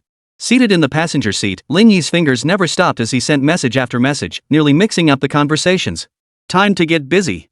By the time they reached Spring's Eye, Lin Yi simply sent a group message, finally silencing his phone. Mr. Lin, is this your newly purchased property? MHM. Lin Yi nodded. Let's go sign the contract. They must be waiting impatiently. He took Qin Miao Miao in the private elevator straight up to the 70th floor. When the elevator doors opened, Qin Miao Miao took a startled step back. This was too extravagant. The doors opened onto an aerial garden. Too extravagant. She felt like a country bumpkin visiting the Grand View Garden, too awestruck to move. What are you standing there for? Come on. Oh. Head bowed, Qin Miao Miao clung to Lin Yi's heels as they entered the super-luxurious mansion. Property manager Wang Shu, private butler Bella, and personal assistant Tao Jingxian rose to greet them. Mr. Lin, welcome home. Have you all rehearsed this? Lin Yi chuckled, waving his hand dismissively. Please, sit down. Mr. Lin, I won't disturb you further, Wang Shu bowed slightly. There are still some matters to attend to at the property. Please go ahead with your business. Wang Shu was perceptive. Her role was limited to escorting guests inside before Lin Yi arrived. She neither inquired about nor interfered with subsequent matters. After Wang Shu left, an awkward silence hung in the living room. Qin Miao Miao blushed, lowering her head without a word. Tao Jingxian gave her best friend a knowing look, equally silent. Private butler Bella kept her eyes on her nose and her nose on her heart, offering no commentary. Her extensive experience allowed her to see at a glance that both Tao Jingxian and Qin Miaomia served Lin Yi not only professionally but also personally. This blurring of professional and personal boundaries in the workplace made her uncomfortable being caught in the middle. Clap clap. Lin Yi clapped his hands. I'll cover 3 things: work, specific arrangements, and some perks. As soon as he finished speaking, the 3 women immediately snapped into action, each pulling out their notebooks or phones to begin taking notes. Their earnest attitude pleased Lin Yi. Qin Miaomiao, let's start with your job responsibilities. You'll register a company. You can decide the specific scope of operations, but it will primarily be used to receive some of my assets, as well as handle your salaries, insurance, and such. Understood, Mr. Lin, Qin Miaomiao nodded. What should we name the company? Lin Yi couldn't be bothered to think of a name and simply waved it off. You come up with it. Just show it to me later. Got it. Lin Yi turned to Tao Jingxian. Your responsibilities are the most complex. Make sure you take careful notes. First, my study needs rearranging. Buy more books I want to read. Second, the fitness equipment in the gym area is too limited. Organize it according to standard gym specifications. Third, remember to remind me I have a dinner meeting tonight. Fourth, remind me tomorrow at 8 a.m. that I need to be at the high-speed rail station by 9. Fifth, on the 20th of next month, remind me to go to Hangzhou. Sixth, buy me another apartment matching the previous specifications, but remember, not at Suihuipin. Seventh. That's all for now. If I think of anything else, I'll let you know. Tao Jingxian nodded repeatedly, showing no complaint about the volume of tasks. A personal assistant's job involves these kinds of minor, fragmented tasks, nothing major, but numerous and requiring meticulous time management. Bella, since you're more familiar with certain operations, I'd like you to help me find a driver. She nodded. Mr. Lin, what about the salary and benefits? Regardless of their previous income, anyone working for me will receive double their previous salary as a rule. They'll get 6 insurances and 2 funds, bonuses, assigned labor contract, and additional benefits after joining. What? Bella exclaimed, disregarding the self-restraint expected of a butler. Is the boss running a charity? What kind of heavenly deal is this? Suddenly, Bella snapped back to reality. Mr. Lin, are you looking for a female driver? Huh? This time it was Lin Yi's turn to be startled. He shot Bella a peculiar look. She gave an embarrassed smile, while Tao Jingxian and Qin Miaomiao couldn't help but chuckle. Am I that kind of person? Seems like it, hee. Tao Jingxian, the bold one, started giggling outright. Just look at the situation, a male boss, 3 female subordinates who were all quite attractive, plus such generous benefits. How could anyone not think something was up? Lin Yi's expression turned stern. Gender doesn't matter. I only value ability. Understood, Mr. Lin. Bella nodded earnestly. Also, regarding the housekeeping arrangements, coordinate with manager Wang Shu from property management. You're familiar with the details, handle it as you see fit. Yes, Mr. Lin. After assigning tasks to everyone, Lin Yi specifically asked Qin Miaomiao to stay behind while Tao Jingxian and Bella went off to handle their respective duties. When only Lin Yi and Qin Miaomiao remained in the grand mansion, the atmosphere suddenly grew charged. Mr. Lin, it's still daytime. We can't be intimate. So you're saying it's okay at night? Qin Miaomiao flushed bright red. She wanted to escape. But recalling last night's events, she unconsciously closed her eyes. Chapter 105, come quickly, there's a surprise. Leaving Qin Miaomiao alone was actually just for the new employee welcome gift. After all, the trigger condition for the separate work and personal life reversal quest involved Qin Miaomiao. Tao Jingxian and Bella weren't part of it yet. They could only receive the new employee welcome package after the company was officially established, contracts signed, and their information entered into the career development guide. However, Lin Yi didn't believe things would be that straightforward. The public in separate work and personal life naturally referred to career matters, while the personal aspect inevitably involved deeper connections with Lin Yi. For instance, office romances or connections through family ties. Otherwise, there'd be no need for such strict separation, it would simply be business as usual. But Qin Miaomiao didn't know any of this. She had already closed her eyes, waiting. Yet her old habit resurfaced. She stood rooted to the spot like a wooden statue, utterly lacking in romance. Seeing her like this, Lin Yi couldn't resist teasing her. Smack! Lin Yi slapped her butt. Ah! Qin Miaomiao's eyes snapped open with a start, her butt tingling with a dull ache. What were you thinking? I left you alone because I had other arrangements to make. Oh. Qin Miaomiao lowered her head, her face flushed. After a moment, she glanced up at Lin Yi, her eyes hinting at something. Lin Yi pretended not to notice, squeezing her again before finally letting go. He pulled her over to sit on the sofa. I'm glad you can dive right into work, but there are some things we need to clarify. Lin Yi said solemnly. Qin Miaomiao immediately grew tense. Mr. Lin, please rest assured. Last night was just an accident. I won't. Ha! Lin Yi suddenly laughed. Only then did Qin Miao Miao realize he had been teasing her all along. Mr. Lin, she scolded playfully, her embarrassed voice sweet.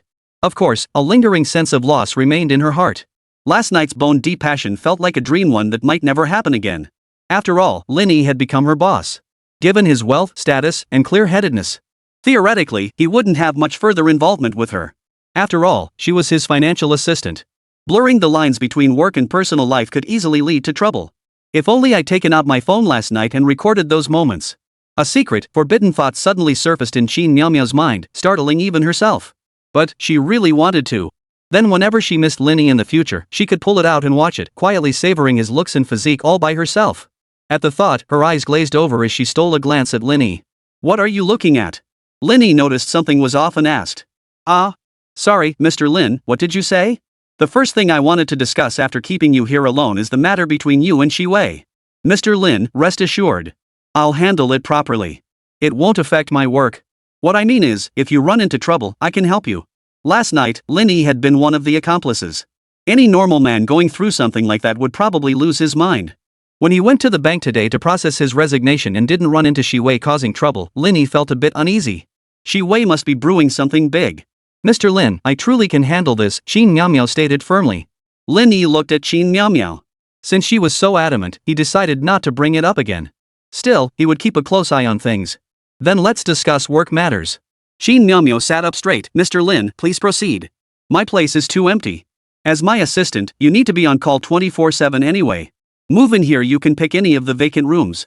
Having Qin Miao Miao move and serve Lin Yi's own purposes. While there was a hint of taking advantage of proximity, that was only a minor factor. The main reason was that the grand mansion, spanning over 2,000 square meters, was simply too vast. Living alone there at night felt eerie. Moreover, the mansion had been designed with the staffing needs of a wealthy household in mind. Beyond the 6 master and guest bedrooms, it featured fully equipped quarters for nannies, drivers, and domestic staff. As his assistant, Qin Miao Miao moving in posed no issue. Qin Miao Miao hesitated for a moment. "Mr. Lin, I'd like to think it over." "Consider what?" "You'll have plenty to keep you busy. Living here will make it easier for me to squeeze every last drop out of you." At his words, Qin Miao Miao flushed and nodded, seemingly recalling something. "One more thing, what kind of car do you like within the 500,000 yuan range?" "A car under 500,000? Qin Miao Miao froze. Why was Lin Yi suddenly asking about this? But since the boss had asked, she gave it some thought. She wasn't particularly knowledgeable about cars. She recognized some brands, but when it came to specific prices, she only knew about million yuan luxury models and… "Mr. Lin, It's fine. No need to answer now. Take your time over the next couple days to think it through." Lin Yi explained with a smile. "Let me know once you've made your choice. After picking up the car, we'll register it under the company's name. It'll serve as your commuter vehicle going forward."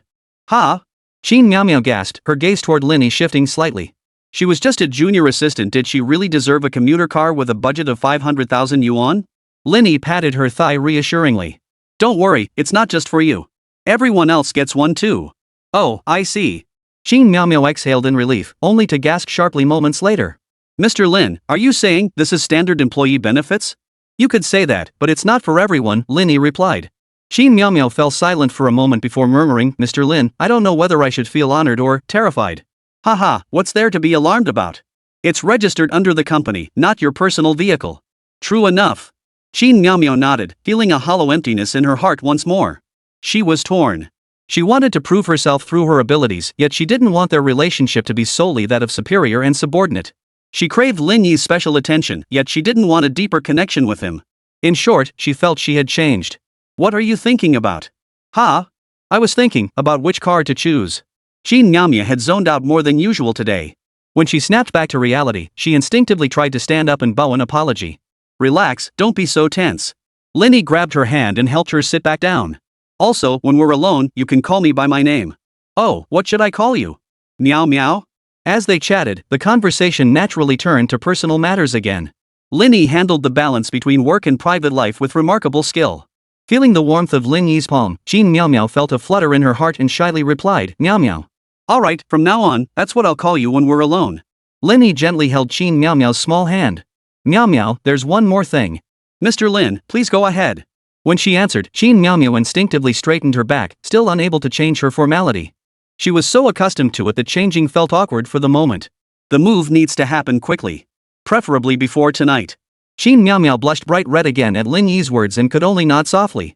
Though she hadn't spent much time with Lin Yi, her emotions were always inexplicably stirred whenever they were together. It was quite remarkable. Alright, that's all. Get back to work. After seeing Qin Miao Miao off, Lin Yi idly played games on his phone. During that time, Tao Jingxian and Bella stopped by several times. He explained the requirements for moving in to both of them. Tao Jingxian immediately agreed with excitement, while Bella hesitated before finally agreeing as well. Being a butler really did require round-the-clock, meticulous service. Boss, you have another dinner meeting tonight. As evening fell, Tao Jingxian hurried back once more to remind Lin Yi. Lin Yi actually remembered, but since it was his responsibility, Tao Jingxian, as his personal assistant, had to remind him. Mr. Lin. Bella arrived just in time, carrying an outfit. Mr. Lin, do you think this outfit is suitable for your dinner meeting? Lin Yi glanced at it. This one will do. Understood, Mr. Lin. Please change first while I prepare your itinerary. Bella gave a slight bow and turned to leave. Tao Jingxian teased playfully, Your Majesty, shall this servant assist you with changing? Is that even a question? Change. Lin Yi spread his arms wide, striking a truly imperial pose that had Tao Jingxian giggling like a fool. Of course, she didn't dawdle with the changing either. Once he was neatly dressed, Lin Yi called Lu Jiadong. Still at Cloud Pavilion? Brother Yi, we'll follow your lead. And there's a surprise tonight. A surprise? What kind of surprise? If I tell you, it won't be a surprise anymore. Just come, Yi. Meet me at clouds above. So mysterious. Lin Yi hung up, feeling intrigued. Chapter 106, Walking Tall in Mingcheng. Clouds above residence. Tianyun personally came out to greet Lin Yi this time. Mr. Lin, it's only been a few days, but how come you look even more handsome? Ha, Yun, stop flattering me. You're the one who's gotten even more beautiful. They shared a brief embrace before parting. Sis Yun, you've got a new guy and forgotten about the old one, huh? I want a hug too. Wu Yang laughed, interrupting. Go away, ugly reject. Tianyun joked, but still gave Wu Yang a hug. Wu Yang had already told Tianyun about Lin Yi earlier that morning. Otherwise, she wouldn't have personally come out to greet him today. Even if she had once been the woman of a certain big shot, that big shot had already stepped down. As the saying goes, once the person leaves, the tea grows cold. Even with lingering influence, Tianyun, as a woman, could draw on only limited backing. Right now, Lin Yi represented a powerful asset. Tianyun naturally had to be enthusiastic and not just enthusiastic. Mr. Lin, upon learning of your visit today, I specially prepared several signature dishes from clouds above. Please try them and give your feedback. Tianyun led the way, guiding Lin Yi and his companions to a private dining room. Ha, thank you, Sister Yun. We're in for a real treat this time, Lin Yi said with a smile. It's more than just a treat. We guys haven't been hanging around Brother Yi for nothing. Sis Yun's even pulled out the heaven and earth hall for us. Wu Yang chimed in, playing the straight man to Tianyun's punchline as he introduced Yan Changju's private dining room, the Heaven and Earth Hall. The setup was familiar. This Heaven and Earth Hall was akin to the Jinqiu Hall at the Wanda Cultural Hotel. It never opens during regular hours, no matter how busy things get. It's reserved exclusively for when important guests come to dine. It looks flashy, but it's incredibly useful. Without distinctions, privileges, or face, what's the point of working your fingers to the bone and climbing the ladder? Sis Yun, my brother Yi has such clout. If I come to dine here and mention his name, could I get a free meal? The burly Yiran asked with a grin, subtly toasting Lin Yi. Free meal? I'd have to throw in a bottle of wine too. Tianyun chuckled. But don't come too often. This sister can't afford to feed a big guy like you. Ha ha ha. Lu Jiadong, Lu Gaojun, and Su Hushwan chuckled as they pulled Lin Yi to his seat. You guys keep chatting. I'll go check on the kitchen. Tianyun said before leaving. Inside the private room, Wu Yang and the others chatted animatedly, showering Lin Yi with flattery. Of course, it wasn't just empty praise.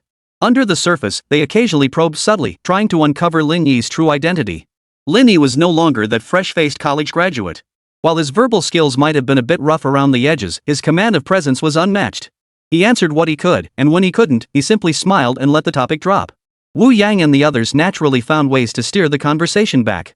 And they had to do it smoothly, making sure Lin Yi felt comfortable. For Lin Yi, this drinking gathering was pure enjoyment. He was the center of attention, seated at the head of the table.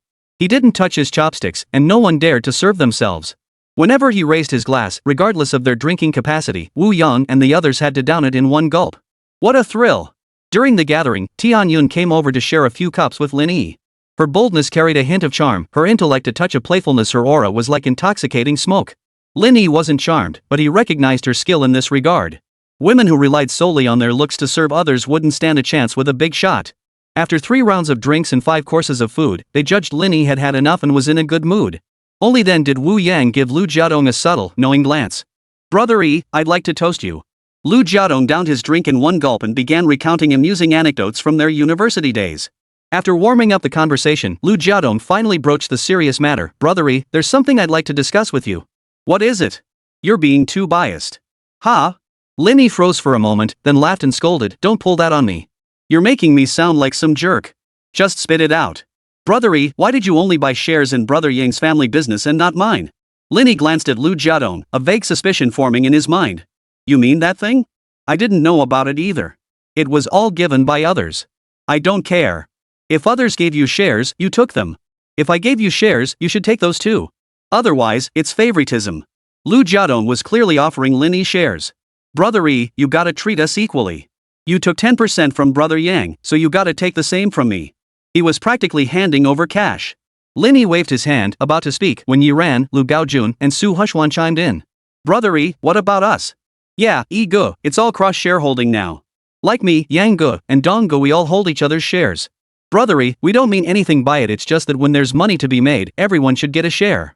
Hearing this, Lin Yi smiled and turned to Lu Jiadong. So this is the surprise you mentioned? Ha, Yi, tell me, is it a surprise or not? There's really no need for all this. Lin Yi shook his head. Brother Yi, don't refuse. We're all running legitimate businesses at home. We mean no harm. We genuinely want to be friends with you. Wu Yang raised his glass. Making friends requires sincerity, right, Yi? With the matter settled, Lin Yi could only nod in agreement. Wu Yang and the others finally smiled, raising their glasses in unison. Brother Yi, even though you don't need our help, I, Yi Ran, can't promise much else, but within Mingqing's territory, if there's anything you need, just give the word. Yi Ran pounded his chest emphatically, declaring his loyalty. Lu Gaojun chimed in similarly. Brother Yi, my family runs the road administration business. I might not have much else, but there's no one in Mingqing I don't know. When it came to Lu Jiadong, he could only scratch his head. Despite his family owning over a dozen chain clubs, their software was solid, but their hardware capabilities fell far short. If anyone with real clout wanted to take him down, a single fire safety inspection could cripple Lu Jiadong's businesses. Brother Yi, I don't have much to offer. My family's in tourism, you know. Some things just can't be done above board. Su Hushwan gave an awkward chuckle. But Yi Ge, if you ever need me, I'll give it my all. I won't let you down. Running a tourism company isn't for just anyone. You deal with all sorts of shady characters, and the connections are incredibly complex. Given that Wu Yang and the others speculated Lin Yi's true identity as a Heavenly Palace disciple, Su Hushwan's gray area connections were truly beneath such high-level dealings. Bro, don't talk like that. Something's better than nothing. Lin Yi clinked glasses with Su Hushwan, who downed his drink in one gulp, overjoyed and beaming. Back when they first met, Su Hushwan couldn't stand the sight of Lin Yi. Now look at him, just a little praise, and he's already wagging his tail. Since you guys are all saying this, I can't just sit here without offering something in return. Having received favors from all five, Lin Yi naturally felt compelled to offer some words of appreciation. With these shares in hand, even if Lin Yi did nothing but lounge at home, his annual dividends alone would easily exceed 50 million. That was no small sum. Of course, with this trump card in his hand, Lin Yi could handle any situation with ease. I won't dwell on the rest. Backroom deals aren't my concern, but on the open road, I have a say. Lin Yi's words were deliberately vague, but Wu Yang and the others understood perfectly. Their spirits lifted instantly as they assured him repeatedly, Brother Yi, we understand. Yeah, Yi Ge, you can rest easy. We're all legit businesses, no shady deals. It's just that sometimes, we worry about trouble falling from above. Brother Yi really is the man. We'll be relying on you more in the future. Cheers to that. At the banquet table, Lin Yi received another wave of toasts and flattery. He had to admit, being fawned over by this group of second-generation heirs felt pretty damn good. Brother Yi, about that share transfer agreement. I'm just about to register the company. It'll be done the day after tomorrow. Lin Yi answered honestly. Wu Yang and the others exchanged glances, thinking to themselves, so they're finally making a move. Lin Yi knew they were misunderstanding, but wasn't that misunderstanding perfect? It saved him trouble. When he needed help, they'd be there to get things done and he'd pocket all that extra cash for free. What a sweet deal. As the drinking session drew to a close, Wu Yang suggested again, Brother Yi, shall I arrange the second half? I've got things to do tomorrow. We'll have to reschedule, Lin Yi declined. Tomorrow, Jiang Ningwei would be returning. He needed to rest up and wait patiently for his beloved. Yi Ge, deal. If you find the time, give your little brother a call. If anyone else had been so blunt with Lin Yi, Wu Yang would have slapped them across the face. But the one refusing him was Lin Yi, the legendary Heavenly Palace scion. Wasn't it only natural to be blunt? No problem. Lin Yi nodded. Only when he went to the front desk to settle the bill did he notice that Tian Yun had already covered it for him. Sis Yun, this. Just this once.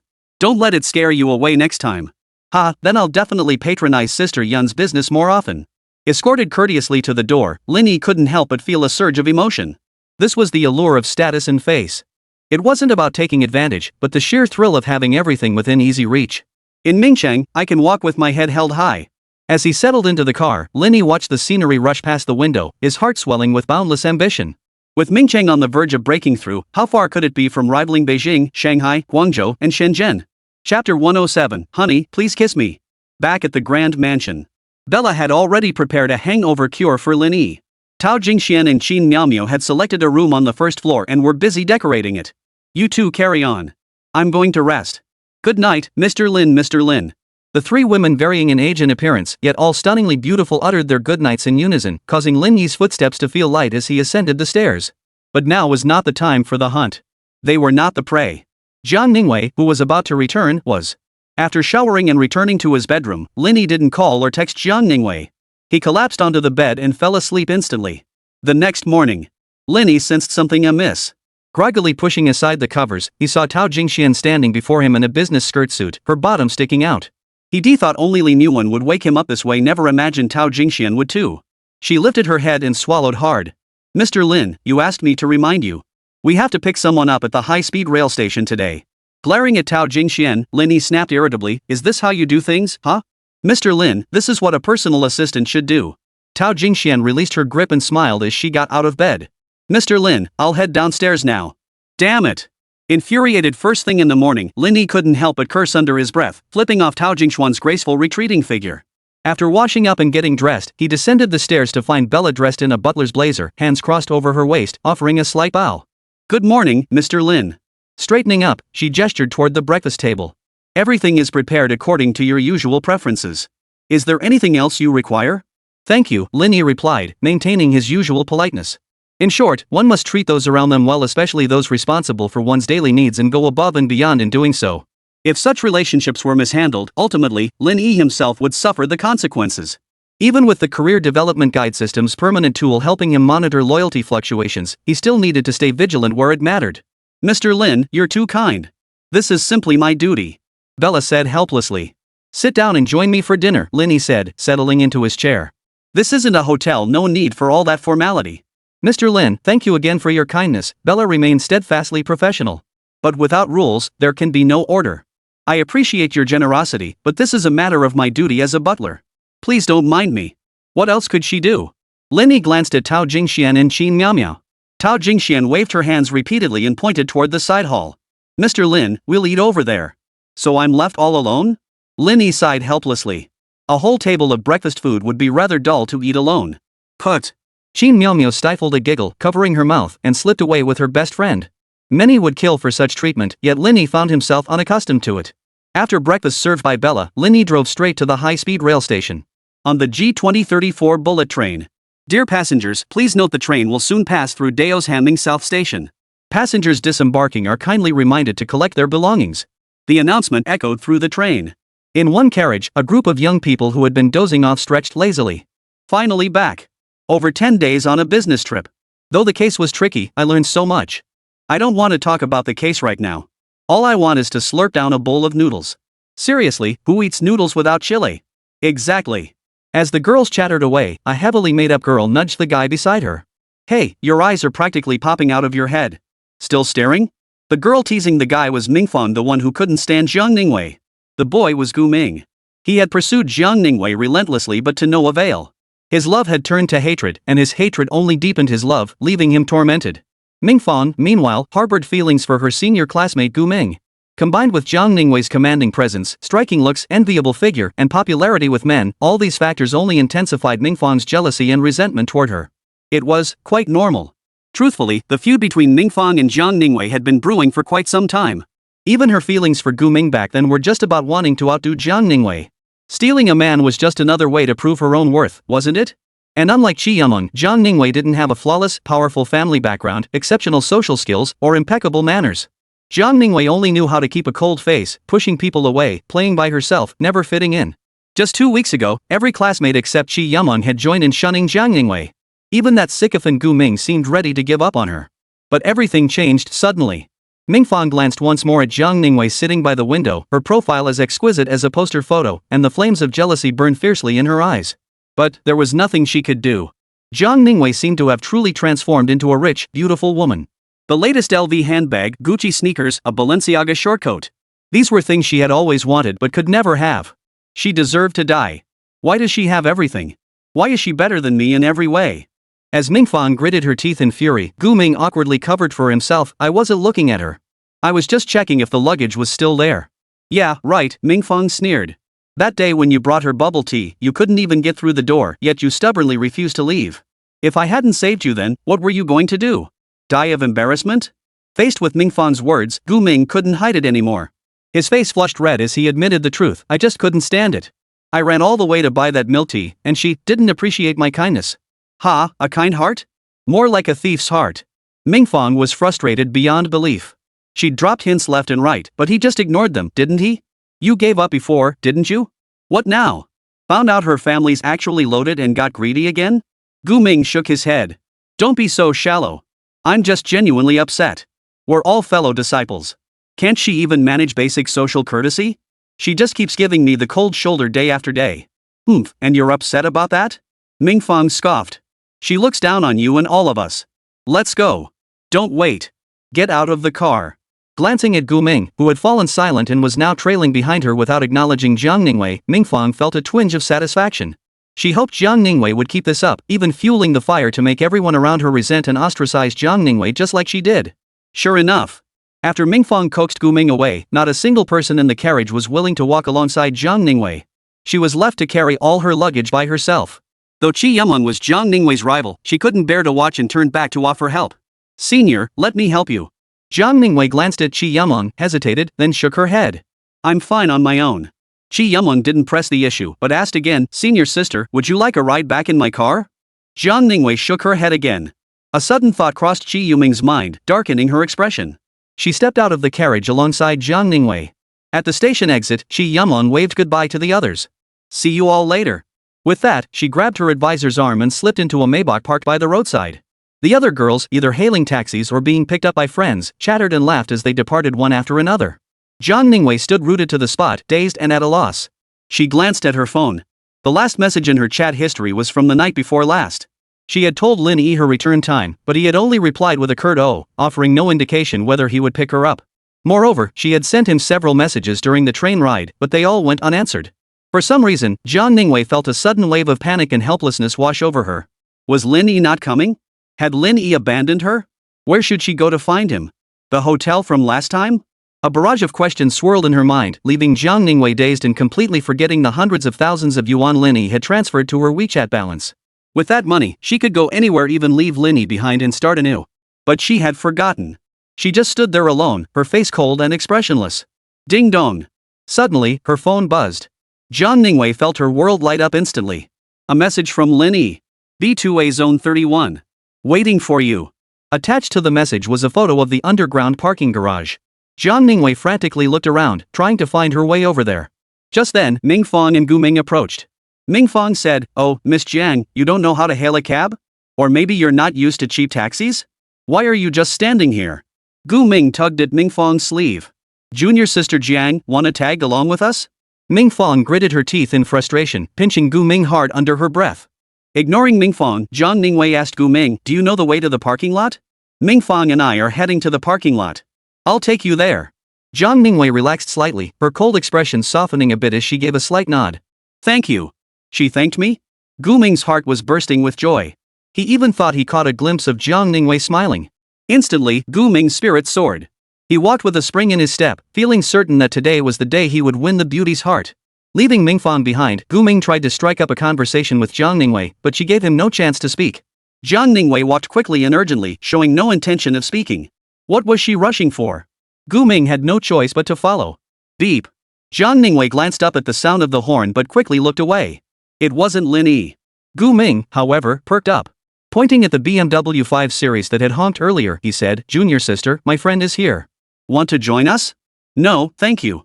Zhang Ningwei didn't even turn her head, her gaze scanning the surroundings. 2 consecutive thanks from Zhang Ningwei left Gu Ming feeling a bit flustered. He hurried to catch up. Junior sister, I. Beep. A gust of wind accompanied by a shrill honk erupted behind Gu Ming. He spun around, fuming, ready to curse, but what met his eyes was a flash of Fatini blue, a sleek, streamlined body and the unmistakable Ferrari emblem. A Ferrari?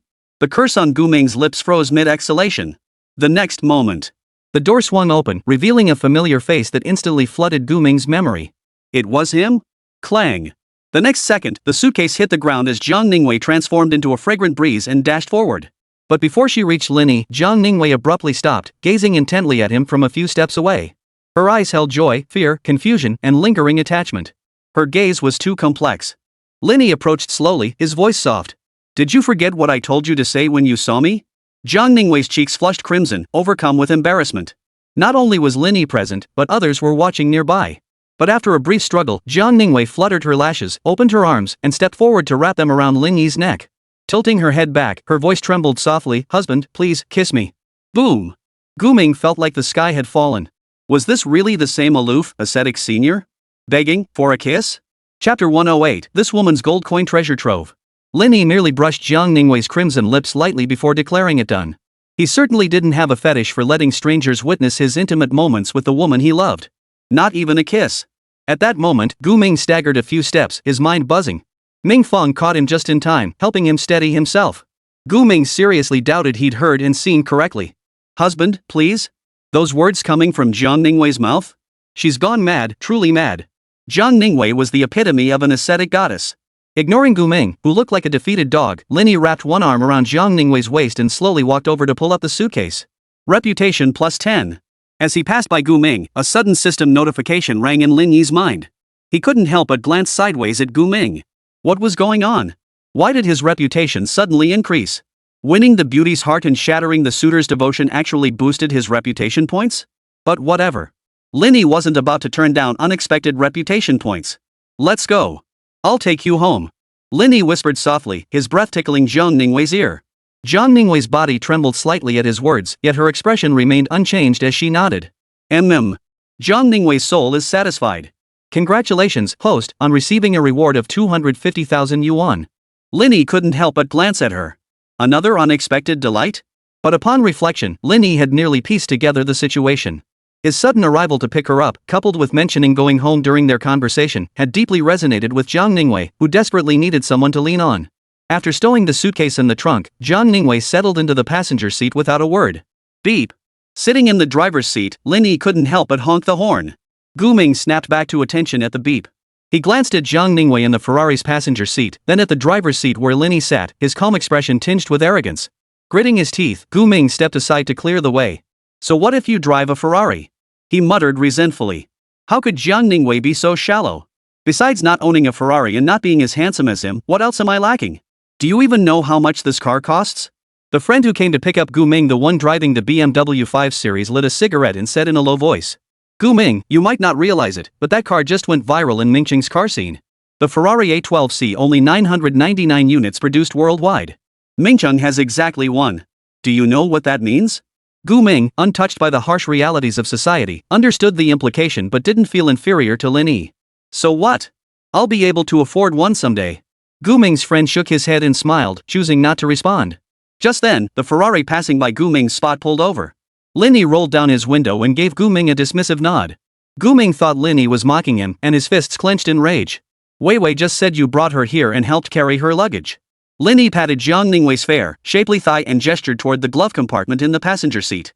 Zhao Ningwei paused for a moment before opening it. 2 packs of cigarettes appeared inside. She took one out and handed it to Lin Yi. Thanks for earlier. There's nothing else in the car, take this pack. Gu Ming, who had been seething with anger moments ago, instantly deflated. He took the cigarette and forced an unnatural smile. Seeing him accept it, Lin Yi didn't hesitate. He slammed his foot on the gas pedal, and the Ferrari roared away. Damn it! Is he humiliating me? Damn it! Gu Ming felt humiliated and prepared to throw the pack of cigarettes on the ground and stomp it to smithereens. Gu Ming, don't! Don't do it! Gu Ming's friend, cigarette dangling from his mouth, rushed forward to stop him. That's $100 a pack. A whole carton is 1,000. What cigarettes cost 100 yuan a pack? His hand, raised high, abruptly froze mid-air as he stared blankly. He didn't smoke and knew nothing about cigarette prices. Yi Tianxia. Gu Ming slowly lowered his hand, not offering the cigarettes to his friends beside him. He silently tucked them into his coat pocket. Give me a pack later. I've never tried a 100 yuan cigarette before. Today, I'll hitch a ride on your luck and taste it. Gu Ming fell silent for a moment, wishing he could slap himself. He was furious, yet when he heard a single pack cost 1,000 yuan, he thought about keeping it to give as a gift later. He was such a ing. Smack. The guy with the cigarette in his mouth watched Gu Ming's expression shift, seeing pain and struggle flash in his eyes. He couldn't help but pat his shoulder. Gu Ming, that car costs over 15 million yuan. Not many girls could resist it. But I just can't wrap my head around it. Am I really destined to be worse off than him? Am I really destined to never be able to afford it? The guy desperately wanted to say yes, but as a friend, he couldn't bring himself to crush Gu Ming's hopes. He put an arm around Gu Ming's shoulder and offered comfort. Of course not. You've got your education, your talent, and you're even kinda handsome. You're bound to make something of yourself someday. But he couldn't lie through his teeth either. But reaching that guy's level, it's incredibly difficult. Even if you did, you wouldn't be able to catch up age-wise. You're already 3 or 4 years older than him. And when it comes to poise and presence? The two of us tied together wouldn't be a match for one of his hands. That whole thank you and cigarette offering thing just had to. Enough. Gu Ming wiped his face, his expression growing even more pained. This ing hurts worse than getting kicked in the ass. Who could argue with that? If Lin Yi had just used Zhao Ningwei's situation as an excuse to kick him while he was down, throw in a couple of sarcastic remarks, and then strut off, Gu Ming might have felt better. After all, as an arrogant, spoiled rich kid, Gu Ming had every reason to look down on him in both intelligence and emotional maturity. But Lin Yi's approach had achieved a complete, utter crushing of Gu Ming. So listen, bro, forget about women of that caliber. Even if you got her, you couldn't keep her. Beside them, Mingfang, who witnessed the entire scene, was consumed by envy and resentment, nearly driven mad. What gives Zhao Ningwei the right? Have you eaten yet? In the car, Lin Yi played some soothing music and asked. No. Zhao Ningwei had reverted to her usual aloofness, repelling others like a 1,000-mile barrier. She answered without turning her head, her gaze fixed on the scenery outside the window. But the faint, joyful twitch at the corner of her mouth didn't escape Lin Yi's notice. Lin Yi didn't call her out on it, instead, he reveled in it. This was the Zhao Ningwei he loved. In fact, if Zhao Ningwei ever tried to change, Lin Yi would firmly say no. For the rest of the journey, they exchanged only a few words about dinner before falling silent. With nowhere to channel his excitement, Lin Yi sang along loudly to the car stereo. Zhao Ningwei secretly observed Lin Yi through the car window's reflection, her lips curving into an even wider smile. At the most melodious parts, she would softly sing along. Though they traveled in silence, the distance that had grown between them during their time apart had vanished without a trace. All that remained was the sweet, tangy scent of romance. At least, that's how Zhao Ningwei felt. Ding! Zhao Ningwei's soul is satisfied. Congratulations, host, on receiving a reward of 1,200,000 yuan. This. Lin Yi was speechless. Was Zhao Ningwei some kind of money-giving fairy? They'd barely met, and she'd already showered Lin Yi with nearly 1.5 million yuan. Though the money could only be used for Zhao Ningwei herself or Lin Yi, it was still money. Unable to resist, Lin Yi gripped the steering wheel with one hand and reached out to take Zhao Ningwei's small hand with the other. Kissing while driving was out of the question, and driving while kissing was equally forbidden. But holding hands while driving? That was perfectly fine. By the time his palms were sweaty, they finally arrived at their destination. It was a Western-style restaurant called Poseidon, boasting a rather pleasant ambience. Thank you. Zhao Ningwei suddenly said as they settled into a window seat. Why thank you all of a sudden? After a moment's thought, Lin Yi realized. Earlier in the car, Lin Yi had asked Zhao Ningwei if she'd eaten. She said no, so he asked what she wanted to eat. She replied she didn't know. Without giving it much thought, Lin Yi had taken it upon himself to bring her here. However, one of Zhao Ningwei's preferences was Western cuisine. This serendipitous choice earned him a word of thanks and a deeper, more intense affection in the depths of her eyes. Since it was a misunderstanding, Lin Yi decided to run with it. What are you thanking me for? I picked this place especially for you. Hope you like it. Ding! Zhao Ningwei's soul is satisfied. Congratulations, host, you have earned a reward of 80,000 gold coins. Sure enough, a little flattery paid off handsomely. Though the sum wasn't large, it was more than enough for a meal here, with plenty left over. Lin Yi didn't hesitate to indulge. The meal cost nearly 30,000 yuan for the two of them, with a single bottle of 26,888 yuan red wine accounting for the bulk of the bill. Settled the bill and left. Zhao Ningwei suddenly grew tense, shyly lowering her head, unable to meet Lin Yi's gaze. Last time, she had come so close to, well, you know. After 2 weeks of delay, what was bound to happen had finally arrived. Only, the destination wasn't the Wanda Mandarin Hotel. Zhao Ningwei didn't ask any questions. A faint scent of wine lingered on her, her cheeks flushed as she leaned against the car window, continuing to observe the scenery outside. How beautiful! Lin Yi couldn't help but marvel.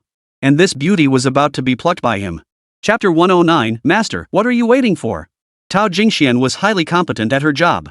At the very least, when it came to buying property, Lin Yi couldn't find fault with her. The task he'd assigned her yesterday afternoon was already taken care of by this morning. The purchase was for a newly built, fully furnished apartment in the Shanshui Yujing residential complex. Shanshui Yujing was on par with Suihuipin in terms of class and location, both situated near the bustling downtown core of Mingchang. The layout, size, and finishes were comparable to the new home Lin Yi had previously purchased for Lin Yuan, fully ready for move-in. Of course, this new home in Shanshui Yujing was intended for Zhao Liwei. Moreover, the two complexes were not far apart, only a 5-minute drive. This afternoon, Tao Jingxian had already visited the housing authority with the ID provided by Lin Yi and obtained the property deed. The timing was perfect. Inside the Ferrari, Lin Yi gazed at the stunningly beautiful Zhao Liwei and couldn't resist pressing the accelerator deeper, increasing the car's speed. Upon arriving at Shanshui Yujing and parking the car, Zhao Liwei, curious throughout the entire journey, finally parted her red lips. All it took was one sentence from Lin Yi. Is this your home? Lin Yi shook his head without answering, countering instead, Senior, do you trust me? Had this been before she knew Lin Yi, Zhao Liwei would likely have refused to answer, perhaps even turning her cool, distant profile to him before walking away. But after getting to know him, if Lin Yi asked that question, she would hesitate for a moment before shaking her head. But gradually, Zhao Liwei had changed. During the time he was traveling with his advisor, Lin Yi and Zhao Liwei couldn't meet face to face, but their conversations never ceased. Their interactions extended beyond mere conversation. Intimate moments occurred every few days. Under Lin Yi's gentle guidance, Zhao Liwei had subconsciously come to regard him as the closest and most trustworthy person outside her parents. This was another one of Lin Yi's little tricks. A woman like Zhao Liwei was incredibly hard to get close to. But once you breached her seemingly impenetrable defenses, it became surprisingly easy to reach her innermost thoughts. Without hesitation, Zhao Liwei nodded. Okay, I trust you. Good. Next, I'll put a blindfold on you. You don't need to worry about anything, just follow me. Lin Yi produced the blindfold he'd prepared earlier and gently covered Zhao Liwei's eyes. The instant the blindfold covered her eyes, her vision plunged into darkness. Zhao Liwei's breathing grew rapid, as if lost in thought. Slowly, a blush spread across her cheeks. Seconds later, her red lips parted slightly, revealing a delicate pink tongue.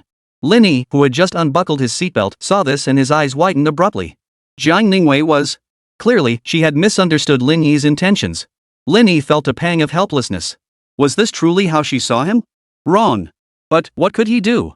Lin Yi could only play along with the misunderstanding. His fingers gently lifted Zhao Liwei's chin as he leaned in slowly. Zhao Liwei clenched her fists tightly against her chest. Her body tensed instantly before slowly relaxing, slumping limply against the chair back. Moments later, Lin Yi released Zhao Liwei, who was breathing a little heavily. He opened the door and stepped out, circling around to the passenger side. He opened her door and unbuckled her seatbelt. Relax, Senior. Just follow me. Only now did Zhao Liwei realize she'd misjudged his intentions. Lin Yi hadn't intended to kiss her blindfolded at all, he had something else in mind. Embarrassed, she stammered, Where are we going? Lin Yi said nothing, taking Zhao Liwei's hand and leading her away from the passenger seat, guiding her forward slowly. But walking blindfolded amplified Zhao Liwei's fear of the unknown. Her steps were slow and awkward. Seeing this, Lin Yi moved behind her and wrapped his arms around her waist. Senior, do you know what it means when I blindfold you in our relationship?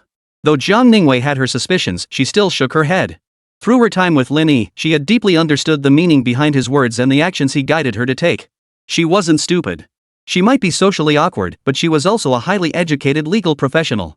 Zhao Liwei understood that Lin Yi was adjusting and guiding her, transforming her into. She had felt terrified, confused, and resistant to this kind of manipulation. Yet in the end, she discovered a strange anticipation and excitement deep within her. Zhao Liwei couldn't fathom why this was happening. Especially now, with her vision obscured by the blindfold, her other senses felt amplified several times over. Chaotic thoughts swirled in her mind, filled with forbidden desires. Like just now, she had actually taken the initiative to make a scorching move to kiss him. Zhao Liwei knew she had succumbed, that she had fallen. Yet she couldn't resist. With every step forward, her body drained of strength. Had Lin Yi not embraced her from behind, Zhao Liwei would likely have collapsed to the ground. What does that mean? Zhao Liwei's voice was already cracking. When your world plunges into darkness, when you can no longer see your path, I will always be by your side. I will walk with you through your world, forever. There was none of the flirtation she'd anticipated, nor any commanding tone. This sudden, profound declaration of affection caught her completely off guard.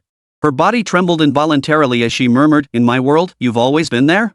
Only me, Lin Yi corrected. With those words, the last shred of defense deep within Zhao Liwei shattered completely. Yes, in her dark world, there was only Lin Yi. Her father was imprisoned, her mother abandoned the family and fled overseas. Her funds were frozen by the courts, leaving her helpless and alone. Relatives, eager to kick her while she was down, seized the family home before the court had even passed judgment, forcing her out. Her cousin, who offered a helping hand, seemed like a timely rain, but only wanted to take advantage of her. Her friends mocked her coldly, even reveling in watching her fall from grace, her disgrace only adding to their schadenfreude. No one cared whether she lived or died. No one. In this vast world, she stood utterly alone. That very night, Zhao Liwei had already planned how to end her life with dignity. But then Lin Yi came barreling in with his dump truck, crashing through her carefully laid plans and forcefully barging into her life. Though he too harbored ulterior motives, he tangibly pulled her back from the brink. Truly, in her world, there was no one else but him. Since I'm the only one in your world, then walk with me boldly and without fear. Wherever you go, I will be there. Wherever you are, I will be there too. Lin Yi's deep voice echoed once more. Zhao Liwei smiled brightly, no longer afraid, her steps growing lighter. She knew deep down that escape was impossible. Leaning on Lin Yi, striding forward was the only way. The day he was no longer by her side would be the day her world crumbled. At this moment, Zhao Liwei's psyche had undergone a brief yet profound transformation, or perhaps a pathological shift. She couldn't live without Lin Yi anymore, she lived for him.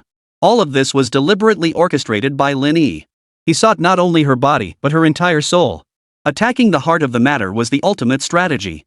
Slowly guiding Zhao Liwei to the door of room 801 in Building 6, Lin Yi entered the code and unlocked the door. Tao Jingxian was meticulous in her work. The room had been thoroughly cleaned and scented with incense. Upon opening the door, a faint rose fragrance wafted out. Gently pushing Zhao Liwei inside, Lin Yi removed her blindfold. The room remained dark, its contents obscured by the pitch-black shadows. Zhao Liwei turned her head in confusion, seeking to understand what Lin Yi intended to do. Lin Yi raised his index finger to his lips, signaling Zhao Liwei to remain silent. Click. He suddenly switched on the lights, flooding the room with brightness. Zhao Liwei instinctively shielded her eyes with her hand. At that moment, Lin Yi's voice came through. Senior, this is my gift to you. If you like it, please accept it. Zhao Liwei slowly lowered her arms, then froze in place. Lin Yi froze alongside her. Tao Jingxian had done a great job. At their feet, a carpet of red and white roses intertwined, stretching from the porch all the way to the living room, master bedroom, side hall, and kitchen, forming a profoundly meaningful heart-shaped pattern. Within the petals' embrace lay an array of gift boxes, varying in size, their contents unknown. Indeed, women truly understand romance. This was likely the most romantic housewarming ceremony Tao Jingxian could have imagined. She had put in the hard work, adding an extra 5 points to the 95% score she had already earned with Lin Yi. After a moment of stunned silence, Zhao Liwei's expression returned to its usual cool detachment. Without a trace of humor, she slowly crouched down, picked up the first gift box from the ground, and unwrapped it. Inside were Rosianli's eternal flowers. Beneath the box lay a card printed with artistic calligraphy, reading, "I dare not promise you 3 lifetimes, but I wish to give you a 2-hall, 3-room home." She lifted another gift box, finding another small card beneath it. It read, "Deep words we speak lightly, long roads we walk slowly." Zhao Liwei held the gift box and glanced back at Lin Yi, as if asking, "Is this your confession to me?" Lin Yi responded with a smile, nervously scratching his nose to hide his awkwardness. But Tao Jingxian deserves a pat on the back. She nailed it. Next, Zhao Liwei slowly walked along the path strewn with petals, entering the house. She didn't miss a single gift underfoot. She unwrapped them gently, examining each one slowly, as if wanting to etch them into her memory forever. By the time she reached the bedroom door, Zhao Liwei's arms were already full of gifts. Among them were a Bulgari necklace, a Cartier watch, Swarovski jewelry, a Hermes clutch, and more. Lin Yi turned his head to observe her. On Zhao Liwei's cool, composed face, he glimpsed hidden excitement and delight. She was always so reserved, concealing any excess emotion behind a mask of stoicism that rarely showed any fluctuation. Ding! Zhao Liwei's soul is satisfied. Congratulations, host, on receiving a reward of 180,000 yuan. Ding! Zhao Liwei's soul is satisfied. Congratulations, host, on receiving a reward of. Ding! Ding! Buzz, buzz, buzz. Simultaneously, the incessant system notifications popping up in his mind and the constant vibrations from his phone's text alerts served as constant reminders to Lin Yi that Zhao Liwei was utterly satisfied. Though the amounts varied, the smallest being just 70,000 yuan, the largest barely exceeding 100,000, the sheer volume was staggering. From the moment they met until now, the total salary Zhao Liwei had disbursed to Lin Yi had already surpassed 5 million yuan. The money spent on this apartment had already been fully repaid to Lin Yi. Entering the bedroom, a large red booklet lay quietly on the bed. Zhao Liwei couldn't help but quicken her pace, covering her mouth as she approached. Cradling the property deed, her eyes shimmered like a galaxy, radiating brilliant light. Opening the deed, she saw only her name written on it. Just then, Lin Yi embraced her from behind. From now on, this is your home. Ding. Zhao Ningwei's soul is satisfied. Congratulations, host, you have earned a reward of 18,888,888 yuan. Holy. Over 18 million? Before Lin Yi could recover from the shock, Zhao Ningwei tossed the deed aside, wrapped her arms around his neck, and tiptoed to kiss him. After a long kiss, Zhao Ningwei whispered into Lin Yi's ear, "Master, what are you waiting for?" Chapter 110, Her Unique Way of Responding. The bedroom atmosphere was hazy and dreamlike as Zhao Ningwei leaned against Lin Yi's shoulder.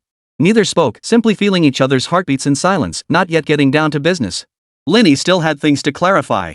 He could choose not to love, but he couldn't deceive. Do you know why I arranged all this? Zhao Ningwei lifted her head, her voice slightly nasal. Why? Because you've never been in love.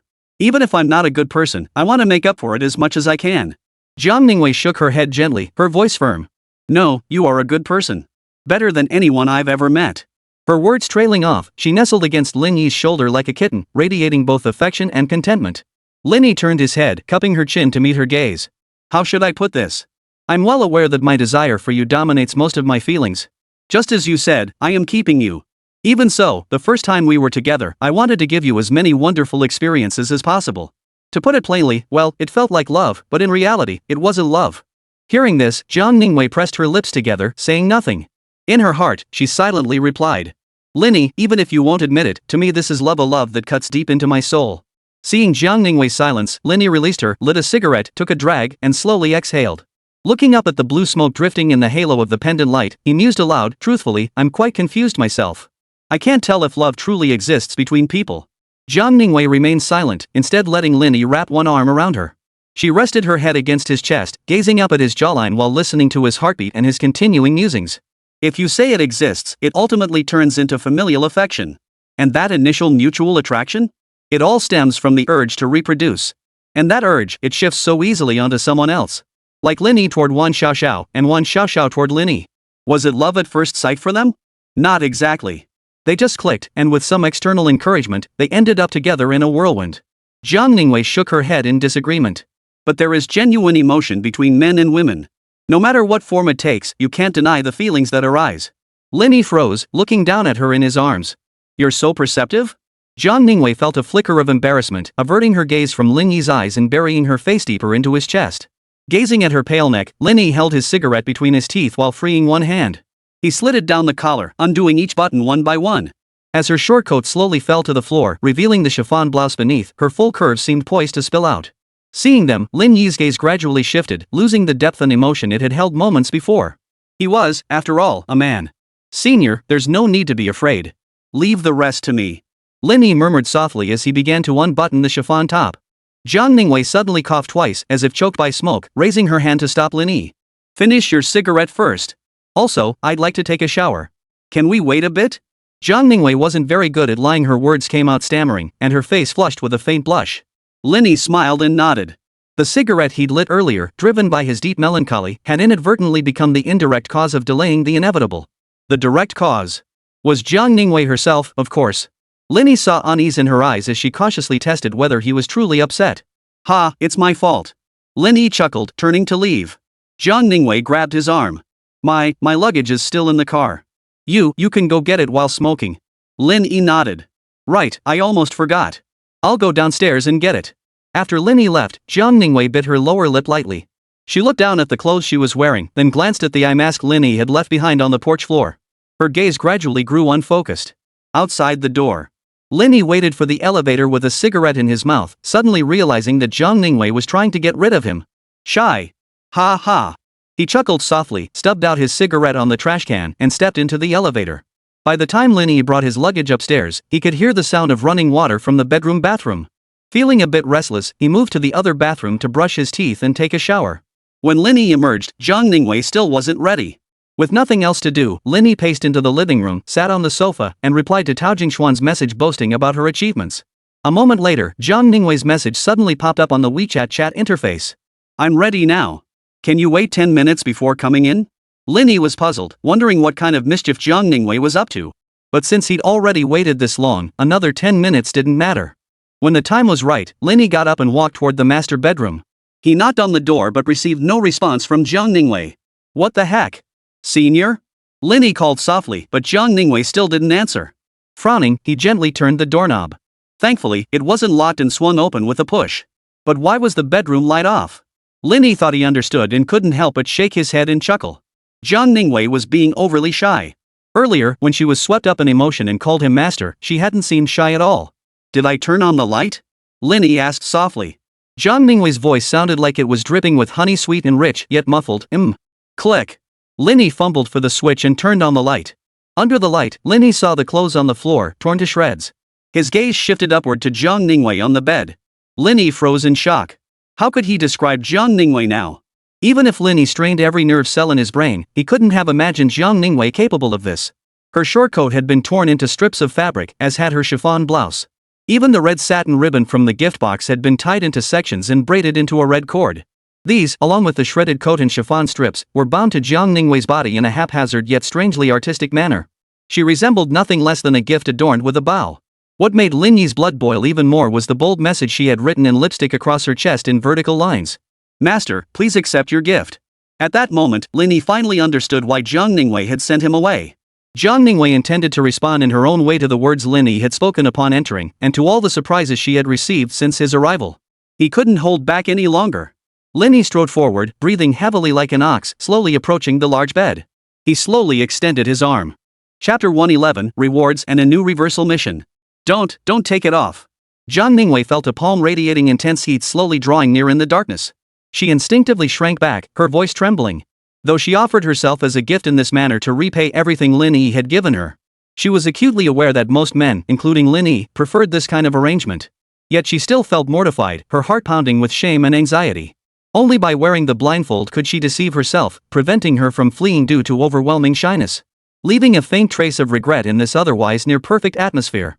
But, after a brief pause, that large, heat-radiating hand continued forward, removing the blindfold. Zhao Liwei instinctively closed her eyes tightly, yet under the light's glare, she could feel the shadows it cast with crystal clarity. Lin Yi was right before her eyes. The next second, Zhao Liwei's body temperature began to rise steadily, her complexion flushing a delicate pink. Primitive urges were awakening within her.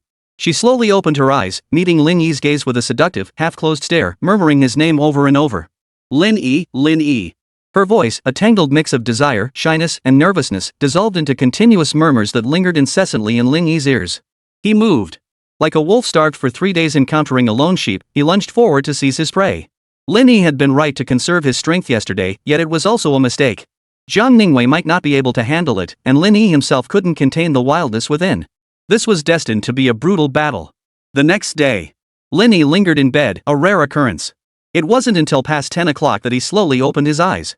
But the first sense to awaken wasn't his sight, it was his sense of smell.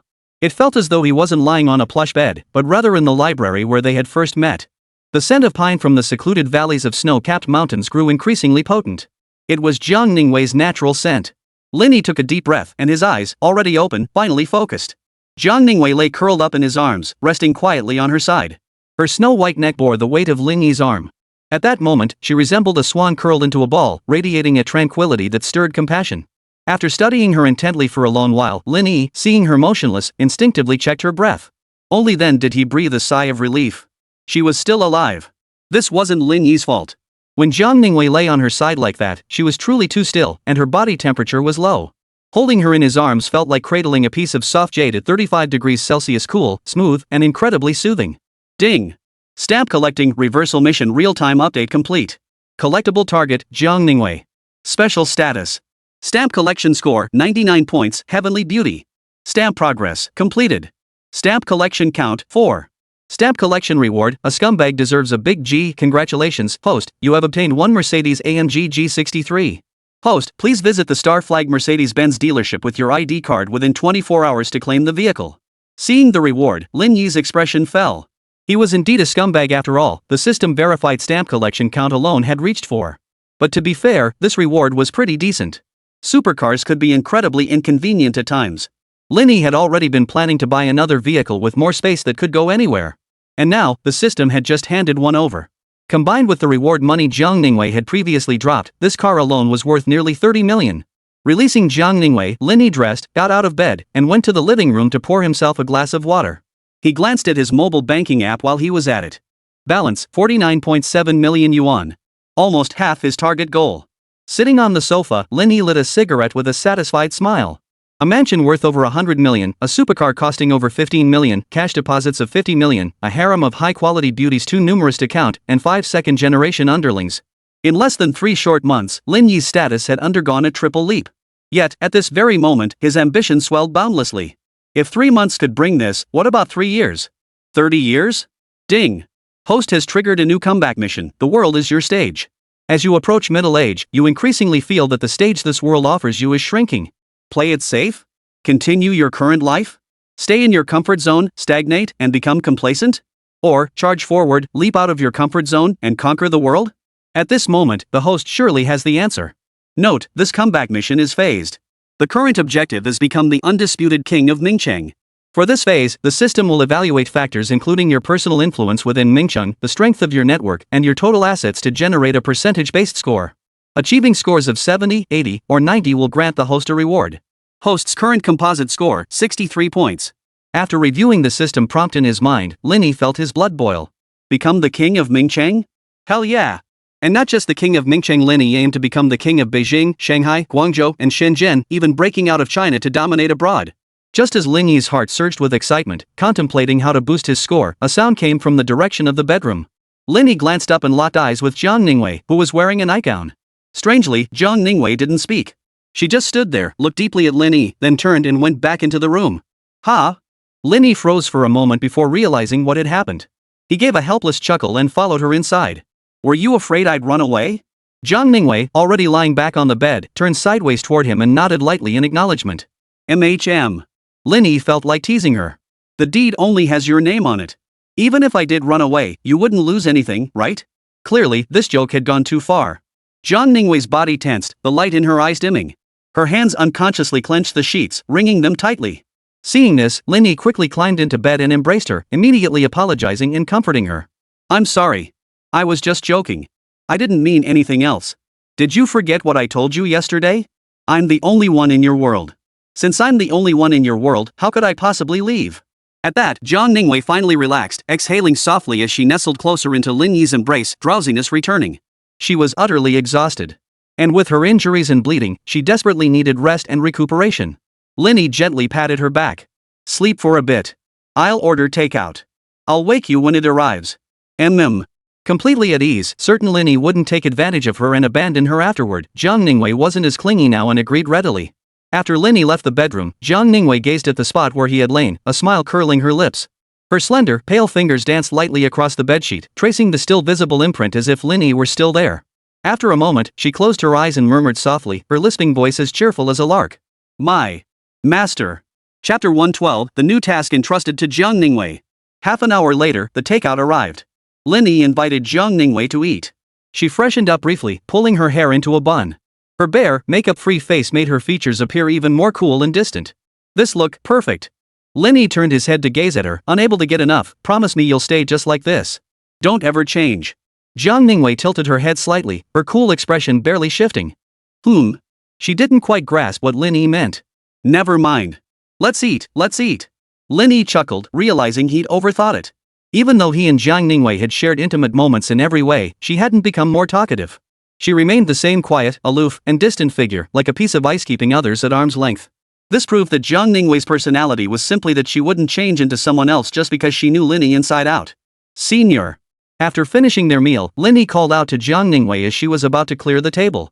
She paused, glancing at him with confusion. Have you ever thought about what your future might look like? The future, what will it be like? Zhao Ningwei looked even more confused. Lin Yi pulled her toward him, holding her as she stumbled into his arms. His tone was earnest, things at home will eventually resolve themselves. You've climbed out of that quagmire now. You should have new career or life plans. Zhao Ningwei fell silent for a moment before shaking her head. I haven't thought about any of that. Lin Yi guided her gently. Do you enjoy the legal profession? Truthfully, Lin Yi didn't want Zhao Ningwei to continue deepening her roots in the legal profession. It wasn't that the profession was unsuitable, but rather that Zhao Ningwei's personality didn't align with the demands of being a lawyer. Her social skills were too weak. I don't like it, Zhao Ningwei admitted honestly. Her father had chosen it for her. Not being one to make her own decisions, and trusting her father implicitly, she had chosen law school. Then what are your interests? Or any particular talents? Lin Yi pressed. Zhang Ningwei paused to recall, I play piano and guzheng, I paint, I love singing, and I'm quite fond of classical dance too. True to her upbringing and affluence, she might not excel in any one thing, but her range of pursuits was undeniably broad. Now you can really think it through. Do you want to stick with the path of becoming a lawyer, or switch tracks based on your interests and hobbies? For instance, if you wish to pursue law, I can help you swiftly establish your own law firm. Or if you choose the arts, I can organize concerts, art exhibitions, or establish related institutions for you. In short, whatever you choose, I'll support you. Money won't be an issue, just follow your heart. How to put it? Lin Yi still hoped Zhang Ningwei would have her own life, not just be a decorative ornament. Clearly, Lin Yi's tendency to want it all had resurfaced. He was greedy. But he had the means to back up his greed, enough to sustain Zhang Ningwei's relentless pursuit of her dreams. Even if Zhang Ningwei faced repeated failures, Lin Yi was prepared to stand by her endlessly. Okay, I understand. Zhang Ningwei nodded, her reply as concise as ever, yet making it clear she would give it serious thought. Running his fingers over Zhang Ningwei's flat stomach, Lin Yi asked, You have a driver's license, right? Dreams and careers were matters for future planning, to be approached gradually. But the matter at hand could be resolved immediately. After all, the reward points Zhang Ningwei had transferred to Lin Yi could only be used by her and Lin Yi exclusively for their own expenses, not for any third party. At present, Zhang Ningwei's spending limit stood at a substantial 23 million yuan. It was time to put it to use. Yes. Remember that Yongwan U9 we saw at the last auto show? At the time, Lin Yi had paid a deposit, intending to gift it to Zhang Ningwei. However, the car was still in production and hadn't been delivered yet. Recalling the memory, Zhang Ningwei nodded. I remember. Do you like it? I like everything you give me. Lin Yi pinched the soft flesh on her belly, frowning. Be honest. Actually, I don't really like it that much. Zhang Ningwei's cheeks flushed slightly. I prefer cars with more angular lines, like the Mercedes-Benz G-Class. I knew it. Lin Yi understood. This time, Zhang Ningwei hadn't indulged him, she'd spoken her mind. After all, the reward vehicle from the stamp collection was a G-Class. But a system gift felt different from something he bought himself, and having two G-Classes seemed redundant. Are there other models? Like sports cars or something? Lin Yi asked again. Tapping her finger lightly against her lip, Zhang Ningwei pondered for a moment before replying, I saw a sports car once. It was really cool. I liked it a lot. Clearly, Zhang Ningwei wasn't much of a car enthusiast either, judging her preferences solely by pictures and never delving into performance specs. In that case, I'll assign you a task. At the word task, Zhang Ningwei instantly tensed, a peculiar gleam flashing in her eyes. She was eager for the task Lin Yi would assign her. If it was that kind of task. Noticing the warmth radiating from Zhang Ningwei's body, Lin Yi realized she'd misunderstood. He couldn't help but shake his head and chuckle. The task is for you to pick a car yourself. The budget cap is 23 million. Give me your answer within a week. Got it. Though slightly disappointed, it was still a task. Zhang Ningwei nodded earnestly, determined to carry it out diligently. What are your plans for today?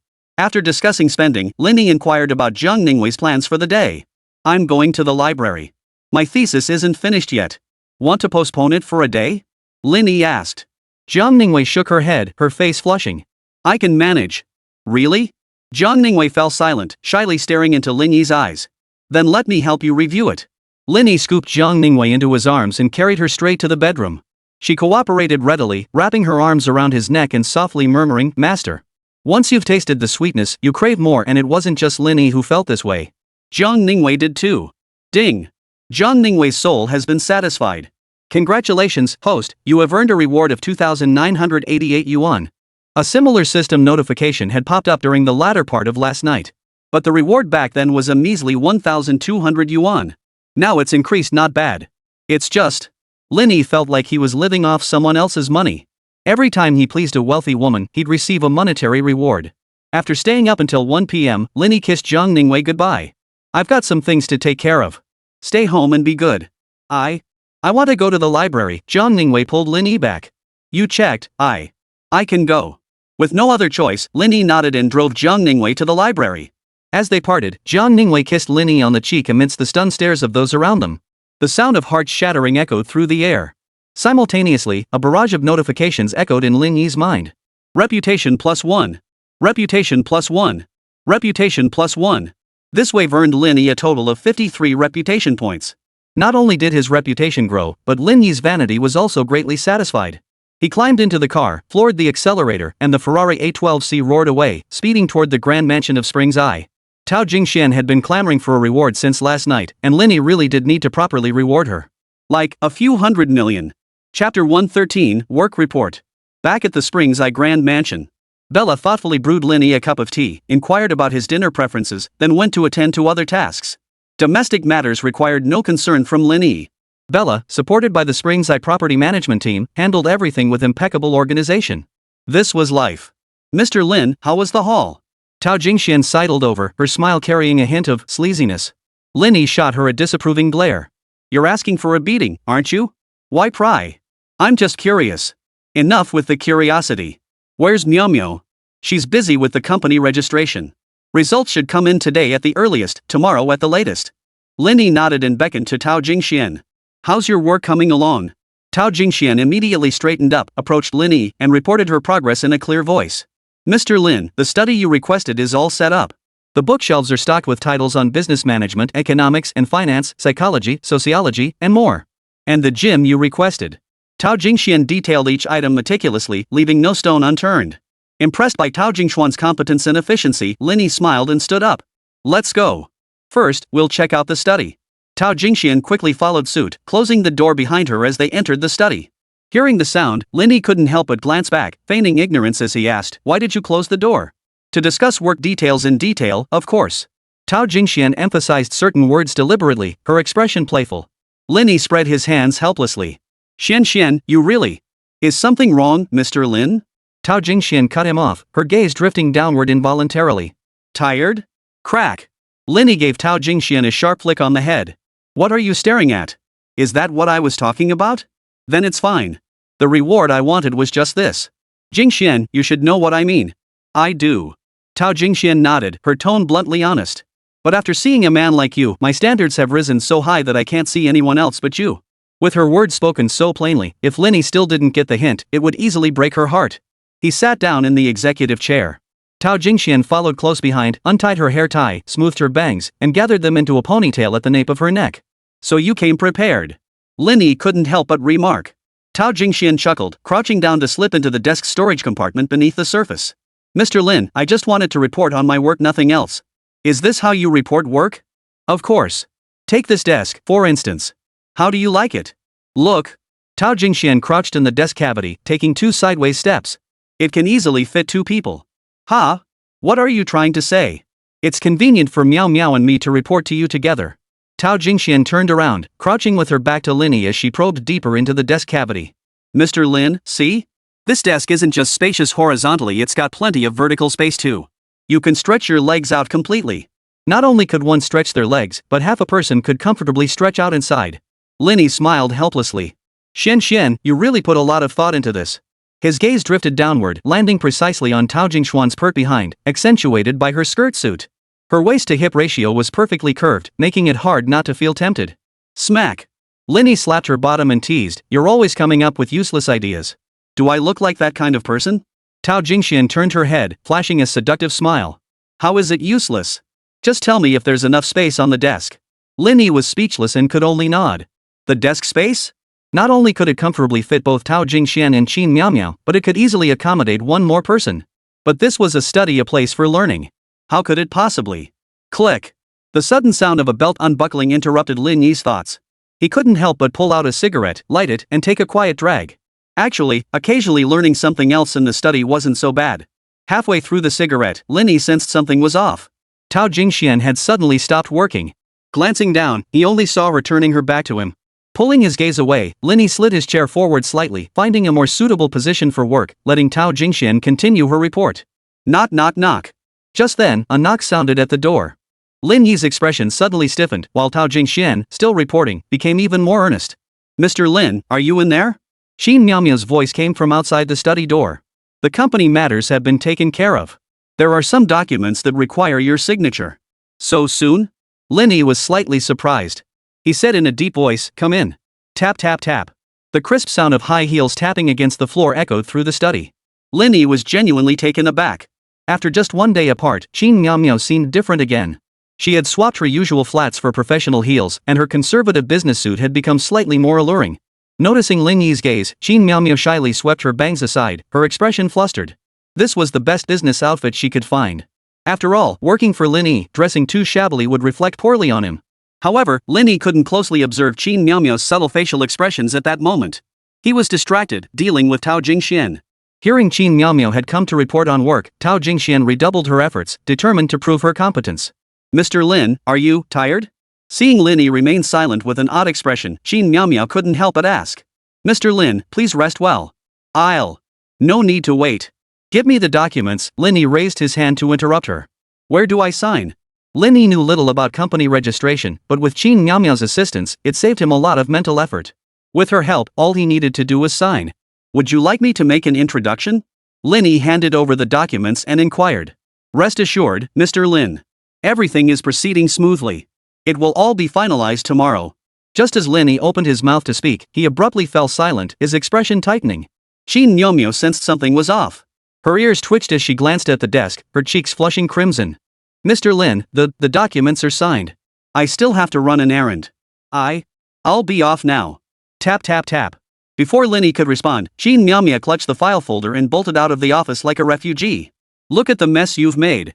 Lin Yi gave Tao Jingxian a hard slap on the butt. But far from being embarrassed, she seemed proud of it, even swaying her hips provocatively. Lin Yi took a deep breath and followed her out. Moments later, Tao Jingxian had smoothed her skirt and was fanning her flushed cheeks. It was too hot just now. I couldn't help myself. Before Lin Yi could respond, she leaned in. Don't worry. Getting pregnant won't affect my work. Lin Yi froze for a second, then sighed helplessly. You need to keep your personal life and work separate. Even if we become close friends who know each other inside out, I won't show any leniency if there are issues at work. I know. I keep them separate, Tao Jingxian said with a playful smile. At work, you're Mr. Lin, but after hours, it's perfectly reasonable for Mr. Lin to care about his employees' physical and mental well-being. Enough with the rewards. I have a few more tasks for you to handle. Chapter 114, Why did my reputation plummet? Understood, Mr. Lin. Tao Jingxian nodded, pulled 2 tissues from the desk, and turned to leave the study. With pent-up emotions finally released, she walked with a spring in her step. But before she could reach the first-floor restroom, she bumped into Wang Shu, the property manager of Spring's Eye. Tao Jingxian paused, then lowered her head and hurried past Wang Shu as if they were strangers. Had she offended her? Wang Shu was puzzled. Just as she turned to ask, she suddenly noticed some stains clinging to Tao Jingxian's flesh-colored stockings. Just as she was about to look closer, Tao Jingxian swiftly wiped them clean with a tissue. That? Wang Shu muttered with a peculiar expression, just as she spotted Lin Yi emerging from the study. It all clicked into place. However, Wang Shu didn't argue.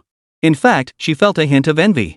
But she knew full well that as a divorced woman, Lin Yi probably wouldn't be interested in her. Composing herself, Wang Shu approached him. Mr. Lin, since you haven't hired a private driver yet, I came to ask if you might need me to arrange a few temporary drivers for you in the near future? Arrange it.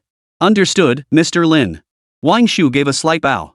Actually, I came today for another important matter. Go ahead. Lin Yi knew Wang Shu wouldn't come personally just for such a minor matter. Feng Song has been prosecuted. The first instance verdict sentenced him to 15 years. Feng Song, you mean that manager Feng? Wang Shu nodded. Your company sure works fast. Lin Yi felt much better. The anger he'd felt earlier over Feng Song's despicable actions had completely vanished. Everything is done with the client's interests in mind. Wang Shu's response was formulaic. But Lin Yi took it as a pleasant surprise. Had he not leveraged his connections, as a mere consumer, he had no idea how long the back and forth would have dragged on. He'd long heard tales of a property manager in Hangzhou who'd taken it upon himself to rent out a villa long abandoned by its owner to a film crew. The homeowner discovered it and sued, but the dispute was still dragging on. Mr. Lin, would you be available for dinner tonight? Wang Shu asked again. Is there something else? Nothing, I just wanted to express my sincere gratitude. If not for your trust, I wouldn't have become the property management general manager. Although her promotion to general manager of Spring's Eye Properties was directly tied to Feng Song's self-sabotage, it was also largely due to Lin Yi. Therefore, no matter what, she felt she should express her gratitude. Lin Yi waved her off. Manager Wang, this is entirely due to your own outstanding abilities. It has nothing to do with me. Seeing Lin Yi's response, Wang Shu didn't press the matter. She asked a few more questions about service-related matters before taking her leave. Once the vast living room was left with only Lin Yi, he suddenly remembered something. He picked up his phone and called the president of China Merchants Bank. Hello, Mr. Lin. This is Wang Jia, president of the Nanwang Road branch. Hello, President Wang. I have a question I'd like to ask you. Please go ahead, Mr. Lin. Well, a friend of mine had her bank card judicially frozen due to certain circumstances. If she were to apply for a new card at your bank, if the bank card is opened at our bank after the case was filed, Mr. Lin, you have absolutely nothing to worry about. We have our own internal protocols. Even the court cannot bypass our system to directly freeze bank cards. President Wang's explanation was detailed yet subtle, and the implication was clear to Lin Yi. Very well. Would today be convenient? Mr. Lin, our bank is open 24 hours a day. You can simply schedule a time that works for both you and your friend. President Wang, you're too kind. How about I come by around 5 o'clock? That works perfectly. After hanging up, Lin Yi glanced at the time and saw it was still early.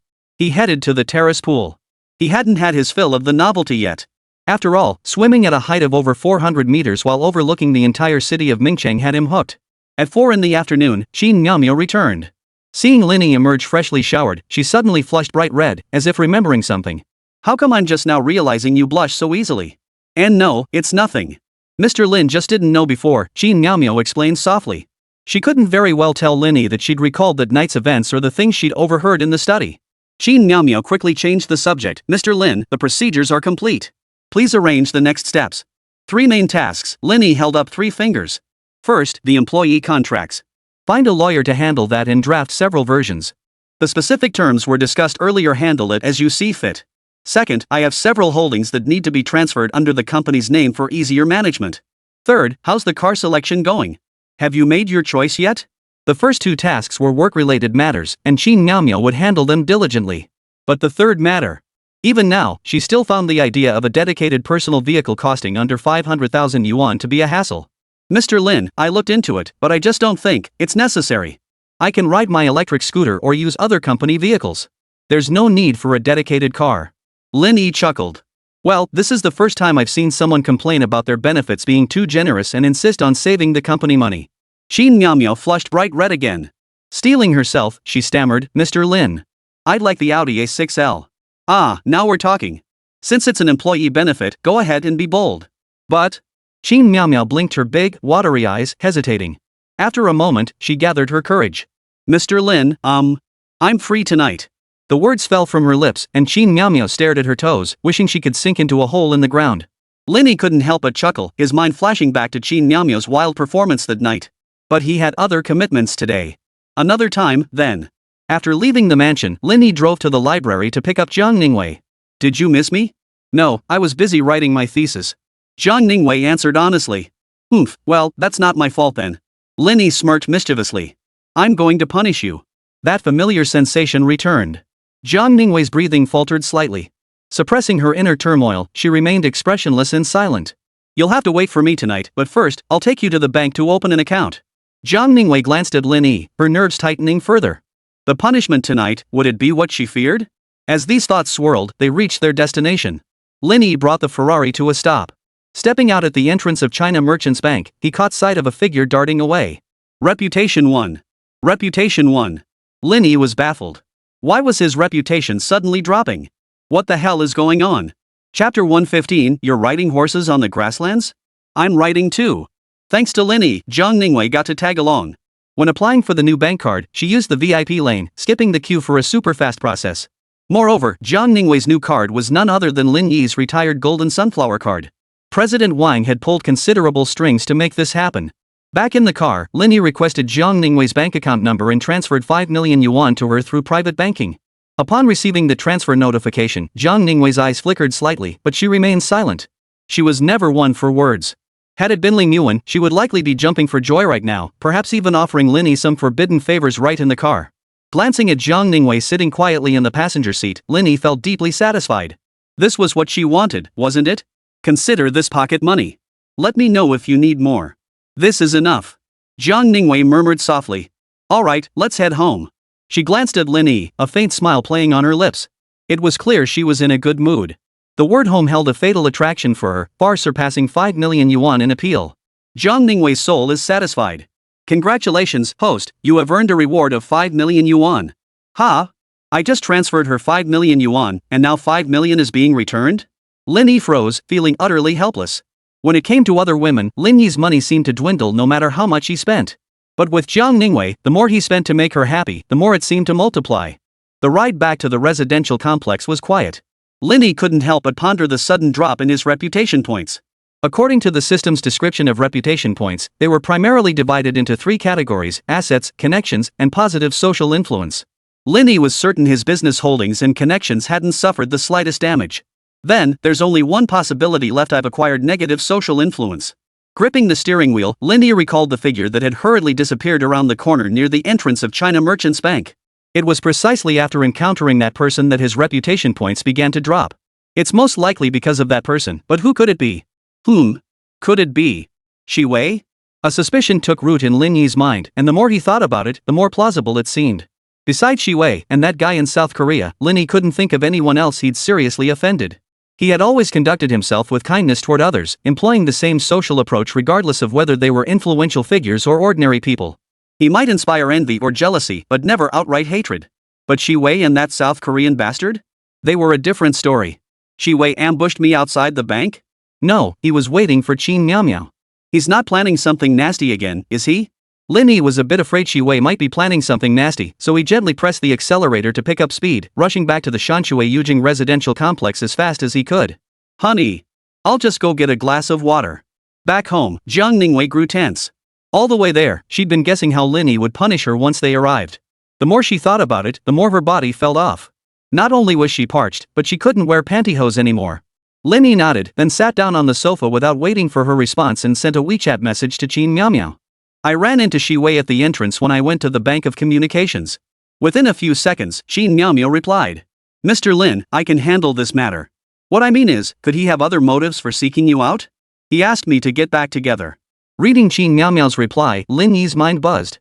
For a moment, he couldn't figure out what Shi Wei's true intentions were.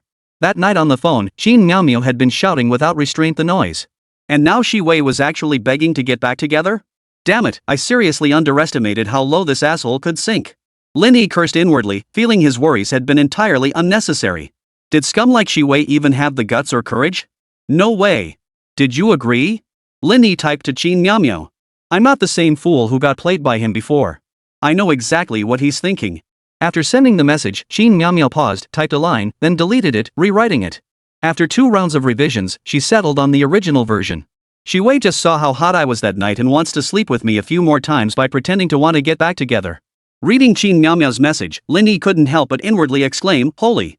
Qin Miao Miao now really would say anything. Admittedly, she was right. But the Qin Miao Miao of this moment held a powerful allure for Lin Yi. What man doesn't like a firecracker? Whether it was real or not, Lin Yi liked it. Drink up. Zhang Ningwei handed him a glass of water, interrupting the exchange between Lin Yi and Qin Miao Miao. He placed his phone on the coffee table, took a sip from the cup, and noticed Zhang Ningwei had slipped into a fresh pair of tights at some point. Why did you decide to change clothes? Zhang Ningwei had just sat down in front of Lin Yi when she stiffened at the question, fidgeting awkwardly. In the car. I accidentally got them dirty. Spilled a drink? But you weren't drinking anything. Huh? Lin Yi perked up, suddenly recalling Zhang Ningwei's preferences, which almost exclusively revolved around tasks, punishments, and commands. Punishment. You must accept punishment. Lin Yi pulled Zhang Ningwei close, shouting into her ear. The tactile feedback from his fingertips was immediate. He could distinctly feel Zhang Ningwei's initial stiffness gradually dissolve into a state of complete surrender. Today's punishment is, whatever I say, you do.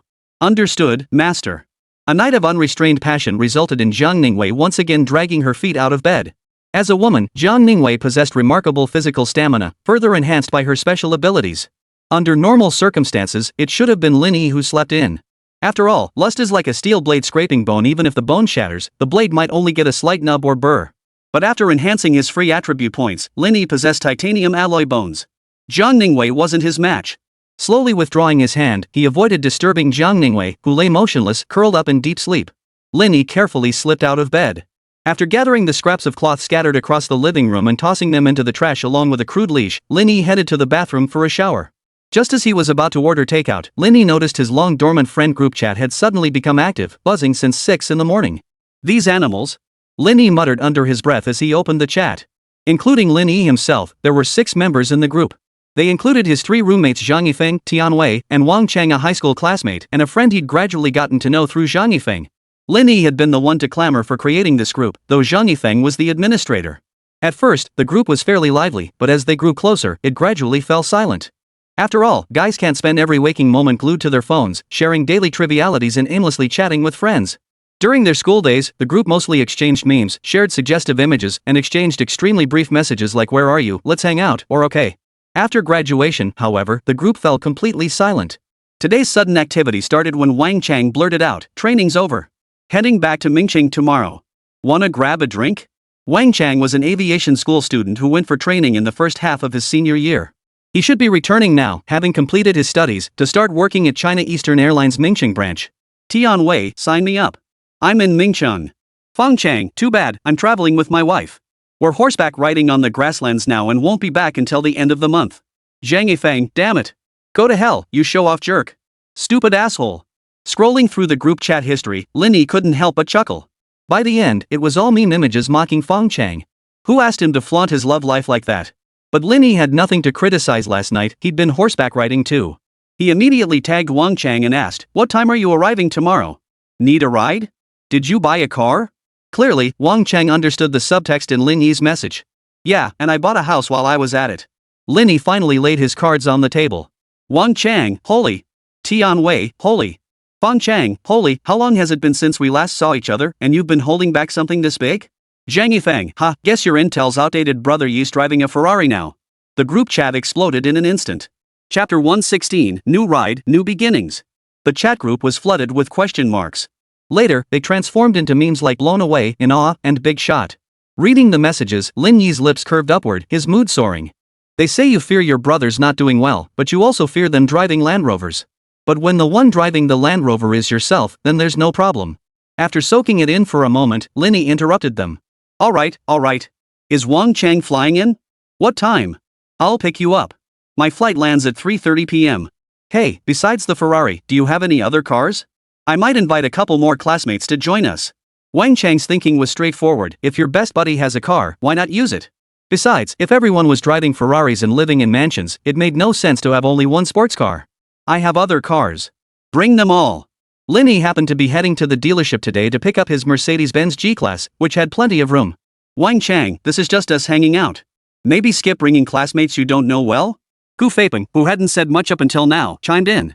Lin Yi wasn't surprised at all by his comment. Gu Feipeng was straightforward and honest, with no ill intent, though his bluntness often rubbed people the wrong way. Wang Chang and the others knew his personality well and had long since gotten used to it. Wang Chang added in a text, oh, I forgot to mention the classmates I'm talking about are two from the flight attendant program. The moment this text appeared, the group fell silent for an instant before erupting once more. Gu Feipeng, ever the blunt one, was the first to speak up. Brother Chang. Godfather. You absolutely must bring your two classmates along so they can experience the warmth of us Mingcheng locals. Lin Yi couldn't help but chuckle, feeling a surge of emotion. Who says straightforward, honest guys aren't into women? Damn, that was a quick turnaround. Feng Chang, who was traveling with his girlfriend on the grasslands, chimed in next, damn. Is it too late to break up now? I'll catch a flight back tomorrow. Tian Wei, Feng Chang, crawl to me. Zhang Yifeng, get lost, Feng Chang. Stick to grazing on the grasslands and stay out of this. Lin Yi, fine, I'll pick you both up tomorrow. With that final remark, Lin Yi shut off his phone. The takeout he ordered had arrived. He grabbed the food, went to the bedroom, pulled back the air-conditioned blanket, and gave Zhang Ningwei's bare butt a slap. Time to get up and eat. Zhang Ningwei opened her eyes groggily, rubbed her butt, and nodded softly. She wasn't grouchy in the morning, just a bit dazed when she first woke up. Sitting up groggily, she saw Lin Yi standing motionless and instinctively reached to pull the air-conditioned blanket over herself to cover the view. But halfway through the motion, Zhang Ningwei gave up. Right in front of Lin Yi, she began putting on her pajamas. She had grown accustomed to all manner of contact with Lin Yi. Of course, her expression remained cool and detached even as she dressed. The perfect blend of ascetic restraint and pure sensuality created a contrast that left Lin Yi utterly captivated. Fearing he might lose control and delay matters, Lin Yi turned and left the bedroom.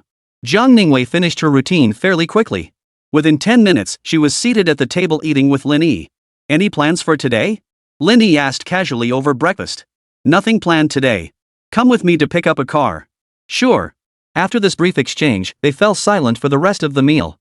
Some might find it dull, but Lin Yi and Zhang Ningwei both relished it.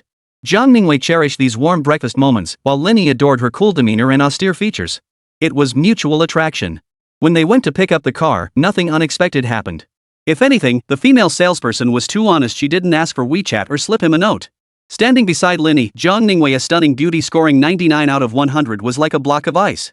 Even the most confident woman would hesitate in her presence.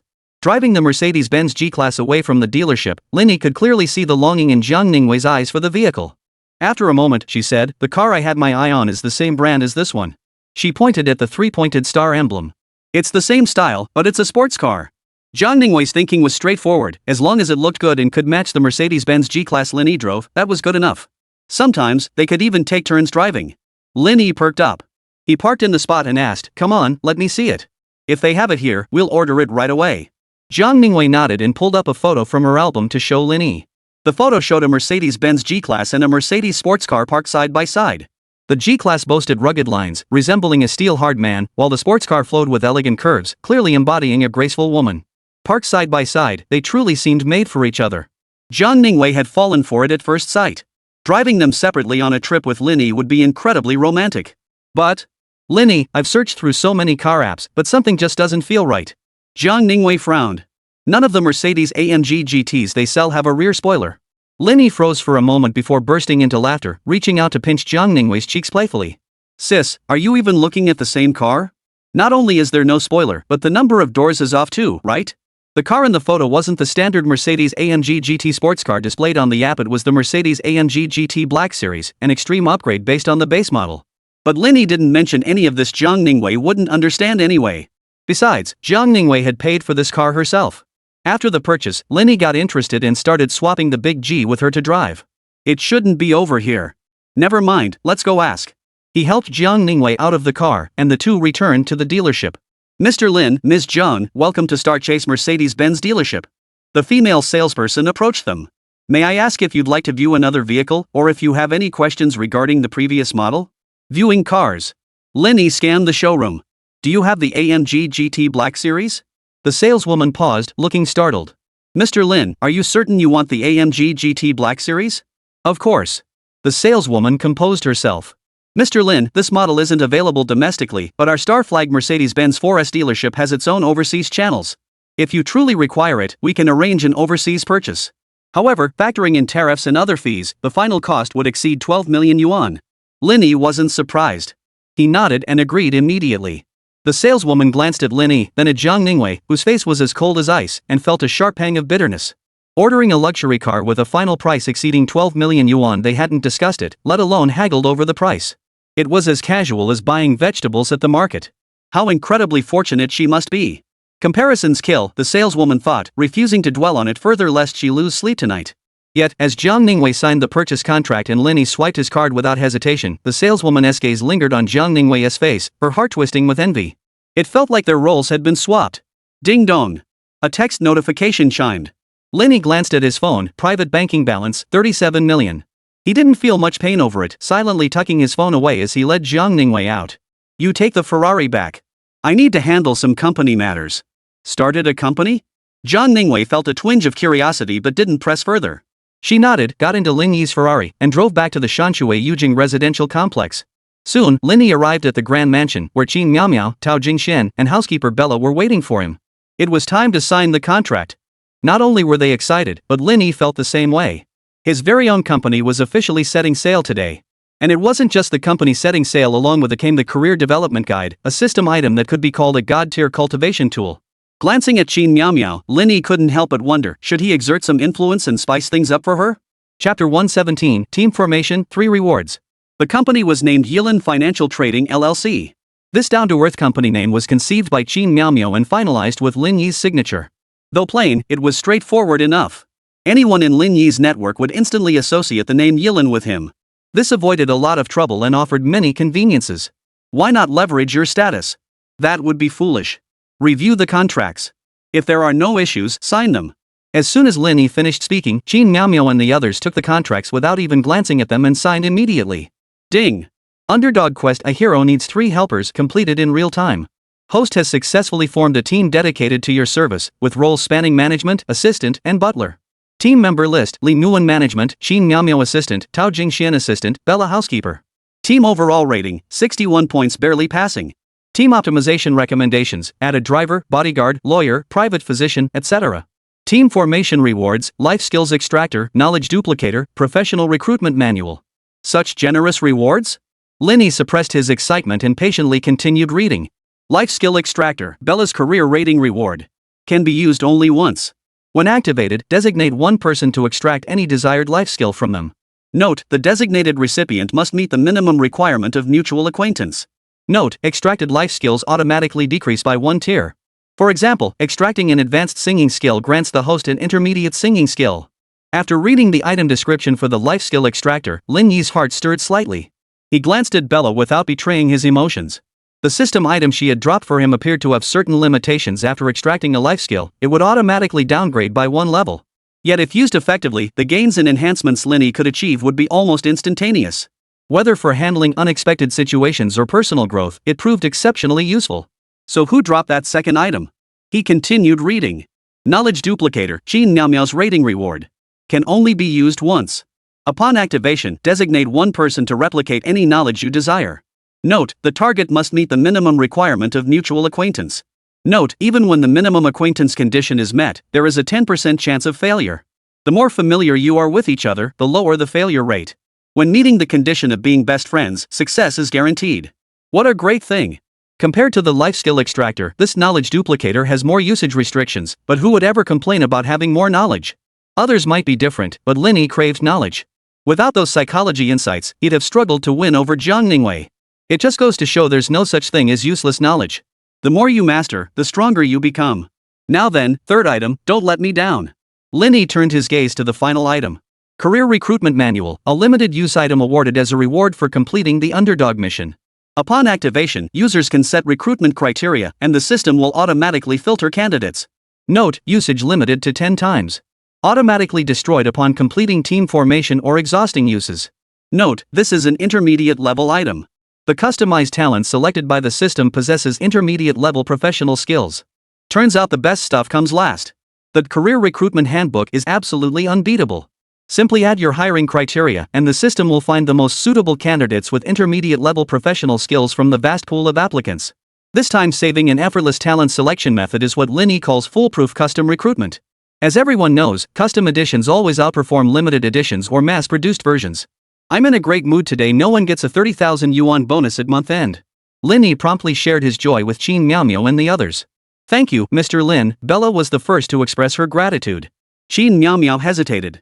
She hadn't done anything yet, and the thought of receiving an extra 30,000 yuan at month's end felt like a hot potato. Just as she hesitated, Tao Jingxian laughed boldly. Thanks, boss. She even tugged at Qin Miao Miao's sleeve as she spoke. Thank you, Mr. Lin. Please assign me tasks. I will work diligently and not disappoint you. Qin Miao Miao bowed slightly, speaking earnestly. She had to earn the bonus Lin Yi had given her. I do have work to assign. Lin Yi looked at Qin Miao Miao, deeply appreciating her traditional and conscientious nature. The more he observed her, the more he liked her. Of course, business was business and personal was personal. When it came to utilizing Qin Miao Miao, he wouldn't hesitate to make her work hard. Mr. Lin, please proceed.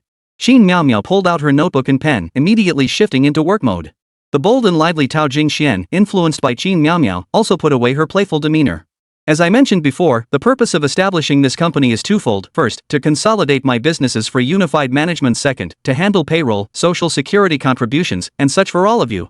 Now that the company has been successfully established, you'll have plenty to do. Qin Miao Miao, your primary task over the next few days is to organize and consolidate the equity holdings under my name. For any unclear points, consult specialized accounting firms and law firms. Tao Jingxian, now that the company is established, we need to find an office location quickly. For now, there are two requirements, a prime location and ample space. You can decide on the rest. Bella, I'll be picking up a friend at the airport tomorrow and may host a dinner at home. Please prepare accordingly. Yes, Mr. Lin. Qin Miao Miao and Tao Jingxian nodded in unison, then promptly turned to attend to their tasks. Bella remained behind and inquired, Mr. Lin, what level of hospitality do you envision for this gathering? As grand as possible, Lin Yi pondered. After all, we've moved into a new home and haven't held a housewarming banquet yet. Let's combine the two occasions. Understood, Mr. Lin. Should I coordinate with the chef at the Wanda Mandarin Oriental Hotel? No need, Lin Yi waved his hand dismissively. You know Yanshangju, right? Bella paused, then nodded. I know where it is, but I'm not familiar with the place. No problem. When you get there, just ask for Tian Yun, the owner of Cloud Pavilion. Mention my name. Understood, Mr. Lin. Any specific requests for beverages? Baijiu. When drinking with the guys, how could you not have baijiu? Not drinking? Fine, but you'll have to sit at the kids' table. Bella nodded, asked about the timing, then left to attend to other tasks. In an instant, the grand mansion emptied out, and Lin Yi found himself with nothing to do again. Bored? No, it was bliss. Getting things done and done well with just a few words? Why the hell would he be anxious? Play. Play hard. But before he could indulge in wild fun, Lin Yi had one more thing to do. The Career Cultivation Guide. starting with Qin Miao at an activation switch to her. Had ha. Lin Yi grinned wickedly as he activated that forbidden yet thrilling system feature. Chapter 118, Career Development, Modification Advancement. Team Member 2, Qin Miao. Personal details compiled. Age, 25. Position, Financial Assistant. Ability score, 70. Loyalty, 83. Measurements, 85, 59, 88. Hobbies, photography. Certain elements are too sensitive for display at this time. Special notes, none. Host may apply influence independently. After reviewing Qin Miao's profile once more, Lin Yi stroked his chin thoughtfully, deciding to focus on developing her professional skills first. Expand into finance and accounting, Lin Yi decided. He intended to make Qin Miao one of the key figures managing his finances. Of course, only one of them. Even if her loyalty reached 100% or even surpassed it, she could only be one of them.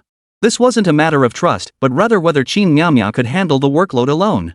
Moreover, the financial sector was critically important. Relying solely on Qin Miao carried too much risk. It wasn't that he suspected Qin Miao of betrayal, but rather that Lin Yi feared any unforeseen circumstances involving her could paralyze his operations or even trigger a crisis. Lin Yi would never put all his eggs in one basket. Targeted professional skills training commences, projected completion within 3 months. Note, actual duration may vary due to real-world factors, influenced by factors such as proactive learning or passive laziness. Seeing the system notification, Lin Yi felt a pang of resignation and couldn't help but check Li Muan's career development progress. Are you seriously just giving up and lying flat? Lin Yi sighed, pressing his hand to his forehead. The original plan to cultivate Li Muan into a senior management talent within 3 months had been utterly derailed by her laziness. It wasn't that there was no progress at all, but the rate of improvement was as slow as a snail's crawl. From a month ago until now, Li Muan's management skills had only increased by 5%. Forget it. If she doesn't want to learn, so be it. We don't need her anyway. She could just be kept as a decorative ornament. After all, Li Muan was the first woman to pursue him. Even if she wasn't the prettiest, she still deserved that little privilege. Glancing past Li Muan, Lin Yi refocused his attention on Qin Miao's career development guide. The tense and thrilling moment had finally arrived. What should I change under special notes? An idea slowly took shape in Lin Yi's mind. Choose 2 influences, meaning split them into 2 different directions. After carefully weighing his words, Lin Yi felt a surge of inspiration. 2 entries appeared in Qin Miao's special notes section. Special notes, pain-induced arousal, constitution triggers when affection exceeds 80. Note, the additional clause triggered only by the host personally is currently inactive. Changes have been made. Not active? Lin Yi pondered. Is it because Qin Miao's affection for me hasn't reached 100%? Lin Yi couldn't grasp the specifics, but he didn't pursue it further. Affection above 80 fell into the realm of passionate lovers, a condition only Lin Yi himself could trigger.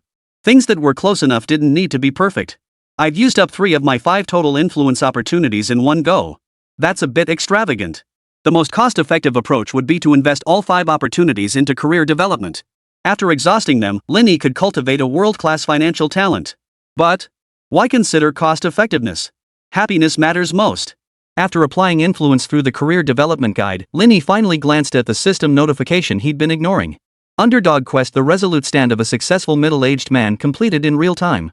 Congratulations, host, on obtaining Tao Jingshuan's new employee welcome package. Note, when Tao Jingshuan's designated professional skill level increases, the host will receive her intermediate onboarding gift pack. Note, Bella and the host maintain a strictly professional relationship and is not applicable to this Underdog Quest. I thought Bella had one too. Lin Yi felt a slight pang of disappointment. Not only had he lost over $1 million, but he'd also have to shell out extra cash to make up for the missing perks. Still, these were minor inconveniences to Lin Yi. Besides, he had no intention of pursuing Bella just for a few system rewards. How to put it? It wasn't that having more women was bad, but having too many women around Lin Yi, especially those with personal connections to him, wasn't good. Lin Yi saw no need to invite trouble upon himself. He glanced at Tao Jingshuan's new employee welcome package. Its contents were nearly identical to Qin Miao's. Both included a set of Huawei electronic office equipment, luxury business attire, haute couture evening gowns, a Cartier Ballon Bleu watch, and a special commuting vehicle fund capped at 500,000 yuan. I'll have to take them one by one. Otherwise, how will their loyalty increase? Lin Yi couldn't resist using a little trick. The difference between giving everything at once and doling it out gradually was significant. It was much like fishing. Now just add some professional influence for Tao Jingxian and Bella, and we're good. Lin Yi stretched lazily and began his operations. On the way to tackle work. Snap. Ha? Tao Jingxian stared at Qin Miao in surprise. What was that noise you just made? Frustrated? No way. Qin Miao clutched her butt, her face flushing bright red as she hastily denied it and shifted the blame. You hit me too hard just now. Tao Jingxian looked at her palm, then at her best friend. I still think something's off with you. The two had been inseparable since college, their friendship as solid as steel. Verbal and physical teasing, roughhousing it never stopped. Tao Jingxian had slapped Qin Miaomiao's butt more than once or twice, but she had never seen her react like this before. Not only was Tao Jingxian shocked, but Qin Miaomiao felt like she was losing her mind. After being slapped by Tao Jingxian, she actually felt a bit excited. Had all those years of suppression driven her to the brink of a mental breakdown? Miao Miao, I'm just realizing now you're actually a total tease. Tao Jingxian leaned close to Qin Miaomiao's ear, whispering suggestive words that made Qin Miaomiao's neck flush crimson. Whoa! You didn't actually awaken something dangerous, did you? Tao Jingxian sounded like she'd discovered a new continent as she pressed further. Miao Miao, are you burning up? Even more outrageous innuendo reached Qin Miaomiao's ears, driving her nearly mad. Calm down, will you? She pinched her thigh hard, finally suppressing her reaction. She glared at Tao Jingxian, sulking and ignoring her. After a moment, Tao Jingxian dismissed her suspicions and began apologizing. I'm so sorry, I really didn't mean to. I just had my doubts. If you ever talk about me like that again, I won't speak to you. I won't. I promise. Seeing that Tao Jingxian truly no longer doubted her, Qin Miaomiao felt a wave of relief wash over her. But soon, she grew troubled again. Lost in thought, she flushed red, seemingly struck by some realization. Mr. Lin would like it, right? Of course he would. Lin Yi absolutely loved it. The thing was, Lin Yi was still unaware of the changes Qin Miaomiao had undergone after being influenced, and he was swamped with work. He had no time to spare for Qin Miaomiao. He was barely managing his own affairs. Wan Xiaoxiao was in trouble. Chapter 119, Money Talks, and all the women I meet are great. Over half a month had passed since the last dorm team building event. In these past 10 days, Wan Xiaoxiao had barely received any WeChat messages initiated by Lin Yi. Moreover, whenever Wan Xiaoxiao initiated contact, Lin Yi not only replied slowly but also sounded dismissive in his responses. It was either hum or oh, and sometimes he didn't reply at all. This is infuriating. Bastard, you big bastard. Scumbag, pervert, womanizer. Put. Wan Xiaoxiao's fist slammed into the stuffed animal pillow, flattening its head in one blow. Staring at the battered, mangled doll, she saw Lin Yi's face reflected in it. Her lips twisted downward, and her eyes suddenly welled up with tears. My first kiss, my first time. You took them all from me without me even realizing it. I didn't blame you, I even liked you a little. But you. Wah? Ding dong. Just as she began to cry out, the WeChat notification chime sounded. Startled, Wan Xiaoxiao quickly wiped away her tears, grabbed her phone, and swiped the screen. Seeing it was a message from Lin Yi, her face instantly lit up with a radiant smile. You're still alive? Wan Xiaoxiao typed. On Lin Yi's end, he felt a mix of resignation, frustration, and above all, guilt. To say he had deep feelings for Wan Xiaoxiao would be pure bull. He'd simply been overcome by lust at the time, seizing the opportunity to take her completely in one go. If Wan Xiaoxiao had been a loose girl, he wouldn't have felt a shred of guilt. He'd have slipped her some cash afterward, or even walked away without a second thought. But Wan Xiaoxiao was different. She was a proper, wealthy family's virgin, who had never even been in a relationship. Rubbing his forehead, Lin Yi sighed and typed his reply, still in Mingcheng? Now you ask? Too late. Wan Xiaoxiao was furious as she typed. Why hadn't she kept him in line earlier? She hinted or outright asked Lin Yi out multiple times, only for him to give vague verbal promises like yeah before forgetting about it completely the next day. I'm going home. When school starts, no, you won't see me when school starts. Wan Xiaoxiao gritted her teeth, venting her frustration. But glancing down at her flat, unremarkable chest, she sighed, her heart filled with utter defeat. Did Lin Yi think she was too small? But being petite was cute too, wasn't it? It's all Lin Yi's fault. Turning her head, Wan Xiaoxiao reached a conclusion. If Lin Yi spent more time with her, massaged her more often to improve blood circulation, who knows? Put. What nonsense are you thinking, Wan Xiaoxiao? You should be angry right now, not thinking about him. She slapped her cheeks, feigning indignation as she bared her two little fangs and gritted her teeth, ready to continue typing. I'll come visit you in Sichuan and Chongqing in a few days, okay? Tap tap tap. Upon receiving Lin Yi's new message, Wan Xiaoxiao deleted the text she'd been about to send and immediately replied. Really? Are you being that nice? What's kind or not kind? I just miss you. Pfft, I don't buy it. Despite her dismissive reply, Wan Xiaoxiao couldn't suppress the smile playing on her lips. Where in Sichuan or Chongqing are you from? Gongcheng. Seeing the instant reply, Lin Yi grinned. He hadn't expected Wan Xiaoxiao to be so easy to placate. Well, or rather, Lin Yi hadn't coaxed her at all, it was all Wan Xiaoxiao's own doing. Glancing at the time, Lin Yi found himself with nothing else to do. He settled back into the sofa and opened the group chat. Wan Xiaoxiao, Li Muan, and Park Hia, three women made for quite the show, and Lin Yi found himself effortlessly keeping up. He just said whatever came to mind, and they were well behaved and understanding. They chatted until 4:30 p.m. when Tao Jingxian returned. Lin Yi called her over immediately. I have a few appointments. Jot them down and remind me. What is it, boss? Tao Jingxian pulled out her notebook. Late August, specifically August 22nd, remind me to go to Jingcheng. Also in late August, on the 27th, remind me to go to Gongcheng and Sichuan Chongqing. Tao Jingxian nodded and repeated, got it, boss. Your schedule is packed this month. On August 17th, the day after tomorrow, you need to go to Hangcheng. August 22nd requires a trip to Jingcheng, and August 27th calls for a visit to Gongcheng. At this point, her expression turned slightly peculiar as she asked, Boss, are you going for business negotiations, or to meet a few people? Tao Jingxian understood instantly. Got it, boss. Should I pick out gifts for you? She winked at him. You know how good I am at this sort of thing. Then I'll leave it to you. Lin Yi didn't hide anything, stating plainly, no need for gifts in Hangzhou. Just focus on Jingcheng and Gongcheng. Understood, boss. May I ask about their specific personalities and preferences? This question caught Lin Yi off guard. He suddenly realized he truly possessed a knack for being a jerk. As for Lin Yuan, Lin Yi knew she'd be happy with anything he gave her, but he had no clue what she truly preferred and hadn't bothered to find out. As for Wan Xiaoxiao, it was even worse. Since that dorm team building event where Lin Yi had taken advantage of her, they hadn't seen each other. Their chats could be counted on one hand. What she liked? Lin Yi really had no clue. The thought counts, Lin Yi said. Tao Jingxian understood perfectly well, but she didn't call him out on it. She nodded. Got it, boss. I'll get everything ready for you tomorrow. Oh, boss, since you're hosting a family dinner tomorrow, meow meow, and I discussed it and think it'd be better if we stayed out for a few days. Lin Yi glanced at her.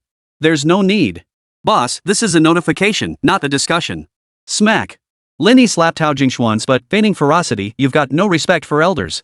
Unexpectedly, Tao Jingxian burrowed into Lin Yi's embrace, her breath fragrant as she murmured, Lin Yi, I know what I'm doing.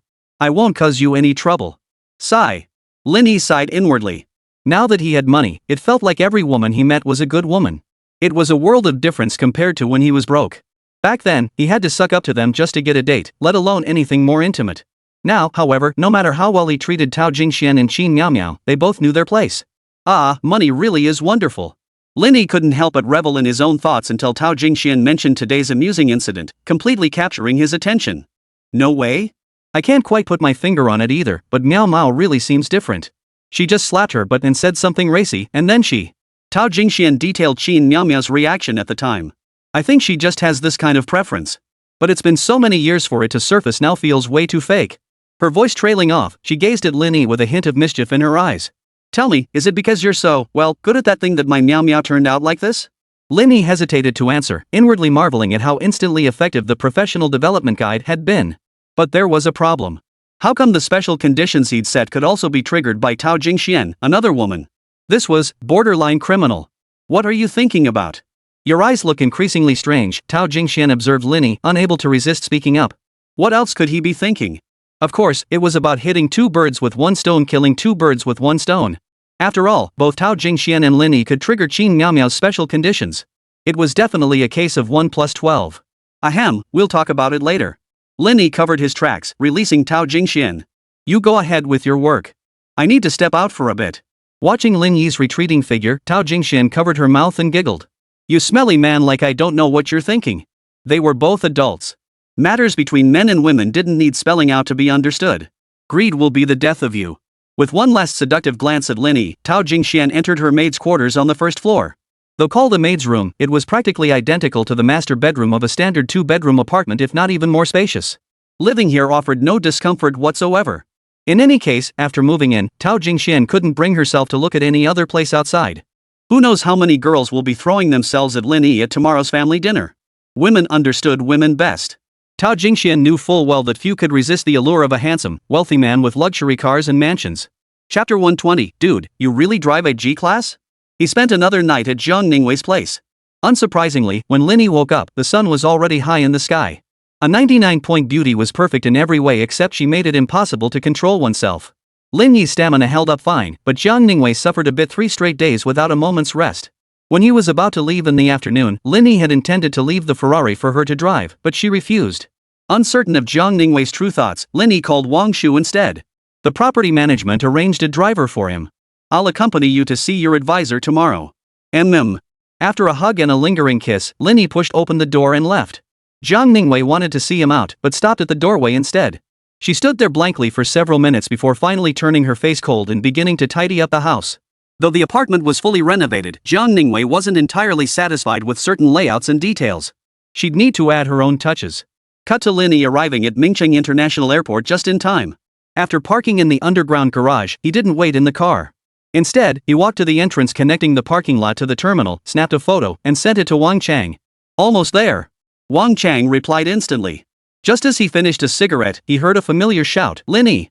Lin Yi looked up and saw Wang Chang waving excitedly at him. Wait, what? Why the formal address?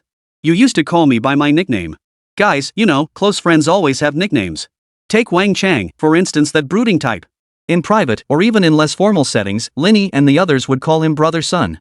Then there's Lin Yi, he likes to quietly show off sometimes, so Wang Chang and the other guys call him Boss B. Normally, even with girls around, Wang Chang would still use Lin Yi's nickname. But now, with such a formal address, Lin Yi knew something was off without needing to think twice.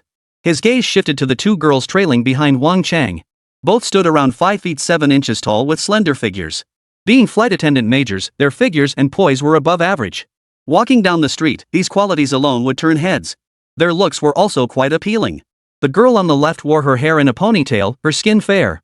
She paired high-waisted jeans with a white blouse, giving off an air of delicate elegance.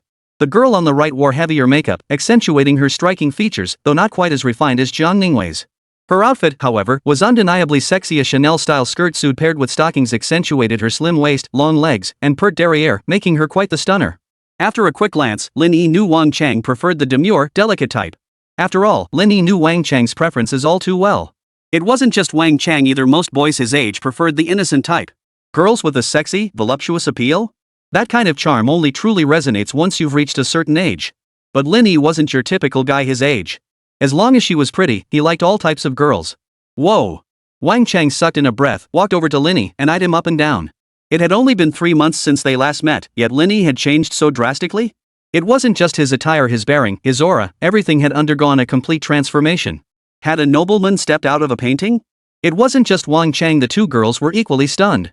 On the plane and on the way to the parking lot, Wang Chang had mentioned that a friend was coming to pick him up. Both girls inquired, but Wang Chang only kept saying he was tall, incredibly handsome, and a good student.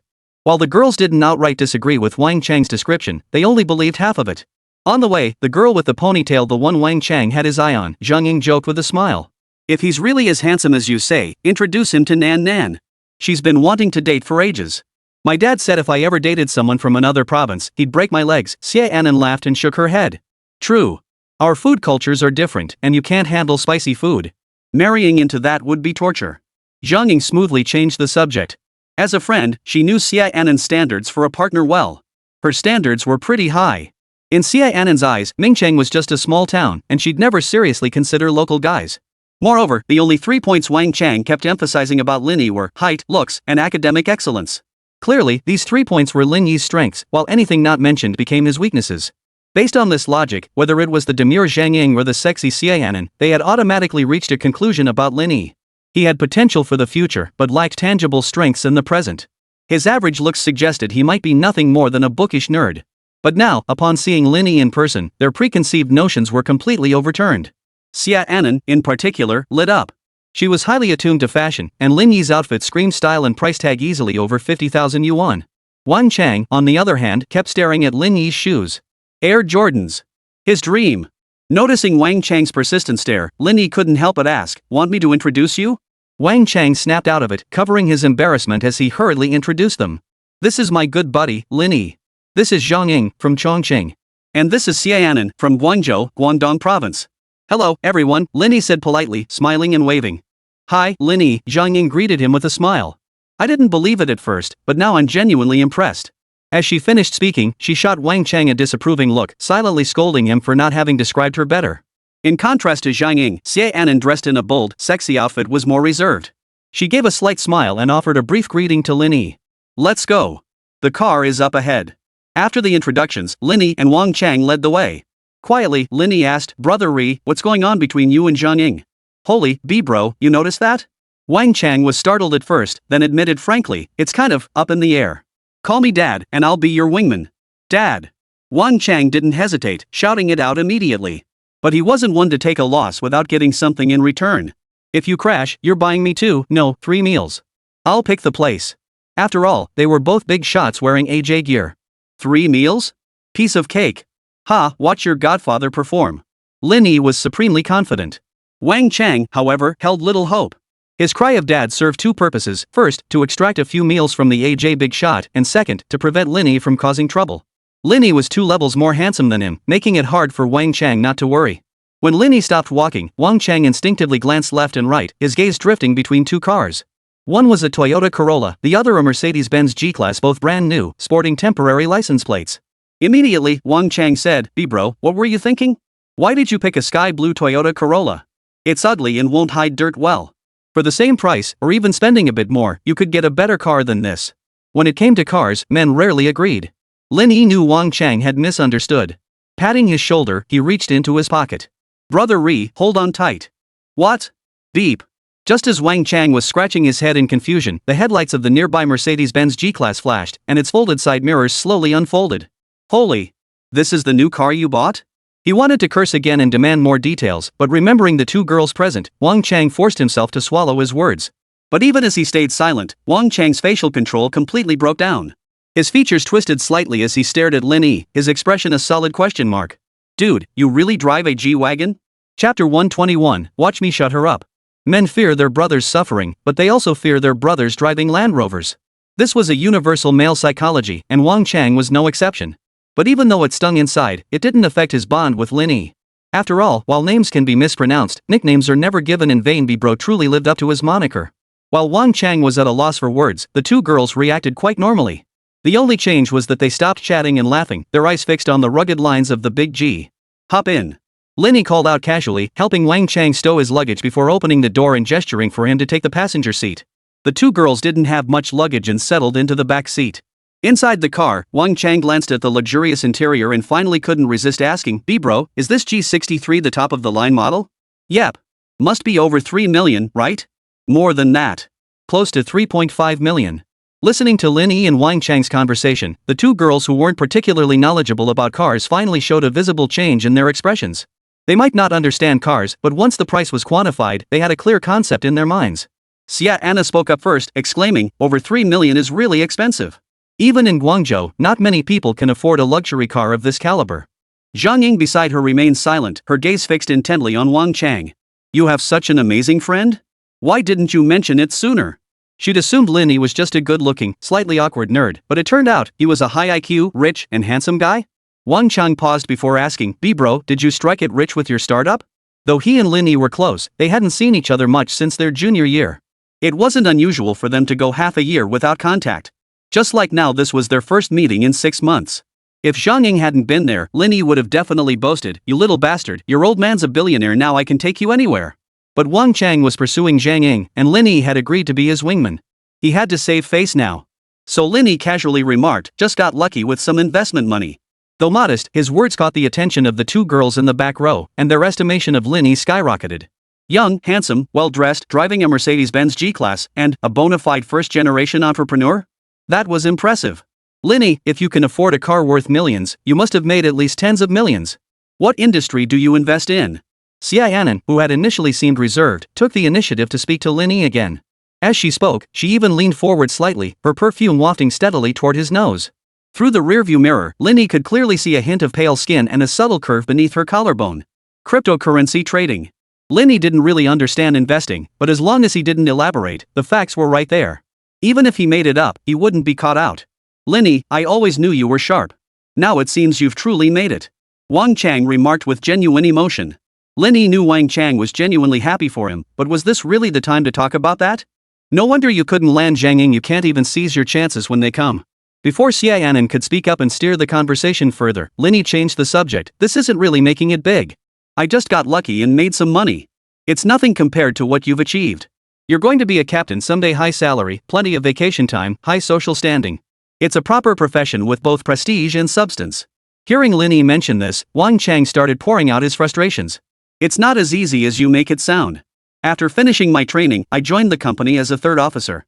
It'll take years to get promoted to 2nd officer, and who knows how long it'll take to become a captain. And the pay isn't nearly as high as people imagine, it mostly depends on flight hours." Lin Yi chuckled and remarked slyly, "With your skills, becoming a captain before 30 shouldn't be too hard." More importantly, your industry is stable and secure. By retirement, raking in tens of millions is a breeze. Oh, and speaking of your line of work, aren't there quite a few captain flight attendant couples? Even Wang Chang, slow as he was, finally caught on to Lin Yi's meaning. Calling him dad earlier hadn't been for nothing. Who else gets the privilege of having a multi-millionaire as their wingman? He stole a glance at Zhang Ying and nodded. True enough. During our training, many of our seniors were in such arrangements. The two girls noticed Wang Chang's wooden flute. Zhang Ying couldn't help but blush, while Xiaonan let out a soft eep. Wang Chang, it's not impossible for you to ask Ying Ying to be your wife, but you're not quite there yet. You'll need to keep working on it. What are you talking about, wife this and wife that? Stop making things up. Watching the two girls bickering in the back row, Lin Yi couldn't help but chuckle. Finally, the conversation had turned to Wang Chang and Zhang Ying. Romance? Without more conversation, how could anything progress? But as they chatted, Lin Yi noticed something amiss. Zhang Ying actually had feelings for Wang Chang, but her best friend Xiaonan kept interfering. Moreover, Lin Yi needed to confirm whether Zhang Ying was truly a good girl.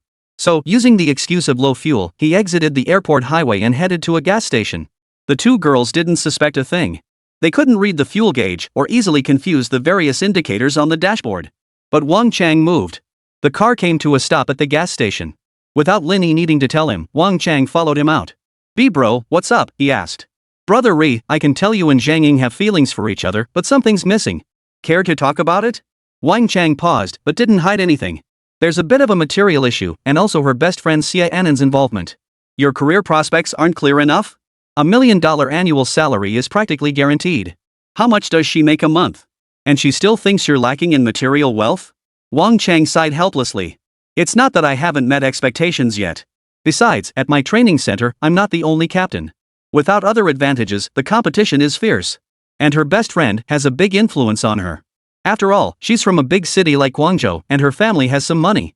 It's one thing for her to have high standards, but she insists on. Anyway, whenever I try to ask Ying Ying out alone, she always tags along. At this point, Wang Chang couldn't help but beat his chest in frustration. They've already started their internships. If I can't seal the deal now, the competition will only get fiercer. Lin Yi patted his buddy on the shoulder, confirming, "Are you really set on Zhang Ying?" Bro, Zhang Ying is a great girl. I don't want to miss out on her. Fine. Just follow my plan, and I'll make sure you get the girl. Godfather, you mean it? You bet. Just watch how I shut Xiaonan up for you. Wang Chang blurted out, Bro, is that muff you're talking about legit? You're getting frisky again. I'm not the type to mess around.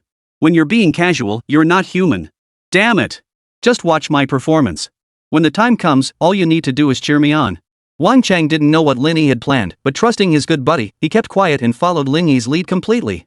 He rushed to pay for the gas.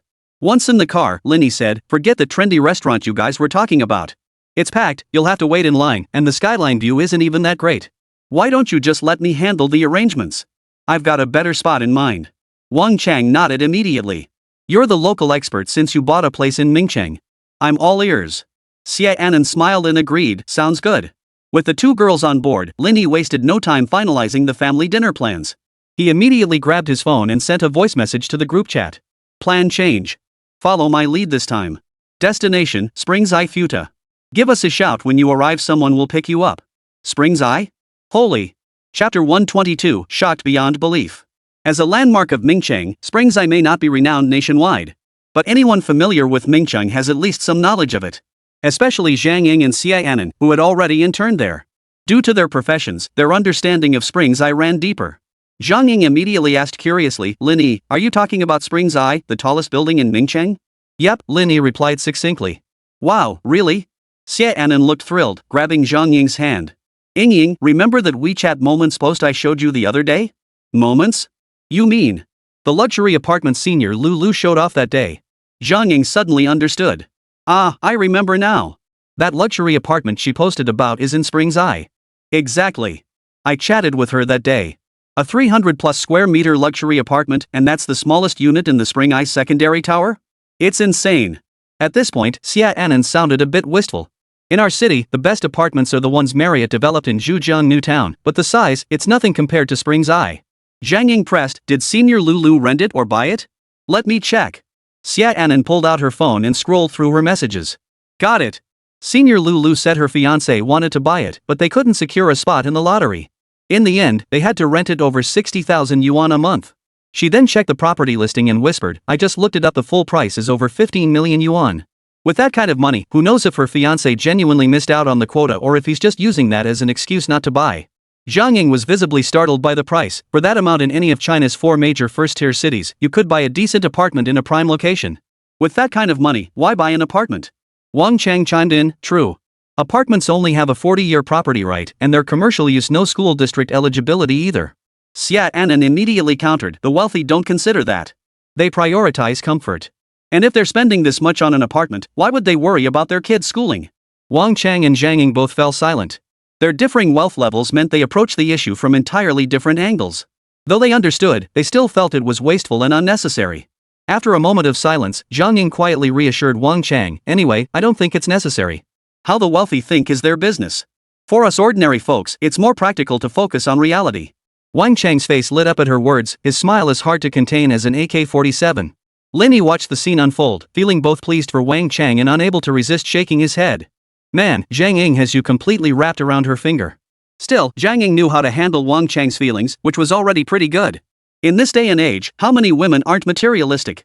Relying solely on materialism to judge whether a woman is a manipulative player or a PUA expert isn't entirely accurate. Beyond considering other factors, there's a more direct approach, just see if she lets you do that thing. It might be crude, but it works like a charm. After all, you've got to get either the body or the heart, right? At the very least, it ensures you won't lose too much. Remember this especially when your investment yields no returns, it's time to exit decisively and shift your focus. As the bus neared Spring's Eye, the chatter inside grew noticeably quieter. The sheer scale of Spring's Eye's 400-meter-tall main tower was breathtaking. The two girls instinctively pulled out their phones, snapping photos to capture the moment. Mingcheng isn't so backward after all. It's starting to look like a big city. Xia Anan put away her phone and remarked. Lin Yi, who was driving, didn't take offense. He had long noticed that Xia Anan, hailing from Guangzhou, carried an innate sense of superiority. This superiority wasn't about deliberately putting others down or showing off, it stemmed purely from the confidence born of her big city upbringing. That was precisely why Lin Yi chose not to engage with her. Why aren't you heading to the main tower? This is an apartment complex, right? Wang Chang couldn't help but ask as Lin Yi drove straight into the parking lot. I never said we were going to the main tower. I said from the start we were going to the auxiliary tower. Ha? Xia Anan caught on. You meant high-altitude afternoon tea. Wait. Lin Yi, this isn't your place, is it? Yep. Lin Yi nodded. You bought a place here? Wang Chang inquired. Yesterday, Lin Yi had mentioned it briefly in the group chat, so Wang Chang naturally made the connection. Yep, just moved in a few days ago. Perfect timing, thought I'd invite you guys over for a visit. Housewarming? Congratulations. But I didn't bring any gifts or red envelopes. Xia Anan apologized. Lin Yi waved his hand dismissively. No need for that. We're all friends. Just having a good time together is enough. No need for formalities.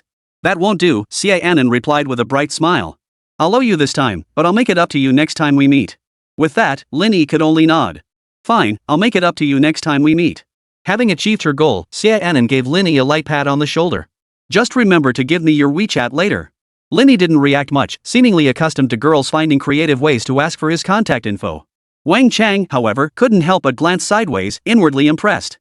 During his studies, he'd seen countless guys try every trick in the book to get Xia Anan's WeChat, but he'd never witnessed her proactively adding a guy's contact. But upon reflection, it made perfect sense that Brother B would receive such treatment. Holy!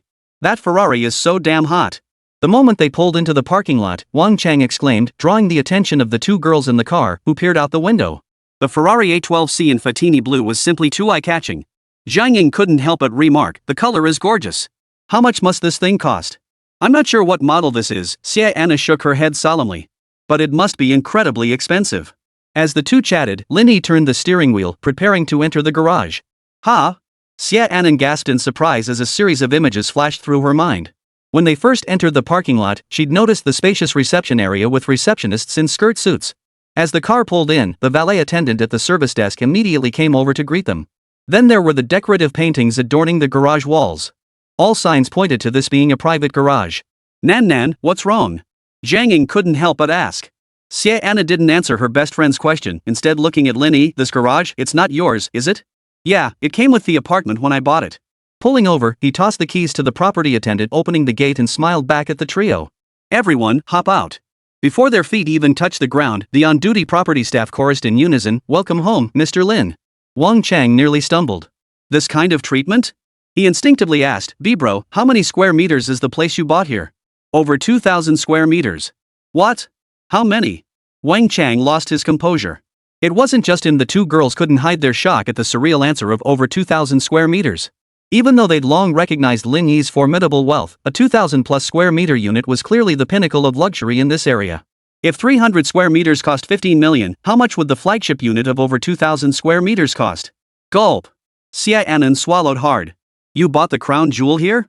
That must be over 100 million, right?" "Close enough." Instantly, Zhang Ying grew a bit tense. She gestured toward the parking spot. "Then this Ferrari." "Yeah, that's mine too." Lin Yi glanced at the tense Zhang Ying, then hooked his arm around Wang Chang's shoulder and led him inside. "Stop staring. It's a limited edition Ferrari 812C.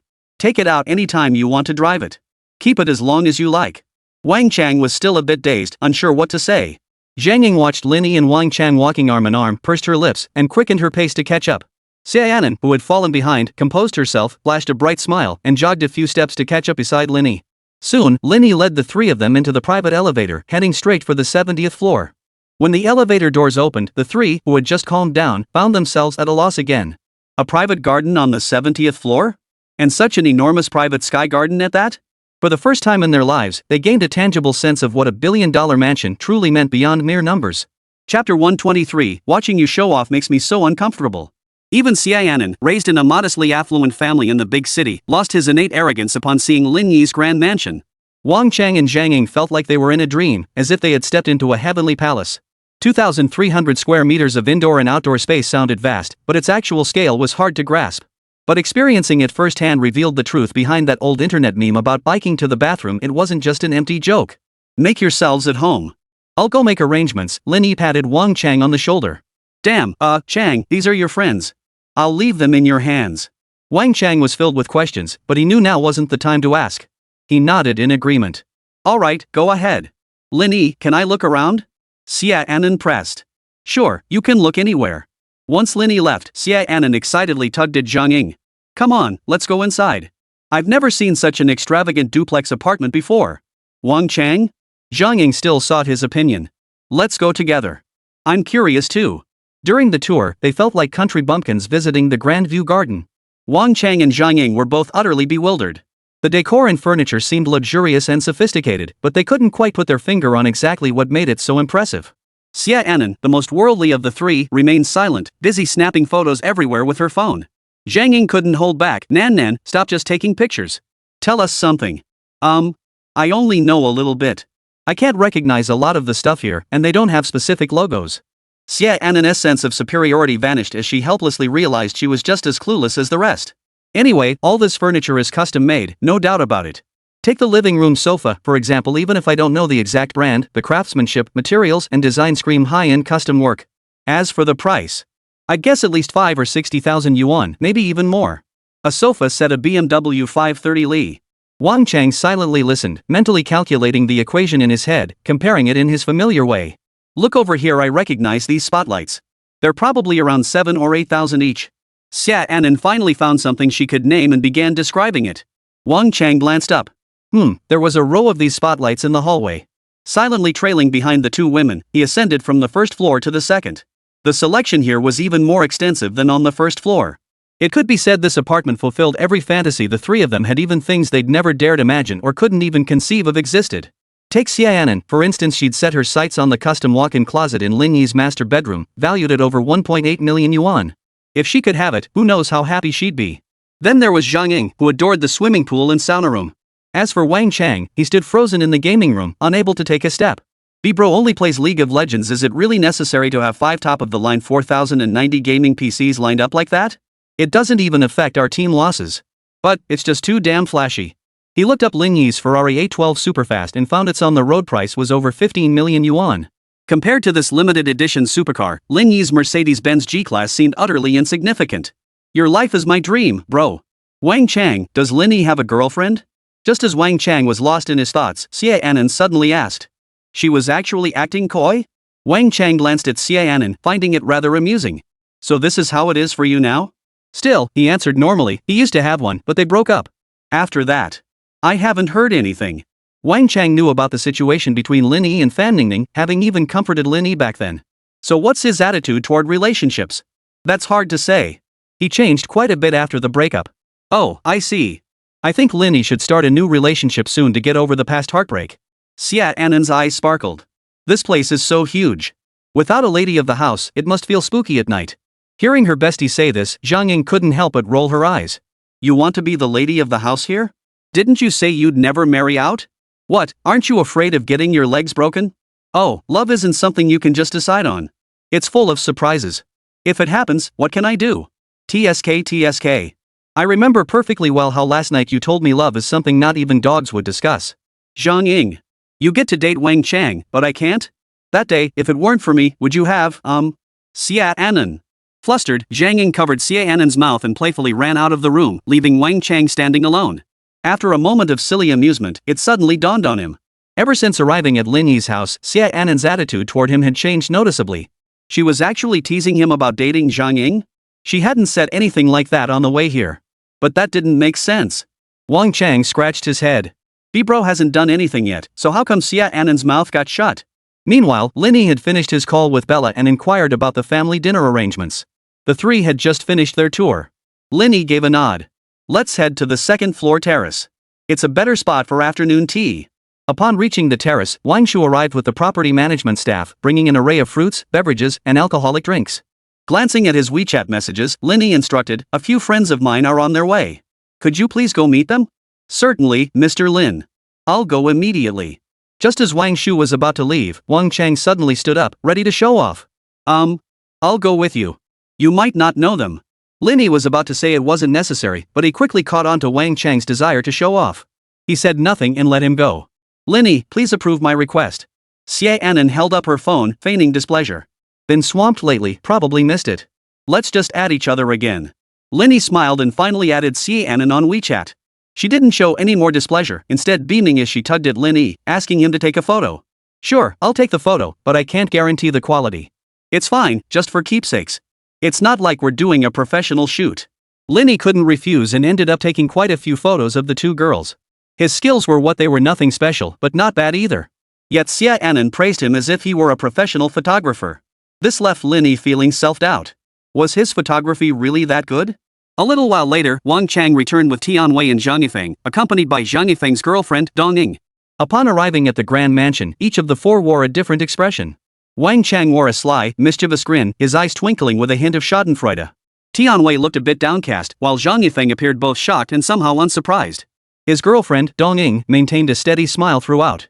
What's gotten into Wei? Lin Yi stepped forward, unable to resist asking. Well, he drove here with the madman and Xiaoying. He seemed pretty happy on the way, but when he got to the garage and saw your big G parked there, he just went limp. Wang Chang couldn't help but chuckle at this point. Ha, he drives a C260. In an instant, Lin Yi understood. Comparisons are the worst, especially when parked side by side. A Mercedes C260 parked next to a Mercedes G-Class? That was a total demotion. B-bro, you really? Tianwei's expression was complicated. Watching you show off is killing me. Damn it. Chapter 124, Rewards Come Unexpectedly. The group gathered around, chatting animatedly over snacks, drinks, and alcohol. Wang Chang had put on a show and teased Tianwei a bit, but thankfully he hadn't gone too far. Before arriving at the Grand Mansion, he'd briefed Tianwei and Zhang Yifeng on the situation. Moreover, Zhang Yifeng and Dong Ying had long known about Lin Yi's success, so they weren't particularly surprised and accepted it quickly. Even so, facing a mansion worth billions, they couldn't help but be overwhelmed. It was simply too overwhelming. Alright. You're welcome to come raid the rich anytime. Stop asking questions.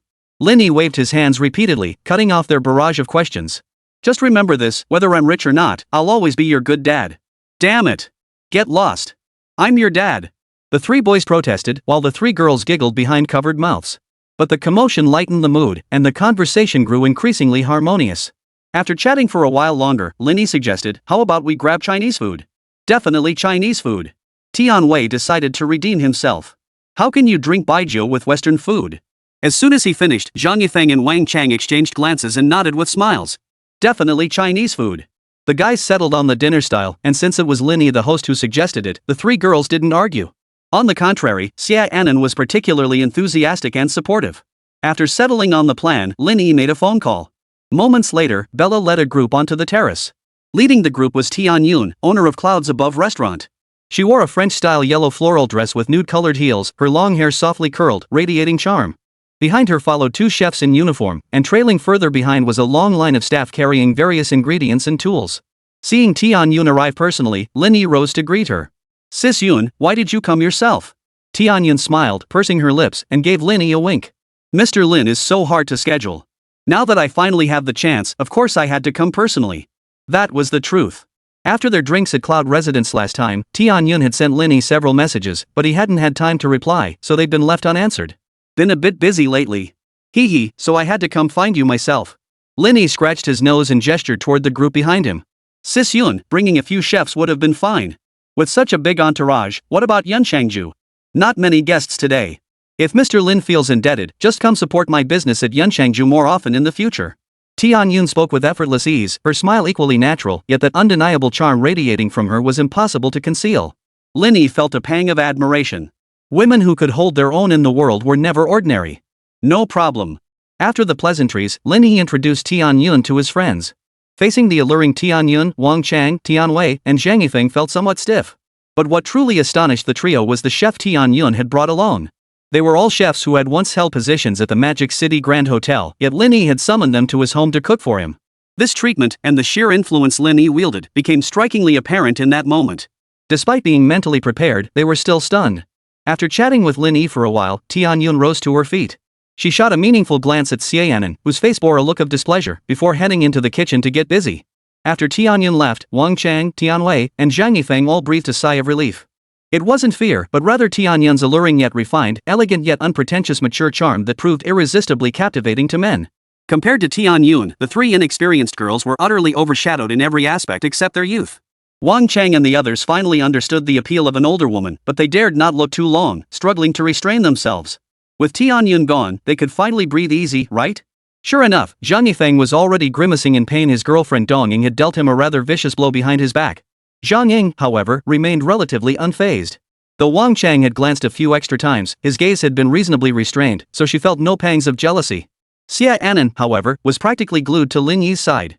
Tian Yun's presence had deeply unsettled her, heightening her sense of crisis. Watching everyone's reactions, Lin Yi felt a bit helpless.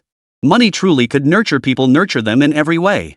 Even though he and they were the same age and had started from the same place, comparing them now showed Lin Yi had surpassed them by a huge margin. Yet Lin Yi didn't put on airs or deliberately show off. His conversational style remained exactly the same as during their university days. Wang Chang, Tian Wei, Zhang Yifeng, and the others visibly relaxed, their expressions easing as they rediscovered the camaraderie of their college days. He remained the same in every other way they remembered him, except for becoming wealthier and more sophisticated. "Lin Yi, we can't call you B-bro anymore, it's gotta be Big B-bro now," Wang Chang joked. "Little son brother?" Lin Yi countered. That works. That works." Zhang Yifeng cheered. "Everyone knows there's no such thing as a wrong nickname, only a mispronounced name. I think little." "Damn it. You lunatic, what are you saying? If you don't like it, let's settle this." Ha ha ha. The banter continued, and the terrace grew lively once more, the atmosphere even more harmonious than before. But moments later, Bella's arrival silenced the playful group once more. "Mr. Lin, everything's ready. Shall we serve the meal now?" "Yes, please." "Understood, Mr. Lin. Please wait a moment while I make the arrangements." After Bella left, Zhang Yifeng, who had seen her, scratched his head and asked, "Brother B, if I remember correctly, isn't she the private butler for the presidential suite at the Wanda Mandarin Oriental Hotel?" "Not anymore," Lin Yi shook his head with a smile. "Bella now serves me exclusively." Holy. Faced with this situation, even a college student could only express his inner thoughts with such crude language. "Boss, I'm blown away. You actually managed to snag her?" Not just the three guys, but the girls too covered their mouths and exchanged glances, their shock and envy plain to see. "Lin Yi, you've truly become a proper big shot now," Dong Ying said with a laugh. "A private butler at the property management, another one in your mansion. I wouldn't believe it if you didn't have a few more servants around you." As she finished speaking, Xiaonan couldn't help but stare at Lin Yi, as if silently asking him, "Do you?" "No, but it felt like yes." Take Tao Jingxian, for instance. Or Qin Miao Miao. Lin Yi certainly couldn't say that out loud. He immediately nudged Tian Wei. "Away, you might want to consider it. Get lost. I'm only here to take down the rich, not to wait on you." Ha ha. With a bit of banter, the awkwardness was skillfully diffused. When the dishes started arriving, the group began clinking glasses and reminiscing about the good old days. Once all the dishes were served, Tian Yun approached with a gift, preparing to take his leave. Brother Lin, congratulations. This little gift is just a token for your housewarming. Tianyun naturally switched to the honorific, a change that sent a flutter through Lin Yi's heart. It was the first time anyone had ever addressed him that way. Tianyun's gift wasn't extravagant, but it was fitting for the occasion: 2 bottles of rare, glazed Maodai liquor. After some polite refusal, Lin Yi finally accepted them. As he escorted Tianyun to the elevator, she suddenly drew close to Lin Yi. First, she adjusted his collar, then leaned in to whisper softly into his ear. Brother Lin, if you don't mind, I'd like to offer some unsolicited advice. Before making certain decisions, you should be cautious, especially after drinking. Young girls are lovely, but they want a lot and think a lot. If you don't handle it well, it could get messy. With that, she winked at Lin Yi and turned with a seductive air, stepping into the elevator. Lin Yi realized Tianyun must be referring to Si Anan. After all, her thoughts and behavior were impossible to hide. But Lin Yi scratched his nose. Had Tianyun just flirted with him? Young girls wanted so much and thought so much. Didn't that mean older sisters wanted less and thought less, being sensible and hassle-free? So that's the older sister's approach, subtle as rain nourishing the earth, making it impossible to resist. Lin Yi shook his head and returned to drinking with his buddies. Midway through the drinking session, a notification jolted Lin Yi. Ding! Reversal quest: cultivating virtue through poetry and etiquette, 3 generations before mastering the basics of dressing and eating, completed in real time. You hosted a private chef-catered banquet, showcasing both culinary prowess and refined taste. The dishes balanced exquisite flavor with cultural depth, earning exceptional guest satisfaction. Current eating skill rating, 93 points. Note, the difficulty of this mission will increase upon next activation. Please strive for further excellence. Congratulations, host, on earning the reward, Intermediate Life Skill Selection Pack. Intermediate Life Skill Selection Pack. Upon opening, the host may choose 1 life skill to automatically reach intermediate proficiency. Triggered a comeback mission? Lin Yi pondered for a moment, unable to suppress a knowing smile. This was a pure stroke of luck. The poetry and rites passed down through generations, comeback quest had lain dormant for far too long. Who would have thought that today, by casually showing off a bit, he'd reap such unexpected rewards? Just as Lin Yi snapped back to reality, he suddenly noticed a tipsy Zhang Yifeng getting into an argument with his girlfriend, Dong Ying. Though they kept their movements restrained and voices low, it didn't escape Lin Yi's notice. Xiaoying, is something wrong? Lin Yi inquired, his brows furrowed. Chapter 125, Distinguished and Noble, the Finest Among Men. At the banquet table, Lin Yi's single remark drew everyone's gaze toward Zhang Yifeng and Dong Ying. While it wasn't exactly taboo to have conflicts at a banquet, it was certainly considered inappropriate. Lin Yi didn't immediately reprimand them. He smiled and asked, "We're all classmates here. Crazy and I were even bunkmates and good buddies. If there's something on your mind, just say it." Zhang Yifeng glanced at his girlfriend and tugged her hand under the table. Dong Ying, however, paid no heed. She picked up the baijiu glass beside Zhang Yifeng and raised it in a toast to Lin Yi. Unaccustomed to drinking, her face flushed red after just 1 glass. Yifeng can't bring himself to say it, so I'll speak for him. Seeing Dong Ying's earnestness, Lin Yi couldn't help asking, "Is it something serious?" You could say that. Dong Ying set down her glass. Yifeng was supposed to get a job at the bank, right? His dad pulled some strings, but the bank has certain strict requirements. It's not something connections alone can handle. Hearing this, Lin Yi understood. His acquaintance with Qin Miaomiao and the preferential treatment from Bank of Communications President Wang stemmed entirely from his abundant cash flow. Cash was king, always and everywhere, especially in banking where it mattered most. Sure enough. If Yifeng could bring capital to the table when joining, he'd start at a higher level and have better future prospects. So I was wondering if Brother B might have some spare funds to help him out. After all, money gets deposited in banks regardless, and you definitely won't lose out on interest rates. Lin Yi glanced at Zhang Yifeng's resigned expression and couldn't help but chuckle. Having Dong Ying as his girlfriend was a mixed blessing for Zhang Yifeng. The upside was that she was resourceful and genuinely looked out for him. The downside was, this type of woman tended to be quite assertive in both life and career matters, requiring Zhang Yifeng to find his own balance. But overall, Dong Ying was a capable partner. Lin Yi immediately replied, "I thought it was something major. This is easy to handle. How much do you need?" 3 to 5 million should cover it. 10 million would be even better, of course. No problem at all, Lin Yi agreed readily. Still, he hadn't forgotten Wang Chang's earlier use of dad and godfather. He was firmly committed to being his loyal wingman. "But for a few million, you might not even need my help. Brother Ri could handle it." Wang Chang froze, convinced he was hearing things from too much alcohol. He pointed at his own nose in disbelief. "Ha? Me? Where would he get that kind of money?" His current savings barely topped 10,000 yuan. Even counting his parents' savings, he'd be lucky to scrape together 500,000. Before he could continue, Zhang Yifeng punched him in surprise. "Brother Ri, you're the ultimate quiet type. Playing dumb to catch the big fish, huh?" Wang Chang glanced at Lin Yi, then at Zhang Ying, who was staring at him questioningly. Just as he opened his mouth to deny it, Lin Yi cut him off. Bro, you forgot about that time I was short on startup funds and you invested in me? As he finished, Lin Yi gave him a knowing wink. Wang Chang immediately caught on, recalling what Lin Yi had told him at the gas station. I only put in 10,000 back then. How much has it multiplied by now? Lin Yi slid a bank card across the table. 100-fold. It's all in there. Take it. In an instant, everyone's eyes were drawn to that bank card. Holy. Brother Ri, you really have 5 million? Zhang Yifeng reacted the most dramatically. Lin Yi's investment ventures were something he'd learned about during Qi Yuming's birthday party.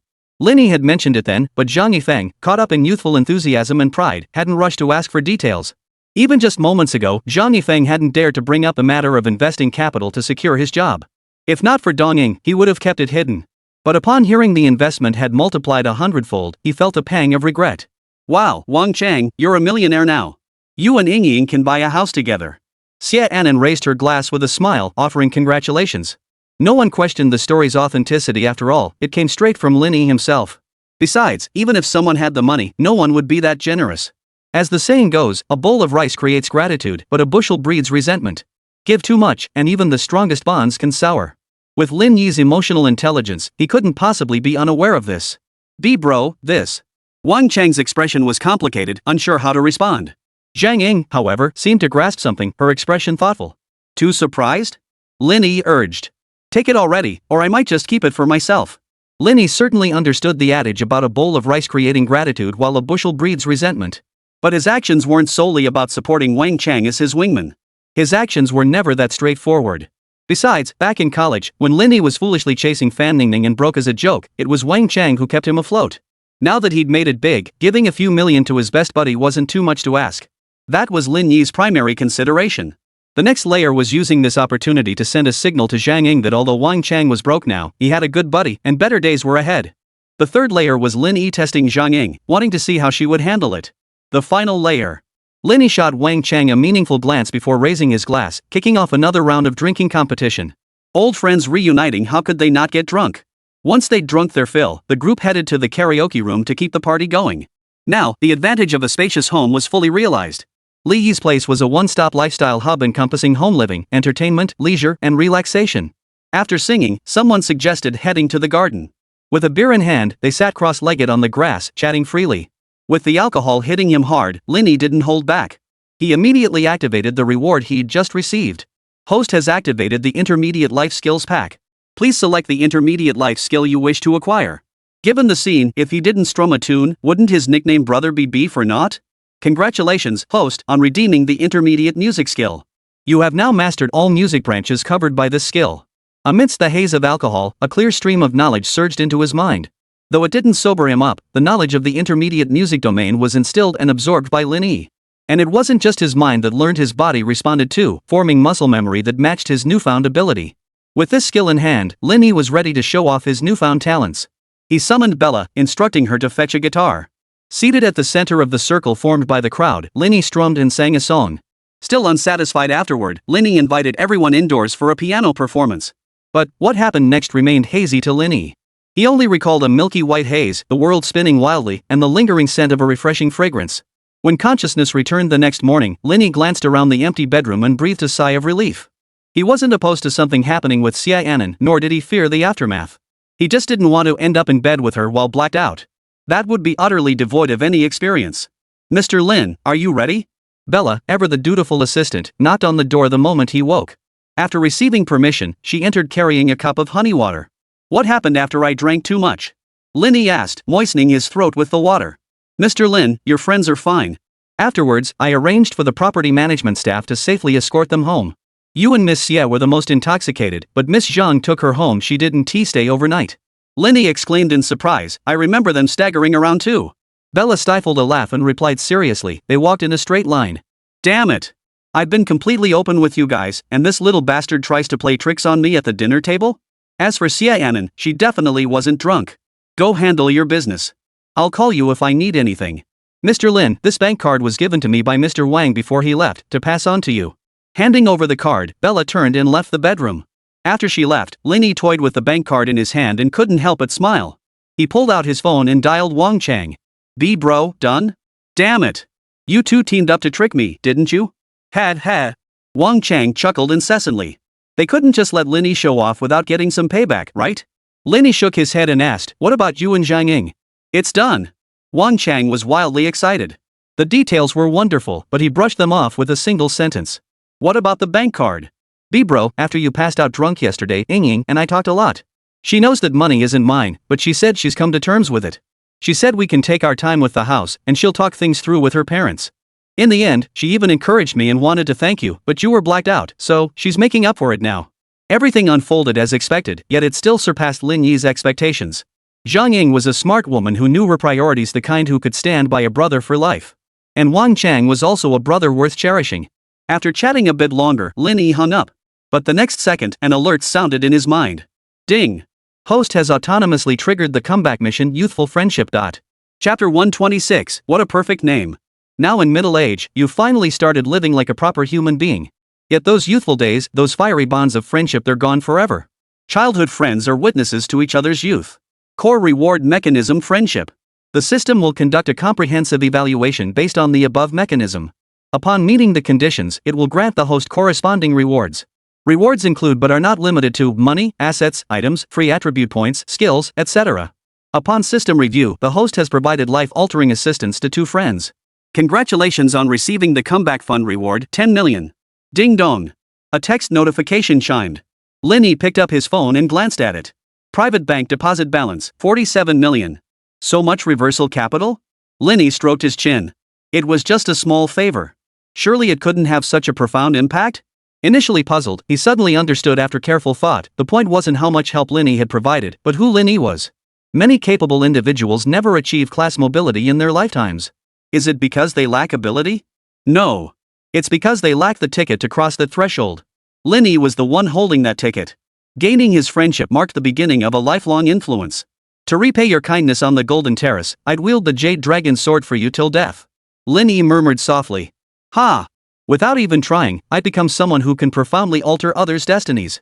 Accepting the system reward with a smile, Lin Yi played a DJ remix of Spring Courtyard Snow. The more he listened, the more exhilarated he felt. His boundless passion surged uncontrollably. After lunch, Tao Jingxian and Qin Miaomiao arrived to report on their work. Tao Jingxian was highly efficient. The company location had been secured, leaving only recruitment matters to address. Lin Yi recalled the professional recruitment handbook. Xian, keep an eye on the office renovation. Yes, boss. Lin Yi glanced at Qin Miaomiao, who lowered her flushed face. Mr. Lin, I'll definitely have everything organized by tomorrow. Compared to Tao Jingxuan's more routine and fragmented tasks, Qin Miaomiao's work was far more specialized and complex. The difficulty level was simply not comparable. I'm not blaming you. Finance is paramount. It demands meticulous attention to detail. There's no room for haste or errors. Rest assured, Mr. Lin. I've already secured an accounting firm and contacted a law firm. The transition will be completed within a week. Lin Yi nodded, gave them a few more instructions, then shifted to discussing company benefits. Xian, just like Miao, you can also choose a car with a final price under 500,000 yuan as your daily driver. Me too? Tao Jingxian could hardly believe it. A car with an on-the-road price under 500,000 yuan was the absolute ceiling for ordinary people. She had always dreamed of owning an Audi A4L as her daily driver. Now, she could even aim higher in that price range. A BMW wasn't out of the question either. Thank you for your kindness, boss. I'll work hard, I swear. When she finally managed to thank him, she deliberately emphasized certain words. Qin Miaomiao stole a glance at her best friend, her face flushing red as if recalling something.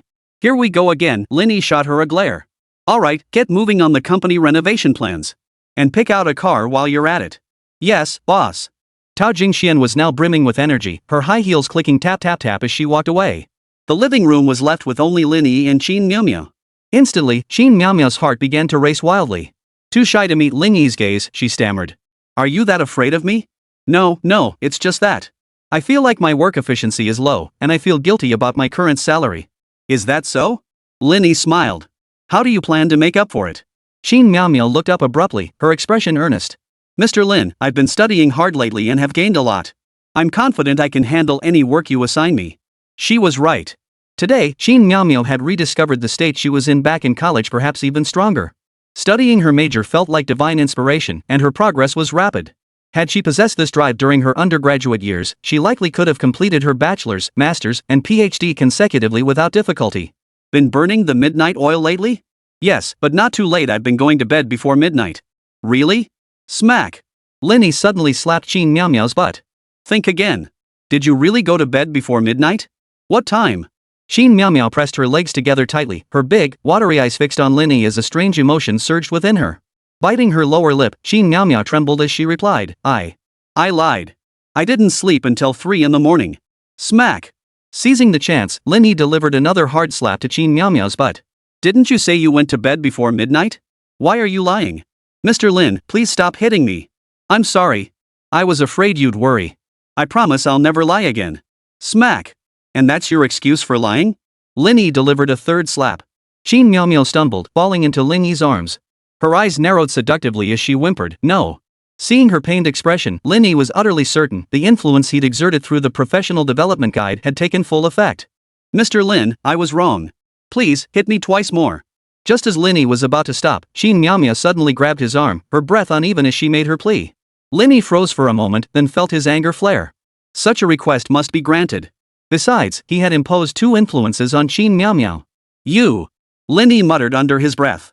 Instantly, Qin Miao Miao stiffened, her entire body flushing crimson. Mum.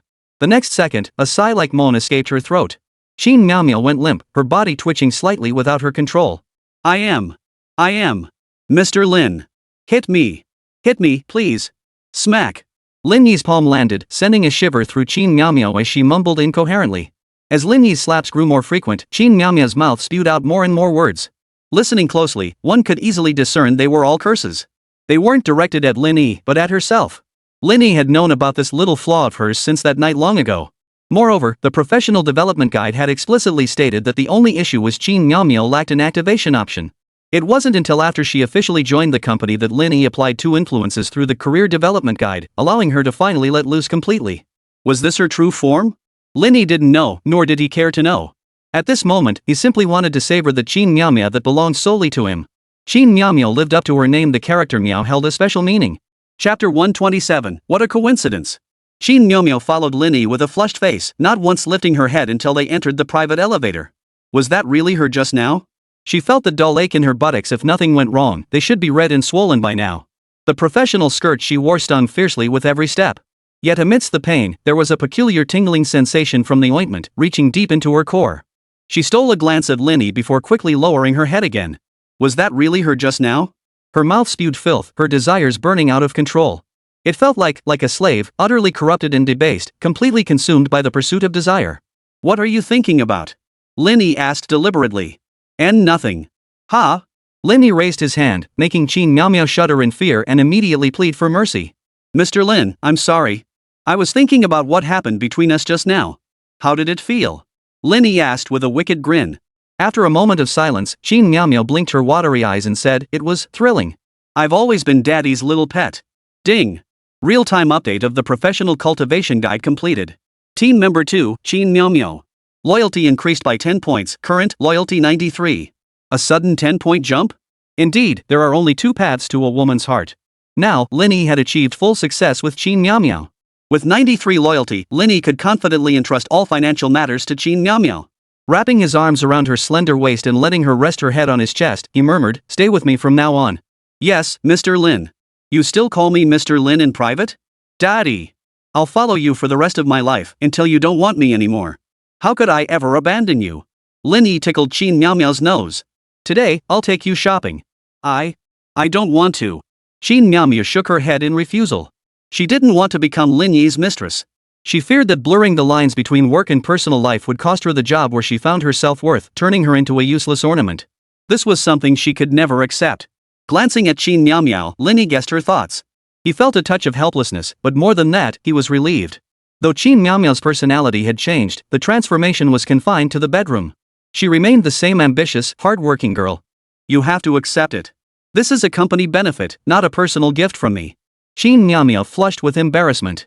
Oh? Is that so? Of course. Do I look like the kind of boss who can't separate business from pleasure, blinded by beauty?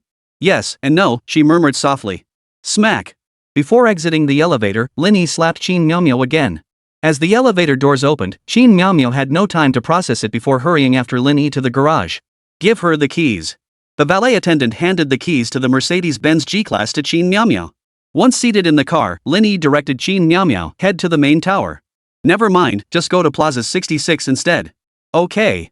Shin Myo started the car and drove cautiously, carrying Lin Yi out of the garage.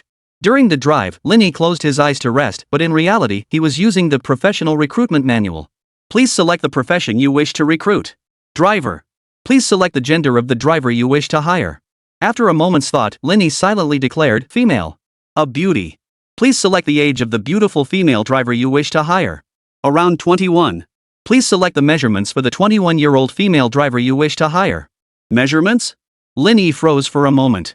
Asking for such detailed specifications, this is truly tailor-made. After careful consideration, he provided his answer, 95, 59, 97. Processing your selection. Real-world interaction times vary, please wait patiently. That's it? It was indeed detailed and hassle-free. All he had to do was wait for the perfect female bear driver matching his criteria to come knocking.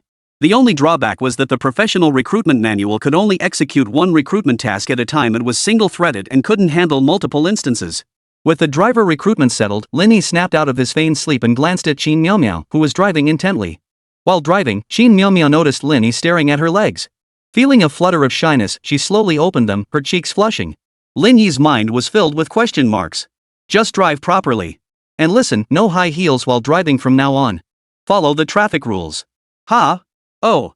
Shin Myo flushed bright red with embarrassment at her own actions. How could she? I'll keep a pair of flats in the car from now on. It'll be more convenient. Yes, Mr. Lin, I'll prepare them.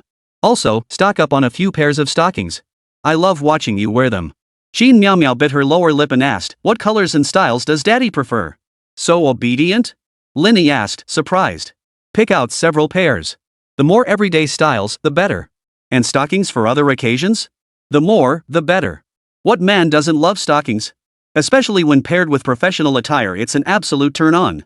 Mr. Lin, I've noted everything you said. Shall we get off now? Once they arrived, Shin Myo immediately shifted her mindset into work mode, her earlier flustered demeanor vanishing without a trace. Lin Yi didn't continue teasing her. He led Shin Myo into the first floor of Plaza 66 and walked straight into the Chanel boutique. Every saleswoman there recognized Lin Yi. The moment he entered, they dropped whatever they were doing and approached him with eager hospitality. Mr. Lin, welcome to the Hermes Mingchun Plaza store. I'd like to look at business attire. The saleswoman glanced at Shin Myo beside Lin Yi, smiled, and nodded. She then enthusiastically led Shin Myo to browse the clothing selection. This left Lin Yi with some free time. While playing with his phone in the lounge area, Wu Yang sent him a WeChat message. Wanna hang out sometime? Reading the message, Lin Yi felt a headache coming on. His schedule was nearly packed solid. After buying clothes and a watch for Shin Myo this afternoon, he still needed to pick up some gifts before visiting Jiang Ningwei's advisor with her. After that, he had to make a trip to Hangzhou tomorrow. I really don't have time. As he typed, Lin Yi suddenly remembered something. He quickly deleted the message and retyped, I'm heading to Hangzhou tomorrow. Are you free? Hangzhou? What a coincidence. I was just about to ask Yi to go to Hangzhou. Wu Yang replied almost instantly, then typed again, Brother Yi, are you going to Hangzhou for a trip, or to sign a contract? Wu Yang paused for a moment before realizing, Brother Yi is going to sign the equity subscription agreement for Worry-Free Media? Exactly. What an even bigger coincidence. Wu Yang typed back immediately. I was just about to discuss this very matter with Yi. After ending the chat, Lin Yi also marveled at the world's intricate coincidences. The day after tomorrow, Worry-Free Media was hosting a gala event where all its artists would attend. Taking advantage of this opportunity, Wu Yang's third uncle wanted to invite Lin Yi, as a shareholder, to attend and sign the subscription agreement as soon as possible. Alright, see you tomorrow. After arranging tomorrow's plans with Wu Yang, Shin Myo approached, carrying several large and small bags. Chapter 128, 95% Loyalty. Mr. Lin, is this really the professional attire you want me to wear daily? Holding the shopping bags, Shin Myo's emotions remained unsettled for a long time, feeling as though she were living in a dream. A basic Hermes business skirt suit typically cost around 65,000 yuan, yet the one in her bag was this year's summer collection 85,000 yuan for the set. How could a single skirt set cost so much? In the past, she would have had to go without food and drink for an entire year to save up for such an outfit. Yet just moments ago, Lin Yi had been dissatisfied, feeling one outfit wasn't enough for rotation, and had bought Shin Myo another set. After Shin Myo emerged from the fitting room, Lin Yi stroked his chin, scrutinizing her from head to toe. His interest piqued, he promptly had her try on several more styles. In the end, Shin Myo ended up with 2 sets each for summer, fall, and winter, 6 distinct professional outfits in total. He's gone mad. It wasn't that Shin Myo thought Lin Yi was crazy, she was the one going crazy. 6 distinct styles of Hermes workwear covering all 4 seasons, totaling over 500,000 yuan. That's the price of an apartment. She was literally carrying a house in her hands. Who wouldn't go mad in her place? Of course I bought them to wear, Lin Yi said flatly. You're my financial assistant. You're coming with me to Hangzhou tomorrow. Besides, if you show up in rags, how will people perceive me? Don't I deserve some respect? Mr. Lin, that's not what I meant. What I meant was... Smack. Lin Yi slapped Qin Miao Miao's butt, forcibly pulling her back from her traditional work persona into her seductive succubus mode. I told you to wear it, so wear it. What are you babbling about? If you want another slap, just say so. After all, he only covered half the cost of Qin Miao Miao's clothes, the rest came from her own pocket.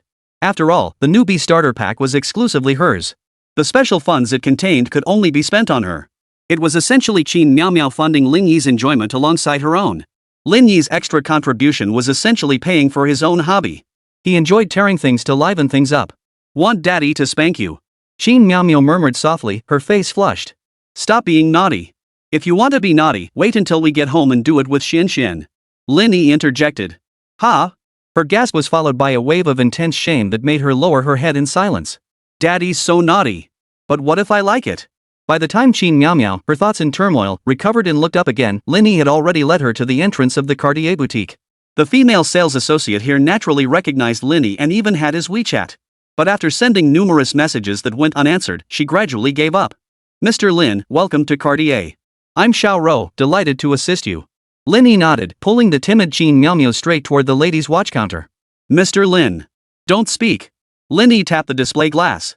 Bring out the 2024 Blue Balloon Basic Women's Watch for me to see. Certainly, Mr. Lin. Cartier watches were nothing special, but that's what the system's beginner's gift pack offered.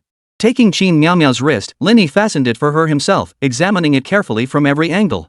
The silver-plated pearlescent dial, paired with a sapphire crystal glass and crocodile leather strap, rested perfectly on her fair wrist, a match made in heaven. Qin Miao Miao turned her wrist, her smile blooming as she stole a glance at Lin Yi, her heart filled with sweetness. The Cartier Ballon Bleu had always been the watch of her dreams. But its price tag of over 40,000 yuan had always kept her from buying it. She never imagined that today, her dream would come true. Qin Miao Miao gazed at Lin Yi with deep emotion, then began to drift off unconsciously. Her body tilted, and she leaned directly against him. Do you like it? I love it. Alright, then it's yours. Ding. Real-time update of the Professional Cultivation Guide completed. Team Member 2, Qin Miao Miao. Loyalty increased by 2 points, current loyalty 95. A 2-point increase in loyalty might seem insignificant, but it actually exceeded Li Yi's expectations.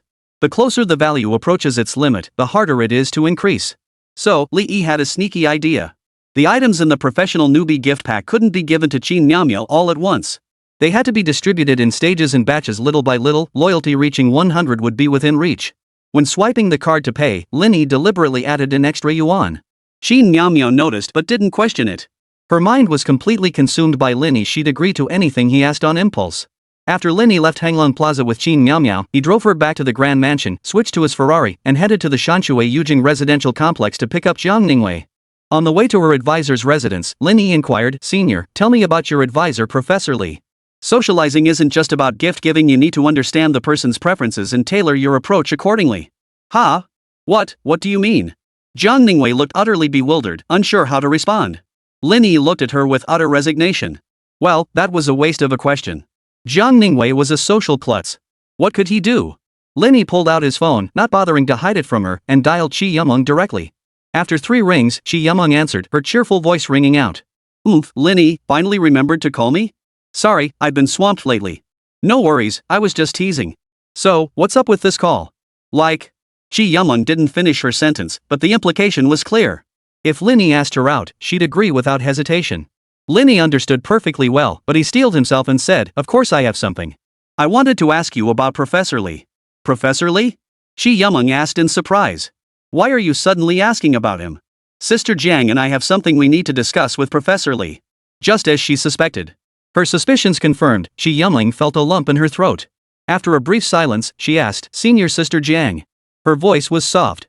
Just as Lin Yi thought she might press further, he heard Qi Yumeng's clear voice on the phone. No problem, it's just a small matter. Make a note of it. Professor Li has a very open-minded personality, but her achievements in the field of law are so great that she doesn't have much ambition. Given her accomplishments, Professor Li certainly lacks nothing materially. Her needs in that regard are minimal. Hearing this, Lin Yi furrowed his brow. A lack of strong ambition and minimal material needs meant the effectiveness of gifts would be severely limited. You could try approaching her husband, attorney Gao. Mr. Gao is also a prominent figure in the legal community, running a high-end law firm, Shangyang Law Firm, and serves as the senior partner for Huada Legal Affairs in Mingcheng. You might not have access to Huada Legal Affairs, but Shangyang. Hold on. Lin Yi interrupted Qi Yameng. Did you just say Huada Legal? Lin Yi hadn't had much interaction with Huada Legal. Yet Huada Legal had been involved in both of the system's equity acquisitions. Moreover, Wu Yang, as a second-generation heir, held an innate reverence for Huada Legal. Do you know Attorney Gao's full name? I'm not sure about the full name, but I can look it up for you. No need. Just asking. Continue. As soon as the words left his mouth, Lin Yi's attention shifted to checking the message log on the system interface. Sure enough. Chapter 129, I really didn't mean to show off. The middle-aged reversal system had quietly filled in the final piece of Lin Yi's puzzle foundation.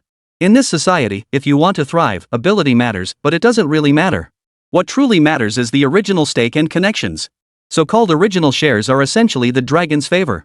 Without it, sitting at the table for dinner was impossible without 3 generations of relentless effort. Now, Lin Yi possessed the foundation to sit at the table. Even if he's merely borrowing prestige, it creates an aura of mystery and unpredictability more than sufficient for his current stage. In the system interface's message log, Lin Yi located the records of acquiring Scissors Media and Worry-Free Media.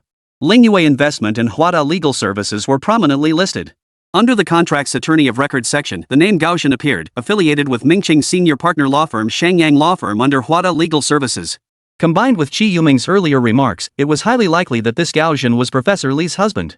With this connection established, visiting the seemingly detached and unambitious Professor Li would be considerably easier.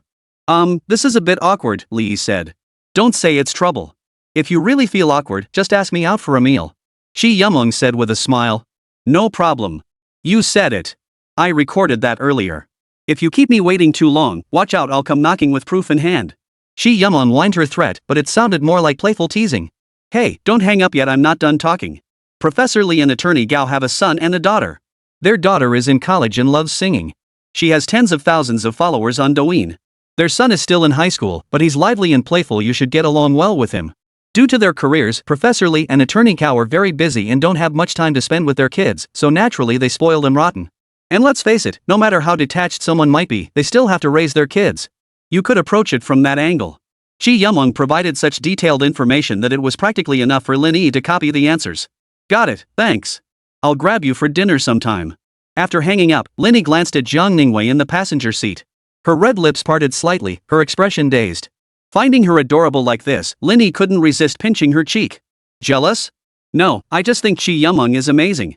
Zhang Ningwei lowered her head, her voice tinged with melancholy. I knew Professor Li before she did, yet I knew nothing. Lin Yi, I'm so stupid. I'm sorry. Stop saying sorry for no reason. Lin Yi smiled. Senior, look at me. Zhang Ningwei lifted her head, meeting Lin Yi's gaze. The car slowed to a stop at a red light ahead. Lin Yi leaned forward and captured Zhang Ningwei's red lips. She froze for a moment before parting her lips, sliding her tongue around inside his mouth. She was getting more and more skilled. Though the process was embarrassing, obeying Lin Yi's command, Zhang Ningwei only fluttered her eyelashes rapidly without closing her eyes. Under the shame of their locked gazes, her face flushed crimson in moments. When the red light turned green, Lin Yi released Zhang Ningwei's lips and gently pressed the accelerator. Senior, you're not stupid. It's just your personality. Besides, what if you never learn the ways of the world? You have me. You don't need to learn or understand them. Besides me, you don't need to accommodate anyone else. With that, Lin Yi gently stroked her thigh in consolation. Zhang Ningwei froze for a moment, studied Lin Yi intently, then reached out to interlock her fingers with his. She nodded silently. At 5 in the afternoon, Lin Yi and Zhang Ningwei arrived at a residential complex near Green Lake. Zhang Ningwei, holding Lin Yi's hand, led the way cheerfully ahead. Soon, they arrived at a building set back from the street. On the first floor, an extension formed a small garden where a teenage boy stood. Zhang Ningwei recognized him. That's Professor Wan's son. Before Lin Yi could speak, the boy waved his hand. Sister Jiang, you're here. Xiaohu, is the professor home? Zhang Ningwei nodded. He is, but you'll have to wait. We have guests over right now, the place is practically overflowing. The teenager named Xiao who looked helpless. Mom sent me here to stand guard. Zhang Ningwei glanced at Lin Yi upon hearing this. Lin Yi didn't seem to think much of it, merely marveling at Professor Li's high social standing. While not exactly bustling with visitors, his connections were undeniably extensive. Unconsciously, Lin Yi recalled a piece of heartfelt advice: university professors are the most valuable connections you'll ever make in your life. Do you understand the value of academic connections? Since they couldn't get in, Lin Yi naturally didn't sit idle. He took Zhao Liwei and struck up a lively conversation with Professor Li's son, Gao Xiaohu. Dealing with a high school boy was child's play for Lin Yi. You like cars? Lin Yi raised an eyebrow. Of course. Gao Xiaohu boasted. I just got my driver's license, and my dad said he'd buy me a car soon. But I don't like sedans like BMWs, Mercedes, or Autos at all. Gao Xiaohu beamed with excitement. What I love most are sports cars. The other day on the street, I saw a blue Ferrari. Damn, it was so damn cool. His excitement prompted a slip of the tongue, a common habit among boys and men alike. Lin Yi was momentarily stunned. But then again, the library was near Tsuehu Lake, and Li Yuan and Zhang Ningwei's apartment complex was also in this area. It was only natural that Lin Yi would be seen coming and going. Seeing Lin Yi's expression, Gao Xiaohu assumed he hadn't seen one before. He immediately pulled out his phone. Haven't you ever seen one? No worries, I'll show you a picture. It's seriously gorgeous. Seeing your beloved car in someone else's photo album felt strangely surreal, especially when they were bragging right next to your ear about how incredibly awesome it was. I really don't want to show off. Lin Yi scratched his nose and cleared his throat. Ahem, this car, barring any surprises, it should be mine. Ha? Gao Xiaohu exclaimed in shock. Wait, bro, you're not joking, right? I wasn't sure at first, but after seeing the photos, that damn sleek blue sports car is my limited edition Ferrari A12C. With Lin Yi's confirmation, Gao Xiaohu glanced around. Bro, where do you park it? Why didn't you drive it in? I thought it might draw too much attention, so I parked it outside. Lin Yi genuinely felt this way, and it was also to spare Professor Li's feelings. When dealing with non-utilitarian people, you have to be refined, not vulgar. Pulling up in a supercar right in front of someone's doorstep might show off your swagger, but the impression you leave? That's a total embarrassment. Of course, this depends on the person. But one thing was certain: high-caliber intellectuals like Professor Li absolutely despised such ostentation. But Professor Li's son, Gao Xiaohu, not yet 18, was at that age where he was all sharp edges and brash posturing. Where's the problem with such a flashy car? If it were me, I'd rev the engine a few times just to show off the sound. Bro, I'm dying to see it. Take me out now. He yelped excitedly, dragging Lin Yi toward the exit. Got your license yet? Lin Yi suddenly asked as he was being dragged along. Of course. Now that you've got your license, just looking isn't enough. Want to take it for a spin? Holy crap. Bro. Seriously? You bet. Lin Yi wanted to win Gao Xiaohu over completely. Come on, bro, let me show you the speed and thrill of a sports car. Chapter 130, a tea cake worth 168,000. As a man holding a Class C racing license, Lin Yi wouldn't claim his driving skills were extraordinary, but they were undoubtedly top tier by ordinary standards. Drifting through corners, parking with a slide, these tricks were child's play for him. After just a brief display of his skills, Gao Xiaohu became Lin Yi's #1 fanboy. Bro. Seriously, you're amazing. Teach me how to drift, I want to learn. It's easy enough to learn, but definitely not here. We'll need a professional track. Lin Yi patted Gao Xiaohu on the shoulder. We're on WeChat, right? Pick a time, and I'll take you to the track. We'll run laps until you're sick of it.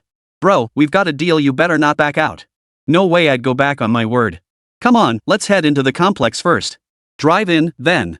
Gao Xiaohu desperately wanted to show off, but Lin Yi refused. Building a relationship with Professor Li's son was fine, but he couldn't lose sight of what truly mattered. When Gao Xiaohu and Lin Yi returned to the compound, they happened to see Professor Li escorting someone out of his home. The group carried a strong scholarly air, though it was unclear what field of intellectual work they belonged to. After Professor Li saw them off and returned, he smiled and greeted Zhang Ningwei. Ningwei, you're here? MHM. Zhang Ningwei's reply remained as concise as ever, devoid of any formality. Professor Li was long accustomed to this. He glanced at Lin Yi standing beside Zhang Ningwei, then at his younger son who was clinging to Lin Yi. Come on in, everyone. Don't just stand there. Xiaowu, go tell your sister to brew some tea. You know Ningwei well enough, she's not the type to stay cooped up in her room all the time. Once they reached the living room, Professor Li adjusted his glasses and smiled. Ningwei, is this your boyfriend? Zhang Ningwei remained silent, instinctively glancing at Lin Yi. Lin Yi stepped forward with a smile and bowed slightly. Hello, Professor Li. I'm Lin Yi, Zhang Ningwei's boyfriend. You may not recall me, but I took one of your elective courses back in college. Ding. Zhang Ningwei's soul has been satisfied. Congratulations, host, you have earned a reward of 1.88 million gold coins. Ha? Lin Yi stared at Zhang Ningwei in astonishment. Just for introducing myself? Are you serious about the 1.88 million reward? Just how happy were you a moment ago? Their eyes met. Zhang Ningwei's face showed no extra emotion, only a noticeable upward curve at the corners of her mouth. Oh? Who's your homeroom teacher? While Lin Yi was still reeling from the shock, Professor Li took interest and asked. The conversation flowed effortlessly. During their chat, Professor Li's eldest daughter walked over with a pot of tea. Distracted, she set down the tea, gave a quick greeting, and prepared to leave. What's the matter with you, child? Aren't you going to sit down and chat with Sister Ningwei? Professor Li called after his eldest daughter with obvious displeasure. Mom, I've got something important to do right now, really important. A flicker of excitement danced in Gao Mengming's eyes as she gave a mysterious smile. I'll tell you all about it later. I've got to run. Tap tap tap. This child. Professor Li shook her head helplessly as she watched her eldest daughter dash off. She turned her gaze to Zhang Ningwei and inquired about her purpose. Ningwei, what brings you here today? Professor Li, Weiwei is too shy to speak up, so I'll explain for her. Lin Yi took the initiative to continue. It's like this Weiwei's father has run into some trouble. Since you're an expert in this field, we were hoping to ask your advice. Professor Li waved her hand mid-sentence. I know what this is about. Ignoring Lin Yi, she turned her serious gaze to Zhang Ningwei. I've been meaning to find the right moment to discuss this with you. Zhang Ningwei believed she had concealed her father's legal troubles perfectly. Yet as Professor Li's disciple, even if she wasn't particularly favored, subtle changes were noticeable. It was just that Professor Li was too busy, neglecting even her own children, let alone Zhang Ningwei.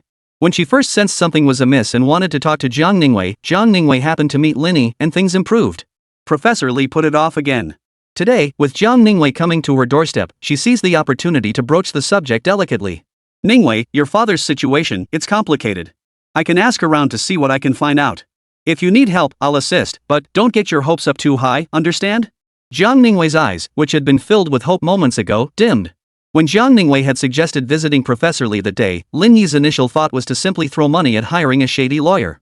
After all, while sharks might lack connections, they do fight tooth and nail for the right price, unconcerned with reputation or consequences. But someone like Professor Li, a titan in his field, was different. While it's true they possess extensive connections and formidable abilities, it's equally true they guard their reputation fiercely.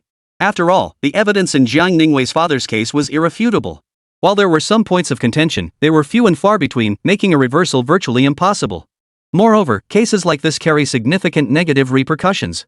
Taking it on would mean Professor Li had to consider whether it would tarnish her reputation. For an intellectual like her, reputation sometimes matters more than life itself. I understand, Professor, Zhang Ningwei nodded, her heart sinking. Her thoughts were actually quite simple. Litigators might be competent, shameless, and willing to take money to get things done, but her father's case required more than that. It involved connections between the second trial and the initial sentencing. Without the right networks, it would be extremely difficult to handle. Professor Li, as a top-tier criminal defense attorney, could potentially secure a reduced sentence to the absolute minimum if he could be persuaded to take the case. But Zhang Ningwei glanced at Lin Yi, as if she wanted to say something, but ultimately kept silent. Lin Yi said little, simply pulling Zhang Ningwei to her feet. Professor Li, we won't disturb you any longer. He picked up the gift bag by his feet and placed it on the table. We heard from Weiwei that you enjoy tea. Since our first visit was rushed, we picked out some tea leaves from a tobacco and liquor shop. Professor Li hesitated to refuse, but upon hearing it was merely from a tobacco and liquor shop, he dismissed it as an inexpensive gift. Tea costing a few hundred yuan was something she felt comfortable accepting. Alright, thank you. But today really isn't convenient. I won't keep you any longer. After bidding farewell, she had her son Gao Xiaohu escort them out. When Gao Xiaohu returned, he had someone else with him. Old Gao, back so early today?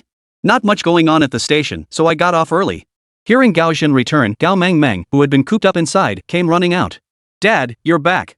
I'll make you some tea. I'm tired of that old tea Xiao Qi gave us. Is this new tea he brought? I'll try it. Professor Li shot Gao Zhen a look. It wasn't that Mengmeng girl who sent it. It was Zhang Ningwei and her boyfriend. Didn't you run into them earlier? I did. We exchanged greetings. Zhang's boyfriend is quite handsome, with a refined demeanor. He feels strangely familiar somehow. As he spoke, Gao Zhen opened the gift bag, glanced inside, and suddenly fell silent. Old Gao, what's wrong? Is the tea that rare? Not exactly rare, money can buy it, but it's just too expensive. How expensive? Mom, Dad, isn't the price right here? Curious, Gao Xiaohu rummaged through the gift bag and pulled out the tea's certificate of authenticity and invoice. He glanced at it. Holy crap! 16 or 18,000 for a single tea cake? Chapter 131, Negotiations never happen inside the room, only outside. The gift bag contained 2 tea cakes, totaling nearly 340,000 yuan. They came with certificates of authenticity and receipts perfect for either personal collection or cashing in for clean money. Such an expensive gift inevitably made Gao Zhen feel a bit solemn. Shuefen, did you agree to represent Xiao Zhan's father in the second trial? Professor Li, that is, Li Shuefen, accepting such an extravagant gift clearly meant she was taking money to resolve someone's troubles. No, I made it perfectly clear at the time, Li Shuefen said with a wry smile. They said they'd picked it up from a tobacco and tea shop on the way. I assumed it was cheap tea from the street and accepted it without thinking.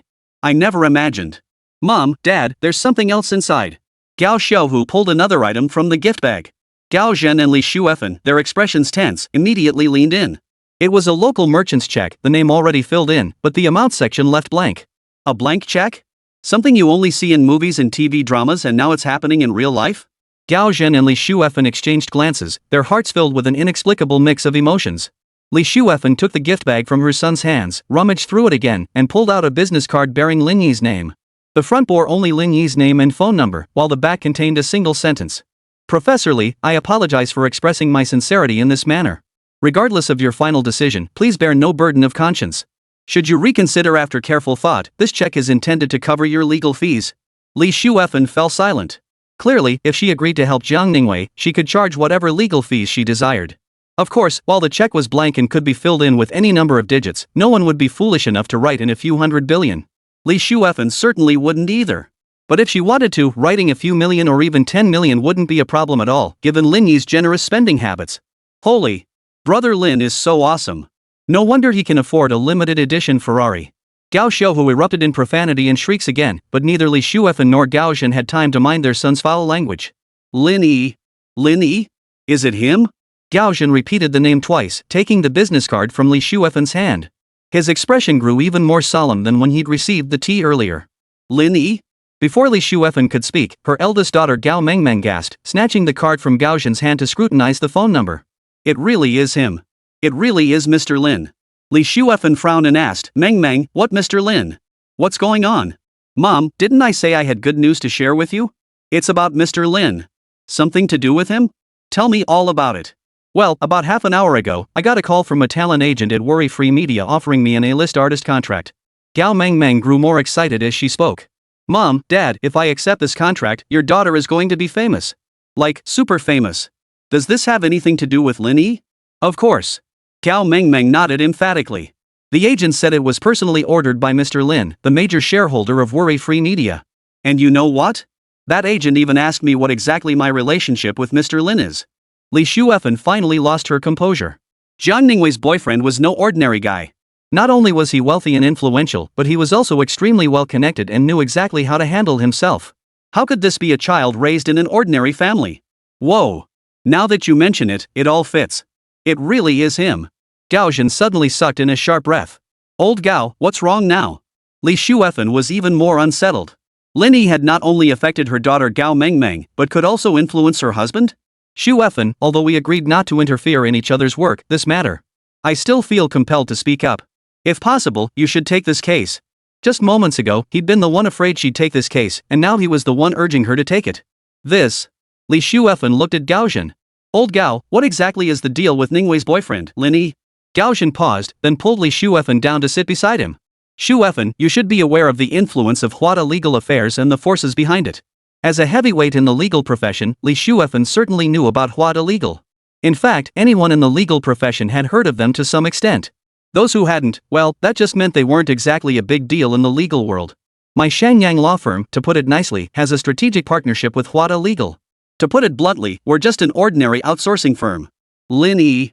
Regarding Mr. Lin's several mandates, they were directly assigned to me from Huada Legal's headquarters. In other words, while Mr. Lin and I have a service relationship, the actual service contract is with Huada Legal's headquarters. In other words, Mr. Lin is a client of the entire Huada Legal Services organization. This means that any affiliated law firm nationwide, any firm connected to Huada Legal, will provide services to Mr. Lin whenever needed. Whoa! Li Shuefen sucked in a sharp breath, her eyes widening in astonishment. That much clout. Gao Zhen patted Li Shuefen's hand and continued, Shuefen, Mr. Lin must be aware of our relationship. But he didn't mention it when he came earlier, nor did he use Huada Legal Affairs to exert influence on me. Instead, he used his own influence to pave the way for our daughter. That alone speaks volumes about his sincerity. Compared to this, over 30,000 yuan worth of tea is nothing, utterly insignificant. Game over. Though Lin Yi had only made a brief appearance without uttering a word, the true influence in negotiations never lies within the room itself, but outside it. Outside the room, Lin Yi had already done everything he could, granting ample face and substance, leaving Li Shuefen no room to refuse. Refusal would be sheer ingratitude. Li Shuefen closed her eyes and took a deep breath, her decision already made. Rip. Mom! Why did you tear up the check? Gao Mengmeng and Gao Shouhu protested in unison, but it was too late. Ningwei has a good man. I've taken her father's case. Li Shuefen tossed the check into the trash bin, glancing at her daughter and son. We absolutely cannot accept this money. Taking it would change everything. Parents naturally consider their children's best interests. There are exceptions, but they are few and far between. Li Shuefen and Gao Zhen held considerable weight in the legal profession, but that influence was confined to their personal standing and the industry itself. Their influence could only extend to their children within the legal profession. To broaden their horizons and pave a wider path for their children, favors must be exchanged. Accepting Lin Yi's tea was a gesture of goodwill, but accepting the money on the check would be a one-time transaction. What difference does it make if you write 10 million or even 100 million on the check? Compared to the favor of a major figure, it wouldn't amount to a single hair. Gao Mengmeng finally caught on. Mom! You're so good to me. Gao Shouhu, however, was slow to grasp it. He pondered for a while before finally catching on. Staring at the newly added profile picture on WeChat, Gao Shouhu suddenly understood this was a one-time divine item, a lifeline pulled for him at a critical moment, even a direct ticket to the clouds. He had to use it wisely and not waste it. But wouldn't it be okay to borrow Brother Lin's Ferrari occasionally if he stayed in touch? Lao Gao, I still don't quite understand. Li Shuefen didn't shy away from discussing this with her children. Exposure to such social niceties would benefit them. You mean why he approached you? Yes.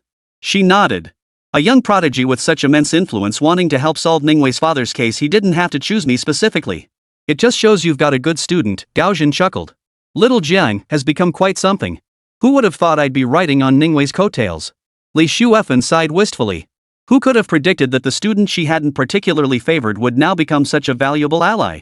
Chapter 132, The Wealth God's Heartfelt Confession. On the way back, Zhang Ningwei received a call from Professor Li. She instinctively glanced at Lin Yi. Answer it. Following the gesture, Zhang Ningwei answered the call. As she listened to Professor Li's explanation, her responses were limited to oh, and okay. Ding. Zhang Ningwei's soul is satisfied. Congratulations, host, you have earned a reward of 2.88 million yuan.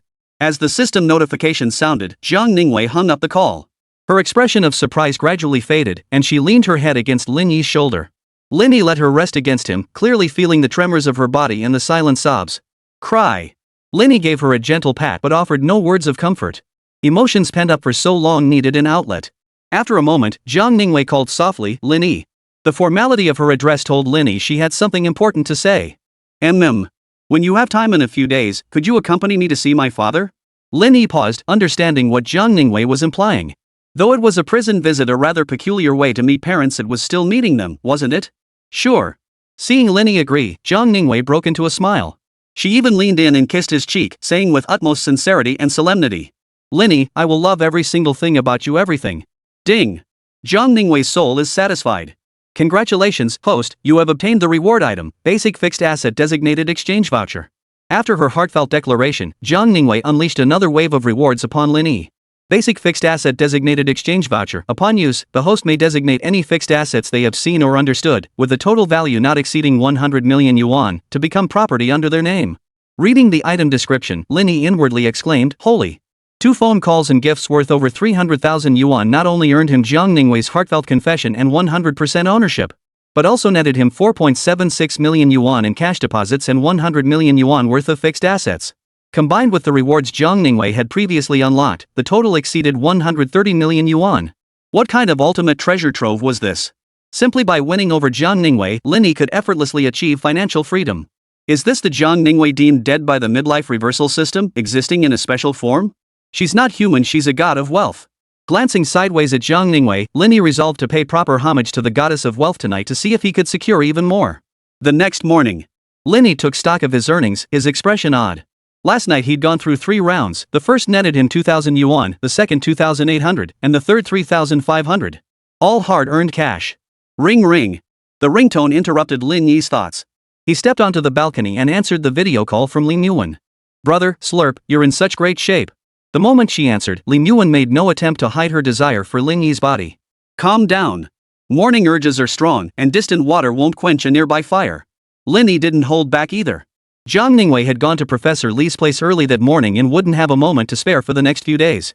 She needed to assist Professor Li in organizing case files related to her father and running errands. Wah! When are you coming, bro? I'm dying to see you. But Lin Yi showed no restraint. Clad only in a spaghetti strap top, she writhed provocatively before the camera, her teasingly coy expression utterly mesmerizing. Ding! Lin Yi's wish list has been updated in real time. Desire, if only my brother could come see me sooner. I want to introduce him to mom, to auntie, to everyone in the family. Lin Yi felt puzzled. Lin Yi's behavior, along with her past wishes, had always stemmed from material desires.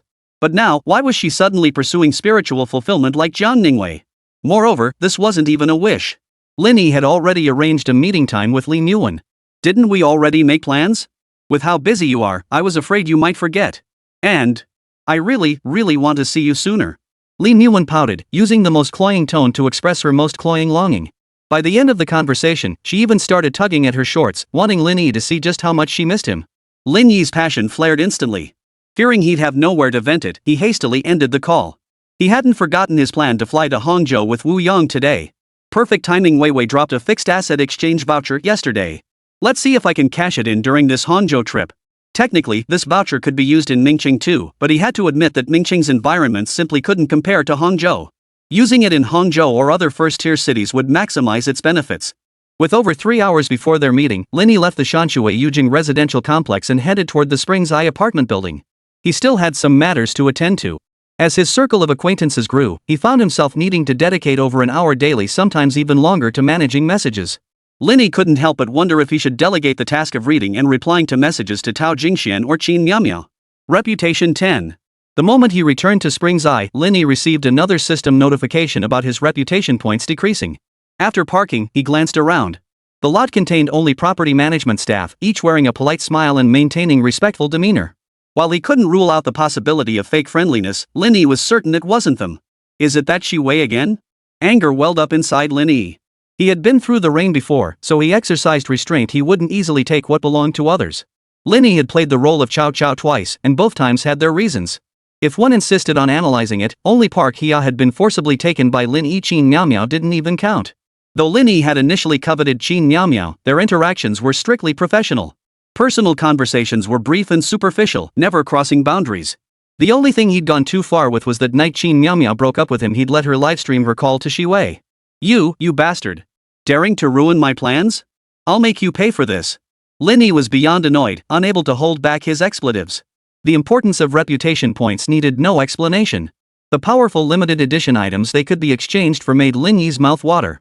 Already insufficient, not only had they barely increased, but they'd actually dropped something no one could tolerate. Fuming, he took the elevator to 7001, where Tao Jingxian and Zhang Ningwei had been waiting. But the moment they saw Lin Yi, both women sensed his foul mood. The usually bold Tao Jingxian immediately wilted, behaving herself and not daring to make a fuss. Lin Yi sat down on the sofa, let out a long sigh, and gradually regained his composure. Jingxian, what's the status on the office renovation? Boss, we've finalized the renovation company. We're just waiting for your official seal and signature. Tao Jingxian stepped forward and handed Lin Yi a card. This is a gift card from the renovation company. Glancing at Tao Jingxian, Lin Yi couldn't help but smile. If it's for you, take it. Just make sure everything goes smoothly. Where the water is too clear, there are no fish. Lin Yi understood the unspoken rules of certain industries. Generally speaking, even if Tao Jingxian didn't tell him, he wouldn't have cared. But if Tao Jingxian made mistakes at work, Lin Yi would show no leniency. Glancing at the system panel, he saw Tao Jingxian's loyalty rating of 83 remained unchanged. After assigning her a task, Lin Yi kept Qin Miaomiao behind alone. He'd originally planned to take both women with him to Hangzhou, but Wei's situation made him change his mind. Miao, is Wei still bothering you? Qin Miaomiao didn't understand why Lin Yi suddenly brought this up, but she answered truthfully. We have no connection left. The only lingering issue is the down payment for the house. Qin Miaomiao's expression was as cold as ice. The money I saved over the years by scrimping and saving, there's no way I'm letting him get away with it. Lin Yi nodded, vaguely grasping the crux of the matter. It seemed Wei wasn't primarily targeting him, but Qin Miaomiao. He'd squandered all his money on prostitutes. Where would he find extra cash to repay debts? Tell me the moment something happens. Don't try to handle it alone. Lin Yi reminded Qin Miaomiao once more. I know. Alright, get everything ready. We're heading to Hangzhou. Yes, Mr. Lin. Chapter 133, The world is still too small. Before departure, Lin Yi quickly spruced himself up. He wore a classic Hermes Madison straight-cut loose jacket, paired with Versace Barocco CA silk shorts, and on his feet were the collaborative edition AJ sneakers Lin Yi had gifted him. The outfit radiated youthful energy with a touch of flair, a classic vacation look at first glance. When he and Qin Miao descended the stairs at exactly 11, Wang Shu and the property staff were loading luggage into the trunk of the Mercedes-Benz G-Class. The female driver recruited by the system hadn't arrived yet, so the driver assigned to Lin Yi was from Springs Eye Property Management. "Let's go. Goodbye, Mr. Lin. Wishing you a safe journey," Wang Shu said with a slight bow, seeing him off. The Mercedes-Benz G-Class swiftly departed Springs Eye, merging onto the second ring road leading to Mincheng International Airport. Inside the car, Lin Yi was puzzled. For business class, doesn't the airport provide a shuttle service? Lin Yi had discussed the travel schedule with Wu Yang earlier, but he left the ticket booking to Qin Miao. How to put it? Though Lin Yi had made it big, there were still many things he hadn't experienced. Take flying, for instance. He'd only flown once before, and that was in economy class. This was his first time in business or first class. Guided by an honest desire to ask questions when unsure, he voiced his doubts directly. Mockery? Given Lin Yi's status and wealth, even if he asked Wu Yang directly, he'd likely think Lin Yi was just a spoiled rich kid lacking basic life experience. Qin Miao certainly wouldn't question him either.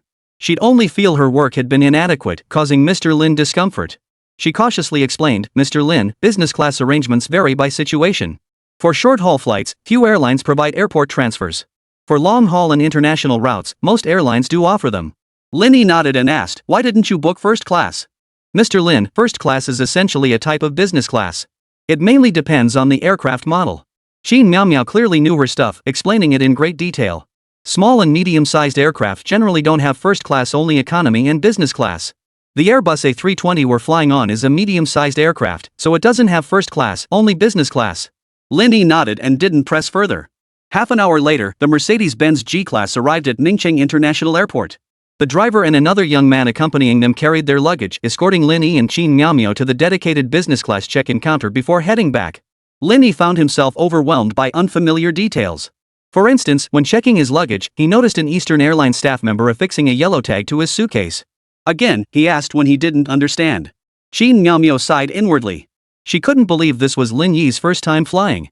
She suspected he'd either traveled by motorcade or private jet before, leaving him severely lacking in basic travel knowledge. "Mr. Lin, the yellow tag indicates highest priority. Upon landing, luggage with yellow tags is the first batch to be delivered." "Ah, I see." Lin Yi nodded.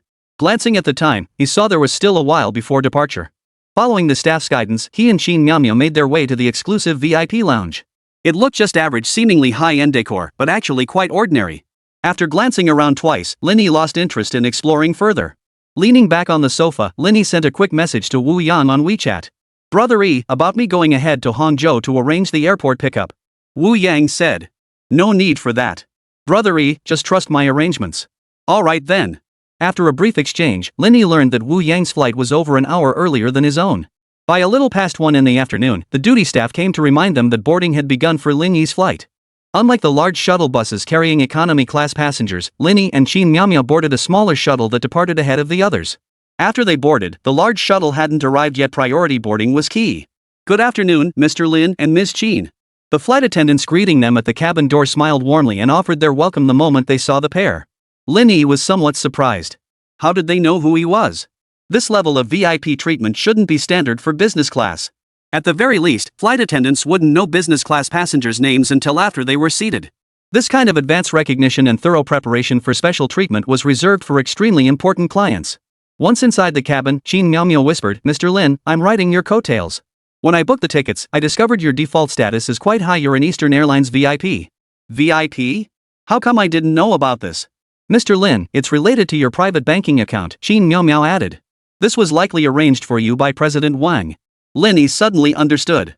He recalled that when he opened his private banking account, President Wang had mentioned certain travel perks and privileges. So that's where it was hiding.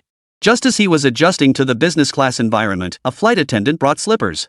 But every time she bent over, she seemed to deliberately brush against Lin Yi. Lin Yi was puzzled. Was this how attentive and suggestive flight attendant service was supposed to be? Their eyes met. Even with her professional smile intact, Lin Yi could see the complex emotions hidden in her gaze. "She looks familiar." After about 2 seconds of thought, Lin Yi finally recognized her by the name tag on her chest. Xie Anan? Though it had only been a few days since their last meeting, Lin Yi hadn't really paid much attention to her. Plus, her makeup was different this time, so it was understandable that he couldn't recall her immediately. But to Xiaonan, Lin Yi's reaction felt deeply hurtful. "Mr. Lin, Miss Qin, what would you like to drink?" Xiaonan deliberately emphasized the word sir in her tone. When her gaze fell on Qin Miao, her expression grew even more complicated. Most women possess an acute sensitivity to clothing, handbags, necklaces, and jewelry, let alone someone like Xiaonan, who possessed a certain sophistication. A Hermes business suit, a Cartier Ballon Bleu watch, and LV handbag. Her entire outfit was worth over 100,000. And standing so close to Lin Yi, clearly traveling together, between the two of them. "I'll have juice, boss. What about you?" "Coke, with ice." "Coming right up." Upon hearing Qin Miao address Lin Yi, the complexity in Xiaonan's eyes faded, replaced by a bright smile. Her steps quickened as she turned to leave. So it was just a work relationship? Then it's fine, she still had a chance. After she left, Qin Miao leaned close to Lin Yi's ear. "Mr. Lin, you should be careful around her." Lin Yi froze. "What's wrong?" "The way she looks at you is off. And when she handed you those slippers just now, she didn't need to get that close. She's trying to seduce you." Lin Yi couldn't help but laugh bitterly. Why was Qin Miao suddenly acting so possessive? But it did feel rather peculiar. "Hey buddy, are you heading to Hangzhou for fun?" Suddenly, someone spoke up from behind him. "Not entirely. More like a business trip," Lin Yi replied with a smile. Noticing the other person's gaze lingering in the direction Xiaonan had left, Lin Yi made a guess. "You know that pretty flight attendant from earlier?" "Ha ha." The young man's smile carried a hint of modesty, yet also seemed like a declaration of ownership. "We're not just acquaintances, we're childhood friends who grew up together." Lin Yi scratched his nose, surprised he'd guessed correctly. He couldn't help but marvel inwardly, the world really was too small. Chapter 134, Annoying Beyond Belief. Ever since that gathering, Xiaonan had been clinging to Lin Yi, her WeChat messages never ceasing a true love-struck puppy. However, Lin Yi had replied to her only a handful of times. She demanded too much, and once she latched on, she became a nuisance of no small measure. He had the stunning Zhang Ningwei by his side, the warm and caring Li Muan as his little cotton jacket, and others like Qin Miao and Tao Jingxian who let him do as he pleased. Even the neglected Park Hia, gathering dust in the corner, was there. If he wanted a sweet, endless romance, there was the adorable girl next door, Wan Xiao Xiao. In short, with so many obedient and sensible beauties by his side, why would Lin Yi bother with Xiaonan? Even if she could have everything she desired from him, it all hinged on whether Lin Yi chose to give it, not whether she chose to want it. To put it bluntly, what I give, you must take; what I withhold, you dare not demand. Yet Xiaonan, whom Lin Yi discarded like an old shoe, was seen by the young man behind him as a rare delicacy, a coveted prize. Originally, Lin Yi had little desire to engage with the young man surnamed Song behind him. But the young man named Song was overly enthusiastic. After sensing Lin Yi had no interest in Xiaonan, for reasons unknown, he launched into a relentless monologue. "Our parents are quite close. Ever since Nan graduated, they've been trying to set us up." Lin Yi deliberately adopted an envious tone. "Childhood sweethearts, Song brother, congratulations."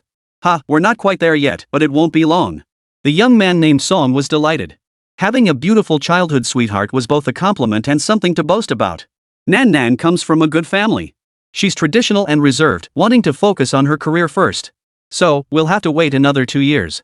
Lin Yi couldn't help but raise an eyebrow. Xiaonan reserved? She wasn't exactly reserved when she was clinging to me. But he couldn't voice that thought aloud, so Lin Yi simply nodded in agreement. Not wanting to pursue the topic further, Lin Yi changed the subject. "So what's brother Song going to Hangzhou for? Work? Career? Ha! What work or career do I have? I just took this flight to spend more time with Nan. The young man named Song was moved by his own sentimentality. "You have no idea, I've taken 5 flights this month. I'm sick of flying already." Damn impressive. What else could Lin Yi say? He gave him a thumbs up, thinking to himself that this topic was impossible to dodge. Who would have thought someone would fly 5 times in a month just to chase a girl? Brother Song, you're so devoted. But a girl as amazing as Nan is totally worth it. Lin Yi praised. "Ha, a man's gotta be brave in love and proactive." The young man named Song was clearly moved by his own words, but he didn't forget to compliment Lin Yi in return. "Your girlfriend is outstanding too." He was referring to Qin Miao, of course, and Lin Yi didn't deny it. Hearing them mention her name without denial, Qin Miao blushed and lowered her head. After a moment, she quietly reached over and interlaced her fingers with Lin Yi's. Soon after, business class passengers began taking their seats one by one, plunging Lin Yi back into an awkward predicament. Before taking their seats, passengers would casually glance at Qin Miao, then appraise Lin Yi with ambiguous looks. Unlike the young man surnamed Song, they weren't naive. A brief glance was enough to confirm this was a boss traveling with his personal assistant. When driving himself, Lin Yi never felt drowsy. But when traveling long distances by plane or other means of transportation, he couldn't help but feel drowsy. In his drowsy state, he suddenly felt a jolt of turbulence, jolting him awake. Holy crap, why is the plane shaking? Ladies and gentlemen, please be advised that due to turbulence along our flight path, the aircraft is experiencing shaking. Please return to your seats and fasten your seatbelts immediately. Hearing the announcement, Lin Yi looked up and saw Xie Anan and the flight attendant remained calm. His heart, which had been in his throat, settled for the moment. It was just turbulence from air currents, not an accident. Lin Yi took a deep breath and exhaled slowly. Glancing at Qin Miao Miao, who was sound asleep leaning against his shoulder, he couldn't resist pinching her nose. She really is fearless. Completely relaxed, Lin Yi checked the time. With plenty of minutes left before landing, he settled in for another nap. Just then, Xie Anan approached, checking whether passengers had fastened their seatbelts. After making her rounds, she was about to leave when another violent jolt hit. She lost her balance and started to fall to one side. The young man surnamed Song, who had been keeping a close eye on Xie Anan, reacted swiftly, reaching out to steady her. But Xie Anan's reflexes were even faster than his. She suddenly reached out and grabbed Lin Yi's arm tightly. Amidst the young man's heart-wrenching gaze, Xie Anan, dressed in a navy blue skirt and flesh-colored stockings, spread her legs and landed squarely in Lin Yi's embrace. Whether from fright or some other reason, she fell into his arms in an extremely suggestive posture, wrapping both arms around Lin Yi's neck. Their eyes locked, their noses mere inches apart. Seeing this, the young man surnamed Song could only frantically reassure himself. Though Nan Nan was a professionally trained flight attendant, she was still relatively new to the job. Making a mistake under such pressure was understandable. Lin Yi shot Nan Nan a helpless glare, raising his hands in a gesture of innocence. He even turned his head with a hint of apology to glance at the young man surnamed Song behind them. It's okay, buddy. Thanks for catching Nan Nan. Holy crap. Lin Yi was stunned, giving Brother Song another thumbs up. What a big brother. He's a role model for us all. After about 10 minutes, when the plane passed through the turbulence and stopped shaking, Xie Anan finally stepped down from Lin Yi, her face flushed. Mr. Lin, I'm so sorry. Xie Anan apologized first, yet her eyes sparkled with satisfaction. While in his arms just now, she had distinctly sensed certain changes in his body. Xie Anan was utterly certain that even Lin Yi couldn't resist her charm. All that aloofness he'd put on over WeChat? It was all an act. Lin Yi definitely had feelings for her. Lin Yi couldn't be bothered to decipher her thoughts, and he wasn't exactly the type to resist temptation either. As for the young man surnamed Song trailing behind them, Lin Yi couldn't be bothered to explain. After all, he'd kept his hands and feet to himself the entire time. It was Xie Anan who'd initiated everything. What business was it of his? After this minor incident, the plane touched down at Hangzhou Shashan Airport at 4:20 p.m. Mr. Lin, Miss Qin, please proceed. Amidst the flight attendant's farewells and Xie Anan's ambiguous gaze, Lin Yi and Qin Miao Miao stepped off the plane. Holy crap, is Hangzhou this hot? The moment he stepped off the plane, Lin Yi let out a curse. Having grown accustomed to the mild climate of Mingcheng, where the seasons barely changed, the sudden shift in environment was genuinely unbearable for him. Ha, Hangzhou's always hot. The young man surnamed Song, who had exited the cabin together with them, naturally and warmly struck up a conversation with Lin Yi once more. Where are you and your girlfriend headed? I have a friend picking me up. If it's on your way, you can ride together. Oh, and I booked a Western restaurant near Wulin Plaza. I'm meeting Nan Nan after her shift for dinner. Want to join us? Lin Yi had grown accustomed to the young man's excessive enthusiasm. He smiled and waved his hand. I don't know where I'm going yet, but someone's picking me up too. Thanks, bro. You're really kind. Oh, no need to be so polite. It's your first time in Hangzhou, right? Song patted his chest. I know this city like the back of my hand. If you need anything or have questions, just ask anytime. With that, he insisted on exchanging contact information with Lin Yi. Lin Yi wanted to refuse but couldn't find a reason. Just as he was about to be worn down, 2 rows of men in suits appeared in the airport pickup area. Each of them was broad-shouldered and sturdy, sporting sunglasses that gave them an imposing presence, as if they were in a movie. Wu Yang stood at the front, his expression smug. This grand airport welcome scene was all his doing. The moment he spotted Lin Yi, Wu Yang waved his arms wildly and shouted, "Brothery, over here." Holy!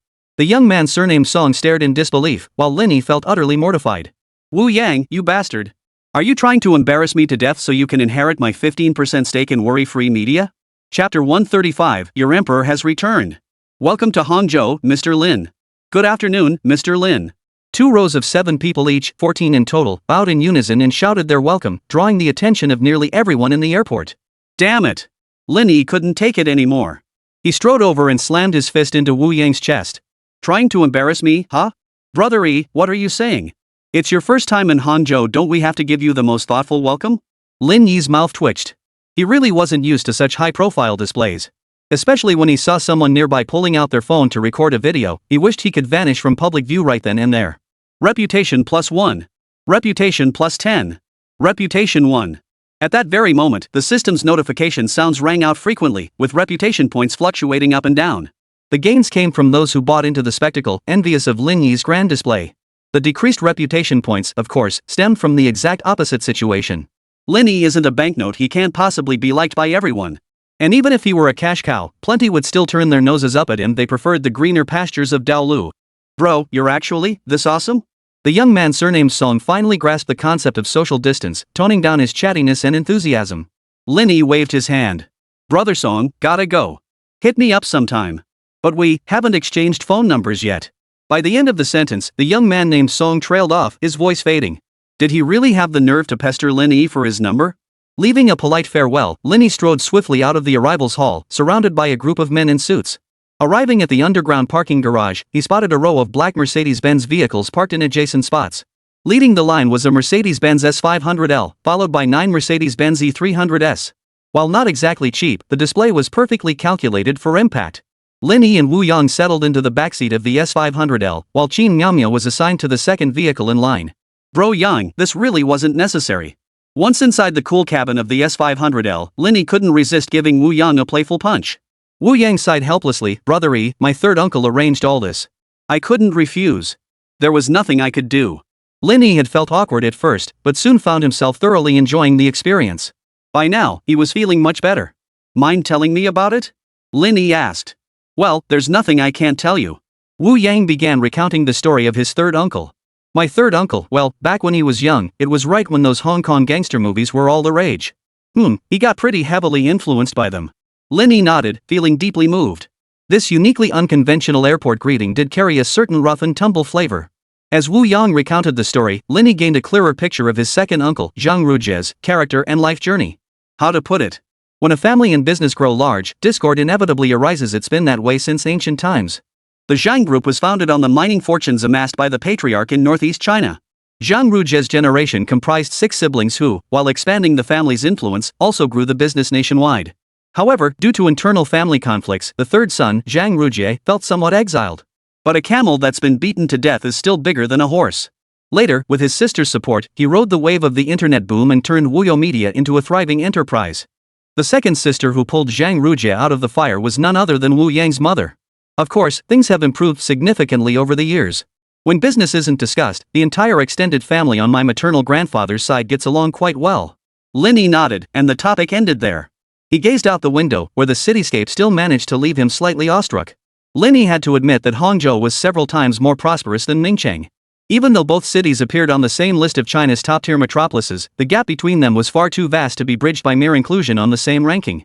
Take GDP as an example. By 2023, Hangzhou had surpassed 2 trillion yuan, while Ningcheng lagged at just 700 billion.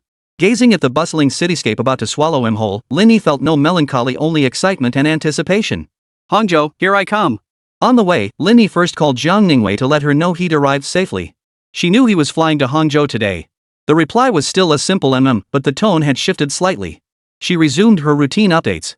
For instance, what she did with Professor Li today, accompanied by a photo. On her way home, she mentioned what new items she'd purchased, again accompanied by a photo. She saw a beautiful view this afternoon, and there was another photo. Lin Yi could sense her reluctance and deep longing. They'd only been apart for a few hours. After exchanging a few words, Xie Annan's messages suddenly flooded the chat interface. Lin Yi, are you free tonight? I finish my meeting at 5:30. I'll be staying overnight in Hangzhou. Want to grab dinner together? Lin Yi, I've asked you out several times now. You either ignore me or brush me off. You're being too much. Lin Yi, you did that to me today. Aren't you afraid I'll tell Wang Chang and Zhang Ying? Lin Yi felt a wave of exasperation wash over him. He resisted the urge to block her and didn't reply to a single word. What the hell is this nonsense? How about staying at the Four Seasons Hotel by Westlake? Wu Yang asked at that moment. Lin Yi looked surprised. The Four Seasons Hotel Westlake? Yep. Wu Yang nodded. It's the only established luxury hotel in Hangzhou that made it onto the Forbes 5-star list. I do recall it. Hearing Wu Yang mention it, Lin Yi did recall something. He had come across it while reading. Forbes wasn't just about the rich list, it held considerable authority in many areas. Take the Forbes Traveler Guide, for instance. It's considered the gold standard by many travel enthusiasts. As of 2023, 128 hotels across the entire Dragon Nation had made the Forbes list. Excluding several special administrative regions, only 20 were located on the mainland. The Four Seasons Hotel Westlake was one of them, and also the only hotel in Hangzhou to receive this honor. Its prestige was undeniable. Compared to the 5-star Wanda Vista in Mingcheng, it stands in a class of its own. One must understand that even among 5-star hotels, there are distinctions in quality. Suddenly, Lin Yi felt like he was experiencing the same sense of awe as an unsophisticated countrywoman visiting the grand mansion of the Grand View Garden. Ding! Host detected departing Mingcheng, first arrival in a metropolis with GDP exceeding 1 trillion. Reversal mission: The world is your stage completed. Real-time update. Host has stepped onto a larger stage Hangzhou. Within the current map, the system will generate a percentage-based score by comprehensively evaluating factors such as the host's personal influence within Mingcheng, the strength of their network connections, and total asset value. Hosts receive rewards upon reaching 70, 80, and 90 points. Host's current comprehensive score, 73 points. Ha! A 73 rating? Are you serious, system? The real-time world is your stage comeback quest was updating flawlessly. Lin Yi had indeed arrived in Hangzhou. But back in Mingcheng, his score was only 63 points. Logically, moving to the larger city of Hangzhou should have lowered his score even further. After all, in Hangzhou, Lin Yi had few connections to leverage. It would be extremely difficult to pull strings or use influence.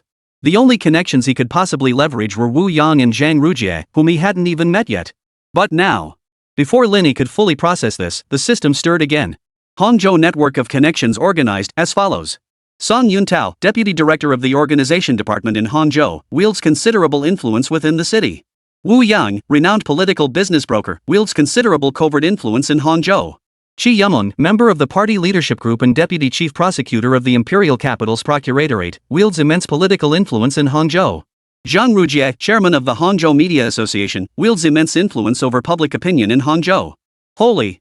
Lin Yi slapped his thigh in realization. The midlife comeback system was the damn system from 18 years in the future.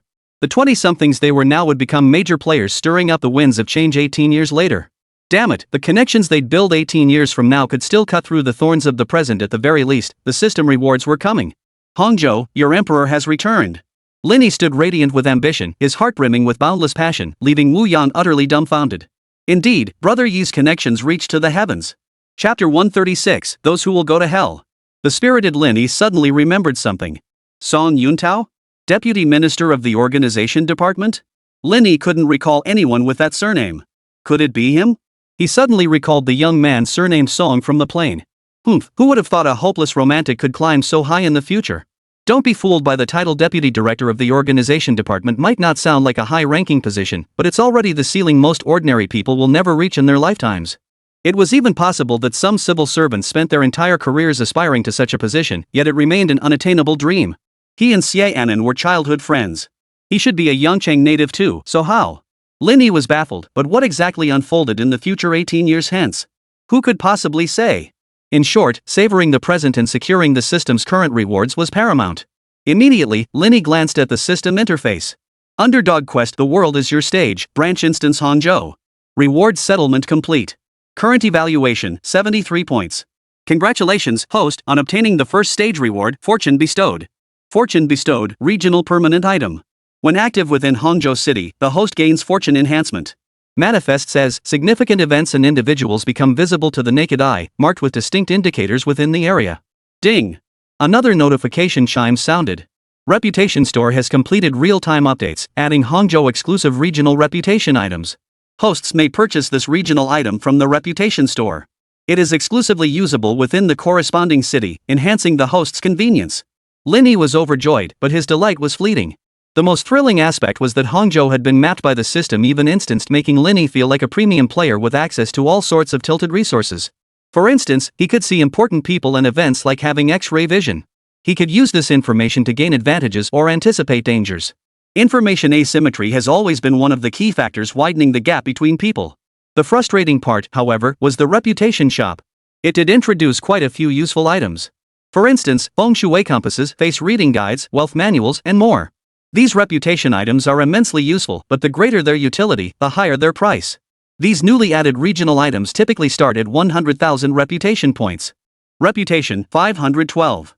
Glancing at his reputation points, Lin Yi gritted his teeth, once again feeling the helplessness of poverty. Good stuff you can look at but can't buy, it's driving me crazy. Reputation 10. Holy. Not again. When he was feeling happy, he got a bucket of cold water dumped on him. When he was already feeling down, he got kicked while he was down. One could only imagine how Lin Yi felt. But since Qin Miao was in another car, Lin Yi couldn't ask her about Shi Wei. But I really want to strangle that idiot. Brother Yi looking down? Wu Yang ventured cautiously. Lin Yi didn't give Wu Yang a dirty look. He nodded. Ran into some asshole. From Hangzhou? Just some small-time nobody from Mingchen. Wu Yan looked at Lin Yi and gave him a thumbs up. Brother Yi is honorable, but sometimes you're too principled. Some people just take advantage when given an inch. He ventured cautiously, Brother Yi, if you ever need help, I'm here. For small fry, heavy-handed tactics are overkill. But sometimes, using other small fry to handle things can be quite convenient. Wu Yang had already accepted Lin Yi's elusive identity, and he could put himself in his shoes to understand it. Big shots like him had their shoes to wear and their reputations to protect. Getting personally involved would be beneath him. Besides, you don't pit Jade against a clay pot, right? Besides, with today's internet and rule of law, things could easily spiral out of control. But since ancient times, evil people have always found their match. Wu Yang saw himself as that match. By handling matters for Lin Yi succeeding time and again, wouldn't he become a trusted confidant? Then climbing the ranks would be a breeze.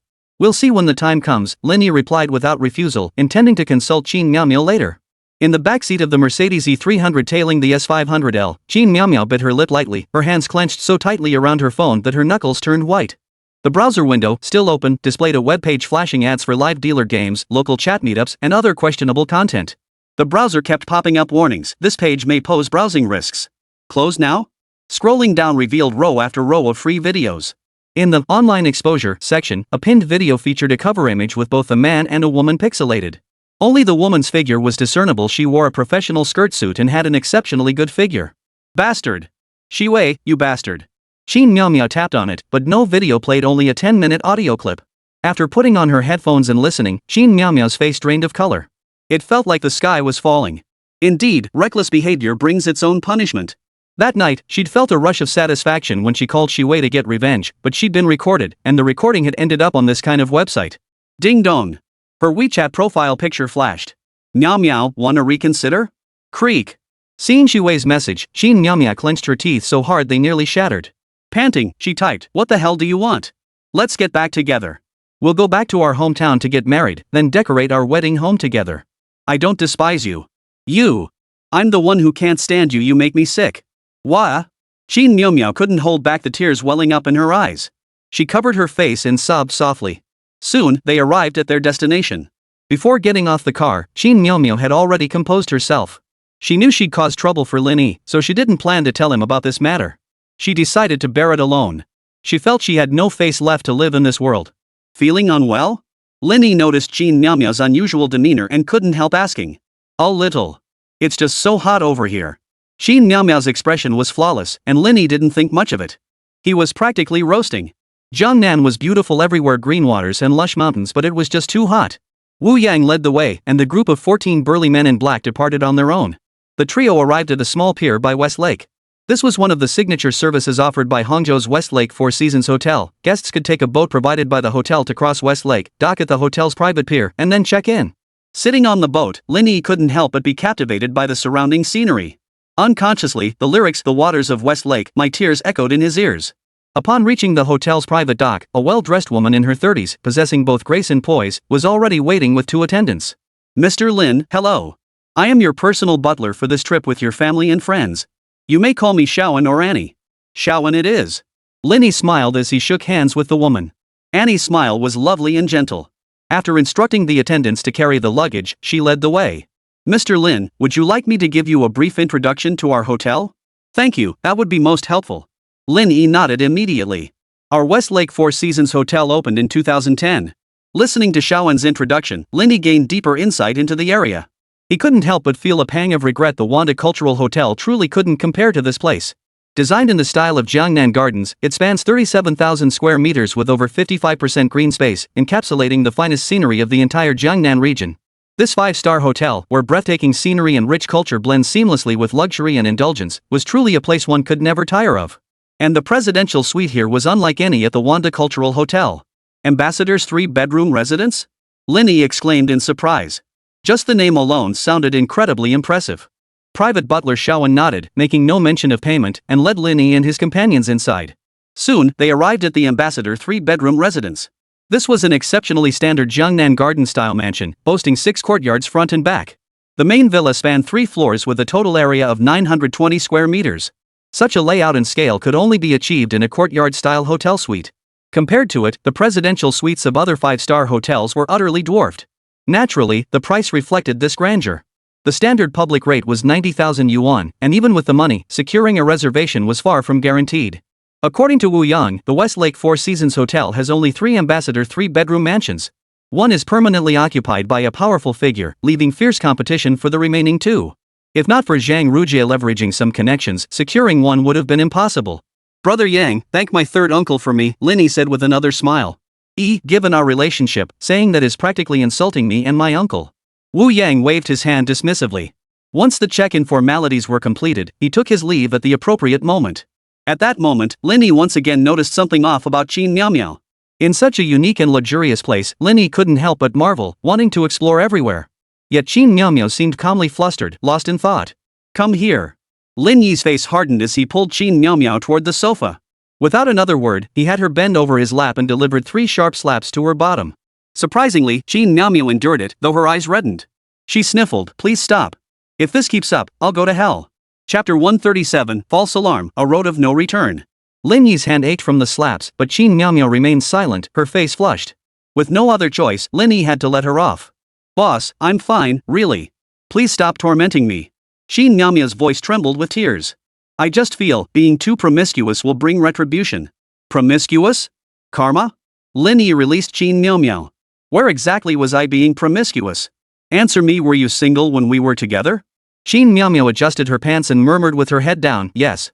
Since you were single and I didn't ruin any of your relationships, why do you consider this promiscuous? Qin Miao remained silent. Lin Yi was technically right, but the situation had already exceeded her limits of understanding and endurance.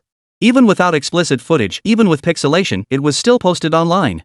Even if no one knew it was her, Qin Miao found herself strangely aroused amidst her breakdown, her mind occasionally drifting into fantasies.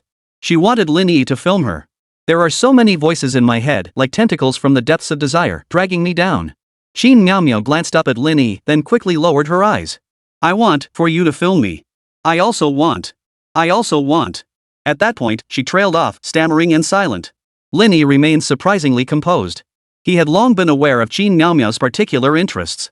The professional development guide explicitly listed them, though due to unforeseen circumstances, textual descriptions couldn't be displayed. Among them, audio and video recording was one of Qin Miao's 3 major hobbies. She had suppressed it until now. Ever since Lin Yi influenced her through the career development guide, she had been swept along by her passion, racing headlong down the path of indulgence. Of course, this was strictly limited to Lin Yi and individuals of the same gender with over 80% affinity. TikTok can capture beautiful moments too. What's wrong with documenting life through audio and video? Lin Yi didn't object to this. As long as it wasn't leaked, it held great sentimental value. But Qin Miao gritted her teeth. But what if it gets leaked? Leaked? Lin Yi frowned at her. You leak it, or I leak it? What if someone else leaks it? In an instant, Lin Yi understood. Did Zhao Liwei record that phone call? Thud. Qin Miao's knees buckled, and she knelt before Lin Yi, her heart-wrenching sobs evoking pity. She slapped herself hard twice, saying nothing, just crying relentlessly. Lin Yi didn't blame Qin Miao. He was furious, but his anger was directed at that scumbag Zhao Liwei. He deserved to be crushed. He posted it online? Why? I only found out today. Qin Miao confessed. As a woman, she couldn't bear the weight of such a secret. Even if it was just an audio recording, recently activated after over 2 decades of traditional, conventional life, she felt utterly disgraced to live on this earth. Haven't you ever eavesdropped? Lin Yi clicked his tongue. Don't cheap motels have stories like this every day? But, that's different. Lin Yi remained calm as he pressed on. How long is the recording online? Over 10 minutes. And the content? Did you listen to the whole thing? No. I only heard part of it. Are you sure it was you? Lin Yi had found a point of doubt. That night, Qin Miao had been so severely traumatized she was practically a different person. After regaining her senses, she could recall the general story, but she wouldn't delve into the specific details or dwell on them. Lin Yi was different. His memory had always been sharp. The call that night hadn't lasted long. Including Qin Miao's angry tirade at Zhao Liwei, it could only have been 3 minutes at most. And it was Zhao Liwei, that scumbag, who couldn't take it anymore and hung up himself. This kind of thing was unbearable for any man. Lin Yi couldn't handle it either, finishing in a hurry, but his memory wouldn't fail him. Give me your phone. Lin Yi took Qin Miaomiao's phone, opened the link Wei had sent her, clicked through to find the audio file, and listened carefully. Afterward, he was so furious he laughed. You stupid woman. No wonder that scumbag fooled you for 4 years. Listen carefully, is that really you? Qin Miaomiao sniffled, pressing her ear close to listen. She froze, then froze again, her entire body suddenly flushing crimson. First came joy, then excitement, and finally relief like surviving a catastrophe. That's not me. It's not me. If it wasn't you, then why were you acting like you were going to die? No. Still going to hell? Hell. I'll go to hell. Qin Miaomiao blinked her eyes, the joy of narrowly escaping disaster making her completely let go. Mr. Lin, treat me like XX, do whatever you want with me. Over an hour passed. Exhausted from the ordeal, Qin Miaomiao took a shower, picked a room, and went to sleep. Lin Yi lit a cigarette and stood by the second-floor railing, puffing away. His expression was grim. Once the matters in Hangzhou were settled, he planned to return to Mingqing immediately and crush Wei with a single finger. Just as he was plotting Wei's downfall, his personal butler, Shaoan, approached to ask what Lin Yi would like for dinner. Just then, Lin Yi suddenly noticed a question mark flickering above Shaoan's head. A question mark? Lin Yi realized what was happening. This was the reward for achieving a score of 73 in the Hangzhou stage of the World Stage Reversal Quest, Fortune Bestowed. When blessed with divine favor, Lin Yi could perceive important people or events. Interacting with them allowed him to gain advantages or avoid calamities. The question mark above Shaoan's head was quite noticeable, though it was gray in color. Recalling the reward description for Fortune Boost, Lin Yi stroked his chin, puzzled. It wasn't that he was being snobbish, but could a private butler at a 5-star garden-style hotel really have the power to attract good fortune and ward off misfortune? As Lin Yi studied Shaoan, she was studying him in return. She couldn't help but feel a surge of nervousness. Honestly, after years in the industry, she'd encountered all kinds of guests. Logically, she should remain calm in this situation. But Lin Yi was simply too striking. Don't be surprised just as men fancy 18-year-old girls, women equally adore young, fresh-faced men. Lin Yi's looks were devastatingly effective on a mature woman like Shaoan. As she felt his eyes lingering on her, Shaoan grew increasingly uneasy. She knew she couldn't refuse his excessive requests, in fact, she almost wished he'd make them. Mr. Lin? What would you like to eat tonight? Any recommendations? Lin Yi asked casually. Shaonan immediately began describing the options, though Lin Yi didn't listen closely. He was still studying the question mark hovering over Shaoan's head. Let's test the waters first. Lin Yi made up his mind. After Shaoan finished speaking, he asked a question completely unrelated to the topic. Shaoan, are you married? Yes, and I have a child. Shaoan answered instinctively. From Lin Yi's perspective, after Shaoan spoke, the question mark above her head grew slightly larger, though its color remained gray. Useful? Lin Yi's eyes lit up. But to Shaoan, his reaction seemed off. Why ask this question out of the blue, and why did his eyes suddenly light up like that? It felt like Mr. Lin really liked this kind of banter? Unaware of Shaoan's wild speculation, Lin Yi continued walking at his own pace. May I ask what your husband does for a living? As Lin Yi finished speaking, the gray question mark above Shaoan's head grew larger once more, threatening to shatter. Was this about to trigger a reward? Why does this feel like grinding NPC favorability points? My husband runs a building materials business in Yongcheng. Oh, so you live apart. What about the children? Shaoan sighed helplessly, explaining the inconveniences of living apart, the challenges of having her child far away, and the educational issues her child faced in Yongcheng. After she finished, she discreetly studied Lin Yi. Sure enough, Mr. Lin's eyes lit up again. He really loved this kind of conversation. Oh, go prepare dinner. Huh? That's it? What about next? We haven't even gotten to the at least where X part yet. Shaoan shifted her hips slightly, feeling the pantyhose a bit uncomfortable, but deep down she was actually relieved. She truly couldn't refuse Lin Yi, but since he hadn't pressed further, she avoided being tormented by guilt all day. Mr. Lin, to welcome you to our hotel, the dining department has reserved a private room for you. You may enjoy your dinner there, or of course, you may dine in your room. Lin Yi considered it and decided to dine in the private room. First, he wanted to explore the city and experience Hangzhou's culture. Second, he hoped to find someone else with a question mark floating above their head. As for the question mark above Shaoan's head, Lin Yi had already figured it out. The question mark above Shaoan's head could materialize into rewards beneficial to Lin Yi at any moment. The cost, naturally, would be some hard work. But Lin Yi refused. He wasn't some springtime cedar. Meanwhile, at the Yado Hotel in Binjiang Olympic Sports Center, Hangzhou, 3 women made a scene, 1 weeping, 2 consoling. This is outrageous. Yao Duo exclaimed dramatically, her anger palpable. Do they think you're some courtesan? Meng Zihan remains surprisingly composed. You have 5 million followers now. The company can't push you around so easily. Refusing shouldn't be too difficult. The girl with tear-stained eyes, Ding Xiaoyun, wailed pitifully, I refused, but it didn't work. This was personally ordered by President Zhang. Which Mr. Zhang? Mr. Zhang Rujie, of course. What? Meng Zihan and Yaduo Duo were taken aback. Who is this client you're supposed to meet? Mr. Zhang specifically requested you? I don't know. The three women exchanged glances and fell silent. But, it doesn't have to be you. There are so many people at the company in Hangzhou, plenty of them pretty and in great shape. Ding Xiaoyun gave another wretched smile. Maybe the company thinks someone like me, a singer, is more clean at. Yaduo Duo and Meng Zihan were at a loss for words on how to comfort Ding Xiaoyun. Before they met Lin Yi and became his exclusive possessions, they too had faced this kind of helpless predicament. But just because they managed to escape the vortex didn't mean they could beg Lin Yi to pull their dear sister out of it too. At this moment, all they could do was hope that the client Ding Xiaoyun was about to meet was merely a normal business contact, nothing more. But if it did involve something else, it would be a path with no return. Chapter 138, Golden Legend. Since dinner wasn't until 7:30 p.m. At Xiaoan's recommendation, Lin Yi, with nothing else to do, decided to experience the spa massage at the Westlake Four Seasons Hotel. In the spa room, filled with the scent of premium aromatherapy oils, therapist number 66 gently roused Lin Yi. Mr. Lin, your treatment is complete. Please rate my service. If there's anything you're not satisfied with, please let me know. Lin Yi opened his sleepy eyes and waved his hand, signaling he understood. Therapist number 66 bowed slightly, left a form, and departed. Picking up the form, Lin Yi checked every box under very satisfied. Lin Yi was genuinely extremely satisfied. The experience was beyond compare, and he was slowly realizing he was developing an addiction. The path to becoming the Bath Emperor was drawing ever closer. After resting a little longer in his room, Lin Yi finally checked his phone and found several missed calls. It was unavoidable. With more and more people contacting him, Lin Yi had grown accustomed to silencing his phone when he needed to focus.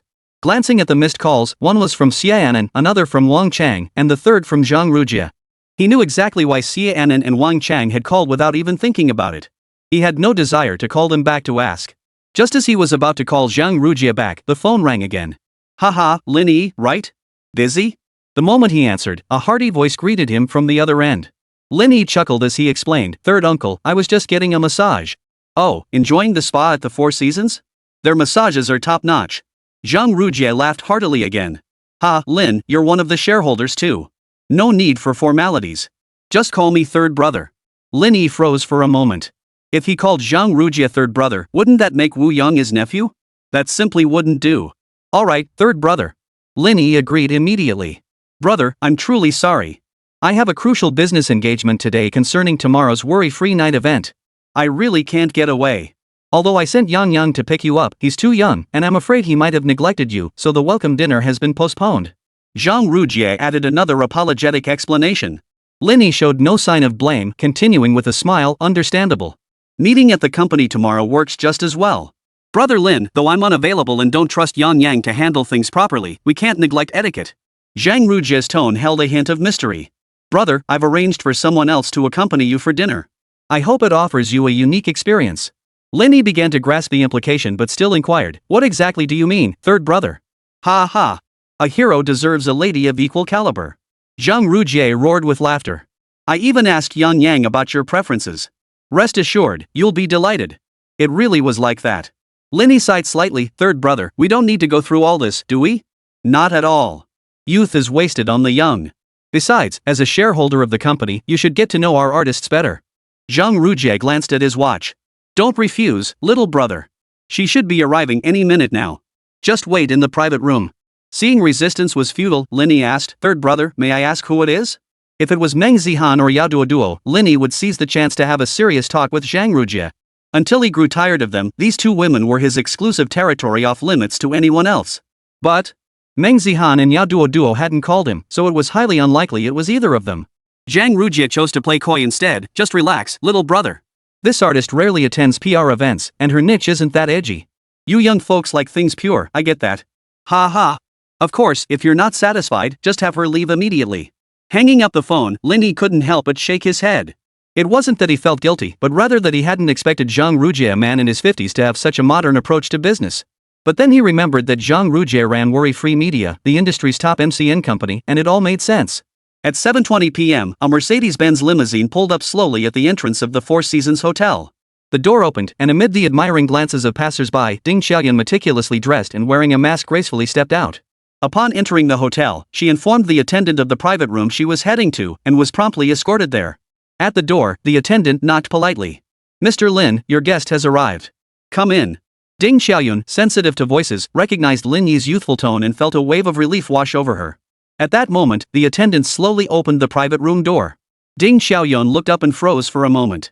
In the medium-sized private room, dominated by black and red tones and filled with classical Chinese decor, a tall, handsome young man sat beside a black solid wood glass round table, leisurely brewing fragrant tea.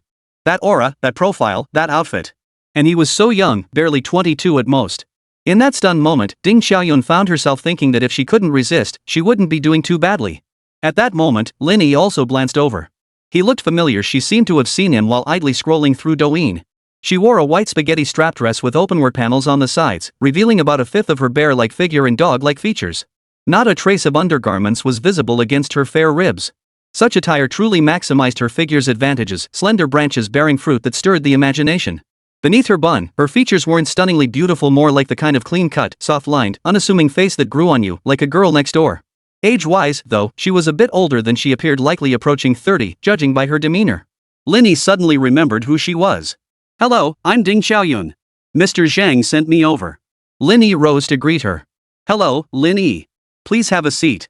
Ding Xiaoyun nodded, pulled out a chair, and sat beside Lin Yi. She was slightly nervous. "I saw you while scrolling through videos," Lin Yi said as he poured her a cup of tea. The lace-top video was quite stunning. "Thank you." Ding Xiaoyun felt a surge of delight. Being complimented, especially by someone much younger, handsome, well-dressed, wealthy, and influential, stroked her vanity.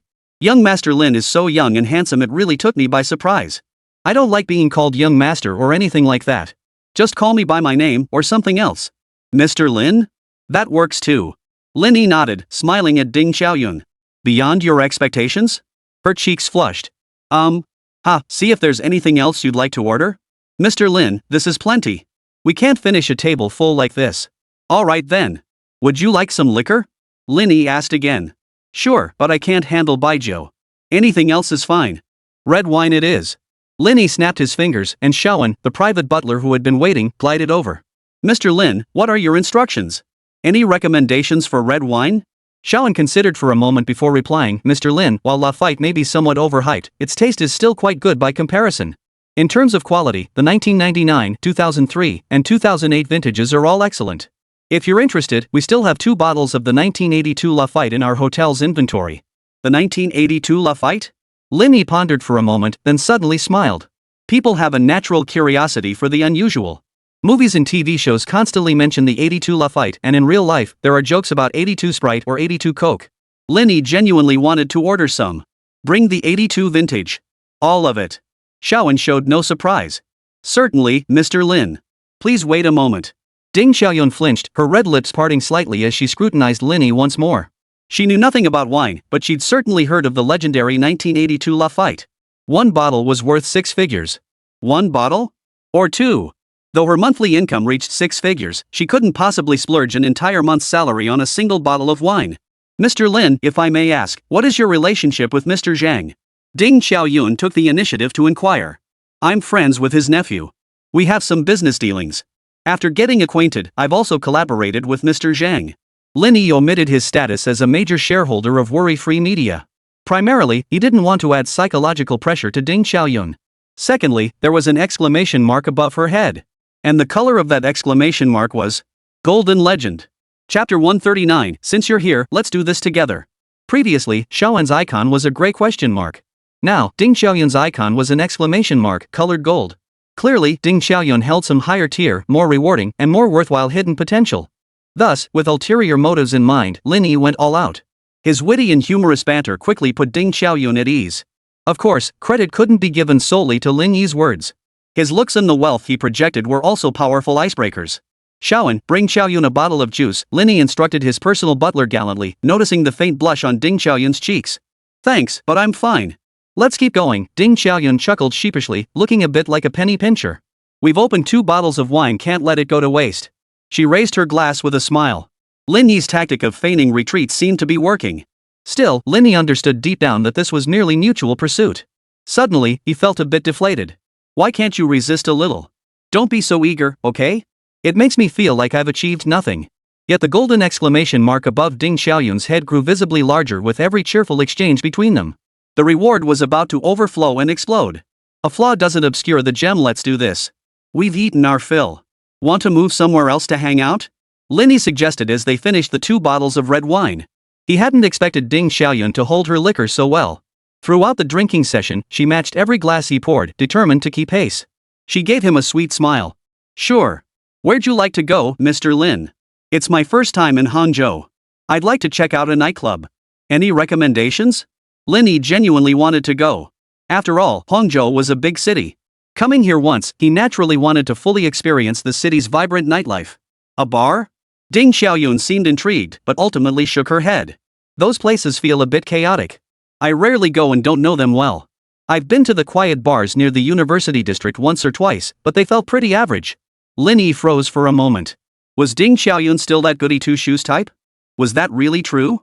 Just as Ding Xiaoyun was about to say something else, she suddenly flushed. I need to use the restroom. She started to stand up. But though sitting hadn't felt problematic, upon standing, Ding Xiaoyun stumbled involuntarily. The effects of the alcohol were far more severe than her seemingly high tolerance would suggest. Lin Yi instinctively reached out, wrapping his arm around Ding Xiaoyun's slender waist to steady her. The physical contact felt surprisingly good. The woman in his arms was slender and soft, a comforting embrace. Mr. Lin, It's fine. I'll take you there. Lin Yi guided Ding Xiaoyun out of the private room. Seeing the golden exclamation mark above her head, he knew exactly what needed to be done next. After using the restroom, the alcohol fully hit Ding Xiaoyun, leaving her dazed and leaning heavily against Lin Yi. But her level of intoxication was nothing to Lin Yi. Want me to take you home? He asked deliberately. Mr. Lin, I have a mission to complete tonight, she pouted. Are you dissatisfied in trying to send me away? Ding Xiaoyun wasn't the type of woman who was all looks and no brains. Zhang Rujia's regard for her, coupled with Lin Yi's demeanor, eloquence, looks, and wealth, all pointed to the influential identity he concealed. Even when Lin Yi claimed during their conversation to be a country bumpkin from a remote province of Longhua, only a fool would believe him. Could a country bumpkin afford a Rolex or sip 1982 Lafite? Calling Lin Yi a nouveau riche was practically an insult. His refined demeanor and eloquence clearly marked him as a god-tier playboy and the scion of a powerful family. Ding Xiaoyun's earlier resistance had long vanished, and she even felt grateful to Zhang Rujia for giving her this opportunity. If she seized this chance, she might not become a wealthy socialite, but even the crumbs falling from Lin Yi's table would sustain her for a lifetime. With opportunity laid before her, even if it meant drinking juice, Ding Xiaoyun would get so drunk she couldn't walk straight. No way, Lin Yi shook his head. Then, why go to a nightclub? I know all the DJ moves they do, and I know the ones they don't. Ding Xiaoyun undid the top button of Lin Yi's shirt, her eyes narrowing seductively. Mr. Lin, why don't you take me to see where you live? Wow, it's huge. In the courtyard of the ambassador's 3-bedroom residence, Ding Xiaoyun nestled in Lin Yi's embrace, unable to contain her awe. What's big? Stop it, she playfully slapped his chest. The landscaped garden, of course. I haven't seen anything else, so I wouldn't know. Come on, I'll show you around. Lin Yi led her to the master bedroom on the 2nd floor. Qin Miao Miao, in the guest bedroom, heard the commotion and peeked out cautiously. Her face flushed as she gave a soft pft. She started to leave, but for some reason, she slowly crouched in the corner instead. Like an assassin lurking in the shadows, she crept closer without a sound. In the warm yellow glow, Lin Yi had already shed his shirt, his upper body muscles starkly exposed to the air. The defined lines of his strong back muscles and the distinct blocks of his abs were clearly visible to Ding Xiaoyun. She couldn't help but swallow hard. Yet in the silent shadows, another swallow echoed. Ding Xiaoyun didn't notice Qin Miao Miao peering in, even as she glanced left and right. Her white spaghetti-strapped dress slipped off as she glided over, wrapping her arms around Lin Yi from behind. Amidst the soft, smooth warmth, Lin Yi steadied himself and slowly turned around. His arm brushed across her chest as their eyes met. Half of Lin Yi's attention was on her face, the other half on her head. That golden exclamation mark already bore cracks. But soon, all of Lin Yi's attention was completely captured by Ding Xiaoyun. She was absolutely the largest woman he had ever encountered, bar none. No doubt about it, 36D. As Lin Yi took her in, all sorts of messy thoughts started popping up in his mind. Lin Yi, can I be your girlfriend? Ha? Why ask such a mood-killing question at such a wonderful moment? What do you think? Lin Yi countered. Ding Xiaoyun knew she'd overthought it, but she didn't let it show. Smiling mischievously, she leaned closer to Lin Yi and gave him a gentle lick. Just for tonight, she said. Stop flirting and hurry up already. This is killing me. Qin Miao Miao, hiding in the shadows, was anxious for Lin Yi and that woman whose name she didn't know. Not being able to fast forward was infuriating. Just as Qin Miao Miao was getting so worked up she trembled, pulling out her phone to capture this precious moment, a shadow fell over her. What are you doing hiding here? Qin Miao Miao froze. After a full 10 seconds of shock, a blush spreading across her face, she scrambled to her feet. Ah! I'm sorry. I'll leave right now. She tried to slip away after tossing out those words, but Lin Yi's light call held her firmly in place. Hey, since you're here, why not join us? Qin Miao halted her steps, turning slowly and mechanically before Lin Yi pulled her into his embrace. Chapter 140, Urban Treasure Hunters. Qin Miao's interests and hobbies were satisfied in that moment. The phone clutched in her hand was taken by Lin Yi and handed to Ding Xiaoyun. She sighed softly as she took the phone, temporarily stepping into the role of photographer to capture the beautiful moments. Deep down, she still felt a pang of disappointment. What had been a romantic one-on-one encounter changed completely with Qin Miao's arrival. She no longer felt as important, and her beautiful vision lay shattered. Hugging Lin Yi from behind as she watched, Ding Xiaoyun sighed once more, then let go of her burdens and immersed herself in the moment. So be it. The gap in their social statuses was too vast. Establishing this kind of relationship was still better than having nothing at all. She sought nothing more than for her path as an artist at worry-free media to become smoother after this. Lin Yi, however, didn't dwell on such thoughts. He simply intended to enjoy the moment fully. Thanks to his exceptional physical stats, Lin Yi held his own against two opponents. His overwhelming combat prowess left them both crying for mercy. As Ding Xiaoyun experienced the mystical intertwining of dream and reality, the golden exclamation mark hovering above her head burst like a water-filled balloon. Colorful ribbons filled the sky, visible only to Lin Yi, evoking the sensation of playing a VR game. Suddenly, a small golden orb burst forth from the ribbons, its brilliance piercing the air before vanishing into Lin Yi's forehead. Congratulations, host. You have triggered a gold-tier character clue in the Hangzhou City instance and obtained a limited-time event guide. Upon completing the guidance, the host may receive various rewards, including but not limited to currency, attribute points, skills, items, and fixed assets. The moment the system prompt faded, the scene before Lin Yi shifted. Like a heads-up display on a car windshield, a directional arrow appeared, providing real-time guidance for Lin Yi's next move. Below the arrow, a countdown ticked, 9 hours, 59 minutes, 52 seconds. Glancing at Ding Xiaoyun and Qin Miao, who lay dazed on the bed, Lin Yi patted their bottoms and rose from the mattress. Boss, where are you going?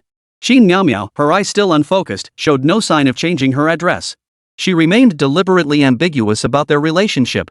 Even though she was certain in her heart that she couldn't live without Lin Yi for the rest of her life, Qin Miao still only acknowledged their relationship as superior subordinate, not as lovers, partners, or a kept woman. She was conflicted. You don't need to go shower. Qin Miao mumbled, rolling over to snuggle closer to Lin Yi. She still remembered to wash the chopsticks after meals. Lin Yi gently stroked Qin Miao's head and said softly, "You rest well. I still have some things to take care of." Qin Miao nodded sadly, realizing she wouldn't be able to sleep in Lin Yi's arms tonight. In a daze, Ding Xiaoyun also rolled over, propping herself up on her elbows in a half-sitting position. Her questioning gaze fell upon Lin Yi. Lin Yi didn't elaborate further, even though this reward had dropped from her. You two can sleep here tonight. If you need anything, just tell Xiaoyun. Lin Yi showed no sign of fatigue. With a quick farewell, he headed for the shower. In the master bedroom, Qin Miao and Ding Xiaoyun stared at each other, wide-eyed. With Lin Yi gone, their earlier cooperative rapport vanished, replaced by an increasingly awkward and flustered atmosphere. X2. I'll take the guest room. X2. After two simultaneous outbursts, both women lowered their heads, each pulling an air-conditioned blanket over themselves in silence. After a long moment, Ding Xiaoyun was the first to recover. She pulled Qin Miao down beside her. Sis Miao, tell me about Mr. Lin. Qin Miao flushed, met her gaze, and nodded gently. She wasn't a gossip, and she knew exactly what could be shared and what couldn't. Beyond sharing some of Lin Yi's hobbies and daily habits, she wouldn't reveal anything else to Ding Xiaoyun. Ding Xiaoyun wasn't prying for business secrets anyway. She simply wanted to understand Lin Yi's personality and preferences better, to see if she could maintain a long-term relationship with him. Under a bright moon and sparse stars, Lin Yi walked alone along the path by West Lake. Though seemingly aimless, he was actually following the arrow pointing upward on his display. Left turn, right turn, the arrow pointed toward the nearby greenbelt. Ha! Lin Yi was puzzled. What could possibly be in the greenbelt? Without overthinking it, he approached and followed the arrow's guidance. In the grass of the greenbelt, he found a wallet old and partially buried in the soil. He opened it. 10 red bills and a gold ring. Holy! Lin Yi exclaimed in astonishment. 1,000 yuan wasn't much to him, nor was the gold ring. But it wasn't about the value, it was about the sheer luck of finding it. The thrill of digging for treasure or hitting a lucky streak. The joy only truly hits you when you unearth a treasure or stumble upon money. Lin Yi had just experienced it. With no moral scruples, he promptly stuffed the 1,000 yuan bill into his pocket, grinning like a kid. He followed the arrow's direction and kept walking forward. The green belt beside the path held quite a few treasures, which felt a bit eerie to Lin Yi. He picked up diamond rings, platinum necklaces, and even a nearly brand new iPhone. Staring at the overflowing items in his hands, Lin Yi was somewhat speechless. Just by picking up trash, he could live a life of plenty. Once the thrill of treasure hunting and scoring bargains faded, Lin Yi couldn't help but grumble, a golden exclamation mark? And this is what it unlocks. His inner grumble had barely faded when the arrow on his heads-up display shifted direction once more. Following the trajectory, Lin Yi looked up and immediately spotted the brightly lit, bustling city in the distance. Walking and scavenging all the way? That was too low-key for him. Even if he scoured the entire city, how many good finds could he possibly get? And does everything you find become yours? Lin Yi sighed, hailed a cab, and headed first to the police station to turn in the lost items. Then, following the AR display's instructions, he had the driver take him around. When the vehicle stopped, a massive neon sign reading BSK Boomshake Bar caught his attention. Oh wow, after all this wandering, I've ended up at a bar. Lin Yi exclaimed in surprise, suspecting Ding Xiaoyun had some connection to this bar, if not now, then perhaps in the future. Was this a case of his own fortune draining someone else's? Who cares? Let's just go inside and take a look. Straightening his clothes, Lin Yi stepped inside. BSK Boomshake Bar. Lin Yi knew a thing or two about it. It was extremely famous within Hangzhou's trendy circles and ranked highly among nightclubs. Its marketing strategy was also pretty bold: glamour cards, fashion cards, aura cards. Rumor had it the place was packed with stunningly attractive people ugly folks couldn't even get in the door. When he first heard about it, Lin Yi had mocked the idea, don't they worry about getting criticized for setting such rules? But Lin Yi had no anxiety about his looks, nor about money. He got in without a hitch. Inside, the bar lived up to the hype as far as the eye could see. It was packed with boldly dressed, fashionable beauties and handsome men. But it was too crowded. Sir, I'm afraid we only have open tables available now. Lin Yi couldn't help but frown. Even with a high spending card, you can't get a VIP table? The marketing rep gave a wry smile and shook his head. Sir, the VIP card, it's not about high or low minimum spending. It's just, you'll need to wait. Lin Yi understood the marketing rep's unspoken meaning. Booking the VIP table wasn't just about having the money. Of course, if you wanted to throw money at it and force your way in, that was an option too. Wouldn't it be stupid not to make money when you can? But that approach was just too damn tacky, too cheap. That's the behavior of a nouveau riche, completely at odds with Lin Yi's style as a true high roller. Bro, wanna book a private booth first? The sales guy asked. Lin Yi shot him a dismissive glance and walked away silently. Put. What a ing show off. Like you can just reserve one of the 5 exclusive VIP cards whenever you feel like it? The sales guy muttered under his breath as he walked away. Chapter 141, This is Perfect. Less than 10 minutes later. A Mercedes-Benz S500L, clearly speeding, slammed on its brakes and pulled over. A burly man in a suit hurriedly got out. He scanned the area anxiously for a moment before locking onto Lin Yi, who stood leisurely in the corner, phone in hand and cigarette dangling from his lips. He jogged, sprinted over. Mr. Lin, I apologize for keeping you waiting. Lin Yi looked up and recognized the man. He was one of the men in suits who had picked them up from the airport earlier today, the one who had driven Lin Yi and Wu Yang. At the time, he'd been engrossed in conversation with Wu Yang and hadn't paid much attention to him, only knowing his name was Sun Biao and that he was Zhang Ruji's right-hand man. Lin Yi casually offered him a cigarette, his tone surprisingly courteous. Sorry to have you run out so late. You're too kind, Mr. Lin. Ensuring you have a good time is my top priority right now, no question about it. Sun Biao accepted the cigarette. Mr. Lin, the VIP card is ready. Please follow me. That fast? Mr. Lin, there are certain matters you might not be aware of. After all, they wouldn't catch your eye. Sun Biao led the way while explaining in a low voice, our CEO Zhang also holds some shares in Boomshake. The VIP cards for the bar are reserved for shareholders during specific periods. Whoa, third brother has shares here too? Lin Yi asked in surprise. Mr. Lin, when this brand first launched in the city, many people got involved. Our Mr. Zhang was invited by people in the industry, which is how he became a shareholder. Sun Biao didn't hide anything. If Lin Yi truly wanted to know, he couldn't keep it from him anyway. Lin Yi nodded in understanding. Another game of capital. With so many hidden shareholders from the entertainment industry leveraging their resources, making a brand name bar popular was no difficult feat. As Lin Yi pondered this, a marketing executive dashed out from the bar entrance. Glancing left and right, his gaze locked onto Sun Biao. He hurried over. Brother Sun. Sun Biao nodded and gestured toward Lin Yi. This is Mr. Lin. Your task today is to make sure he's well taken care of. Mr. Lin, hello. Just call me Xiao Li. This way, please. I'll show you inside. Xiao Li greeted Lin Yi politely and eagerly led the way. The male sales rep from earlier watched the scene unfold, his eyes bulging in disbelief.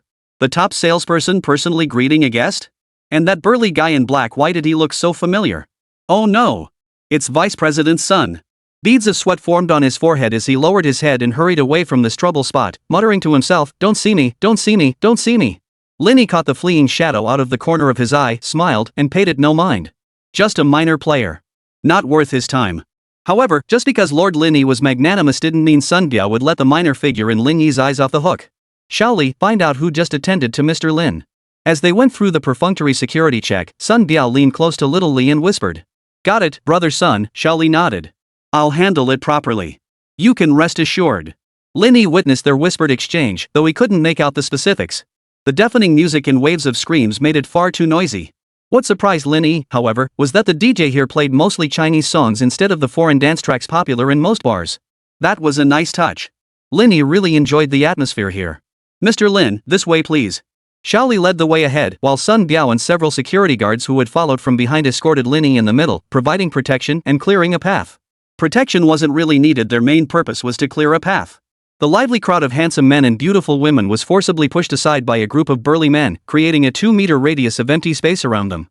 Amidst this spectacle, Lin Yi's progress drew considerable attention. However, most of those noticing him were women.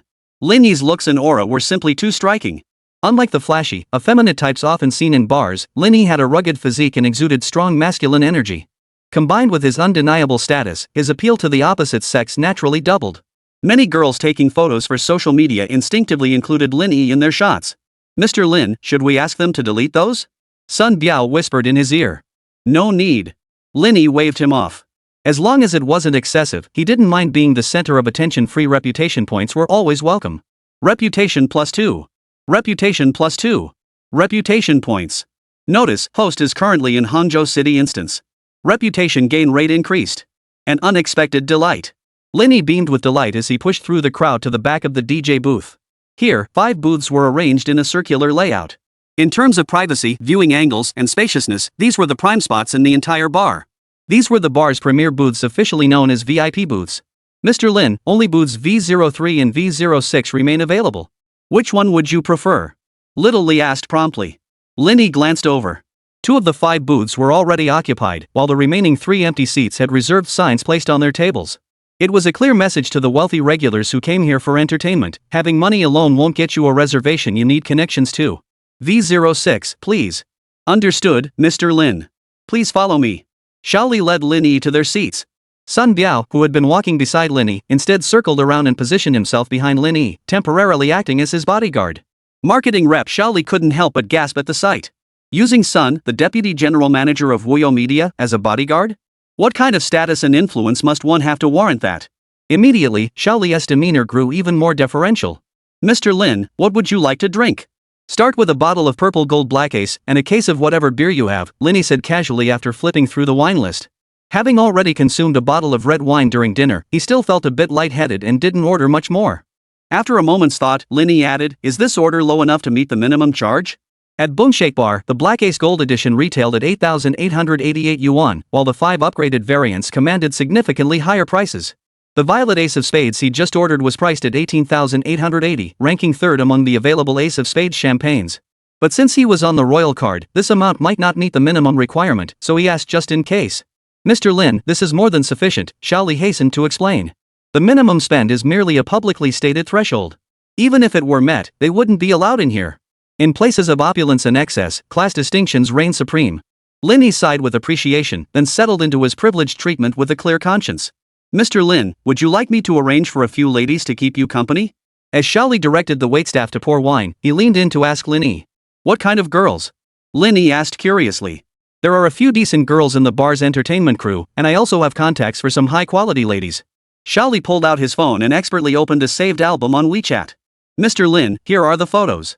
This inexplicable sense of déjà vu. Lin Yi glanced through them briefly. Judging by the photos alone, these women were quite attractive enough to be classified as goddess-level beauties under normal circumstances.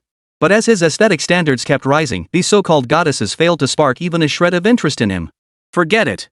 We'll talk about this later. I'll sit here by myself for a bit. Lin Yi waved dismissively, his enthusiasm waning, and turned his attention to the directional arrow before him. After entering the bar, it had stopped guiding him. Lin Yi was absolutely certain the reward he sought was here. But how to get it? Lin Yi grew impatient. Give me a hint, for crying out loud. Congratulations, host, on completing the guidance and reaching the Golden Dungeon map. Reward retrieval in progress. Please wait. Estimated excavation time, 3 hours.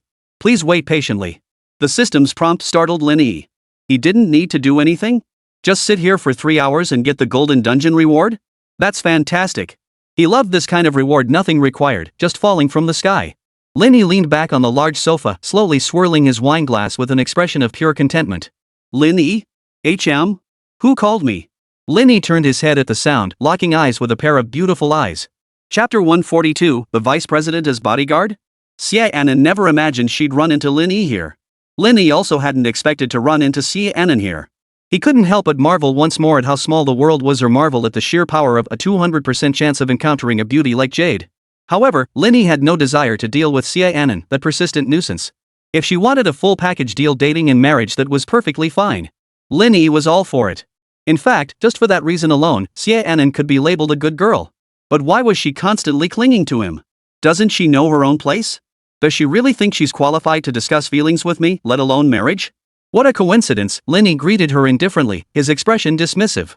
Xie Annan was furious. Lin Yi, why aren't you replying to my messages? I was busy. Lin Yi felt a wave of disgust wash over him. They'd only met twice, how could she act as if they were already in a relationship and he'd abandoned her? You. Before Xie Annan could speak again, Sun Biao stepped forward. Miss, your reserved table is over there. Glancing at the towering Sun Biao, then at Lin Yi, who showed no reaction, Xie Annan gritted her teeth and stormed off in a huff. V05 booth. Song Yuntao set down his wine glass and glanced at Xie Annan, who had returned unexpectedly. Nan, weren't you going to the restroom? You're back already? None of your business. Xie Annan downed a large gulp of wine in a foul mood, her attitude less than courteous. Accustomed to rejection, Song Yuntao scratched his nose and offered patient, gentle reassurance, oblivious to Lin Yi's presence in booth V06. Lin Yi, however, had noticed Song Yuntao, though he paid him little mind. So what if 18 years later he was the deputy director of the organization department in Hangzhou? At least not yet. Lin Yi had every reason to ignore him. Of course, he wouldn't go out of his way to provoke him either. Over the next half hour, Lin Yi drank alone, several groups of girls approaching him to strike up conversations. Their looks and figures were all above 80 points, but Lin Yi just wasn't interested. Whether they're the party starters or the flight attendants, bring them all over to liven things up, Lin Yi instructed Zhao Li. The big shot finally got the hint. That's more like it. Coming to a bar is all about indulging in the pleasures of the flesh. What's the point of drinking alone? Besides, if he didn't bring in the girls, how could he demonstrate his capabilities and earn the boss's approval? Rest assured, Mr. Lin. You won't be disappointed. Zhao Li patted his chest and left. In the time it took to smoke a cigarette, he brought back 2 girls. Both were part of the bar's entertainment crew. If graded, one scored 85, the other 84, not quite matching Qin Miao Miao, but holding their own against Tao Jingxian, maybe even edging her out slightly. Good evening, Mr. Lin. The 2 girls greeted him enthusiastically, but Lin Yi merely processed their names mentally before forgetting them. He couldn't be bothered to remember. Half an hour after the girls sat down, Lin Yi realized he had underestimated Zhao Li's capabilities. 10. A full 10. Seeing Lin Yi's astonished expression, Zhao Li felt a pang of guilt. It wasn't that he was exceptionally powerful or had resources exploding at his fingertips, it was simply that Lin Yi himself was too tough. Zhao Li had merely spread the word that Lin Yi was a friend of the bar's shareholders, wore a Rolex worth over 1 million yuan, and shared a few photos of Lin Yi. The girls lining up to sign up could probably fill an entire platoon. Zhao Li had to pick and choose, selecting the cream of the crop to admit just 8 before announcing they were full. Even then, his phone kept buzzing non-stop as applicants kept pouring in. At that very moment. Mr. Lin, may I call you Brother Lin? My name is Lingling. Brother Lin, I'm Dora. Where are you from? Wow. Brother has abs. The girls surrounding Lin Yi knew exactly how to play the game, and none of them held back. The only difference was whether they were subtle or not. Without Lin Yi lifting a finger, they naturally steered the atmosphere toward warmth and flirtation. Lin Yi's vision was filled with short skirts, long legs, and this was the real meaning of living it up. He glanced at the system interface. The excavation progress was steadily advancing, with less than 2 hours remaining. Since he was just waiting anyway, he might as well have some fun. Once he shed his inhibitions, Lin Yi let loose completely. Whether she scored 80 or 79 points, his approach was simple: spread the love evenly. This sparked fierce competition among the girls, each vying to sit beside him. As the center of their attention, Lin Yi naturally reaped the benefits, fully experiencing the advantages of healthy competition. The girls pulled out all the stops, desperate to stand out among the crowd and catch Lin Yi's eye. This was incredibly satisfying, with the service quality skyrocketing. During drinking, dancing, and games, Lin Yi, positioned at the absolute center, was constantly showered with affection from all angles. And after taking advantage of him, they'd scream and cheer, practically diving into his arms. Led by the girls, Lin Yi felt exceptionally pleased, quickly finishing a case of beer. But Lin Yi needn't worry, Zhao Li had arranged everything perfectly. Waitstaff promptly cleared empty bottles, opened fresh ones, and ensured the table was always stocked with ample drinks and ice. But unlike Lin Yi's joy in the adjacent V05 booth, Xia Annan's expression had twisted into one of fury. Lin Yi had blocked her. When she saw the chat notification stating message sent, but rejected by recipient, she nearly fainted from anger. How dare he? How dare you block me? She was such a proud woman she'd even sat in Lin Yi's lap on the plane, letting him take advantage of her. So why had things turned out like this? She was a pure, decent girl, how could she possibly be inferior to those other women? Yet inexplicably, beneath her fury, Xia Annan still clung to a sliver of hope for Lin Yi. Xia Annan, how pathetic can you be? She turned and berated herself inwardly. He's already blocked you, yet you're still throwing yourself at him. If that's not pathetic, what is it? After berating herself for a while, Xia Annan felt a sense of release, her mindset gradually leveling out. He was just from a remote province. No matter how rich Li Yi was, he still had significant limitations. If she were in a first-tier city like Hangzhou, it wouldn't be such a big deal. With this thought, Xia Annan's mood lifted. Is that Lin Yi? The V06 booth wasn't far away, and the girls over there were making too much noise, so Song Yuntao finally noticed Lin Yi, who was indulging in the sights and sounds of the nightlife. Whoa, this guy's no pushover. He actually managed to book a VIP booth like this so casually? Looks like I underestimated him. Xia Annan had already written Lin Yi off, but Song Yuntao's remark made her feel uneasy again. She couldn't help but retort, what's so impressive about that? He could just be piggybacking on a friend's VIP status. Truthfully, Xia Annan hadn't had a clear grasp of what the VIP card entailed at first. But after Song Yuntao's explanation, she gradually understood. The exclusive Wang card, limited to just 5 users, wasn't something you could get simply by having money. You also needed the right qualifications. Take the Hangzhou big shot Song Yuntao was trying to curry favor with, for instance. He'd started booking his card a month in advance for his birthday celebration. To avoid the weekend rush, he'd even proactively moved his birthday celebration to today. Otherwise, he wouldn't have been able to secure a Wang card here. When Song Yuntao first mentioned it, Xia Annan thought it sounded ridiculous. This big shot celebrating today had already spent over 100,000 just on the drinks on the table, and he'd actually moved up his birthday to secure a reservation? This was a big shot from Hangzhou itself. If even he struggled this much to secure a reservation, how could Lin Yi, who came from a remote small town, possibly get one without crashing someone else's party? Nan, this isn't him crashing a party at all. 99% chance he booked it himself. Song Yuntao pointed at Lin Yi, who was dancing wildly surrounded by beautiful women. He's the centerpiece of the VIP booth. Everyone revolves around him. Even setting that aside, from what I know, Lin Yi has the clout to book a VIP booth himself. Xia Annan froze, unable to suppress a sarcastic snort. You just met him today, and you're already convinced he's got the clout? Nan, you don't know. Song Yuntao leaned close to Xia Annan's ear, his voice thick with secrecy. When we picked up Lin Yi at the airport, you wouldn't believe the spectacle that was put on. He vividly described the scene, then pointed at Sun Biao, who had been standing behind Lin Yi the entire time, acting as his bodyguard. He's not a bodyguard, he's Sun, the vice president of Woyo Media. A vice president as a bodyguard? Xia Annan's head buzzed. Lin Yi, whom she had already let go, surged back into her mind with overwhelming force. Chapter 143, Golden Copy Reward.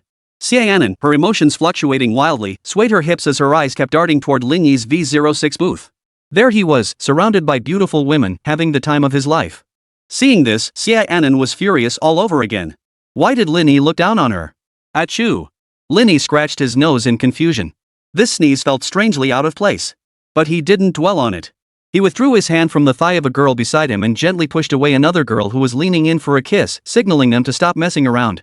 The system notification sounded. Golden Dungeon Map Reward Excavation complete. Time, 3 hours 5 minutes. Congratulations, host, on acquiring 23% equity in BSK brand. Equity transfer in progress. Please wait patiently. Note, due to the unique fortune boost from the Hangzhou City instance, real-world interaction is accelerated. Estimated completion within 24 hours. Lin Yi's eyes lit up. Not only was the reward generous, but the real-world processing speed was significantly faster. He had previously assumed the rewards were confined to the Hangzhou BSK bar, but unexpectedly, he now owned 23% of the entire BSK bar brand. This changed everything. BSK operated over 30 branches across Dragon Nation. Taking the Hangzhou flagship as an example, its investment ran into tens of millions. The Shanghai branch was no less substantial, requiring nearly equivalent capital. With such substantial investments in just 2 locations, not to mention the others, Lin Yi's 23% stake was worth at least 50 million yuan. But the monetary value of the shares was secondary. What mattered most was the network of connections behind them. This meant Lin Yi could leverage his shares to ascend into higher-level circles, gaining privileges and conveniences money alone couldn't buy. Take now, for instance. Whenever Lin Yi wants to come back to Hangzhou's BSK bar to enjoy himself as a shareholder, he can book the VIP room anytime he pleases. Sweet. Leaning back on the sofa, Lin Yi downed a glass of liquor in one gulp. Setting the glass down, he casually gave the girl's pert but a pat. Yay, you're so naughty, big bro, but little sis loves it. The girl, playfully slapped, squealed in mock protest, her cheeks flushing as she burrowed into Lin Yi's embrace. He knew she was putting on a show, but with her throwing herself at him like that, Lin Yi wasn't about to hold back. Brother, me too, I want some. Another girl refused to be outdone. She twisted her waist and turned, her short skirt fluttering as her pert behind came right up to him. Lin Yi didn't hold back, raising his hand and smacking her bottom. Big bro, I love you so much. Soon, Lin Yi had one girl on each arm. The rest swarmed around him, chattering excitedly. Taking advantage of his occupied hands, they frantically rubbed against him. Damn it! Lin Yi felt his lips were about to swell from all the kissing. When these girls got going, the word crazy couldn't even begin to describe it. Ding! Reversal quest: the middle-aged man's sensual indulgence completed. Real-time update. Core reward mechanism: sensual indulgence. Host, please employ appropriate methods and means to spend 10 million within the 2-hour limit. The system will evaluate based on spending speed and generated pleasure value. 80 points, passing grade, earn 2x spending rebate. 90 points, excellent. Receive 5x spending rebate.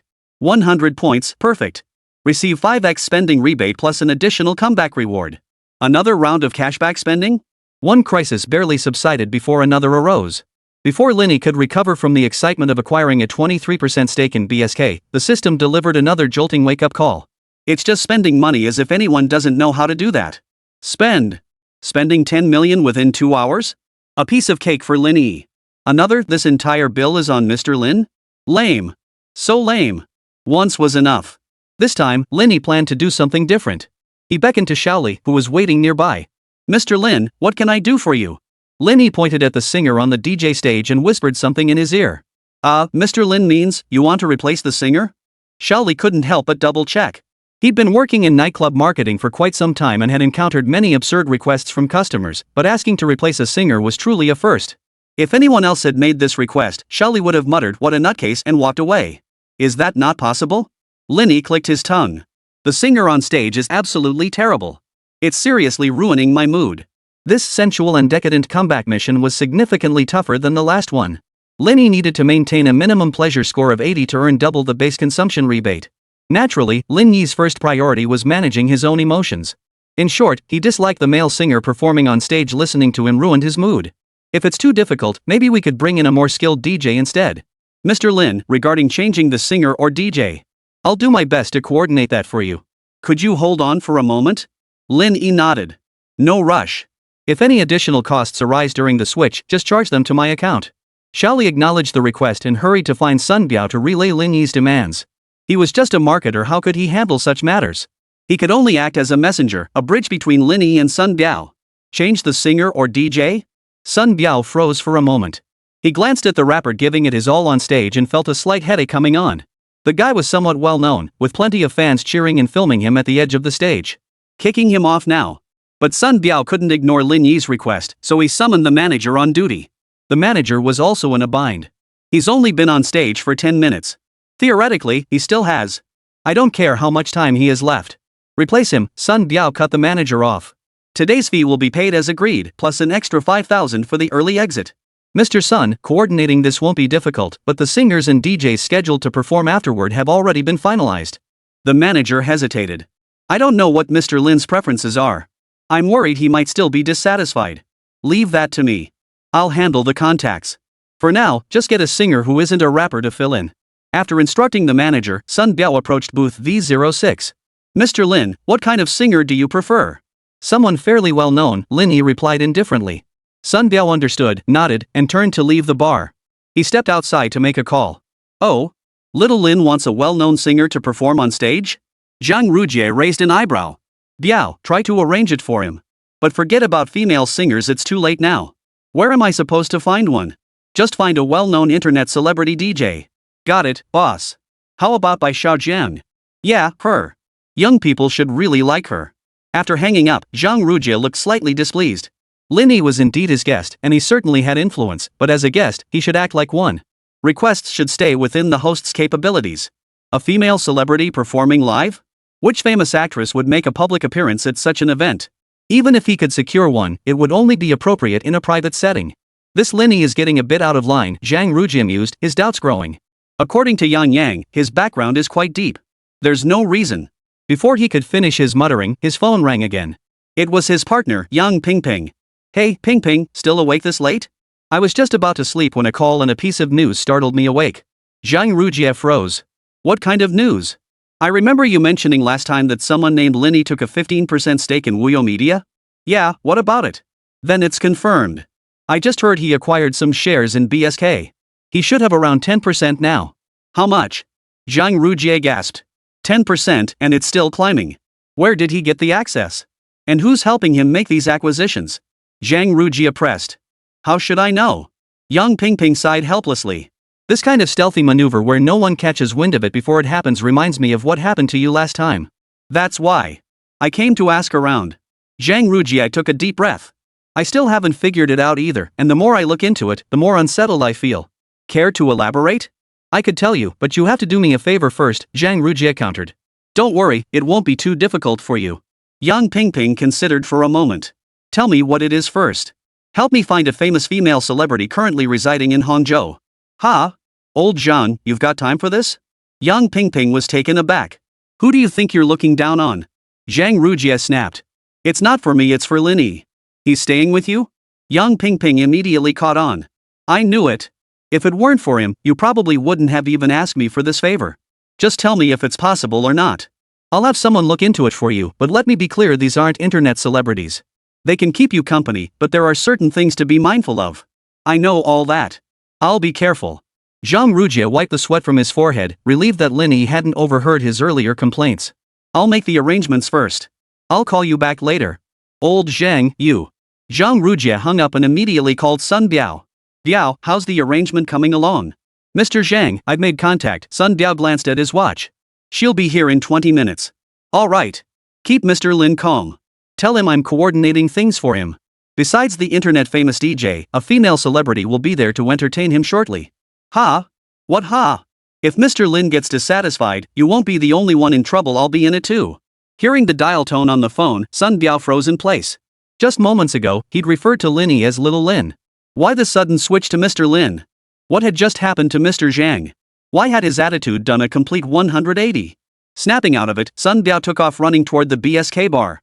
Whatever the reason, if he failed to please this big shot, he'd be the first one to suffer. Chapter 144, His Joy, I understand all too well. Hangzhou BSK bar. The famous rapper, having performed 2 songs on stage, bid farewell to the fans below and turned to leave. Ha? He's leaving already? Wasn't the scheduled performance time 1 hour? He's leaving after just 2 songs? The rapper's departure left his fans puzzled and sparked some small-scale discussions, but the other patrons in the bar didn't seem to care. Though trendy, the rapper still had a relatively niche audience. However, while the remaining guests weren't concerned about why the rapper left early, not a single supporting act took the stage after his departure.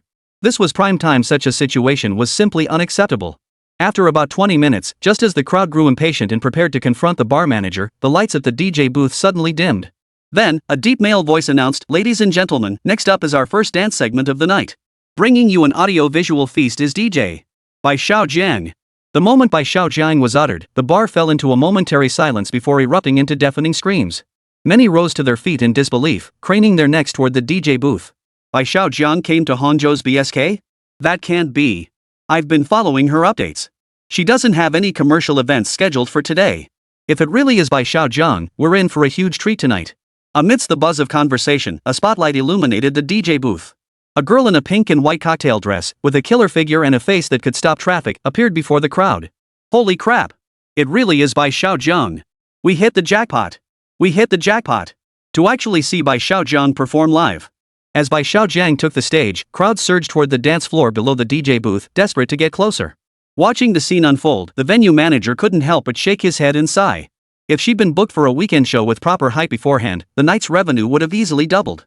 It wasn't just the manager feeling frustrated. Bai Xiaojiang was equally helpless. Just half an hour ago, she was hanging out with her girlfriends at a KTV. Then her agent called and demanded she come to BSK bar for overtime. Bai Xiaojia was naturally extremely reluctant, even resistant. Who in their right mind would want to work these unplanned overtime shifts? But her agent added that this was an arrangement from the vice president above. Naturally, Bai Xiaojiu dared not disobey and rushed over in a hurry. Sun Biao was there to pick her up. She knew this Mr. Sun, of course. Although her agency wasn't Wuyo Media, her employer, Wagway Entertainment, had deep partnerships with them. The reason? The CEOs of both companies were sworn brothers. As a key figure in President Zhang's inner circle, Bai Xiaojiu naturally knew Sun Biao. Miss Bai, you've worked hard. Mr. Lin is our CEO Zhang's honored guest tonight. You must give it your all. A generous reward awaits afterward. Sun Biao said with a smile. Bai Xiaojiu understood immediately. Great. Another rich and powerful big shot. A casual remark, or rather, a hint, and she'd be running herself ragged. That gentleman over there is Mr. Lin. Following the direction of Sun Biao's finger, Bai Xiaojiu spotted Lin Yi seated in the booth. Her initial reluctance faded considerably.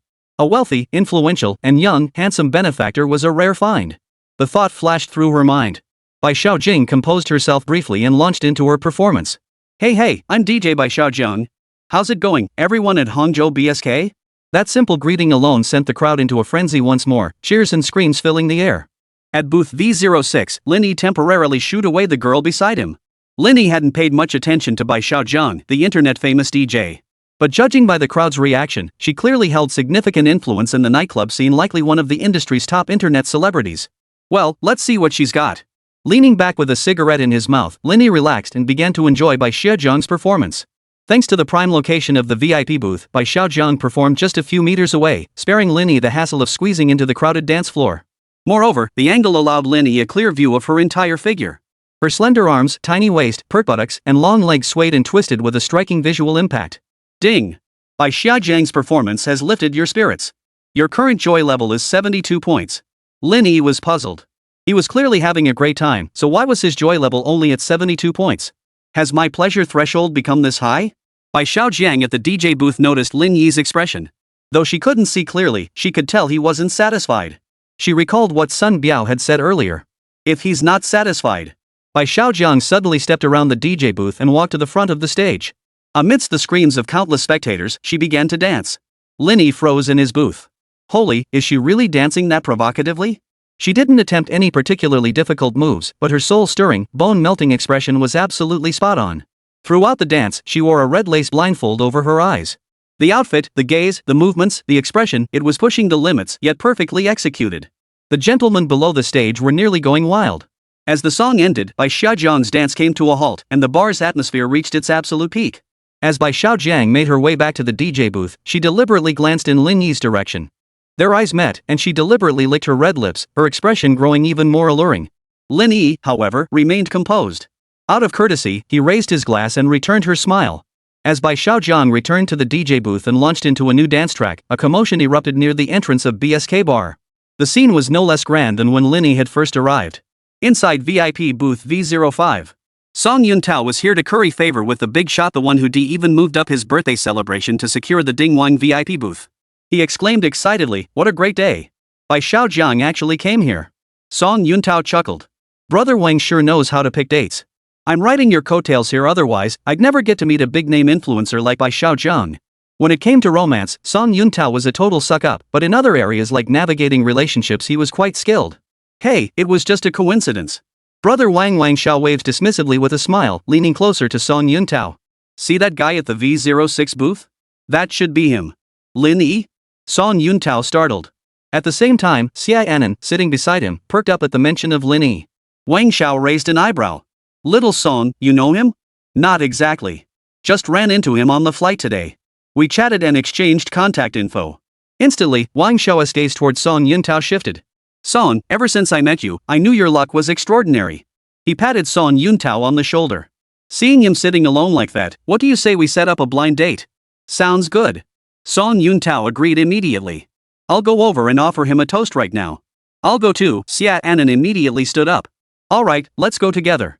Song Yuntao didn't refuse, rising with Xia Anan to leave their booth. Meanwhile, the group that had caused the commotion earlier also arrived at the VIP booth area, taking seats at V03. Why did Bai Xiaojing suddenly show up here? The plump, fair-skinned young man leading the group voiced his displeasure. I've tried to meet her several times either in Shanghai or Shenzhen. If it weren't for you guys today, I wouldn't have known she'd suddenly dropped by BSK Bar. Young Master Yang, when Bai Xiaojing takes a break later, can't we just have her come over to toast us? The young man addressed as young Master Yang was Yang Haoxuan, a notorious second-generation playboy from Hangzhou. The young man seated beside Yang Haoxuan was his friend and subordinate. In Yang Haoxuan's circle, everyone who knew the young man called him Big Huang. First, the young man's surname was Huang. Second, the prefix Big perfectly encapsulated his status and role within their circle. A toast? That's not enough.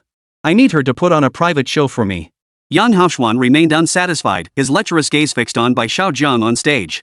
This woman wasn't just stunningly beautiful, her dancing was utterly mesmerizing. Hearing this, Big Huang shook his head. Young Master Yang, having her come sit with us during her break is fine, but she's already famous. A private performance? I doubt it'll work. Yang Haoxuan shot De Huang a glare. Did I ask you for your opinion? I told you to find a way.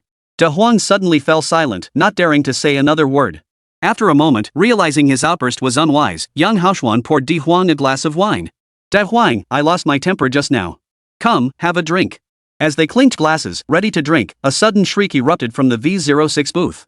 Yang Haoxuan's hand shook violently, spilling an entire glass of liquor onto Da Huang's face.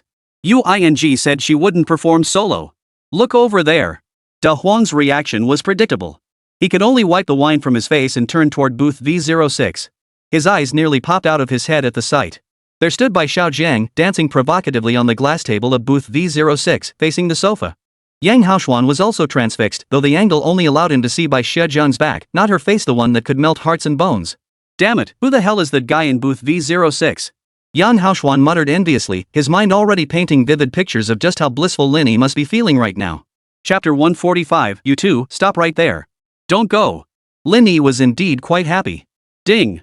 By Xiao Zhang performed a private dance for your enjoyment. Your mood is excellent, with a current pleasure level of 77 points. As Bai Xiao Zhang finished her dance and approached the sofa, the girls surrounding Lin Yi instinctively made room for him. Big spender, let me introduce myself. I'm DJ Bai Xiao Zhang. Lin Yi. Lin Yi's introduction was brief, but Bai Xiaojiao firmly committed both the name and that handsome face to memory. He was truly handsome. From a distance, it had been hard to see clearly, but up close, Bai Xiaojiang's heart skipped a beat. He was flawlessly handsome. She leaned in close to Lin Yi, her breath warm against his ear. Did you think I danced well just now? Overall, it was decent. It's just a shame I couldn't see the details clearly, Lin Yi replied with a smile. Bai Xiaojiang bit her lip lightly, her eyes glistening. In that case, how about I dance another song for you? Before Lin Yi could answer, she rose from the sofa, quickly cleared the glass table to make space, and stepped onto it in her high heels. Lin Yi made no attempt to look away, staring intently at Bai Xiaojiang from head to toe, not missing a single detail of her posture or expression. Damn, she's got moves. After dancing for about a minute, Bai Xiaojiang stretched her long legs and stepped onto the sofa. Her legs spread wide, one on either side, positioning herself directly above Lin Yi's seated spot. She began to sway and move. Thrilling. With those long white legs mere inches away, Lin Yi didn't hesitate. His hands slid up without a second thought. While Lin Yi reveled in Bai Xiaojiang's suggestive solo dance, Yang Haoxuan stared enviously toward the V06 booth, consumed by jealousy. He wanted the same treatment as Lin Yi. Big Yellow, go ask the manager who the person in booth V06 is. When will Bai Xiaojiang's private dance end? Have her perform a solo dance for me too. Right away, young Master Yang.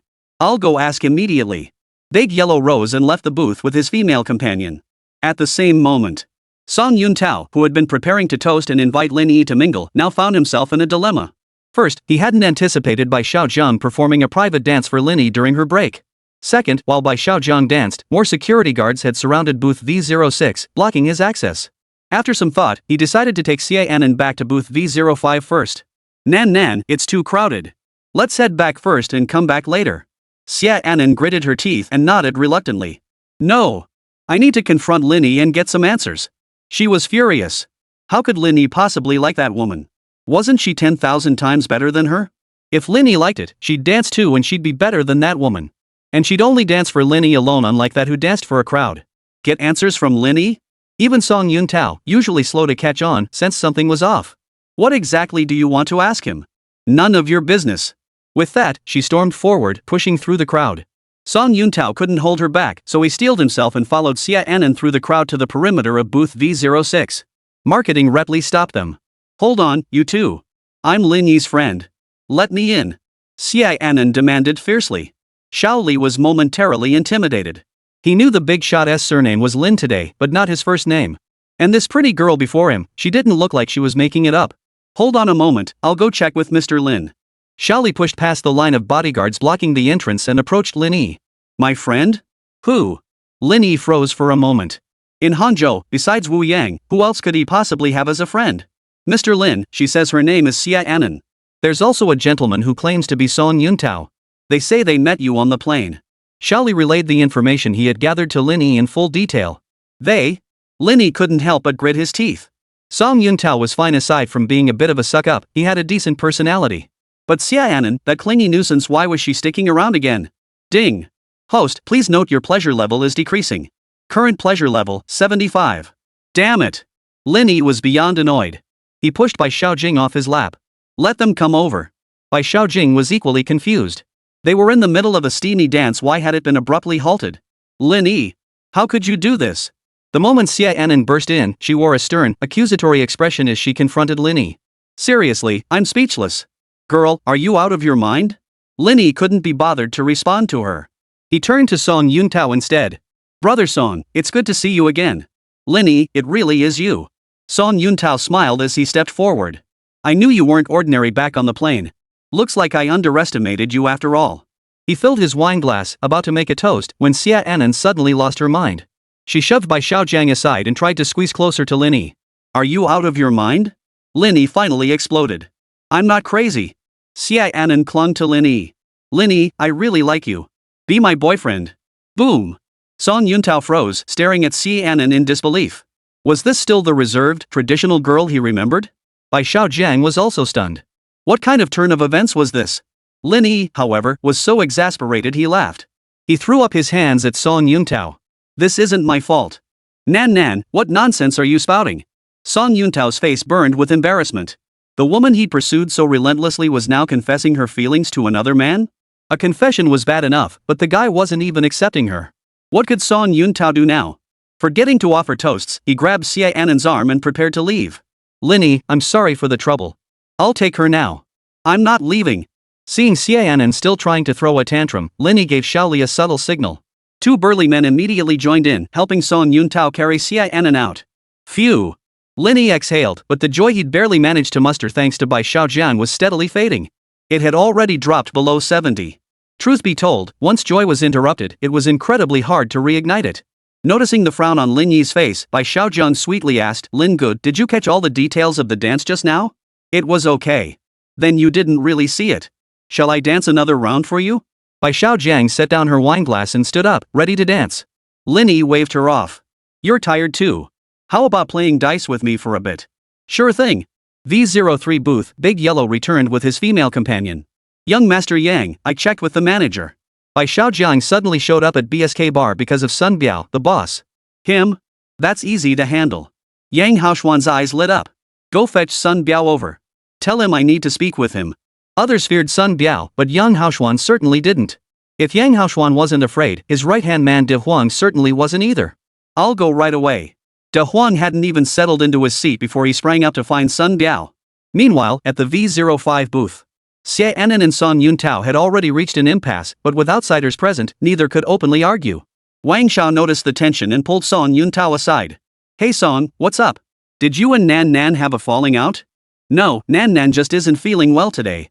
Seeing Song Yuntao didn't want to talk about it, Wang Xiao dropped the subject and turned to ask Lin Yi, what about the friend at table V06? Song Yuntao felt a lump in his throat, unsure how to begin. The girl he treasured like a precious jewel. Taking a deep breath, Song Yuntao said he was having a great time with Bai Xiaojiang.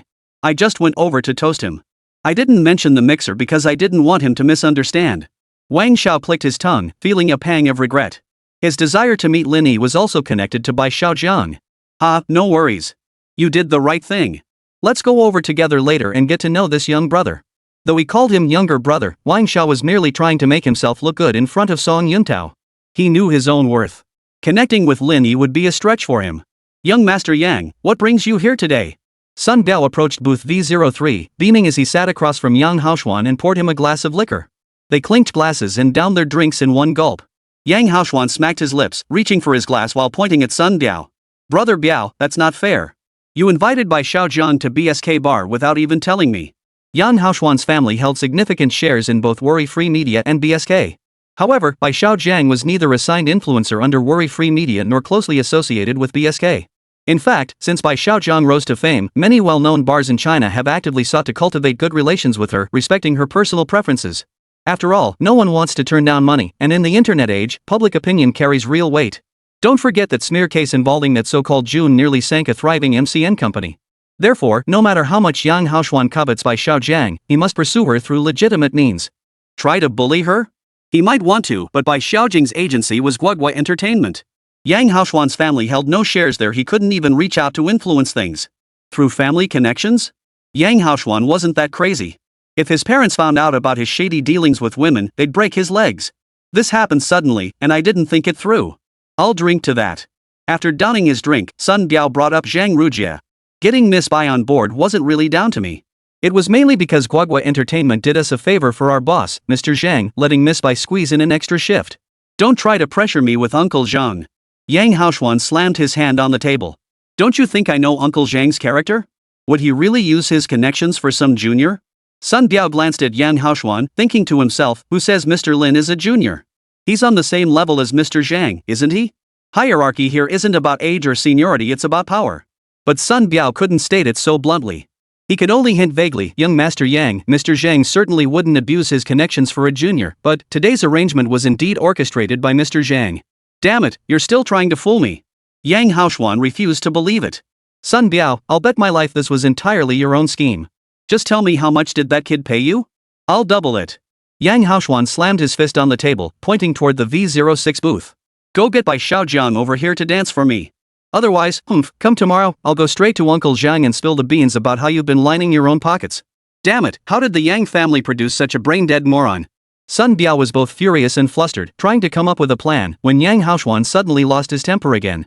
In his line of sight, Lin Yi and Bai Xiaojiang both stood up, chatting and laughing, walking toward the restroom in a clingy, affectionate manner. Damn it, you two, stop right there. You're not going anywhere.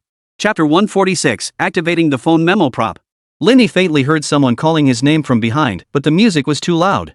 He didn't catch the words clearly and paid it no mind. Lin Yi, what's wrong? Bai Xiaojiang asked in a sweet, girlish voice. Nothing. Let's go. Lin Yi wrapped his arm around Bai Xiaojiang's waist and continued toward the restroom. At popular nightclubs, restroom lines were almost always inevitable, especially for the ladies' room. But there was one exception. That's when you're seated in a VIP booth. You've spent the money. If you don't get special privileges, isn't that money wasted? To preserve the prestige of their patrons, most nightclubs have dedicated restrooms for VIP booths. There was once a rumor that a rapper in Shanghai got beaten up after rushing to the VIP restroom because he couldn't wait. At first glance, this seems pretty outrageous. Back then, Lin Yi didn't quite get it either, but now. We paid for this bathroom, what gives you the right to use it? At that moment, Lin Yi and Bai Xiaojiang entered restrooms even more private than the VIP ones, exclusive VVIP facilities reserved for shareholders. Located behind the manager's office, the duty manager personally escorted them around the corner. After that, the manager tactfully excused himself and left. But halfway down the corridor, he bumped into Yang Haoxuan, who was storming over in a rage. Damn it, did Bai Xiaojiang and that guy go in? The duty manager looked utterly bewildered. Why get so worked up over someone using the restroom? But he recognized Yang Haoxuan and knew his family also held shares in BSK Bar, so he dared not provoke him. The duty manager replied respectfully, Young Master Yang, Mr. Lin and Miss Bai did indeed go to the restroom. Damn it! Yang Haoxuan cursed again, his chest tight with frustration. Why the hell was Bai Xiaojing the guy he couldn't even get to go out with now going to the bathroom with this so-called Mr. Lin? They're adults who in their right mind would casually agree to go to the bathroom together in a bar? Even a fool could see what was going on. But Yang Haoxuan, the young master, was completely mistaken. After drinking so much, it was perfectly normal for Lin Yi to need to use the restroom. Why did Bai Xiaojing follow him? Couldn't she go to the bathroom after drinking? What a coincidence. Lin Yi, I feel a bit dizzy. In the corridor, still lingering with the scent of incense, Bai Xiaojia, who had been walking normally moments ago, suddenly leaned in, half clinging to Lin Yi. Out of nowhere, why did she suddenly get drunk? But Lin Yi knew exactly what was going on. He smiled and said, "What should we do then? Shall I support you?" As an understanding man, Lin Yi naturally supported Bai Xiaojiang as they made their way to the restroom at the end of the corridor. The two restrooms facing each other, one on the left and one on the right, were not gender-specific, both were private, single-occupancy stalls. As for why they were designed this way? The answer was simple: customer privacy. Leaning against Lin Yi, Bai Xiaojiang turned the handle of the right stall. Stepping inside first, she cast him a sultry glance over her shoulder. "Is it convenient for you, brother Lin?" Before Lin Yi could answer, Bai Xiaojiang pulled him into the restroom. Bang! The moment the door slammed shut, she pressed herself against him, as if afraid he might escape. Click. After locking the door, she tilted her head back to meet Lin Yi's gaze, mere inches away. In the confined space, their eyes locked, and the air thickened with an electric, ambiguous tension. Under the bright incandescent light and at such close proximity, Lin Yi could observe Bai Xiaozhang's features more distinctly. Truth be told, heavy makeup wasn't something every girl could pull off. Such a look demanded highly defined, sculpted features. Bai Xiaozhang's club makeup was precisely that kind of bold look. Clearly, she possessed a natural gift for effortlessly pulling off such bold makeup, her striking features radiating an intensely alluring aura. At that moment, Bai Xiaozhang leaned against the door, one long leg wrapped around Lin Yi's waist. Her expressive eyes glanced sideways at him, her pearly teeth lightly biting her lip. That look! Lin Yi couldn't help but feel a surge of emotion. Bai Xiaozhang's utterly captivating expression was the primary reason for her immense popularity. Observing her utterly seductive, borderline provocative expression up close was pure bliss. Bai Xiaozhang let out a soft nasal sound, pushing the already charged atmosphere in the cramped space to new heights. Ding! Having the opportunity to admire Bai Xiaozhang's signature move up close has greatly improved your mood. Your current pleasure value is 80 points. Lin Yi ignored the system notification. To secure today's reward, he was determined to go all out. Amid Bai Xiaozhang's muffled gasps, Lin Yi seized her slender waist and pulled her into his embrace. Yeah! As their bodies collided, Lin Yi felt vast swaths of coolness pressed against him. So refreshing. Lin Yi, weren't you just coming in to use the restroom? Why? Bai Xiaozhang obediently wrapped her arms around Lin Yi's neck, grinning mischievously. Then are you relieving yourself? Lin Yi asked, his breathing heavy. Why don't you try and see? As soon as the words left her lips, Bai Xiaozhou pulled back slightly and gave Lin Yi a light peck on the cheek. Lin Yi first marveled at the profound depth of the Chinese language, then without hesitation, returned the favor with a long, wet kiss. A few minutes later, Bai Xiaozhang was overcome by the alcohol, unable to stand steadily. Thoughtfully, Lin Yi turned her around and placed her on the sink counter, ensuring she remained steady and wouldn't collapse drunk on the floor.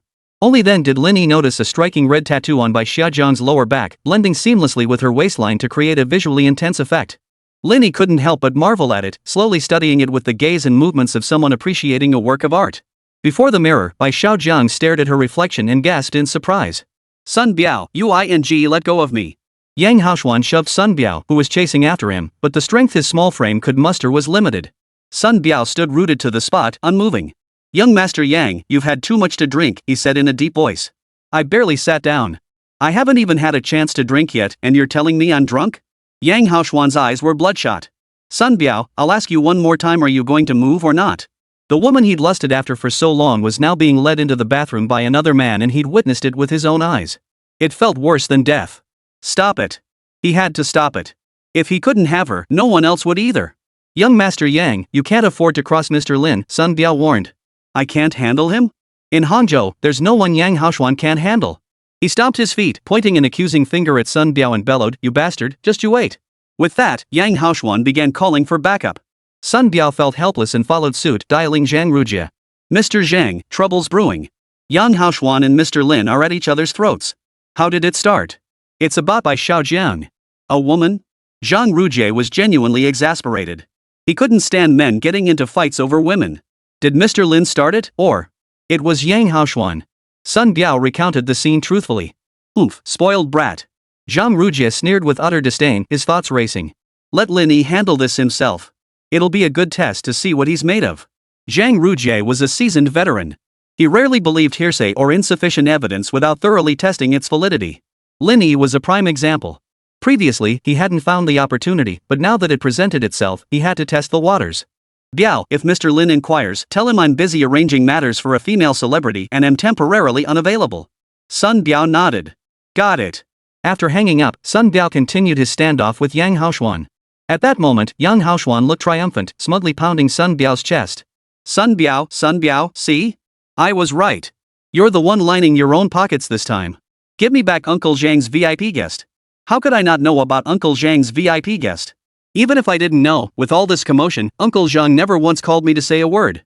Yang Haoxuan was now absolutely certain Sun Biao had taken bribes to do his job, and that so-called VIP guest was nothing but a fraud. Sun Biao, you're unbelievable. When I came to you before, you made all kinds of excuses, this won't work, that won't work.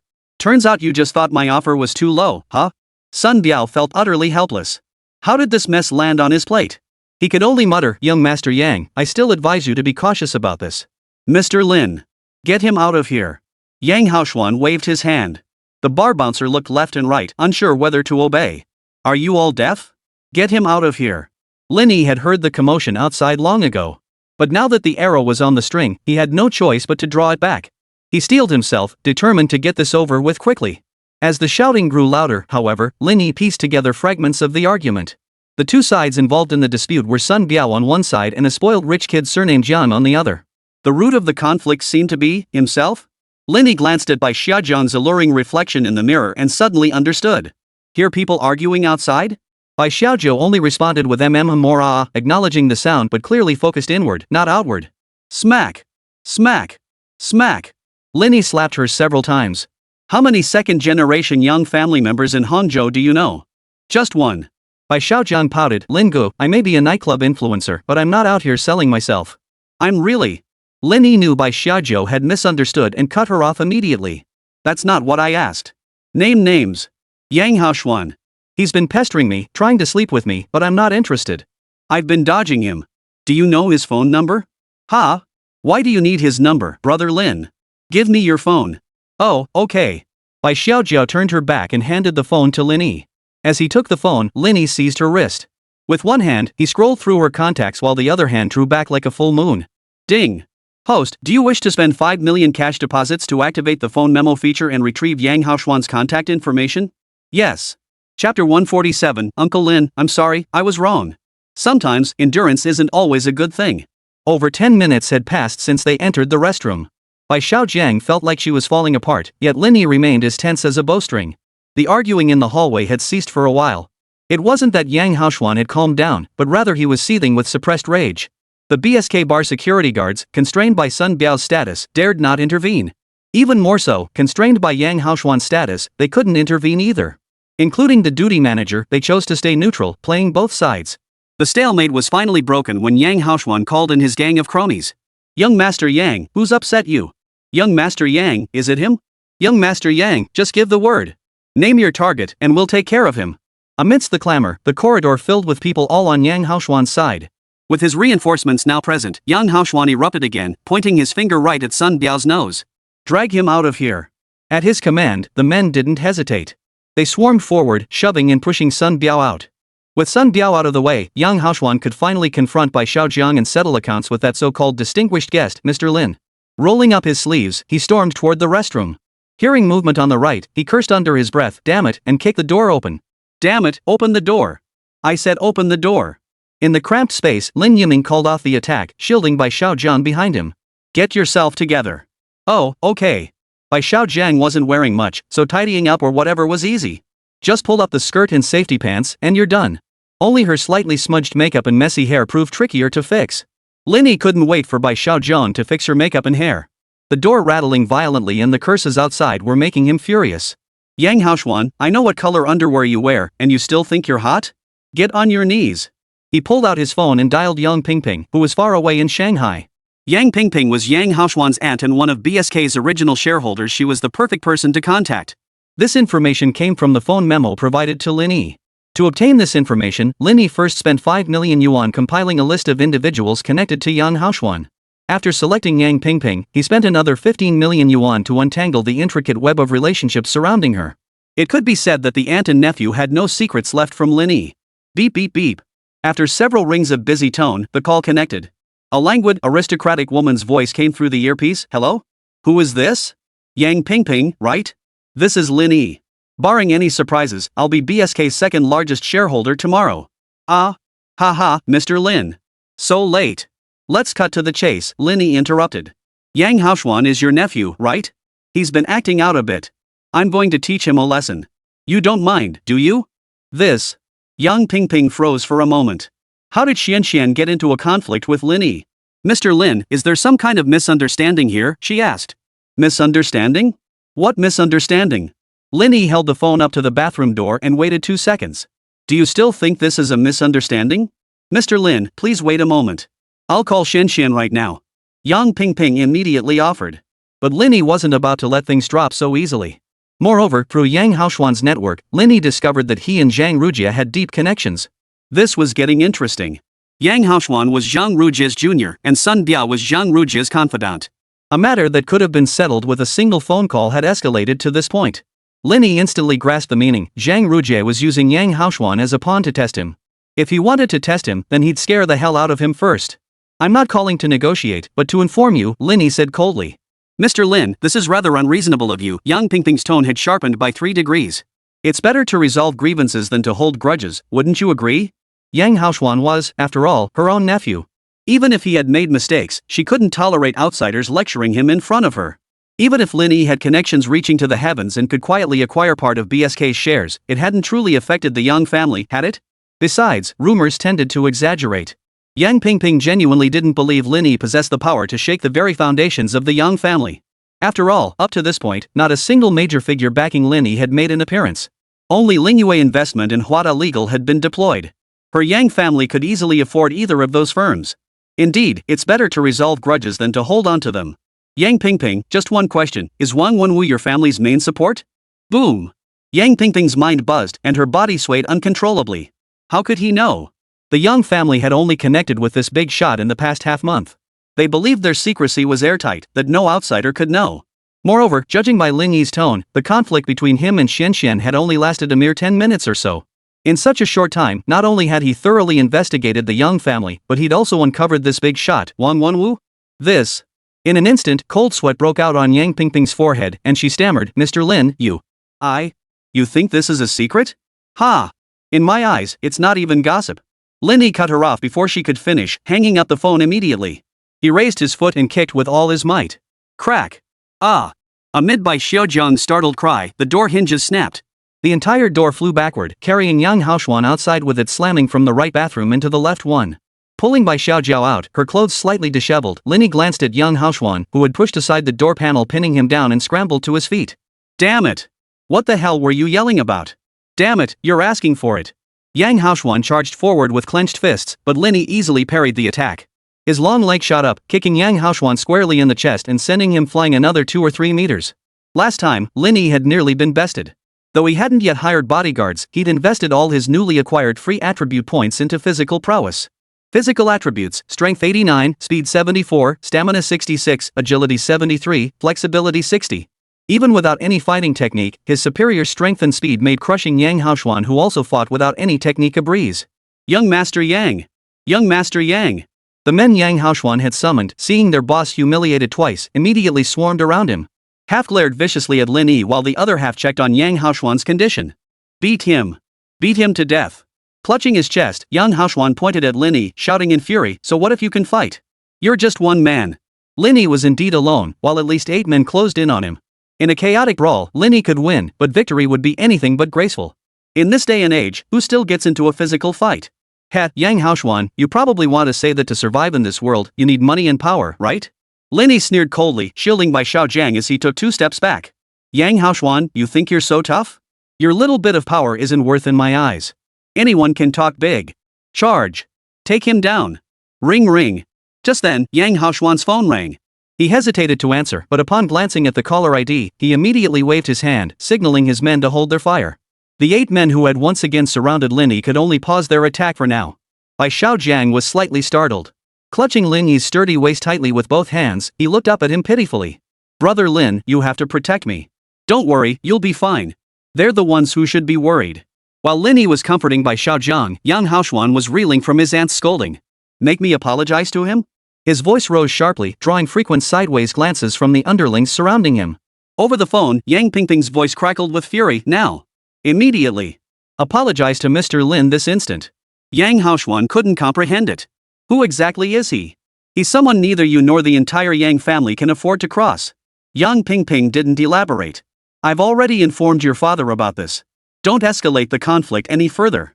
Do you hear me? Did you hear me? I heard you, Yang Haoxuan replied, his voice defeated. Before he could say more, Yang Pingping hung up. At the same moment, Lin Yi's phone rang. Hello, this is Lin Yi. Mr. Lin, hello. This is Yang Ji, Yang Haoxuan's father.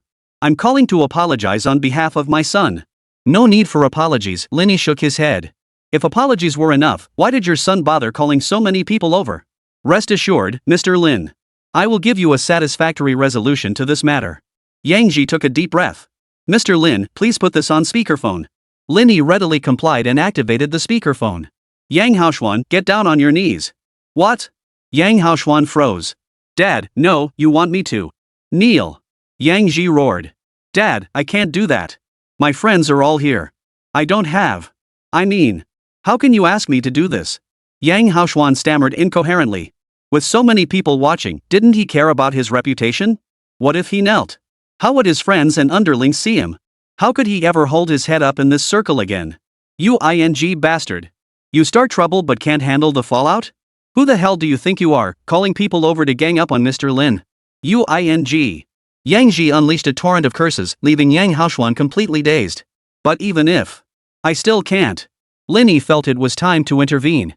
Clearing his throat, he interrupted, Ahem, Brother Yang, with so many people watching, kneeling might be a bit much. Besides, the conflict between me and Yang Haoxuan doesn't warrant this.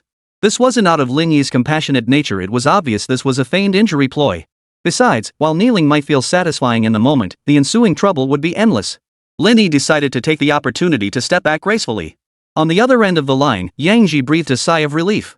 All his dramatic acting hadn't been in vain, he'd thoroughly humiliated his son. If he hadn't thoroughly humiliated him, how could Lin Yi possibly vent the anger pent up inside? But since Lin Yi had conceded, Yang Ji had to show some willingness to compromise. Yang Haoxuan, since Mr. Lin has spoken, I won't force you. Now, immediately apologize to Mr. Lin. No, Uncle Lin. Good news, no need to kneel. The bad news, Lin Yi, who was younger than him, had suddenly gained a generation and become his uncle. What difference does it make anyway? Stop grumbling. Apologize to Uncle Lin now. Yang Haoxuan flinched at Yang Ji's shout. Glancing at Lin Yi, he could only bow his head and say, I was wrong about what happened today. I'm sorry. Uncle Lin. Yang Haoxuan, you think you're so tough? Speak up. Yang Ji continued yelling into the phone. Yang Haoxuan closed his eyes and shouted at the top of his lungs, Uncle Lin. I'm sorry. I was wrong today. Chapter 148, the grand finale. After Yang Haoxuan backed down, Lin Yi didn't press the issue and invited him to drink together. During the gathering, Zhang Rujie, who had grown increasingly attentive toward him, accelerated his efforts to invite celebrities. In just over half an hour, Lin Yi, who'd been fretting about his satisfaction level falling short, suddenly spotted a stunningly curvaceous beauty approaching, her face partially obscured by a mask. What the hell? Holy! Everyone was stunned. Though they dared not speak aloud, they silently cheered Lin Yi's prowess, gaining a deeper understanding of his hidden capabilities. Lin Yi earned a fivefold consumption rebate. That one woman alone provided him with 53 million. The Hangzhou trip continued. After signing the contract, Lin Yi attended the worry-free night event packed with major internet celebrities, aiming to boost his reputation points. During the event, Zhang Dada, an artist signed to worry-free media, clashed with Lin Yi over seating arrangements. Lin Yi humiliated him publicly, leaving Zhang to slink away in disgrace. Lin Yi walked the red carpet flanked by two beauties Meng Zihan and Ya Duo, sending his reputation soaring. After the event, Lin Yi accepted dinner invitations from Yang Pingping and Zhang Rujie. Yang Haoxuan, who had been humiliated earlier, sincerely addressed him as Uncle Lin once more. After the banquet, as they prepared to stay in Hangzhou for a few more days, Qin Miaomia suddenly took leave and departed. Sensing trouble, Lin Yi pressed her repeatedly over the phone. It turned out Shi Wei had spread rumors back home, pressuring Qin Miaomia into marriage or refusing to return the down payment for her apartment. Returning to Mingqing that same day, Lin Yi assembled Yiran, Zhang Jiadong, and others into a massive convoy of sports cars. This display of wealth and connections not only rescued Qin Miaomia but also left Shi Wei thoroughly humiliated. Qin Miaomia was utterly captivated, while Shi Wei suffered a humiliating defeat. To express his gratitude, Lin Yi hosted a banquet at Mingqing's most luxurious club. Using the reward exposed by Jiang Ningwei, he outright purchased the entire venue, adding it to his fixed assets. With that matter settled, Lin Yi traveled to Jingqing to visit Lin Yuan.